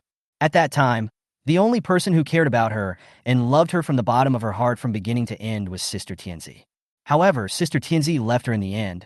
Yu Xiao suddenly said in a very serious tone, Meili, don't worry about me so much. My physical fitness is quite special. I can quickly heal myself after being injured. Although I can't compete with the guys who turned into ghosts, it won't be easy to defeat me. When Shinobu Kocho was treating her, she must have noticed her unusualness, so Yu Xiao had no intention of hiding it. However, if Shinobu Kocho wants to use her blood for research in the future, even if Yu Xiao cooperates with her, she will not be able to make the decision on her own. This special self-healing ability is a secret in the entire family. Only Yu Xiao himself and another elder know about it, and no one else knows about it. Mitsuri held her hand tightly, her expression somewhat sad. I know what you mean. After all, everyone in the Demon Slayer Corps is working hard to fight for a better future. But Yu Xiao, even if your wounds heal quickly, you still have to take good care of your body. You can't ignore it just because of this special physique. Before Mitsuri could finish her words, she was interrupted by Michiro, who was standing in the corner. So this is the reason for your miserable defeat? At that moment, Meili and Yu Xiao both looked at him at the same time. Mitsuki looked incredulous. Taken, how could you say that about Yu Xiao? In Mitsuri's impression, Michiro is a relatively well-behaved type. He usually likes to daydream and doesn't talk much. Because he is young and doesn't understand the ways of the world, he sometimes says things that are hard to accept, but everyone understands and tolerates him. But Yu Xiao had gone through such a fierce battle and was seriously injured. It would be fine if he didn't show any concern, but how could he say such harsh words? Mitsuri suddenly felt that Michiro was adorable. However, Michiro remained calm and said, I am just stating the facts. Didn't she lose? These two light sentences seemed to be without any emotion. But Michiro knew very well what Yu Xiao's defeat to the upper three meant. As the only one who often practices against Yu Xiao and always ends in a draw, Wei Lang knows how strong Yu Xiao is. Yu Xiao is not only stronger than him, but also much stronger than him. The most obvious evidence is that after each practice, Wei Lang felt that Yu Xiao did not use his full strength. And every time I practice with her, I can make some progress. It felt as if Yu Xiao was training him intentionally or unintentionally. So, even if he didn't want to admit it, Wei Lang couldn't accept the result of being defeated by Yu Xiao, who was stronger than himself. If he were in the shoes of an enemy that even Yu Xiao couldn't defeat, would he be able to come back alive? If you can't even defeat an upper-ranked demon, then what's the chance of killing Muzan Kabutsuji? On the surface, Wei Lang still looked indifferent, as if it had nothing to do with him, but his hands hidden in his wide sleeves were secretly clenched into fists. Who told you that I lost? Yu Xiao smiled and winked at him. I never admitted that I lost. Yu Xiao? Meili widened her eyes and stared at her without blinking. Even the hand holding her couldn't help but tremble slightly with excitement. What did Gikusho mean? Did she really do it? Cut off the head of upper rank 3? Wei Lang opened his mouth, his eyes showed no change, but his expression was tinged with a hint of surprise. Don't you want to know what happened? Yu Xiao took back the hand held by Mi Li and took 2 steps pretending to be mysterious. She twirled her hair with her fingertips, looked at the two of them with a smile, and finally said slowly under the expectant and surprised gazes of the two, I won't tell you. Wei Lang's face suddenly turned dark. A few black lines slid down Mitsuri's forehead. As expected, seeing the subtle expressions of the two people, Yu Xiao laughed happily. The clear laughter, like a silver bell, was very pleasant to the ears, but the other 2 people present were in no mood to listen. Come to my tea party in a week. Yu Xiao stopped laughing and said to the two of them, when the time comes, I will tell you everything I know. Chapter 134 Big E loses dessert. Meili naturally accepted Yu Xiao's invitation to the tea party without hesitation. In fact, before this, Mitsuri had always been looking forward to similar activities and imagined how much fun it would be to participate with everyone. It's a pity that everyone in the Demon Slayer Corps is very busy. Even in the occasional free moments, she could only talk about the secret language between girls with Shinobu Kocho, the only other girl in the Hashira room. This seems a bit lonely for Mitsuri, who likes to be lively and is sunny and outgoing. But now it's different. Whether it is the current popular clothing styles or the popular snack items, Meili can chat with Yu Xiao very well. They have almost the same topics and things that interest them. Especially when it comes to desserts and snacks, Yu Xiao just opens up and starts talking. The names of the dishes are listed one after another, like doggerel. Not only do the sentences rhyme, but there is absolutely no repetition. This awed Mitsuri, who could eat 170 Sakura mochi a day. In addition, Meili also discovered that as long as the topic of love was discussed, Yu Xiao would become very stupid. It is impossible to find accurate words to describe Yu Xiao's state. She is as pure and innocent as a young and ignorant child, without the passion and excitement that is unique to young girls. Is it because Yu Xiao's family tradition is very strict? Although Mitsuri was a little confused, she didn't think too much about it. Things like love mostly depend on fate and cannot be forced. Besides, maybe Yu Xiao will come to his senses one day. It was not until the news of a new mission from the Crow that the two had to stop chatting temporarily. Meili reluctantly said goodbye to Yu Xiao. Before leaving, he did not forget to give her the big bag of gifts he brought with him. Yu Xiao was holding the bag of desserts filled with Mitsuri's love in his hands. But before he could even warm it up, he was discovered by the elusive Shinobu Kocho. Allah, the wounded cannot overeat. Shinobu Kocho easily took the large bag of desserts away. Yu Xiao's body has not fully recovered yet. I will keep these dangerous foods that will increase your blood sugar for the time being. The dessert that was about to reach his mouth disappeared in an instant, and Yu Xiao felt dizzy. She covered her forehead weakly and muttered to herself, I was careless. I made a mistake. How could this happen? Butterfly Rin remained unmoved, still with her signature gentle smile on her face. She brought a bowl of black medicine and handed it to Yu Xiao. Come on, Yu Xiao, it's time to take medicine. The dark medicine in the bowl seemed to be cursed, emitting an ominous smell. The smell floating in the air, along with wisps of hot air, is even more terrifying. Even Wei Lang, who had been hiding in the corner, couldn't help but pinch his nose, and his whole body exuded disgust for this bowl of medicine. What kind of medicine is this? It smells so bad and is so bitter. How could that be? Shinobu Kocho pretended to be surprised and said, Yu Xiao was seriously injured this time. This is the medicine I specially prepared for her to replenish her qi and blood. Although it's a bit hard, it's all for her health and recovery. Weiling was silent, then looked up at Yu Xiao, as if waiting for how she would deal with this hot potato. Unexpectedly, Yu Xiao did not refuse. Thank you for your concern, Miss Shinobu. Yu Xiao took the medicine, tilted his head back, and drank it all in one gulp. The whole process was as familiar and commonplace as drinking water. I can't understand it. Miss Doll is indeed not a normal person. Machiro immediately came to the conclusion. Yu Xiao replied with a fake smile. It is really rude of you to comment on a girl like this, Shirtu-kun. Shinobu Kocho silently took back the medicine bowl, a hint of surprise appearing in her eyes. This medicine was specially prepared by her. In addition to being used to regulate qi and blood, it is several times more bitter than ordinary decoctions. Anyone who sees it will inevitably look embarrassed and refuse it. But Yu Xiao drank it up so easily? Did Yu Xiao take medicine often in the past? Shinobu Kocho asked casually. Yu Xiao nodded. When I was young, my health was very poor. I often drank various kinds of soups and medicines to recuperate my body, but there was no improvement. Until one day, my body suddenly got better. I no longer felt weak and powerless, and I rarely got sick again. Everyone believed that it was the immortal worshipped by the family that showed up and helped me recover my health. Yu Zhao's memory of her recovery was very vague. She only vaguely remembered that she seemed to have slept for a very long time. After waking up again, the weakness and powerlessness that had accompanied her since birth disappeared without a trace. She didn't know what had happened before that, but being in good health was undoubtedly a good thing. This is true for both Yu Xiao himself and his family. Shinobu Kocho was a little surprised. Has such a miraculous thing ever happened? To be able to become healthy in a short period of time, and without any external help. She lowered her eyes and thought, and soon realized a problem. Yu Xiao said that he was just weak and sickly when he was young, and then one day his health suddenly improved. That means that a long time has passed since now, right? Healthy people don't need to take medicine. Since Yu Xiao hasn't taken medicine for such a long time, he can still drink the bowl of bitter medicine calmly. Yu Xiao, can't you taste the medicine? As smart as Shinobu Kocho was, she pointed out the problem right away. Chapter 135, Cunning Liar. The more you fear something, the more likely it is to happen, just like now. Even if Yu Xiao didn't say it, Shinobu Kocho could guess it herself. She's so smart. Any piece of information Yu Xiao said would become her clue, and the answer she could figure out could only be said to be unexpected but reasonable.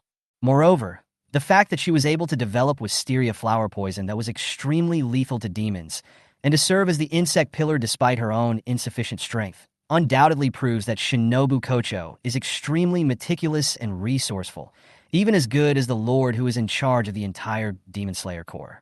Since he had been exposed in front of everyone, Yu Xiao had no choice but to give up his plan to evade the truth, and simply chose to admit it. Yes, Miss Shinobu guessed it right. My sense of taste is not very good. It is congenital. There is no treatment at present, but it has no effect on me.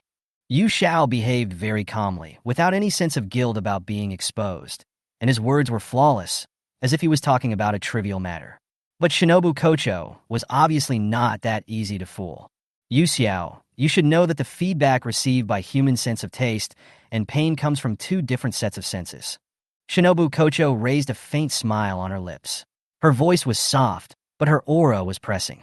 Perhaps for you, the taste of this decoction is bland, but the taste produced by each herb is different. It is not just bitter, but also sweet, sour, or spicy. Since Yu Xiao is also proficient in pharmacology, why don't you guess what medicinal ingredients are in this soup for replenishing qi and blood? Butterfly Shinobu smiled, and her scrutinizing gaze fell directly on Yu Xiao, as if it were real. She carefully observed Yu Zhao's every reaction, never missing a single suspicious point. Yu Zhao's mood instantly plummeted. Of course, she knew that this bowl of medicine was not only extremely bitter, but also had a spicy taste that could not be ignored. It was not something that could be swallowed casually. It would be great if Kocho Shinobu could be as easy to talk to as Tomioka Ju. Yu Xiao couldn't help but sigh in her heart, blaming herself for being too calm when she drank the medicine just now. But she couldn't lie to Shinobu Kocho. especially when facing Shinobu Kocho's beautiful purple eyes. The reason why she answered the question from another angle was because Yu Xiao was afraid that Kocho Shinobu would know her secret and think that she was a liar and would no longer stay close to her. If that's the case, how can she persuade Shinobu Kocho to give up the idea of a one-for-one trade, sacrificing oneself for revenge? So Yu Xiao hesitated for only a moment, and then under the scrutiny of Butterfly Shinobu, he told the truth. Not only my sense of taste, my sense of pain is also dull. Other than that, ordinary poisons only cause minimal damage to me. Yu Xiao closed his eyes and didn't want to tell her all this. But even if she doesn't say it now, Shinobu Kocho is so smart that she will know it sooner or later. It would be better to tell her just like this, so that she won't create a rift between her and me in the future. Although the current situation may not be getting any better, so that's how it is. Shinobu Kocho smiled gently. No wonder Yu Xiao was able to jump around the next day after being seriously injured. It seems that in addition to his body's quick recovery, it is also related to his dull pain sensation.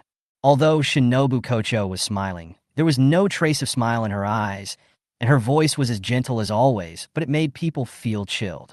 She is angry. Weiling on the side blinked in confusion, totally not understanding why they kept talking about taking medicine and then talked about taste and pain. The talented young swordsman, who was only 14 years old, did not understand the ways of the world. Nor did he understand the mutual testing beneath the seemingly harmonious communication between the two people. He tried to figure out the connection between them, but as he thought about it, his mind began to wander, and he could not help but think about it. What am I here for? I'm sorry, Miss Shinobu. I didn't mean to deceive you on purpose. I just don't want to cause trouble to others because of my own reasons, and besides, Yu Xiao looked into her eyes, a small smile forming on his lips. I'm in good physical condition. You don't have to worry about it. Both her bland words and her indifferent attitude made Shinobu Kocho extremely angry. How could she do this? Don't care about yourself at all. It is hard to imagine how terrible a person would face if his sense of pain became numb. In her daily life, she doesn't notice when she gets burned, hurt by a stumble or falls, or scratched by a sharp object. Even if they reacted, due to their physical condition, those seemingly insignificant wounds would heal quickly, and it would seem as if nothing had ever happened. But if you face a powerful enemy, this dull pain feedback can, to put it bluntly, cost a person's life. If she didn't have that extraordinary recovery ability, her attitude, her way of doing things, Kochi Shinobu suppressed her smile and tried hard to suppress the anger in her heart. Several times, the words came to her lips, but she gritted her teeth and swallowed them back. The two of them just stood there in a stalemate, neither of them speaking. But soon, Shinobu Kocho realized something. Strong self-healing ability, dull pain perception, poison resistance, and excellent combat capabilities. It instantly reminded Shinobu Kocho of someone. Yuzui Tengen. For a moment, Shinobu Kocho's mind was in a mess, with countless possibilities and guesses flashing through her mind, and finally she calmed down. She suddenly remembered something. As I recall, the surname Yasaka is very rare. It is definitely not a surname that ordinary people can be given. It seems to have been recorded in history. Thinking of this, Shinobu Kocho suddenly widened her eyes and looked at Yu Xiao in disbelief. The other person just smiled and shook his head at her.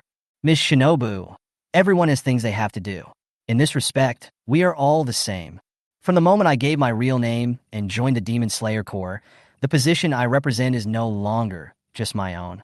I hope you can understand. Yu Xiao almost made it clear. Really? Shinobu Kocho sneered, feeling very unhappy. It was clearly her who said she wanted to be friends with me. Those sweet words were really just to deceive her. This cunning liar. Butterfly Shinobu bit her lower lip tightly and placed one hand inconspicuously on her closed pocket. There was a bag of sugar in it. She prepared it because she was worried that the medicine she prepared was too bitter and Yu Xiao would feel uncomfortable after drinking it. A feeling of sadness spread in my heart. I don't care about her. I don't want to care about her anymore. Then I won't disturb your rest. The same goes for Takedo-kun. If there is nothing important, it is better not to disturb the patient. Shinobu Kocho said expressionlessly and left. Yu Xiao knew that he had made her angry, but there was nothing he could do. Besides, if Shinobu Kocho knew that she was planning to leave the butterfly house tonight, she would probably get even angrier, right? Chapter 136. A story without witnesses. Imsori tokitokon. I was so engrossed in my conversation with Mitsuri that I neglected you. Miss Shinobu has left now. What do you want from me? Yu Xiao sat on the edge of the bed, her toes just reaching the floor. She supported herself on the edge of the bed with one hand, her hair hanging down in front of her chest. Her face was slightly pale due to excessive blood loss after the serious injury, revealing a morbid beauty. Weilang came to his senses and walked to Yu Xiao's bed. He looked at Yu Xiao for a long time before he reacted and slowly took out a box of beautifully wrapped chocolates from his pocket. For you. He stopped the hand holding the chocolate in front of Yu Xiao and said, "It's too sweet. I don't like this. Is this bought specially for me?" "Thank you." Yu Xiao felt incredible, but still carefully accepted the gift. What surprised her even more was that, judging from the packaging, this box of chocolates and the chocolates she gave to Ichiro that time were actually manufactured by the same brand. Even though it was only a small box, the price was not cheap at all. Most importantly, it is incredible that someone as forgetful as Michiro would actually remember to buy things for others. Why does Miss Doll like to eat sweet things so much even though she obviously can't taste the flavor of food? Weilang sat down next to Yu Xiao skillfully, tilted his head to look at her profile, and asked in confusion. Yu Xiao pursed her lips and said nothing, her fingertips stroking the exquisite gift box back and forth, her thoughts gradually drifting away. After a long while, she finally spoke. A long time ago, there was a poor but kind-hearted girl. She loved desserts very much, and was even more keen on cooking them herself. She dreamed of having her own dessert shop in the royal city one day. Unfortunately, the girl was born with a weak sense of taste. Even if she put a full spoonful of sugar in her mouth, she could only taste the sweetness that was just right for ordinary people, or even bland. Therefore, the dessert she made always had various problems. The girl never thought of giving up. She was very diligent and worked very hard to realize her dream. However, before this wish came true, the girl was brutally murdered. Yu Xiao clenched the gift box in her hand, leaving marks on it with her nails. Her throat was tight, and she could hardly speak. Her hoarse voice was also tinged with sadness. Sweetness always makes people happy. However, I prefer to see everyone's smiles rather than delicious desserts, she once said so. Weilang seemed to understand what he heard, so he supported his chin and thought for a while, then asked, "Was she killed by a ghost?" Yu Xiao shook his head, a bitter smile on his lips. "This is just a story I made up. No one witnessed it, and there is no evidence to prove it. What I said is the truth." But Yu Xiao slowly turned his head and looked at him seriously. His expression was indescribably lonely. "If I say this is all true, will you believe me?" When their eyes met, Michiro only saw sadness in her golden eyes. Unlike what he had seen before, these eyes were still a rare golden color, but now they revealed an unspeakable sadness. Michiro concluded that she was not lying. "I believe you," he said. "All the chaos during the day returns to silence at night. There is a cherry tree planted in the backyard of the butterfly house. Its branches are full of white jade-like buds, which will bloom in 2 or 3 days." Yu Xiao was wearing a white shirt and blue hakama, with a spare Nichiren sword on his waist. His long hair was combed neatly, and his dress was simple and decent. On her raised arm stood a silver-gray eagle. Upon closer inspection, the eagle's hair was a little bald, as if someone had plucked its hair and then grown new hair. It was none other than Chiba Maru. Wan stared at Yu Xiao with his big, round eyes. He raised his paw with a sad look, on which was tied a letter for her, and motioned for her to accept it. Yu Xiao took the letter down and sighed. "Even if you didn't come to see me, I would know I had to go back." Wan flapped its wings and cried out twice in dissatisfaction, trying to express its dissatisfaction with Yu Xiao. Unfortunately, it could not speak human language like Xiaohei, and Yu Xiao did not want to pay attention to it. He opened the letter and took a quick look. The content was almost the same as he expected. Yu Xiao lost interest and waved his hand casually. A ball of flame emerged from his fingertips and instantly burned the letter in his hand. The sudden burst of fire startled Chibamaru. Almost at the moment the flames appeared, it flapped its wings and flew to the nearby cherry tree in panic. The eagle was still calling out incessantly, and you could tell that the curses were very dirty. Your feathers haven't even fully grown yet, but your abilities have grown a lot." Yu Xiao looked up at the eagle that was screaming on the branch, and a flash of coldness flashed in his eyes, which was a sign of danger. Chibamaru's shouting stopped abruptly. Although the current head of the family, Yu Qian, loves it very much, if Yu Xiao is angered, the head of the family will not be able to save its life. Qin Wan is a very spiritual eagle and knows what it means to judge the situation. The aura that Yu Xiao occasionally exudes is enough to warn it that she is not someone it can afford to offend. Go back and report to the master of the family. I will be there on time tomorrow morning. Yu Xiao raised his hand and just took a step forward when he suddenly sensed a breath. He subconsciously drew his sword and turned around, with the tip of the sword pointing directly at the man's throat. Kaijiro was not afraid at all. He instantly clamped the blade with 2 fingers, preventing it from moving forward at all. The man's sword-like eyebrows were deeply frowned, and he stared at her seriously. "Yasaka girl, where are you going?" Even though for a moment the expression on the girl's face was so strange that it made people dazed, and her eyes were so cold that they seemed to be about to freeze, Kaijiro still stopped her. The injured should rest in the butterfly house and not run around. This was Butterfly Shinobu's instruction. Yu Xiao obviously wanted to leave here, and since he saw it, he couldn't just sit there and do nothing. Yu Xiao was stunned for a moment, somewhat annoyed by his body's instinctive reaction, but he couldn't control it. The letter brought by Chibamaru made her heart, which already had no hope, fall into the abyss. She was unusually irritated and could not even distinguish the aura emitted by Kaijiro when he approached. What's more, since she is in a safe environment like the Butterfly House, even if someone in the Demon Slayer Corps is dissatisfied with her, they will never hurt her. She was too nervous. Feel sorry. Yu Xiao pursed her lips, retracted the sun blade, and when she looked up, she found that Kaijiro was holding a roasted sweet potato with a bite taken out of it in his other hand. The irritability, suppressed in his heart, suddenly disappeared. Yu Xiao suppressed his smile, lowered his head silently, and his body trembled slightly silently, giving Kaijiro enough dignity. He ran to the kitchen in the middle of the night to steal some roasted sweet potatoes and even dared to stand up so righteously to stop her from leaving Butterfly House. This is really meeting an opponent of equal strength. Chapter 137, The Potato Thief and the Escaper. Seeing Yu Xiao hanging her head and her body trembling inaudibly, Kaijiro thought that she was trying to sneak out of the Butterfly House because she was discovered, so she reacted like this, so he advised. "Yasaka girl, although you can move freely, you have been seriously injured after all. Besides, you have only been recuperating for less than 2 days, and you are leaving Butterfly House. Isn't it too hasty? Does Butterfly know?" Kaijiro's expression was serious, his eyes fixed on the girl. He was very worried about Yu Xiao's physical condition, but he was also worried that he would speak too hastily and cause Yu Xiao to resist. So he slowed down his tone before Yu Xiao expressed his opinion and added, "No matter what urgent matter you have to deal with, as long as we can do it, we can help you. You need to take care of yourself." Yu Xiao did not give an answer immediately. She could clearly feel Kaijiro's undisguised concern and nervousness for her, but she couldn't disobey the order. Chibamaru has sent her a message, and she must return to the Yasaka family to report quickly.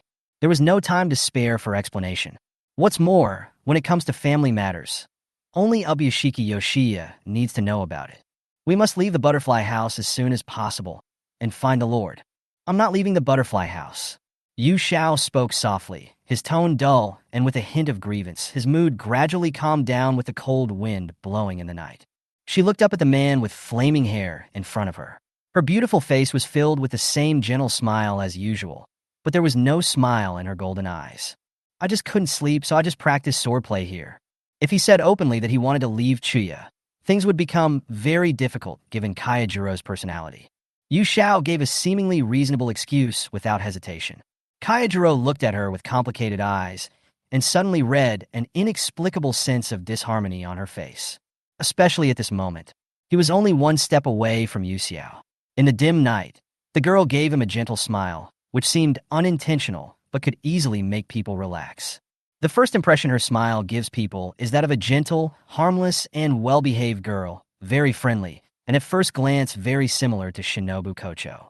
But if you look closely, it is completely different.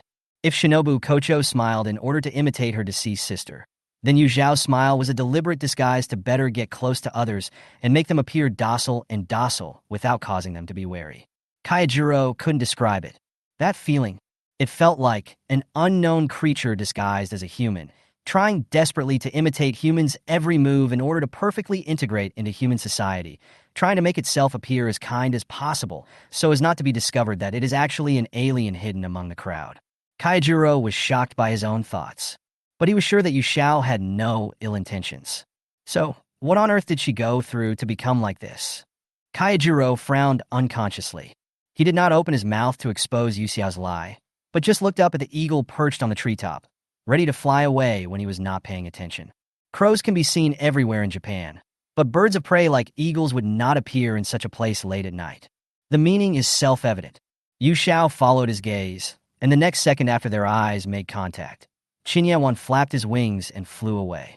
Are you looking at that eagle? Yu Xiao realized it belatedly and stroked the long hair that fell on his chest, as if nothing had happened, and said softly, "The eagle is called Qian Yuan, and it is the communication eagle that I use to communicate with my family." The girl's voice was very soft, and at this distance, Kaijiro could just barely hear it. "But rather than that, Mr. Purgatory, I have a question for you." Kaijiro stared at her without blinking. "What's the problem?" The girl's cherry-colored lips moved slightly, but no sound came out as it should have. She seemed to say something, but Kaijiro couldn't hear it at all. Just as Kaijiro was about to ask her to repeat it loudly, he smelled a faint fragrance. His pupils flickered, and he found that the girl had taken a step forward and was moving towards him. The moon-white hair was blown by the gentle wind, like a pair of soft and boneless hands, moving back and forth on Kaijiro's chest through the thin clothes, and even a strand of hair stuck to his neck. The fragrance became stronger as the girl got closer. Kaijiro couldn't help but think of the hug during the day. The wonderful touch made his heart beat faster, and even his breathing became much faster. "Yasaka-guru?" Kaijiro swallowed the words back into his throat halfway through, because Yu Xiao was standing on tiptoe, leaning against his shoulder, whispering in his ear, "Mr. Purgatory, I have something very important to ask you." The voice was so low that it sounded like a whisper. Kaijiro had no intention of listening to what she was going to say next. He only felt a tingling sensation in his ears. The blood in his body instantly began to boil. A burning sensation rushed from the roots of his ears directly to the top of his head. His neck, and even his entire face were red as if they were burned. The feeling was exactly like his own ears. Because of the girl's breathing when she spoke, he received her kisses again and again.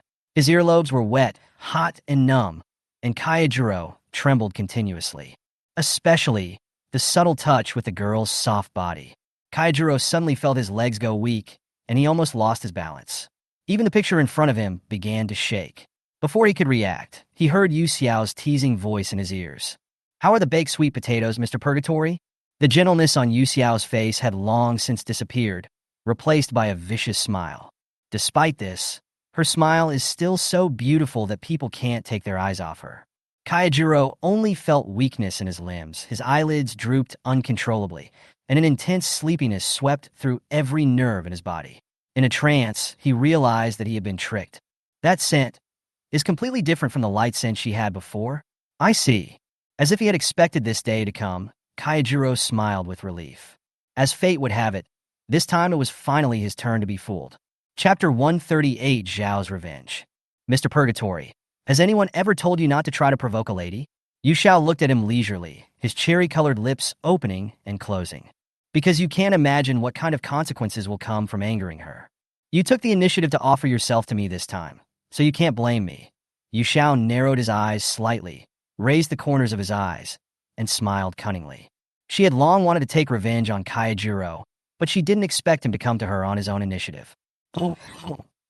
Kaijiro gasped heavily, holding onto his body and trying to use breathing techniques to cheer himself up. It's a pity that no one knows what kind of drug Yu Xiao used on him. Even if he uses breathing techniques, he can't slow down the speed at which the drug's effects spread in his body. Yu Xiao saw his intention, but did not stop him. He just admired the forbearing expression on the man's face, and at the same time, he sneered with gloating. "Mr. Purgatory, you don't think that using breathing techniques can slow down the effect of the drug, do you? It's useless. This is an enhanced version specially made for people like you with strong willpower." Yasaka girl really thinks highly of me. Kaijiro forced a smile, his voice sounding weak.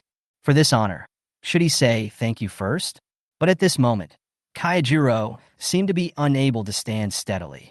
A thin layer of sweat appeared on his forehead. His eyelids felt heavy, as if they were hung with lead blocks, and every blink became extremely difficult.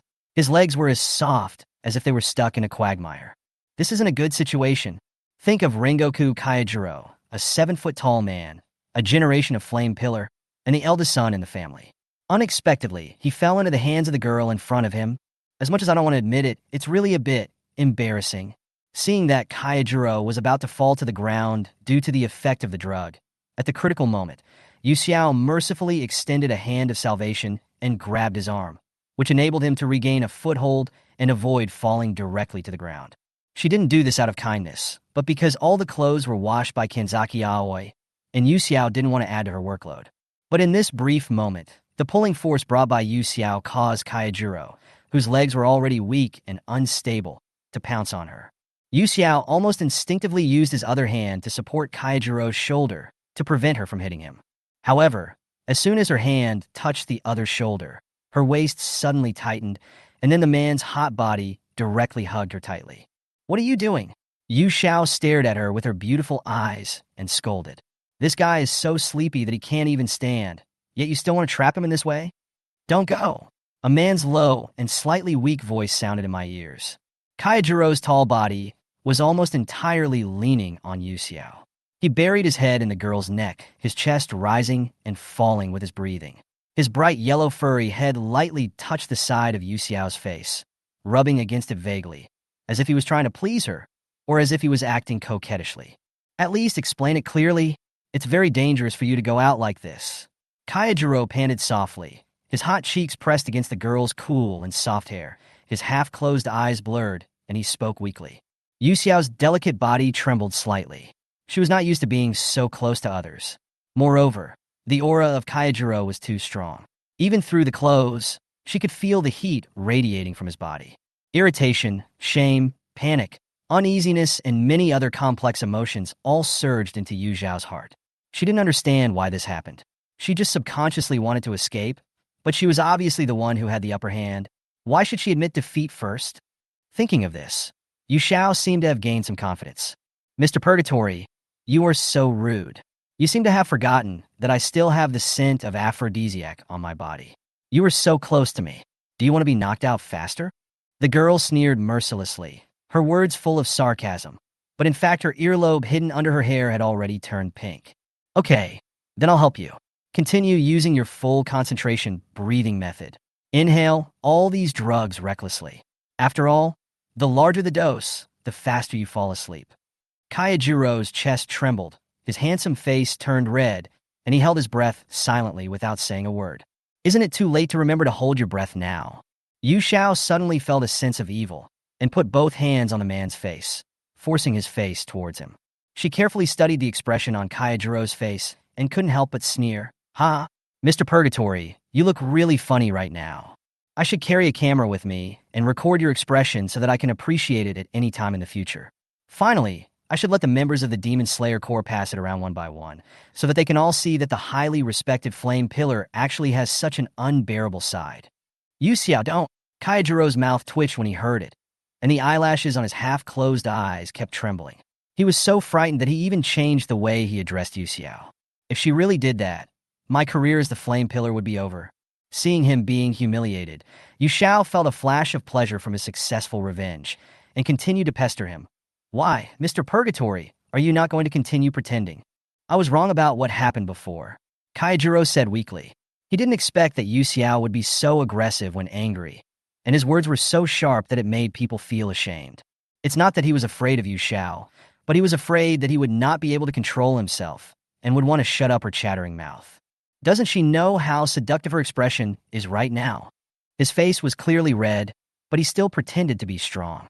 "I really want someone to hold her in their arms and love her dearly." Kaijiro's heart was beating violently, and every muscle in his body was tense. Whether it was the fragrance of the girl or her soft body, they were constantly tempting him.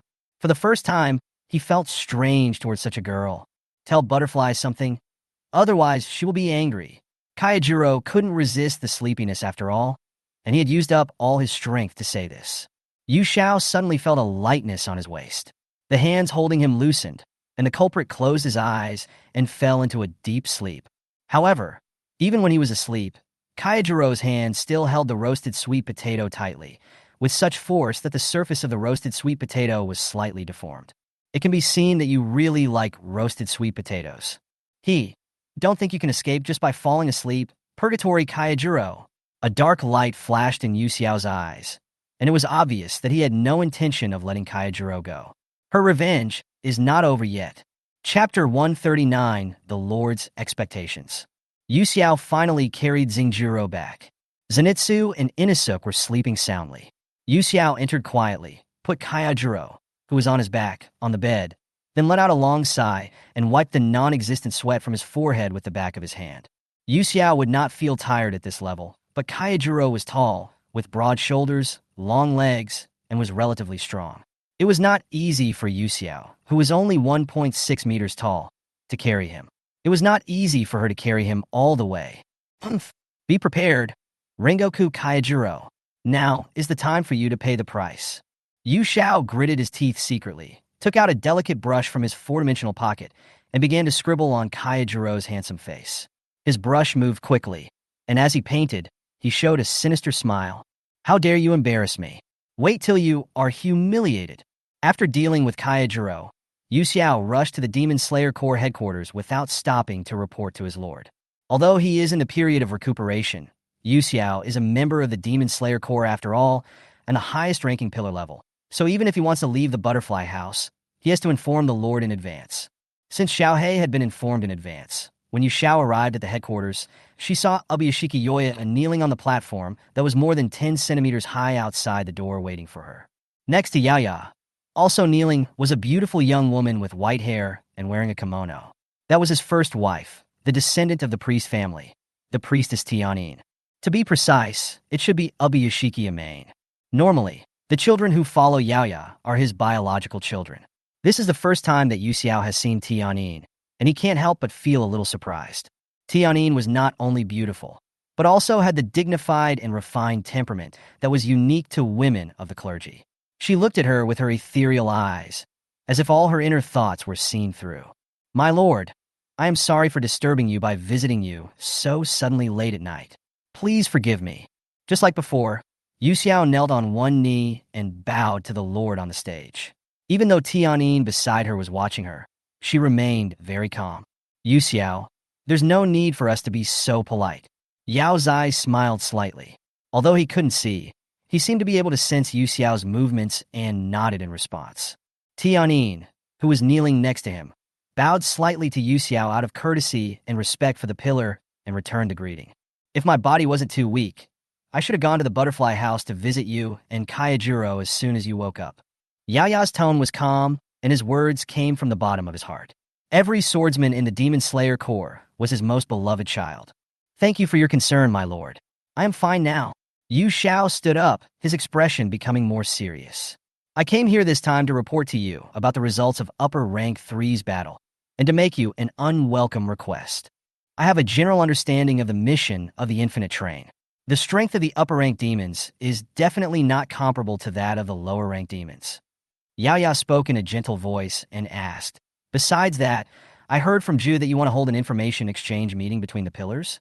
Your body still needs to rest, so don't force yourself. Yu Xiao didn't expect that Ju would report to the Lord so quickly, but he felt it was reasonable, and it was in line with Tomioka Ju's style of doing things, so he simply confessed everything. You know that I have the blood of an immortal, and this level of injury is nothing to me, and the information is very important to the pillars and even the entire Demon Slayer Corps. During the Infinity Train mission, not only the upper-ranked demons appeared, but also the lower-ranked demons. When I was chasing the lower-ranked demons who escaped, Mr. Rengoku, in order to protect the passengers on the train, confronted the upper-rank 3, Akaza, who suddenly appeared head-on. It was not until I rushed back to the Infinite Train and fought Akaza that I realized his strength was completely different from that of the lower-ranked demons. Fortunately, it was almost dawn, otherwise the consequences would be disastrous. What Yu Xiao said was very pertinent. He did not deliberately show off himself, nor did he deliberately belittle anyone. Strength is something that is obvious to all and cannot be boasted about in a few words. Akaza is just one demon, but he is so powerful. There is a reason why the Demon Slayer Corps has no information about the upper-ranked demons. There was a hint of sadness in Yaya's calm voice. Fortunately, you are all still alive. You and Kaijiro are undoubtedly excellent children, and those children who stayed in the past are also excellent. I am afraid that they all left me for this reason. The Demon Slayer Corps has been established for hundreds of years, and apart from the Demon King Musen, there is very little information about the upper-ranked demons. Over the years, They have conducted countless investigations, but basically no one can bring back the information alive. Among them, the scattered and fragmentary information is still rare, which was obtained by the surviving crows after they escaped desperately. However, the movement and expression abilities of birds are limited, so the information about the upper-ranked demons is particularly precious. My lord, I have more to report to you than just these results. Yu Xiao said in a deep voice. I used some tricks and succeeded in chopping off Akaza's head with the sun blade just before dawn. But not only did he not die, he was taken away by a mysterious force. That power, according to my guess, should be some kind of blood demon technique, which can drag people in this world into other dimensions. I'm afraid that Musen Kibutsuji is also hiding in it. Yu Xiao, you did a great job. Before Yaya could finish his words, he suddenly coughed. Tianyin immediately supported him, her eyes full of worry. Ubiyashka, my lord, forgive my rudeness. Upon seeing this, Yu Xiao did not even bother to take off his shoes and quickly stepped onto the stage, approaching Yao Zai to check his physical condition. Fortunately, he was just too emotional and too excited, so he did not cough up blood and his life would not be in danger. Yu Xiao, don't worry, I'm fine. I'll leave the follow-up matters to you. Yaya said weakly after relaxing for a while. I understand. Yu Xiao nodded. I have another unwelcome request. My lord, the master of the family has summoned me, so I have to leave Butterfly House for a while, but it won't be too long. Please agree to it. So the unwelcome request she was talking about wasn't a request for an information exchange meeting, but this. Yaya showed a pale smile on his face. Thank you for your hard work, Yu Xiao. Be careful on the road. Yu Xiao stepped down from the stage and said to Tianyin, Madam, the night dew is heavy. Although the lord is not seriously injured, in order to avoid catching a cold, please take the lord back to his room to rest. I will take my leave first. Tianyin bowed. Thank you, Xiao, and helped Yaya back to the house. After Yaya was helped to lie down, he suddenly asked Tianyin, What do you think of that child? Tianyin had learned about Yu Xiao's identity from him. This was their first meeting today, and although the contact was brief, she was still able to keenly observe some details. It's hard to describe. Lord Yu Xiao is excellent in all aspects. Although he appears to be very friendly, he has been single from beginning to end and has not accepted anyone. Tianyin almost hit the nail on the head and expressed his opinion. She has been burdened with an almost impossible mission since birth. It is hard to imagine what kind of hardships she has experienced along the way in such an environment. Such a well-behaved girl is too pitiful. Amain, I have always hoped that Yu Xiao would consider the Demon Slayer core as a part of herself. I also hope that one day she would be able to accept all of us and regard this place as her second home. Yoya smiled warmly and gently took Amain's hand. I have a feeling that Yu Xiao will definitely do this. Just like she said before, Musen Kibutsuji will also be destroyed in this era. One day it will happen. Tianyin gently held his hand back, her tone cautious but with a hint of expectation. She believed in her husband, and at the same time she believed in Yu Xiao and was grateful to her. After all, the child's back when he left was so lonely and heartbreaking. Chapter 140. Butterfly, Shinobu's Fury. Kaijiro had nightmares all night. He dreamed that Yu Xiao took many photos of him and circulated them widely in the Demon Slayer Corps. After that, no matter where he went, people pointed at him. And even Inju, with whom he had the best relationship, couldn't help but laugh at him.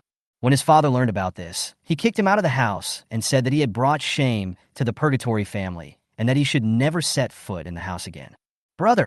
Sanjuro cried and ran out of the house, but was dragged back by his father by the collar.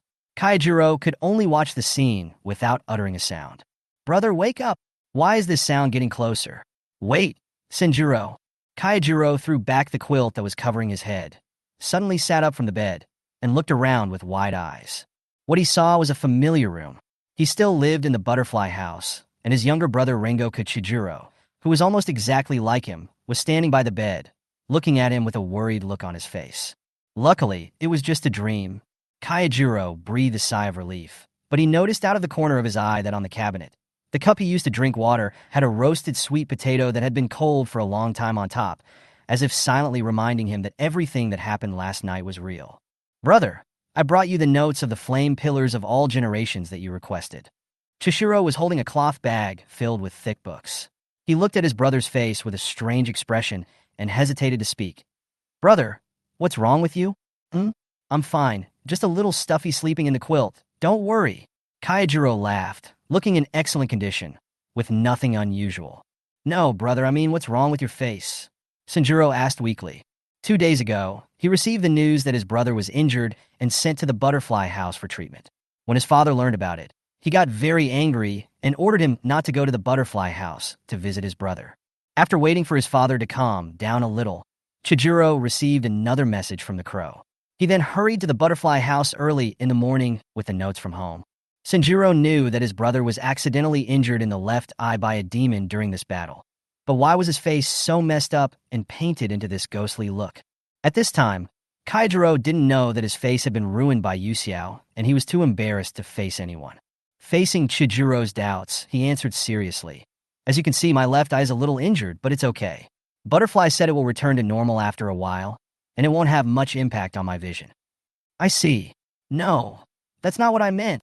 Qian Sholong's eyes dodged, biting the soft flesh of his cheeks, trying not to smile, and said tactfully, "Brother, you are in this state now. You should go wash up first. When your brother washes up and sees himself in the mirror, you should understand, right? Who on earth did this? How dare they play a prank on my brother's face? Yeah, you're right. I'll go wash up right away." Kaijiro was completely unaware of this and said to Chijiro with an extremely funny face. Suddenly, there was a hurried knock on the door. Before the two of them could answer, the door was suddenly opened. Butterfly walked in angrily, her steps very fast. The gentle smile she usually maintained was no longer visible. There was obvious anger on her face, and the veins on her forehead were faintly visible. "I just came back, and Yu Xiao disappeared. I asked everyone in the butterfly house, but no one knew anything. It's only been one night, and she disappeared out of thin air. How dare she leave without saying a word?" Shinobu Kocho was so angry that she didn't notice that there was a little owl standing next to the big owl's bed. Chijiro was so frightened by this horrible rage that he froze and dared not move. Every inch of Kocho Shinobu's voice was filled with suppressed anger. "Mr. Purgatory, have you seen Yuxiao?" "This?" Kaijiro's eyes were vague. Should he say it? He was able to let Butterfly endure this. If he told her that not only did he fail to stop Yuxiao, but he was also teased by her, wouldn't he be doomed? Shinobu Kocho frowned, but was stunned when she saw Kaijiro's face. "Mr. Purgatory, what's wrong with your face?" Kaijiro's entire face was covered with ink, except for his left eye, which was bandaged. These black ink marks formed a ridiculous graffiti, clearly visible on Kaijiro's face. There was a capital word "Wan" on his full forehead. The tip of his nose was painted black. There was a circle drawn on his right eye, which looked like a monocle used by foreigners, and there were 3 mustaches on each side of his face, which were very symmetrical. There were also 2 exaggerated curly mustaches hanging on his philtrum, and his chin was covered with mosquito coil circles of varying sizes. It can be said that it has changed beyond recognition. The funniest thing was that Kaijiro looked at her with an expression of complete ignorance and confusion. That I was filled with confusion and clear stupidity.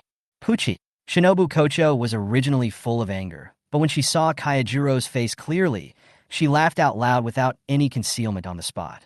This was the first time she couldn't hold it back and burst out laughing. "Ha ha ha ha, this is too funny. To draw her like this, is Yuxiao a genius?" Kaijiro's face is covered in graffiti. There is no doubt that the culprit is Yuxiao. Looking at the entire Demon Slayer Corps, who else besides Yuxiao dares to do this? Anyway, she couldn't think of anyone else. Excuse me, is that Lord Yuxiao the Lord Lanju who saved my brother?" In such a weird atmosphere, Senjuro raised his hand cautiously and asked softly, "I heard from my brother that Lady Ranju loves desserts, so I made some by myself to thank her." Senjuro's voice became smaller and smaller, and it was almost inaudible at the end. "Don't give it to her," Shinobu Kocho immediately ordered with a stern face. "Also, Mr. Purgatory, you'd better explain what happened when I was away yesterday." Kaijiro was feeling miserable in his heart, but he had no choice but to tell the truth under the pressure from Shinobu Kocho. Shinobu Kocho listened to the whole thing with a stern face. She did not mock him as Kaijiro had expected. Instead, she just said, "Remember to wash your face," and left without looking back, heading straight to the headquarters. Since Yu Xiao dared to leave, there must be instructions from the Lord behind her. She wants to find the Lord and find out everything clearly. After she left, Kaijiro felt his body relax, as if a heavy burden had been lifted off his shoulders. Suddenly realizing something, he gave Chijiro a word of instruction and immediately went to the bathroom.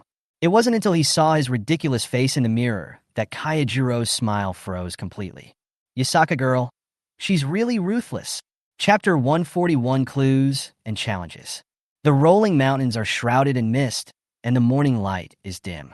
Wisteria trees are covered with flower spikes, scattered from the foot of the mountain to the top of the mountain. The distance between each tree looks so natural, as if it was made by nature. However, it cleverly hides a secret path leading to the Yasaka family. Dewdrops on the leaves of the trees glow with sparkling water, and the moist scent of grass and soil permeates the air lightly, making people unable to help but let their eyes wander and their hearts be fascinated. Yu Xiao, however, had a gloomy expression. His clothes fluttered in the wind, and he galloped all the way. Wherever it passed, cold wind flowed and branches and leaves swayed. Only when the familiar mansion came into view did she slow down her pace. Finally, you're back. Yu Xiao sighed silently, a shadow covering his golden eyes. He felt that the insignificant resistance in his heart was ridiculous. This is her, Yasaka Yu Xiao's home. If she doesn't come back here, where else can she go? Could it be that non-existent country, the world that has been destroyed? If I die in this world, where will I go? Will I be able to return? Whenever I think about similar questions, endless despair and fatigue surge in my heart. Sometimes, Yu Xiao really couldn't tell who he was. The only thing that remains unchanged is that no matter where she is, she still has no home in her heart. Perhaps my wish is to be able to see everyone in that world again. The place where I was born, the place that can be called my hometown. Even though I can't remember clearly, I really miss you all. Mississippi. Her complicated thoughts were forced to stop. The servant waiting outside the mansion saw Yu Xiao coming back, bowed to her respectfully, and told her, "The master of the house is waiting for you in the study." Okay, I understand. Yu Xiao half lowered his eyes, with no extra expression on his face. Ever since her father fell ill and Yu Chuan took over as the head of the family, no one has addressed her as the son of God anymore. This should be the only thing to be thankful for. Yu Xiao was able to feel a moment of freedom because of this, as if the shackles and chains that were usually worn on her were no longer so tight on her and bound her, but left her a little room to breathe. After entering the mansion, Yu Xiao went straight to the study. On the way, she inevitably met some servants, who all bowed their heads and made way for her. This was a very normal thing, but Yu Xiao keenly noticed a clue. It was obvious that some of these servants had been replaced. The servants of the Yasaka family would not be replaced easily. These people were obviously strangers, and the aura they exuded was not like that of ordinary servants. Even if they concealed it well, they could not hide it from Yu Xiao. All the servants in this family have practiced martial arts. At present, only a small number of people should be replaced. This matter is definitely related to Yu Chuan, and Yu Xiao does not know the purpose of his doing so. As long as they don't violate the family rules or do anything extraordinary that goes against the ancestral teachings, Yu Xiao will never interfere. Otherwise, Yu Xiao lowered his head, his eyes sweeping over the sun blade on his waist. The white magatama on the hilt emitted a faint cold light. She stopped in front of the study door, looking dignified and confident, and raised her hand to gently knock on the door. A gentle and elegant male voice came from inside the door. "Come in."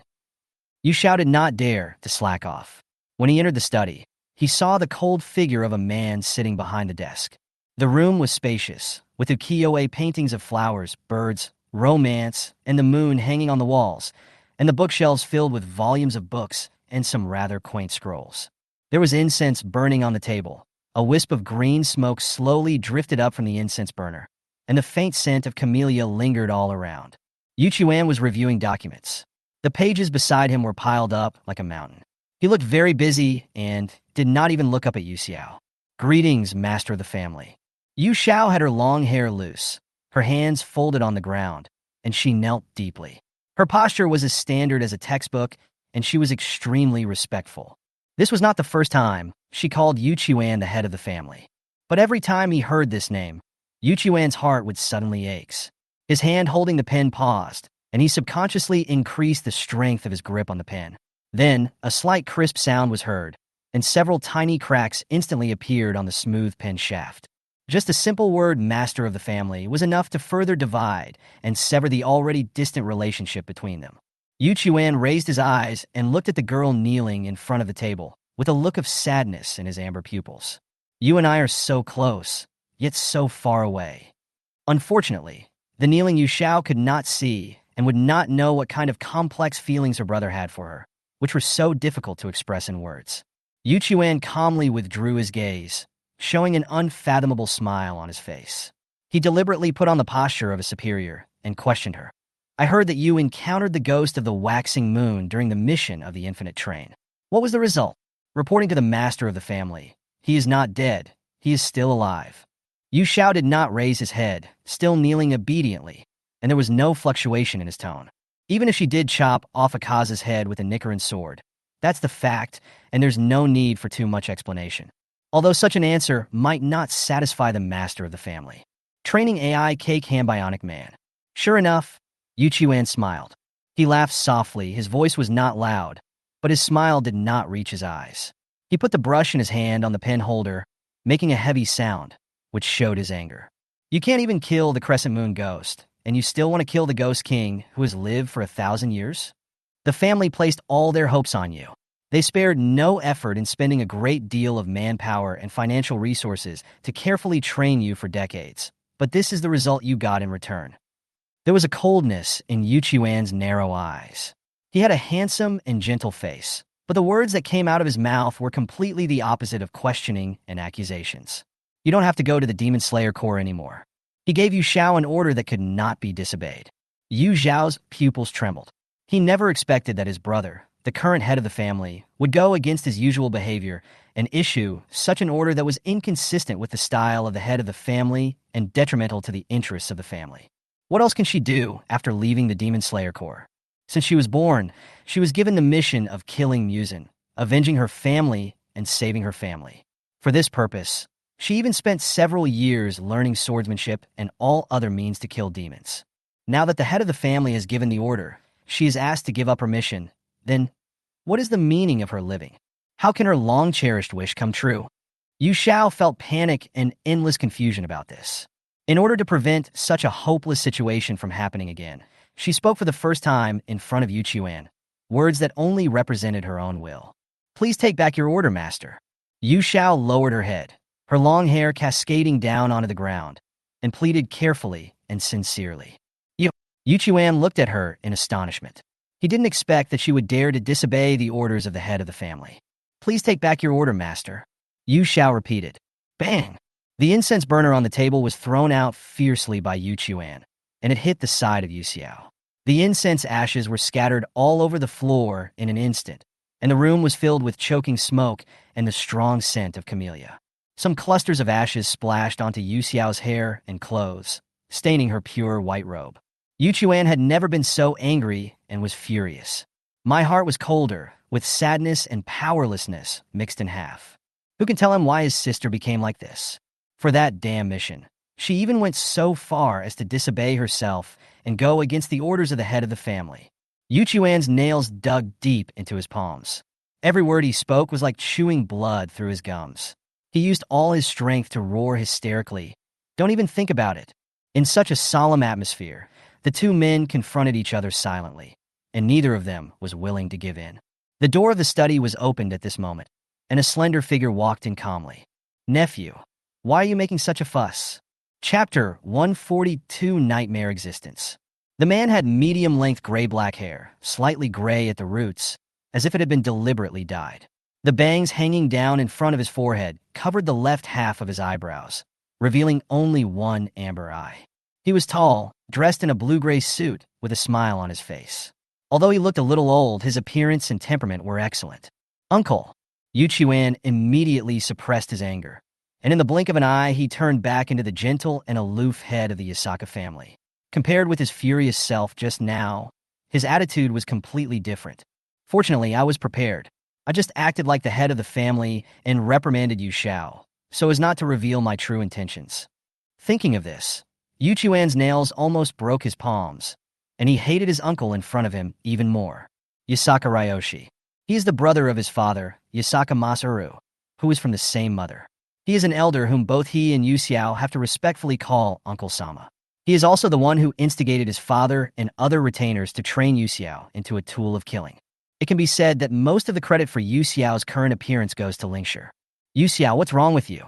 Your uncle came all the way to see you, but you didn't even bother to say hello. Lingshire glanced at the girl kneeling on the ground motionless, and a smile appeared on his lips. His expression did seem to have a bit of false kindness, and his voice could be considered friendly, but to Yu Zhao's ears, it was as cold as a severe winter that froze him to the bone. Yu Xiao, greetings, uncle.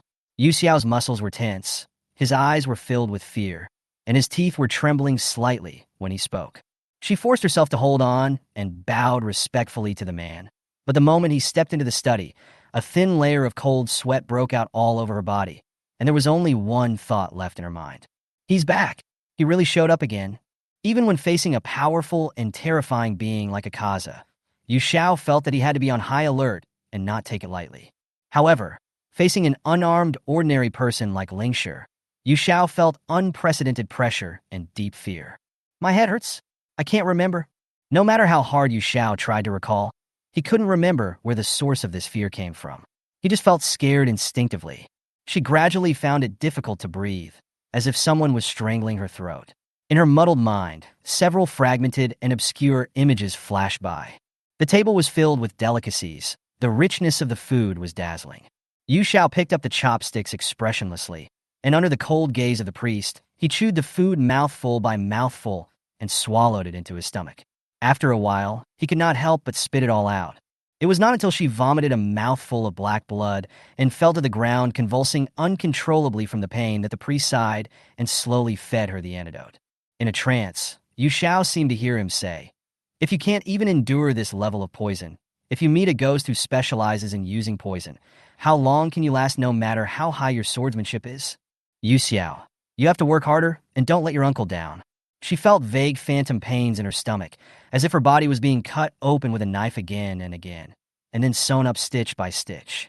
This torture would never end until she gradually lost the ability to feel pain. For Yu Xiao, the celestial being is a nightmare-like existence. Yu Xiao seemed to have changed a lot while I was away. Lingshire squatted down, lifted Yu Xiao's chin with one hand, looked at her pale face, and laughed softly as she looked obviously terrified to the extreme, but still pretending to be calm. I heard that Yu Xiao has a very good reputation in the Demon Slayer Corps. Not only did he become the Storm Pillar, but he also got along well with the other pillars. It seems that Yu Xiao has learned a lot of new things in the outside world during this period of time.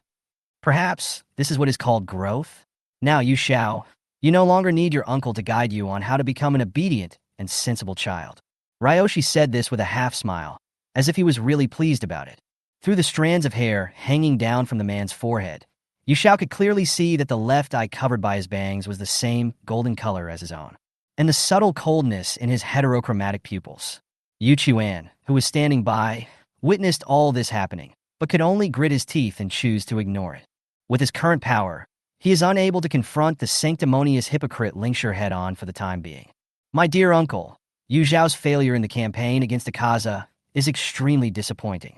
Judging from her current strength, it would be extremely difficult for her to kill Muzan Kibutsuji. Yu Chuan spoke in a gentle voice, displaying the ruthlessness that a family head should have to the fullest, but in his heart he wished to torture Lingshire to death. You damn bastard, how dare you threaten Yu Xiao in front of me? I will never let you go. Yasaka Ryoshi. As if he didn't hear his words, Lingshire raised his hand and lifted a strand of Yu Zhao's hair, placed it in his palm, and gently blew away the incense ash on it. It would be bad if such beautiful hair got dirty. Be careful next time, Yu Xiao. Lingshire smiled, released the hand that was pinching Yu Xiao's chin, and slowly stood up. Kizan Kibutsuji Muzan has lived for 1,000 years. It is indeed too harsh to let Yu Xiao deal with him alone. He avoided the incense ash at his feet, walked leisurely to the table, picked up a piece of paper, and said casually while reading the contents on it, "But Yu Chuan, don't forget that there are still these stepping stones of the Demon Slayer Corps that can help Yu Xiao win."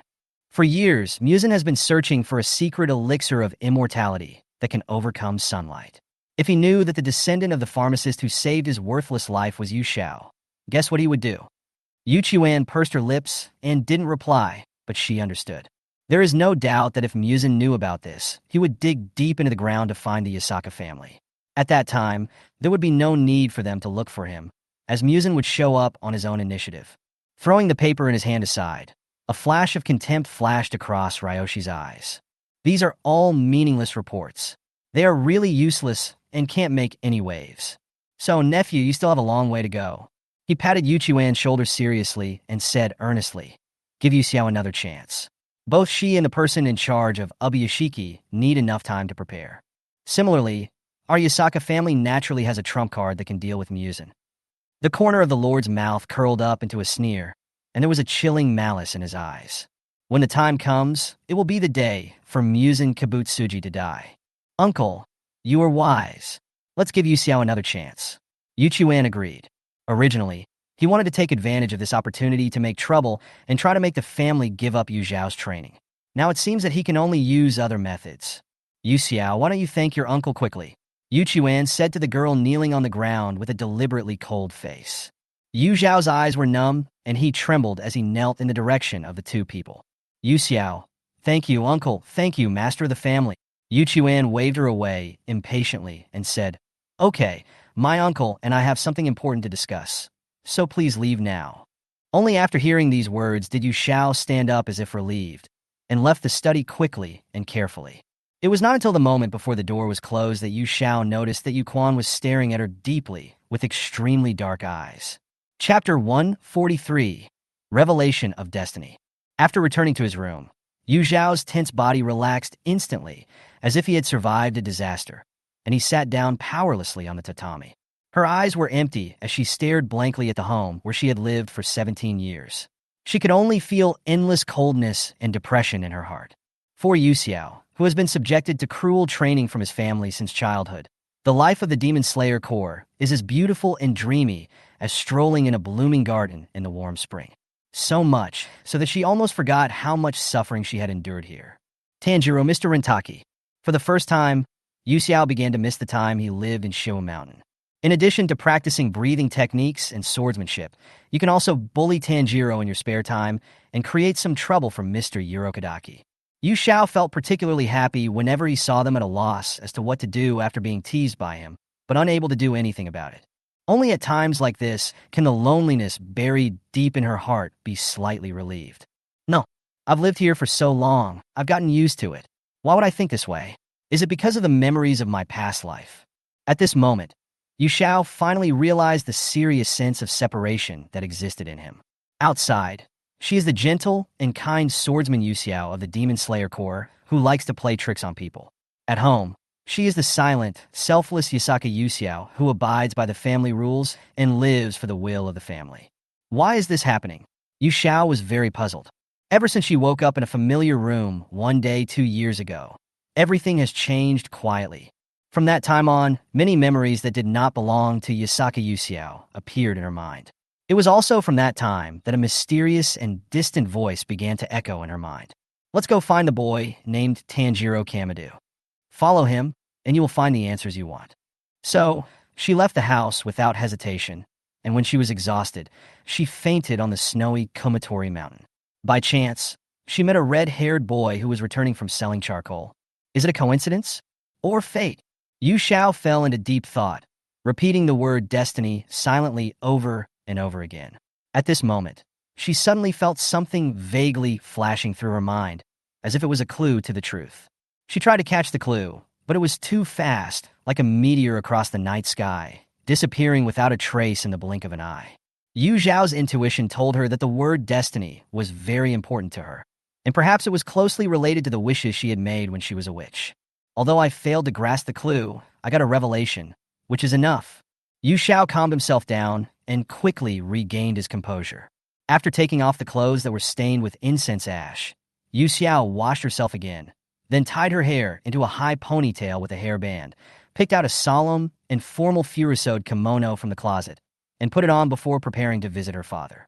Jingji lay on the bed with a haggard face and weak breath. His cheeks and arms were covered with purple scars. The disease came like a mountain falling on him, and in just over a year, he had become so emaciated that he looked like a ghost. Thinking back then, the head of the family who was so glorious in front of others has now fallen to the point where he is bedridden and has to rely on medicine to survive. It is really sad. During these days of being bedridden, Jingji thought about many things that he never cared about before. For example, his late wife Ri, who had broken his heart and eventually died of depression due to lung disease, and his eldest son, who was raised by him as his heir and was strictly disciplined since childhood and had no freedom at all. And Yu Xiao, who had been ignored by him for 17 years, never given any care, and cultivated into a selfless tool for revenge. For the sake of his family, Jingji was willing to sacrifice his own family. He ignored his wife's pleading and exhortations time and time again, and pushed Yu Xiao into the fire pit with his own hands. During this period, even Yu Qiuan, who had always respected him the most, became estranged from him because of this. Thinking about it this way, his life was really pathetic. The fact that he is in such a miserable situation now is probably the retribution he deserves. Greetings, father. When his thoughts were distracted, a familiar voice awakened Jingji's consciousness. He turned his head with great effort and saw the girl who had been kneeling beside him since he did not know when. Her lips moved, and a hoarse, old voice came out of her rotten throat. "You're back." "Yes, father." Yu Xiao knelt with her hands on her thighs, expressionless. Her expression was solemn, and her posture was respectful. Rather than being a daughter, she looks more like an excellent subordinate. Jingji blinked hard, trying to make his cloudy eyes see more clearly. Through the hazy vision, he could barely distinguish a vague outline. As the memory slowly emerged, the girl's thin figure gradually overlapped with the figure in front of him. The sun was shining outside, but the atmosphere in the room was as quiet as water. Jingji suddenly didn't know what to say. Until this moment, he realized that he seemed to have a daughter who had been forgotten in the corner. After a long silence, he asked, "How do you feel about being in the Demon Slayer Corps?" Yu Xiao reported to him in detail. "The Lord of the Demon Slayer Corps has the same curse as the Yasaka family. I gave him the medicine to suppress the curse. He is a man of great strategy and foresight. The Demon Slayer Corps is well organized under his management. Almost everyone is of one mind. They all have a strong hatred for Musen Kibutsuji and are determined to die. I hope father takes care of himself. Yu Xiao will never disappoint the family. Even if my body is destroyed, I will kill Musen Kibutsuji with my sword." Yeah, hearing an answer that was almost the same as what he expected, Masaharu was somewhat disappointed. In the past, he would have been satisfied with this, but now, he was no longer the head of the Yasaka family. "I know that. My time is running out. Yu Xiao, no matter where you are, as a member of the family, you must always remember to abide by the family rules. Also, your brother, he is always a him." Recalling what happened that day, Jingji couldn't control his emotions and coughed up a large amount of blood. Seeing this, Yu Xiao stood up suddenly and shouted to the servants guarding the door, "Father is seriously ill. Quickly bring the medicine." "Yes." There were hurried footsteps outside the door, and soon a bowl of hot medicine was brought in.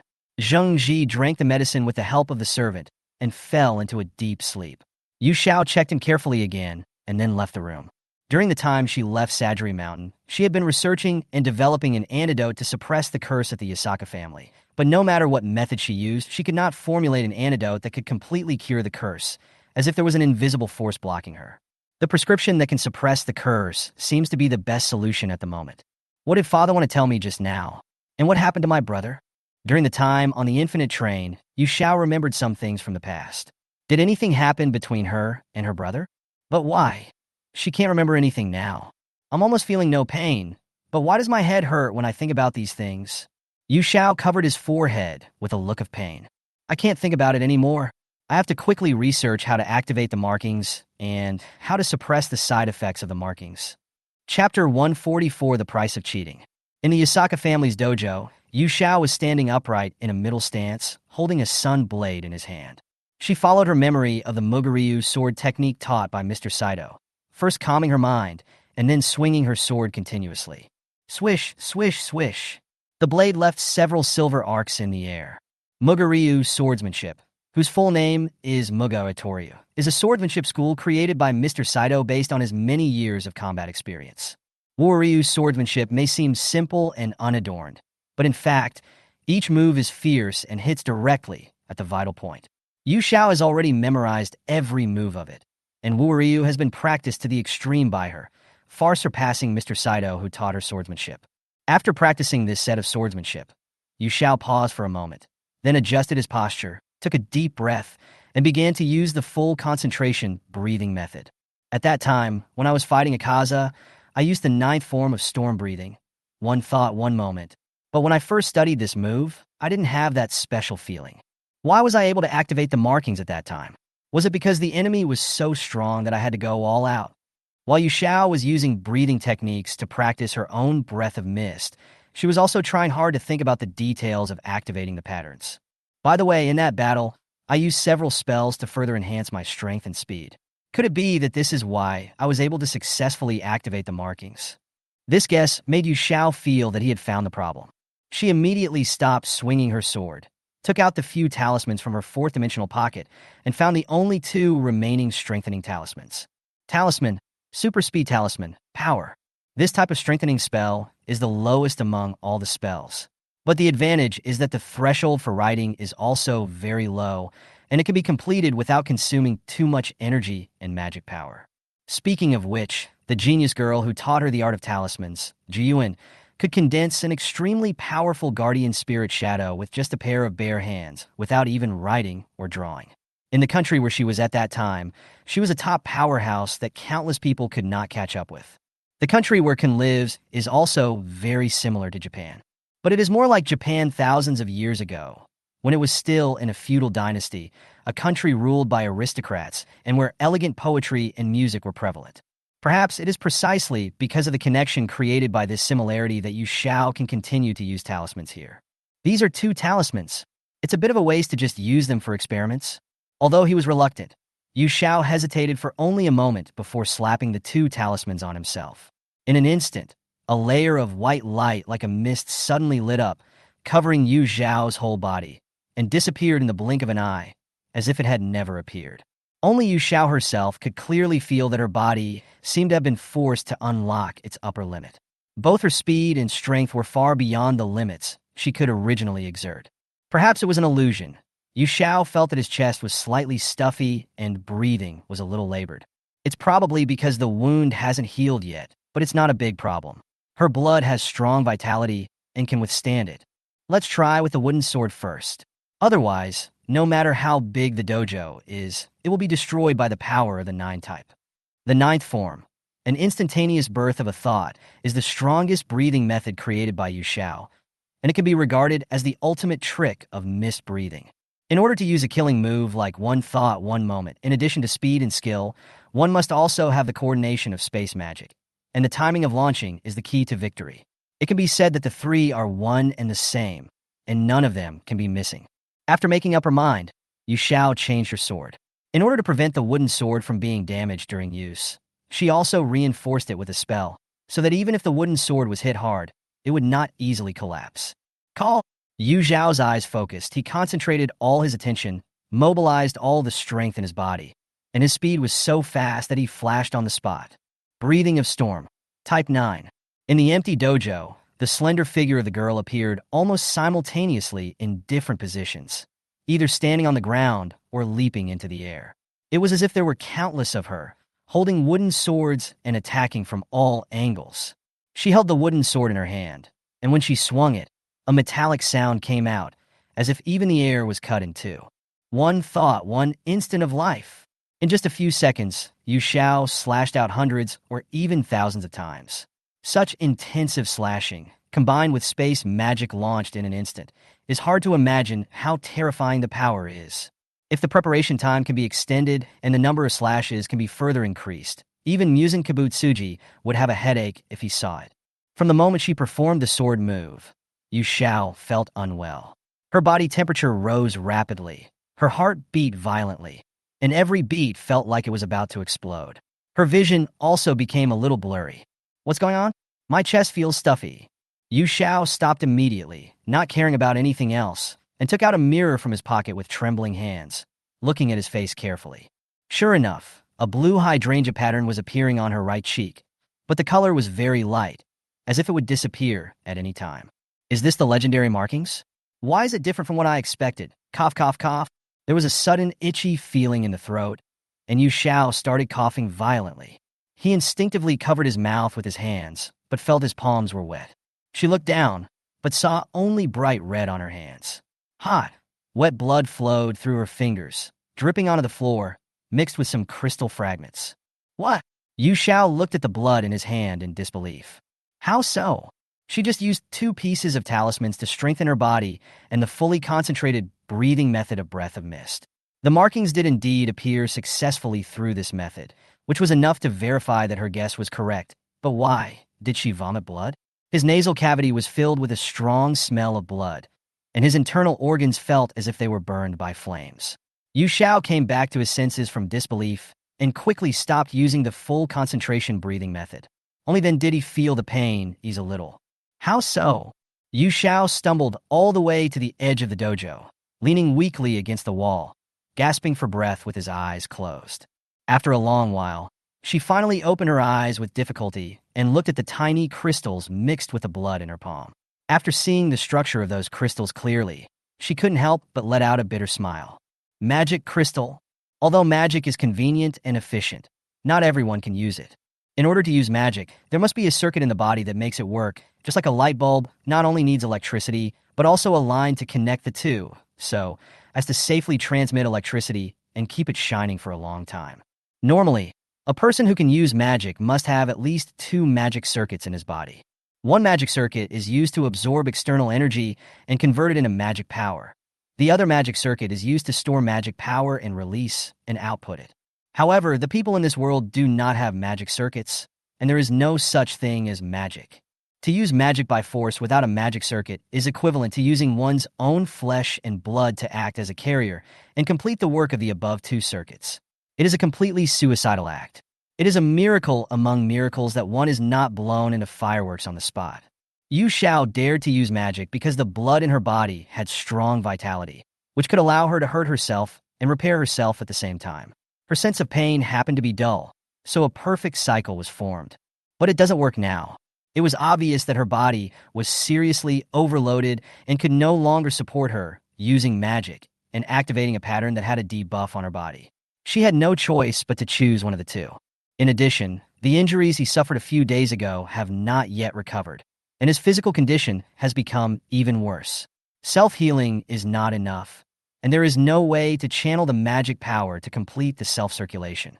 Soon, the blocked magic power formed highly concentrated magic crystals, which were distributed to every part of her body. If this situation continues, the result will be predictable. We'll die. What bad luck! Is this the price of cheating? Yu Xiao wiped the blood from the corner of his mouth with a handkerchief and looked up at the ceiling in a daze. The words that Akaza said to her that day suddenly rang in her ears. Yasaka, your sword skills are indeed good and your speed is fast, but unfortunately you don't have enough strength.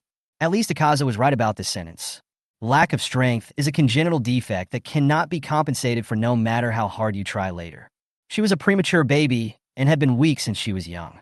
As for why her health suddenly improved one day, it was most likely because the immortal blood in her body awakened. Why is my body so weak? It would be great if I could have muscles 8 times denser than Mitsuri's. Yu Xiao lowered her eyes, her golden pupils faintly shimmering. Her messy hair stuck to her sweaty cheeks, and her slender body was so fragile that it seemed like it would disappear in the next second. I can't be so depressed. Although my power is limited, I can still do a lot. The uses of magic are much wider than stripes. It is not wise to give up the use of magic just for a stripe. Although the patterns were opened with the help of talisman paper this time, the benefits brought by the patterns are also obvious. Whether it is strength or speed, it can definitely improve her current strength by several levels. Therefore, she had to find a way to have the best of both worlds, even if the possibility is slim. I'm so sleepy. I need to clean up the blood before I go to sleep. Feeling deeply sleepy, Yu Xiao stopped thinking about it and decided to have a good rest during this period of time and wait until he recovered before doing anything else. Chapter 145 Taboo. It was almost late at night when Yu Chuan finished processing the documents that needed to be reviewed. He had been working since before dawn and had only finished until now. If he continued like this, even if he was in good health, he would get sick. What's more, he was carrying a curse that had lasted for 1,000 years.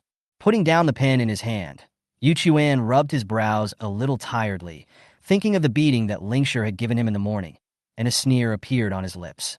There is no such thing as a visit without a request. Lingshur came here this time not to investigate his movements, nor to confirm Yu Xiao's condition, but for profit. The Yasaka family has been making a living by practicing medicine and making medicine since their ancestors. During the Heian period 1,000 years ago, they were granted a surname and fiefdom and became a famous noble family. If it weren't for the appearance of Musen Kabutsuji, the Yasaka family would never have chosen to withdraw from the stage of history at its most prosperous period and disappeared for 1,000 years. Although the Yasaka family does not have a prominent status today, it has a long history after all. Relying on industries such as pharmaceuticals and reselling of overseas imported products, it is also considered a wealthy chaebol in Tokyo Prefecture.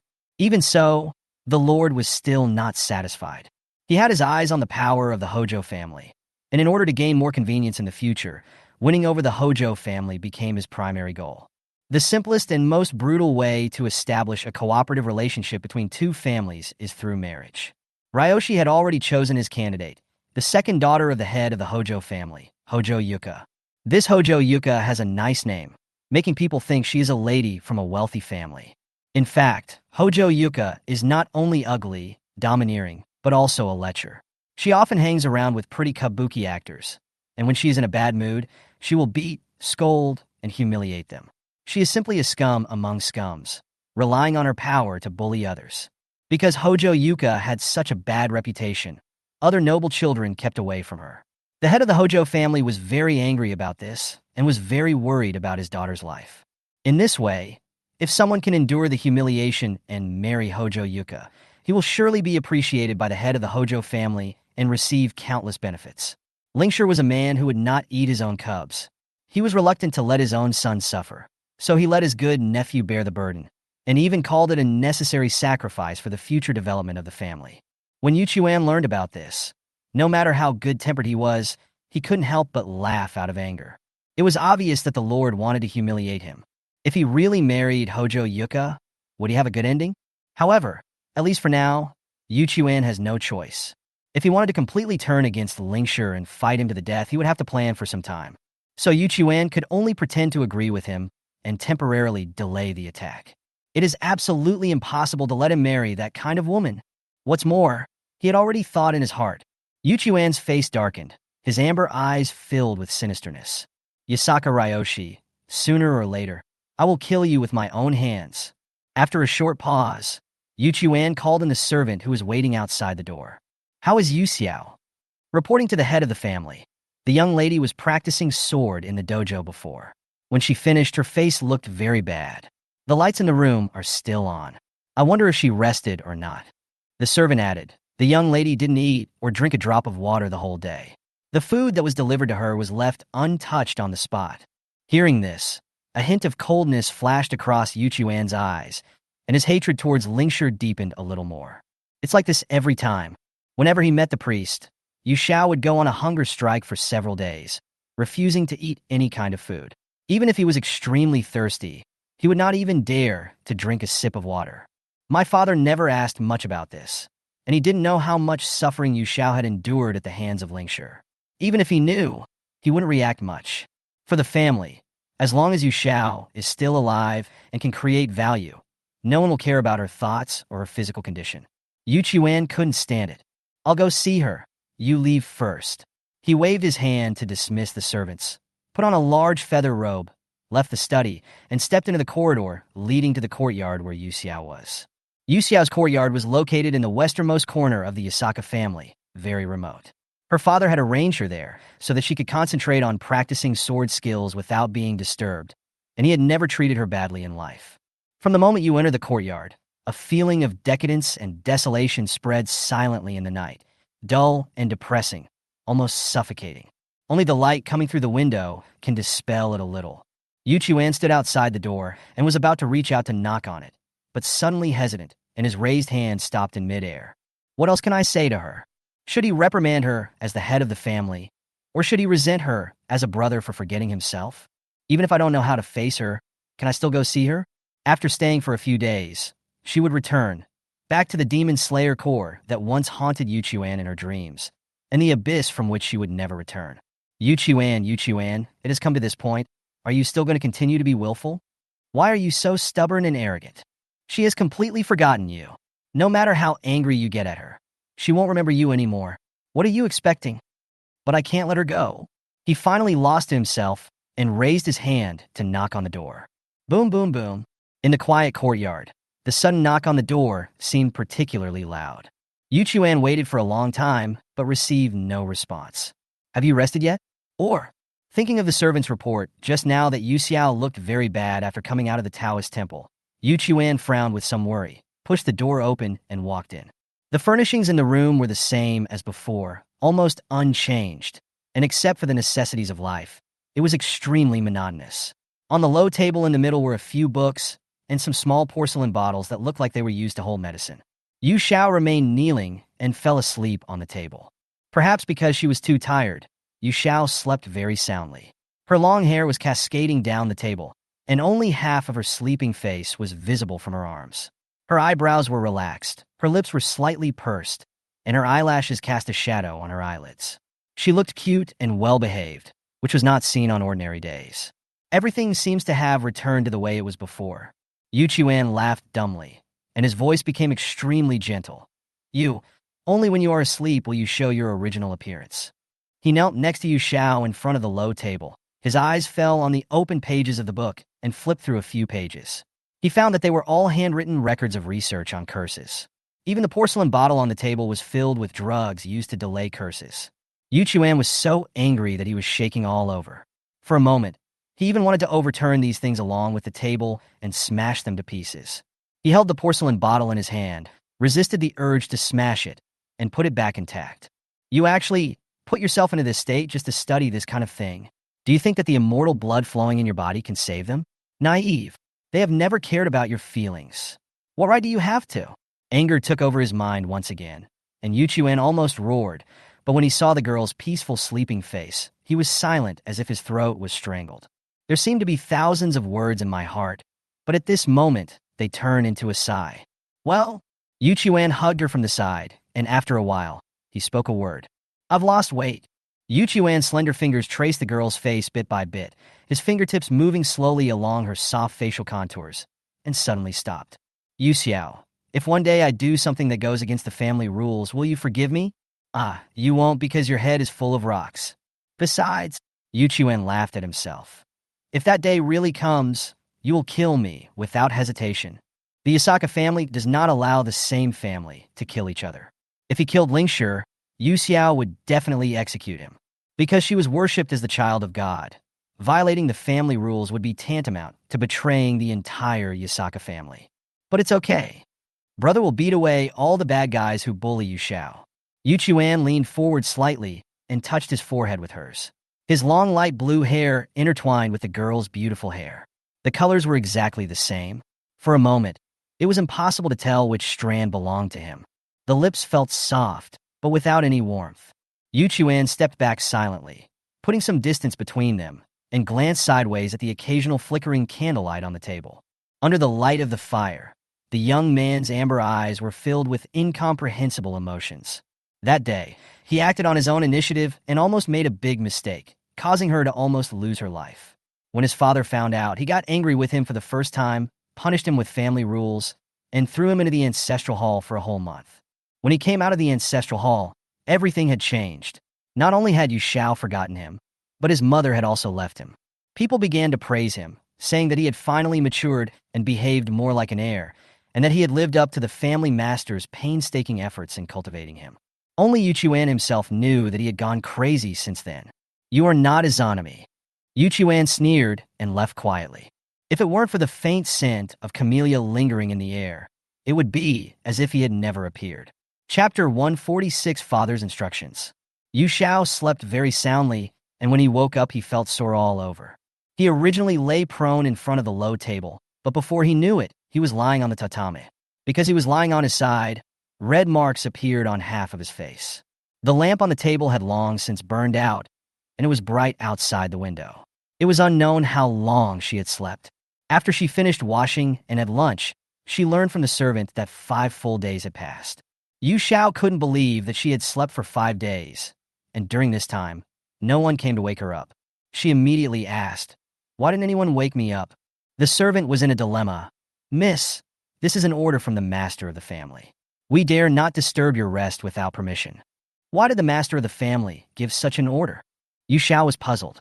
She had always been strict with herself at home, and she also shouldered the important responsibility of the family. Why did her brother let her sleep like this? I'm not very clear about it. Please forgive me, young lady. Seeing Yu Xiao's expression gloomy, the servant knelt down hurriedly to plead guilty, fearing that she would blame him. Get up. You're just doing your job. Don't be so nervous. I won't blame you. Yu Xiao relaxed his expression slightly. The servant immediately breathed a sigh of relief, thanked him repeatedly, and after clearing the table, he quickly left. Although the title has changed, Yu Xiao is still the daughter of the Yasaka family. Even though she doesn't seem difficult to get along with, it still makes these servants feel great pressure to be in the same room with her. There's not much time left until the tea party we agreed to hold. I have to go back as soon as possible. Yu Xiao prepared the necessary things and went out, intending to bid farewell to the head of the family and return to the Demon Slayer Corps. Just as he left the courtyard, Yu Xiao met a middle-aged man in the corridor, a retainer of the Yasaka family, Kurosawa Akikawa. Master Yu Xiao. Kurosawa Akikawa bowed to her, his voice tinged with a rare hint of anxiety. Lord Shoji wants to see you. He said he has something important to entrust to you. I see. Yu Xiao nodded without asking any more questions. The two of them came to Jingji's room together, and Mingchuan consciously stood guard outside the door. Father, what instructions do you have for Yu Xiao? Yu Xiao looked solemn, with his head lowered and kneeling on one knee, looking like he was ready to take action at any time. Ahem, Yu Xiao. Jingji lay on the bed with sunken eyes, looking worse than a few days ago. Your brother, in the next few days? Ahem, I'm afraid his life will be in danger. You must stay by his side. Always be on guard for danger. It took Jingji a lot of effort to finish these words. He has been in a coma since his last attack. During this period, some images flashed through his mind from time to time. He did not see many of them clearly, or he had forgotten them. However, there was only one image that was deeply engraved in his heart. He saw that Yu Qiuan was covered with wounds and lying in a pool of blood, his life or death unknown. Next to him stood a young man in a suit with pale skin and thin body. Jingji couldn't see the man's face clearly, but it was just a vague outline. The aura emanating from that man made him feel cold all over. The scene in the picture was too real. Jingji couldn't believe it. It was just a dream. Moreover, he vaguely remembered that a similar situation had occurred to the old patriarch when he was still alive.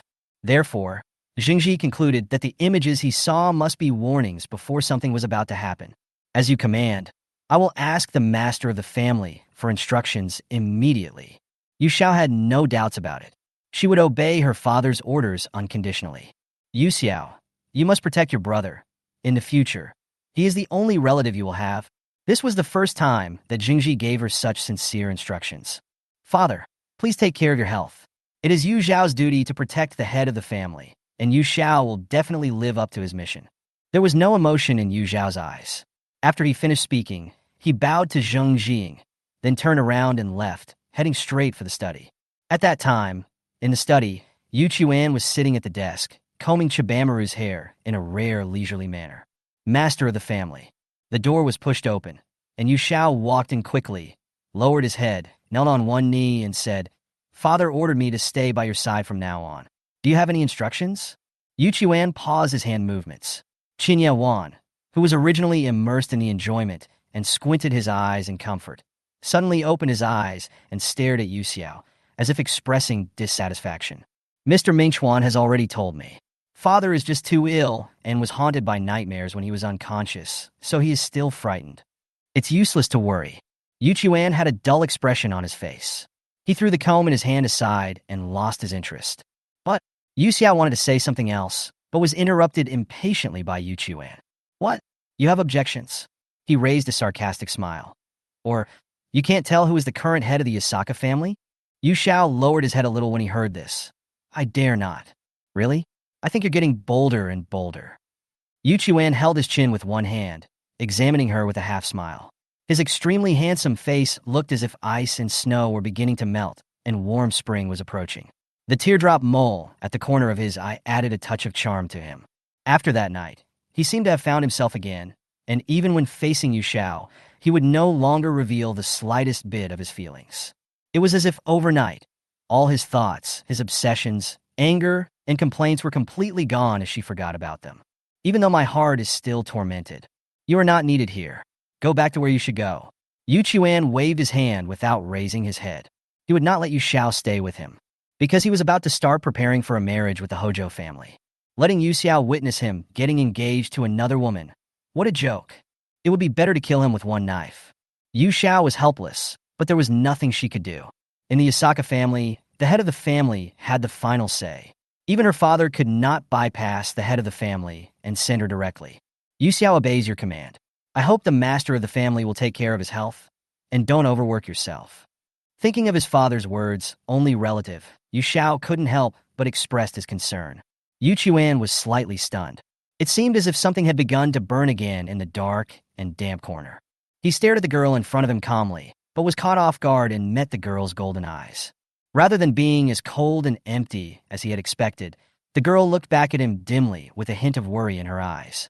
This is probably what a resurgence is like. Yu Chuan quickly looked away, but did not miss the sword she had fastened to her waist. A white magatama was hanging on the hilt, so she always carries it with her. He subconsciously placed his hand on his lapel, where there was also a magatama, but it was completely black, as deep as the eternal night, in stark contrast to her pure white magatama. Do what you should do, and don't let the family down. Perhaps it was Yu Xiao's illusion. Yu Chuan's voice suddenly became much gentler. I still have official business to attend to. Please leave. Yes. The door was closed, and silence returned to the room. Yu Chuan stroked Qianyuan from time to time and said to himself, you know, for a moment, I even thought that she remembered. Chibamaru couldn't understand human language, but he could understand emotions. He let out a low cry as a response. Do you like the outside world too? Yu Chuan chuckled and murmured, that's right. For you who have wings, the sky outside is countless times wider than the small house. But even if we leave this house, can we get true freedom? Chapter 147 Reunion Under the Night Cherry Blossoms. After being rejected by Yu Chuan, Yu Xiao had no choice but to return to his father's courtyard to report. She told Kurosawa Akikawa about this, but the middle-aged man just sighed repeatedly. Lord Shoji suddenly ordered you to take on the role of Yijimbo today. It was definitely not because of a nightmare. But now that things have come to this, since the head of the family has given the order, Master Yu Xiao should temporarily return to the Demon Slayer Corps. I believe you have already noticed that the Yasaka family now has the Ishinshu who are secretly protecting the head of the family, so you don't need to worry too much. Most of the people in Mingchuan's so-called Ishu clan have miserable life stories. Some of them have been living on the streets since childhood, or they are homeless people whose relatives were killed by evil spirits. The Yasaka family adopted these people, provided them with food, clothing, shelter, and transportation, and trained them to become ninja-like beings. Without exception, these people were only loyal to the head of the family. Yu Xiao had only heard vaguely about the Exian clan, and actually had no idea what their main tasks were. Then I'll leave it to Mr. Kurosawa. Yu Xiao nodded slightly at him, then turned and left. I wish you good luck in military affairs. Ming Chuan bowed deeply towards her back. May the immortal bless you, Lord Yu Xiao, to successfully slay Musen Kibutsuji and return safely. He clasped his hands together and prayed silently in his heart. On the way, Yu Xiao passed by a small town. The setting sun in the evening was like a golden painting, gently casting a ray of afterglow, illuminating the roofs. The town was quiet and peaceful. Several children were chasing each other on the road, and their laughter echoed everywhere. Among them, there was a little girl who was grabbing her mother's clothes and kept begging her to buy her some candy. Yu Xiao slowed down his pace, his eyes unconsciously drawn to the girl. The girl grabbed her mother's clothes and said coquettishly, Mom, I want to eat confito. Can you buy it for me? Reiko, be good. Eating too much sweets will cause cavities, you know? And you already ate quite a bit yesterday, so you can't eat any more today. Can I eat a little less? Really, just a little? Please. The little girl still pleaded persistently. Oh, your child. The girl's mother looked helpless, but at this moment, the man walking in front of the two suddenly turned around, half squatted and picked up the girl. Okay, Reiko, stop making things difficult for your mother. Dad can buy you some candy, but you can't eat too much. Otherwise, your face will swell up from toothache and you'll be laughed at by other kids, okay? The man smiled and pinched the tip of the little girl's nose. Yeah, Reiko got it. Thank you, Dad. Dad is the best. Oh dear, you just spoil her too much. She is in the process of changing her teeth now, and it is not good for her to eat too many sweets. The woman said with some disapproval. Ha, it doesn't matter. Reiko is just a child after all. The man said dotingly. Besides, our Reiko is the most sensible. She knows what to do. Is that the right thing to do, right? Well, Reiko is the most sensible child. She won't cause trouble to her daddy. The little girl grinned happily, revealing a few leaky front teeth. Ha! Yu Xiao, who was standing by, saw the whole scene. She looked at the sky in the distance, her golden eyes flickering slightly, as if she was thinking about something. So, this is what family members with blood ties feel like. Yu Xiao didn't quite understand. There are many families in this world. Although most of them are not very wealthy, they can be considered happy. But when night falls and the sun disappears, the evil spirits wandering everywhere will come out in full force. Every time they hunt and eat, who knows how many happy families will be destroyed and how many people will lose their loved ones or even their lives. Yu Xiao tightened the Nichiren sword hidden in his haori and quickened his pace. At night, the full moon hangs high in the sky, and the bright moonlight shines on the earth, as if covering everything with a layer of silver. The stars twinkle in the night sky, like gems inlaid on the black curtain, contrasting with the moonlight, making the entire night sky more gorgeous. As soon as Tanjiro finished his mission, he rushed to the butterfly house without closing his eyes all day. Tenuji Matsuman was circling over his head, calling him to take a rest at the nearby Fujiya house, but Tanjiro couldn't stop for a moment. Gah! Tanjiro! He's crazy! He's crazy! Tenoji Matsuman was shouting until his mouth was dry, but Tanjiro ignored him. It was so angry that it swooped down from the air and pecked Tanjiro's forehead wildly. That guy from Senki Anyuan said that Yu Xiao went home a few days ago. Even if you rush back to Jiawu, you won't be able to see her. Sanzanin Hisama, the crow named Xiaohei by Yu Xiao, always quarrels with Tenuji Matsuman, but Yu Xiao had previously reminded him to pay more attention to Tanjiro's movements, so he told Tenuji about this. I know, stop arguing. Tanjiro's head was pecked and made a loud bang, but he was not angry. He just raised his hand and gently brushed it away. We will soon reach the butterfly house. We have been calling all the way. You should rest for a while. Ha! I'm so mad. I'm so mad. Tenuji's pecking didn't hurt Tanjiro, but instead almost gave himself a concussion, so he simply bit his hand. It hurts. I know I was wrong. Tenuji, please let me go. Tanjiro shook his hands in pain, but Tenuji seemed to be welded to his hands and could not be shaken off no matter how hard he tried. In desperation, he had to endure the pain and hold the crow in his arms and continue to rush towards the butterfly house. In the courtyard of the butterfly house, white cherry blossoms are beginning to bloom. Tanjiro pushed the door open and walked in. He saw from afar a tree of snow-white cherry blossoms quietly blooming. He couldn't help but sigh and slowly walk towards the cherry tree.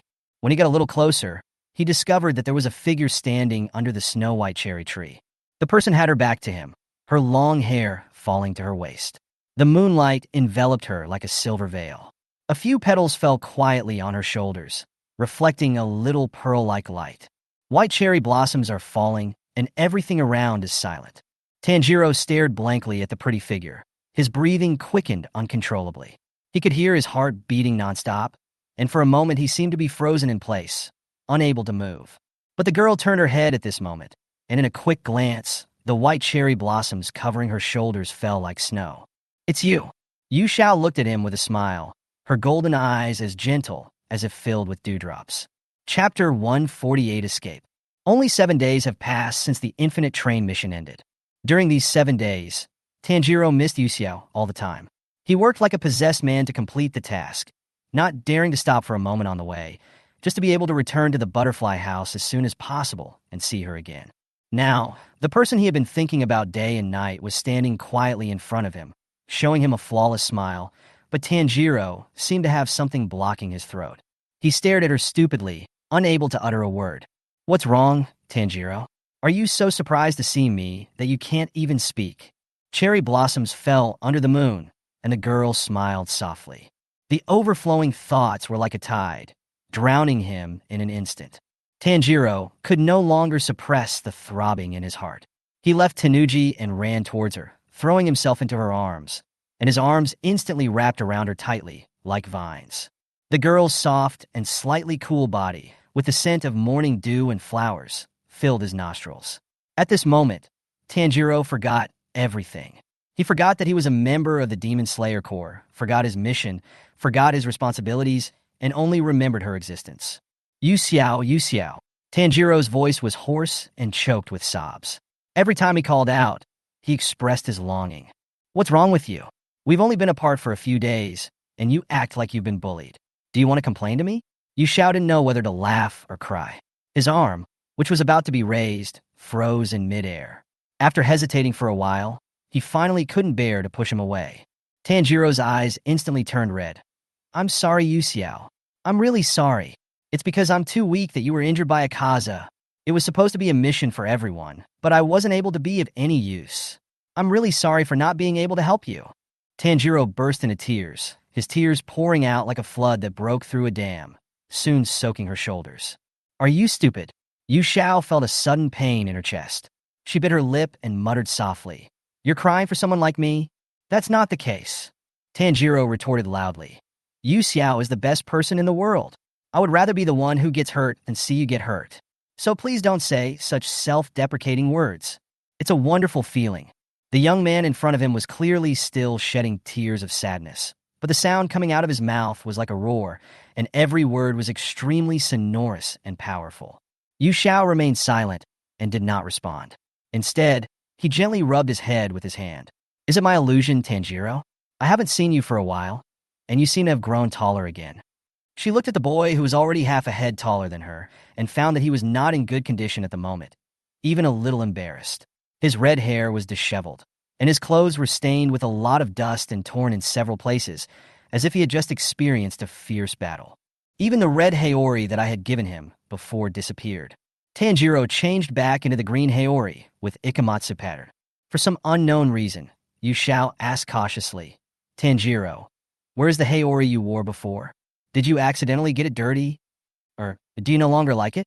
Tanjiro suddenly raised his head and looked straight into her eyes, his face still stained with wet tears. I don't dislike it. As long as it's something that Yu Xiao gives me, I like it very much. Not only the thing she gave him, but he also liked Yu Xiao himself very much. But he had ruined the red Haori with his own hands. Even Miss Aoi, who could repair the wooden box that held Nezuko, was powerless to do anything about it. Although he had to damage the Haori for her, Tanjiro still took all the blame on himself. I'm sorry, Yu Xiao. I damaged the Haori. In the past, if Yu Xiao knew that the Haori she gave to Tanjiro was broken, she would definitely buy him a new one without saying a word. But now, she didn't dare to do that. Yu Xiao looked at him with complicated eyes. The vigorous, gentle, and kind young man in front of him should have been as warm and dazzling as the sun hanging in the sky, but now he is covered with a shadow because of her, losing his brilliance and becoming even dimmer. It shouldn't be like this. Yu Xiao tried to maintain her calmness on the surface, wiped the tears from his cheeks with her hands, and smiled a little forcefully. It's okay, just keep it like this. You are fine the way you are now. Upon hearing this, Tanjiro immediately let go of her arms, looked extremely panicked, and kept apologizing. I'm sorry, Yu Xiao. I know I did a lot of wrong things. Please don't be angry with me, okay? I won't make you angry again. He looked at Yu Xiao with a pleading face, like a small animal that was about to be abandoned by its owner. His eyes, which had just turned red from crying, were filled with sadness, and he looked so aggrieved that it was heartbreaking. Yu Xiao seemed to be burned by his gaze and pulled her hand back as if she had been electrocuted. Don't do this. Tanjiro, please. I'm not angry, and you're not wrong. You don't need to apologize to me at all. In fact, at the beginning, Yu Xiao wanted to give Tanjiro a good beating and then ask him to compensate her with 10 times the amount of dessert as a way of punishing him. But in the end, after thinking about it, she gave up all these ideas. She didn't have the courage to face Tanjiro's feelings, let alone the courage to confess it all to him. What would happen if Tanjiro knew that she had been deceiving him all along? Yu Xiao couldn't guess and didn't dare to think about it. She was afraid that Tanjiro would look at her with disgust and say that she was a hypocritical liar who had deceived him for so long. After all, she doesn't deserve Tanjiro to be so kind to her with all his heart. So Yu Xiao chose to escape. You must be exhausted after the journey. After washing up, have a good sleep in the butterfly house. You will feel much better. Yu Xiao said as he handed a small can of Campito to Tanjiro, but the smile on his face was uglier than crying. I bought this on the road, for Nezuko. Yu Xiao. Tanjiro frantically tried to hold her hand, but just as he was about to touch her, she dodged him. Sorry. As soon as the words were spoken, the white cherry blossoms dispersed and the girl's figure disappeared. Tanjiro was left standing alone under the cherry tree, lost in thought, unable to recover for a long time. Tanjiro couldn't understand it. He could clearly feel that Yu Xiao treated him differently. Otherwise, he wouldn't have shown that expression before leaving, caring about his condition and worrying about Nezuko. But why did things turn out like this? I am really terrible. Chapter 149, Fake Face. After returning to the mansion, Yu Xiao lay on the soft big bed, tossing and turning but unable to fall asleep, his mind full of Tanjiro's frustrated look. She began to regret her escape, but didn't know how to face it. Be it romance or love, this kind of thing is too unfamiliar to Yu Xiao. She has only seen it from others, but still finds it incomprehensible. Being liked by others is a very happy thing. It means that in this world, besides yourself, there are other people who are paying attention to you and care about you. But this kind of liking is different from another kind of liking. At a certain moment, Yu Xiao was a little shaken. She wanted to open her heart to Tanjiro, tell him everything about herself without reservation, and even imagine that a gentle man like Tanjiro would be able to accept her and forgive her lies. But she finally retreated in fear. What if Tanjiro chooses to leave her after learning the truth? What should she do then? Even if Tanjiro could accept her explanation and forgive her for lying, who could guarantee that he wouldn't hold a grudge against her? Besides, if her sudden appearance hadn't disrupted the original world line, how could Tanjiro fall in love with her? Emotions are really a very complicated thing. Once you get something, you want more and begin to crave it endlessly. Is this what desire is? Then my desire. Yu Xiao sat up from the bed. The dormitory was pitch black. The thick black curtains blocked out the moonlight from outside. It was pitch dark, and it seemed like a perfect place for ghosts to rest. She turned on the switch beside the bed, and suddenly, a dim warm light lit up from above her head. On the specially decorated ceiling, the tiny lights seemed like stars twinkling in the night sky, emitting a warm yet faint light. Yu Xiao was only wearing a silk suspender nightgown. The thin and soft fabric made her curvy figure stand out. She got off the bed barefoot, stepped on the cashmere carpet, and walked all the way to the bathroom. Looking at his expressionless face in the mirror, Yu Xiao took a deep breath, then turned on the faucet, washing his cheeks with freezing cold water, trying to sober himself up. Meanwhile, my mind will only gradually break down. I'm going to keep going like this. Yu Xiao raised her head suddenly, but was caught off guard by a pair of cold golden eyes.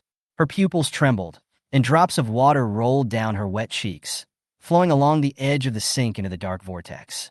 The girl in the mirror was intimidating without being angry. She stared at her intently, without blinking, her pale lips moving slightly, as if she was uttering an ancient curse. Monster da! Yu Xiao swung his fist and hit her in the face. Bang! In an instant, the mirror shattered into pieces, and even the wall was smashed into a dent. Her hands were deeply embedded in the wall, and the broken lens pierced her skin. The bloody blood flowed along the spider web-like patterns, as if being sucked by a greedy monster, constantly seeping around and forming bloody veins. The mirror was broken into countless pieces, each of which reflected her face, revealing a different expression. Either sarcasm or contempt, either disdain or disgust. They kept repeating the same word, hypocritical. In an instant, Yu Xiao fell to the ground as if his tendons and bones were pulled out. The gurgling of blood soon stopped, and the fragments that had pierced the skin were squeezed out and fell to the ground. Soon, the hand became intact again. Yu Xiao sneered softly upon seeing this. So what? Even if I put on a false mask, what can I do? The next day, at the Demon Slayer Corps headquarters, Yu Xiao met with Ubuyashiki Yoya again and presented him with all the details that he was unable to explain last time. Unable to be killed by the Nichiren sword, Akaza has become a tricky existence. If they meet again next time, the game will become extremely difficult and dangerous. Judging from Akaza's aggressive personality, his target of revenge will undoubtedly be Gyakusho first, and Tanjiro is being hunted by the demons sent by Muzan, which makes Yoya quite worried. My lord, are you aware of the existence of the stripes? Yu Xiao knelt quietly and suddenly spoke. Markers? Yaya pondered for a moment. It was recorded in the historical records that about 400 years ago, the swordsmen of the Demon Slayer Corps, as they mastered the breathing method, would develop patterns of various shapes on their bodies, which were collectively called marks. The appearance of the markings can greatly enhance the swordsman's combat effectiveness, but swordsmen who activate the markings will, without exception, die young before the age of 25. Yaya's tone was distant, as if he was recalling the past. Since then, up to this day, no swordsman has ever been able to successfully open the markings. The existence of the markings has also been regarded as an ancient legend. Yu Xiao certainly knew what Yaya meant by since then. 400 years ago, during the Warring States period, the betrayal of a pillar-level swordsman nearly led to the destruction of the entire Demon Slayer Corps. That pillar-level swordsman killed the Lord of the Demon Slayer Corps at the time and surrendered to Muzan Kabutsuji with his head in his hand. And he is the #1 demon swordsman in the waxing Munkokashibo. My lord, my greatest gain from this battle with Akaza is that I learned how to activate the markings. Yu Xiao raised the corners of his lips and smiled gently. I will teach the method of activating the markings to the other pillars without reservation. Turning on the markings will put a huge strain on a person's internal organs. Perhaps this is the reason why the marked swordsman died young. I will do my best to research ways to alleviate the side effects. Please rest assured and don't worry too much, as this will harm your health. Yu Zhao's remarks can be regarded as the speech of an excellent employee. The leader felt happy after hearing them, and Yao Zai was no exception. He nodded to Yu Xiao to express his gratitude. Thank you, Yu Xiao, but you need to be more careful. My children, and I don't want you and others to get hurt. Even if you have the blood of immortals flowing in your body, you are still a human being after all, and there is a limit to what you can endure. Yaya didn't want Yu Xiao to fight a desperate battle with the ghost just because of his special physique. The Demon Slayer Corps is now at its peak, and the pillar-level combat power is unprecedentedly strong, but it is not enough to deal with Muzan and other waxing moons. What's more, the Demon Slayer Corps has a team rule that requires them to protect ordinary people at all costs. In this situation, the lives of the team members themselves are more important. Only by protecting themselves can they protect others. Every swordsman is an indispensable fighting force, and Yao Ya knows this well. I understand. Yu Xiao nodded in agreement. Yao Ya looked at her gently, and after a little thought, he asked, Yu Xiao, what happened when you went back this time? Why do you say that, my lord? Yu Xiao remained calm and composed. Although I can't see anything with my eyes, I can feel that something seems to have changed in you. If you encounter a problem, you can tell me. Although I can't guarantee that I can help you solve it, I can help you solve it. Yao Zai smiled sincerely, but Yu Xiao did not answer. The air was silent at that moment, and one could hear a pin drop in the huge room. After a while, the girl opened her mouth. My lord, do you believe in the existence of previous lives? Chapter 150. A doctor cannot treat himself. It's funny to say that Yu Xiao had never considered asking such a question from the beginning, let alone now in front of Ubuyashiki Kanzuya. Perhaps it was due to the influence of the illusion in the mirror and the sleepless night that caused Yu Zhao's current mental state to be somewhat unstable. When he heard the quiet yet wonderfully soothing voice of Ubuyashiki Yoya, Yu Xiao actually felt a glimmer of hope, hoping to get an answer that could guide him from this resourceful lord. Yao Yao was slightly stunned. The word previous life was too mysterious for the modern society that had long abandoned Yin-Yang Taoism and entered the development of science and technology and industry. Although he didn't know much about it, his wife Tianyin was a priestess and knew a little about numerology and metaphysics through observation and exposure. The term previous life sounds a bit illusory. Although I haven't experienced it myself, I have heard of similar situations. Yaya did not have any perfunctory thoughts and tried his best to speak seriously. For example, some people with extraordinary talents can awaken the memories of their ancestors under certain special circumstances, but this situation is very rare. However, since you can ask such a question, I guess Yu Xiao must be troubled by this, right? He directly pointed out the topic, but did not ask too many specific questions. He maintained a sense of propriety while giving Yu Xiao enough respect. My lord, you are extremely intelligent. Yu Xiao put away his smile. I want to know, if a person suddenly has the memory of his past life, then is this person the present her, or the past her, or both? Yu Zhao's purpose is very simple, which is to find out who he is. But such a seemingly insignificant and simple question has been bothering her for many days, leaving her feeling trapped and troubled. Yao Yao was silent for the first time in a long time. He did not give an answer immediately. Instead, after thinking for a while, he looked at Yu Xiao gently and said slowly, that depends on what the person involved thinks. She can choose to stay in the past, immersed in the memories of her past life, and gradually sink into depravity, or she can abandon everything in her past life and face the unknown future with a brand new identity. Yaya paused here before continuing, or wavering between the two, falling into confusion, and eventually losing yourself. Lost myself? Yu Xiao thought. Finally, a faint smile appeared on his lips.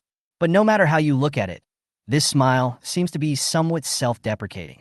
Yes, she had already gradually lost herself before she realized it, and now she was only more certain of it.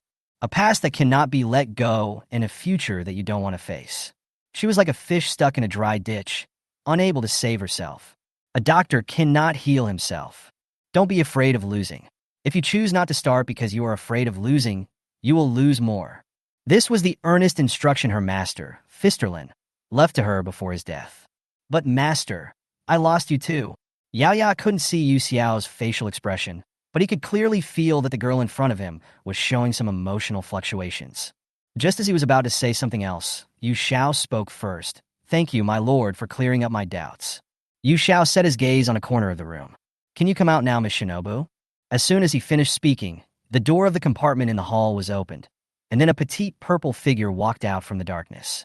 Shinobu Kocho pursed her lips, rarely showing a smile on her face, and stared at Yu Xiao without saying a word. Yu Xiao did not show any anger at being overheard in their conversation, but instead smiled at her casually as a greeting. Before entering the main house, Yu Xiao knew that there was more than one person in the house, thanks to the custom of taking off shoes before entering a Japanese house. Whether it was Yao Ya himself or his wife and daughter, who were always by his side, they all wore wooden shoes without exception. As for the pair of straw sandals that looked smaller than the one under the stage, Yu Xiao didn't need to guess who the owner of the shoes was. She acquiesced to Shinobu Kocho's behavior of sitting in on the class. Shinobu Kocho is a serious and argumentative person. Otherwise, she would not have disobeyed Kane's instructions and resolutely became a demon-slaying swordsman and became the insect pillar. Besides, if you think about it carefully, it was Yu Xiao who made the mistake first. Not only did he try to fool Shinobu Kocho, but he also left the butterfly house without informing her in advance. I guess Shinobu Kocho is going to explode. Just thinking about it, Yu Xiao began to sweat profusely. I made them all myself. I'm sorry, Yu Xiao. I disturbed you. Rin has the habit of seeing me, and I didn't tell you in advance. It's my fault. The two were in a stalemate, and Ubuyashiki Yoya spoke first, breaking the originally tense atmosphere. That's not the case. Kochi Ninja knelt on one knee and said respectfully word by word. I knew that Yu Xiao was coming, so I hid in advance. This is not the Lord's fault. She looked at Yu Xiao and said seriously, if you are angry, just blame me. It has nothing to do with my lord. After Yu Xiao left the butterfly house, Shinobu Kocho came to the headquarters to find her lord. Among the entire Demon Slayer Corps, only Ubuyashiki Yoya knows Gikusho's life experience and origins clearly. Apart from him, Gikusho has never told anyone else, not even Tanjiro. Yu Xiao didn't want to say it, so he must have his own reasons. Ubuyashiki Yoya could understand her feelings, but he was the lord of the Demon Slayer Corps after all, and he had to consider Shinobu Kocho's feelings. He did not reveal Yu Xiao's past, but only gave certain hints to Shinobu Kocho in a very obscure way. Anything else was beyond his control. Shinobu Kocho is so smart. Even though her lord didn't make it clear, she was able to get the truth she wanted just by relying on these hints. Therefore, her mood is very complicated now. Miss Run, I don't mean to blame you and my lord.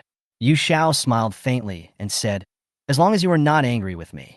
My lord, I am sorry for disturbing you today. I will take my leave now. If there is a chance, please tell me what you have not said next time. After Yu Xiao finished speaking to Ubuyashiki Yoya, she turned and glanced at Shinobu Kocho. The latter understood what she meant and took her leave with her and left the headquarters. Next time, looking at the direction the two people left, there was a hint of worry in Yao Ya's dim eyes. After leaving the mansion, Butterfly Shinobu called over the crow and whispered a few words to it. The crow then quickly flew in one direction and soon disappeared from sight. On the road, the two walked side by side, but both remained silent. Shinobu Kocho couldn't bear it any longer and asked, don't you have anything to say? Yu Xiao turned his head and looked at her in confusion. Didn't Miss Run get the answer she wanted? I want answers, but not in this way. Butterfly Shinobu had a cold face, and her voice was no longer gentle, but was filled with anger. If I don't pursue it, do you plan to keep doing this? Chapter 151, The Heart That Still Persists. How could that be? Yu Xiao laughed. Isn't this Miss Shinobu's style? You must find out what you want to know, and you must fulfill the promises you made no matter what. After hearing what the girl said, Shinobu Kocho's body trembled. Her pupils suddenly contracted, and she froze in place as if her heart was stabbed. At that moment, She felt that all her disguises were exposed in front of Yu Xiao.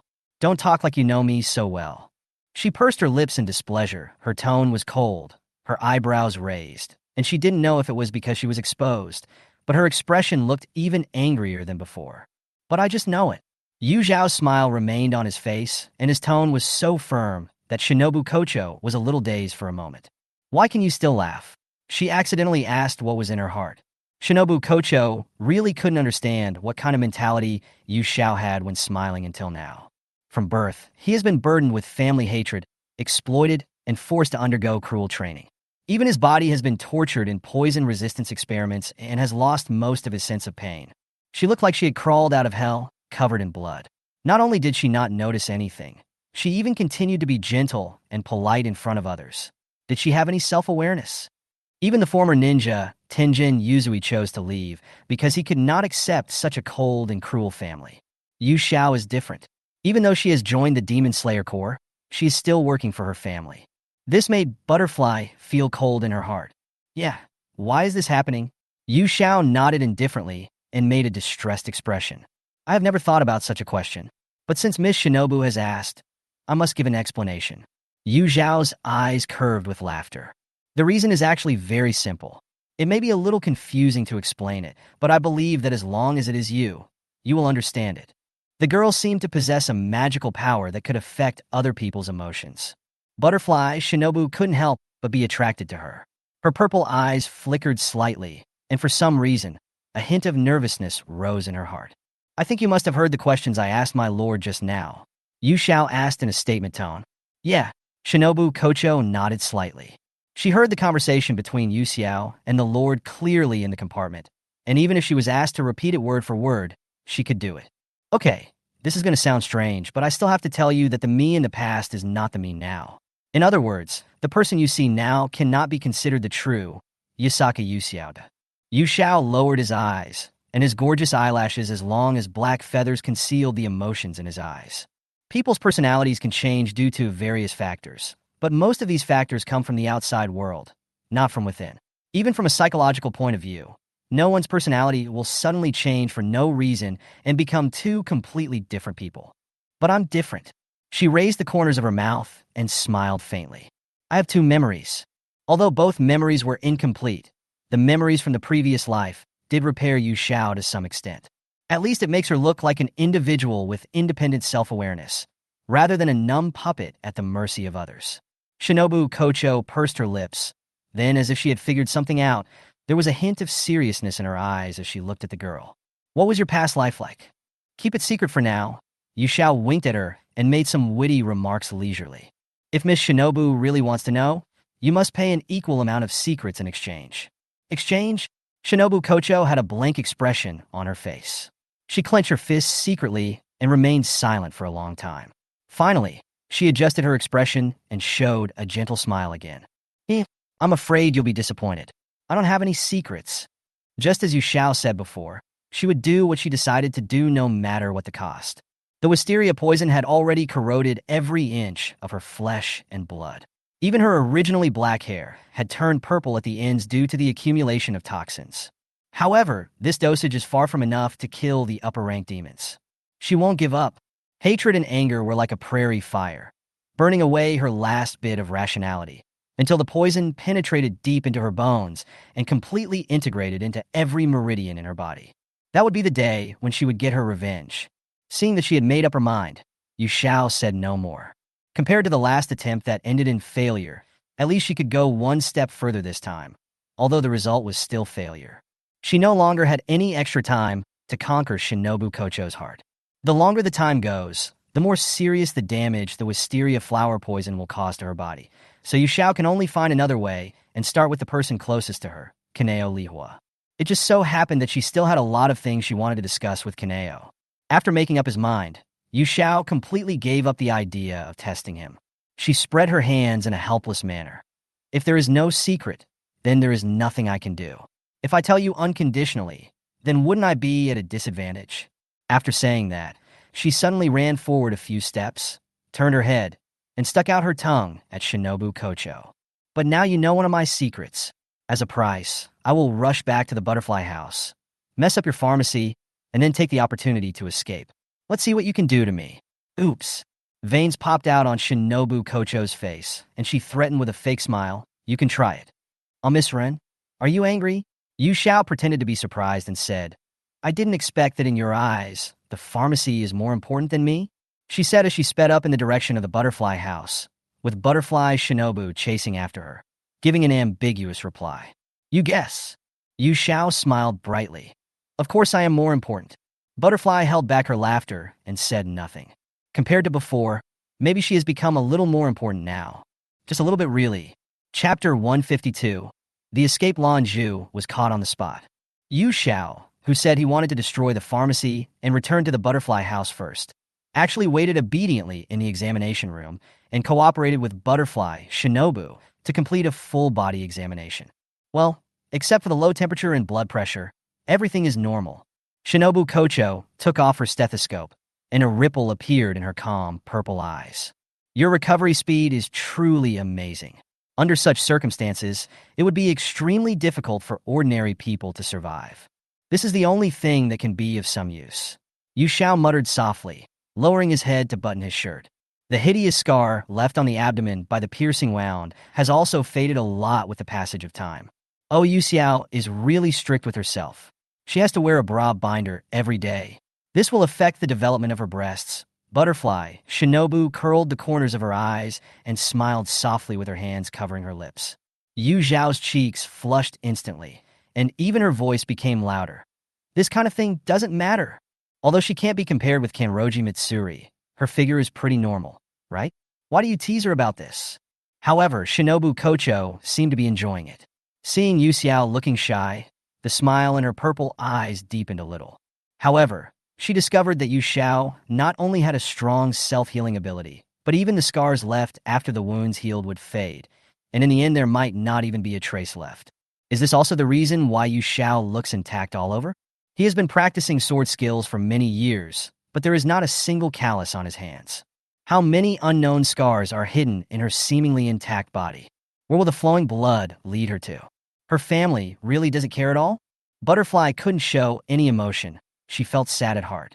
Yu Xiao, if possible, can you let me collect some of your blood? Your blood is very special. If we can study the principle of rapid self-healing, it will be of great use. She said sincerely, I know it's unreasonable to make such a sudden request, but I hope you can forgive my selfishness. Even if you reject me, I won't have any complaints. This is your right. As a doctor, Shinobu Kocho naturally hopes to help more people. Although Yu Xiao really wants to agree to her immediately, he knows in his heart that he can't do anything. Her uncle would not allow her to give her blood to others for research. Therefore, Yu Xiao declined her offer. I'm sorry, Miss Rin. I can't help you. Come to think of it, she should have been punished when she returned home this time. But for some reason, neither her father nor her brother took the initiative to punish her. Even her uncle never took the initiative to look for her. Instead, he let her stay in the room and sleep peacefully for 5 days. Yu Xiao had a vague feeling in his heart that this matter was definitely related to his brother. My brother must have done something that caused my uncle to stop looking for him. Otherwise, as in the past, once her uncle showed up, he would take her to the medicine room. Yu Xiao couldn't remember what he did specifically. After waking up, she just felt like her blood had been drained. She was weak all over and in a daze. She was really afraid of Ryushi. It was a fear that came from the body's instinct. Although Yu Xiao found it difficult to understand his brother's intention, he was still grateful to him deep in his heart. Shinobu Kocho was rejected by her, and she didn't say anything more. She sighed slightly disappointedly. It doesn't matter. Yu Xiao nodded, said goodbye, and was about to leave, but Kocho Shinobu suddenly spoke with a smile behind her. Yu Xiao, you still have physical recovery training to do, so you can't leave the butterfly house for the time being. As soon as Shinobu Kocho finished her words, Yu Xiao appeared at the door. Miss Shinobu, I'm already fully recovered. So let's forget about the training, right? Yu Xiao smiled faintly, turned the doorknob, turned around, and wanted to run. Before she even stepped out of the door, she bumped into a strong chest. The man opened his collar, revealing his tight muscles from chest to abdomen. Yu Xiao was in a hurry to get away, and before he even had time to take a good look, he bumped into him, his whole body almost buried in the other's arms. Oops! Yu Xiao let out a cry of surprise, covered his nose, and was about to step back when someone grabbed his wrist. The other person's strength was so great that Yu Xiao staggered. Hello! A violent and hoarse voice came from above. Fushigawara Shimi's earlobes turned red. He glared down at Yu Xiao and scolded him harshly. Don't you look at the road when you walk? Yu Xiao was so angry at his behavior of putting the blame on someone else that his eyes widened and his teeth clenched, completely ignoring the fact that his face had been buried in the other person's chest just now. Nonsense. It was obviously you who blocked the door first. Let me go. Yu Xiao tried to shake off Buzei Kagawa's hand, but he seemed to smell a faint sweet scent on his nose. Was it the smell of red beans and sugar? She looked at Buzei with suspicion. He actually likes desserts too? Wait. Oh, why doesn't he put on his clothes? Yu Xiao looked a little flustered, with a blush on her originally pretty face. She said in a trembling voice, Why are you still holding me? Let go. Oh. Buzei Kagawa sneered disdainfully, but the sound coming out of his throat sounded like a mockery. Do you want to run? I was specially hired by Butterfly to assist you with your recovery training. He raised his eyebrows, a wild and uninhibited smile appeared on his lips, and he looked down at Yu Xiao with a playful look on his face. He slightly loosened the grip on her wrist, but had no intention of letting go. Don't think I don't know what you're up to. Yu Xiao bit her lower lip with her pearly teeth and quickly asked for help from Kocho Shinobu behind her.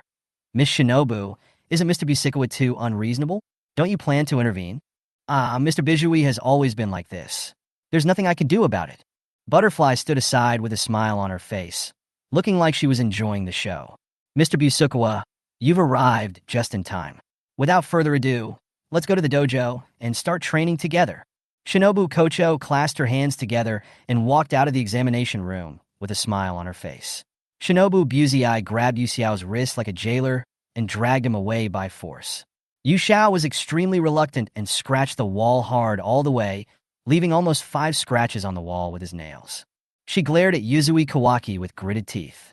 If she wasn't concerned about her image, she would have wanted to turn into Tanjiro and give him a headbutt. Damn it, I was tricked.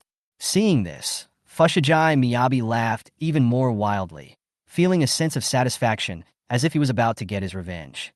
I advise you to save your energy. Everyone is here. Do you think you can really escape? Earlier, Shinobu Kocho had asked Crow to give a message to Shinobu Buzei, asking him to assist Yu Xiao in training. Without saying a word, even with the unfinished Oji Machi in his mouth, Fushigawara Miya rushed to the butterfly house at the fastest speed of his life. As expected, Iguro Obana also knew the news. Soon, almost all the pillars of the Demon Slayer Corps who could come had arrived, and now they were all gathered in the dojo of Butterfly House, just to see Yu Xiao get humiliated. This time they are dealing with Mushikawa Miyabi. They want to see how capable Yu Xiao is to deal with this person who is recognized by all the pillars as the second most powerful. Only Yu Xiao was devastated. She hadn't done anything to deserve any complaints, had she? Why were they treating her like this? I was only out for a few days, and when I came back I was detained for no apparent reason. What the hell is going on? The large-scale documentary, The Fugitive Erasure Was Caught on the Spot, is officially released. It wouldn't sound good if it gets out like this. Is there really no one who cares about her feelings? Chapter 153 Foam vs. Lawn Main Hall. The Butterfly House Dojo was crowded with people, at a glance. Except for Gyumei Hirame, who was responsible for guarding the headquarters, the other pillars had gathered here.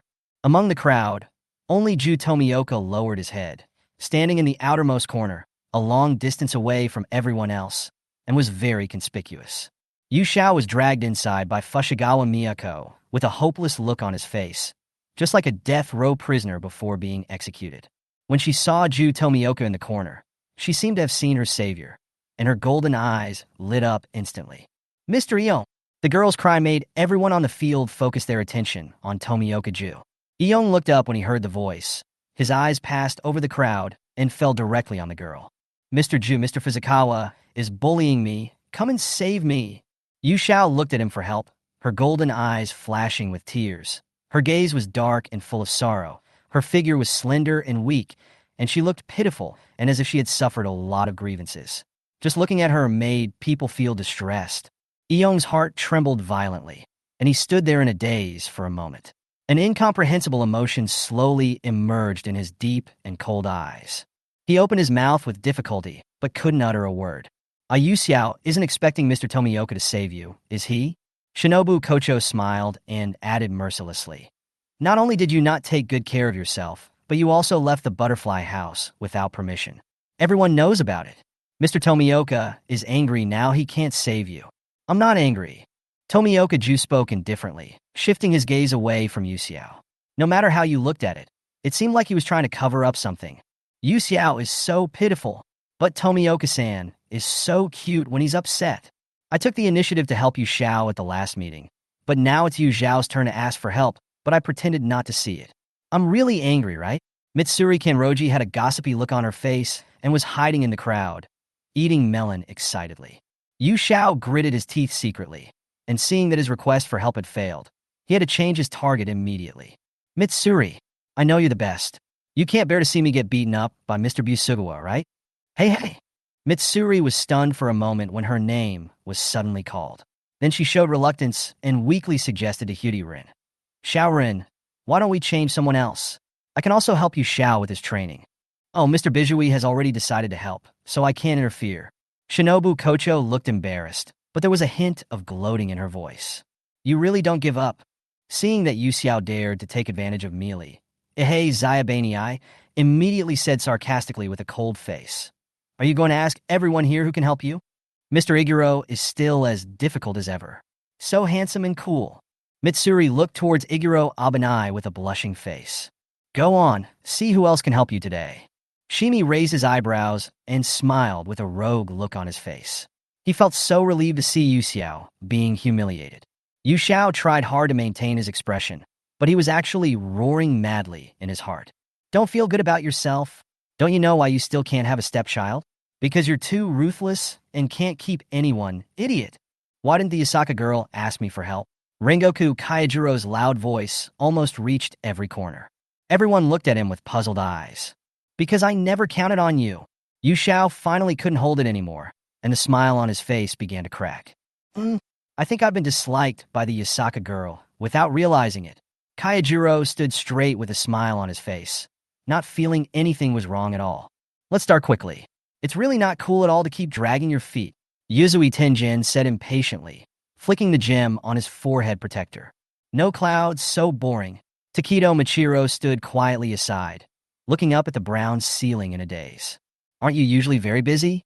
Why aren't you busy now? Although Yu Xiao was smiling, he looked very fierce, like a little fox with its fur standing on end, hunching over and baring its fangs at people. We are indeed all busy, so stop trying to waste our time, Yasaka, Iguro Abanai said coldly. I'm going to tell my lord that you are bullying me in the workplace. Yu Xiao looked around calmly, trying to find a chance to escape. It's just normal physical training. How can it be considered bullying? Shinobu Kocho smiled. At this time, Shimi loosened his hand, picked up 2 wooden swords from the side, and threw one of them to her. Yu Xiao curled her lips and caught it with one hand. Shinobu Kocho clapped her hands with a smile on her face. Then let's begin. Let's fight honestly in front of everyone, and don't cheat. As soon as Kocho Shinobu finished her words, Shimizu attacked Yu Xiao like a gust of wind. He swung his sword across, hitting Yu Xiao's neck at an incredibly fast speed. Yu Xiao's pupils suddenly shrank, and he slid back, barely avoiding the attack. Mr. Busugawa, do you want to kill me? Yu Xiao looked surprised. Both of them were holding wooden swords, but Fushigi Miyabi was so strong that the wooden blade made a metallic sound when he swung it, which showed how strong his arms were. Stop talking nonsense. Shimi swung his sword continuously, and the blade broke through the air with a buzzing sound, which showed the precision of his swordsmanship. If you were hit accidentally, the consequences can be imagined. Yu Xiao never made a move and kept dodging. She was beaten by Shirmi all the way and retreated repeatedly. She barely avoided the blade each time. People watching couldn't help but break into a cold sweat for her. Yuzui Tenjin watched the two's movements intently and analyzed. Although Lawn Girl has been dodging, her reaction speed is surprisingly fast. She can just avoid Fuzugawa's attacks every time. She is quite capable. Ha! Yuzui, your name for the Yasaka girl is really interesting. Kayajiro laughed heartily and agreed. The Yasaka girl is indeed very strong. I saw it with my own eyes. Don't underestimate her. This is just the initial test. Buzii hasn't used the wind-breathing sword form yet, Iguro Abanai said in a deep voice, but his expression gradually became serious. Judging from the ability to dodge alone, Yu Zhao's physical skills are already amazing. After all, she is facing the wind pillar Fushigi Miya. Whether it was speed, strength, or the precision of swordsmanship, Shia was undoubtedly the best among the pillars, and even he had to admire him. Mr. Busikawa is so awesome, but is Yu Xiao going to keep hiding like this? I'm so worried about her. Mitsuri looked at Yu Xiao nervously as she dodged left and right, fearing that she would be accidentally hurt by Fushigawa Miya. Ms. Dahl, you don't seem to be willing to fight with others. Even when you were practicing with me, you were mainly on the defensive. Takedo Michiro stared at the two fighting figures in silence, as if thinking about something. Yu Xiao. Eong said nothing, pursed his lips, a hint of worry flashed in his eyes, and his muscles under his clothes were tense, ready to take action before the situation became serious. Humph, I really can't stand it. Is all you can do about it is hide? Chapter 154. Furious Fuzugawa Miya. Shimi's knife swings became more and more ferocious, and Yu Xiao had to use the knife to defend against his attack. Mr. Busikawa, I'm just a weak woman who can't even tie a chicken. Do you think it's fun to bully me like this? Weak girl. Shia laughed instead of getting angry. How can you say that? What kind of weak woman could remain unscathed after such a fierce beating from him? The wooden sword in Shimi's hand kept hitting Yu Xiao's blade. Yu Xiao had nowhere to retreat, and the wall was getting closer and closer behind him. Seeing this, he suddenly did a backflip, tapped the wall lightly with his feet, and bounced.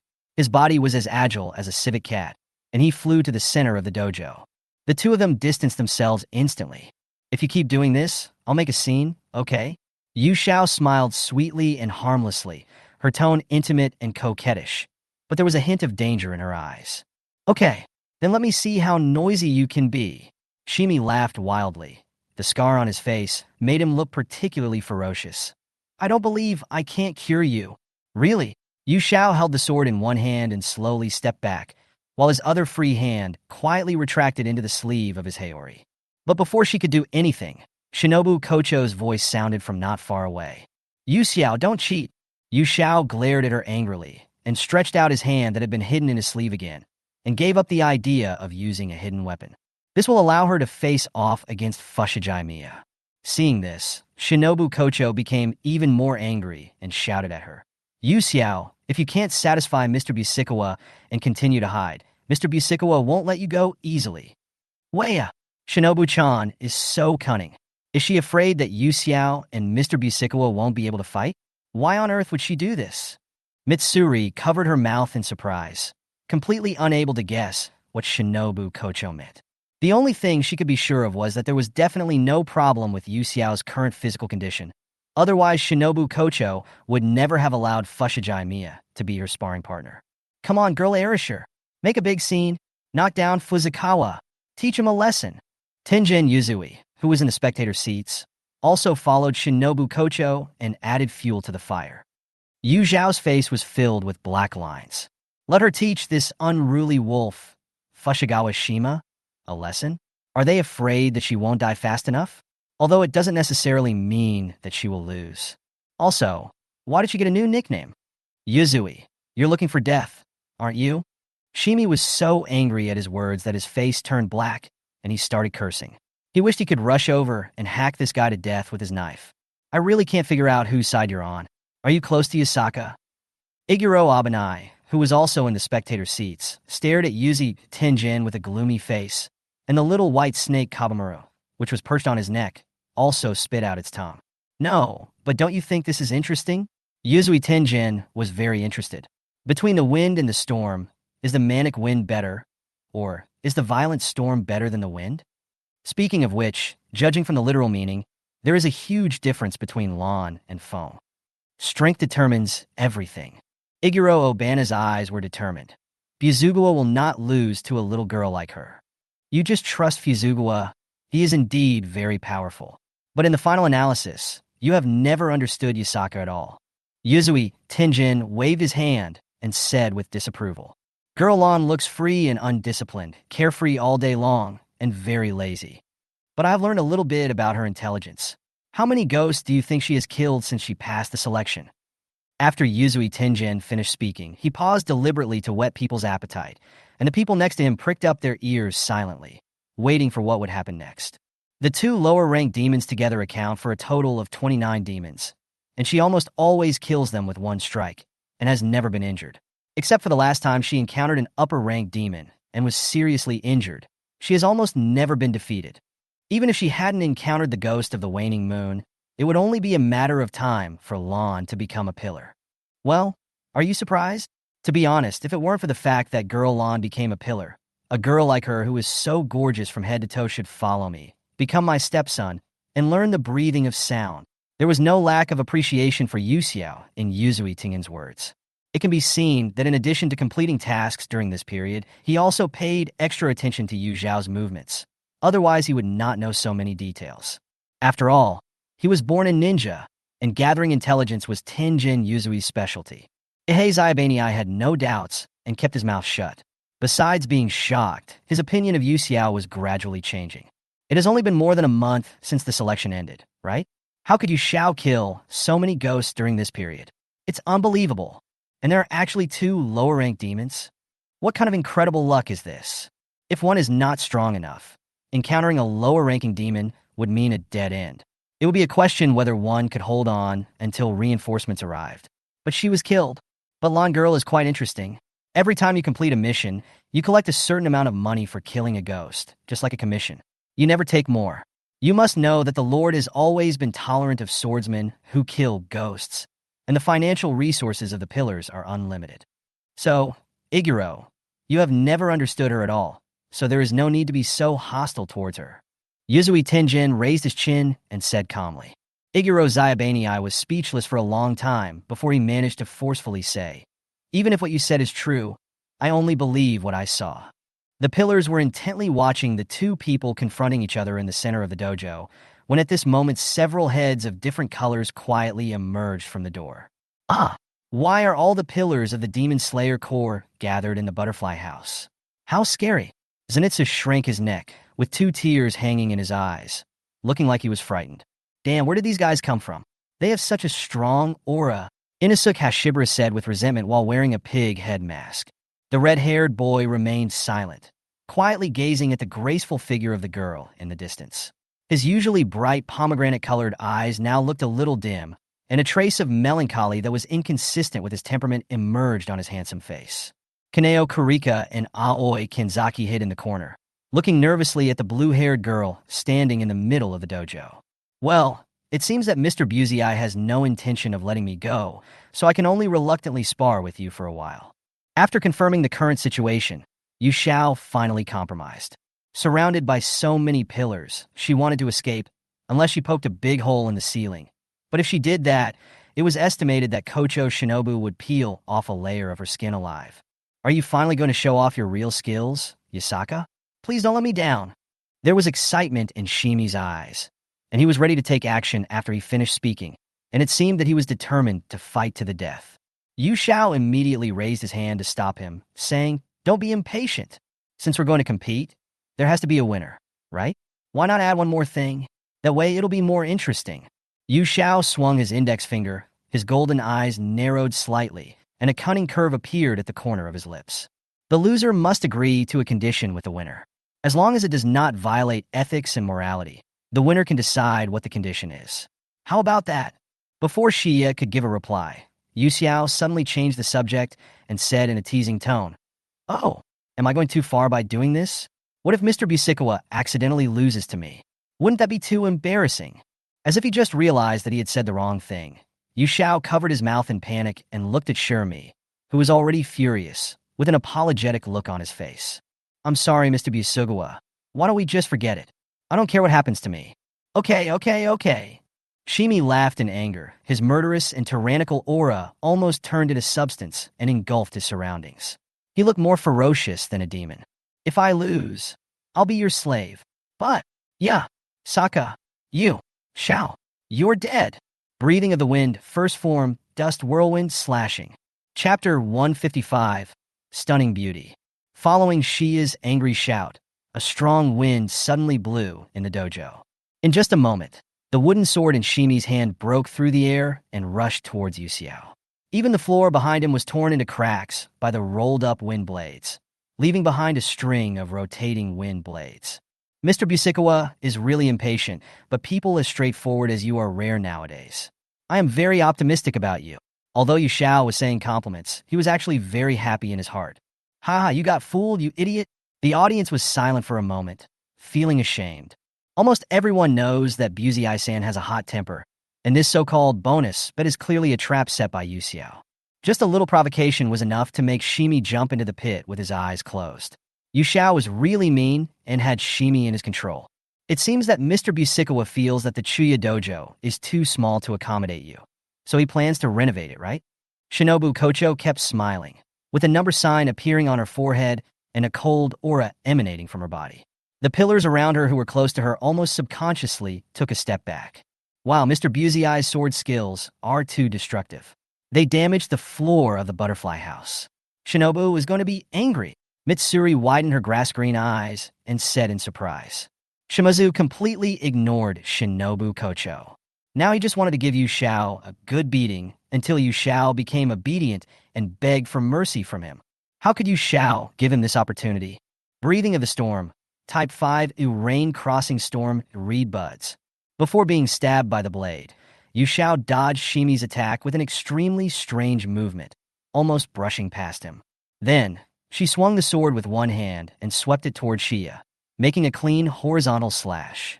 Mist breathing Type 1 morning mist dyed with frost. The wooden sword that had lost its magical power was only covered with a thin layer of white frost. The blade rolled up a silver stream of light, with tiny frost crystals floating down from it. An arc of sword energy flew out and headed straight toward Shimi. Breathing of the wind, and I know Kai, claw, Kodo wind. Shimi instantly swung out 4 wind blades like sharp claws and shattered the flying silver sword energy. Not only that, the 4 wind blades did not dissipate yet, but directly broke through the air and tore towards Yu Xiao. She was able to dodge my attack accurately. She is quite fast, but unfortunately, she is far inferior to me in strength. Although he was enraged, Shimizu did not lose his mind. On the contrary, his mind was extremely clear during the battle. Before Yu Xiao could react, Shimi stomped on the ground, took a step forward and dived forward, while at the same time swinging out a slightly twisted black wind blade from bottom to top. Breathing of the wind, land type, black wind, and mist. A chaotic sword energy spread out from the black wind blade, and the 4 claw-shaped wind blades that had been swung out earlier attacked Yu Xiao from the left and right, not giving Yu Xiao any chance to dodge. Without the support of magic, it would be difficult to use the 5-type defensive skills alone to resist the attack of the Busugawa. Last time in Mr. Urokodaki's trial, I used the Eye of Illusion to win by chance. This time, I want to see how far I can go with just the breathing method and sword form. It is not a good thing to rely too much on magic. If one day in the future, Yu Xiao uses magic too much and her body cannot bear the load brought by running magic, then what awaits her is a desperate situation where her internal organs collapse and she will die. Therefore, Yu Xiao planned to give it a try to see if he could give this powerful wind pillar a fight. It may seem a bit unfair to deliberately set a trap from the very beginning, but I'm a girl. It's reasonable for me to be a little clever. Humph! The thought flashed through his mind briefly, and Yu Xiao lowered his body slightly, steadied his center of gravity, and then used his sword to block. Breathing of the mist Type 5 rain crossing the mist desolate sky. Invisible air currents gathered in front of her, forming an invisible barrier. When Shimi's originally swift and fierce wind blade fell on it, its power was instantly dispersed a lot. You can actually weaken my wind blade? There was a flash of surprise in Shimi's eyes. He gripped the hilt of the knife with both hands and, with himself as the center, suddenly swung out 3 wind blades with a larger damage range. Wind breathing Type 3 Siren Wind Tree. The green wind blade came towards him, but Yu Xiao was calm and fearless. His pair of golden eyes were like stars as he focused on capturing Shimi's sword-wielding movements. He made predictions based on his experience and body instincts, and by constantly changing his sword-holding posture, he managed to block all of his attacks. You bastard! Shimi stared at Yu Xiao in disbelief, stunned for a moment. Although he did not use 100% of his strength, he used at least 70% or 80%. Especially since his weapon was changed to a wooden sword, the power was weakened to a certain extent. But Yu Xiao, with her thin arms and legs, does look like a fragile little girl. I didn't expect that she could have such high attainments in defense. He had heard before that water breathing was a technique that could be used for both offense and defense, and Yu Xiao had derived and independently created the mist breathing from it. Seeing it today, it was even better than the previous one. Hey, are you mistaken? How can Lon, who represents the storm, be so resistant to attack? I can't fight him at all. A smile appeared on Shimi's lips, and a strong fighting spirit burst out of his eyes. While he complained verbally, he never stopped swinging his sword. He felt his blood boiling, and could even vaguely sense the warm blood rushing through his veins beneath his skin, making him excited and his moves becoming more ferocious. It's really refreshing to be able to fight against such a guy. The word Lan originally refers to the fog in the mountains. The Chinese characters we have written so far are all borrowed from another ancient country, but they are given different meanings. Yu Xiao answered seriously. So, are you surprised that I can defend against your attacks? Also, Mr. Busugawa, your opponent this time is me. In the past, you hurt yourself and used the special smell of thin blood to weaken the enemy's fighting ability, but this style is no longer feasible. Don't ask me how I know this. There is no such thing as an impenetrable wall. Instead of that, why don't you look back at Miss Shinobu's beautiful expression? I believe you will have a very pleasant time in the butterfly house in the future. The girl said jokingly, with a smile on her face brighter than the flowers blooming in spring. Her long light blue hair fluttered gently as she swung the sword, and her graceful figure was as bright and charming as a kind fairy bathed in the morning light. The huge dojo was completely silent at this moment, and the air fell into an eerie silence. I don't know how many people were moved by this stunning scene, forgetting to breathe and staring at the moon-white figure in a trance. You little bitch, you're looking for a fight, aren't you? Stop meddling in my business. Shia clenched his teeth tightly, his eyes gleaming fiercely like a vicious wolf. His handsome face was red, whether it was because of anger or shame, and he had already lost half of the battle in terms of momentum. Breathing of the wind, seventh form, strong wind, Tengu wind. There was a hint of exasperation in Shimi's voice, and he violently swung out several tornado-shaped spiral wind blades, which cut and spun towards Yu Xiao. Now I finally understand why Akaza likes to talk during battles. It turns out this is really fun. Haha, Bijui is so funny like this. Dislike Akaza, understand Akaza, become Akaza. Faced with the overwhelming swirling wind blades, Yu Xiao no longer blocked them with a defensive stance this time. She flashed, took several steps back, and then stopped suddenly. She bent her snow-white legs at the knees and suddenly jumped into the air. As his body flew into the air, Yu Xiao immediately swung out several swords to disperse the small part of the wind blades that could threaten him. Due to the previous violent retreat, Yu Xiao was very close to the wall at this moment. She had already calculated the distance, did 2 somersaults, and then bounced on the wall again and reorganized her posture to launch a stab at Shermie from top to bottom. Missed breathing, land type, flashing, miss break. Chapter 156, Assassination. Yu Xiao held the knife in one hand, stepped on the wall with both feet, and bounced out, launching a surprise attack on Shimi at an extremely high speed that was difficult to capture with the naked eye. Good job! Shimizu grinned, his eyes full of excitement. Breathing of the wind, form of the 4, rising into the sand and dust. He swung his sword fiercely, and 5 green wind blades flew out from bottom to top, slashing towards Yu Xiao at different angles. However, Shimi, who was at the center of the wind blades, was almost invulnerable. Yu Xiao raised his arms and thrust continuously, colliding with the 5 wind blades at high speed without interruption, creating a flash of silver and green light in the air. Even though her stab was fast, it was ultimately no match for Shimi's large-scale wind blade. When Yu Xiao landed again, there were several visible tears on the feather robe on his body. Really? This time it's my turn to complain, right? Yu Xiao tidied up her messy hair casually, pursed her cherry-colored lips slightly, and looked a little cold. Isn't your wind breathing too bad? Why are all of them large-scale attacks? Is this kind of breathing method really reasonable? Shia had an arrogant expression on his face. He spread his hands and said provocatively, "Wind breathing has always been like this. I've been using it for so many years. No matter what kind of moves I use, isn't it natural? Yasaka, don't tell me this is all you can do?" From the official fight to now, Yu Xiao has been mostly on the defensive. Shimizu doesn't think that her misbreathing is limited to these 2 moves. That would be too weak. Mr. Busugawa is really good at causing trouble for me. Yu Xiao sighed helplessly, his eyes glancing somewhere. His gaze quickly retracted after catching a glimpse of red. Then he took a deep breath and smiled silently. "Then I'm going to make a move. You must catch it for me." A cold light flashed in the girl's eyes, and as she finished speaking, she began to move in an extremely strange way.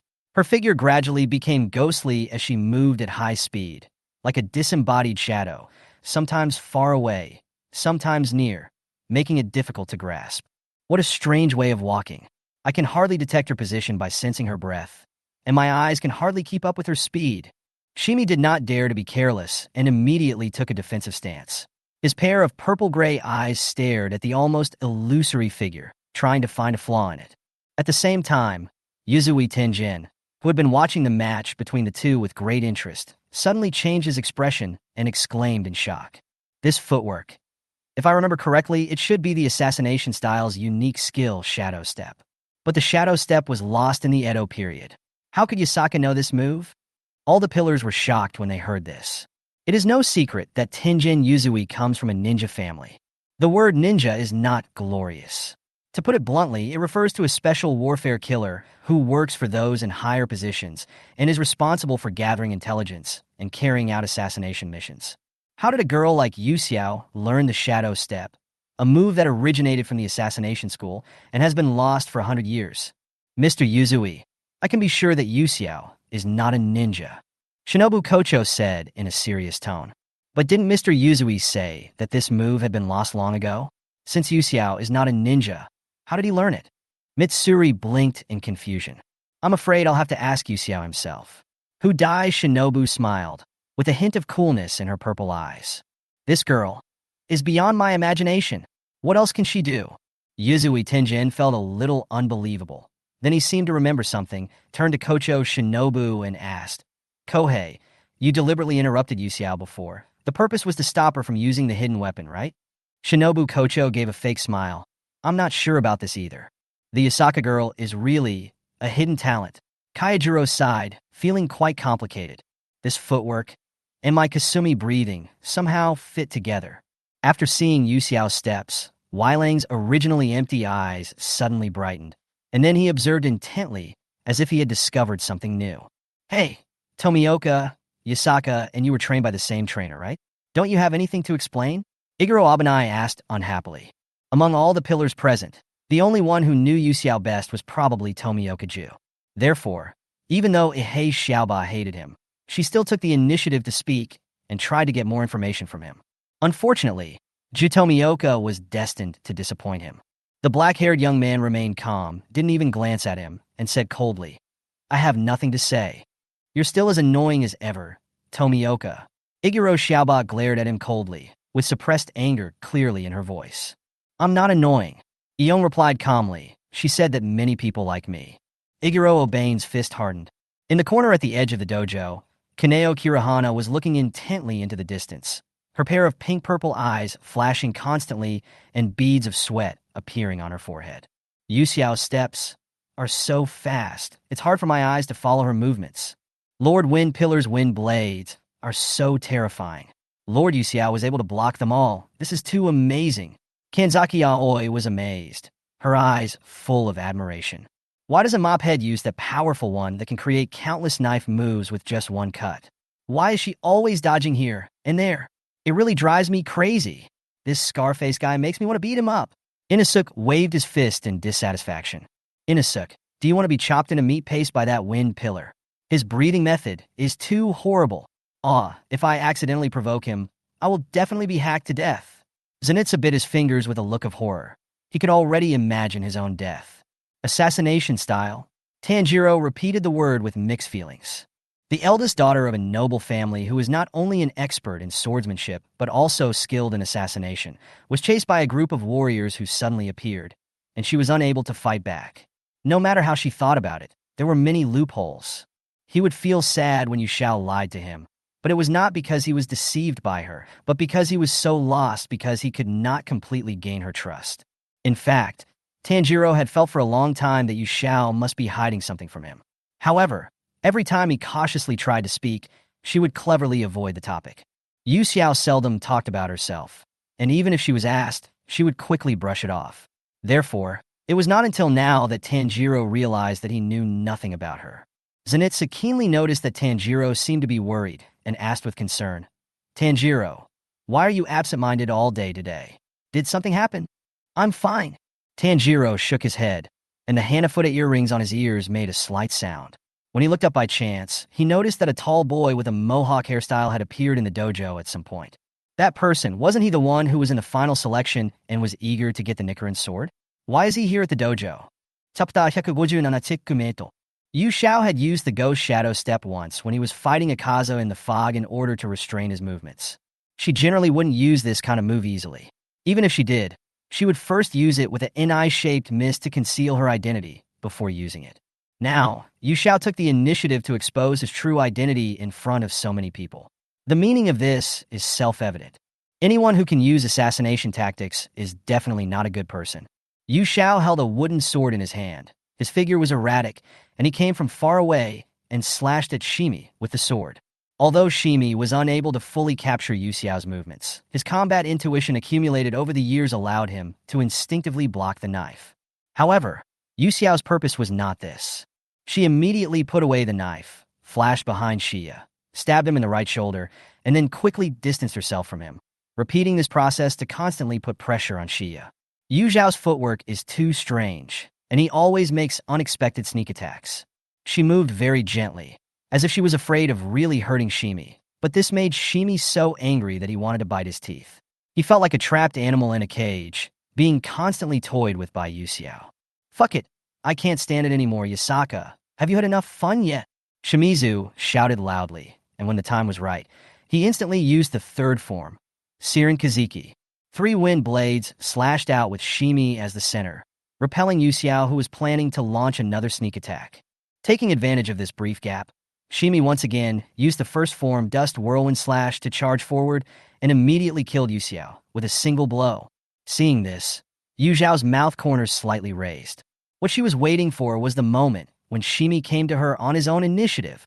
Breathing of Mist Form 4, Mist Breathing, Fong Tua.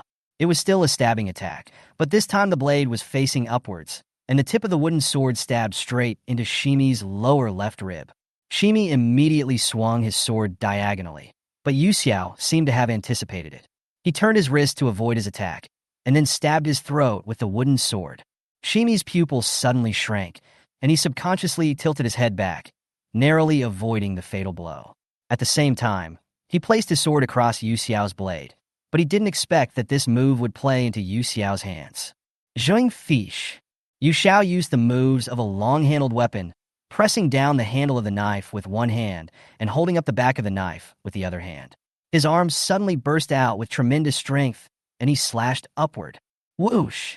Shimi had no time to react before the blade in his hand was knocked away and hit the floor heavily. Yu Xiao held a wooden sword in his hand, and the blade lightly touched Shimi's neck. "General, the winner is clear at a glance. You actually..." Shimi's face was full of disbelief. This guy had no intention of fighting me seriously from the beginning. She is always looking for a chance to win. From the moment they started fighting, Yu Xiao had been creating the illusion of lack of strength. Therefore, she mostly focused on defense in the battle, which made him mistakenly believe that was her full strength. It was not until just now, when Yu Xiao burst out with all his strength and Shimi was caught off guard, with the wooden sword in his hand knocked away on the spot, that he realized that he had fallen into Yu Xiao's trap from the very beginning. This guy is too cunning. Shia was very angry. "Mr. Busikawa, what's wrong with you?" Yu Xiao's eyes were filled with confusion, and he tilted his head slightly. "I restrained my attack just now, so I shouldn't have hurt you, right? Why are you looking at me like that? You bastard!" Shia was so angry that his face was full of veins and his back teeth were clenched. He was about to explode when he noticed that not far away, Shinobu Kocho was giving him a look. "Don't get too carried away, Yasaka." Receiving the hint from Shinobu Kocho, Shiga grabbed the wooden sword with one hand, slowly moved the tip of the sword away from his neck, and a smile appeared on his lips. "Who told you that you lose if you lose your sword?" Yu Xiao was startled, and the wooden sword in his hand was suddenly forcibly pulled away by an extremely domineering force, and then thrown out by Shirmi. In a flash, Shimi grabbed the girl's wrists and twisted her hands behind her back. He put his other hand on the back of her neck and pinned her against the wall of the dojo, making her unable to move. Yu Xiao groaned and came into unexpected close contact with the wall. She tried to break free, but Shia didn't give her any chance this time. No matter how she struggled, she couldn't get rid of Shia's grip. "Heh, Mr. Busagawa, I didn't expect you to be this kind of person. You've already lost. You're such a scoundrel. Yu Xiao complained dissatisfiedly. Because she was pressed against the wall, her breathing became very difficult, and there was an obvious gasp in her voice. You were the one who cheated first. Shimi's earlobes turned red, and his heart felt as if it was gently touched by a feather. He suddenly felt a tingling sensation all over his body. His Adam's apple rolled, and his throat seemed to be burned, becoming extremely hoarse. Fuck, why is this happening? Iya. The atmosphere was a little subtle for a moment. In the spectator seats, Tomioka-ju looked at Sane coldly, with a frosty face. Just as he was about to step forward, his Haori was grabbed by Shinobu Kocho behind him. Mr. Tomioka, the competition isn't over yet. Are you in such a hurry to get on the field? Do you want Yu Xiao to lose? Don't forget, Yu Xiao just proposed a bet. The loser has to agree to one of the winner's conditions. Based on Mr. Busey's personality, he might let Yu Xiao undergo high-intensity training every day under his supervision until he trains to death, said the butterfly ninja with a smile, half threatening in her tone. Buzukawa has already lost. Ju's voice was very cold. He pulled back his Haori and turned to leave. Iguro Abanai grabbed his arm and said, Tomioka, just behave yourself. Taijutsu is also considered a part of the trial. What's wrong with letting Fuzugawa train that girl? Hey, everyone, stop fighting. Let's talk it out nicely. Mealy looked at the two people who were on the verge of a fight with embarrassment. She wanted to stop them, but didn't dare to. Tomioka, calm down. It's just that Busey has taken the initiative right now. The Yasaka girl hasn't lost yet. Kaijuro advised loudly without blinking his eyes. Tomioka, you were so nervous about Miss Arisher. Could it be that? Yuzui Tenjin showed a meaningful smile on his face. Iyong's eyes trembled slightly, and he remained silent as if his secrets had been exposed, but he had no intention of moving forward. Iguro Obana also let go of him after being persuaded by the other pillars. Only Mitsuri seemed to have heard of something shocking. She covered her mouth in disbelief, her beautiful eyes filled with shock. No way. Tomioka-san actually likes Yu Xiao. Oh, no wonder he's so nervous about Yu Xiao. He even defended Yu Xiao at the meeting before. Is that really the case? In the dojo, the two were in a stalemate and had no time to pay attention to what was happening on the other side. Shimi refused to let Yu Xiao go and would not give up until she heard him admit defeat in person. Yu Xiao suspected that he did it on purpose. Chun-Chun wanted to embarrass herself, so she made fun of him in various ways, making Shimi feel ashamed and angry. Mr. Bijui Kawaii, why do you keep pestering me? What did I do wrong to make you so upset with me?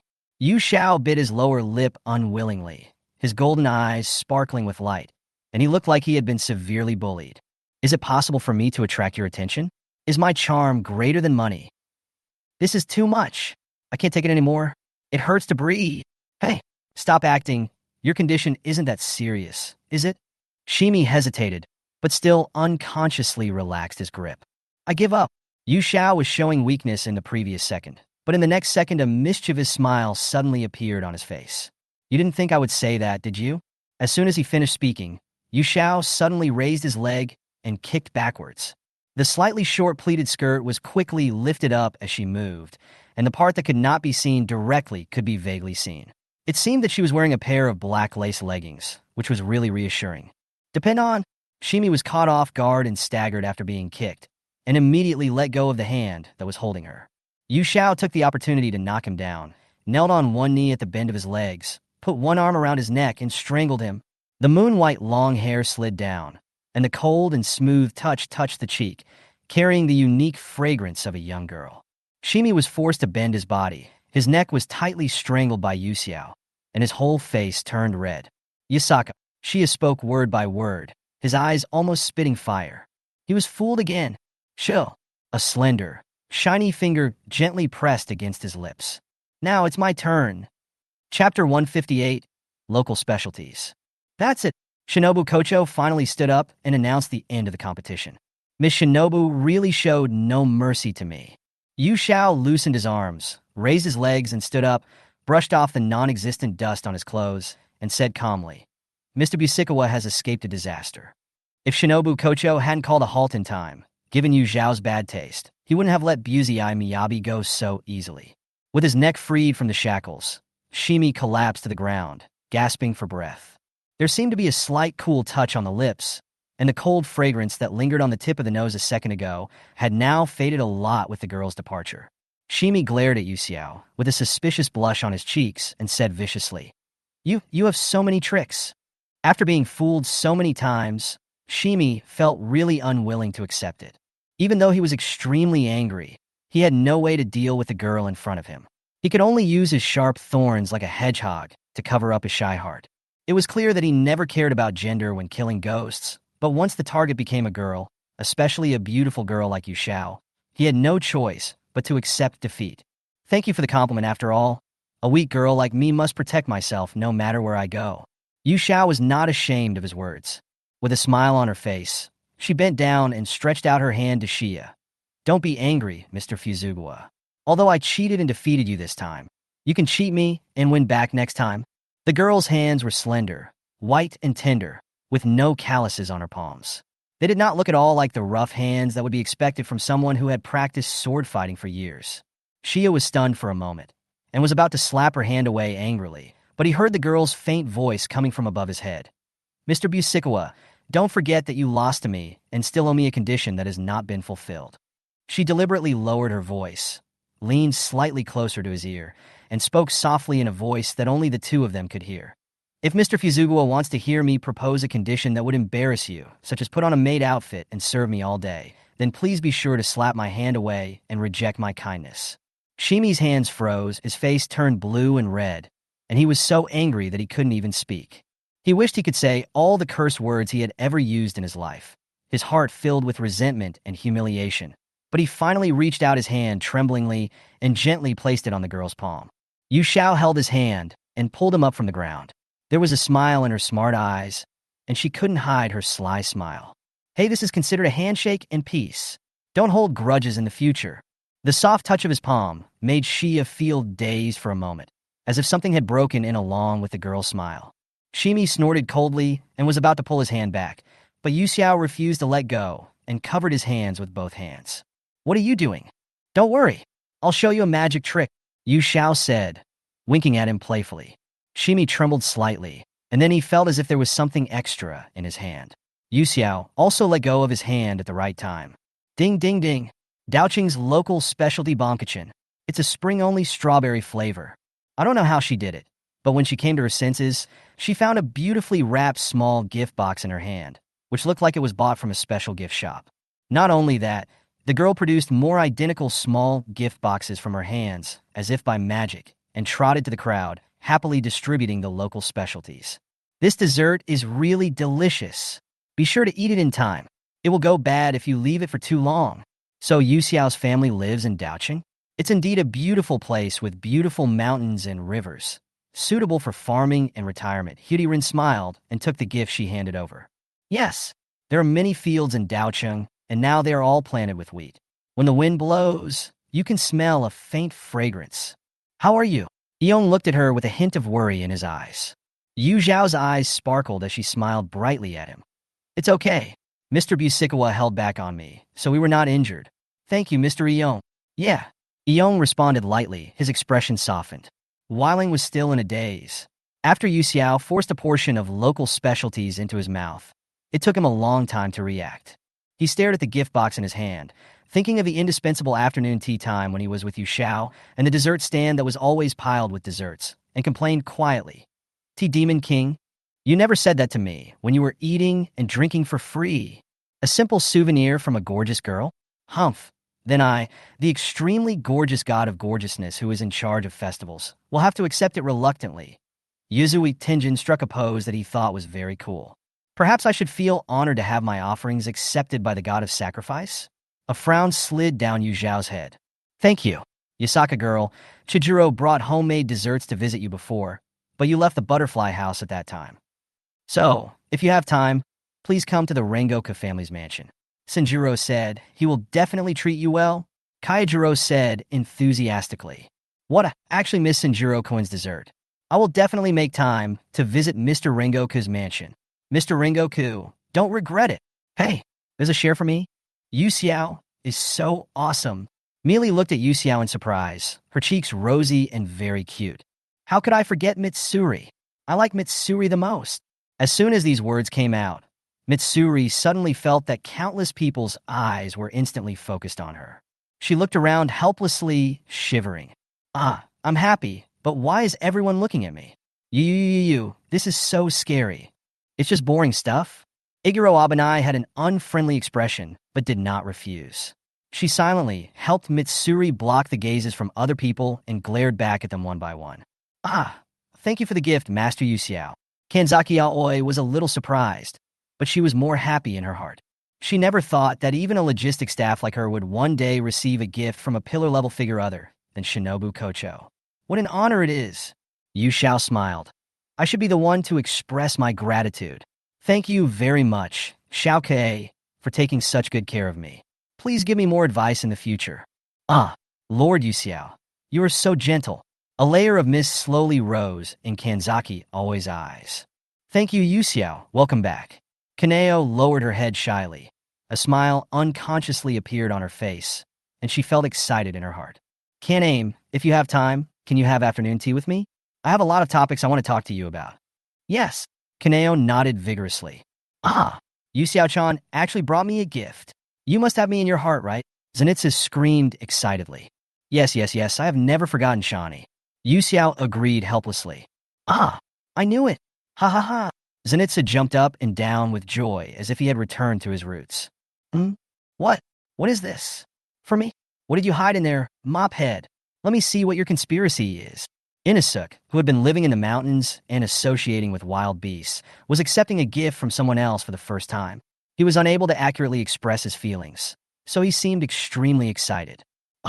Yu Xiao was already beginning to feel tired, until he stood in front of Tanjiro. Neither of them spoke, they just stared at each other in silence. Yu Xiao, as usual, raised a slight smile on her lips and looked at him gently, calmly as if nothing had happened last night. For a moment, Tanjiro thought that her departure was an illusion he saw because of his sleepless journey and his body being too tired. But it was no illusion. Now, there is only one step between them, but there is an invisible, bottomless ravine in between. In silence, Tanjiro thought of her smile that was uglier than crying, and all he could think of was the sentence, "You are fine the way you are now." Being avoided by her made Tanjiro feel more powerless and frustrated than being rejected directly. He finally tried hard to get closer to her, but he was back to square one overnight, and he was still isolated. Yu Xiao looked normal. After giving him the things, he was about to leave when suddenly, a tall figure jumped out from the side. Brother! Chapter 159, Strange Brothers. As if it was unbelievable, Buzi-eye Kagawa turned his head stiffly and looked in the direction of the voice. The dusty memories are like a yellowed old book whose corner is suddenly opened, and the fragile pages flutter all over the ground. Time suddenly reverses, and everything seems to have returned to the beginning. The boy who still remains in my memory has grown a lot taller now, and his originally childish face has become mature and resolute with the passage of time. If it weren't for the overly eye-catching scar running across his left cheek, which forcibly evoked the painful memory that broke Shimi's heart, he would hardly have remembered that the boy in front of him was his biological brother. Shimi's face instantly turned cold, his expression indifferent as if he was looking at a stranger, while Schwanmi was the exact opposite. He walked forward eagerly, his eyes filled with surprise at seeing each other again after a long separation, and an apology that was beyond words. Brother, I passed the selection not long ago and officially joined the Demon Slayer Corps. Rock Pillar Sama even accepted me as his stepson. I am also a demon hunter now. Shimi was so excited that he was incoherent. He mustered up unprecedented courage in his heart and bowed deeply to Shirmi. I'm sorry, brother. I have always wanted to apologize to you for what happened back then. Who are you? Shia interrupted him impatiently. His voice was cold and chilling to the bones. I don't have any younger brothers, so don't try to claim to be related to me. The fire of hope that had sprouted in his heart was ruthlessly extinguished by just this one sentence. Then a basin of cold water came towards him, instantly chilling Xianmi to the core. He stood there in a daze for a moment. What? That was a very bad past. Younger siblings, a gentle and weak mother, and a father who would resort to domestic violence at the slightest displeasure. Every time when their father got angry, their younger brothers and sisters would huddle together, with only their eldest brother standing in front. Their mother would hold them all in her arms and endure their father's beatings and kicks without saying a word. Such desperate days continue, with no end in sight. Until one day, The beastly man suddenly died, and their lives took a new turn. Even though life is not rich, it is stable and happy enough. Shinmi thought that such ordinary and simple days would continue forever, but God always seemed to like playing jokes on people. A sudden change put his life into a desperate situation again. The evil ghost broke into the mansion and killed his younger brother and sister. The young Shinmi witnessed it all, but was powerless to stop it. He himself almost died under the claws of the evil ghost. At the critical moment, the eldest brother, who had been out looking for his mother in vain, stepped forward and rescued him. After ordering him to escape immediately, he fought with the evil ghost alone. Shinmi, who was worried, chased his elder brother outside the house. It happened that the night was gradually getting brighter, but he saw a scene that he would never forget in his life. The elder brother covered in blood, and the mother who had died in front of him. Shinmi was heartbroken. His mind went blank. He determined the reality and cried in despair and cursed his elder brother as a murderer. After that, his elder brother left him. After Shinmi calmed down, he learned about the existence of ghosts and realized that he had wronged his elder brother. He wanted to apologize, but the elder brother had disappeared. In order to avenge his younger brother and sister, Shinmi passed the selection after many twists and turns and joined the Demon Slayer Corps. He unexpectedly discovered that his elder brother, Fuzugawa Miyabi, was also here, and so the current scene happened. "Brother, it's me. I'm Shinmi." Shinmi looked at him helplessly, with a glimmer of hope still in his eyes. "I know it's all my fault. I'm sorry. I was ignorant back then and wrongly blamed Big Brother. Please forgive me. I already said I don't know you. Don't you understand?" Shia's eyes widened with anger, his face showing murderous intent. "A talentless loser like you will only end up dead if you join the Demon Slayer Corps. So pack up and go back to where you came from. Don't show up in front of me anymore. You're an eyesore." Shia walked past him without even looking at him, then turned and left. The incident happened suddenly and unexpectedly. Everyone present was confused and had no idea what was going on. Even Iguro Abanai had never heard Fushigawara Shima mention that he had a younger brother. But seeing that Shuanya's expression did not seem fake, he could not make up his mind for a moment and could only wait and see. Bizuku-san said these things on purpose because he was worried that Shuanya-kun would be in danger, so he wanted to force him to leave the Demon Slayer Corps. But this method is too cruel. Shinobu Kocho frowned slightly. Shimi was often taken care of by her because of his special physique. Although she knew a little about the conflict between the two brothers, she did not expect things to develop like this.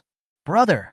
Looking at the resolute back of the white-haired young man, Shinmi's eyes turned dim, and his life force was instantly drained away, as if his whole body was about to fall apart. "What? In order to see you? I would even eat a ghost, just to see you again and apologize to you in person." Shinmi seemed to have lost his soul. His eyes were blank, and he muttered softly, and his voice just happened to reach the ears of Shermi, who had not walked far yet. "What did you say?" Shia thought he was hallucinating for a moment, so he paused and turned back to ask, "What did you do to the ghost?" Shinmi also realized that he had said the wrong thing and looked around in panic. Fortunately, he didn't find anything unusual. He was about to correct himself, but the next second, the white-haired young man's two fingers suddenly stabbed towards his eyes. "Bizugawa! Shinmi-kun!" Several different exclamations sounded at the same time. Shimi's move was too fast, and there was no time to stop it. At the critical moment, a golden light flashed by quickly and then hit the tendon of Shimi's elbow with incredible precision, successfully preventing the impending tragedy. A gold coin rolled down and circled around the two people's feet several times. Before falling to the ground, it let out an unwilling whine, as if accusing itself of being used in a wrong way. "Phew, it's really dangerous." Yu Xiao pretended to be relieved and touched his chest with lingering fear. "Luckily, I'm rich. Otherwise, Mr. Busey would have almost violated the team rules." Chapter 160. For Big Brother. I am ready to die. The Demon Slayer Corps has clear rules that team members are prohibited from provoking trouble, fighting, and other bad behaviors.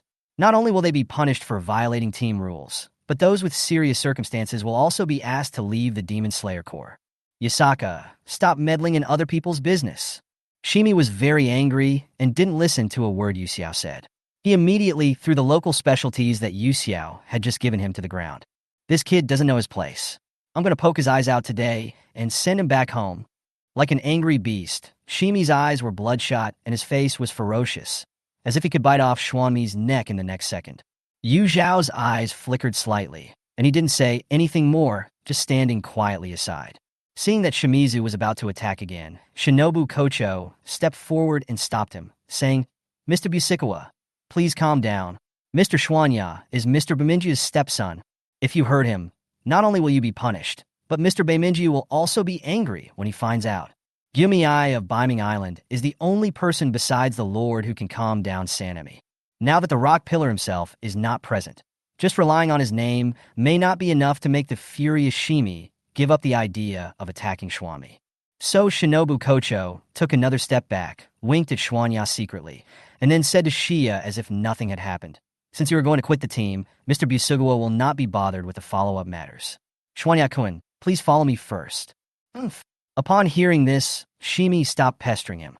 He glared at Schwami fiercely and turned away. "Brother!" Shinmi shouted, trying to keep him, then turned to look at Kocho Shinobu with a pleading look. "Lord Insect Pillar, I don't want to quit the Demon Slayer Corps. I joined the Demon Slayer Corps just for revenge." "I know." Shinobu Kocho sighed. "Schwanyaka, Mr. Buzii is still angry. Your presence will only make him furious, so it's better not to contact him for the time being." Although Mr. Busikawa appears to be very heartless, it is precisely because he is worried that you will encounter various life-threatening dangers on the road of ghost hunting that he let you go so coldly. He is the wind pillar and can understand the feelings of others the best.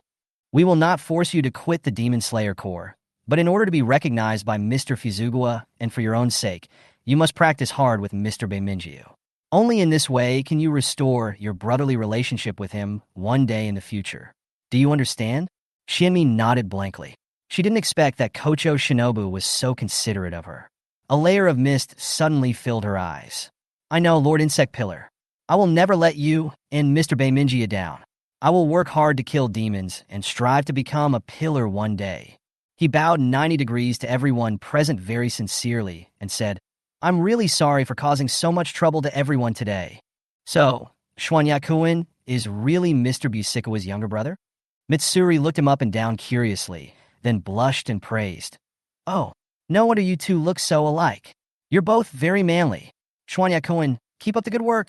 Seeing her beloved praising another man, Iguro Obanii immediately became jealous. With a cold look in her eyes, she said, "You are just a rookie, but you actually dream of becoming a pillar? What a foolish dream. In your current state, you will die hundreds of times if you encounter a lower-ranked demon. You'd better be prepared as soon as possible and train for me all day and night until you die. Don't embarrass Sadness Island and the Buzii River." Mitsuri's eyes lit up when she heard this, and she covered her red cheeks with her hands and looked at him with admiration. "Ah, Mr. Iguro is also very handsome when he strictly disciplines his juniors. What a terribly unfashionable speech. I give it 0 points." Yuzui Tenjin was uninterested and not interested in what was happening between the brothers. "Now that you've made up your mind, just keep up the enthusiasm and persevere. I'm looking forward to seeing the performance of the Black Boy in the future," Kaijiro said loudly, his words full of inspiring power. Arigato screwed up Emis. Shinmi was deeply moved and bowed to the pillars again. Yu Xiao walked forward silently, picked up the discarded box of annual ring cake, and put the gold coins he had thrown away back into his purse. "This one should be broken, so let me keep it." She looked normal and her voice was cheerful, but it was hard to watch her. No matter what, this was Yu Zhao's intention. It was really unreasonable for Fushigi Shimo to just throw it away because he was angry. Yu Xiao put away the local specialty and took out 2 more and handed them to Schwami. "Hey, whoever sees it gets one. Mr. Bemidji didn't come today, so I'll trouble you to bring the other one to him." Thank you." Shinmi was still a little unresponsive and caught it with both hands in a daze. But when he saw Yu Zhao's face and her long watercolored hair clearly, his cheeks suddenly felt hot, and he stumbled back, almost dropping the thing in his hand in his panic. "You're Lanju." When he was watching the fight just now, Yu Xiao and Shimi were fighting too fast, and the distance was a bit far, so he didn't see clearly. He just felt that Yu Xiao's voice and hair color were a bit familiar, and he remembered it instantly. The girl who hit him on the elbow with the hilt of a knife during the final selection. And after that, he encountered a lower moon in his first mission, and after successfully killing it, he was directly promoted from a GUI-level genius to a pillar-level genius. She also threw that gold coin just now. Just like me, it hit my elbow accurately. She can fight on par with Big Brother. She is really amazing. Shinmi blushed and looked at her awkwardly, not knowing what to say. I saw you in the final selection. You chased ghosts through the woods with a gun. It was very novel and interesting. Recalling the scene he saw when he was sitting on the tree branch, Yu Xiao couldn't help but smile with his eyes curved. Me? Xianmi suddenly had small eyes. His mouth collapsed into a straight line. His cheeks puffed out, and he was so embarrassed that smoke was coming out of his head. That ghost was beaten so hard that he wanted to run away. How could I let him go? Why did she see me? How embarrassing! Shinobu Kocho saw his embarrassed look and covered her mouth with her hands while laughing secretly. Shinya? Oh? Because there are two Mr. Busuchuan. I don't know if I can call you that, but it seems that there was some unpleasantness between you and your brother. You seem very eager to reconcile with your brother. Yu Zhao's eyes rolled slightly, and his tone was tinged with a hint of coaxing. If I can help you and your brother get back together, then in exchange, can you do me a favor? Xianmi's eyes lit up, and he even forgot about being shy, and was surprised. Can you really help me reconcile with my brother? Although I don't know Yu Xiao, she has helped me before and is a pillar recognized by the Lord. Since she can take the initiative to bring it up, there must be a way. After a little thought, hope rekindled in Xianmi's eyes. If you can really help me reconcile with my elder brother, I'd be willing to work like a slave to repay you. When Shinobu Kocho heard this, the corner of her mouth twitched. Should we say they are worthy of being brothers? Why do they both like to work like slaves for others? It's so funny that even capitalists would laugh their heads off when they see it. However, she also wanted to see what means Yu Xiao would use to tame the wild horse, Mushikawa Shima. If I just rely on the bet to force the conditions, considering Fushigaw's stubborn temper, I'm afraid it will be difficult for him to agree to Yu Xiao. It's really not the case that I have to work like a slave. A drop of sweat appeared on Yu Zhao's forehead, but he still smiled and said, Then it's settled. Without further ado, let's go to another place to talk in detail, shall we? Now. Shinmi was at a loss. What Yu Xiao meant. Did she want to be alone with him? It's over, this is going to kill him, right? He can't communicate with any women other than the insect pillar. But, for my big brother, I have no choice but to fight. Shinmi looked as if he was ready to die. He kept his head down and said nothing. He followed Yu Xiao hand and foot, preparing to leave the dojo. Yu Xiao was so amused by him that his lips curved into a smile. He turned around and waved to the pillars. Everyone, please be on time for tomorrow's meeting. I've been preparing for this for a long time. Mr. Iyong, I know you can understand my feelings, right? Tomioka Ju, who was directly named. Iyong turned his head awkwardly and uttered a muffled in his throat. He didn't want to know whether Yu Xiao could hear him from such a distance. However, Mitsuri was closer, and after hearing his answer, she couldn't help but widen her eyes and open her mouth in surprise. No way! Mr. Tomioka actually agreed. He surprisingly well behaved like this. It seems like he really cares about Yu Xiao. Ganlu Temple. Seeing her shocked expression, Iguro Abanai asked, There are Sakura mochi available in the cafeteria today. Do you want to go? Mitsuri came back to her senses and nodded hurriedly. Yeah, of course we can't miss the Sakura mochi. Mr. Iguro, do you want to join me? Great. Then I'm going to celebrate by eating 100 Sakura mochi in one go. Where's Mr. Iguro? It's up to you. Chapter 161 Methods of Persuading Peace. In the backyard of Yu Xiao's residence, purple roses bloomed in clusters at the edge of the wall. Each flower was extremely beautiful, and it was obvious that they were the result of careful care. The air was filled with the fragrance of flowers, a few butterflies were dancing, and a rich variety of snacks were placed on the round table in the open space. Yu Xiao sat opposite Xuanmi, while Xiaohei occupied a chair alone, lying on it and lazily basking in the sun. Yasaka-san? In such a pleasant environment, being alone with a girl, Xianmi felt very uncomfortable. He looked down at his thighs, not daring to look Yu Xiao in the eye, and a thin layer of sweat broke out on his palms. Even without looking up at him, Yu Xiao could sense his reservedness. Don't be nervous. You can think of me as a tree, a blade of grass, or the non-existent air. As long as it makes you feel relaxed, you can think of me in any way you want. As for the address, we are from the same class, so we should be about the same age, right? You don't have to use honorifics. Rather than the last name Yasaka, I would prefer you to call me Yu Xiao, because I think it's more convenient. In comparison, Yu Xiao was very easygoing throughout the whole process. She picked up the teacup, took a sip of tea, then spread out a piece of paper and wrote and drew on it, completely ignoring Xianmi's attention. This action invisibly made Xianmi gradually relax. I see. Xuanya closed her eyes, took a deep breath, and began to find ways to put herself and Shinobu Kocho in the same position in order to reduce her own nervousness.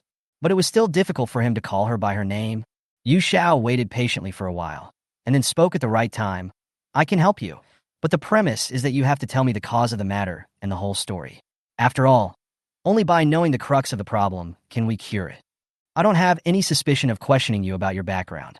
Yu Xiao spread his hands with an innocent look and said with moderation, Of course, if you don't want to tell me, I can understand.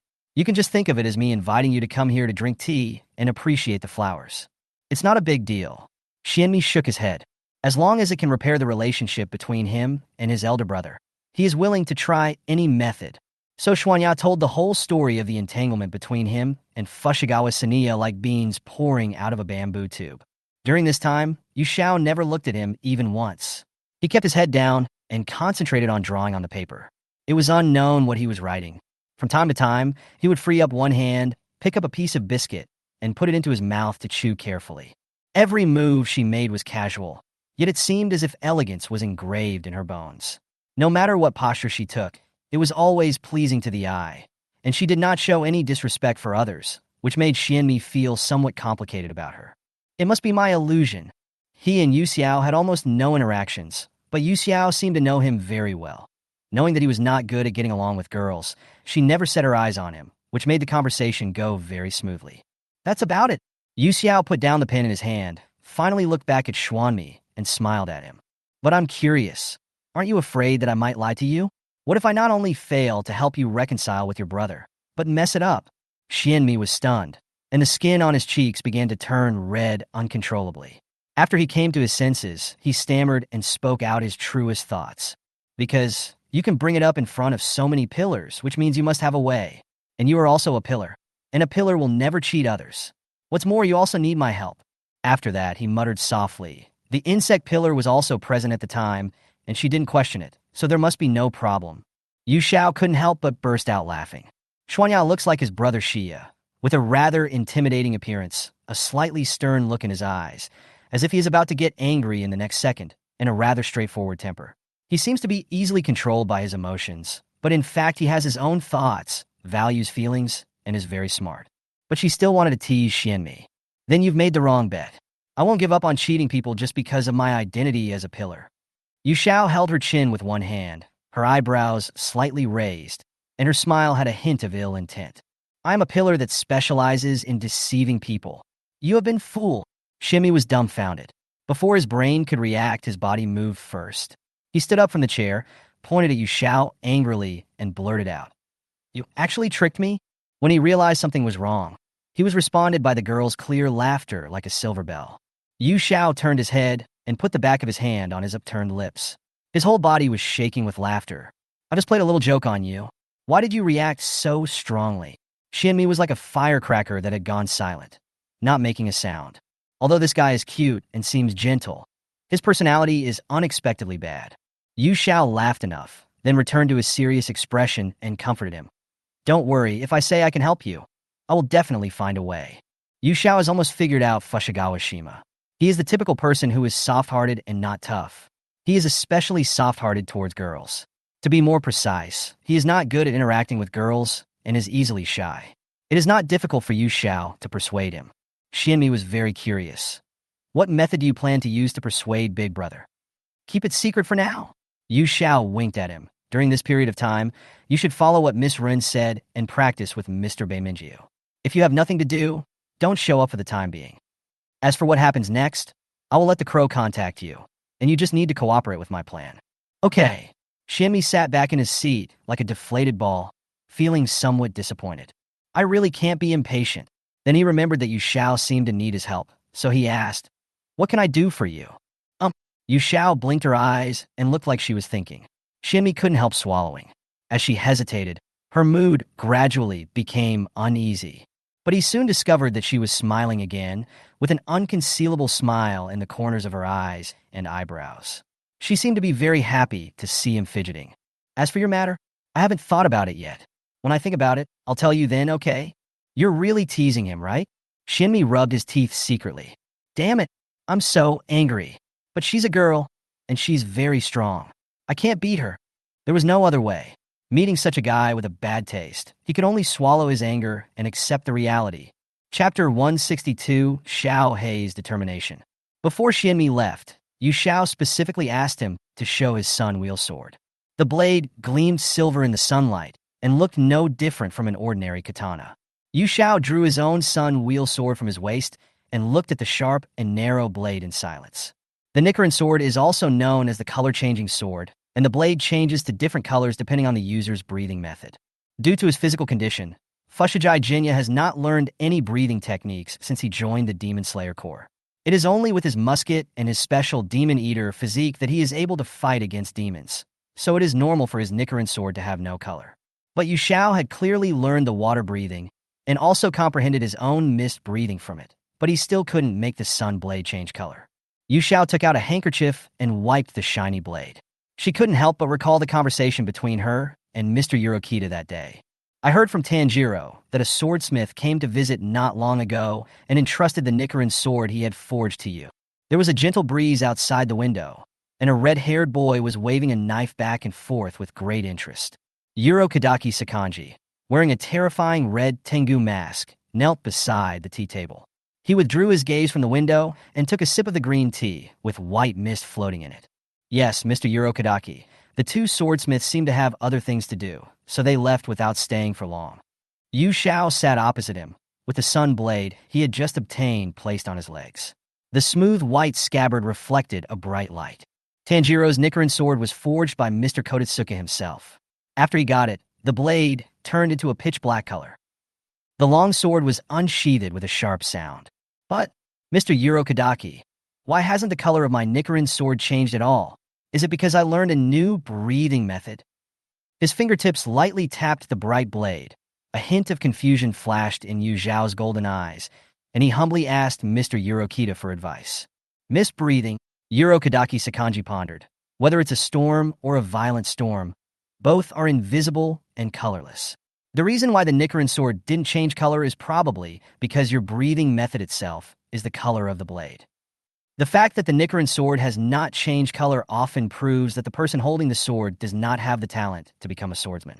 Although the time I have spent teaching you is far less than that of Tanjiro, Yu Xiao, you undoubtedly have the talent to become a swordsman, so there is no need to mind it.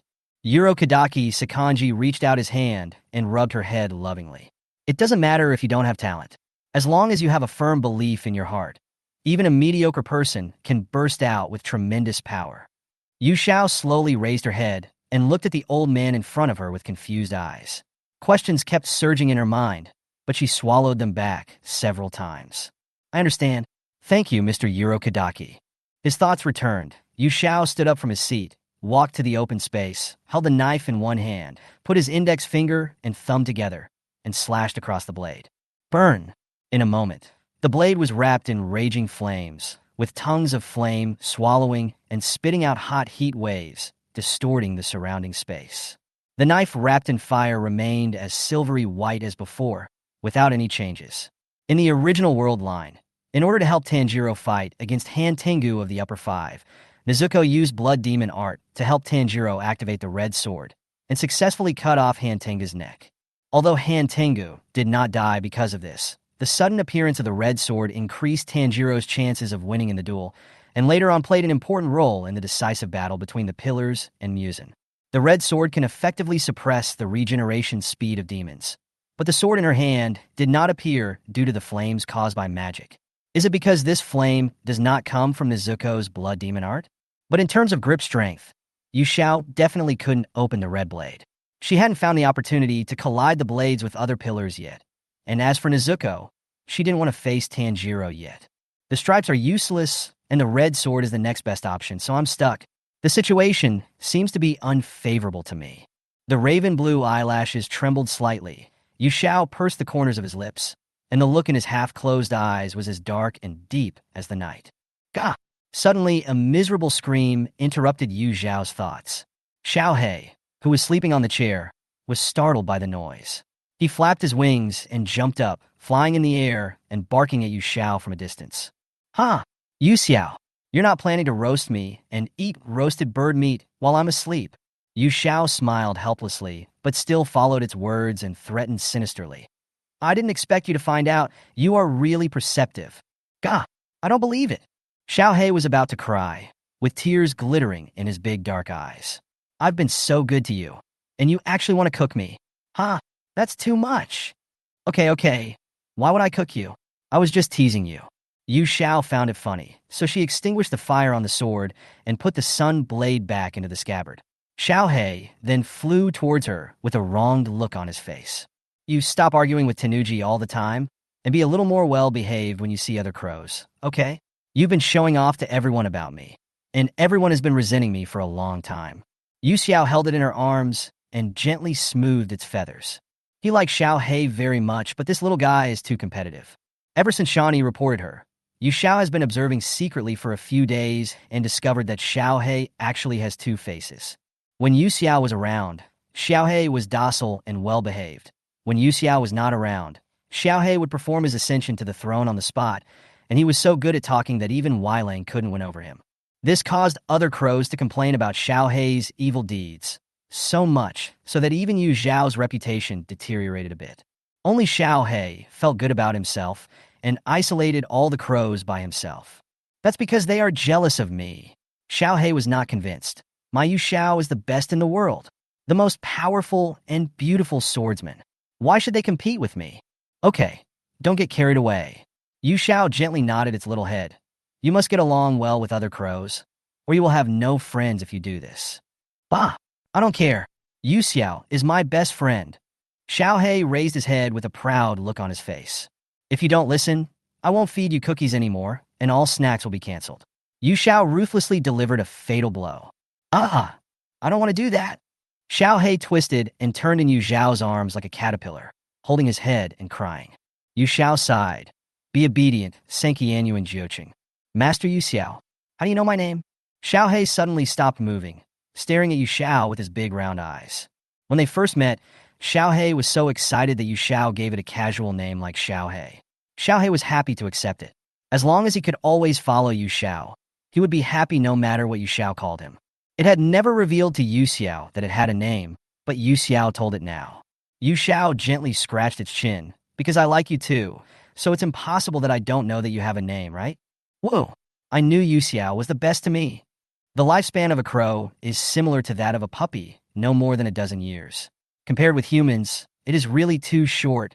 It is so short that just when they get used to being familiar with each other, they have to face the fate of separation.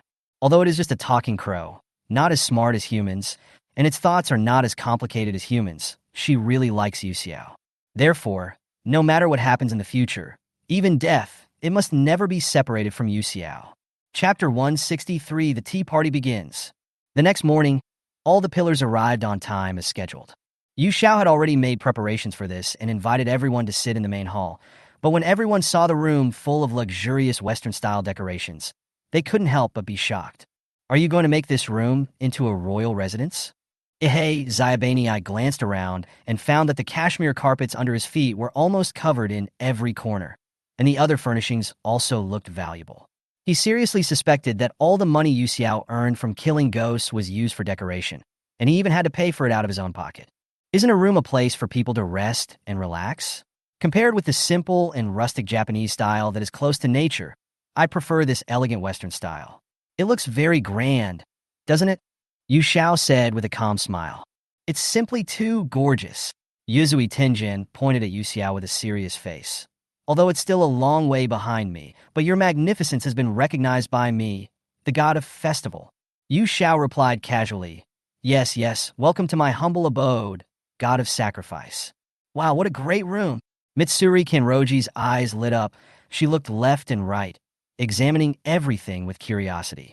The carpet is so soft and comfortable to walk on. It's perfect for the cold winter. The crystal chandelier is so gorgeous. The sofa looks great too. Can I sit on it? Of course, please feel free to take a seat. Kocho-rin walked up to Yu Xiao and whispered to her. I now reasonably suspect that you want to show off your room. Maybe there's a desire to show off a little bit, right? Yu Xiao narrowed his eyes and teased. But, Miss Rin, if you like, you can stay tonight. My bed is quite big. Shinobu Kocho's eyes flickered, and it was unknown what she was thinking of. Two faint blushes appeared on her fair cheeks. She smiled and declined her invitation. All of the work at Butterfly House is very busy. I'm afraid I can't spare the time. It's okay. Yu Xiao looked at her seriously. As long as Miss Rin wants to come, Yu Xiao is always here to serve you. Shinobu Kocho's face turned slightly red, and she quickly shifted her gaze elsewhere, feeling that Yu Xiao seemed to be more difficult to deal with today than usual. Yu Xiao did not continue teasing her, but felt an irresistible gaze staring at her. She turned her head and saw Tomioka Ju beside her, staring at her with dark eyes. Mr. Iyong? Yu Xiao called out tentatively. Yeah. Iyong's voice was muffled, and he sounded a little unhappy. Good morning. Yu Xiao smiled and said sweetly. I knew that Mr. Iyong would not let me down. Yeah. Iyong still only replied with one syllable, but the ending tone was obviously rising a few degrees, and his expression was no longer as cold as before. Namo Umitba, Beiminju Xingming put his hands together, and his figure stood tall like a mountain. Lanju, since you invited us to hold a meeting here, let's put an end to the pleasantries for now. It's time to get down to business. Perhaps because of Xianmi's influence yesterday, Fushigawara Shima's face looked particularly bad at the moment. You went to so much trouble to gather us here. What is your intention? Just get straight to the point. Seeing everyone sitting down, Yu Xiao stopped being polite and came straight to the point. Strictly speaking, it can't be considered a meeting, but a tea party because I have prepared a lot of entertainment activities. After Yu Xiao finished speaking, he pulled open a table covered with a curtain, and a set of mahjong tiles was neatly stacked on the square table. I passed by a tea house before. I just wanted to drink some tea and relax, but I didn't expect it to be a mahjong parlor. Anyway, this is the current situation. If you want the information, you have to defeat me first. Don't be in a hurry to get angry and leave. I have a copy of the entire Upper Moon information of the 12 demon moons. This is not a joke. After Yu Xiao finished speaking, he pulled out a stack of papers from his sleeve, handed it to Shinobu Kocho, and motioned for everyone to pass it around. One black and white portrait after another appeared before the eyes of the pillars, from the upper one to the upper six. Each ghost had a different appearance. If you hadn't seen it with your own eyes, it would be hard to believe that someone could draw such a lifelike portrait based on imagination alone. There was a thoughtful text annotation in the lower left corner of each portrait. Shinobu Kocho looked solemn and recited silently. Upper string 1, Kokoshibo, upper string 2, Doma, upper string 3, Akaza. Other pillars came over to watch, and the portrait was passed around. Mitsuri covered her mouth in disbelief. Oh my god, the upper rank 1 actually has 6 eyes. Won't he get dizzy when he looks at things? Or does he only use one pair of eyes? The rest are just bluffing. This ghost is so ugly, Weilang said expressionlessly. The pot is also so ugly. Kaijiro had removed the bandage from his eyes, and he was examining the portrait with sparkling eyes. Akaza, it's definitely him. The tattoos on his body are very conspicuous. Fushigawara Shiya looked down on them. Humph, they are all damn fellows. Sooner or later, they will become the souls killed by my sword. The rest of the people didn't say anything. Although Beiminju Xingming couldn't see, he heard the discussions of everyone and had a rough idea in his mind. Where did you get these paintings? Kocho Shinobu raised her eyes and cast her gaze towards Yu Xiao, eager to get an answer. How could such realistic portraits be drawn if you didn't see them with your own eyes? Yu Xiao smiled calmly, because I am Yasaka Yu Xiao. Of course, she couldn't tell Shinobu Kocho that she already knew everything about this world. The memories of her past life were her biggest secret, and she must never tell this to anyone. She took out these things now, because there was no need for her to hide them any longer. Besides, even if she didn't say it, Shinobu Kocho could figure out the result in her own mind. Don't be a riddler. Iguro Ziobenai glanced at her. Speak clearly. Want to know? Yu Xiao picked up a mahjong tile and played with it in his hand, saying nonchalantly, You have to beat me first. Don't go too far? Shia was in a very angry mood. This is the Demon Slayer Corps, not a casino. What's the difference between your current behavior and asking us to gamble together? Of course there is a difference. I don't gamble. This is just entertainment at best. Yu Xiao glanced at him unhappily. The rules are very simple. As long as you beat me, I will tell you everything you want to know. But if you lose, what do you want? As the number 1 victim of Yu Xiao's persecution, Fushigawara Shimiya was filled with alarm. Oh, Mr. Bijui is looking at me with such a wary look. I'm really hurt. Yu Xiao laughed tenderly, with a hint of provocation in her eyes. If you lose, I will paint your face with a brush. The more points you win, the more strokes you will have. There will be special punishments for the last 3 players. What do you think? Do you want to give it a try? Or do you want to run away? Oh, let me make it clear in advance. Don't try to use the Lord to pressure me. This information does not belong to me alone. Even if it is the Lord, you can't force me, right? Yu Zhao's words undoubtedly blocked all escape routes. But I don't know how to play mahjong. The honest Mitsuri sighed. If it's flower cards, I know a little bit. The Yasaka girl's interests are really wide-ranging. Kaijiro crossed his arms, his spirit high. Since we have to win to get information, we have no choice but to join. Yuzui Tenjin didn't have much of an opinion. So, to put it bluntly, you asked us to come here just for fun, right? There's nothing wrong with doing this occasionally. After all, the life of a pillar is really boring and lacks novelty. Well, then let me be your first opponent, Yasaka. Chapter 164. You cheat me, I cheat you. Yu Xiao briefly explained the rules of mahjong to everyone. That's about it. Does anyone want to try it first? Since this is a teaching session, winning or losing won't count. When Yu Xiao said that winning or losing didn't count, Kochorin spoke first. Then let me try first. Although I already understand how to play and the rules, I have never really put them into practice. Now that I have such a good opportunity, I must practice first. Once I get familiar with it, I won't be afraid of not being able to beat her. Shinobu Kocho made up her mind. I want to try it too. Mitsuri raised her hand eagerly. Okay, Yu Xiao said. Then Mr. Yuzui, Miss Shinobu, and Mitsuri will practice with me first, and the others can just watch for now. Everyone had no objection and gathered around the square table to watch the fight. After the 4 of them sat down, Yu Xiao began to shuffle the cards. She placed the mahjong tiles neatly, then pushed the deck skillfully, making crisp sounds, and soon the cards were shuffled. Well, let's get started, she said with a smile. Shinobu Kocho looked at the cards in front of her seriously, thinking about what to do next, while Mitsuri seemed more excited and she couldn't wait to play a card. Bah! Yu Xiao shouted, then quickly picked up the card from the table and arranged the 3 cards of the same suit. Oh, what a mistake. Meili was a little nervous. She didn't expect that the first card would give Yu Xiao an opportunity. It seemed that she had to be careful next time. Seeing her struggling and distressed look, Shinobu Kocho comforted her softly. Don't worry, this is just the beginning. There will be opportunities later. She looked at her hand and had a plan in mind. When it was Shinobu Kocho's turn to play a card, she played a 9-tube and chose a quick attack to cut off the 1-9. However, Yu Xiao did not give her this opportunity. After touching a card, a satisfied smile appeared on his face. Touch yourself? Mix the same color. She showed the cards in her hand. The crowd watching was a little surprised. They didn't expect that this round would end so quickly. Moreover, Yu Xiao looked very calm and didn't seem to be using his full strength at all. I haven't touched the card I want yet. Mitsuri lay on the table in frustration. Shinobu Kocho looked at her hand thoughtfully, while Tenjin Yuzui kept thinking about his strategy. Soon, after a few rounds, the 3 of them gradually mastered the skills. Although he won far fewer times than Yu Xiao, he was becoming more skilled. Yu Xiao saw that the time was almost right and announced, well, from now on, I'm going to be serious.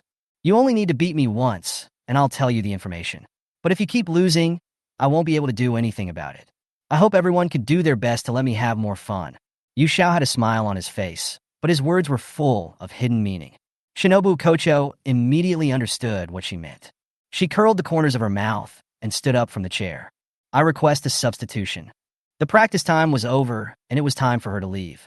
Now that the game had officially begun, it would be more appropriate for her to stay in the spectator seats and think about countermeasures. After all, if he loses, Yu Xiao will be disgraced. At this time, he should first find a cannon fodder. No, a brave man to take the lead, under the pretext of testing the wind. Okay. Yu Xiao naturally understood her thoughts and did not try to stop her. Instead, he kept a good attitude and asked, in that case, who will replace Miss Rin? Etc. Yuzui Tenjin spoke quickly, obviously realizing something. He gave up his seat and invited Rengoku Kaijiro. Rengoku, how about you come and play too? Kaijiro subconsciously touched his face and felt that the place where Yu Xiao had graffitied seemed to have not been washed clean yet. He thought about it for a moment, then smiled and agreed. Then let me play against the Yasaka girl. Shinobu Kocho looked at Yuzui Tenjin with a look that said, I didn't expect you to be this kind of person. And then she started to have bad thoughts and pulled out Ju Tomioka, who was standing in the corner and growing mushrooms in the dark. Shall we let Mr. Tomioka take my place? Kocho Shinobu smiled harmlessly and secretly urged Iyong. This is a rare opportunity. Mr. Tomioka, don't you want to play with Yu Xiao? Question mark. Iyong blinked in confusion, and before he understood the twists and turns here, he was pressed down on the chair by Shinobu Kocho. Come on, Mr. Tomioka. I'm really optimistic about you. Shinobu Kocho quickly stepped aside and cheered him up with a smile, as if she was afraid that he would realize something and then regret it. Mitsuri looked confused. Why do we suddenly have to change people when we are having so much fun? Isn't this good enough? Ihei Xiaoba glanced at several people one by one, and when she saw their friendly and kind smiles, she immediately understood. Ganlu Temple, you should also switch with me. He looked at Yu Xiao with a gloomy face. Just let me. Hey, Iguro. Fushigawamiya Miya suddenly interrupted him. Let me practice with this guy. Iguro Abanai heard this, looked at Mitsuri, then looked at him and finally nodded. Okay, Bijui, you have to be careful. After saying that, he took Mitsuri aside. Mitsuri, okay, huh? Yeah, that's great. You guys are awesome. Yu Xiao couldn't help but laughed out loud on the spot. When he heard that she was going to do something serious, he fled without hesitation, and before leaving, he didn't forget to harm his teammates. Is this the harmonious and friendly atmosphere between the Demon Slayer Corps?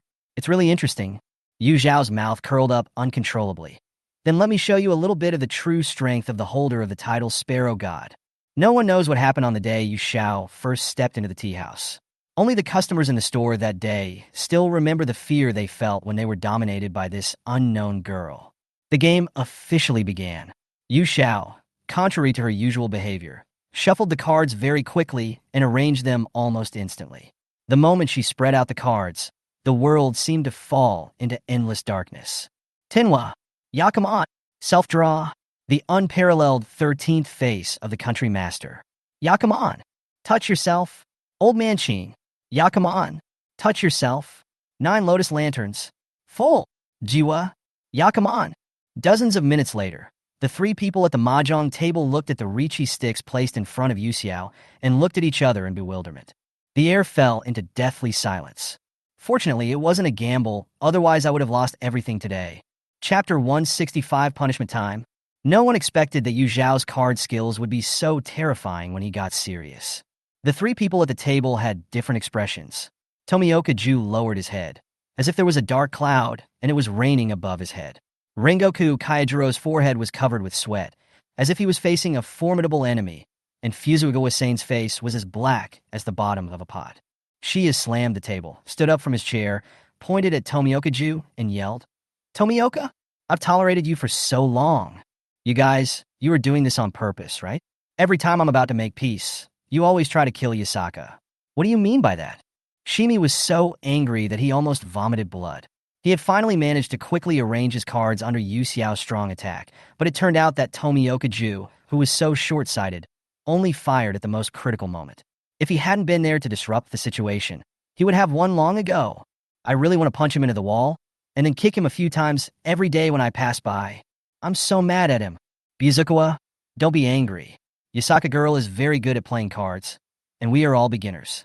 It's normal to lose. Tomioka definitely didn't do it on purpose. Seeing that he was so furious that he wanted to eat Ju alive, Kaijuro tried to persuade him.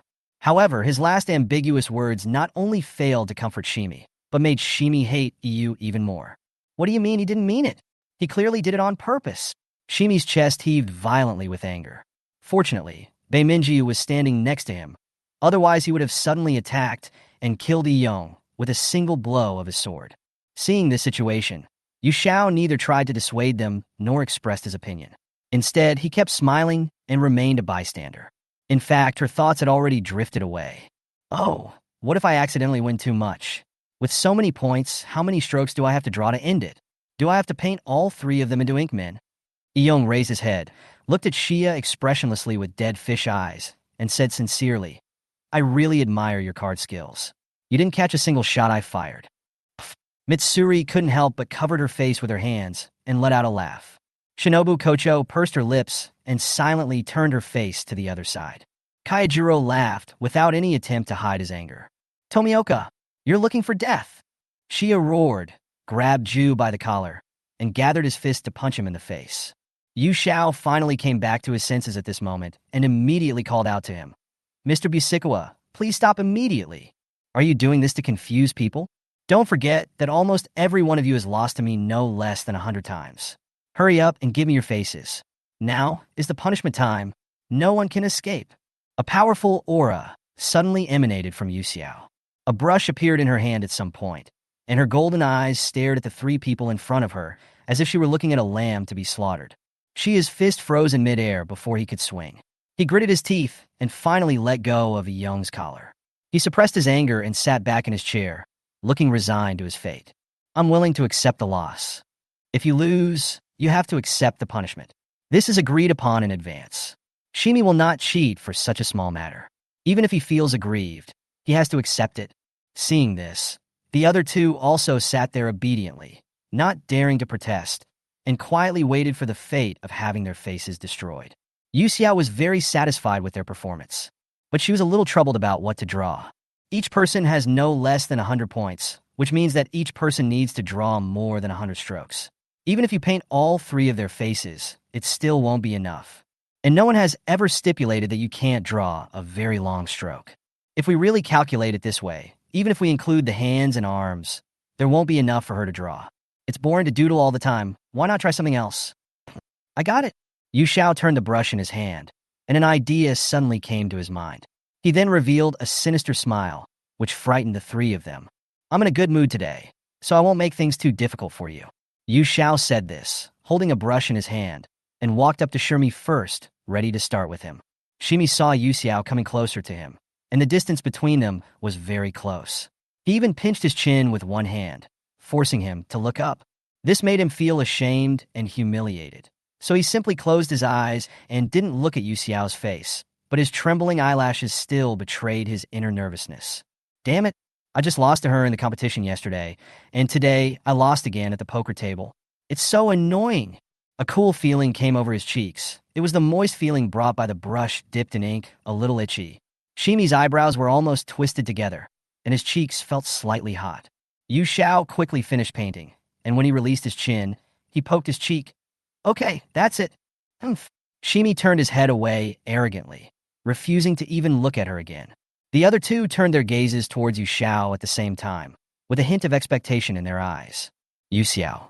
Although a little confused, Yu Xiao still calmly came to Tomioka Ju and said, Mr. Ju, I'm going to start drawing. Don't get angry or blame me afterwards. Yes. Iyong acted very obediently, without the slightest reluctance. Draw it, I lost. I won't blame you. He half lowered his eyes and looked away awkwardly, as if he was intentionally avoiding something. Yu Xiao bent down, lifted up Iyong's face with his hands, made him face towards him, and then began to write. Compared to Xia, her actions towards Ju were obviously much gentler. Iyong's lips curled up slightly, revealing a barely perceptible nervousness, his deep blue pupils shimmering faintly, and no one knew what he was thinking. The moment he raised his eyes, his gaze unexpectedly met Yu Xiao's focused and serious expression. In an instant, scattered thoughts came flooding in, and the originally calm sea surface was stirred up by waves.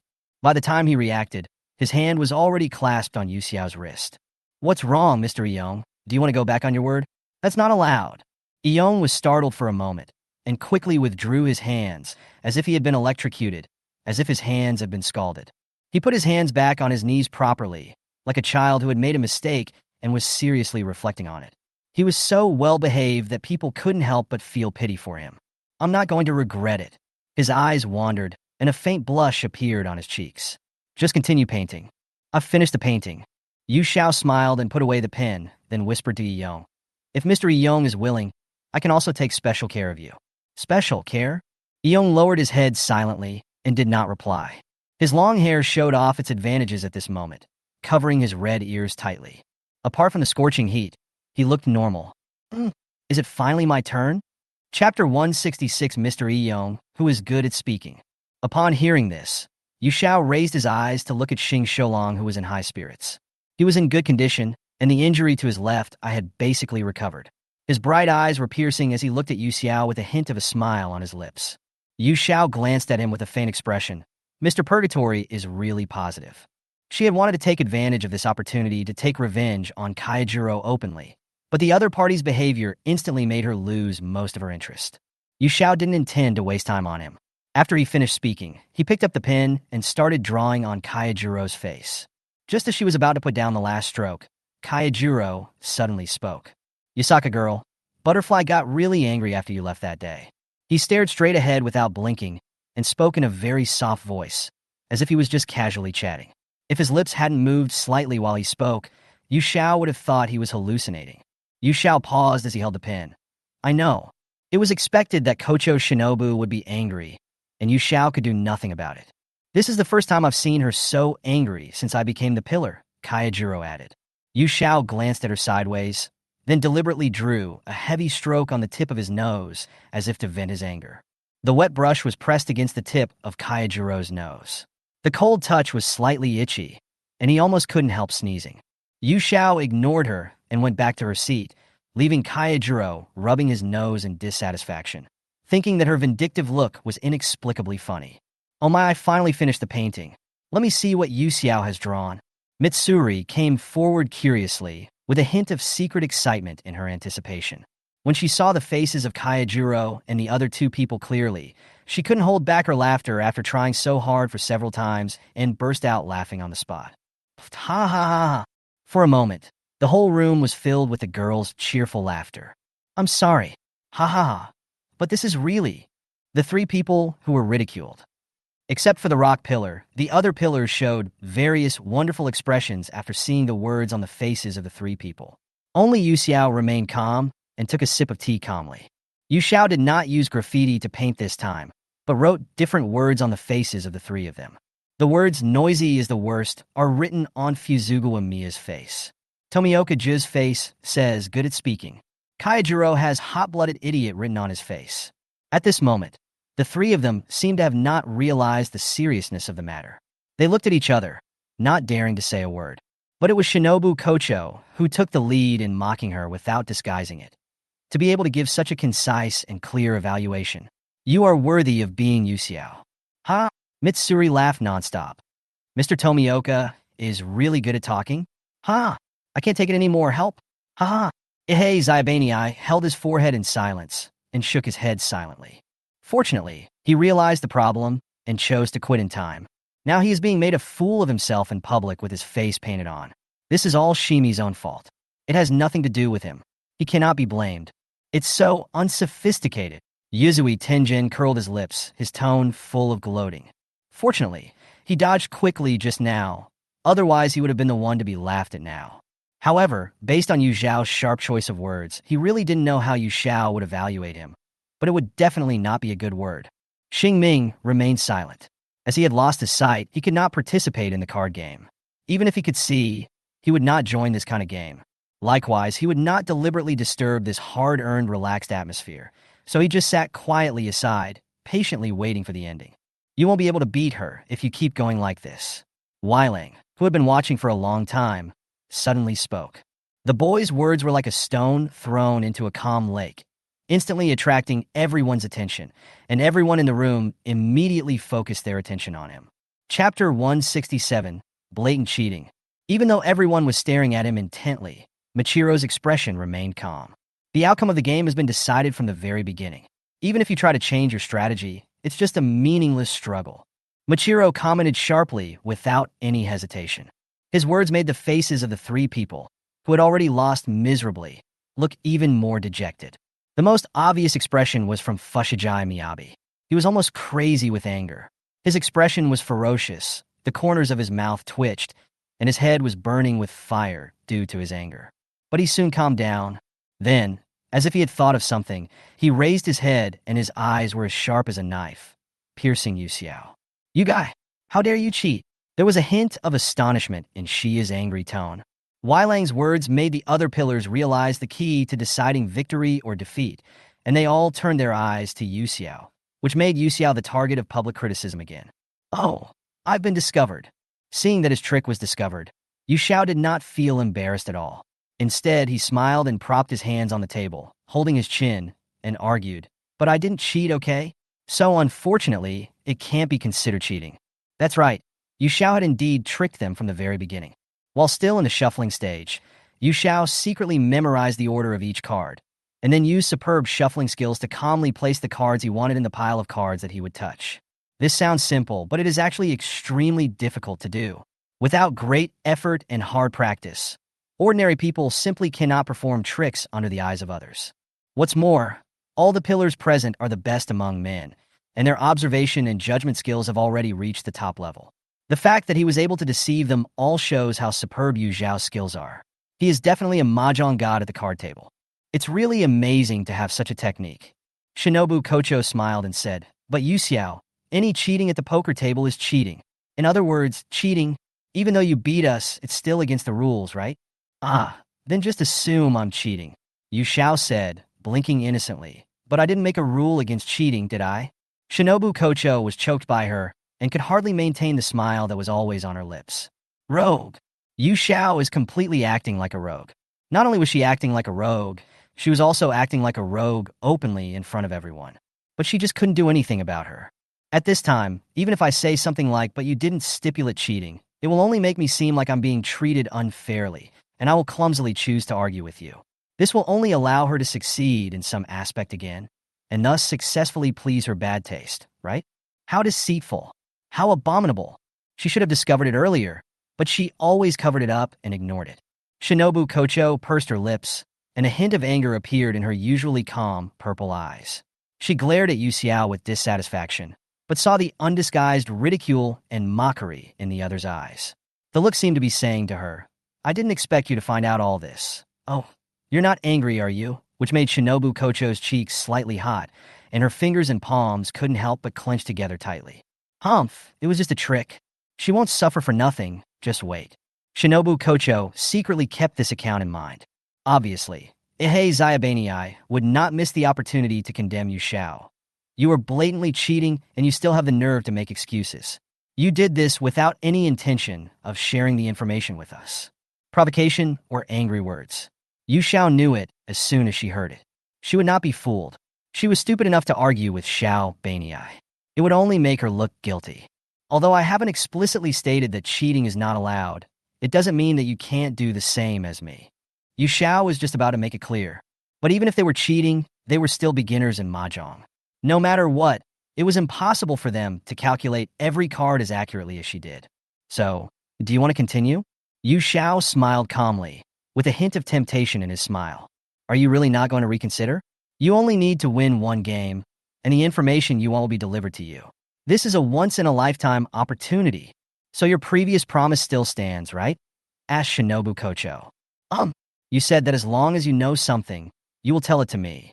Shinobu Kocho stared at her with an extremely serious expression. You can ask me anything, and you will answer it. You won't lie, right? She placed particular emphasis on the words, "I won't lie." Yu Xiao let out a light laugh. As long as you ask me, I will certainly answer them one by one. But I can't say whether the answer is true or false. Then let's get started. A smile appeared on Shinobu Kocho's lips again. Anyone want to join me? Chapter 168. No matter how good your kung fu is, you are afraid of breaking it. With Shinobu Kocho expressing her opinion, the match was quickly decided. In addition to the three Feng Shui and Flame Pillars who were defeated miserably, and the Blind Rock Pillar Gumei High, Yu Xiao will face the combination of Michiro, Abanai, and Shinobu Kocho this time. I don't know if it was because of the face painting if losing reason, but Yuzui Tenjin did not choose to continue participating in the game this time, but sat next to Abanai and watched.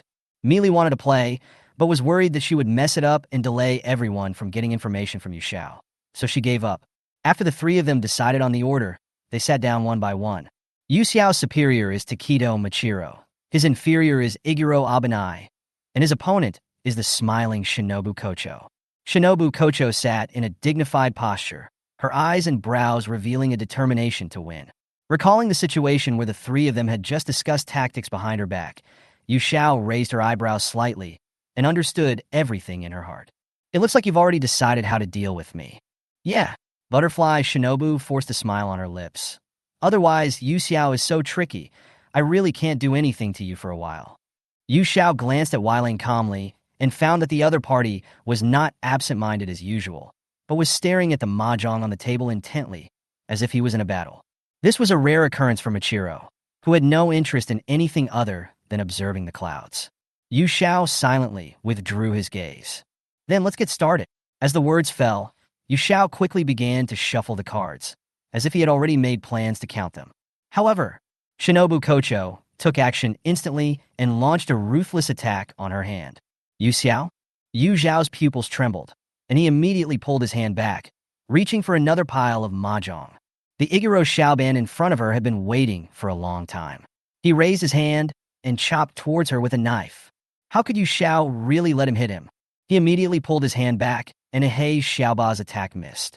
They originally planned to touch Wachiro's cards to save the situation, but in just a moment, the three of them had already guarded the mahjong in front of them and arranged them neatly. Yu Zhao's mouth twitched. Do you guys play like this? She finally figured it out. These three people had no intention of letting her shuffle the cards. It's a special situation, so it deserves special treatment. Shinobu Kocho raised her eyebrows at her and smiled back. Okay, let's wait and see. Yu Xiao didn't care and smiled indifferently. You don't think you can win her over using this method, do you? Of course, Shinobu Kocho wouldn't think so. So she had already made a countermeasure.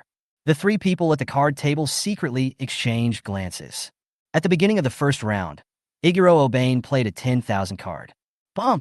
Shinobu Kocho did not hesitate and immediately made a 1-minute card pattern, then played a 20,000 card, which was immediately eaten by Machiro. Weiling threw out a 9-tube card, and it was Yu Xiao's turn. He didn't touch it or eat it, but got a 4-straight card. Her hand is not very good, and she needs 2 key cards to make a winning hand. However, she also guessed some of the tactics of the three people in front of her. The rule of Mahjong is that you cannot make a winning hand without a Yaku. Shinobu Kocho has lost 10,000, so she is no longer in a clear state, so she must have a Yaku card in her hand. Machiro used 30,000 to 40,000 to eat up Shinobu Kocho's 20,000, most likely intending to cut off the 19th. As for Ihei Xiaobanii, although they don't know what kind of cards they are playing, their strategy should be to attack quickly and not give Yu Xiao any chance to make big cards. In this case, whoever hears the card first will have a greater chance of winning. Touching, hitting, eating, bumping, and bearing. The mahjong on the table made a non-stop crackling sound. The four people started a high-intensity game, which was as exciting as a professional-level competition. But in just a few minutes, the game was over. The first game ended with Yu Xiao winning by himself. Because he didn't have a big hand, Yu Xiao didn't win very many points. But the next few rounds were all draws. No one had a winning hand. Iguro Abanai passed cards to Shinobu Kocho frantically, and even if the cards in her hand were torn into pieces, she would not give Yu Xiao any chance. In other words, he had no intention of waiting for the cards at all. His task was to assist Shinobu Kocho and Machiro in making good hand formations. While defending, Shinobu Kocho and Machiro both chose fast attack strategies, with the aim of blocking Yu Xiao's way out. This unsuccessful situation lasted for a long time, so long that a thin layer of sweat broke out on the faces and foreheads of the four people. Yu Xiao felt a little bored. She was stuck so hard. No one can win if this goes on, unless she cheats on her own initiative. But it's not necessary. She looked at Shinobu Kocho, who was staring at her hungrily, lowered her eyes, acted hesitant, and finally threw out a 3-tube. Kocho Shinobu's eyes suddenly lit up, and she pushed the cards in front of her away. As expected, the 1-9 card pattern is broken. I won. Shinobu Kocho's tone unconsciously became much lighter. Oops, bad decision. Yu Xiao knocked his head slightly in distress, with a faint smile lurking in his eyes. Chapter 169. Oi, it's 3 o'clock. Let's have tea first. Then, as agreed, I will provide you with all the information I know without reservation. But Yu Xiao changed the subject, raised his lips, and looked at the three people in front of him with a smile. Before that, for the number of points you lose to me, I will draw each stroke back on your face. Upon hearing this, Kocho Ren's body tensed up inaudibly for a moment. Then she looked at Yu Xiao with a fake smile, her tone hinting at a threat. Are you sure? Of course. After saying this, Yu Xiao didn't intend to give Shinobu Kocho a chance to resist. He picked up the pen and slashed at Shinobu Kocho's beautiful and gentle face twice without any mercy. Shinobu Kocho's smile suddenly froze on her face. The wet ink ran across both sides of her cheeks, making her look like a little cat with 2 extra whiskers. Yu Xiao. Butterfly, Shinobu suppressed her anger and looked at the culprit in front of her with gritted teeth. Her frequently twitching eyebrows and the bulging blue veins on her forehead made her look very scary at the moment. But she finally endured it. I accept defeat. It's okay. I'm not angry. I'm not angry at all. Shinobu's expression is so scary. Mitsuri couldn't help but flinch at the sight and muttered softly. The room was silent. Except for Yushao, who was smiling sweetly and happily, no one dared to laugh openly. They even simultaneously turned their gaze away from Shinobu Kocho's face and subconsciously looked elsewhere. It would be nice if I had a camera. Yushao leaned close to Shinobu Kocho's ear and whispered, Miss Shinobu looks really, really cute right now.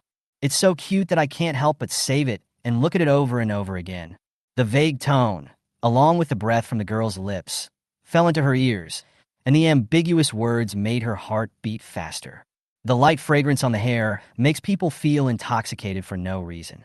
Kocho Shinobu's earlobes turned red. She covered her mouth with her hands and said angrily, Enough! Yushao quickly stepped back, avoiding her attempt to stop him, with a cunning smile on his face, showing that his plan had succeeded. She stuck out her tongue at Shinobu Kocho. Slightly. Shinobu Kocho's cheeks were flushed, but she still glared at Yushao with a fierce look on her face. Unfortunately, the two symmetrical whiskers made her look not only unintimidating, but also like a puffed-up pufferfish. Yushao turned the brush in his hand with great pride and then stretched out his claws towards Shirtu Weiling, starting with a zero-frame attack on him. Swish! Yushao nodded with satisfaction. Very good. Now Michiro also has a cat-like face like Shinobu Kocho. Michiro tilted his head woodenly and touched his face subconsciously. Looking down, I saw a black ink mark on my hand. What a disgusting feeling. My face was wet and felt dirty. Hands get dirty too. He didn't like this feeling and felt very uncomfortable. It's like every time after a battle, I find myself covered in ghost blood. Weiling still likes cleanliness very much, but he didn't say much. He just washed his face thoroughly and washed away the dirt when he got back. But before that, he needs to be patient for a while. Next, Yu Zhao's gaze fell on Ihei Zayabanii. Iguro Abanai covered her face with her sleeves and resisted. Don't come near me. The little white snake Duan on his neck also made a hissing sound in dissatisfaction to warn Yu Xiao not to come closer. Mr. Iguro, there are so many people watching. You won't break your promise, right? Humph, don't bother with that. I can do it myself. Okowa. Yu Xiao agreed readily and handed him the pen with a smile. Please. Iguro obeying took the pen and casually drew 2 strokes on the bandage wrapped around her face, then returned the pen to her. He frowned and asked, Is that enough? You should tell us the information now, right? Of course, I won't cheat on this matter. After all, I had a lot of fun just now. Yu Xiao put away his pen and took out a golden pocket watch with intricate hollow patterns from his sleeve. He looked at the time on it, motionless, as if time had stopped and he was completely still. All the pillars were confused again for a moment. What is she doing? Didn't we agree to tell them the information if we won? Why are you suddenly standing there staring at your watch without moving? Hey! Fushigawashia Shia was getting a little impatient, and just when he was about to ask Yu Xiao what he was up to, he was interrupted by Yu Xiao before he could even finish his words. Wait a minute! Shimi's facial muscles twitched, and a slight grinding sound came from his mouth. Yu Xiao was still standing there, her beautiful face and her pair of beautiful eyes staring intently at the pocket watch in her hand. Her gaze was so focused that it seemed as if this tiny object was the only thing left in the whole world. And that pocket watch seemed to have some kind of magic power, which attracted her deeply and made her unable to look away for even a moment. About 2 or 3 minutes later, Yu Xiao suddenly moved. The pillars looked at her with different expressions, thinking that she was planning something, and seemed to be finally going to make something important public. At that moment, Yu Xiao, in full view of everyone, gently closed the watch cover and put the pocket watch in his hand back into his sleeve. A smile as bright as a spring flower bloomed on her face. Great, it's finally 3 o'clock. I can have afternoon tea. In the silent living room, it seemed as if a crow with a string of ellipses flew slowly over everyone's heads. Chapter 170 Bombshell. Ignoring the speechless expressions on everyone's faces, Yu Xiao calmly sat down on the sofa, then raised his hand and patted it lightly. The door to the entrance of the living room was open from the outside, and several people wearing face curtains came in one after another, holding trays. They served exquisite tea and snacks to everyone, collected them, arranged the dishes, and left quietly, all in one go. They looked so skilled that it seemed like this was not the first time they had done this. In a short while, the mahjong table and coffee table that were originally placed in the living room were cleaned up. Instead, there are sweet fruits and a variety of desserts and snacks. The dazzling array of foods makes people's appetite increase, and they can't wait to pick up a piece to taste. Very good! Mitsuri was the first to cheer excitedly, staring at the snacks on the table with stars in her eyes. Can I eat all of these? Really? Of course. Yu Xiao smiled slightly and made a gesture of invitation to everyone. Welcome everyone to my humble home. Please forgive me if the hospitality is not good enough. It was a long, very Japanese-style greeting that sounded like a tongue twister and made the listeners dizzy. Shinobu Kocho was very sure that what Yu Xiao did today was completely intentional. This was her perverse hobby. She enjoyed observing people's expressions when they were embarrassed and found pleasure in it. He looks so cute, but he's actually a terrible guy. Then let's take a break now and enjoy a leisurely afternoon tea time together. Finally, Yu Xiao finally finished speaking. Looking at the not-so-good and even somewhat ugly expressions on everyone's faces, Yu Xiao felt an unprecedented sense of tenacity. She almost couldn't hold back her laughter. The upward curve of the corners of her mouth was almost unable to be suppressed, and finally she had to cover her face, her body trembling slightly, and then she quickly regained her elegant posture and dignified expression. Meili couldn't help but complain in her heart. Yu Xiao is good for inviting everyone to have tea and snacks. Yu Xiao is bad for deliberately talking to delay time. However, Yu Xiao seemed to have telepathy and looked in her direction the next second. Meili was so scared that she thought Yu Xiao heard her thoughts, so she quickly picked up a piece of snack in front of her and took a bite. In an instant, she threw away her guilty conscience, and her eyes lit up. This is delicious. Seeing her satisfied look, Yu Xiao showed a gentle smile on his face. As long as you like it. It turns out that Meili likes desserts as much as she does. It couldn't be better than this to be liked by her. You really know how to enjoy yourself. Xia couldn't help but taunt her. I did pay them. Yu Xiao answered confidently and took out his purse and shook it. The gold coins collided with each other and made a crisp sound, which sounded particularly pleasant. Shimizu couldn't find fault anymore. With delicious food in front of them, everyone slowly started to enjoy their snacks. They had spent a lot of time playing mahjong with Yu Xiao before. Although they had eaten before coming, they still felt a little hungry after a long time. Although these snacks are not as good as staple foods, they can replenish your energy. It is worth mentioning that the snacks prepared by Yu Xiao are very rich. There are not only Western confectionery, but also popular Japanese confectionery of many varieties, and at least 3 kinds of tea are thoughtfully prepared. It is not difficult to see that she really cares about this and takes care of everyone present as much as possible. Now, let's get to the point. Yu Xiao sat upright and spoke slowly. You ask, and I will answer. I will answer everything I know. First, let me briefly tell you what you are most interested in, the information about the waxing moon of the 12 demon moons. I believe that everyone present has firmly memorized the appearance of the ghost in the portrait just now, but just saying this is far from enough. According to my investigation, the more blood Muzan Kabutsuji has in his body, the stronger he becomes. Similarly, the more people they eat, the stronger they become. They can also use some supernatural powers, such as blood demon arts. So, even if you remember their appearance, you can't guarantee that they won't use their supernatural powers to disguise their appearance, voice, body shape, etc. That's true. Shinobu Kocho agreed with her words, but at least now we have a general impression of them, and we are not completely ignorant. Your portrait is still very useful. Yu Xiao nodded and continued. Then in order, I will start with the first one about the upper string one, Kokushibo. Among the 12 demon moons, there is a huge difference between the upper and lower demon moons. If you want to obtain information related to them, you have to sacrifice countless lives. Yu Xiao was able to tell them thanks to her sneak peek at the plot in advance, which is the established direction of the original world. Over the past few hundred years, the Yasaka family has been secretly investigating the intelligence of these ghosts, and naturally countless people have been sacrificed in the process. But for some reason, the investigation was suddenly interrupted for decades. The interruption point was about 400 years ago. The specific reason is unknown. Yu Xiao guessed that it might be related to the previous son of God. During that period, a major event happened to the Yasaka family. All the people were urgently evacuated from Kyoto Prefecture and moved eastward until they settled in Xiangyang Mountain, Daoqing. During the migration, some important information was inevitably lost. This also means that even Yu Xiao, the current son of God, has no idea what happened 400 years ago. Fortunately, the incense burner used to worship immortals was preserved intact. It was also by chance and coincidence that Yu Shao accidentally discovered the letter hidden in the secret compartment of the incense burner. The contents of the notebook are very comprehensive. It doesn't seem like it was completed by one person. It's more like a summary. These are of no use now, so I won't mention them for now. Within the scope of his ability, Yu Shao will say everything he can. She couldn't possibly reveal all the spoilers, because if she did, then her own existence would be too suspicious, and only a fool would do that. What's more, all the pillars of the Demon Slayer Corps are smart and have their own strengths. She only needs to use indirect methods to achieve her goal easily.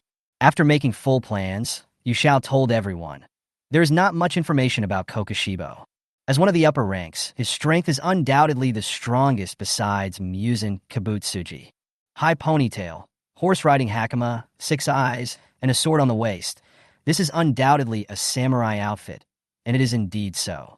Before he became a demon, he was a famous noble warrior in the Warring States period. Just from the fact that he was given the surname Sakoku, it is enough to know that his family was highly respected. Wait, the Warring States period has been at least 300 or 400 years ago. In other words, in these 300 or 400 years, his position as upper rank one has never changed. He almost hit the nail on the head, and for the first time, Yuzui Tingen's face showed such a solemn expression. The ghost of the waning moon is always changing, Iguro Obana added. His eyes of different colors were trembling slightly at this moment. The lower-ranking demons that were killed before are constantly replaced by new demons. In the Infinite Train, apart from Tanjiro and his 2 companions, Kaijiro and Gikusho alone would be enough to defeat Akaza, and that was the upper rank 3. It has allowed him to sit firmly in the number 1 position for hundreds of years, as firm as a mountain. How strong is Kokushibo? However, Yu Zhao's next words dropped a bombshell. It's more than that. Before he became a demon, he was a member of the Demon Slayer Corps. Chapter 171, The Beginning Breathing Method. What? All the pillars showed expressions of disbelief on their faces. Yu Zhao's words were like a thunderclap out of nowhere. Was Kokushibo actually once a member of the Demon Slayer Corps? Doesn't that mean that he has betrayed the Demon Slayer Corps and turned against his former master? This is undoubtedly something that is unacceptable and unforgivable to everyone. Why did he betray the Demon Slayer Corps? Although Shimi tried his best to keep his voice low, the anger burning in his heart was not concealed, but burned even more vigorously. The reason is simple. You just need to think about the benefits you can get from it. Yu Shao said indifferently. When the benefits of being a demon far exceed those of being a human, naturally there will be people willing to take the initiative to serve Muzan Kibutsuji. That's not possible. She has subconsciously wanted to refute something. But Yu Zhao's calm expression made him stop talking, and he let out a harsh sigh. Since he chose to join the Demon Slayer Corps and become a demon hunter, why did he defect halfway? If he wanted to become a demon, wouldn't he have just gone to find Muzan Kibutsuji from the beginning? Shimi paused as he finished speaking. Then he seemed to realize something. No. Could it be that he was a spy sent by Muzan Kibutsuji from the very beginning? This possibility cannot be ruled out. Yu Shao had no intention of telling the truth. Shinobu Kocho shook her head. I don't think it should be just like this. If Kokushibo is a spy sent by Muzan to the Demon Slayer Corps, then Muzan's purpose is very clear. To find out the internal situation of the Demon Slayer Corps and completely eliminate this threat. But the Demon Slayer Corps still exists today, so something must have happened along the way. Shinobu Kocho speculated. Perhaps before becoming a demon, Kokushibo was indeed fulfilling his duties as a swordsman seriously, but for some reason he gave up this duty and turned to Muzan Kibutsuji. A very accurate guess, worthy of being Shinobu Kocho. Yu Shao thought to himself. However, there is another possibility. Shinobu Kocho looked calm. Kuroshibo and Muzan were indeed preparing to completely destroy the Demon Slayer Corps, but they failed, so the Demon Slayer Corps still continues to this day. Both guesses are close to the truth. Very terrifying logical thinking and reasoning ability. No wonder she could come up with the idea of forcibly replacing Doma by sacrificing herself. Yu Shao closed his eyes. Then he opened his eyes and scanned everyone present with his golden eyes. Do you know what the initial breathing method is? The response to her was, of course, silence. Yu Shao continued. As we all know, the breathing method of the Demon Slayer Corps has been passed down since the Warring States period. That is to say, as early as the Warring States period, someone discovered that using regular breathing can enhance physical fitness, thereby increasing the rate of killing demons and the survival rate of swordsmen. The breathing method got its name from this. Then who discovered this breathing method? What kind of breathing method did he create? Yu Xiao gave clues in the form of questions and asked everyone to think about it. We have been learning the corresponding breathing method from our trainer. Yuzui Tenjin stated, except for the derived breathing methods that I created myself. Each breathing method has a corresponding sword form, and there are also subtle differences between breathing methods. The same person, even if using the same breathing method, may produce very different results. Maybe it's one of the 5 breathing methods, Kaijiro said loudly. The breathing method of the beginning? Iguro Obane pondered for a moment and said, I have never heard of anything related to it. Besides, does such a breathing method really exist? I remained skeptical. Namo Amitabha. Beiminju Xingming put his hands together and chanted the Buddha's name. Is this question raised by the storm pillar specifically related to the rebellion of Kokushibo? The girl sitting on the sofa smiled with her eyes curved, but didn't answer. Hey, didn't you say you would answer any question? She shouted in dissatisfaction. If you know the answer, just tell us the answer quickly. Is it fun to watch a group of us guessing here? Of course it's interesting. Look at you, you're already getting anxious. Yu Xiao tried hard to keep smiling and almost couldn't help speaking out his true feelings. Breathing of the sun, Machiro said softly. He stared at Yu Xiao quietly, with a ripple in his light blue eyes. I remember now.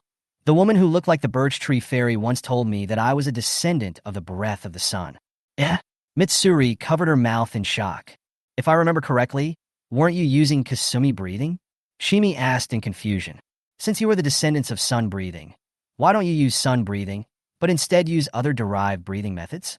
Is it because it has been lost? Or is it because the breathing method he created is more suitable for him?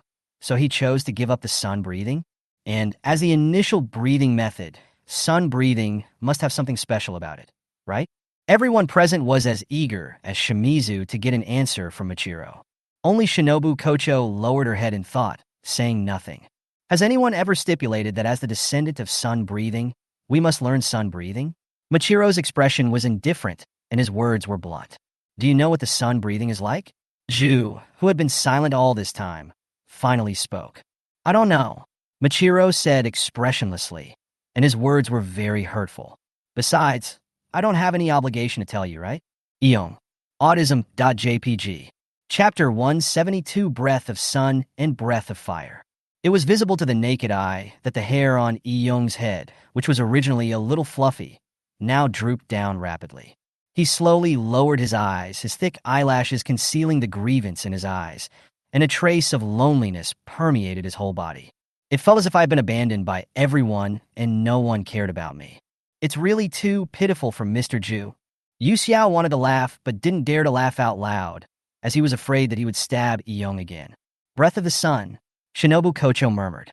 I remember that not long ago, Tanjiro Kamadu asked me if I knew any breathing techniques related to Breath of Fire. Shinobu Kocho's purple eyes flickered slightly. Perhaps what he wants to know is not the breath of fire, but the breath of sun. In Japanese, fire and sun share a common kana, he, which is pronounced as high in romanization and can be written as either fire or sun. Maybe it's just a coincidence, Yu Xiao said with a smile. Huh? Could it be that Kamado-kun is also a descendant of a user of sun breathing? Mitsuri was surprised. Yu Xiao shook his head to express denial. Tanjiro once told me that his ancestors made a living by burning charcoal. The surname Zayamin was also given by an ancient nobleman who thought that the charcoal made by his family was of high quality, so he gave them the surname Zayamin. Besides, his ancestors never joined the Demon Slayer Corps.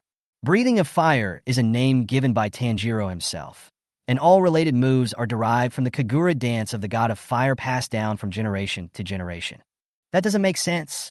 Shinobu Kocho rubbed her temple. The constant thinking and speculation consumed her brain power, making her feel a little tired. Maybe someone once taught his ancestor the sword techniques related to breathing of the sun. Iguro Obana suddenly spoke. A large number of people agreed with his statement. It's not a breathing method he created himself, nor has he ever been a member of the Demon Slayer Corps. This also means that someone must have imparted the relevant knowledge.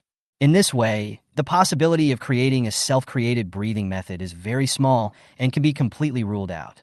The breathing of the sun has been lost, and all those who knew this breathing method have been killed by Muzan and Kokushibo. Yu Xiao gave out new and important information at the right time. The reason is very simple. The person who created the breathing method almost killed Muzan Kabutsuji with a sun breathing. What? All the pillars were shocked. What exactly happened here? Asked Yuzui Tenjin. What exactly is sun breathing like? Can you become strong enough to kill Muzan if you learn it? Shimizu's expression was serious, with a hint of urgent desire in his eyes. Namo, Amipa. It seems that Muzan also has his nemesis. Since he killed all the people related to the sun breathing, it means that he is very afraid of this breathing method and its users. Tears flowed from Beiminju Xingming's eyes as he kept fiddling with the rosary in his hand, as if he was trying to pray for the souls of those who had died as a result. How do you know all this news? Shinobu Kocho looked at Yu Xiao and couldn't help but frowning. It's not too late to reveal the answer later. Yu Xiao changed the subject. That's all the information we have about Upper String 1, Kokushibo. Gentlemen, do you have any questions? Ha! Kaijiro said in a loud voice. The Yasaka girl means that Kokushibo is a ghost warrior who knows breathing techniques, right? Yes. Yu Xiao nodded slightly. If the intelligence is correct, he should be using a breathing method he created himself, the breathing of the moon. Its characteristic is that the attack range is very large and difficult to dodge. I don't know any more details. The characteristic of the breathing of the moon used by Kokushibo is that the slashing blow is attached with crescent-shaped blades of varying sizes. After the shape of the blade changes, the large-scale attack it unleashes makes its lethality increase dramatically. In the original work, it took the combined efforts of 3 pillars, including Jiomi Ihai, Mitsuru Fushigawara, Michiro Takedo, and Jinya Fushigawara, to kill him. The price for such a result was Michiro and Xuanya were sacrificed, Fushigawara was seriously injured, and Beiminju Jiomi was injured. This battle was quite brutal. How can it be repaired? Shio was furious and shouted. As a swordsman who kills demons, he actually betrayed the Demon Slayer Corps. He betrayed the lord he followed. Is he worthy of being a samurai? As a samurai, the most important thing is to be loyal to the lord you follow. If you can't even do this, you don't deserve to be called a samurai. You are even more unworthy of wearing the horse-mounted hakama that symbolizes the 5 moral relationships of benevolence, righteousness, propriety, wisdom, and trustworthiness. Byazukawa, calm down. Seeing him getting angry, Iguro Obani advised, it will be difficult for us to confront him head-on right now. We must get specific information about him before making any plans. He made a rational analysis. Of course I know, I just can't stand it, Shimi said viciously. When I think about this traitor being able to live freely as a ghost, I wish I could eat his flesh alive. We feel the same way as you do. Shinobu Kocho's eyes darkened slightly. Kuroshibo's betrayal of the Demon Slayer Corps must have caused a tragic loss. For a moment, everyone felt mixed emotions. Okay, let me move on to the next person, the information about Upper Moon San. Yu Xiao brought the topic back. She then looked at Shinobu Kocho meaningfully. The latter looked at her. For some reason, she felt an ominous premonition in her heart. Upper Rank 5 Doma is probably the leader of a religious organization. Yu Xiao spoke slowly and calmly while observing Shinobu Kocho calmly. He had white oak-colored hair, and the top of his head looked as if it had been covered in blood.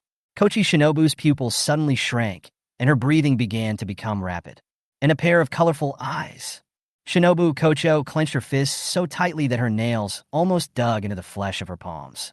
In addition, Doma likes to devour the flesh and blood of women, and his common weapon is a pair of iron fans. As soon as Yu Xiao finished speaking, Kocho Shinobu stood up from her chair. Her expression was sinister, and a strong hatred erupted from her body like a surging wave, almost engulfing the entire space. Where is he? Chapter 173, so she smiled.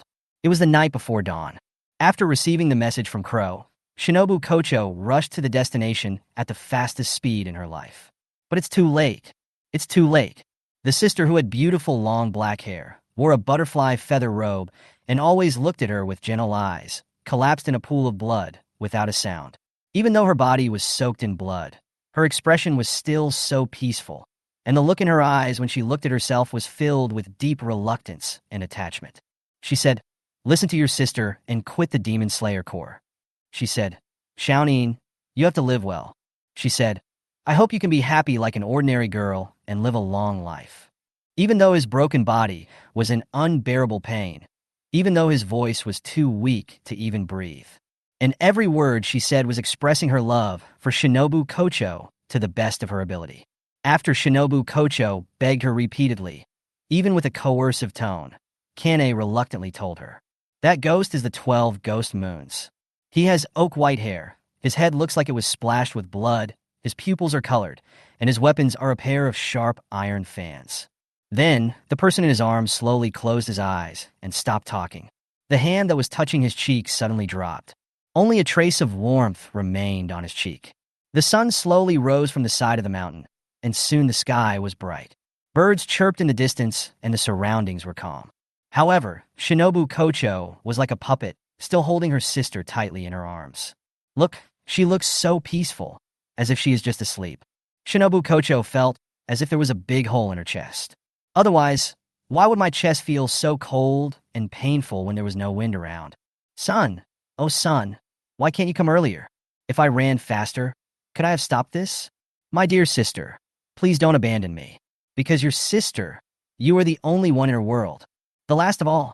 Shinobu Kocho put on the butterfly Haori. Replace the blade with a 4-leaf hilt. Looking at the person in the mirror who is also wearing a butterfly hair accessory, I always feel like something is missing. Then she smiled. I don't know the exact location of Doma. You're lying. Shinobu Kocho retorted firmly. Not only is there a hyper-realistic portrait, but we even know that Doma is the leader of a religious organization. Being able to obtain such detailed information, Shinobu Kocho simply didn't believe that Yu Xiao didn't know it. Faced with Shinobu Kocho's questioning, Yu Xiao rarely chose to remain silent. She expressionlessly turned away from meeting Shinobu Kocho's gaze. The smile on her lips gradually faded, and her golden eyes were covered by a layer of haze.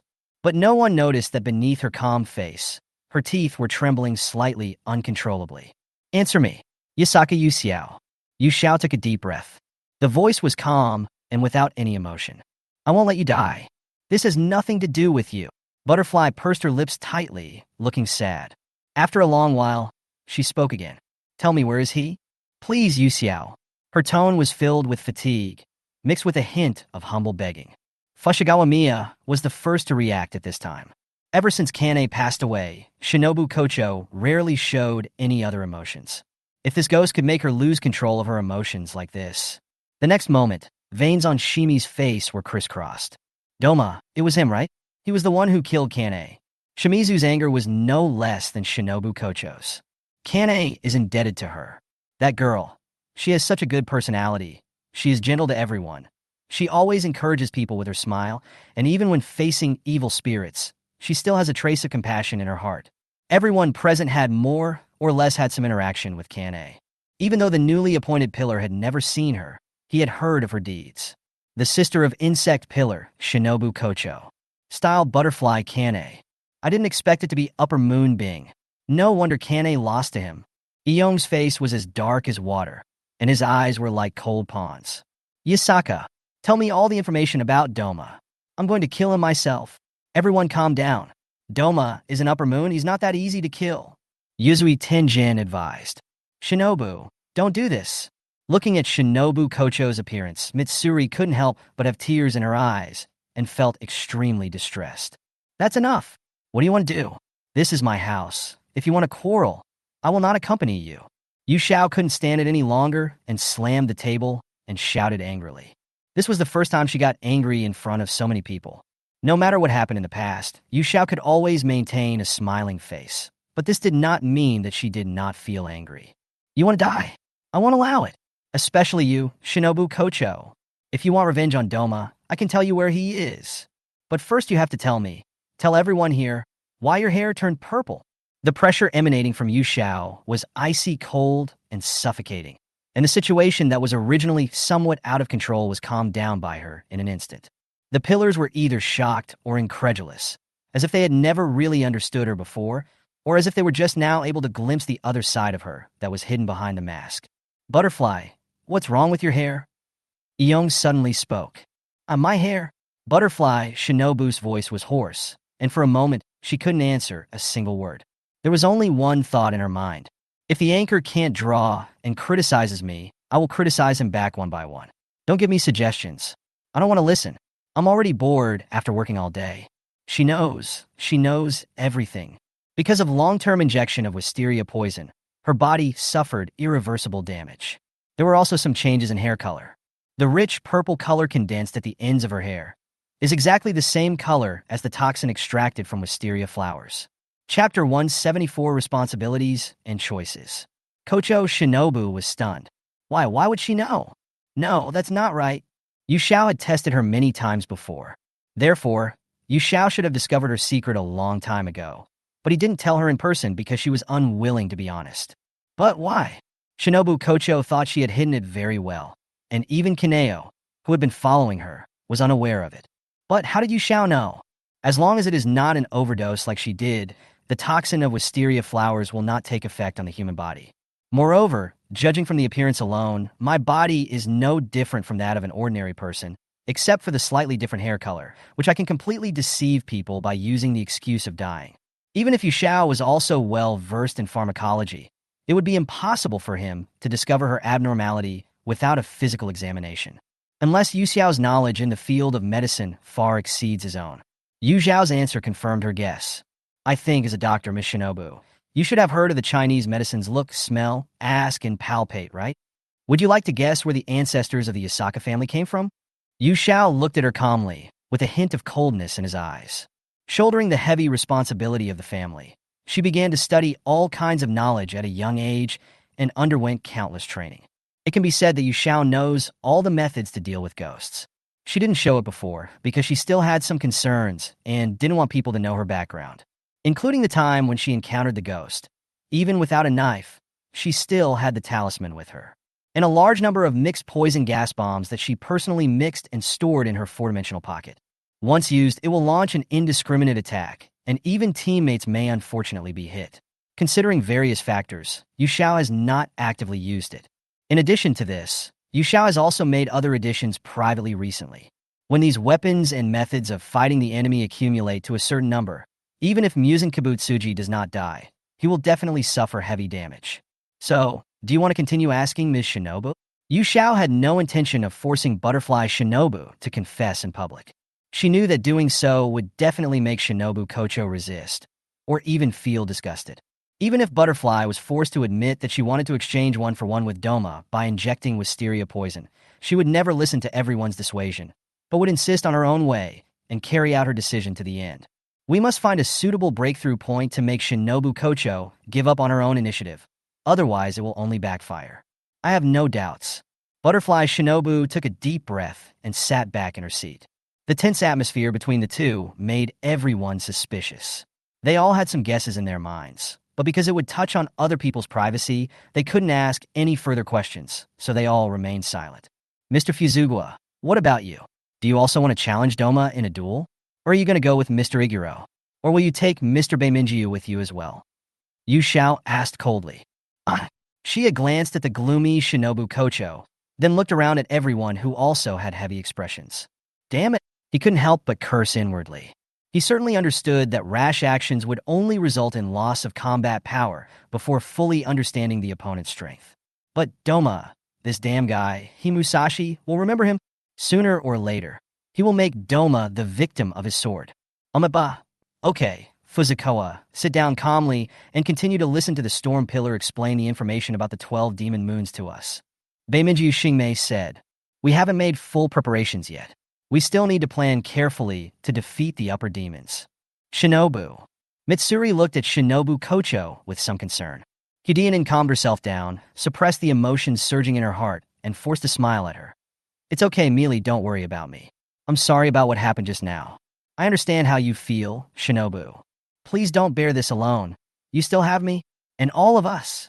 Mitsuri said comfortingly with a serious face. Yes, I know, thank you.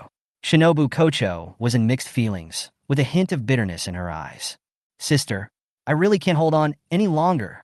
Seeing that the situation had returned to normal, Yu Zhao's originally cold face broke into a smile again. Well, I'll go on then. Such an abrupt change made everyone feel a little strange. Tomioka Ju frowned secretly, staring at her with dark eyes, wondering what he was thinking. Doma is good at ice-type vampire magic and can create large-scale ice cones and ice mist. Yu Xiao told everyone the general information about the upper-rank demons. In short, no matter which upper rank you encounter, you must never fight alone, otherwise you will only end up dead. Every time we lose a pillar, our chances of winning the final battle against Musen Kabutsuji will decrease by 1 point.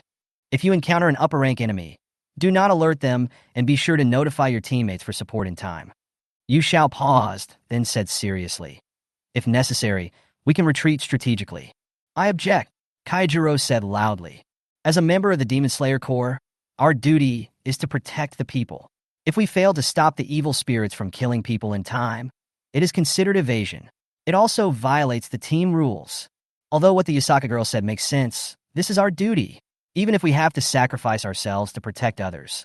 That is what every swordsman should do." Kaijiro's eyes were sparkling, and although the 4 big characters' hot-blooded deer on his face made him look a little funny, it could not conceal his upright aura. This is indeed the case. The original intention of establishing the Demon Slayer Corps was to protect the people and prevent evil spirits from committing murder. Even though Yu Zhao's advice made sense, they still couldn't just sit back and watch the ghosts eat people. It's true. How can I put it? Yu Xiao covered his face with one hand to hide his expression. She had already expected this result and admitted that she did have selfish motives in saying this. The original world line has changed because of her existence, and she cannot guarantee whether the future will continue according to the original plot. Now Rengoku Kaijiro is alive. Akaza was beheaded and regenerated. Everything in the future is unknown. Who knows if Akaza will show up again and attack Kaijiro? Do we have to ask her to mass-produce talisman paper? Spare her. Her body is now being corroded by the blocked high concentration of magic crystals. It is difficult for her to complete the magic circulation every day, and she has to rely on a lot of sleep to replenish her energy and strength. It was impossible for her to watch over these people 24 hours a day. Hey, Yasaka, what do you mean by that? Yu Zhao's attitude made Yuzue Tianyuan feel a little unhappy. I say, you seem to have no confidence in us. You don't look down on us, do you? That's not the case. Yu Xiao put down his hand and shook his head. As Mr. Purgatory said, the duties of a swordsman are certainly important. But if we only need to sacrifice the lives of a few people in order to ensure the survival of the majority, I think you will make the same choice as me. Chapter 175 Despair. After these words were spoken, all the pillars present fell silent. Faced with this dilemma, the best option is to keep the majority of people alive. But aren't the lives of the few people who were sacrificed unimportant? You really know how to cause trouble for others. Iguro Abanai said in a deep voice. Even if what you said makes sense, we will not make that choice. If we must sacrifice, that is our fate. His words undoubtedly answered the question for everyone present. Wow. Mitsuri suddenly covered her face and sobbed softly. I'm sorry. I don't have the courage like everyone else. I'm afraid of pain. And I'm also worried that I might die if I'm not careful. Every time I see someone getting hurt by an evil ghost attack, I feel sad. I also want to protect more people, but not every mission goes smoothly. Sometimes even if I try my best to rush to the mission site, it's too late. Mitsuri's tears fell from between her fingers. The most common thing a demon slayer sees is blood, followed by injured people and dead bodies. Although Mitsuri always looks enthusiastic and cheerful, she is a thoughtful girl after all. Faced with that irreversible despair, Mitsuri had felt guilty and sad for countless nights. Most of the people present felt the same way as her, and their hearts were deeply touched by her. Don't cry, Mitsuri. Kaijiro, who was standing by, patted her head with his hand and said in a calm and soothing voice, You've done very well. Being able to become the love pillar undoubtedly proves that you are an excellent swordsman who kills demons. Mitsuri's light green eyes were filled with tears. Really? Master? Kaijiro nodded heavily and gave him a firm smile. I am proud to have a stepson like you. You are a pillar recognized by the Lord himself, so you must believe in yourself. Iguro Obana looked at her with gentle eyes. Mitsuri felt a little flattered by the sudden comfort from Iguro Abanai. She wiped the tears from her face, her eyes red, and pursed her lips to give him a faint smile. Thank you, Mr. Iguro. I will work harder. I will never let my lord down. Iguro Zyabanii hummed softly, then turned her head away with an unnatural look. Namo Amitba. Lanju, protecting the people is our duty. You don't have to persuade us anymore. Beimiju Xingming made the decision for everyone. Yu Xiao looked around and saw that no one said a word, as if they agreed with Bemingyu Xingming's words. She curled her lips and said with a hint of self-mockery, "You all are united, which makes me look like an unforgivable villain." "Don't talk nonsense, no one misses you that much." Shia retorted subconsciously. "We understand your thoughts, but we can't do it. That's what I mean." This sentence is so unfashionable. Yuzui Tenjin was dissatisfied with himself for saying such unfancy words. Michiro's expression was indifferent. As long as we get rid of Musen Kibutsuji first, there won't be these problems. Ultimately, the root of the problem is Musen Kibutsuji. Yes, as long as we get rid of Musen Kibutsuji, all problems will be solved. But if you and I become food for the evil spirits in the future, and Musen Kibutsuji still exists in the world, then in the next 10 years, or even thousands of years, people will continue to be killed, forming a dead end where ghosts eat people, people kill ghosts, and when ghosts die, people also die. Besides, haven't you ever thought about a question? As long as he injects his own blood into the bodies of ordinary people, Musen can continuously create more demons to serve him. He can manipulate the prime minister and government officials, and even the entire Japan. Then he can take over and rule the country. To be frank, he can even raise humans and turn them into livestock for the demons to slaughter. He clearly has the ability, but he doesn't do it because he has been looking for a way to overcome the sun for thousands of years. Guess what? If Musen really overcomes the sun and gains immortality, then what will the world become? Yu Xiao knew that even if he had a silver tongue, they would not be shaken in the slightest. But she still had to tell them, and she had to tell them the most desperate situation. Only in this way can it serve as a warning or even a deterrent. And her words indeed achieve this effect. If Musen gains eternal life, maybe he really will rule the entire world. Shinobu Kocho broke out in cold sweat on her forehead. Everyone couldn't help but tremble with fear at this. However, Yu Zhao's next words made them feel even more hopeless about the future. Also, regarding the infinite train, I think everyone must be curious about the final outcome of my battle with Akaza. I don't know how Mr. Purgatory told you, but I have to tell you a very cruel fact now. I did cut off Akaza's neck with a Nichiren sword, but he didn't die immediately. Instead, he grew a new, complete head by his own will. Almost the moment the words were spoken, everyone felt as if they were facing a formidable enemy, and their hearts felt as if they had fallen into an icy cave. Mealy couldn't help but gasp and covered her mouth in horror. How could this happen? Even though I chopped off the demon's head with a Nichiren sword, I couldn't kill it completely. Yasaka, you are kidding. Shimi's back was soaked with cold sweat. He knew that Yu Xiao couldn't possibly lie about this matter, and his words even trembled slightly, which he himself didn't even notice. Everything the Yasaka girl said is true. Kaijiro closed his eyes, his face heavy. I saw with my own eyes that Akaza's severed head dissipated under the sunlight, but his body had disappeared before the sun came out. The pig-headed boy and the Kamadu boy were beside me at the time, and they also witnessed the scene. What a joke! I can't even kill him with a sun blade. Is it possible that I can only delay time and wait until daybreak? Iguro Abanai felt a chill all over his body. Even using the Nichiren sword, he couldn't completely kill the demon. How hopeless it was? Chapter 176, 2 pieces of information about Musen.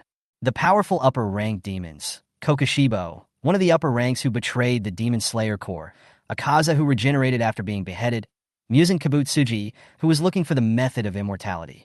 No matter which one of them is taken alone, it would be a big blow to the Demon Slayer Corps. All the pillars were shrouded in dark clouds. The despair brought about by the bad news was like a heavy mountain pressing down on them, almost suffocating them. That is to say, even if an upper-rank demon's head is chopped off by the Nichiren sword, there is a high possibility that it will regenerate a new head, thus completely overcoming the weakness of being killed by the Nichiren sword. Shinobu Kocho forced herself to calm down quickly, and then immediately began to analyze the information. That's right. Yu Xiao gave an affirmative answer. Once this weakness is overcome, it will become very difficult to kill the upper-rank demon with the sun blade. Then cut off his head and destroy his body as well.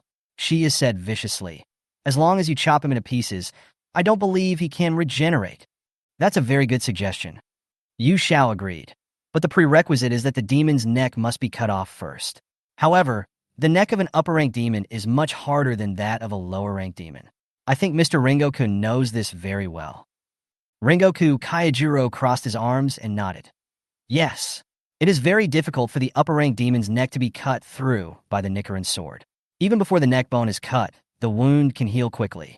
It is very tricky. After all, we still have to think about the matter of defeating the upper demons in the long run. Iguro Obana looked at Yushao. Besides that, is there any information related to Muzan Kibutsuji? Indeed, there are two pieces of information about Muzan Kibutsuji. When they heard that it was related to the Ghost King, all the pillars instantly became alert and stared at Yushao, waiting for what was to come. Yushao did not intend to hide anything, but simply recounted what he originally knew in the form of speculation. Although I have not met Muzan, it seems that he can communicate with other ghosts in his mind. During the battle with Akaza, I could clearly feel that he was trying to persuade me to surrender, and he was holding back when he attacked me. He was also trying to convince me and defeat me so that I would voluntarily join the demon camp. However, during the fight, his attitude suddenly changed. He no longer tried to persuade me to surrender, but was filled with strong, murderous intent. Every move he made was intended to kill me on the spot. So I guess that this might be Muzan who gave orders to Akaza. At the same time, even if Muzan is far away, he might be able to sense what happened to Akaza. And Muzan and other demons might also be able to communicate in this way. Yu Zhao's words contain a lot of information, but Kocho Shinobu quickly reacted and made a quick analysis. In other words, Muzan may have the ability to eavesdrop or monitor other ghosts. Through this ability, it is possible that Muzan and his subordinate demons may have a meeting of the 12 demons similar to ours, and the methods we use to fight the enemy will be known to the demons in a very short time. Yu Zhao nodded gently. Yes. Hearing this, a dark color flashed in Shinobu Kocho's eyes, and beneath her calm surface she was horrified inside. Ghosts can communicate with each other through their brains. Does this mean that if the wisteria toxin she extracted cannot completely kill the ghosts in one go, then the information about her and the wisteria poison she used may be known to other ghosts? If it weren't for the information provided by Yu Xiao, it would not be an exaggeration to say that they knew nothing about the upper-ranked demons. However, ghosts that encounter them can communicate in their heads at any time. For example, Akaza, whom he had met before, was probably already familiar with the moves of Kaijuro and Gikusho. If they met either of them again next time, the result that awaited them would probably be very cruel. Calm down. Anger is an immature behavior. I need to stay awake at all times so I can think of a countermeasure. What's the other piece of information? Yuzui Tenjin asked in a serious tone, changing his usual attitude. Regarding Muzan's whereabouts, I'm afraid this will disappoint everyone. Yu Xiao took a break before speaking again. After I chopped off Akaza's head, I lost too much blood and was unable to stay alert in the first place, which gave him some time to recover and gave him a chance to regenerate. After he severely injured me, he was immediately pulled into another dimension by a mysterious force that suddenly appeared and disappeared. How is this possible? Shimi couldn't believe it. I've never heard of a ghost with such power before. Can it take people to another dimension? Where did it go? Could it be the ordinary world? Iguro Zyabani frowned. How is it possible? If a person goes to the ordinary world, it means he is dead, right? Even if he is a ghost, he cannot go to the ordinary world before he dies, right? Machiro had a cold expression. A ghost's physique will not necessarily lead to his death, even if he really goes to the eternal world. As soon as Tomioka-ju finished speaking, he instantly attracted the glares of Shimizu and others. Hey, Tomioka, you said that. Have you been there? Iguro Xiaoba immediately said sarcastically. No, Tomioka-ju didn't feel anything was wrong, but it's almost the same. Changsha means the constant and unchanging world, and also means the world after death. What does Tomioka-ju mean by this? He's almost dead? Huh. Shimi was originally in a heavy mood, but when he heard Iyong's words, he almost laughed out of anger. That's enough. Ihei Zyabani held his forehead with his hand, feeling speechless. I feel like Ju Tomioka has been getting more and more arrogant lately. I don't know if it's because I often play with Yu Xiao, but now I have completely fallen into the ditch. Iguro Abanai really didn't want to pay any attention to Tomioka-ju and didn't even bother to look at him. Yu Xiao smiled at Iyong and said in a gentle but threatening tone, Mr. Iyong, you're still alive and well. How can you go to Changsha? Don't talk nonsense. Otherwise, if Mr. Urokatsu finds out, he will be angry. Yu Xiao had long been accustomed to the way Tomioka-ju spoke. Therefore, it is not difficult to guess that he probably wanted to express that he had a near-death experience. I'm sorry. Iyong lowered his head, his brows drooped, and his deep and magnetic voice became muffled. This was the first time that the pillars saw Iyong show weakness in public. While they were surprised, they couldn't help feeling a little curious. Eong's character might not be as bad as imagined, or is it that only Yu Xiao can subdue him? Xia looked Ju up and down with disdain. Sure enough, no matter he looked left or right, sideways or vertically, he felt unhappy. The same goes for Iguro Abanai. Seeing everyone's different expressions, Mitsuri raised her hand a little awkwardly and whispered that about the ghost being taken to another dimension. I think they were taken into another dimension. Will they stay there forever? What should we do if that happens? Mitsuri's words immediately brought out the key point. Regardless of whether it leads to the eternal world or not, this mysterious power that can instantly transfer a Kazu away is completely beyond everyone's cognition. All the strategies they had been thinking about were overturned at this moment, and all the plans that had taken shape fell apart in an instant. Chapter 177, The Meaning of Yasaka. Namo Amitba. If this is really a blood demon technique that created a different dimension, then this is going to be very difficult. Beiminjiu Xingming had a calm and resolute expression and asked, Lanju, are you sure that the other party is using a blood demon art related to space, and not a blood demon art that can achieve instant teleportation? Although blood vampire magic related to instant teleportation is rare, there have indeed been similar records in past ghost-killing records. In comparison, the blood vampire magic that can open up a different space is really too incredible. Beiminjiu Xingming asked Yu Xiao this just to get a definite answer, so as to decide on the next plan. A glimmer of hope also rose in the hearts of the pillars. If it was teleportation, they could still find a way to deal with it, but for the different space, they just have to consider how to enter, which will be a huge problem. Not to mention that if there were hundreds or thousands of ghosts gathered in the space waiting for them to fall into the tiger's mouth, then even if they found a way to get in, the consequences would be unimaginable. It's not teleportation, I can guarantee it. Yu Zhao's calm voice instantly made everyone present feel depressed. I saw a door. The door that appeared out of nowhere pulled Akaza into a different dimension, and then disappeared without a trace. Through the gap, one can vaguely see that the environment behind the door is intricate and complex, with stairs and planes interlaced in all directions, with no rules or patterns at all. The pillars were silent. They no longer knew what to say. The information Yu Xiao provided was too much and too valuable. Such a huge amount of information was enough for them to digest in the next period of time. After a while, Kocho Shinobu raised her head, with determination in her eyes, and looked straight at Yu Xiao. I think it's time to talk about you now. Yu Xiao still had a flawless smile on his face.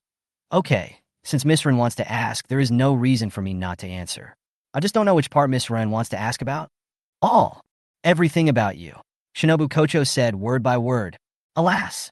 In that case, there would be too much content. If I continue like this, I'm afraid I won't be able to finish even if I talk for 3 days and 3 nights. Yu Xiao sighed pretentiously. Yasaka. Shinobu Kocho pressed on. After the Meiji Restoration, the law stipulated that every civilian must have a surname. Even so, the surname Yasaka is not ordinary. It is not a surname that ordinary people can bear. Before the Meiji Restoration, only nobles and samurai were entitled to surnames, while ordinary people only had given names. Even if they wanted to create their own surnames, they were not allowed to do so. Of course, commoners could also obtain surnames through formal channels. However, in this case, it is often because one's own talents have been appreciated by nobles and aristocratic families that one can be given a surname. Even if a surname is given, it is an extremely noble and honorable existence among the common people. Similarly, one can roughly judge a person's weight in the eyes of the powerful based on the surname he was given. The last name Yasaka is quite interesting. I can't hide it from Miss Run. The smile on Yu Zhao's lips couldn't help but have a hint of bitterness. Mitsuri blinked, looking at the strange atmosphere between the two of them, and suddenly seemed to realize something. Her beautiful eyes widened in an instant. Yasaka! Is this the Yasaka I understand? The Yasaka who represents Susanoo, Kunitachi, and Omi no Takamiya, and is also worshipped as the bull-headed heavenly king, protecting Heian-kyo from disease and disaster. Although Mitsuri is a lively and lovely girl, her birth is not simple. The origin of the surname Kanroji is the lineage of the Fujiwara clan, one of the 5 famous regents in the Heian period. As the daughter of the Kanroji family, Mitsuri is also a true noble lady.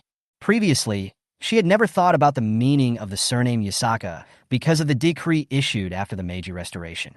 Being suddenly reminded of this by Shinobu Kocho, she quickly remembered the information related to the surname Yasaka. Mealy glanced at Yu Xiao cautiously. Oh my god! I didn't expect Yu Xiao's background to be so powerful. Why didn't I think of it before? Yeah. Yu Xiao closed his eyes, then opened them again, with a hint of resignation in his eyes. That's what I mean. Everyone was shocked when Yu Xiao admitted it himself. It represents the significance of the three gods' blessing, Heian Kyo. How noble was Yu Xiao's ancestor to be able to obtain such a surname. At this time, Shinobu Kocho slowly spoke. Legend has it that 1,000 years ago during the Heian period, an emperor suddenly suffered from a headache. He had a headache all day and was unable to govern. The imperial doctors and ministers in the court were helpless. The emperor has issued an order to the world. Anyone who can alleviate this disease can enter the imperial palace to see the emperor and receive a huge reward. If anyone can cure this disease, he will be given a surname and a fief, and his entire family will be rewarded to share the honor. After that, countless doctors and pharmacists volunteered to treat the emperor, but most of them failed to pass the most basic test, let alone meet the emperor and treat him. And just at this moment, the appearance of a teenager broke the deadlock. The young man's name is Shinden. Not only did he successfully pass the many tests set by the imperial physician to prove his qualifications, but within half a month of meeting the emperor, he completely cured the headache that had plagued the emperor for a long time. Although Shinden was young, his medical skills were so superb that even the imperial physicians felt inferior to him. The emperor was very impressed with him and gave him the surname Yasaka. He also bestowed upon him the three sacred treasures, fertile fields, and appointed the young Shinden as the chief imperial physician, ordering him to always be at the emperor's side. However, Zenden refused the emperor's reward and in front of several ministers in the court, advised the emperor, since Zenden is a doctor, he should always have a benevolent heart. If Zenden only sees you in the future, he will be grateful for this honor, but he will not be at ease. Although you are healthy, the people of the world are still suffering from illness. Therefore, I beg you to show mercy and allow Zenden to seek blessings for the people of the world on your behalf. In this way, the people will surely be grateful to you, and your prestige will spread far and wide. The emperor was angry at Shinden's words, but he also felt that what Shinden said made sense. So, at the suggestion of the cabinet ministers, the emperor let Shinden leave the imperial palace and ordered his brothers to accompany him to the court. If the emperor summoned him, Shinden must return to Heian Kyo within 3 days. From then on, the young boy Shinden left Heian Kyo and began his life of traveling around the world, practicing medicine and seeing patients. Shinobu Kocho tells this legendary story. That's right, Yu Xiao nodded. Yasaka Shinden is the name of our ancestor, and the origin of our surname also comes from this. Upon hearing this, all the pillars had mixed feelings. They had not expected that Yu Xiao's family had such a rich history, and that there was a doctor with such noble character. It was truly admirable. Chapter 178 After the Sinner. So, is it true that the legend says that Yasaka Shinden is the descendant of an immortal who came from Qin? Shinobu Kocho asked. Yes. Yu Xiao nodded gently. As expected of Miss Run, you have taken great pains for my matter. You must have read a lot of ancient books and documents during this trip to check the information. It's not important. Shinobu Kocho ignored her flattery. If all this is true, then what happened later? Why could a sudden fire cause the entire Yasaka family to completely disappear? According to historical records, it took only 100 years for the Yasaka family to go from prosperity to destruction. However, there are many different opinions about the truth that led to the destruction of the Yasaka family. Currently, the more unified view is that a sudden fire reduced the entire Yasaka family to scorched earth. But is it really such a coincidence? Just a fire caused the entire Yasaka family to disappear overnight. And even for hundreds of years afterwards, the Yasaka surname never appeared again. Did the fire take away all the descendants of the Yasaka family? This is really too strange. Shinobu Kocho searched through all the information but couldn't find a reasonable explanation. And now, the descendants of the protagonist in the story happened to appear in front of her. Perhaps she could get the truth from Yu Xiao, an answer unknown to the public. However, this time, Yu Xiao was unable to answer Shinobu Kocho's question immediately. Instead, he frowned and remained silent for a long time without saying a word. Want to confess? Although he promised to tell everyone everything he knew, Yu Xiao had no intention of revealing anything about himself and his previous life. It was okay to tell the secret of the Yasaka family. Even if, as the descendant of a criminal, he would be ostracized and despised, it didn't matter to Yu Xiao. However, it is inevitable that the Ubuyashiki clan will be involved. If the Lord is also implicated because of her, Yu Xiao will be a real sinner? Yu Xiao thought for a long time and glanced at everyone. Seeing that they were all looking at her intently, patiently waiting for her to give an answer, she hesitated for a moment and finally spoke slowly. Before that, I hope you can promise me that no matter what I say next, every pillar here will not change their determination to kill the evil spirits and their loyalty to the Lord. It's not that I don't trust you, but the truth I am about to tell may involve your family and Muzan Kibutsuji, which may cause serious trouble, so I ask for your forgiveness. Yu Xiao said carefully. Hey, you're not going to say anything to sow discord, are you? Fushigawara Shiya sneered, then waved his hand impatiently. All right, Yasaka. I think you really think too much. No matter what you say, we will not forget our identities, and we will not give up our loyalty to our Lord. The Lord has done us a favor. Just feel free to speak. Iguro Abanai was rarely harsh in his tone. You mean to say that the disappearance of the Yasaka family is related to the Lord's family and to Muzan Kibutsuji, right? Shinobu Kocho looked at the blue-haired girl sitting on the sofa, a complex emotion emerging in her beautiful eyes. I believe in you, my lord, Tomioka Ju said in a calm voice, without any emotion. I believe in you too. Well, as a demon-slaying swordsman, I will never forget my duty at any time. My lord leads us and protects everyone. Even if something bad may have happened in the past, I will always believe in my lord. Rengoku Kaijuro's eyes were burning and his voice was heroic and powerful. Whatever, it doesn't matter what happens to me. I'll forget it soon anyway, Takedo Michiro said with empty eyes and a little melancholy. Namo Amitba. Lanju, please don't worry. No matter what happened in the past, we will never waver in our hearts. Beimiju Xingming said with his hands clasped together. You actually said such rustic words. It really doesn't match your gorgeous appearance, Yasaka. Yuzui Tenjin casually lifted the hair hanging from his temples. Although the action seemed casual, his inner thoughts were already as solid as a rock.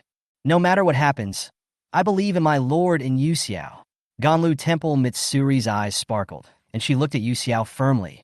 We are companions. Companions? Yu Xiao lowered his eyes slightly, and his long eyelashes hid the strange emotions in his eyes. Just when he was about to speak, he found that his voice was very hoarse.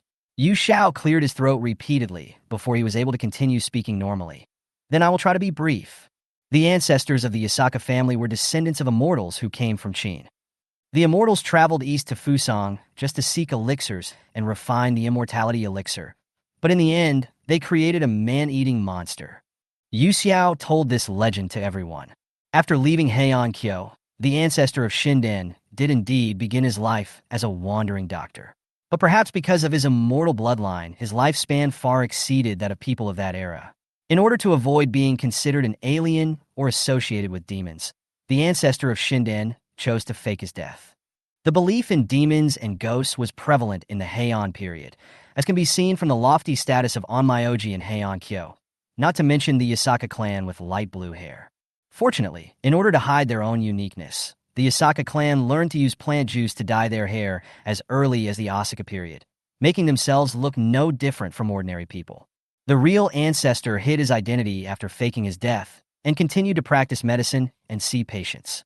He also never lost contact with the family during this period. Until one day, the Shinden ancestor met the Ubuyashiki family, who were looking for medical treatment everywhere, and invited him to treat the terminally ill eldest son of the Ubuyashiki family. The eldest son of the Ubuyashiki family, Ubuyashiki Masuji, who was predicted to live no more than 20 years old since birth, was the predecessor of Kibutsuji Muzan. At this point, the development of things was like going with the flow, without any suspense. In order to save Muzan, Yasaka Shinden studied pharmacology carefully and happened to recover the lost recipe of the elixir of immortality. Under the effect of the medicine, Muzan's body gradually recovered. The only thing missing was the last blue spider lily to see the light of day again. However, before Yasaka Shinden could get the last medicine for him, he killed Yasaka Shinden. When the murders committed by Muzan could no longer be concealed by his family, he rebelled against the Ubuyashiki clan, took his name as his surname, and embarked on the path of a bloodthirsty demon king. As Muzan Kibutsuji committed more and more murders, his retribution came one by one to the Yasaka clan and the Ubuyashiki clan who created this cause and effect. Children died young, people were plagued by serious illnesses, and they died suddenly for no reason. All of these were seen as punishment for angering the gods and Buddhists. The descendants of these two clans have tried many times to defeat Muzan Kibutsuji, but the huge difference in physique between humans and demons made the outcome predictable. Because of the mistakes made by our Shinden ancestors, we are now Muzan Kibutsuji. Yu Zhao's eyes gradually became vague. And as a member of the Yasaka family, Yasaka Gikusho, I am a true descendant of sinners.